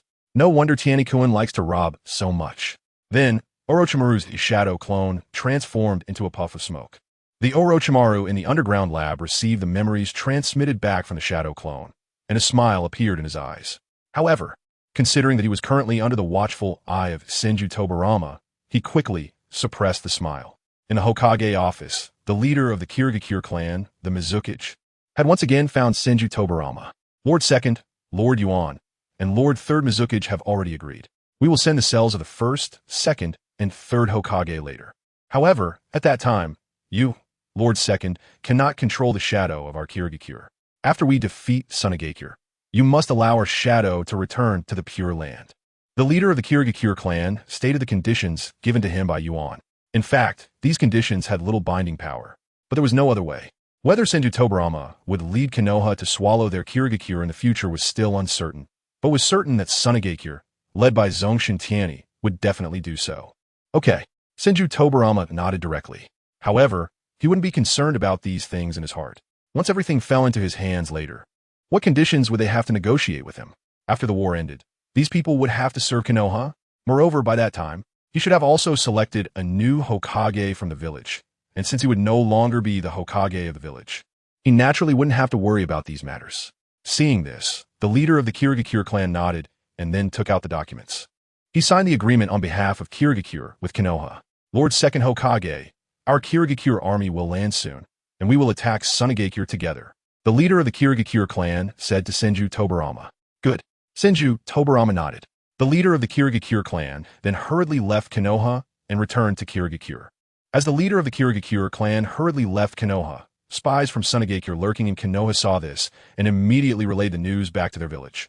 In Sunagakure, inside the Kazekage Tower, Zongshen Tianyi was handling affairs. At this moment, an Umbu member rushed into the office. Kazekage-sama, our spies have received intelligence. The leader of Kirigakure, after discussing some matters with Senju Tobirama in the Hokage Tower, hurriedly returned to Kirigakure. The Umbu member reported everything to Zongshen Tianyi. Oh, a smile appeared on Zongshen Tianyi's face. Anyone with a discerning eye could see that Konoha and Kirigakure had joined forces. Just right, they will join forces together. At that time, there would be no need to split forces to deal with them. Zongshen Tianyi said slowly. The ninja world has been divided for over 1,000 years, and he was about to end this long-standing chaos. Kazekage-sama, should we prepare something? The Umbu member asked. At this moment, Zongshen Tianyi slowly replied. Send some spies to keep a close watch on their movements. Yes. The Umbu member then withdrew. At this time, the actions of Sunagakure, Konoha, and Kirigakure quickly plunged the ninja world into a shadow. Everyone knew that the turmoil that would determine the fate of the ninja world was about to erupt. The Land of Fire and other countries that had not been swallowed by Sunagakure were all reallocating resources to support the joint army of Konoha and Kirigakure. Chapter 177. The Ninja Alliance is ready. The foundations of Sunagakure. One of the 3 holy places, Mayaboka Mountain, also intended to contribute. Gamamaru was now certain that the blue-eyed man he saw in his dream was definitely Zongshen Tianyi. Jiraiya and Minato stood before Gamamaru. Little Jiraiya, little Minato. I saw a future where Zongshen Tianyi unified the entire ninja world. Countless beings in the ninja world fell into endless suffering. For the sake of the ninja world, Mayaboka Mountain will also join this war. Gamamaru's eyes were clear, devoid of the previous old age. Zongshen Tianyi's strength had threatened Mayaboka Mountain. Now that humanity had united, Gamamaru naturally would not miss this opportunity and thus took the initiative to join. Originally, he wanted to persuade the White Snake Sage of Richi Cave to join as well, but for some unknown reason, the other party directly refused to contact him. Great Gamabunta, all right, Minato and I will stop Zongshen Tianyi. Minato can now quickly enter Sage mode, and with our combined strength, we will definitely be able to deal with him. Jiraiya looked at his disciple Minato with pride and envy in his eyes. After training for so long, he still needed the help of Fukasaku and Shima to enter Sage mode, while Minato could already do it independently. Moreover, the time it took was getting shorter. Subsequently, Jiraiya and Minato left Mayaboka Mountain. Great Gamabunta looked outside, filled with worry. He felt that this crisis was even more troublesome than dealing with Kagaya 1,000 years ago. Although Kagaya was powerful, she had the assistance of the two Sage of Six Paths brothers. Currently, there were probably not many ninjas in the ninja world capable of confronting Zongshen Tianyi. Moreover, he still didn't understand what the Sage of Six Paths in the Pure Land meant. Such significant movements among the various countries naturally reached Sunagakure. Yakura, Chiyo, and others rushed back to the village. Kazake-sama, all the major countries have united. Should we take action to show those countries our strength? Chiyo wanted to personally lead a team to warn some daimyos not to interfere in this matter. Yakura and eyes nodded in agreement with Chiyo's proposal. Elder Chiyo, don't worry. Everything they're doing is just to make us a wedding dress. They're sending all their resources to Konoha, making it convenient for us to take over. Zongshen Tianyi said with a smile. However, after all, so many countries were united. And currently, we still haven't completely controlled Iwagakure and Kyomogakure. If there are any signs of defeat, they will definitely join forces with Konoha to deal with us. At that time, we would have to face the entire ninja world. Chiyo was very worried. If we lose this time, it wouldn't be like the previous wars in the ninja world, where we could simply compensate for a few things and be done with it. At that time, the major forces were absolutely going to completely divide Sunagakure. Zongshen Tianyi glanced at Chiyo, who was full of worry. He stood up, ready to take them deep into the desert to give them some confidence. Tianyi grabbed Yakura's hand, and Yakura's face instantly turned red. She didn't expect Zongshen Tianyi to grab her at this moment, catching her completely off guard. Chiyo and the two elders, K-Eyes and Chiyo, were also stunned for a moment. Then the two old men revealed mischievous smiles. What Tianyi, Before Yakura could finish her sentence, she was interrupted by Zongshen Tianyi. Yakura, please hold on to Elder Chiyo, and Elder Chiyo, you hold on to Elder K-Eyes. I will take you to see the foundation of our Sunagakure. Zongshen Tianyi said to Yakura. At this moment, Yakura realized that she seemed to have misunderstood something, so she immediately grabbed Elder Chiyo. Elder Chiyo gave Zongshen Tianyi a silly look and then grabbed his brother. K-Eyes shook his head, thinking, the young man is still too young. The next moment, Tianyi took the three of them deep into the desert. At this time, Shikaku and CH-Mei were chatting with the Two Tails, Four Tails, Five Tails, and Eight Tails. These four-tailed beasts had already been extracted from their Jinchuriki bodies by Zongshen Tianyi. As for the Jinchuriki, Zongshen Tianyi directly used Edo Tensei on them, making them obediently contribute to the construction of Sunagakure, wasting not a bit. Tianyi, you're here. The six-tailed beasts smiled at each other upon seeing Zongshen Tianyi's arrival. Yakura, Chiyo, and K-Eyes' eyes gradually brightened at this scene. They seemed to have forgotten one thing. Among the nine-tailed beasts, Sunagakure already had 6 of them. The most crucial point was that these six-tailed beasts had a very good relationship with Zongshen Tianyi. They were exceptionally loyal fighters. Sunagakure was now the strongest ninja village in the ninja world. Even if they directly faced the ninja world, the balance of victory was on their side. Thinking of this, the worries in the hearts of Chiyo and the others all dissipated. Shikaku, and everyone, we will need your help later. The forces of Konoha are going to unite against us, and we will need you to assist us, Zongshen Tianyi said. Although his strength was greater than these tailed beasts, he always showed great respect to them. Upon hearing Zongshen Tianyi still calling him boss, Shikaku couldn't help but lift his head. He quickly patted his chest. Tianyi, you can rest assured. With me here, I'll definitely help you beat those evil ninjas from Konoha until they can't find their way home. Zongshen Tianyi looked at Shikaku with a smile in his eyes. Shikaku had absorbed quite a bit of dragon vein chakra, and now his size was 2 to 3 times larger than before. We feel the same.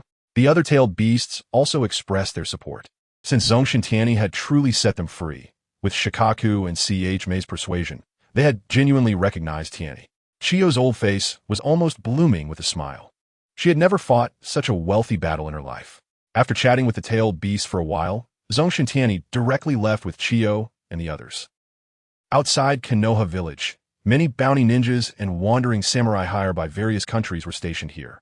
Similarly, the ninjas of Kirigakure and the army of the Land of Iron were also present.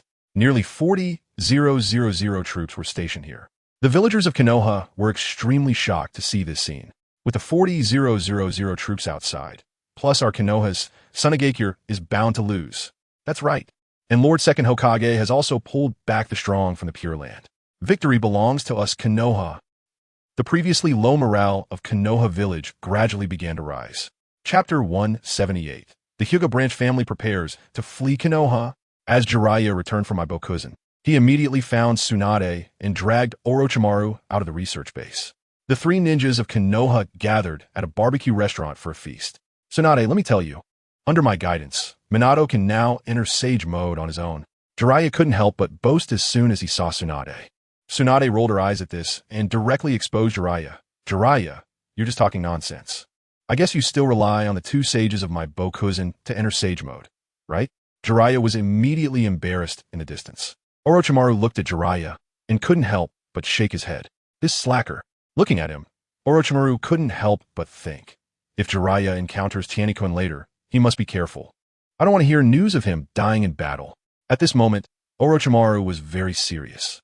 He was sure that once Jiraiya met Zongshen Tianyi, according to their personalities, Jiraiya would definitely end up dead. Upon hearing Orochimaru's words, Jiraiya froze for a moment, then returned to his carefree self. Orochimaru, I'm a sage of toads. How could I possibly die? Bang!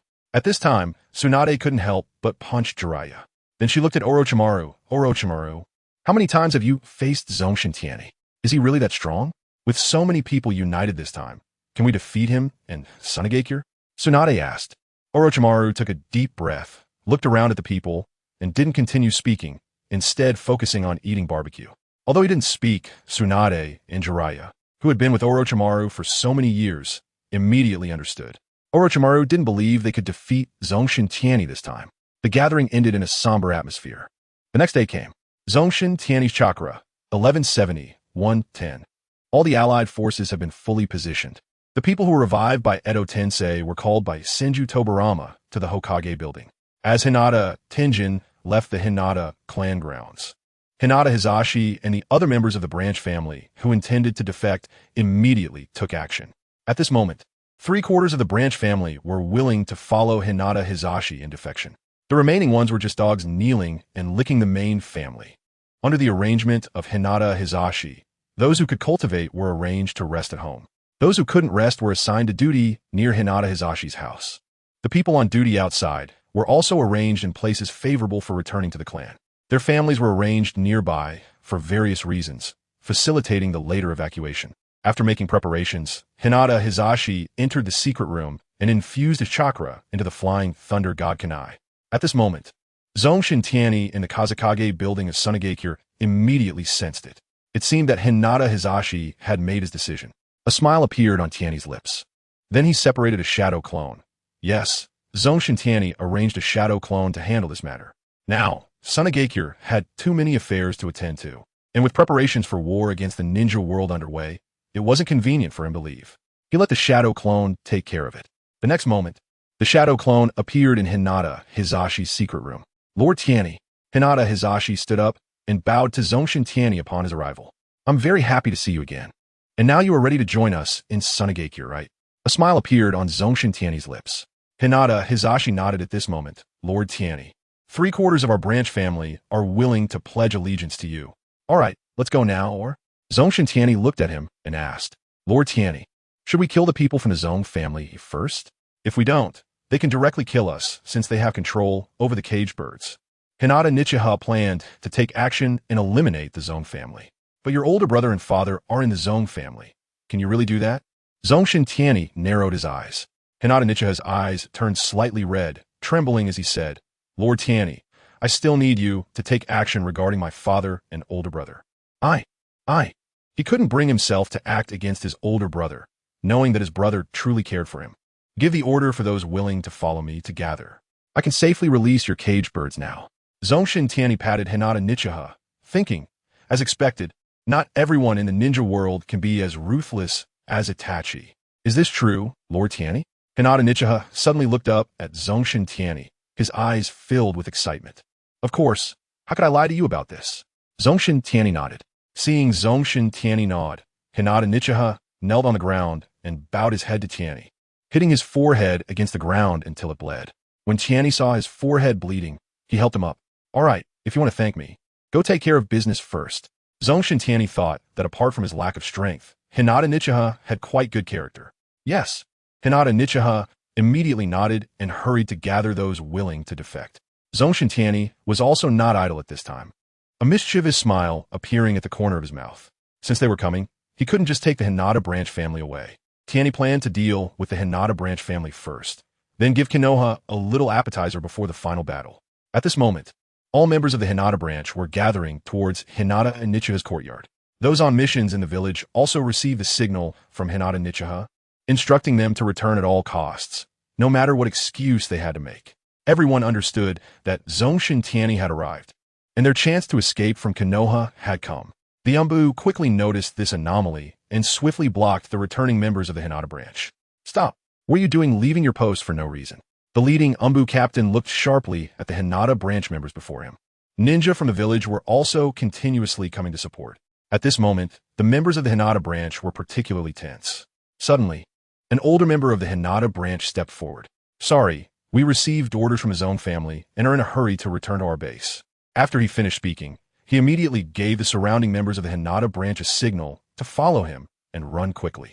Seeing this, the crowd immediately pushed aside those blocking their way. Due to the special circumstances of the Hinata branch, everyone found it difficult to directly stop them. Mainly, the people of Konoha knew that the Hinata branch would never betray them. "Captain, what do we do now?" Umbu members looked at their captain. "You all go to the posts of these Hinata branch members, and I will go see what is happening with the Hinata family." After instructing, the Umbu captain headed towards the Hinata Zone family. Meanwhile, Hinata Tianyi returned to the Hinata clan's territory. He quickly noticed the anomaly within the Hinata branch. He directly used his Byakugan to look at the Hinata branch side. Although there were clear village rules against such actions, he, as a dead person, wouldn't care about those. When he saw Hinata and Nichiha's courtyard, a look of shock appeared on his face. There was someone whose chakra was more terrifying than any tailed beast he had seen when he was alive. Could it be Zongshen Tianyi? How did he infiltrate our Hinata clan? Hinata Tianyi was filled with worry, even though he was already dead. He didn't want to see the Hinata clan destroyed by Zongshen Tianyi. He immediately rushed over. However, on the way, he encountered Hinata Nichiha and some branch family members. Hinata Nichiha was covering for the children of the Hinata branch as they headed towards Zongshen Tianyi. Hinata Tianyi really wanted to stop them, but when he saw the excitement on Hinata Nichiha's and the others' faces, he gradually halted his steps. Recently, Hinata Tianyi had discovered that the branch family had gradually become slaves to the Zong family. Apart from those willing to kneel and lick the Zong family's boots, the other branch members gave him a sense of lifelessness. Now, however, smiles appeared on their faces, genuine smiles. Combined with the presence of Zongshen Tianyi and the news he learned about the Uchiha clan leaving Konoha to join Sunagakure, Hinata Tianyi understood that these branch members were preparing to join Sunagakure under Hinata and Nichiha's leadership. Perhaps this was a good choice. A smile flickered in Hinata Tianyi's eyes. One cannot put all their eggs in one basket. Whether Sunagakure wins or Konoha wins in the future, the Hinata clan would have place. As for status, given the current situation, being able to continue the family is already not easy. If their status is lower, so be it, as long as strong successors emerge. Everything will be fine. Lord Tianyi, what are you doing here? Did the people from the branch family offend you? At this moment, a few members of his own family saw Hinata Tianyi return and immediately ran over, looking at him with flattering expressions. However, when they mentioned the branch family, their tone was full of disdain. "No, you all go and call all the members of the Zong family to the meeting hall. I have important matters to discuss," Hinata Tianyi said. Yes, the Zong family members immediately went to notify the rest of the Zong family. Hinata Tianyi turned to glance at the branch family. "This is all I can do for you as your ancestor." He then walked towards the meeting room with his hands behind his back. Hinata Nichiha also looked up at the direction where Hinata Tianyi had left. Although there was nothing there, it gave him a different feeling. With Hinata Tianyi's help, the Hinata branch quickly gathered. Zongshen Tianyi also walked out of the secret room at this time. When the members of the Hinata branch saw the Sand Village forehead protector on Zongshen Tianyi's head, although they still felt a bit scared, they thought about how their children would no longer be marked as caged birds, and smiles returned to their faces. "Hinata Nichiha, are all those willing to join us from Sunagakure here?" Zongshen Tianyi asked. "Yes, Lord Tianyi.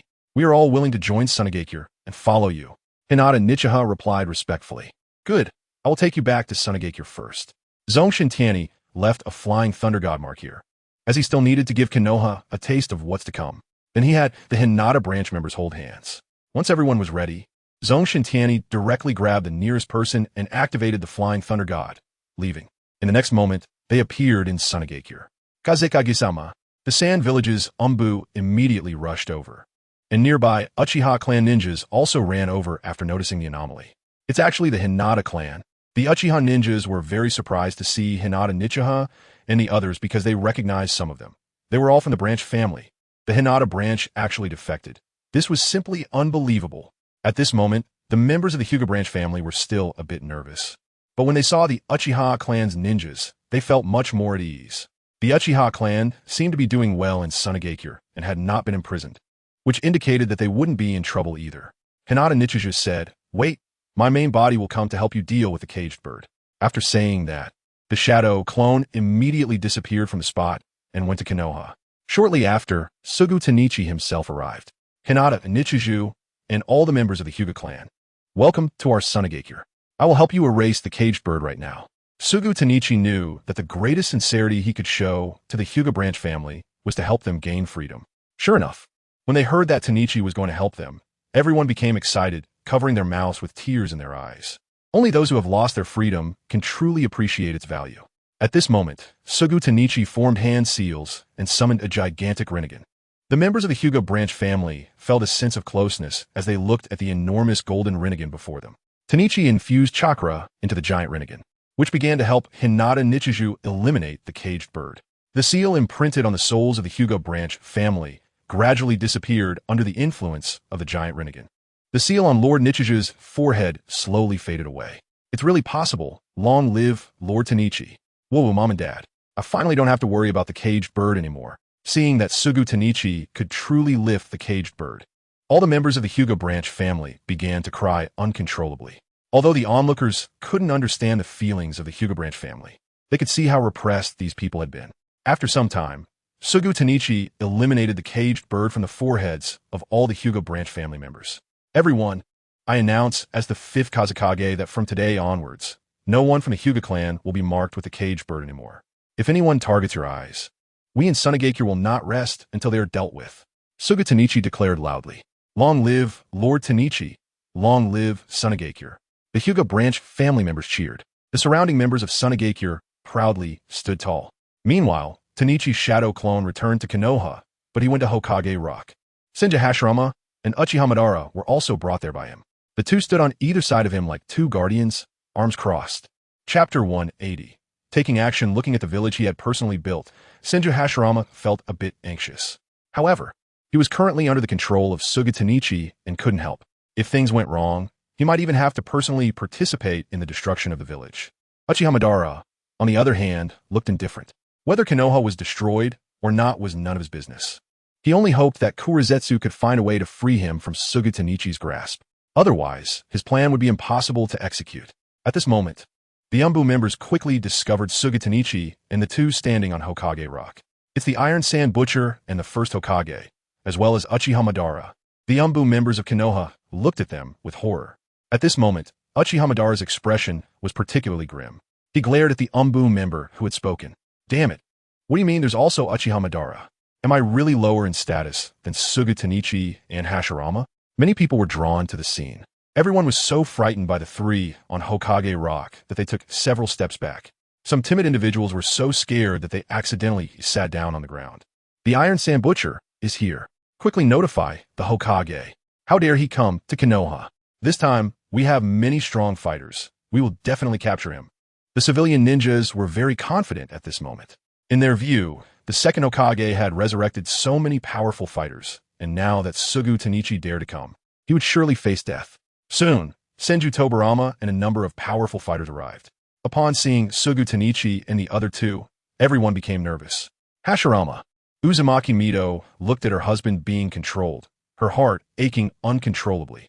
Her husband had been naive and kind all his life, and after death, he ended up in such a predicament. Great uncle. Tsunade clenched her fists tightly. Sarutobi Hiruzen felt ashamed. "Tobarama, you've been doing well lately. Are you digging up all the Senju clan members from their graves?" Sugu Tanichi looked at the Senju clan standing behind Tobarama and couldn't help but twitch his mouth. This guy really had no limits. If the Senju clan's corpses were still intact, Tobarama would definitely use Edo Tensei to bring them all back. "Sugu Tanichi, last time you got away, and this time you dare to come again." Tobarama glanced at his older brother and Uchiha Madara. Although they were troublesome, Their bodies looked like they had been picked up by Suga Tanichi at random. Their strength was quite weak, and they might only be able to reach the level of a quasi-kage. They wouldn't play a significant role. This time, he was determined to capture Suga Tanichi. Suga Tanichi noticed Tobarama's little scheme and sneered.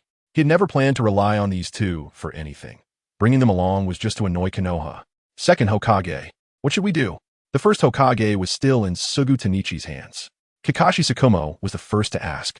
The Konoha people looked over. Asking them to attack, Senju Hashirama felt strange. The people who were not from Konoha were indifferent. They were just waiting for Tobarama's orders. Attack! Without waiting for Tobarama to give the order, Suga Tanichi made Senju Hashirama and Uchihamadara attack first. Wood release. Birth of the trees. Senju Hashirama clapped his hands. Fire release. Great fireball technique. Uchihamadara quickly followed. Although the scale of their ninjutsu was somewhat weakened due to their physical condition, their power was still not to be underestimated. Attack. First Suchikage. First Reikage. Please deal with my brother and Uchihamadara. The rest of you, deal with Suga Tanichi with me. Senju Tobarama immediately made a decision. A great battle broke out in an instant. At this moment, the coalition outside the village noticed the situation in Konoha. Mitsuba and the leader of the Hozuki clan stood at the outskirts of their station, looking towards Konoha. Mr. Mitsuba, should we go help? The leader of the Hozuki clan had a hint of worry on his brow. Mitsuba shook his head at this moment and said, Konoha hasn't come to find us yet, so it's best not to intervene to avoid causing misunderstandings. Mitsuba's suggestion made the leader of the Hozuki clan nod in agreement. They were merely a temporary alliance, and many aspects had not yet been coordinated. If they rushed into Konoha, and the people below accidentally caused any incidents, it could lead to internal conflict. Meanwhile, on the Hyuga clan side, the main family members also heard the sounds of battle. What is happening outside? The old clan leader of the Hyuga immediately inquired. At this moment, the Hyuga branch family members waiting outside rushed in. Old clan leader, there's been a battle at Hokage Rock. Just as the old clan leader was about to send someone to check the situation, several members of the Hyuga branch family stumbled in. The main family members of the clan furrowed their brows at this situation, just about to reprimand them when they heard the branch family members speaking loudly. It's bad. The old clan leader is in trouble. Is there no one left in the branch family? Many people have disappeared without a trace, all of them gone. The words from the Hyuga branch family shocked all the members of the main family present. Everyone stood up abruptly. How many people are missing? When did they disappear? The old clan leader of the Hyuga hurriedly asked. His heart trembled at this moment. Losing the Hyuga branch family would make the main family no different from a piece of pork on the chopping block. Old clan leader, 3/4 of the people have disappeared. They all had grievances against the main family. A member of the Hyuga branch family said, trembling. Everyone understood at this moment that those who had disappeared had defected. Damn it! A member of the Hyuga main family immediately formed hand seals, intending to activate the caged bird. As for whether the caged bird has a distance limitation, it's not clearly stated in Naruto, so I'll write it as ignoring distance. Please don't criticize. After several attempts, he failed every time. At this moment, other members of the main family also began to try, but no one succeeded. Even the old clan leader of the Hyuga failed. They were dumbfounded, and then activated the caged bird on the Hyuga branch family members in the room. The few members of the Hyuga branch family in front of them writhed in pain on the ground, constantly begging for mercy. However, the success of the caged bird did not make them happy. Instead, their faces turned pale, because the caged bird was broken. The old clan leader of the Hyuga directly killed these few members of the Hyuga branch family. Everyone looked at him in shock. These people were definitely completely loyal to their main family. No one can speak of this today. Once it leaks, our main family will be completely finished. The old clan leader of the Hyuga was sure that once the remaining members of the Hyuga branch family who had not left learned of this, some would definitely develop ulterior motives. Yes, at this moment, the members of the main family all nodded immediately. Finally, the old clan leader of the Hyuga turned to Hinata Tennin. Lord Tennin, please do not speak of this, said the old clan leader of the Hyuga. Hinata Tennin nodded. He was now very curious about how Zongshen Tianyi broke the caged bird. Chapter 181 Konoha Chaos. Now the old clan leader of the Hyuga was completely unconcerned about what was happening outside. Hinata Tennin looked at the members of the main family with a hint of disappointment in his eyes, because these people were now filled with fear. He shook his head and then got up to leave. He wanted to see what the situation outside was like. When he arrived outside, Hinata Tennin furrowed his brow tightly. The strength of Konoha is inadequate. Senjutsu Magnet Release Electromagnetic Field. Zongshen Tianyi formed hand seals at this time. These small fries were too annoying. He needed to clear the field. Seeing this, Wave Wind Minato turned around and shouted to the Konoha ninjas behind him, "Retreat quickly." However, his reaction was still a beat too late. Those Konoha ninjas with average strength did not have time to react before feeling an anvil fall from above. Those with average strength and poor physical skills were directly crushed by this immense pressure.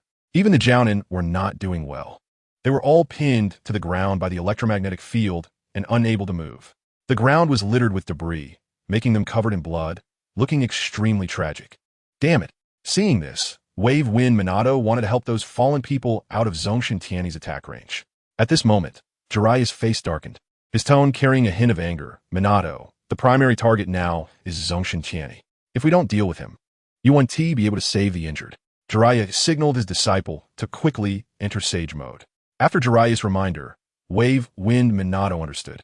So he sat cross-legged and began to enter Sage Mode. Meanwhile, with the help of Fukasaku and Shima, Jiraiya also began to enter Sage Mode. Now that Jiraiya and Minato were about to enter Sage Mode, we must buy them time. Tsunade said anxiously upon seeing this.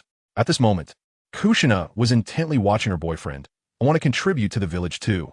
As she spoke, she touched her belly, and inside, the Nine-Tails rolled its eyes disdainfully.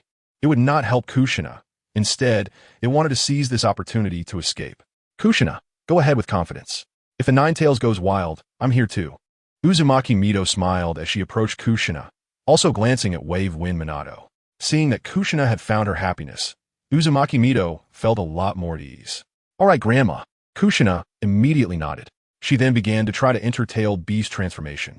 Uzumaki Mito, after telling Tsunade to keep an eye on Kushina, charged directly towards Zongshen Tianyi. "You who toyed with Hashirama's soul, I must teach you a lesson today." 8 chakra metal chains formed by her chakra extended behind Uzumaki Mito. Senju Tobarama looked at his sister-in-law's current state and thought to himself, "My sister-in-law is really terrifying when she's angry." Zongshen Tianyi turned to look at Uzumaki Mito and evaluated her diamond sealing technique, saying, "Yours is better than 3's. This statement nearly broke Kushina's defense. Then Zongshen Tianyi produced a large amount of iron sand, forming many iron sandballs in his hands. Senjutsu Magnet Release Electromagnetic Cannon. Numerous iron sandballs sliced through the air, rushing towards Uzumaki Mito. Uzumaki Mito immediately used the chains of the diamond ceiling to block. But before she could block 2 or 3, the chains were broken. Subsequently, her body was directly shattered by the iron sandballs. She exploded in midair. The next second, Uzumaki Mito began to slowly recover. "Is Senju Hashirama's wife this week?" "Not at all." Zongshen Tianyi showed a hint of disdain. He then pretended to seal Uzumaki Mito with iron sand. Water Release Water Dragon Bullet. Senju Tobarama saw Zongshen Tianyi's intentions and immediately took action. He couldn't just watch his sister-in-law be sealed by Zongshen Tianyi like this. That would be a huge blow to the morale of Konoha and the allied forces. The Water Dragon Bullet knocked away a lot of iron sand, momentarily alleviating the situation. But under Zongshen Tianyi's control, the iron sand surged like an unstoppable tide, continuously coming forward. Grandma. Seeing her grandmother in danger, Tsunade immediately rushed forward without caring about anything else. Painful Heavenly Foot. Tsunade leaped into the air, delivering a powerful kick to the ground, causing a massive chunk of earth to be smashed up in that instant. The dirt block acted like a shield, protecting the recovering Uzumaki Mito. The members of the Senju clan saw that the former clan leader and their little princess had taken action, and they immediately joined the battle. Earth Release, Earth Flow Wall. Water Release, Water Barrier. Water Release. They all brought out their defensive ninjutsu, attempting to stop Zongshen Tianyi. However, with the help of Senjutsu Chakra, Zongshen Tianyi's iron sand easily broke through their defenses like cutting through a watermelon. Summoning Technique Triple Hashumu. Orochimaru also stepped in to help at this time. However, he still held a mindset of just going through the motions. He cautiously observed the surrounding battlefield.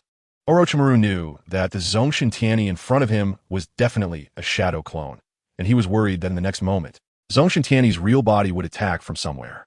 Maybe they would directly bring the sand-hidden army to Konoha later.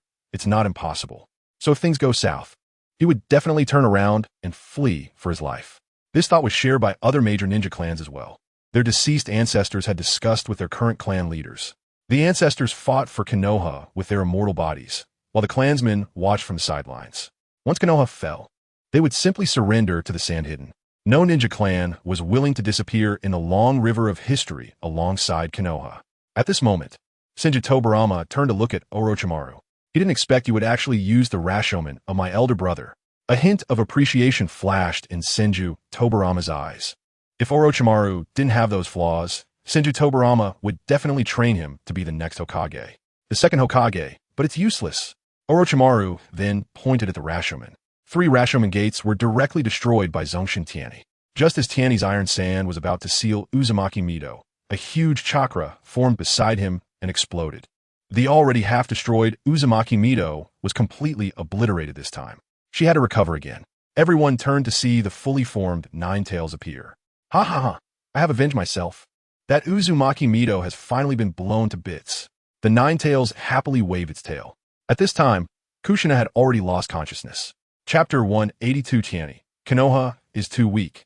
Shall we go for a decisive battle? Has the Nine Tails lost control? Oh no, what should we do now that Lord Mido has been turned into bits by the Nine Tails? Is the sealing team still useful in this situation? The Konoha ninjas were a bit panicked.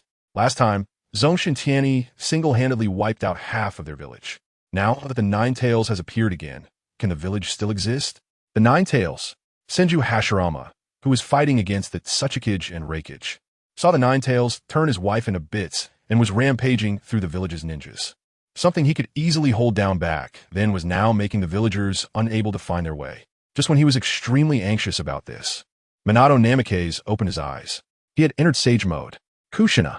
Opening his eyes, he saw his girlfriend losing control, and Minato's face was filled with heartache. With Kushina losing control this time, the guards behind her would probably be even stricter. Zongshen Tianyi, unforgivable. Minato immediately rushed towards Zongshen Tianyi. The people of Konoha were excited when they saw Minato's figure. It's Lord Minato. He has entered Sage Mode. Great. Now someone can finally confront Zongshen Tianyi directly. Once Jiraiya enters Sage Mode 2, victory will belong to us Konoha. The civilian ninjas of Konoha were extremely happy at this moment. They seemed to have already seen the scene of Zongshen Tianyi being captured alive by the village. However, the clan ninjas were not so optimistic. They noticed that even though Minato had entered Sage Mode, there still seemed to be a significant gap between him and Zongshen Tianyi. The momentum of the two was simply not on the same level. Orochimaru looked at Minato and slowly said, Minato's Sage Mode is simply incomparable to Tianyi's. Minato also realized this point, but there was no way out now. He could only grit his teeth and go for it. Seeing Minato arrive, Senju Tobarama sighed with relief. With Minato's addition, their pressure would be much lighter. Someone, go notify Mifune and the others to bring people in to help suppress the Nine Tails. Senju Tobarama turned to the Umbu members and said, in the current situation, they could only let the allied forces outside come to help. Their energy was completely tied up by Zongshen Tianyi, and they couldn't spare any hands. Second Hokage. The Umbu members were stunned when they heard his words. They're Konoha, the #1 ninja village in the ninja world, and now they have fallen to the point of needing help from outsiders. Teacher, how about I and Enko hold down the Nine Tails to buy some time? Let's not have outsiders come to help. Sarutobi Hiruzen spoke up at this time. Although he had done many things that were unworthy of the village during his lifetime, he still cared about the village. He didn't want to see Konoha needing protection from outsiders. How dare you say that? Senju Tobarama turned his gaze and stared at him. The reason the village has become like this now is at least half due to him. Sarutobi Hiruzen awkwardly looked at his teacher and then stepped back. Let's go right now. Senju Tobarama had his plans. He didn't want too many powerful forces from the village to be sacrificed here. If they defeated the Sand-Hidden village in the future, and the village lost a large number of strong people, other villages and forces would definitely take action. At that time, what would their hard work over the years count for? He was worried because he feared that someone would research ninjutsu targeting the Edo Tensei in the future. Yes, the Umbu members nodded and immediately went to find Mifune and the others for assistance. Everyone, let's go. Senju Tobarama led everyone to take action. Sarutobi Sasuke even took the lead. His son had made many mistakes, and he needed to atone for his son to secure the survival space for the Sarutobi clan in the future. Zongshen Tianyi looked at the people surrounding him, and a smile appeared at the corner of his mouth. Tianyi was thinking, do they know that I only came here as a shadow clone? Will they be so angry they die? Sage art, fire style, great fireball technique. Zongshen Tianyi then performed the Uchiha signature fire style. This fire style was learned by Tianyi from the Uchiha. Based on his massive chakra, a fireball 200 to 300 meters in size was instantly spit out from Tianyi's mouth. The flames created winds that even blew away the accumulating clouds above Konoha. Water style, water barrier. Senju Tobarama immediately created a huge water curtain to block Zongshen Tianyi's attack. The fierce fire and water collided, and a large amount of mist instantly enveloped a small part of the village. Seeing Senju Tobarama take action, everyone breathed a sigh of relief. The second Hokage's water style is unmatched in the entire ninja world. That's right, Zongshen Tianyi wasted so much chakra for nothing. Zongshen Tianyi was still too naive. Just as they were feeling smug, Minato immediately shouted, "Retreat." In Sage Mode's perception, Minato discovered that Senju Tobarama's water barrier had not held up. Hearing Minato's words, everyone immediately ran in all directions. As the water barrier was broken, Zongshen Tianyi's fire style directly turned everything in front of him to bits. The earth was even cracked from the heat. Damn it! Senju Tobarama looked warily at Zongshen Tianyi. He then reminded everyone be careful. Zongshen Tianyi can also use Sage Mode. His ninjutsu is now Sage Arts, and the power is enormous. Hearing Senju Tobarama's words, everyone's faces showed a hint of seriousness. At this moment, Minato used Flying Thunder God and appeared beside Zongshen Tianyi. "Minato, you came just in time. Let me treat you to some dumplings." Zongshen Tianyi saw that he didn't take the initiative to find Minato, and Minato came to him. He immediately formed a ball with his hands. Sage Art, BlastsEnemies. A massive amount of chakra, guided by Zongshen Tianyi, formed into a sphere and was propelled towards the face of Bluffing Shuemin. Bluffing Shuemin immediately reacted, quickly throwing a kunai with a Flying Thunder God technique to change direction. Just as the kunai flew out less than a meter, it was covered by Zongshen Tianyi's iron sand and then, under the influence of magnetic release, was pulled in front of the BlastsEnemies. Seeing that the swap wouldn't work, Bluffing Shuemin had no choice but to retreat. He activated the Flying Thunder God technique and arrived at a safe place, breathing heavily as he looked at Zongshen Tianyi in the distance. Bang! The giant BlastsEnemies smashed into a building, instantly reducing it to rubble. Running was useless. Zongshen Tianyi's gaze turned cold. Tianyi glanced at Konoha, feeling that the current Konoha seemed to be like this. Perhaps he could directly bring the army over? Chapter 183. The sand-hidden army descends from the sky. Take this kick. At this moment, Tsunade rushed over. Her long legs came down like a battle axe with a whooshing sound, striking towards Zongshen Tianyi. Seeing this, Tianyi immediately sidestepped. If it were anyone else, Zongshen Tianyi would have definitely fought back, but with Tsunade, he decided to let it go. This guy's monstrous strength was not ordinary. Bang! Tsunade kicked the ground, which instantly cracked, forming several large fragments. Zongshen Tianyi, if you have the ability, don't run away. Tsunade shouted loudly as she saw her attack was ineffective. All right, but you better not escape. Sage Art, Dust Release, Limit Removal Technique. Zongshen Tianyi formed hand seals, enveloping Tsunade in a barrier of about 30 to 40 meters. Everyone gasped in shock. Sage Art, 5 Right Gate. Jiraiya rushed over at this moment. With the help of Sage Deep Zaku and Sage Shima, he immediately launched an attack on Zongshen Tianyi, hoping to give Tsunade a chance to escape. Zongshen Tianyi immediately controlled the iron sand to form a wall around himself. The flames were directly blocked by the iron sand wall. At this moment, Bluffing Shuemin activated the Flying Thunder God technique and appeared beside Tsunade. Lady Tsunade, I'm glad I left a Flying Thunder God mark on you. Bluffing Shuemin felt very fortunate at this moment, because after the incident with Orochimaru, he had left marks on some important people. He then took Tsunade and escaped. The moment Bluffing Shuemin disappeared, Zongshen Tianyi had already activated Dust Release. Although Bluffing Shuemin and Tsunade had left, the attack hit the Hokage building behind. As one of the symbols of Konoha, the Hokage building was instantly reduced to molecules by Zongshen Tianyi, disappearing from everyone's sight. The Hokage building is gone? Zongshen Tianyi must not be forgiven. He must be sliced into thousands of pieces. Can we really defeat such an enemy? Some Konoha ninjas were filled with anger at this scene, gritting their teeth and wishing to fight Zongshen Tianyi. Others were already terrified by Zongshen Tianyi. The Uzumaki Mido and other members of the Senju clan looked on with deep worry. Everyone felt an urgent anxiety. Konoha was built by their Senju clan. Don't be afraid, everyone. Zongshen Tianyi's chakra is significantly diminished now. It must be that he used the reanimation technique to summon the first Hokage and Uchiha Madara. exhausting a large amount of chakra. Senju Tobarama stepped forward and shouted loudly. However, he did not dare to look at his granddaughter. At this moment, Tsunade slightly opened her mouth. The chakra consumed by the reanimation technique was actually not much. It was probably just a drop in the bucket for Zongshen Tianyi. Moreover, the chakra within Zongshen Tianyi's body was indeed much less, which meant that the current Zongshen Tianyi was just a shadow clone. Realizing this, Tsunade's eyes filled with confusion. Can Konoha win? Though bluffing Shueimin didn't know how much chakra the reanimation technique consumed. He could see from Tsunade's face that there was something wrong with Senju Tobarama's words. He felt anxious in his heart. His girlfriend was being controlled by the Nine Tails and was attacking Konoha, and Zongshen Tianyi's shadow clone made it impossible for Konoha to respond. The ninjas nearby, hearing Senju Tobarama's words, rekindled their hope and charged towards Zongshen Tianyi again. At this time, Mifune and the leader of the Hozuki clan, while desperately resisting the Nine Tails, kept an eye on the battle in Konoha. Under Senju Tobarama's lead, everyone attacked Zongshen Tianyi. Various ninjutsu were unleashed. The colorful ninjutsu, ignoring the ruins and bloodstains on the ground, still looked beautiful. Zongshen Tianyi directly used iron sand to block their ninjutsu, standing on the iron sand and looking down at them with mockery, saying, "You all can't do it." You, Tsunade, and the others looked at Zongshen Tianyi. Their teeth clenched in anger.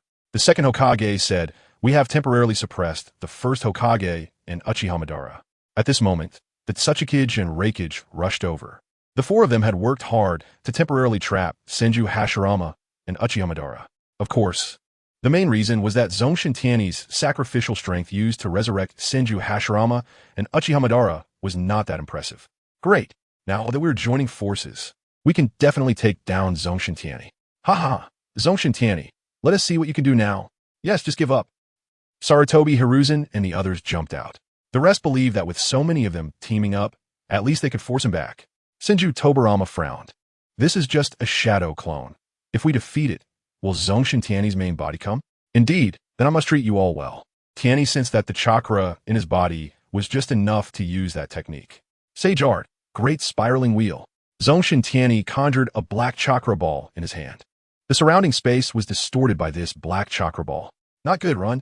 Senju Tobarama saw this scene and immediately recalled the 5 black balls that Zongshen Tianyi shadow clone had dropped in the village. At that time, half of the village had been leveled. Run. The Konoha ninjas took off running. They had a vivid memory of this thing. Mifune and Hozuki clan leader, who were helping to deal with the Nine Tails, saw this scene and, without hesitation, used all their strength to run out. After all, if Konoha ninjas were running in a frenzy, it was definitely serious. At this moment, Mifune and the others didn't even look back. Boom! A few seconds later, an explosion sounded, and a massive mushroom cloud rose in Konoha. The Nine Tails, looking at this mushroom cloud, slightly opened its mouth, then was blown away by the shockwave. Its gigantic figure flew back several kilometers. A series of buildings in Konoha were flattened, and the ground was gouged out by 2 or 3 meters. Only Hokage rock remained. The escaping ninjas were soon blasted away by the shockwave. Zongshen Tianyi shadow clone also dissipated into a puff of smoke due to chakra depletion. The memories quickly returned to Zongshen Tianyi.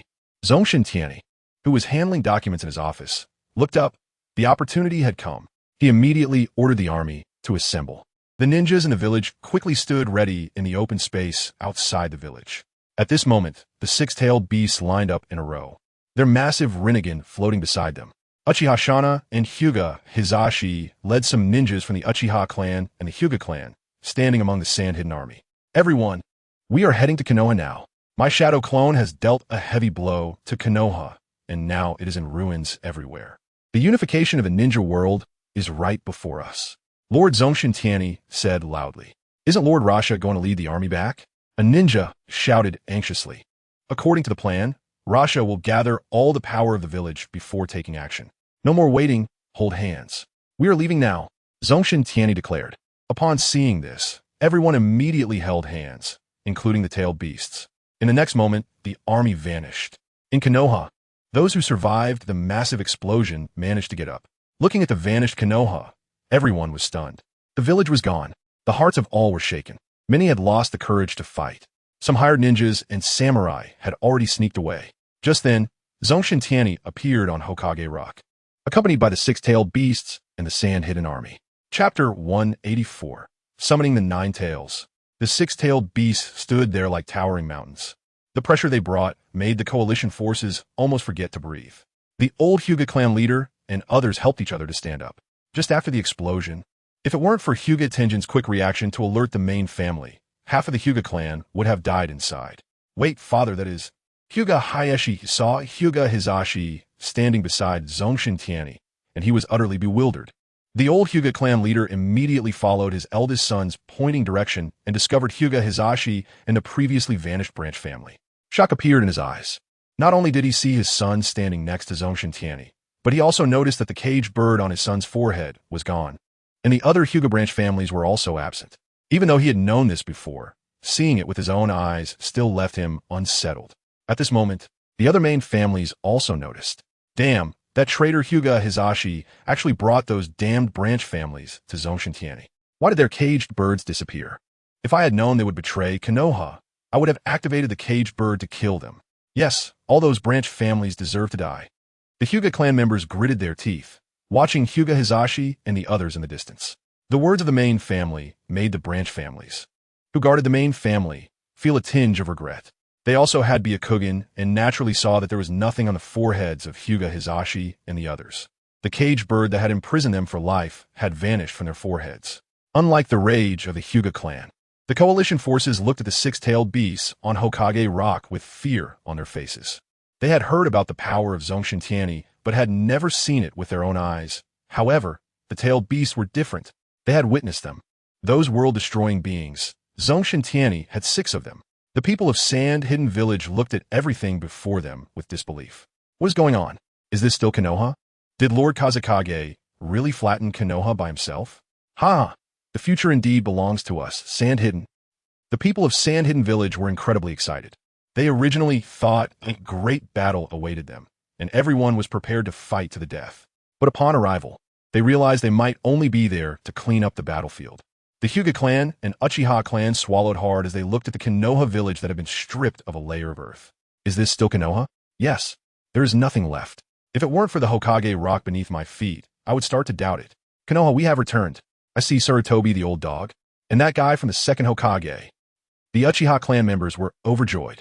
Konoha had left them with no good impression. Senju Tobarama also saw the Uchiha clan above. Evil Uchiha. Senju Tobarama then shifted his gaze, seeing the tailed beasts like Shikaku. After seeing this, Senju Tobarama's calmness was gone. The tailed beasts were nothing in front of his older brother, but in front of him, it was different. 1 or 2 tailed beasts he could still imagine dealing with. But against 6 tailed beasts, he couldn't see any hope for Konoha's victory. At this moment, the Konoha ninjas exchanged glances, and given the current situation, everyone had their own calculations. We should defect to Sand Hidden. Given how Sand Hidden treated the Uchiha and Hyuga clans, it was a good choice. And mainly because Sand Hidden's momentum was not far from the unification of the ninja world. Although it was a bit late to join now, at least it could ensure the continuation of their families. Senju Tobarama and the leader of the Mist clan, the Ghost Lantern clan, instantly appeared before Senju Tobarama. Second Hokage, what should we do in this situation? Panic appeared in their eyes, losing the confidence they had before. The other side's ability to make 6-tailed beasts behave was a strength they could no longer resist. The situation was already unstoppable. Surrender was also a way out.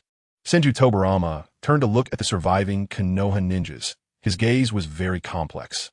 This time Konoha had been attacked by Zongshen Tianyi, and 3 large shelters had been affected. The villagers inside were likely all dead.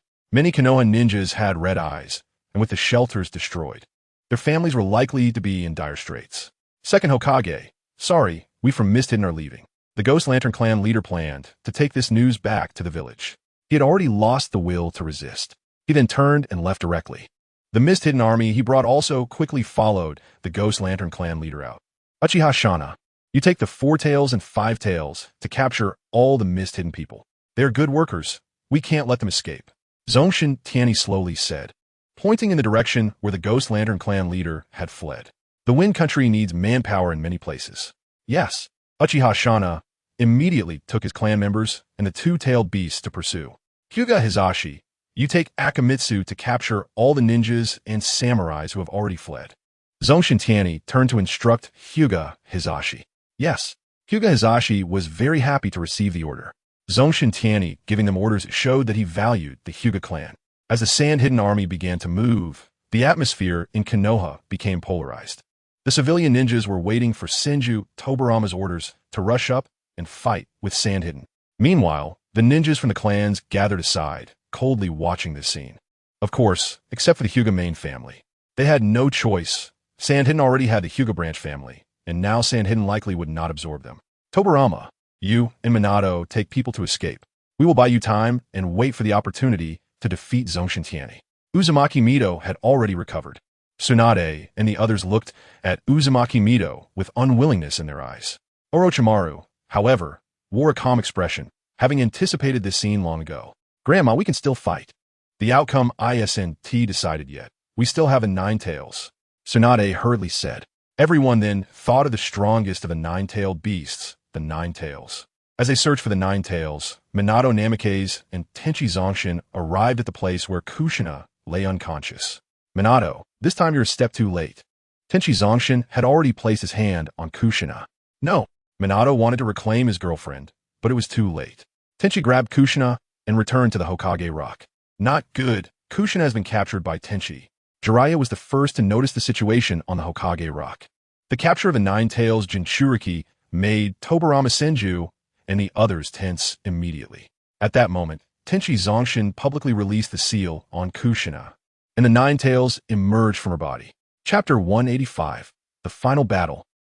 The previously unconscious Kushina was jolted awake by pain. Seeing the Nine-Tails being pulled out of her body by Tenchi, despair filled her eyes. With Tenchi's already formidable power, having a Nine-Tails would likely make him unstoppable in the entire shinobi world. Moreover, as the Jinchuriki, she would soon perish after losing her tailed beast. After extracting the Nine-Tails, Tenchi casually tossed Kushina aside. Although Kushina was Naruto's mother, it had nothing to do with Tenchi. Kushina. Minato saw his beloved Kushina lying pale on the ground, and his heart felt like it was pierced by 1,000 arrows. He rushed towards Kushina. Tenchi's lips curled into a slight smile. He then turned to the Nine-Tails, who was being informed by Shikaku and the others about Tenchi's situation. Initially, the Nine-Tails looked disdainful, but when he heard Shikaku mention that the one to save the shinobi world was Tenchi Zongshin, the disdain on his face faded somewhat. I thought the old man was just fooling us back then. I didn't expect there really was someone who could change the shinobi world. The Nine-Tails looked at Tenchi with a complex expression. Although he had been inside Kushina, he was aware of some events happening outside through his senses. Now, the entire shinobi world could be said to be within Tenchi's grasp. After battling for 1,000 years, perhaps the shinobi world could finally be unified under Tenchi's hand. Restoring peace. Kid, let me tell you, I won't accept being sealed inside a human's belly. The Nine-Tails said proudly. Don't worry, Kurama. For now on you won't be sealed anymore. As long as you don't cause destruction, you can go wherever you want. Tenchi nodded. Upon hearing this, the Nine-Tails turned to Shikaku and the others, asking them with his eyes if it was true. Shikaku gave the Nine-Tails an affirmative look. Good. The Nine-Tails nodded and then smiled at the Konoha ninjas. He had been sealed for decades. Because of them. Konoha, I'm going to destroy you. Without waiting for Tenchi's command, the Nine-Tails charged ahead. Tenchi watched the back of the Nine-Tails and slowly said, Kurama's grudge against Konoha is quite significant. Seeing the Nine-Tails charging with fury, everyone looked serious. An enraged Nine-Tails, no longer restricted by Jinchuriki, could turn the tide against them. Tobarama Senju immediately led the Reikage and Tsuchikage to act first, protecting Konoha's ninjas behind them. You all go, Uzumaki Mido said to the Konoha ninjas. Their strength was too weak. They couldn't participate in this battle at all. After saying that, she immediately followed. The Nine-Tails, as a tailed beast, held Tobarama and the others back. Jiraiya, Orochimaru, what should we do? Tsunade approached Jiraiya and Orochimaru, wanting to ask them what to do next since many had gone toward the Nine-Tails. Tsunade, let us go. We've already lost. Up until now, Tenchi hasn't even shown his true power. Orochimaru was prepared to leave, but before doing so, he looked at Jiraiya and Tsunade. Out of years of friendship, Orochimaru hoped they could abandon some things and escape instead of continuing to accompany Konoha to its demise. Orochimaru, how can you think of escaping? This is your home. Tsunade was furious and turned to punch Orochimaru, but he dodged. Jiraiya looked at Orochimaru with a serious expression. Orochimaru, if we can't stop Tenchi Zongshin, the entire shinobi world will fall into his hands. The great sage Toad has foreseen that under Tenchi's rule, countless will die, and the people will suffer. Jiraiya tried to persuade Orochimaru to stay and help them. Upon hearing the words Great Sage Toad, Orochimaru glanced at his friend with a complicated look. He truly couldn't understand why Jiraiya trusted a toad so much. Seeing that he couldn't persuade Jiraiya and Tsunade, Orochimaru gave them one last look, then transformed into a white snake and swiftly left. He would not participate in this. He just wanted to continue his research. Orochimaru. Tsunade wanted to grab Orochimaru, but Jiraiya stopped her. Tsunade, this is Orochimaru's choice. Let's not stop him. Tsunade still harbored resentment towards Orochimaru in her heart. Konoha was the place where he was born and raised, yet he just left. At that moment, Minato arrived with the lifeless Kushina in his arms beside Tsunade and the others. Minato! Jiraiya and Tsunade looked at Minato and the breathless Kushina with sorrow. Teacher, Lady Tsunade, let us join forces to stop Tenchi Zongshen. Minato's eyes were filled with killing intent. His beloved had been killed by Tenchi, and he wanted to make Tenchi pay dearly. Jiraiya and Tsunade nodded. Minato gently laid Kushina on the ground, and then the three quickly charged toward the Hokage rock. Tenchi looked at Minato, Jiraiya, and Tsunade charging at him and stretched his body. Let your 3 deaths be the conclusion to this matter. As soon as Tenchi finished speaking, he clapped his hands. A massive amount of chakra surged within him, drawing a large quantity of iron sand from the ground. At the same time, Tenchi activated Susanoo, and a complete Susanoo appeared on the battlefield. Seeing this, Shikaku ran over and activated the armored Susanoo. A large amount of iron sand formed a metallic armor on the surface of the armored Susanoo. Tobirama Senju, witnessing this scene, slowed down the speed of his hand seals. His mouth uncontrollably twitched. Tenchi was Uchiha. Damn Uchiha. Why does the shinobi world have this clan? He regretted that after Uchiha Madara defected from Konoha, he should have found a chance to eradicate the Uchiha clan.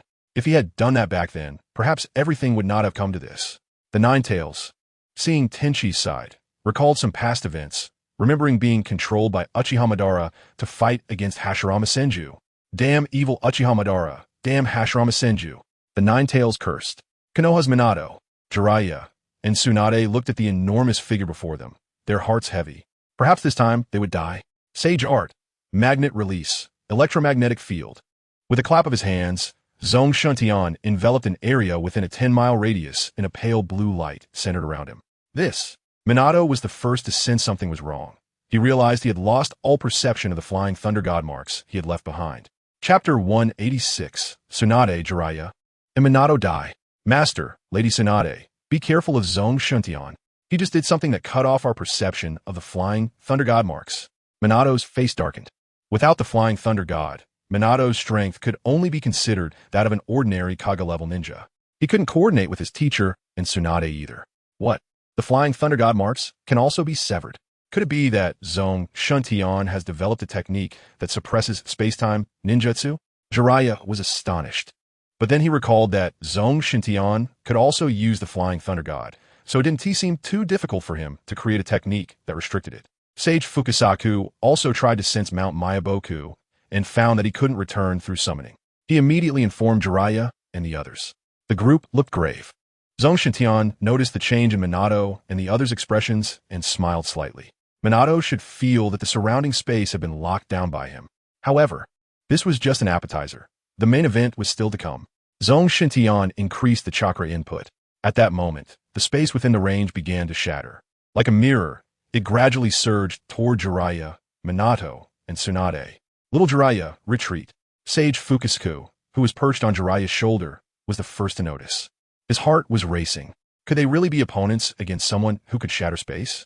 Shouldn't they persuade the Lord to surrender directly to Zongshen Tianyi?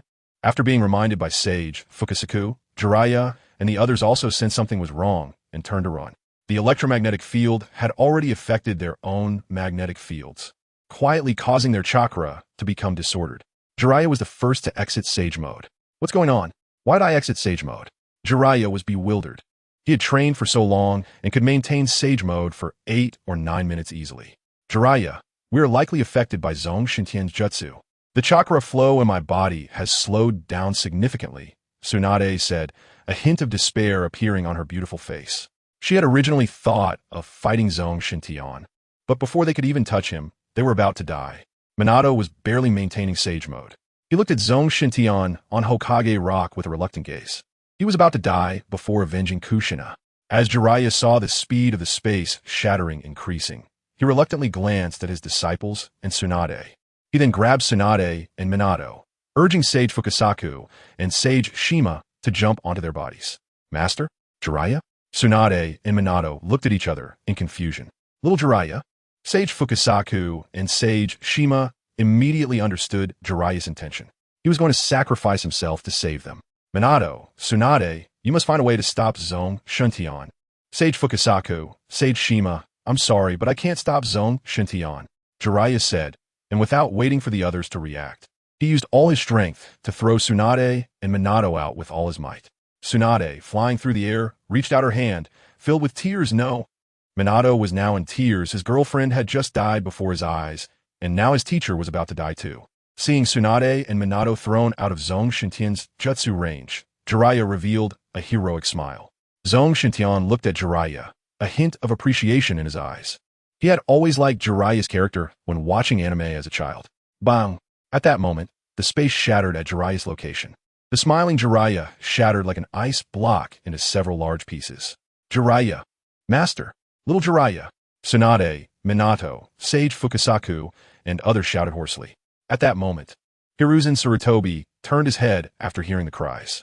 Jiraiya! Seeing his disciple die, a hint of sorrow emerged in Hiruzen's eyes. Orochimaru, who was fleeing, suddenly felt a pain in his heart and turned to look at Konoha's direction, saying slowly, Jiraiya, Tsunade. He then turned and continued to flee. After killing Jiraiya, Zongshen Tianyi controlled the Susanoo and rushed toward Minato and the others.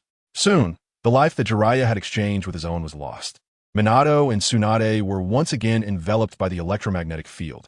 The great sword of Susanoo swung down with a whistling sound. A shadow loomed over Minato and Tsunade. Run! Sage Fukasaku and Sage Shima reacted first, grabbing them and leaping to safety. The comical scene made Zongshen Tianyi unable to help but laugh. You can't escape in my electromagnetic field. Zongshen Tianyi immediately activated it. At that moment, Sage Fukasaku and Sage Shima suddenly found themselves back in their original position, with the shadow overhead growing closer. How do we return to the same place? Sage Fukasaku and Sage Shima looked puzzled. At this moment, Minato spoke. Cautiously glancing at Zongshen Tianyi, we were just pulled back by Zongshen Tianyi using the Flying Thunder God. But wasn't Zongshen Tianyi inside that Susanoo? He didn't come to our side. Could it be that we have his Flying Thunder God mark on us? Tsunade hurriedly asked. No, it should be because of his jutsu. Perhaps he can use the Flying Thunder God without contact on everything within the range of his jutsu. He truly is a genius. Minato had to admit Zongshen Tianyi's terror at this moment. The Flying Thunder God was being played with by him. Then are we doomed? But dying wouldn't be so bad, Tsunade said with a bitter smile. She had lost too many loved ones in her life. Now it was her turn, which wasn't too bad. Minato looked at Tsunade, who had lost her will to resist. He wanted to encourage her, but looking at Zongshen Tianyi, he didn't know how to say it. The gap was too big. Little Minato, we can't give up. Even if we die, we must die standing. Little Jiraiya exchanged his life for our chance to live. Sage Fukasaku and Sage Shima spoke slowly at this moment. Minato's eyes lit up. Yes, even if we die, we must die standing. Sage Fukasaku, Sage Shima, you are right. We must die gloriously, just like Master and Kushina. Minato's eyes were once again filled with fighting spirit. Seeing this, Tsunade was also re-energized. At this moment, Senju Tobarama and Uzumaki Mido, along with other members of the Senju clan, saw Tsunade in danger and immediately wanted to rush to her aid. But they were blocked by the electromagnetic field of Zongshen Tianyi. Tsunade! A hint of despair appeared in the faces of Senju Tobarama and Uzumaki Mido. At this time, Namikaze Minato and the others charged towards Zongshen Tianyi's armored Susanoo. The two of them unleashed their strongest attacks. Zongshen Tianyi controlled the armored Susanoo and swung down with a sword. Bang! The large blade directly split open a crack over 100 meters long. When the blade was retracted, only two large clouds of blood mist remained in the fissure, with no complete corpses of Fukasaku Sage and Shima Sage left behind. Chapter 187. Konoha surrenders Tsunade. Upon seeing Tsunade dead, Senju Tobarama, Uzumaki Mido, and others felt their hearts shatter. The Konoha ninjas nearby were now filled with despair. Once the three legendary ninjas of Konoha who echoed throughout the ninja world.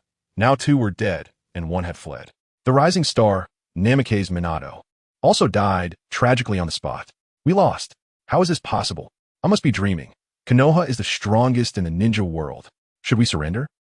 The death of Tsunade completely shattered everyone's will to resist, and they all looked up at Senju Tobarama. The expressions of the ninja clan were complex. Many of them had been treated by Tsunade, and now with her dead and not even a complete body left, everyone felt a bit uncomfortable. But no one dared to say anything. At this moment, Uzumaki Namikaze, who had been working quietly, spoke up. Tobarama, Mito, we cannot be Zongshen Tianyi's opponents. Give up. There was a hint of pleasure in his eyes. Their country of whirlpools had also been abandoned by Konoha back then, and now it was finally Konoha's turn. Teacher, we can still resist. We are immortal now. Sarutobi Hiruzen stepped forward. Senju Tobarama and Uzumaki Mito looked at Sarutobi Hiruzen in surprise. They never expected him to stand up. Everyone else was also taken aback. According to their recent understanding, Sarutobi Hiruzen had done quite a bit of damage to Konoha's strength. Sarutobi Hiruzen's old face showed a hint of embarrassment. Teacher, although I have done many wrong things, but Konoha is also mine.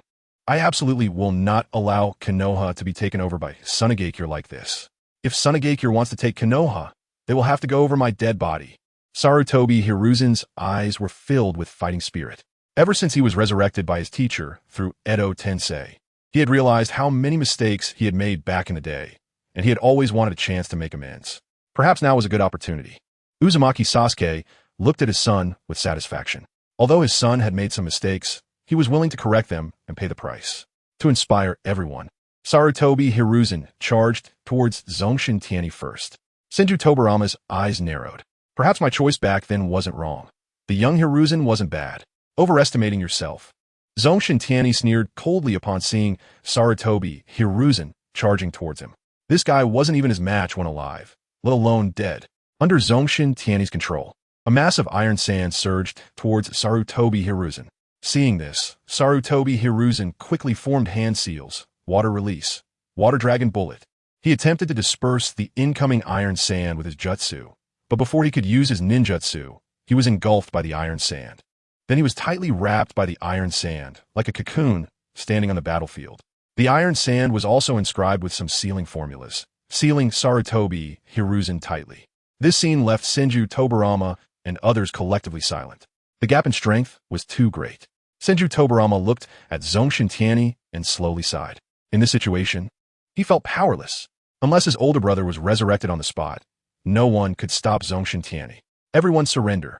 A cunning glint appeared in Senju Tobarama's eyes. He had a plan. Mutual exploding seals. He wanted to see if he could blow Zongshen Tianyi up. Upon hearing Senju Tobarama's words, everyone stopped attacking, especially those resurrected ninja clan powerhouses. They had long considered directly siding with Zongshen Tianyi. As for the Tsuchikage and the Reikage, they stood with their arms crossed. Previously, they had some thoughts of resistance, but now, seeing Konoha's situation, they had no desire to resist at all. They were all dead and didn't want to bring trouble to their village. Perhaps the entire ninja world being ruled by Zongshen Tianyi was also a good thing. Seeing Senju Tobarama suggest surrendering, Zongshen Tianyi's eyes narrowed. When he looked at the Hokage, this guy had half his body blown off and never thought of giving up.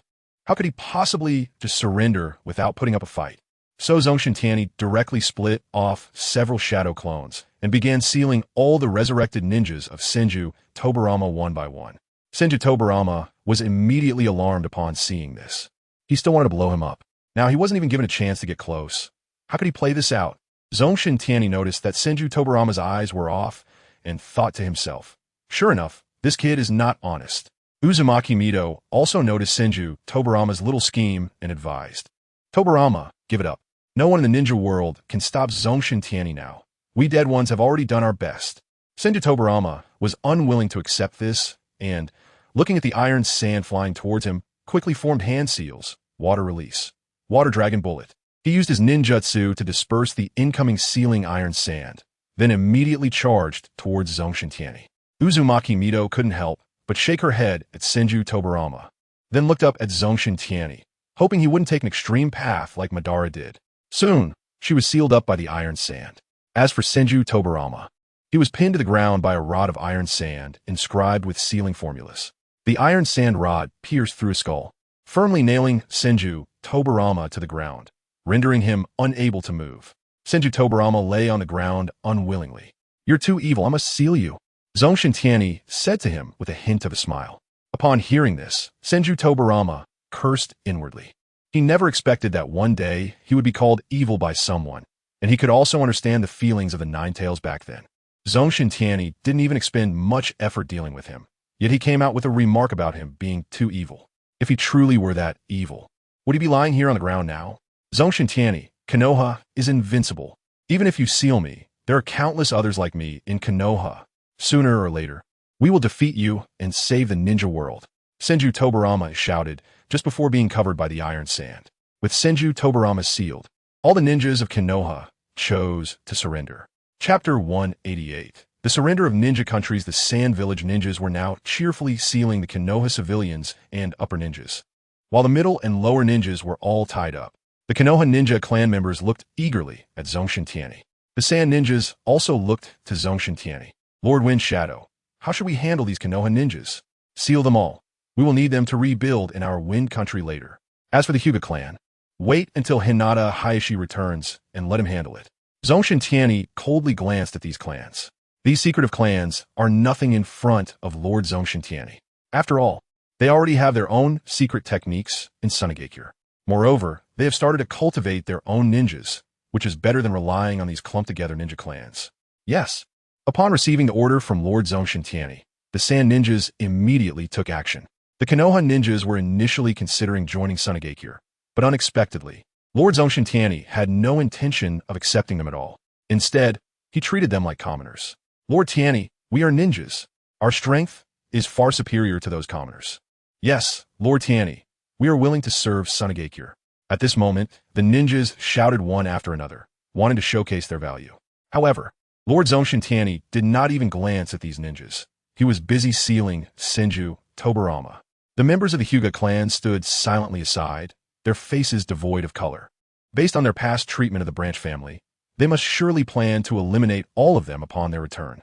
The news of Konoha's defeat had already spread back to Sunagakure and was also reported to the likes of Raza, who were mobilizing troops outside. Upon hearing this news, everyone stood still, with no one speaking for a long time. After a while, everyone began to cheer. The Wind Shadow defeated Konoha just like that? Isn't it said that Konoha allied with Kirigakure, the land of iron, etc., and won just like this? Can Sunagakure unify the ninja world soon? The Sand ninjas raised their arms in cheers, all wearing smiles. Yitsong's eyes were filled with admiration. The person he liked truly did not disappoint everyone. Uchiha Fugaku had a knowing look on his face. He touched his eyes, surprised that the future he had seen with his own eyes had come to pass so quickly. What a bargain for Elder Shauna, to be able to follow Lord Tianyi to destroy Konoha. Unlike the joy in Sunagakure, the daimyos of other countries were filled with despair upon hearing this news. Sunagakure had won, and their countries were doomed. The daimyo of the Land of Fire was inquiring with his ministers if there was a way to respond. At this moment, a minister slowly stood up. The only way for the daimyo now is to directly surrender to Sunagakure. The country is already beyond saving, but surrender might ensure a life of luxury for the rest of our days. The minister proposed a dignified suggestion. The daimyo of the Land of Fire was unwilling. As someone who had once held power, how could he willingly give it up? He looked at others to see if anyone had any suggestions. However, none of his ministers stood up. The minister who had just spoken then said, "Daimyo, if you abdicate now and surrender part of your wealth, you can still save your life. If the Sand ninjas come, you might end up losing everything." After saying this, the minister sat back down. What would happen to the daimyo afterward was no longer his concern. Anyway, after returning, he would surrender 90% of his family wealth and actively cooperate with Sunagakure. The daimyo of the Land of Fire, in pain, closed his eyes and then waved his hand, saying, "Send someone to inform Sunagakure that we of the Land of Fire surrender, and I abdicate." This scene played out in many countries. After Mifune returned to the Land of Iron, he immediately urged the daimyo of the Land of Iron to surrender. The former #1 village in the ninja world quickly fell, making the vast majority see a reality. They had no choice but to surrender. In the span of 3 days, Zongshen Tianyi received many letters of surrender from various country daimyos at the ruins of Konoha. Zongshen Tianyi's chakra, 1181-30. Now, the only country that had not sent anyone was the Land of Water. Far overseas, in a land of water, Kirigakure. Yuan, sure, you want to surrender? We of the Take Torai clan do not agree.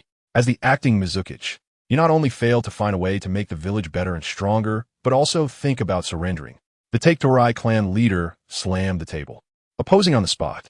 Previously, the Take Torai clan had been deceived into guarding the border with Sunagakure, and since the clan leader had not yet witnessed Zongshen Tianyi's strength, he still arrogantly believed that as long as they took action, they would not only be able to repel the enemy, but also achieve a certain victory. At this moment, the people of Kirigakure looked at Yuan Shi, curious about how he would pacify the madman of the Take Torai clan. If he couldn't calm him down, there might be chaos within Kirigakure before Sunagakure even arrived. Clan leader Take Torai, do you still want to fight? Yuan Shi calmly looked at the Take Torai clan leader. Of course, our Kirigakure is afraid of no one. If you lack the courage to fight Sunagakure, then step aside. The true intention of the Take Torai clan leader surfaced in his eyes, to seize the position of Mizukichi. Yuan Shi revealed a hint of disdain in his eyes. What is this situation? Still thinking about the position of Mizukichi? If we don't handle this well, Kirigakure will be finished. All right, but I will give you the position of acting Mizukichi. You go gather those willing to fight Sunagakure and head to the land of fire to deal with Lord Zongshen Tianyi. Yuan Shi waved his hand dismissively. He couldn't protect everyone in Kirigakure, so those who were foolish should just give up. Those present understood Yuan Shi's meaning, and thus fell silent. Really? The Take Torai clan leader stood up excitedly, looking at Yuan Shi. Of course. Yuan Shi nodded. Good. Who among you is willing to lead your clan and fight with me? The Take Torai clan leader's eyes sparkled with excitement. He wanted to achieve a glorious record to solidify his position as Mizukichi. Looking around, no one paid him any mind. He glanced at the clan leader of the Hozuki clan, but even he didn't give him a second look. After witnessing Zongshen Tianyi's strength, he felt a bit uneasy just mentioning his name. A bunch of useless fools. The Take Torai clan leader cursed them and left to gather people in the village. After he left, everyone looked at Yuan Shi. Lord Yuan Shi, will the Take Torai clan leader's actions affect us? Everyone was extremely worried. Yuan Shi waved his hand and took out the surrender document he had prepared 5 days ago. It had the daimyo seal on it. Clan leader Hozuki, please deliver this document to the Wind Shadow as soon as possible. We of the land of water surrender. Yuan Shi said. Lord Yuan Shi, does the daimyo also wish to surrender? Everyone looked at him in confusion. Yuan Shi nodded. 5 days ago, I met with the daimyo and obtained his approval. At this moment, everyone couldn't help but admire Yuan Shi. 5 days ago, Kirigakure was still preparing to join forces with Konoha and other countries against Sunagakure. But Yuan Shi had already prepared for surrender. Clan leader Hozuki, please ensure that you deliver this document to the Wind Shadow before the Take Torai clan creates any trouble. Yuan Shi looked at the clan leader Hozuki with a serious expression. Yes. The clan leader Hozuki nodded, took the document, and quickly left. After everyone discussed the future of Kirigakure, they all got up to leave. As they saw the Take Torai clan attempting to recruit more ninjas to deal with Zongshen Tianyi in the village, they pretended not to see, because there would be no Take Torai clan in the ninja world going forward. Chapter 189. The Ninja World Back on Track, Finale, The Ruins of Konoha. At this moment, it has become a temporary base for Sunagakure. Zongshen Tianyi has already brought over Rasha, Chiyo, and the others to urgently handle affairs. At this time, Hinata Hizashi approached with several Hinata clan members, holding a few boxes in his hands. Lord Kazakage, we have taken care of the Zong family. There was a hint of sadness in Hinata Hizashi's eyes. All members of the Zong family had been executed. Their Byakugan had also been collected and placed in boxes. All right, I believe the Hinata clan will become even stronger under your leadership. The death of the Zong family will only serve as motivation for your clan to move forward. Zongshen Tianyi patted Hinata Hizashi's shoulder. He valued these natural scouts greatly. Yes, Lord Kazakage, I plan to turn over the Byakugan of the Zong family to the village. Hinata Hizashi pointed to the boxes held by the clan members behind him. At this moment, Rasha, Chiyo, and the others nearby became excited. The Byakugan is a precious asset. Although the Hinata clan has joined Sunagakure, they have only just joined, and many confidential missions cannot be assigned to them. If the village's members were equipped with Byakugan, it would be of great importance to the village. No, you should keep the Byakugan. Zongshen Tianyi refused. Rasha, Chiyo, and eyes were nearly enraged at the side, internally shouting, our Sunagakure can do such things. Zongshen Tianyi's words made the members of the Hinata clan present admire him. Yes, Lord Kazakage. Hinata Hizashi resolved to dedicate himself to Sunagakure in the future. The Hinata clan members behind him felt the same way. After the Hinata clan left, Rasha and the others immediately rushed to Zongshen Tianyi's side. Tianyi, why didn't you accept it? That's the Byakugan, and it from the Zong family. Exactly. Before we didn't have so many, not even one. Kazekage, why not go back now and ask Hinata Hizashi for it? Rasha and the others hurriedly said. Zongshen Tianyi smiled and said, Teacher, we don't need these now. Hearing his disciple's bold statement, Rasha couldn't find anything to counter. Just then the Umbu arrived. Lord Kazekage, the leader of the Kirigakure's Zuki clan, has come with the surrender documents. They finally arrived. If they hadn't come, I would have personally gone to destroy Kirigakure. Zongshen Tianyi sneered at this moment. Now, only the land of water remains in the ninja world. Let them in, Zongshen Tianyi said. The Umbu then went to bring in the Zuki clan leader and others. Lord Kazekage, this is the surrender document from our land of water. The Zuki clan leader handed the document to Zongshen Tianyi with both hands. Zongshen Tianyi took a quick look at it and then handed it to Rasha. Teacher, I'll leave the matters of the land of water to you. All right. Rasha was extremely excited. Now all the countries in the ninja world have surrendered. Just as Zongshen Tianyi handed the matter over to Rasha, he felt a reverse summoning from the Dragon Cave. Thinking that the Dragon Cave usually wouldn't seek him out, he silently accepted it, and the next second he arrived at the Dragon Cave. Upon arrival, he saw someone who surprised him greatly. Orochimaru. Tianyi-kun, long time no see. Orochimaru stood beside Manda, looking at Zongshen Tianyi with a smile. I didn't expect to see you in the Dragon Cave. Zongshen Tianyi squinted his eyes. Ever since he had Manda reverse summon Orochimaru last time, he had not come to the Dragon Cave again. Tianyi-kun, I didn't want to come here again. But this time I discovered something significant and want to make a deal with you. Orochimaru said, licking his own lips. Oh, go ahead. Zongshen Tianyi did not expect that after being tricked by him so many times, Orochimaru still wanted to make a deal with him, which was truly touching. I wonder if Tianyi-kun has encountered a black creature that can move freely underground? Orochimaru asked. You mean Kagaya? Of course I know. How did Kagaya contact you? Zongshen Tianyi inquired. So his name is Kagaya. It seems Tianyi-kun knows him better than I do. He approached me before, wanting me to help him reincarnate Uchiha Madara, but Tianyi-kun got to Uchiha Madara first. Orochimaru said slowly.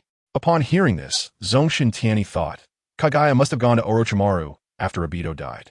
Recently, I unexpectedly found out that Kagaya has found my Bokuzen, and he seems to have incited the toads of my Bokuzen for some purpose. Therefore, I plan to cooperate with Tianyi-kun to eliminate Kagaya and his group. Orochimaru said slowly. Cooperate with me?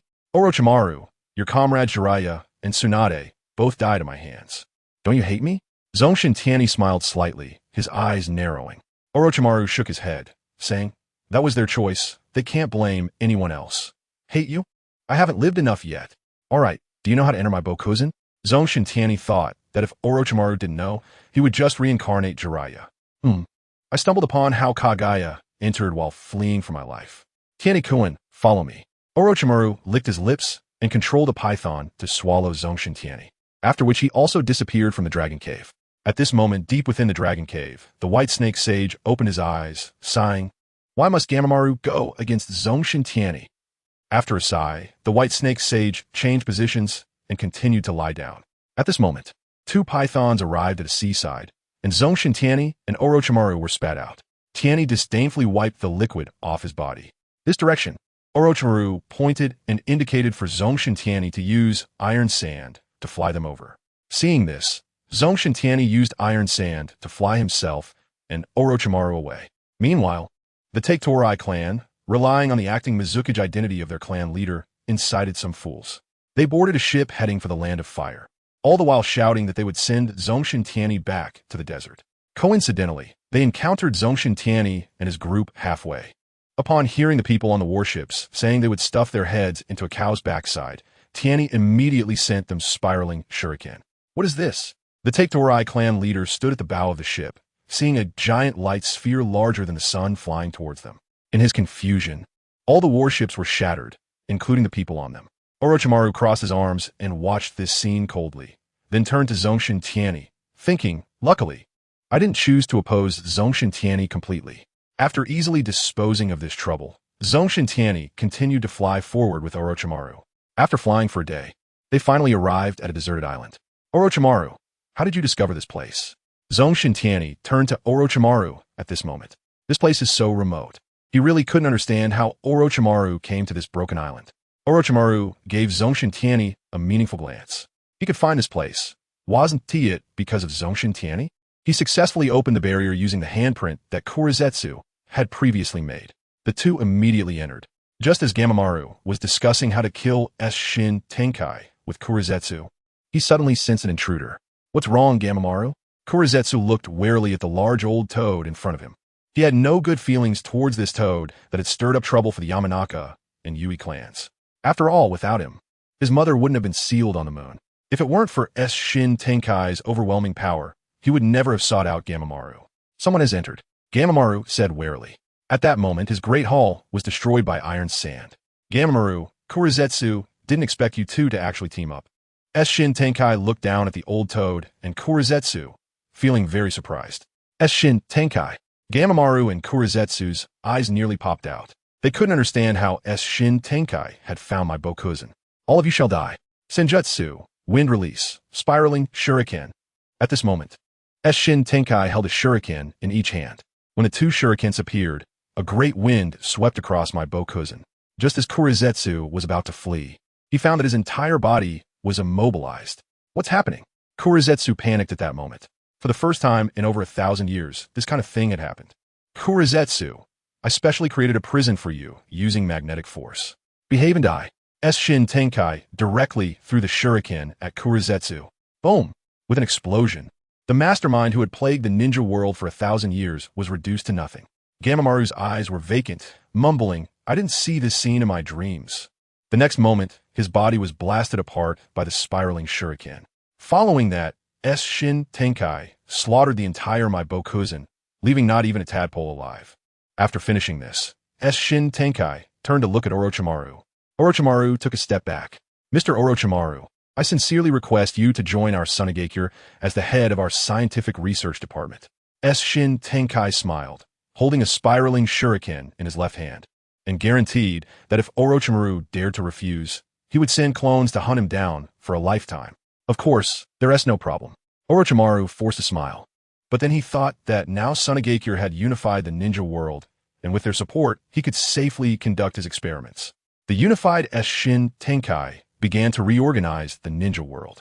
All ninjas were registered and managed uniformly. Ninjas were no longer primarily focused on fighting, but on construction. With the ninjas, many projects that could improve people's livelihoods were successfully completed. The ninja world was gradually moving towards the path it was originally meant to take. Years later, Shin Tenkai stood atop the Kazekage building, hands behind his back, looking at the sky. At this moment, Tenkai's chakra had reached 10,000 cards. When will you guys from the Tsutsuki clan arrive?